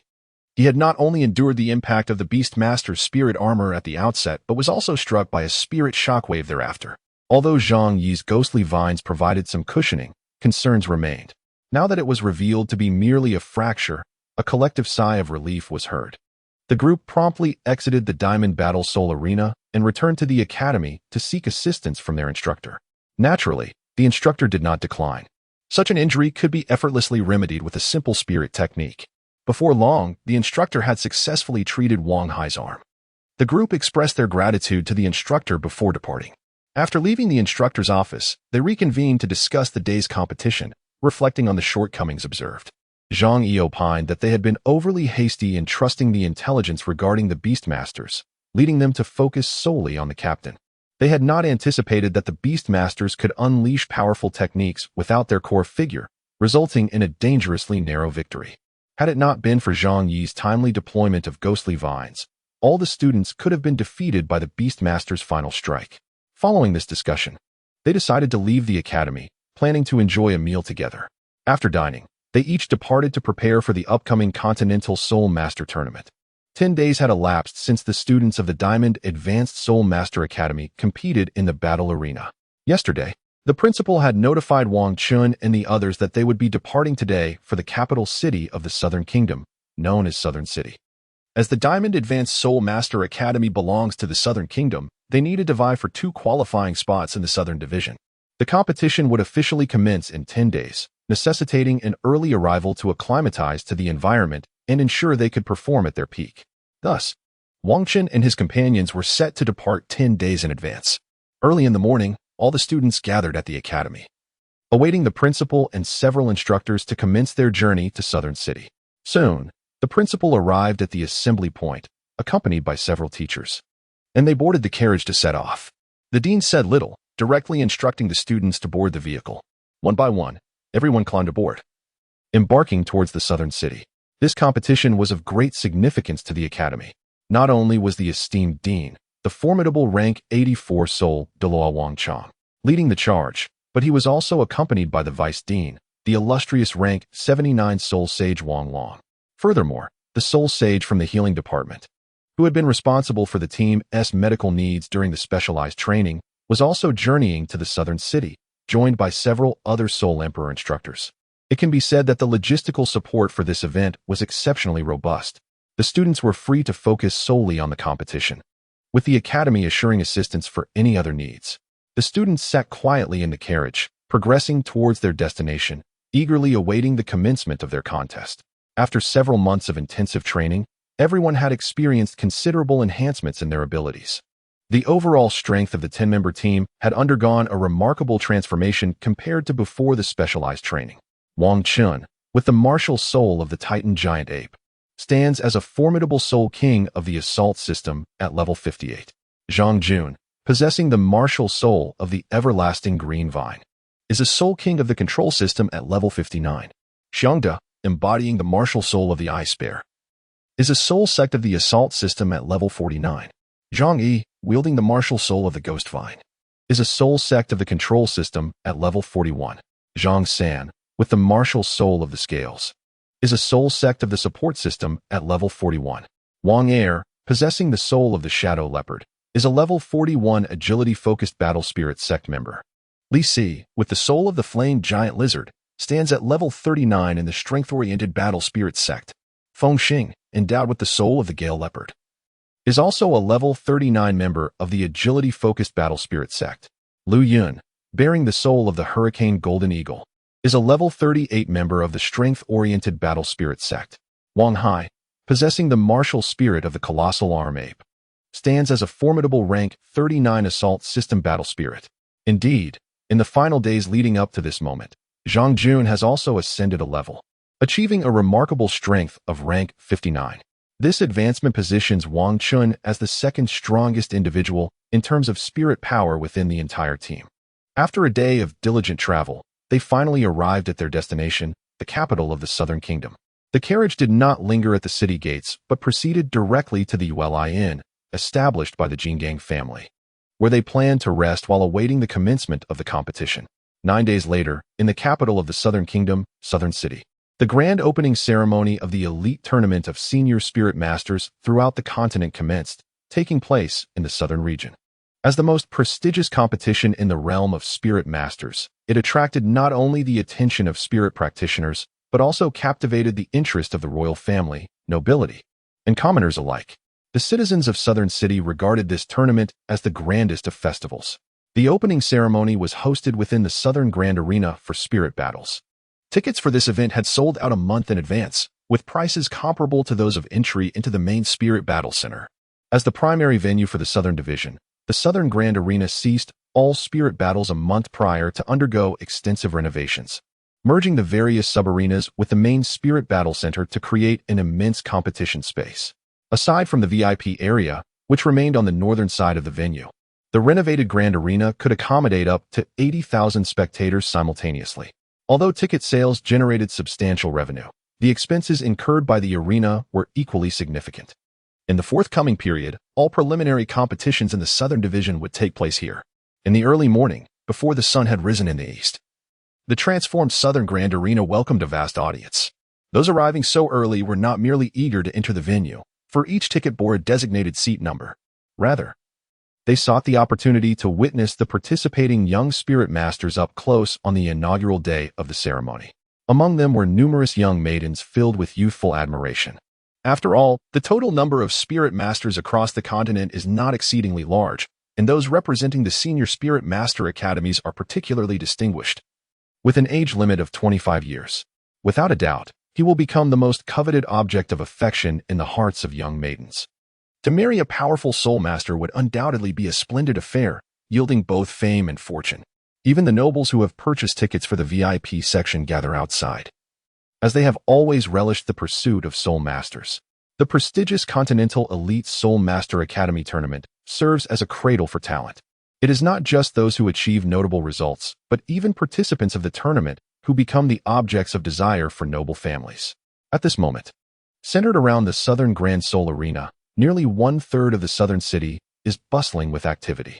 Since over 10 days ago, every level of hotel in Southern City has been fully booked, leading to a staggering 50% increase in the population. Were it not for the Uli Inn, Wang Chen and his companions might not have found suitable accommodations. This illustrates the immense allure that the Continental Elite Soul Master Academy tournament holds for the populace. In preparation for this grand event, Southern City has mobilized a full 3,000 city defense troops to maintain order, thereby minimizing the risk of chaos. What a multitude of people! Wang Hai could not help but exclaim in awe. He gazed around, taking in the bustling crowd, a scene he had never witnessed before. His fellow students were equally intrigued, surveying their surroundings. Thanks to the backing of the King Kong family, the King Kong Advanced Soul Master Academy was undoubtedly affluent, sparing them from the ridiculous advertising attire donned by the Shrek Academy in the original tale. Instead, all the students wore meticulously crafted, high-end garments, resplendent in gold. exuding grandeur and elegance. Adorning the right breast of each outfit was the emblem of a fierce golden ape, encircled by two rings symbolizing unity, which encapsulated the educational philosophy of the academy, solidarity. This principle is also the cornerstone of the King Kong family's ideology, enhanced by the luxurious and exquisite attire. The members of the King Kong Advanced Soul Master Academy appeared even more formidable and distinguished. There were approximately 10 academies participating in this competition. It is noteworthy that, as a sub-region, the Southern Kingdom had only 2 qualifying spots available, leading to fierce competition among more than a dozen academies. However, academies in regions like the Southern Kingdom typically possess comparatively lesser strength than those in the Star Luo region. Thus, securing a qualifying spot was relatively easier for the King Kong Advanced Soul Master Academy, even if Wang Chun and Zhang Jun refrained from participating. Merely sending forth the formidable Xiong De might suffice to clinch victory. Soon, all the academies began to enter the Southern fighting arena. As there was a performance match scheduled for the day, everyone awaited inside the arena, preparing to watch this competition before departing. The primary agenda for the day included attending the opening ceremony, registering for the competition, and awaiting the announcement of the match order. The opening ceremony not only marked the commencement of the event but also served as the inaugural day of the elite tournament for Advanced Soul Master Academies across the continent. Aside from the ceremony, there was only one match, in which the Southern Royal Academy would draw a relatively weaker opponent for the first round of the round-robin competition, which also had a somewhat exhibitionist nature. A mere opening ceremony would evidently not suffice to satisfy the audience's interest. This elite tournament for Advanced Soul Master Academies across the continent offered direct monetary rewards. A victory in the preliminary rounds would yield 500 gold soul coins, while advancing to the next stage would grant an additional 3,000 gold soul coins. Those reaching the finals would not only be awarded the title of Baron by the Southern Kingdom, but each participating member, whether a main competitor or a substitute, would receive 1,000 gold soul coins. The final match's prize money was even more substantial. With the support of the King Kong family, the King Kong Advanced Soul Master Academy did not require such financial incentives. The academy had informed its students that all prize money from this competition would belong entirely to them. This announcement excited the other students. While this sum might be trivial for the academy, it represented a significant income for these independent practitioners. Their enthusiasm was palpable. Given that the team boasted 2 top-tier Soul Kings, they were practically assured of clinching the championship, making the monetary reward feel almost guaranteed, not merely a distant hope, but a tangible benefit. At that moment, the students of the King Kong Advanced Soul Master Academy had already settled into the Southern fighting arena. They were in the dedicated rest area provided by the organizers. Although they were not the first to arrive, they were certainly not the last either. The spacious resting area boasted nearly 1,000 seats, divided into sections to accommodate various academies as they awaited the ceremony. Under the guidance of their respective team leaders, all students gathered, anticipating the opening ceremony. Simultaneously, each academy had a designated teacher finalizing the registration process. Once the enrollment of participants was confirmed, no substitutions would be allowed in subsequent matches. Before long, the vice principal, Wang Long, returned from the registration desk. The enrollment had been successfully confirmed, and from this point onward, their performance would dictate the outcome of the competition. Understood, Vice Dean. We shall undoubtedly exert our utmost efforts to achieve commendable results. The trainees responded to Wang Long. Indeed, the opening ceremony is about to commence. Let us prepare to enter. Shortly, Zhang Jun will lead the procession, and I shall ascend to the stands to witness your splendid demeanor. Wang Long nodded and, after speaking, departed swiftly. He soon arrived at the viewing platform, taking a seat beside the dean, and engaged in conversation. Before long, the event staff arrived at the resting area, organizing the participants to commence their entrance. Each academy had a staff member assigned to oversee the orderly entry of their representatives. While other academies began to file in, the King Kong Academy remained in place. However, Wang Chun and his companions were not anxious, for the vice dean, Wang Long, had previously informed them of the entrance order. King Kong Academy was scheduled to enter last. This arrangement was not due to any disdain akin to that faced by Shrek Academy in the original narrative, after all. With the Seoul Douluo serving as its dean and the backing of a prestigious Seoul Douluo family, a high-ranking academy such as theirs would hardly be treated with contempt. The entrance sequence was determined not by reputation or the standings from the previous competition, but rather by the tenure of the academies in the tournament. Thus, the longer an academy had participated, the earlier their entrance was scheduled. Since King Kong Academy was newly established, and this was their inaugural participation in the Continental Advanced Soul Master Competition, it was only fitting they would enter last. This method of arrangement was designed to avoid offending any of the participating academies. If the entrance order were based on competition rankings, it would imply that the last academy to enter was the weakest, which would be quite disrespectful to these esteemed institutions. Consequently, this current system ensured that no academy felt slighted regarding their entrance position.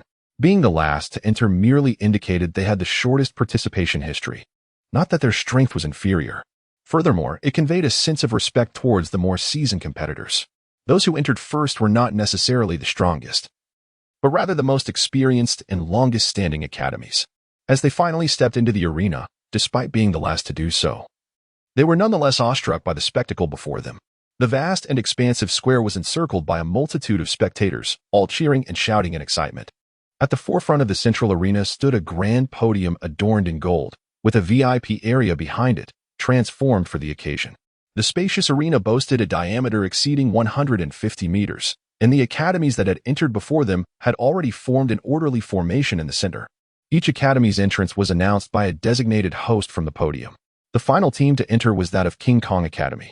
Though recently established, their strength was not to be underestimated. With 10 participants representing them, it remained to be seen what commendable achievements they would garner in this competition. Upon hearing the words of the host, the audience erupted in cheers once more.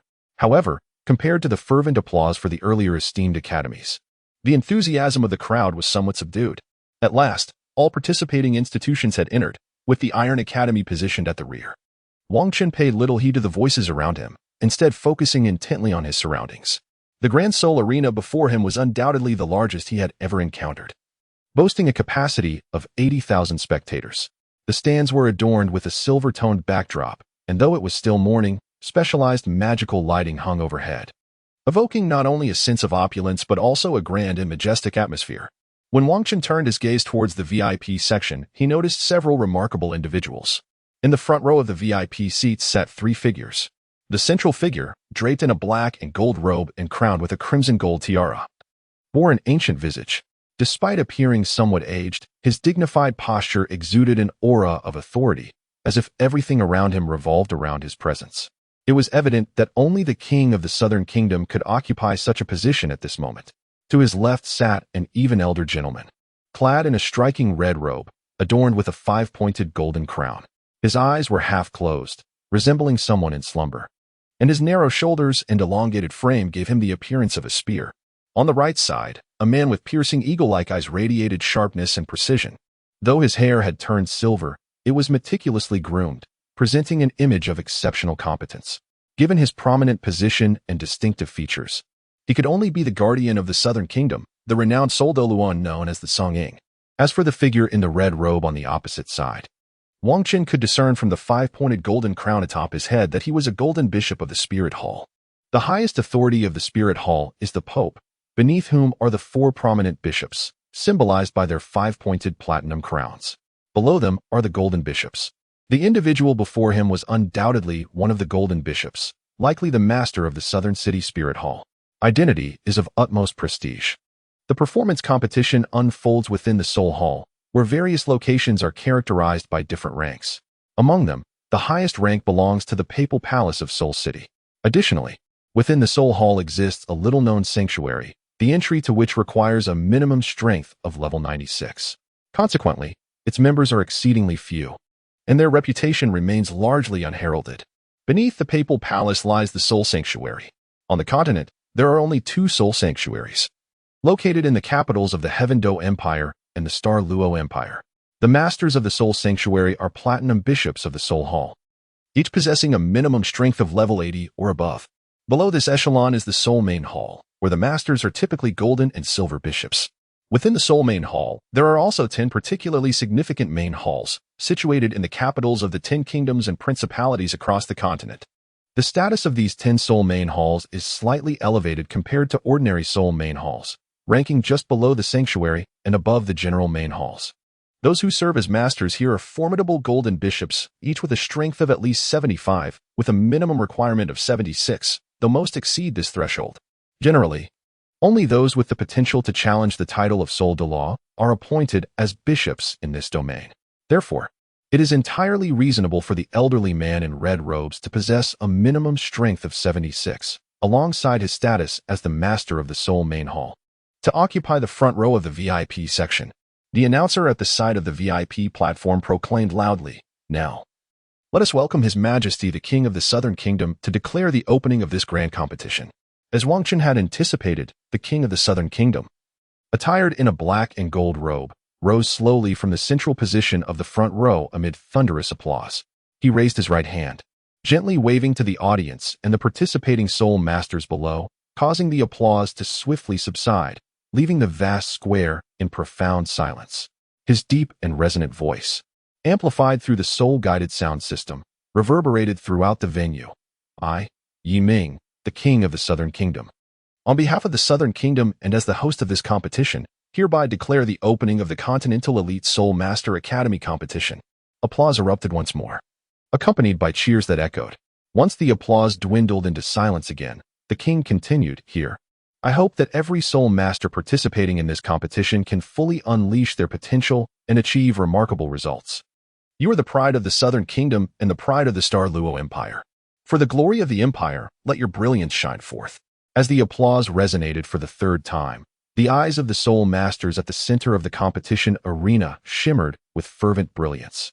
For them, such a grand tournament serves as the ultimate stage to showcase their finest abilities. His Majesty the King resumed his seat, and the voice of the MC echoed once more, inviting our guardian deity, the Azure Eagle Douluo, Mr. In Shursan, to deliver an address for this esteemed competition. With In Shursan rising, applause erupted anew, accompanied by gazes filled with anticipation, as the protector of the Southern Kingdom, who would not wish to behold his grandeur. In Shursan offered a gentle smile, gesturing with his hands in a calming manner, expressing his delight at being invited as the guest of honor for the tournament's opening. As a titled Douluo, he had witnessed countless Soul Masters flourish throughout their journeys. As the most noble profession on the continent, each Soul Master's development is fraught with trials and tribulations. Yet, I must assert, the sharpness of a sword emerges from the grindstone, and the fragrance of plum blossoms comes from the bitter cold. Those participating in this Soul Master tournament are undoubtedly the elite of the younger generation. As His Majesty just articulated, I hope each of you will bring glory to the Empire and to the academies you represent. The nation needs talents like you. In Shursan returned to his seat, and the MC smiled as he announced, "Next, we invite the esteemed master of the Southern City Spirit Hall, the Golden Cardinal, to conduct the draw for the first round of the preliminary matches. Once the draw was completed, the Southern Royal Academy would face their opponents from the first round. This would also be the sole match of the day." The Golden Cardinal rose slowly, guided by his attendants to the MC's side to commence the drawing. He appeared somewhat reluctant to speak, handing each pair of opponents to the MC for announcement. For the first round of the preliminary matches, Flame Dragon Academy versus Starlight Academy, Diamond Academy versus Beast Academy, Southern Royal Academy versus Oaks Academy, Swift Academy versus Wave Academy. Once the draw concluded, the Golden Cardinal returned to the VIP seating to await the proceedings. At this juncture, the MC stepped forward to continue. "We shall now commence the first match of the first round of preliminaries, featuring the Southern Royal Academy against Oaks Academy. I kindly ask the participating academies to take their positions. The two academies set to compete. Please prepare yourselves. The match will officially commence in half an hour." As the host concluded his speech, all participating academies gradually departed, arriving at the specially prepared viewing stands. Naturally, the two main academies of the day did not accompany them. Instead, they retreated to their designated resting area, preparing for the imminent competition. Time swiftly passed, and the preliminary exhibition match was about to commence. The competitors from both sides ascended the battle platform, which had undergone a remarkable transformation in just half an hour. The arena was now adorned with a grand arena, towering 10 meters high, with a diameter exceeding 30 meters, providing a vast expanse for the contest. However, this was merely a single arena. When the actual preliminary rounds commenced tomorrow, there would be 5 arenas set up simultaneously. 10 teams would engage in 9 rounds of preliminary matches, each team facing 9 opponents. A victory would yield a point, while the defeated would earn none. After 9 rounds, the teams with the highest points would advance to the qualifying rounds, akin to entering the grand finals.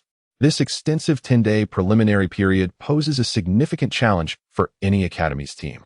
Continuous matches over 9 days could easily overwhelm teams with lesser endurance.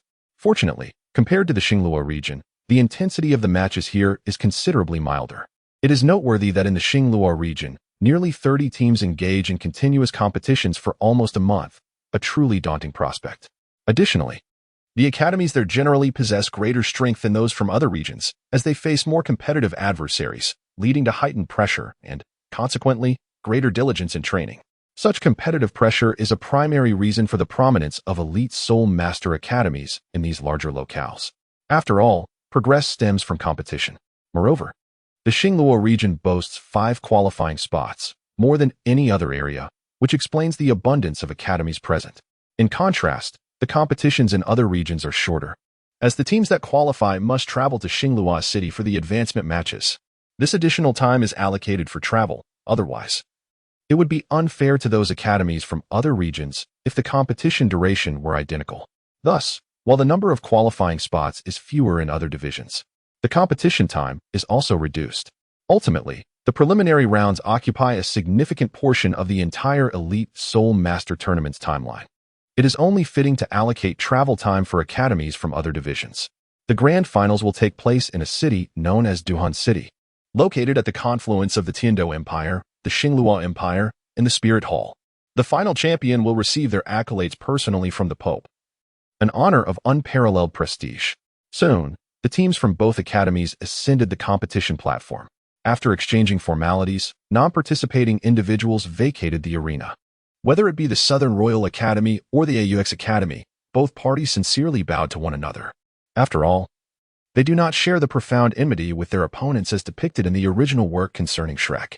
Once the salutation concluded, the extraneous members of the team stepped down from the stage, leaving only the 7 participants from each academy for this preliminary contest.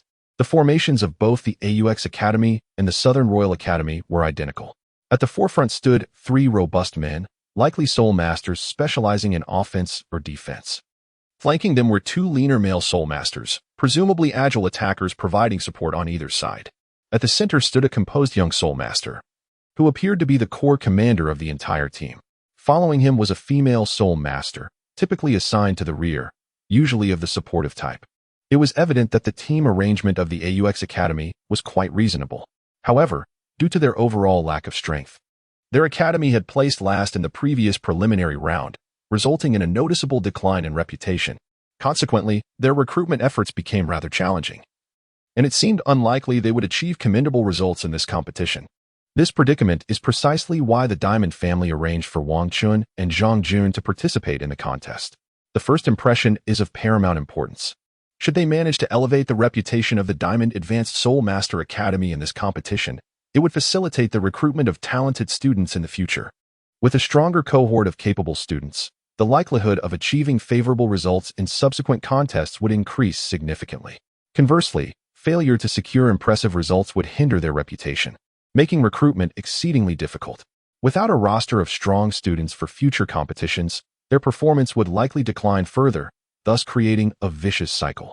Esteemed academies can attract gifted students, and after nurturing them, they may participate in the prestigious Continental Advanced Soul Master Elite Tournament.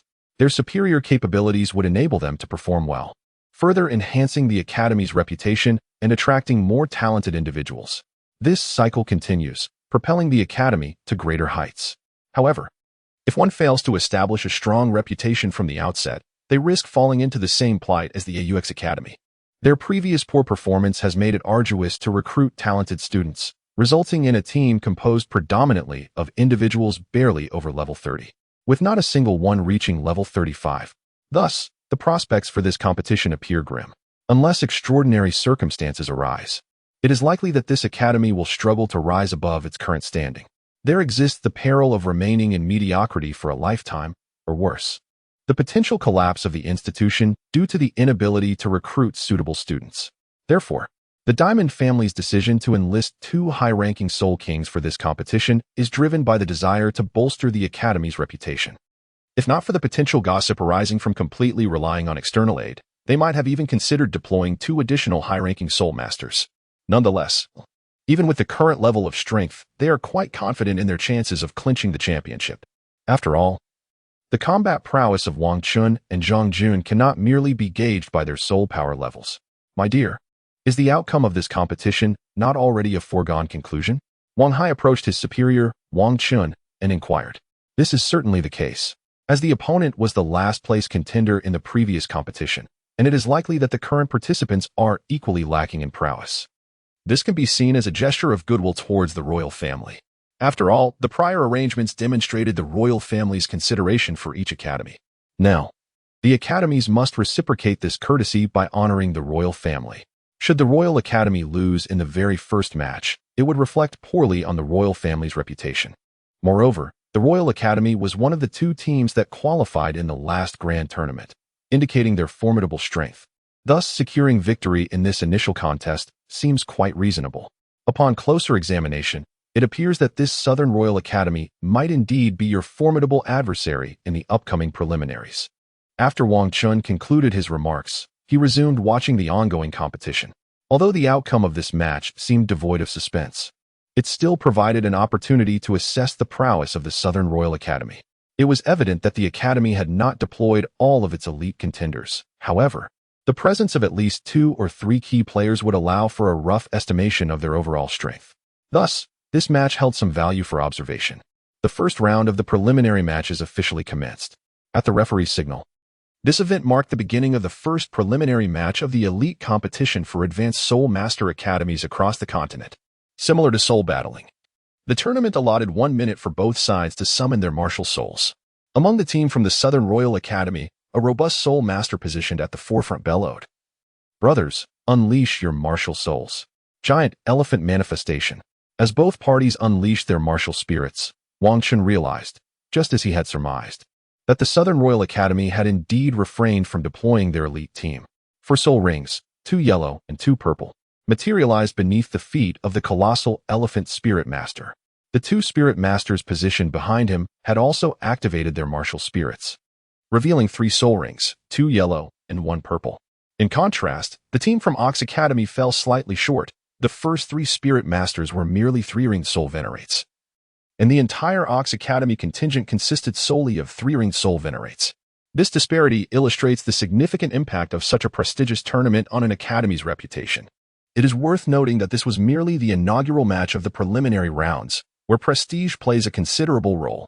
Nevertheless, Ox Academy had only sent 7 soul venerates to compete, with not a single soul master among them. It is likely that there were no more than 2 soul master students in their ranks. Conversely, the Southern Royal Academy, while not fully deploying their ace competitors, did field 3 soul masters. This indicates that the primary strength of the Southern Royal Academy in this competition likely comprises entirely of soul masters. Such prowess would be commendable even within the Star Luo competition zone, let alone in the Southern Division.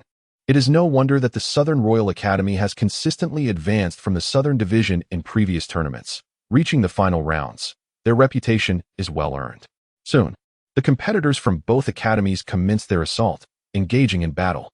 Although the Southern Royal Academy's strength surpassed that of Ox Academy, securing victory seemed effortless. With a full exertion of effort, they could likely achieve triumph in a matter of moments. However, the Southern Royal Academy chose a different approach, opting to prolong the match against Ox Academy.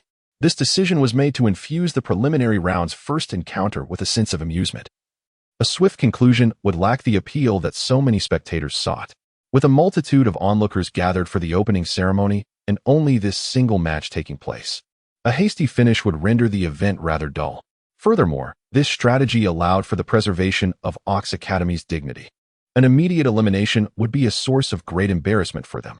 Unlike the Shrek Academy from the original tale, which harbored significant animosities with their rivals, both academies hailed from the same competition zone and were thus inclined to avoid such blatant disrespect. In the realm of martial arts, it is understood that respect for one another is paramount. The world is not merely about conflict, but also about human relations. After nearly 10 minutes of back and forth, the Southern Royal Academy had established a substantial advantage. They then pressed the attack, securing victory in this initial round of the preliminaries. Although the skilled spirit masters present could discern the overwhelming superiority of the Southern Royal Academy over Ox Academy, recognizing that victory could be achieved in mere minutes, or even less, they collectively chose to maintain discretion. The audience found the contest thoroughly entertaining, perceiving Ox Academy's efforts as honorable despite their defeat. The considerable gap in strength between the two teams was undeniable. However, the fact that they could hold their ground for such an extended period showcased their resilience. This not only rendered the match more engaging and enjoyable, justifying the spectators' ticket prices, but also mitigated any potential damage to Ox Academy's reputation, perhaps even enhancing it slightly. As for the victorious Southern Royal Academy, they incurred no loss. Their triumph in the first match of the preliminaries further solidified their esteemed reputation. Following the conclusion of the match, the referee took to the stage to announce that in the first round of the preliminaries, the Southern Royal Academy emerged victorious.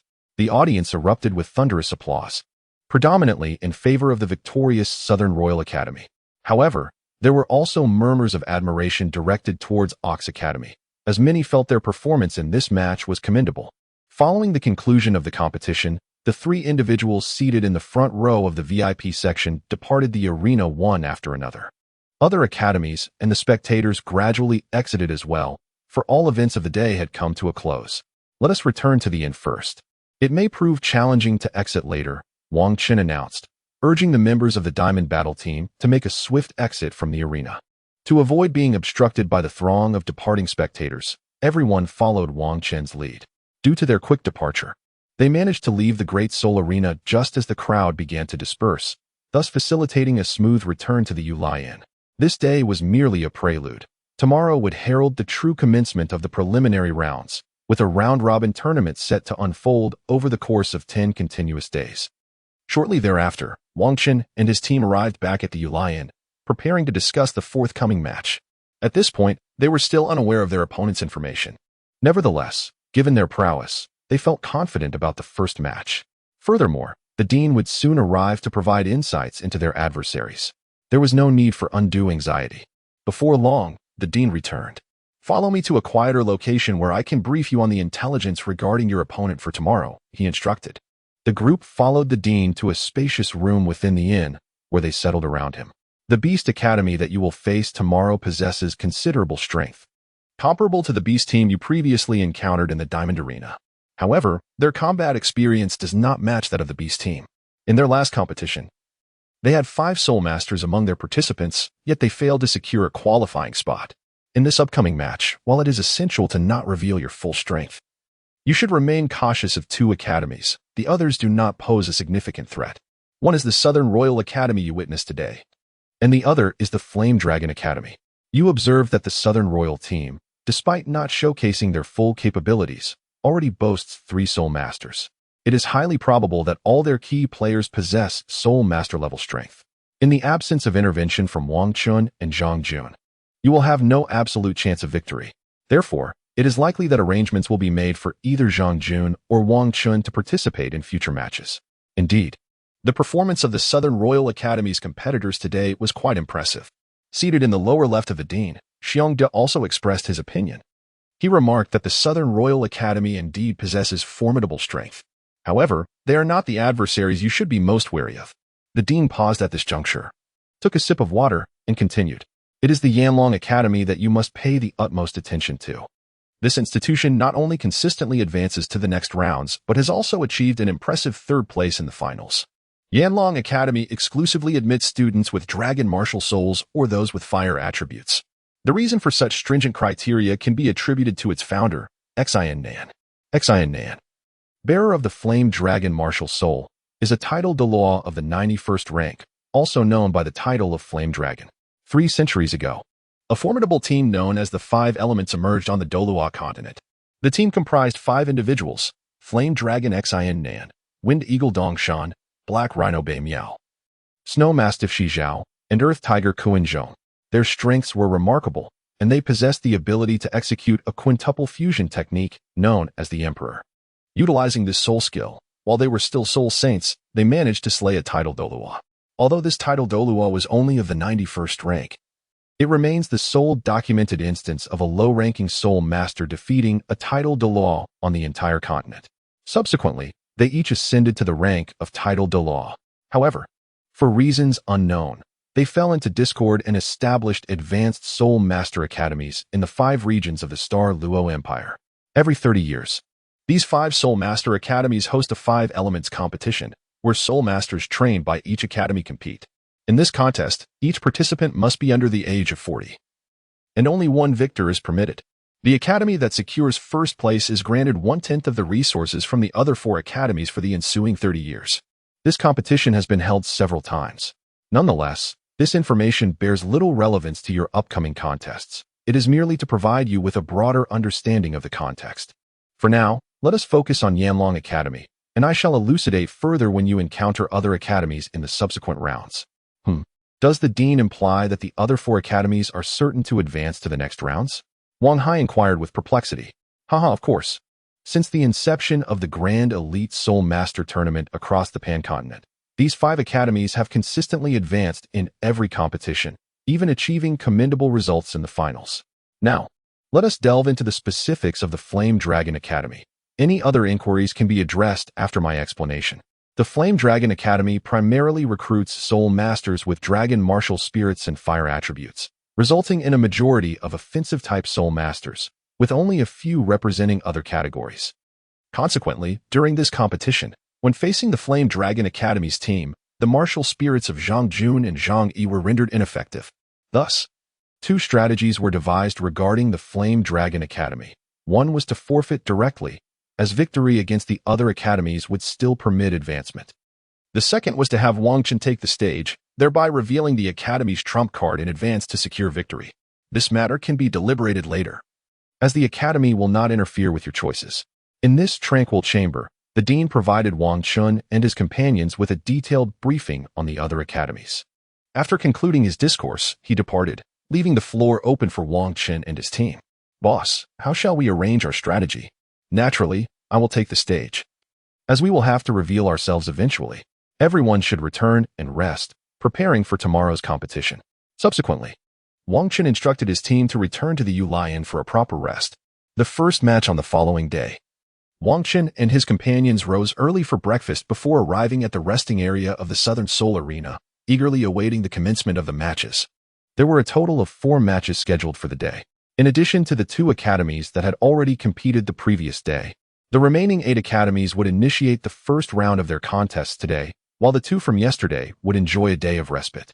This was indeed one of the advantages of the inaugural day of the tournament. Starting first allowed one to be scrutinized by opponents, which could reveal vulnerabilities. Naturally, other benefits were also provided to offset this.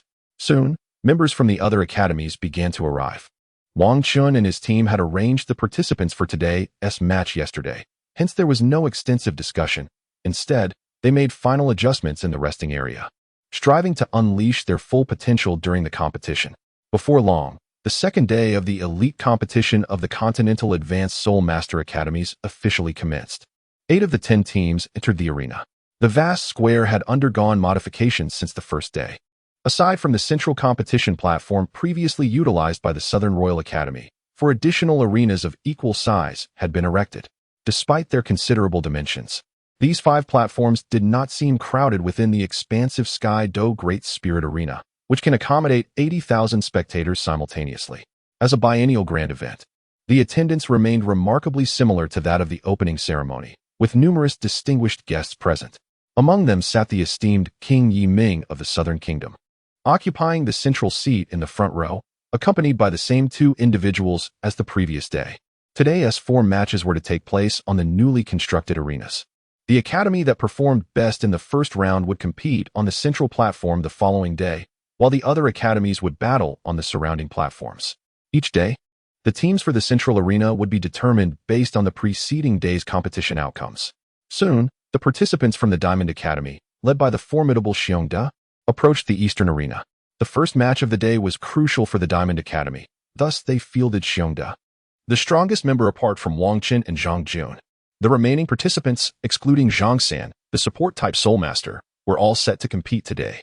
As the contestants from the Diamond Advanced Soul Master Academy ascended the platform, they beheld their adversaries for the day. The 7 representatives from the Beast Academy were all impressively tall, the shortest among them standing at over 1.8 meters, while the tallest exceeded 2 meters. Dressed in identical black uniforms, the athletes from the Beast Academy exuded an intimidating presence, further amplified by their towering stature. Conversely, The competitors from the Diamond Academy donned golden uniforms, their appearance rivaling that of the Beast Academy. However, they fell short in height. Aside from Xiongda, the most powerful assault-type soul master, whose height matched that of his opponents, the others were considerably less imposing. At the center of the Beast Academy stood the most robust figure, a giant of a man. He stepped forward, poised to intimidate the opposing team. Considering they were merely a newly established academy, and he presumed they lacked formidable soul masters. Beast Academy, Wei Chi Ming, level 44 defense-type battle soul master. Please. The member of the Beast Academy addressed the Iron Academy team with an imposing presence. His towering physique exuded a formidable aura, aimed at instilling trepidation in the adversaries before the battle commenced, thereby hoping to diminish their morale and ease the forthcoming conflict. Observing this, Xiongda from the Iron Academy stepped forward, undeterred. His stature matched that of his opponent, capable of delivering a similar shock to the Beast Academy. Furthermore, his momentum was equally potent, if not surpassing it entirely. Xiongda, a level 49 powerhouse of the Assault Spirit Master class, stood resolute. What? Confronted by the intensity of his rival's aura, Wei Chi Ming from the Beast Academy was taken aback, realizing that his efforts not only failed to undermine the opponent's spirit, but inadvertently bolstered the morale of his own team. Both teams, bow? The referee commanded loudly. Leading the way, Xiongda and Wei Chi Ming, along with a total of 14 competitors, simultaneously inclined their bodies in a gesture of respect. Instantly, the atmosphere in the arena grew tense. The second match of the preliminary round was about to commence. Simultaneously, four matches were announced to begin, and in that fleeting moment, 56 students from 8 academies activated their spirit rings. Suddenly, the Southern Grand Soul Arena became a spectacle of brilliance. The audience erupted in cheers as the martial spirits manifested and the weapon spirits were summoned. In an instant, a dazzling halo of spirit rings enveloped the scene. Simultaneously, at the Beast Academy, opposite the Diamond Academy, all students completed their martial soul manifestation. Their already formidable physiques swelled further amidst the thunderous roars of their martial soul activation. As they embraced this transformation, their bodies began to diverge from human form, adorned with numerous beastly features, and the foremost among them, Wei Chi Ming, sprouted a horn akin to that of a rhinoceros. This represents the unique training method of the Beast Academy, which enables potent beast martial soul practitioners to achieve a greater fusion with their martial souls. Not only does this enhance the strength of the Beast Academy's soul masters, but it also accelerates their cultivation speed. However, this method demands exceptionally high mental fortitude from the practitioners, as it deepens their connection to their martial souls. Soul masters with lower mental strength can only train briefly each day, subsequently consolidating their cultivation to prevent being overwhelmed by the intense soul power. This is perhaps why, despite possessing such a formidable training technique, the Academy has never achieved notable success in the Soul Master competitions. Of course, the potential side effects of this method remain a mystery to outsiders, for it is a closely guarded secret of the Beast Academy. Nevertheless, the Soul Masters who have honed this technique exhibit remarkable strength. While the Academy lacks any Soul Douluo, it boasts a notable number of Soul Saints, at least 5 visible on the surface, whose raw power could rival that of average Soul Douluo, categorizing them as peak Soul Saints. After the 7 manifested their martial souls, they simultaneously lifted their right feet and stomped heavily on the arena, producing a thunderous sound that not only bolstered the morale that had been dampened by the earlier defeat but also captivated the audience's attention, raising concerns about whether the platform could withstand their overwhelming force. Among them, the 3 in the center bore 4 spirit rings of 2 yellow and 2 purple, while the adjacent 4 displayed 3 spirit rings of 2 yellow and 1 purple. One can discern from the physiques of the Beast Academy students that larger bodies correlate with greater strength, allowing for an immediate assessment of each individual's power. The contestants from the Diamond Soul Master Academy are no less formidable, apart from the foremost Bearda, who possesses 4 spirit rings of 2 yellow and 2 purple. 2 others among the 6 from Diamond Academy are also at the Soul Master level. This means that both teams feature participants of the Soul Master and Soul Respect levels. However, the strength of the Beast Academy cannot be solely evaluated by spirit power levels, especially considering that Diamond Academy boasts Bearda, who has reached level 49. Thus, the outcome of this competition remains difficult to predict, leaning towards a tentative 4 for the Beast Academy and 6 for the Diamond Academy. Author's note: after writing for so long, My work will be published tomorrow on the 1st. I am at a loss for words. So I wish you all a joyous holiday. I hope that readers who are able to lend their support will kindly place their initial orders. Thank you immensely. Chapter 127. The First Match, Part 2. As the minute granted for the manifestation of martial spirits drew to a close, the referee promptly declared the commencement of the match. With a swift motion, the team from the Beast Academy launched an all-out assault toward the Diamond Academy. From the outset, they engaged in fierce attacks, a hallmark of the Beast Academy's combative nature. Previously, during a brief discourse, the president of Diamond Academy, Wang Chong, had elucidated the characteristics of the Beast Academy to Xiongda and his peers. The students of this institution exhibit remarkable explosive power in short bursts. However, they falter in prolonged engagements. This might indeed be the inherent flaw of their formidable beastly techniques. While they can amplify a Soul Master's explosive capabilities, they simultaneously diminish their endurance. Should the initial offensive maneuvers of the Beast Academy fail to yield success, their chances of victory would dwindle significantly. The reason for the earlier assessment suggesting an even contest between the Beast Academy and the Diamond Academy lies in the formidable nature of the Beast Academy's initial strikes. Their full-force onslaught is typically overwhelming for most academies to withstand. If the Diamond Academy fails to counter the Beast Academy's explosive opening, victory could easily slip away from their grasp. Nonetheless, Diamond Academy possesses a powerful Soul Master at level 49, thereby enhancing their likelihood of withstanding the onslaught from the Beast Academy.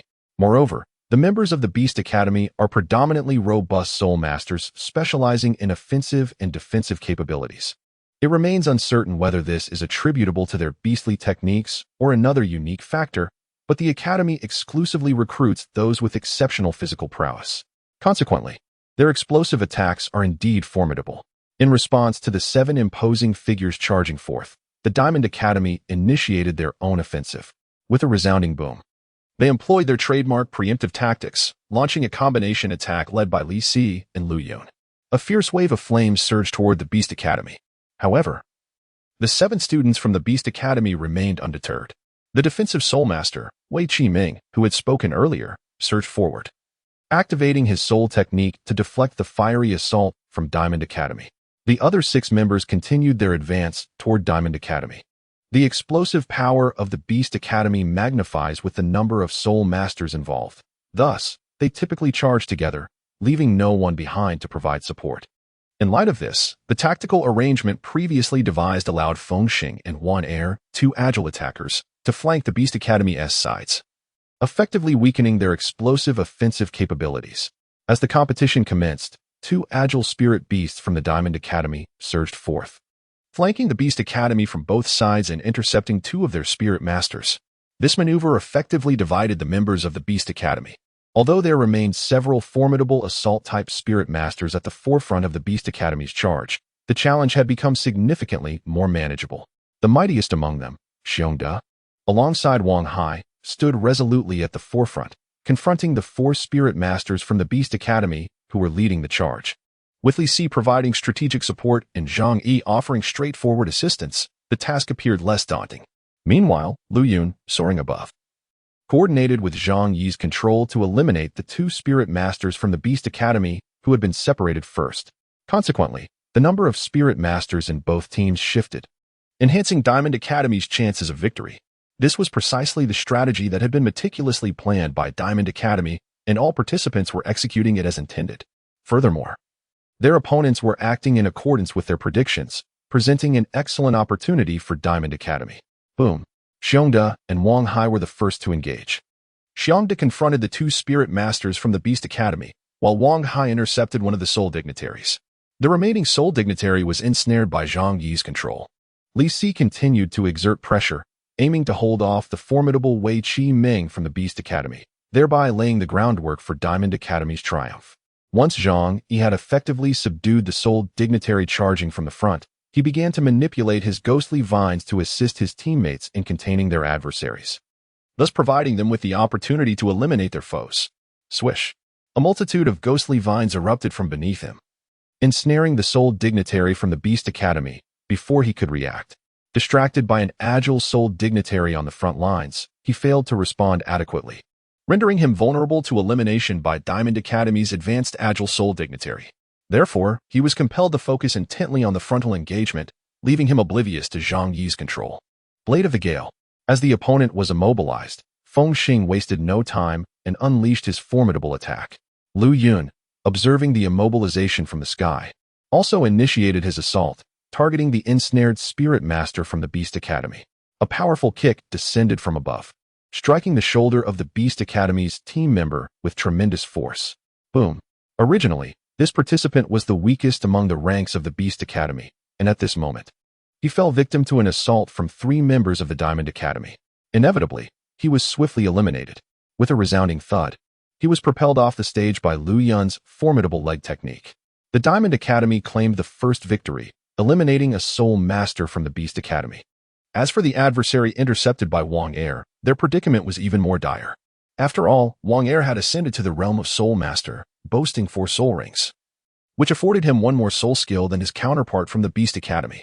This disparity was not merely a matter of soul power, it represented a significant qualitative difference. The strategy behind the Diamond Academy's decision to first neutralize Feng Xing's opponent stemmed from Wang Er's superior strength, which increased the likelihood of successfully thwarting his adversary. Now, having dispatched Feng Xing's opponent, it was only natural to proceed with the elimination of Wang Er's foe, as per their plan. At this juncture, Feng Xing returned to the ranks of the Diamond Academy, confronting the opponent who had just been easily subdued by Zhang Yi.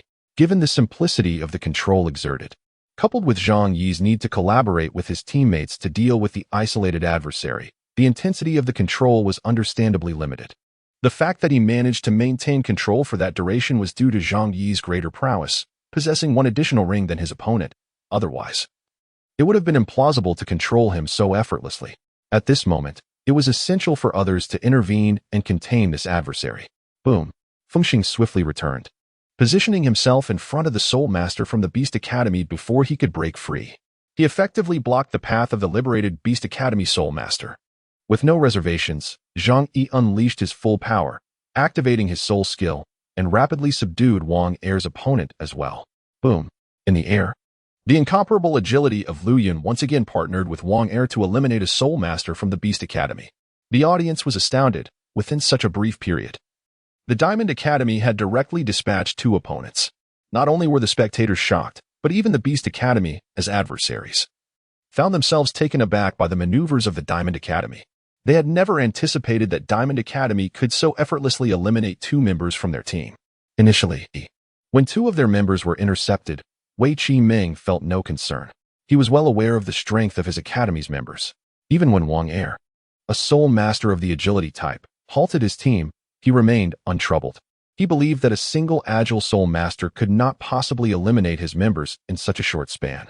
If Diamond Academy were to send 2 of their members to assist in the removal of his teammates, he would have welcomed that, as it would have indicated a depletion of Diamond Academy's frontline strength, making them vulnerable to a counterattack from the Beast Academy. However, to his utter disbelief, the members of Diamond Academy managed to intercept 4 from the Beast Academy with merely 2 of their own, leading to the direct elimination of 2 of his team members. This turn of events placed the Beast Academy at a significant disadvantage, making victory in this match seem exceedingly difficult. Nevertheless, the members of the Beast Academy were known for their ferocity and would not surrender readily. Wei Qi Ming unleashed a powerful strike, dispersing Li Si's fiery assault. Without Lu Yun's support, Li Si's flames paled in comparison to those of a formidable Soul Master. Yet, their objectives had still been achieved. Even if Li Si could not contain Wei Qi Ming, it was of little concern. After all, Zhang Yi had now found the opportunity to act. He began by commanding the growth of ghostly vines, erecting a wall of them between Wei Qi Ming and his 4 teammates. Zhang Yi then activated his soul skill, enhancing the softness and resilience of the ghostly vines, thereby impeding the defensive Soul Master Wei Qi Ming's rapid advance toward his teammates.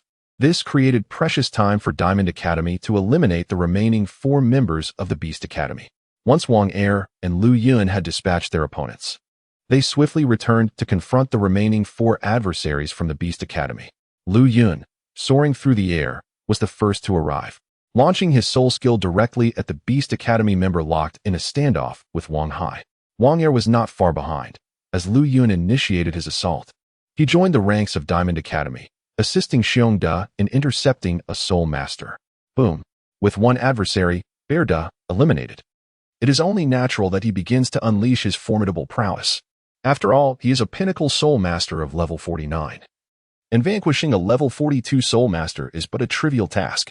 Although this level 42 soul master has cultivated the exceptional techniques of the Beast Academy, rendering him significantly stronger than the average soul master of his level, Berda, having been refined by the essence of celestial herbs, remains a top-tier soul master of level 49.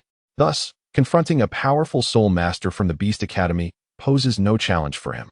Wang Er was evidently no match for his opponent, however. He found solace in the knowledge that it was merely a matter of time before assistance would arrive once others had subdued their adversaries. Thus, he harbored little concern. The first to vanquish their foe were the formidable duo of Wang Hai and Lu Yun, who swiftly incapacitated the Soul Master from the Beast Academy, thereby eliminating the competition. Following them was Xiongda, a top-tier Soul Master, who, unencumbered by other challengers, found it quite effortless to dispatch another Soul Master. After Wang Hai and Lu Yun had triumphed over their opponent, Wang Hai proceeded to assist Feng Xing, preparing to collaborate in vanquishing their adversary. Meanwhile, Lu Yun soared through the skies, coordinating with Zhang Yi to intercept Wei Qi Ming. After Xiongda triumphed over his opponent, he rushed to confront Wang Er's foe, and together they eliminated the Soul Master from the Beast Academy. 2 minutes elapsed, and the Jingang Academy had successfully ousted all members of the Beast Academy, save for Wei Qi Ming. Remarkably, Jingang Academy suffered no eliminations themselves, only experiencing considerable depletion of soul energy. Now, only Wei Qi Ming remained. In this brief span of 3 minutes, the audience experienced a tumultuous roller coaster of emotions. Initially, the Beast Academy showcased their formidable pressure, demonstrating their immense strength. However, Jingang Academy responded with equal precision. Xiongda's explosive prowess shattered the oppressive aura generated by the Beast Academy. Subsequently, the entire team from the Beast Academy surged forward, launching an assault on Jingang Academy. The latter could only respond defensively, and it appeared that the Beast Academy's momentum was significantly stronger.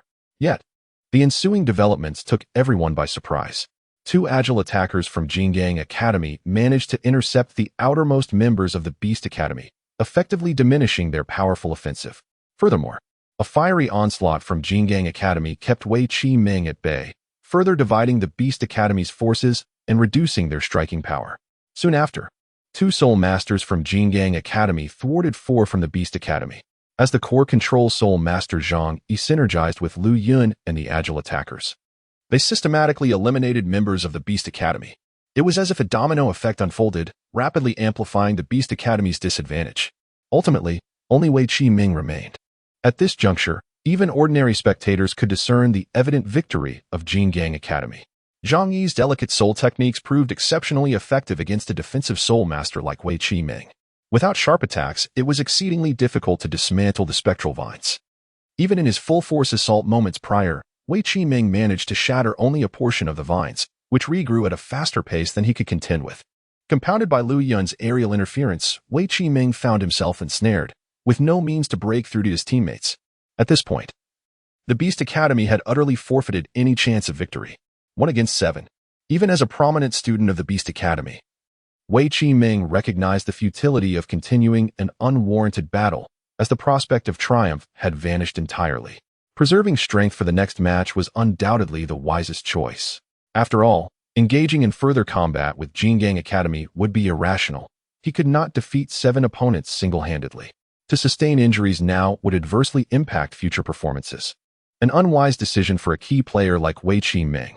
I concede. Thus, Wei Qi Ming chose to forfeit the match, preserving his strength. The Diamond Academy was pleased to effortlessly secure victory, especially considering that all participants had already expended considerable spiritual energy. It is noteworthy that the members of Diamond Academy seemed to have engaged in combat for only a few minutes, yet the toll had been significant. They were required to calculate accurately, avoid mistakes, swiftly eliminate their opponents, and move quickly to engage other members of the Beast Academy, creating opportunities for their teammates. Therefore, Wei Qi Ming's decision to concede was indeed a favorable outcome for Diamond Academy. The second match of the first round of the preliminaries concluded within 5 minutes of its commencement, determining the first victorious academy of the day. At the conclusion of the battle, the audience erupted in cheers for Diamond Academy, a rising elite institution. After all, To defeat a renowned advanced spirit master academy in such a short span was a considerable achievement, greatly enhancing Diamond Academy's reputation. Following today's contest, it can be said that Diamond Academy's name has begun to resonate beyond the confines of the city, at least throughout the Southern Kingdom. Unlike before when it had only held some recognition within the city itself. With better results anticipated in the finals, the reputation of Diamond Academy will only grow louder, significantly aiding in future recruitment endeavors.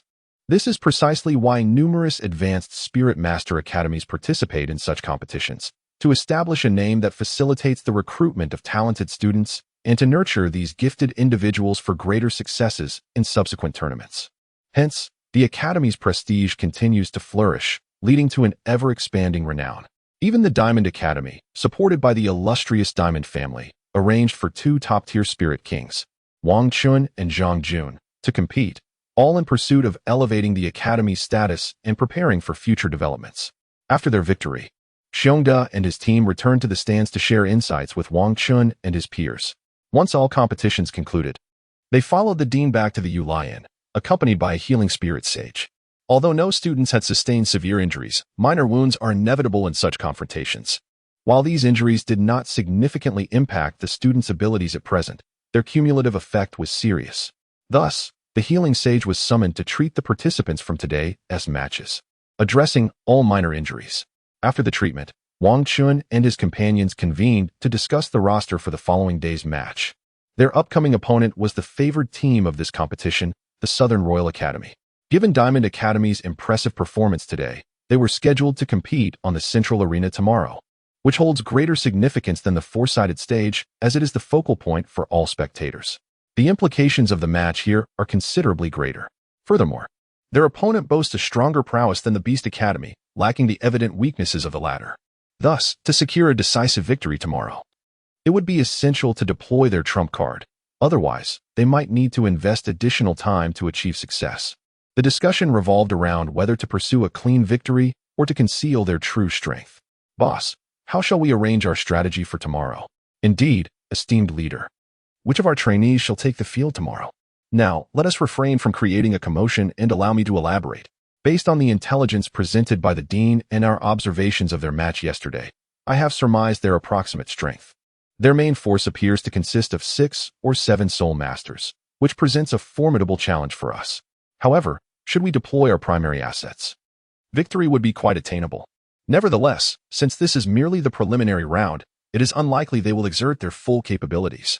Furthermore, in this division, they face a powerful adversary, the Flame Dragon Academy, who has triumphed over them in every encounter. Thus, prior to meeting the Flame Dragon Academy, they will likely refrain from utilizing their entire strength. Consequently, we need not rely on our trump card players. Tomorrow, Zhang San will replace Feng Xing. And with 4 Soul Masters and 3 Soul Sovereigns, our strength should suffice for victory. Very well, this shall be our arrangement for tomorrow. Does anyone have any questions? But if our opponents choose to unleash their full strength right away, wouldn't we find ourselves at a disadvantage? Zhang Yi, known for his analytical mind within the team, voiced his concern. There is no need for alarm. Even if they deploy their entire main force, our chances of success remain viable.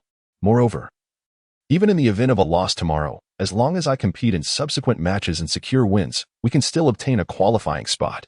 Therefore, there is no need for excessive pressure tomorrow. We should simply focus on showcasing our abilities without overthinking. Then I have no further questions. Wang Chun cast a glance at the others. I have no issues either, responded the remaining contestants. Well, since there are no further inquiries, let us return and rest well. Everyone has worked diligently today in the competition. There are still several matches ahead. So do not allow these minor concerns to hinder your ability to perform at your utmost potential. After discussing the participants for tomorrow's contest, they all departed from the venue, returning to their quarters to prepare for rest and recovery. Despite the healing abilities of the healing-type Soul Sage, the fatigue of the mind could not be alleviated. The only remedy was through rest. As night passed, everyone rose early, ready to embark towards the Southern Soul Arena, eagerly awaiting the day's competition. Upon their arrival at the destination, they found a considerable audience already present, having arrived even before the contestants. After all, exceptional Soul Master competitions of such caliber occur only once every few years, making this opportunity to witness the event a rare treasure for the common folk. Before long, All participating academies had gathered. With 10 institutions competing simultaneously, everyone settled in the resting area, preparing for the matches ahead. Shortly thereafter, the esteemed guests took their seats. In the front row of the VIP section sat the same three individuals. His Majesty, the King of the Southern Kingdom, nodded towards the host beside him. The host then stepped forward, addressing the entire arena, announcing, "The second round of the preliminary competition is now set to commence. We kindly request the participants from the 10 competing academies to enter the arena." Upon hearing the host's announcement, the audience erupted in cheers once more. After the initial round of preliminaries, everyone had gained a general understanding of the capabilities of the participating academies. Today, they were eager to witness another thrilling competition, thus igniting their enthusiasm and rallying support for their favorite institutions. After all, such a grand event occurs only once every few years, featuring all the prestigious Soul Master academies from the continent, making it highly esteemed. The betting industry, naturally, would not overlook this splendid opportunity. Many spectators had pre-purchased bets on the academy's rankings, anticipating that their chosen institution would achieve commendable results. This would not only provide them with psychological satisfaction, but also fulfill their material desires, as no one would ever begrudge possessing an abundance of wealth. According to the arrangements made yesterday, Xiongda led the students onto the stage today, positioned at the very center of the competition venue, thus becoming the focal point for all spectators. However, after undergoing rigorous training at the Diamond Academy, the participants were no strangers to grand spectacles. This level of attention did not intimidate them, they merely felt a slight unease. Nonetheless, this would not hinder their performance. Soon, all competing academy members arrived at the competition stage. At that moment, Xiongda noticed his opponents. Their lineup differed slightly from that of the first day's preliminaries, with 2 students replaced, while the others remained unchanged. Today's adversaries were unlike those from yesterday. They were of a normal physique rather than the imposing giants from the Beast Academy. The students from Diamond Academy felt significantly less pressure. After all, they had previously triumphed over the all-muscular team from the Beast Academy. Facing students of normal build from the Royal Academy of the South brought about an even greater sense of ease. However, this was merely a psychological comfort. For the Royal Academy of the South had consistently secured one of the 2 qualifying spots in the elite tournament across the continent. Their strength was undoubtedly greater than that of the Beast Academy. Yet, such psychological solace was advantageous as it alleviated any tension, allowing them to unleash their full potential and lay the groundwork for victory in this contest. Teams bow. The referee announced loudly from the central stage. Xiongda and the Diamond team exchanged bows with their opponents. "Prepare your martial souls." Following the bows, the referee continued to call out, "Boom." At that moment, the entire arena was filled with a radiant glow as the 10 teams, comprising 70 Soul Masters, simultaneously activated their martial souls, illuminating the competition venue. The second round of the preliminaries, the first match, officially commenced. As the minute elapsed, the referee vociferously announced the commencement of the match. The combatants, already imbued with their martial souls, launched their assaults. The composition of the Southern Royal Academy's team was akin to that of the Diamond Academy, each comprising 4 Soul Masters of the Soul Sect and 3 of the Soul Sovereign rank. Additionally, a support-type Soul Master lingered at the rear of their formation. At the forefront stood a formidable attack-type Soul Master, flanked by 2 others of the same caliber.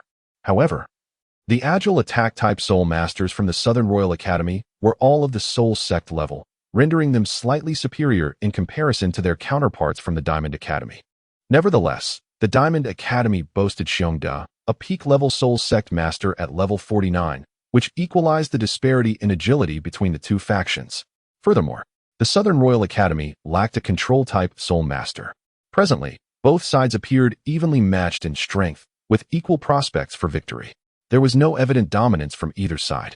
It was now a matter of the combatants' performances in the arena, as they vied for the opportunity to secure their academy's second victory in this contest. Boom. The initial clash was ignited by the agile attack-type Soul Masters from both teams. Wang Er engaged directly with his opponent, both possessing comparable strength as level 40 Soul Masters, making their confrontation evenly matched. At the forefront of the Diamond Battle team, Xiongda was the first to launch an offensive against the adversary. Upon reaching the midpoint, he unleashed his 4th soul skill, Frigid Erosion. A powerful wave of icy energy surged towards the Southern Royal Academy. Apart from the 2 agile attack-type Soul Masters lurking outside, The remaining members of the Southern Royal Academy were struck by the chilling onslaught. Although this frigid current did not inflict severe damage, it nonetheless hindered their movements due to the biting cold and slowed their soul power's circulation. While the impact diminished with greater strength among the Southern Royal Academy's ranks, only 2 soul sects were minimally affected. In contrast, the 3 soul dignitaries experienced a more pronounced effect. Fortunately, the auxiliary soul sect member from the Southern Royal Academy promptly activated a soul skill to bolster his teammates' strength, thereby enhancing their resistance to the frigid wave and mitigating its effects. At this juncture, the members of the Southern Royal Academy initiated their counterattack. After all, they could not remain stationary, passively enduring the onslaught.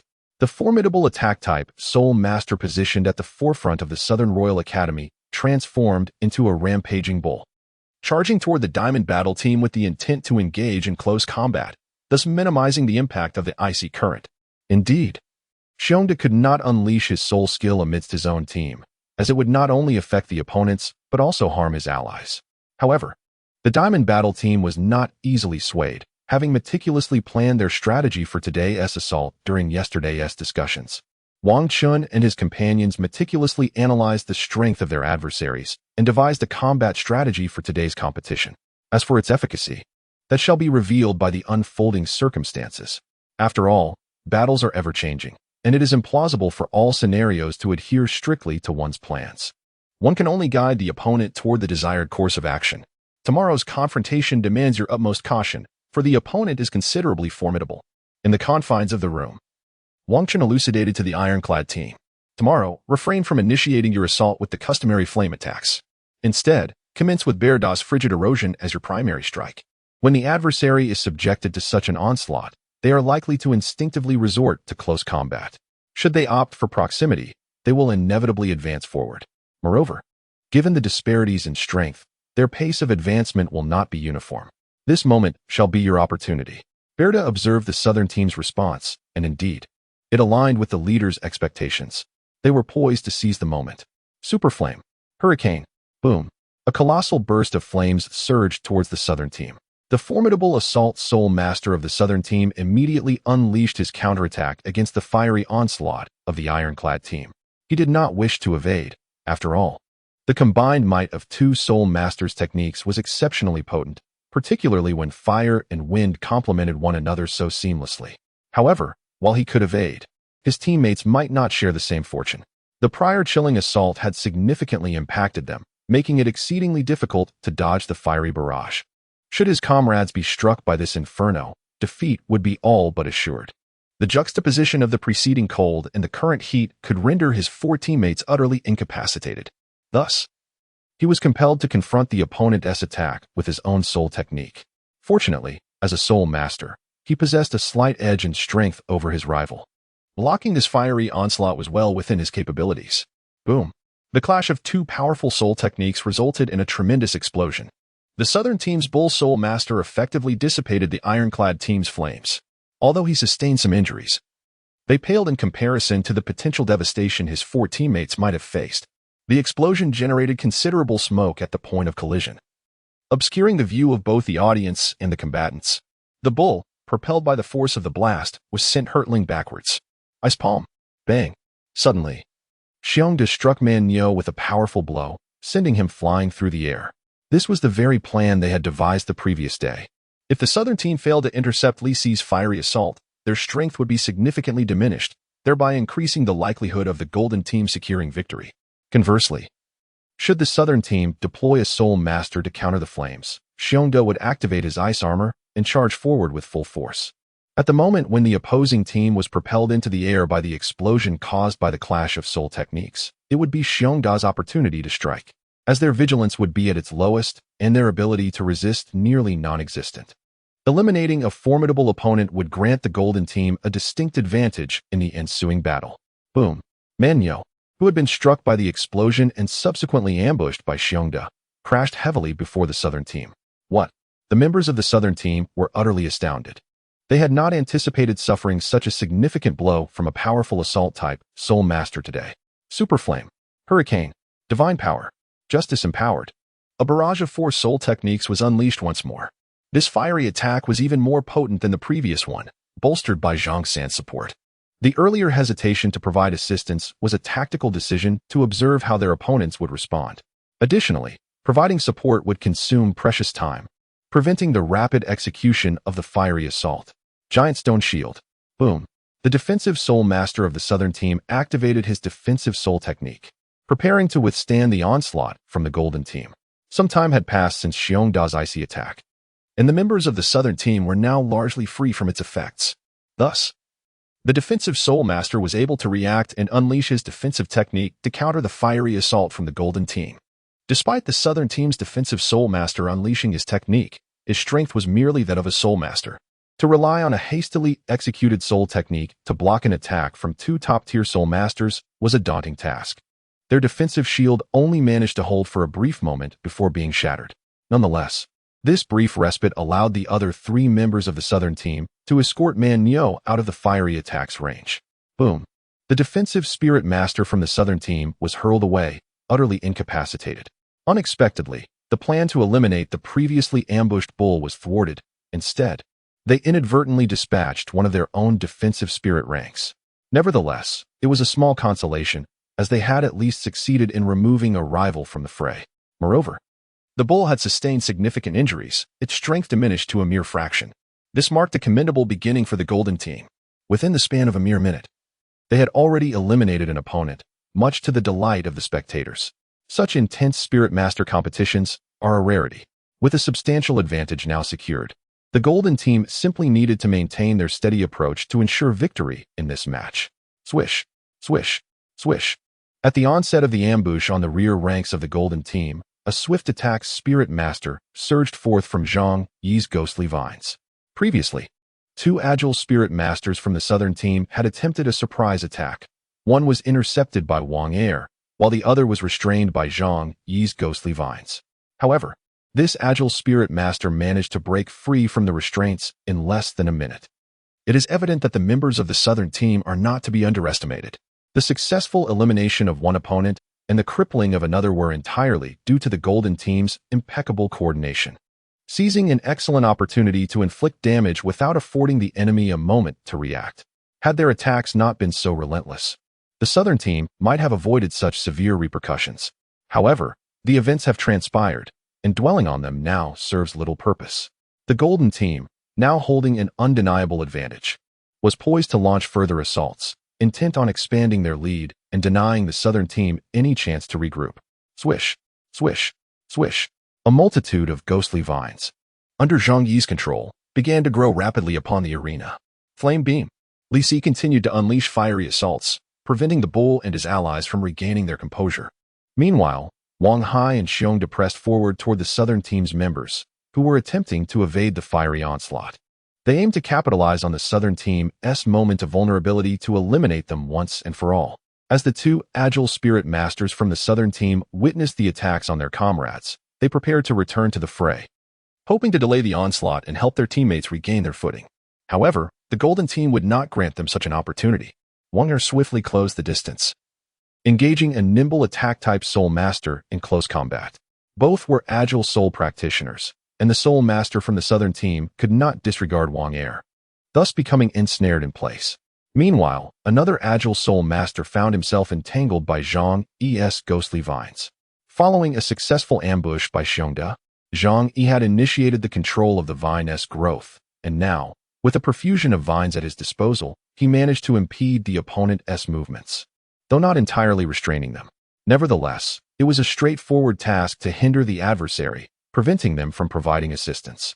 Cold Ice Palm, Full Arm Fist. Xiongda and Wang Hai launched their assault on the southern team from either side.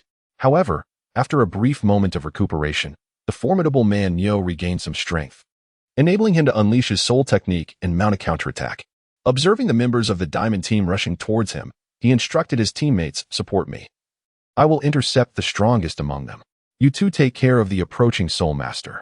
Being a seasoned soul master, despite sustaining considerable damage from his opponent, he swiftly devised a strategy for retaliation. If his teammates could eliminate the soul master from the diamond team during this assault, it would significantly mitigate the southern team's considerable disadvantage. Yet, could events truly unfold as Man Nyo envisioned? Such a notion was, of course, far from reality. As the attack commenced, Lu Yun soared into the air, seeking an opportune moment for a surprise strike. Upon witnessing two soul masters charging towards Wang Hai, he swiftly descended from above. Boom! Xiongda and Man Yo collided first. Although Man Yo was empowered by the full support of a support-type soul master, he had previously suffered a sneak attack and was considerably weakened. Now, facing Xiongda, a top-tier soul master at level 49, enhanced by celestial herbs, it was evident that Man Yo could not contend with him. Fortunately, being a defense-type soul master endowed him with exceptional resilience. He did not need to defeat Xiongda. His objective was merely to hold him off, thereby creating an opportunity for his teammates to eliminate their opponents. Despite being pushed back by Xiongda's relentless assaults, he tenaciously clung to his position. Alas, events did not unfold as he had anticipated. Boom! Wang Hai found himself entangled with one of the soul masters, immobilized in place. Meanwhile, another soul master from the southern team leapt into action, launching an attack from Wang Hai's left flank. At that moment, Wang Hai was completely restrained by his opponent, devoid of any means to retaliate. Given a moment's respite, he could have certainly sent his adversary flying, perhaps even eliminating that soul master altogether, preventing any sneak attacks against him. However, in the present circumstances, he was utterly powerless. In a critical instant, Lu Yun descended from the heavens, delivering a decisive kick that sent the would-be assailant hurtling away. The soul master locked in a stalemate with Wang Hai was left dumbfounded, unable to fathom that the strategy of his team had been so thoroughly disrupted. He had never truly been a match for Wang Hai. His earlier intention was merely to hold him for a moment. Having exhausted all his strength, he now found his teammate incapacitated, rendering him even more outmatched. Seizing the fleeting moment of distraction from the Soul Sovereign, Wang Hai exerted his strength and sent him flying. Go! He shouted at Lu Yun before charging forward. Lu Yun and Wang Hai had been companions for quite some time, and their understanding of each other was remarkably intuitive. Although Wang Hai uttered but a single word, Lu Yun comprehended his intent perfectly. Wang Hai's intention is to seize this opportunity to surge forward together and eliminate the adversary he has cast aside. Whoosh! Whoosh! Upon Wang Hai's declaration, he surged forward with determination. Lu Yun, with a swift flap of his wings, promptly followed in his wake. Before the Soul Master had even touched the ground, Wang Hai reached him, delivering a powerful uppercut that sent the Soul Master hurtling through the air. Boom! In a flash, Lu Yun landed a decisive kick on their opponent, propelling him off the stage. Boom! The audience was once again astounded by the prowess of the Diamond Team. It was astonishing that within a mere 2 minutes, the Diamond Team had eliminated 2 opponents. Their strength was undeniably formidable. At this juncture, the advantage of the Diamond Team was glaringly apparent. After dispatching one foe, Wang Hai and Lu Yun charged towards another Soul Master, intent on eliminating him to subsequently assist Xiongda. Meanwhile, Li Si also charged forth, realigning his position to unleash a fiery assault aimed at the support Soul Master of the Southern Team. His intention was to disrupt the assistance provided to the Mighty Bull, thereby granting Xiongda an upper hand in the attack. Faced with such a potent fiery onslaught, the support Soul Master could do little but evade. Distracted, the efficacy of his support diminished. The Mighty Bull, already outmatched, found himself even more at a disadvantage. Boom! The formidable beast was directly sent flying by the Mighty Bear. With such a significant advantage, the King Kong team was destined for victory. In the subsequent onslaught, they proceeded with unwavering precision, systematically eliminating all members of the Southern Team, triumphing in the second round of the preliminary matches with a score of 132. When the King Kong team dispatched the Southern Team, the audience was once again left in astonishment. They had never anticipated that a newly established institution, the King Kong Senior Soul Master Academy, could vanquish the Southern Royal Academy, a team that had consistently ranked second in the Southern Division. Historically, the Southern Royal Academy had secured a place in previous tournaments, facing no serious competitors apart from the formidable Flame Dragon Academy. Yet, in today's match, they had been decisively defeated by an academy of little renown. After a brief moment of shock, the audience erupted into a cacophony of discussion. Waves of admiration and a few skeptical murmurs reverberated throughout the stands. Even His Majesty Nightming, seated in the central front row of the VIP section, was taken aback. While he was aware that the King Kong Senior Soul Master Academy was supported by the King Kong family, he presumed that such a newly established institution would lack experience. Even if they could cultivate exceptionally skilled students, it would likely be a matter for the next generation. Though the King Kong team had displayed commendable strength in their previous match, securing victory in a short span was attributed to the errors of the Beast Academy. Otherwise, the King Kong team may not have triumphed so easily. The Southern Royal Academy's prowess was also expected to surpass that of the Beast Academy. Thus, Knight Ming did not anticipate the King Kong Academy's capabilities too highly. However, today's match, in which the King Kong team triumphed over the Southern Academy, indeed surprised him. From this match, Knight Ming concluded that the two qualifying spots from the Southern Division this year were unlikely to involve the Southern Academy. It was becoming increasingly clear that the qualifying positions would be claimed by the King Kong Academy and the Flame Dragon Academy. With the King Kong Academy having defeated even the Southern Royal Academy, it was evident that no other institution, aside from the Flame Dragon Academy, could pose a threat to them. The King Kong Academy had already secured at least 8 points, while the Southern Royal Academy, unable to match the Flame Dragon Academy, would likely earn no more than 7 points. Thus, the highest points would go to the King Kong Academy and the Flame Dragon Academy. As Knight Ming pondered these matters, all competitors on the central stage had already exited. Bear and his teammates returned to their previous resting area, opting to recuperate rather than seek out Wang Chen and his group. After the intense match, everyone was understandably fatigued. When all matches concluded for the day, His Majesty Knight Ming was the first to depart, followed by the gradually dispersing crowd. Meanwhile, Wang Chen and his companions headed to the resting area to gather Bear and his team before returning to the Lion. Overall, the day's performances were commendable. In the tranquil room of the Lion, Wang Chen and his fellow team members discussed the events of today's match. However, there were minor missteps. Notably, when Xiongda and Wang Hai charged forward, the coordination of the others fell short. This lapse made Wang Hai struggle against 2 Soul Lords, nearly falling victim to a sneak attack by the adversaries. Had the opponents succeeded in their assault, it would have dealt a significant blow to Wang Hai, thereby shattering the advantage they had previously secured. Fortunately, Lu Yun swiftly intervened, thwarting the opponent's attack and subsequently collaborating with Wang Hai to eliminate their foe, thereby amplifying their dominance in the match. We understand, Captain. Of course, this is genuine combat, unlike the rehearsed drills with the principal, so minor errors are entirely normal. There is no need for excessive fixation. We simply need to learn from this experience. Now, let me elucidate the performance of the Flame Dragon Academy today. Among the participants from Flame Dragon Academy, there were 4 soul sects and 3 soul lords, comparable to our regular battle prowess. However, it is evident that this is not the full extent of their strength. They likely possess 1 or 2 hidden trump cards. The soul sects displayed were, after all, seemingly not very formidable, most being below level 45. Historically, the strongest forces from Flame Dragon Academy have always boasted a minimum strength of level 48, with instances of even a Soul King appearing in significant competitions. Hence, the strength of Flame Dragon Academy is undoubtedly formidable. Nonetheless, there is no need for excessive concern. We have already triumphed over the Southern Royal Academy, the second strongest in the Southern region. It is improbable that other academies can pose a challenge to us. If we strive to vanquish all opponents, we can secure our advancement without having to confront Flame Dragon Academy directly. Should we encounter them early on, I will take the stage to compete, aiming for a flawless victory. If we meet them in the latter stages, we shall conceal our full strength and address it during the advancement matches. All right, everyone has exerted considerable effort today.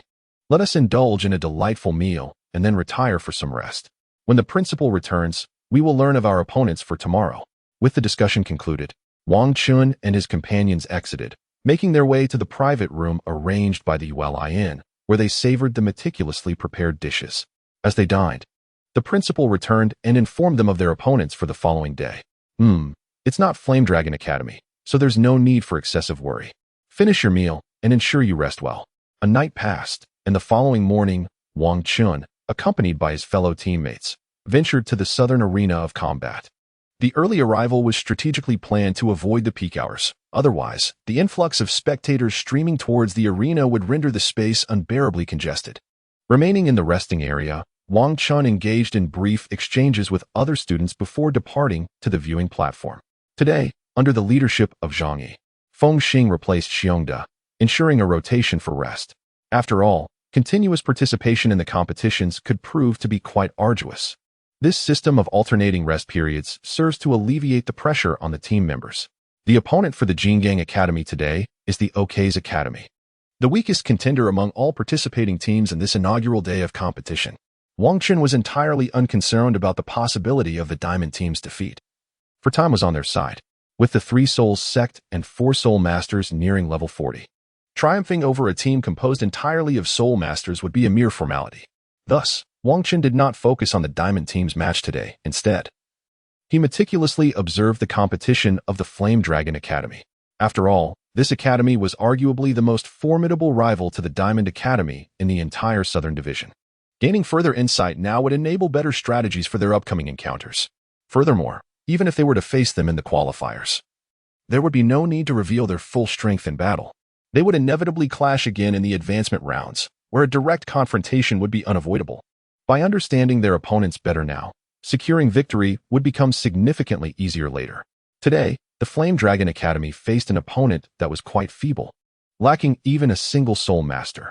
This could likely be attributed to their certainty of defeat, prompting them to field their weakest competitors to conserve strength for future matches against other academies.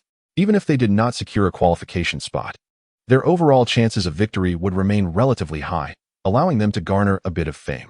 This, perhaps, reflected the helplessness of these academies. When one's raw strength falls short, one must strive for whatever minor recognition they can achieve. Unable to contend with elite institutions like the Flame Dragon Academy for a qualifying position, the matches commenced swiftly, with the Flame Dragon Academy claiming victory in the first bout, as their opponents' capabilities were woefully inadequate. Furthermore, the lack of full strength from their adversaries rendered a swift defeat entirely expected. Conversely, the Diamond Academy did not secure victory as quickly. Although the overall strength of the Ox Academy was comparatively weak, their teamwork was commendable. Additionally, the Diamond Academy had replaced their formidable Soul Master, Berda, making it less straightforward for them to seize an early advantage. Nevertheless, under the pressure of absolute strength, defeating the Ox Academy was merely a matter of time. Indeed, it was not long before the Diamond Academy emerged victorious. From today's observations, Wang Chun had yet to fully grasp the extent of the Flame Dragon Academy's prowess. However, he had formed a rough estimate of their strength, suspecting that they were composed entirely of Soul Masters, including some advanced Soul Masters nearing the Soul King level. Yet, as they had not yet encountered them, overthinking was futile. The priority was to perform well in the matches ahead and address challenges as they arose. Upon their return to the Yulian for discussions, the Academy head rejoined them. He informed Wang Chun and the others that their opponent in the third round would not be the Flame Dragon Academy. This posed little concern, as even without Wang Chun's direct involvement, victory seemed assured. The following day, Wang Chun and his companions returned once more to the Southern Soul Fighting Arena to participate in the day's matches. As anticipated, the Diamond team effortlessly secured victory, achieving a commendable record of 3 wins and no losses after 3 rounds of competition. In the subsequent matches, the 4th round did not feature the Flame Dragon Academy. The 5th round was also free of their presence. Rounds 6 and 7 similarly did not include the Flame Dragon Academy. Now, the competition had reached its 8th day. During these 7 rounds of competition, Wang Chun and his team have yet to encounter the Flame Dragon Academy. The arrangements for tomorrow's matches will determine their fate. Should they face the Flame Dragon Academy, the question arises whether to unleash their full potential in an all-out battle or to conceal their strength, aiming to emerge as the second qualifier from the Southern Division preliminaries. The uncertainty looms large. After all, if they encounter the Flame Dragon Academy in the 8th round, conceding defeat, even while withholding their true capabilities, would necessitate the employment of considerable strength in the 9th round to secure a guaranteed qualification. This strategy would inevitably reveal some of their prowess. Thus, the pivotal question remains, will their opponent tomorrow be the Flame Dragon Academy or the Swift Academy? Should it be the Swift Academy, they could afford to mask some of their abilities without exerting themselves entirely. Even in the face of defeat, they could reserve their strength for the final round, striving to conquer the Flame Dragon Academy and clinch a qualification spot. However, if they are to meet the Flame Dragon Academy tomorrow, the situation becomes exceedingly complicated. Should they unleash their full strength immediately or opt for withdrawal and concession? The stakes are high after several rounds of competition.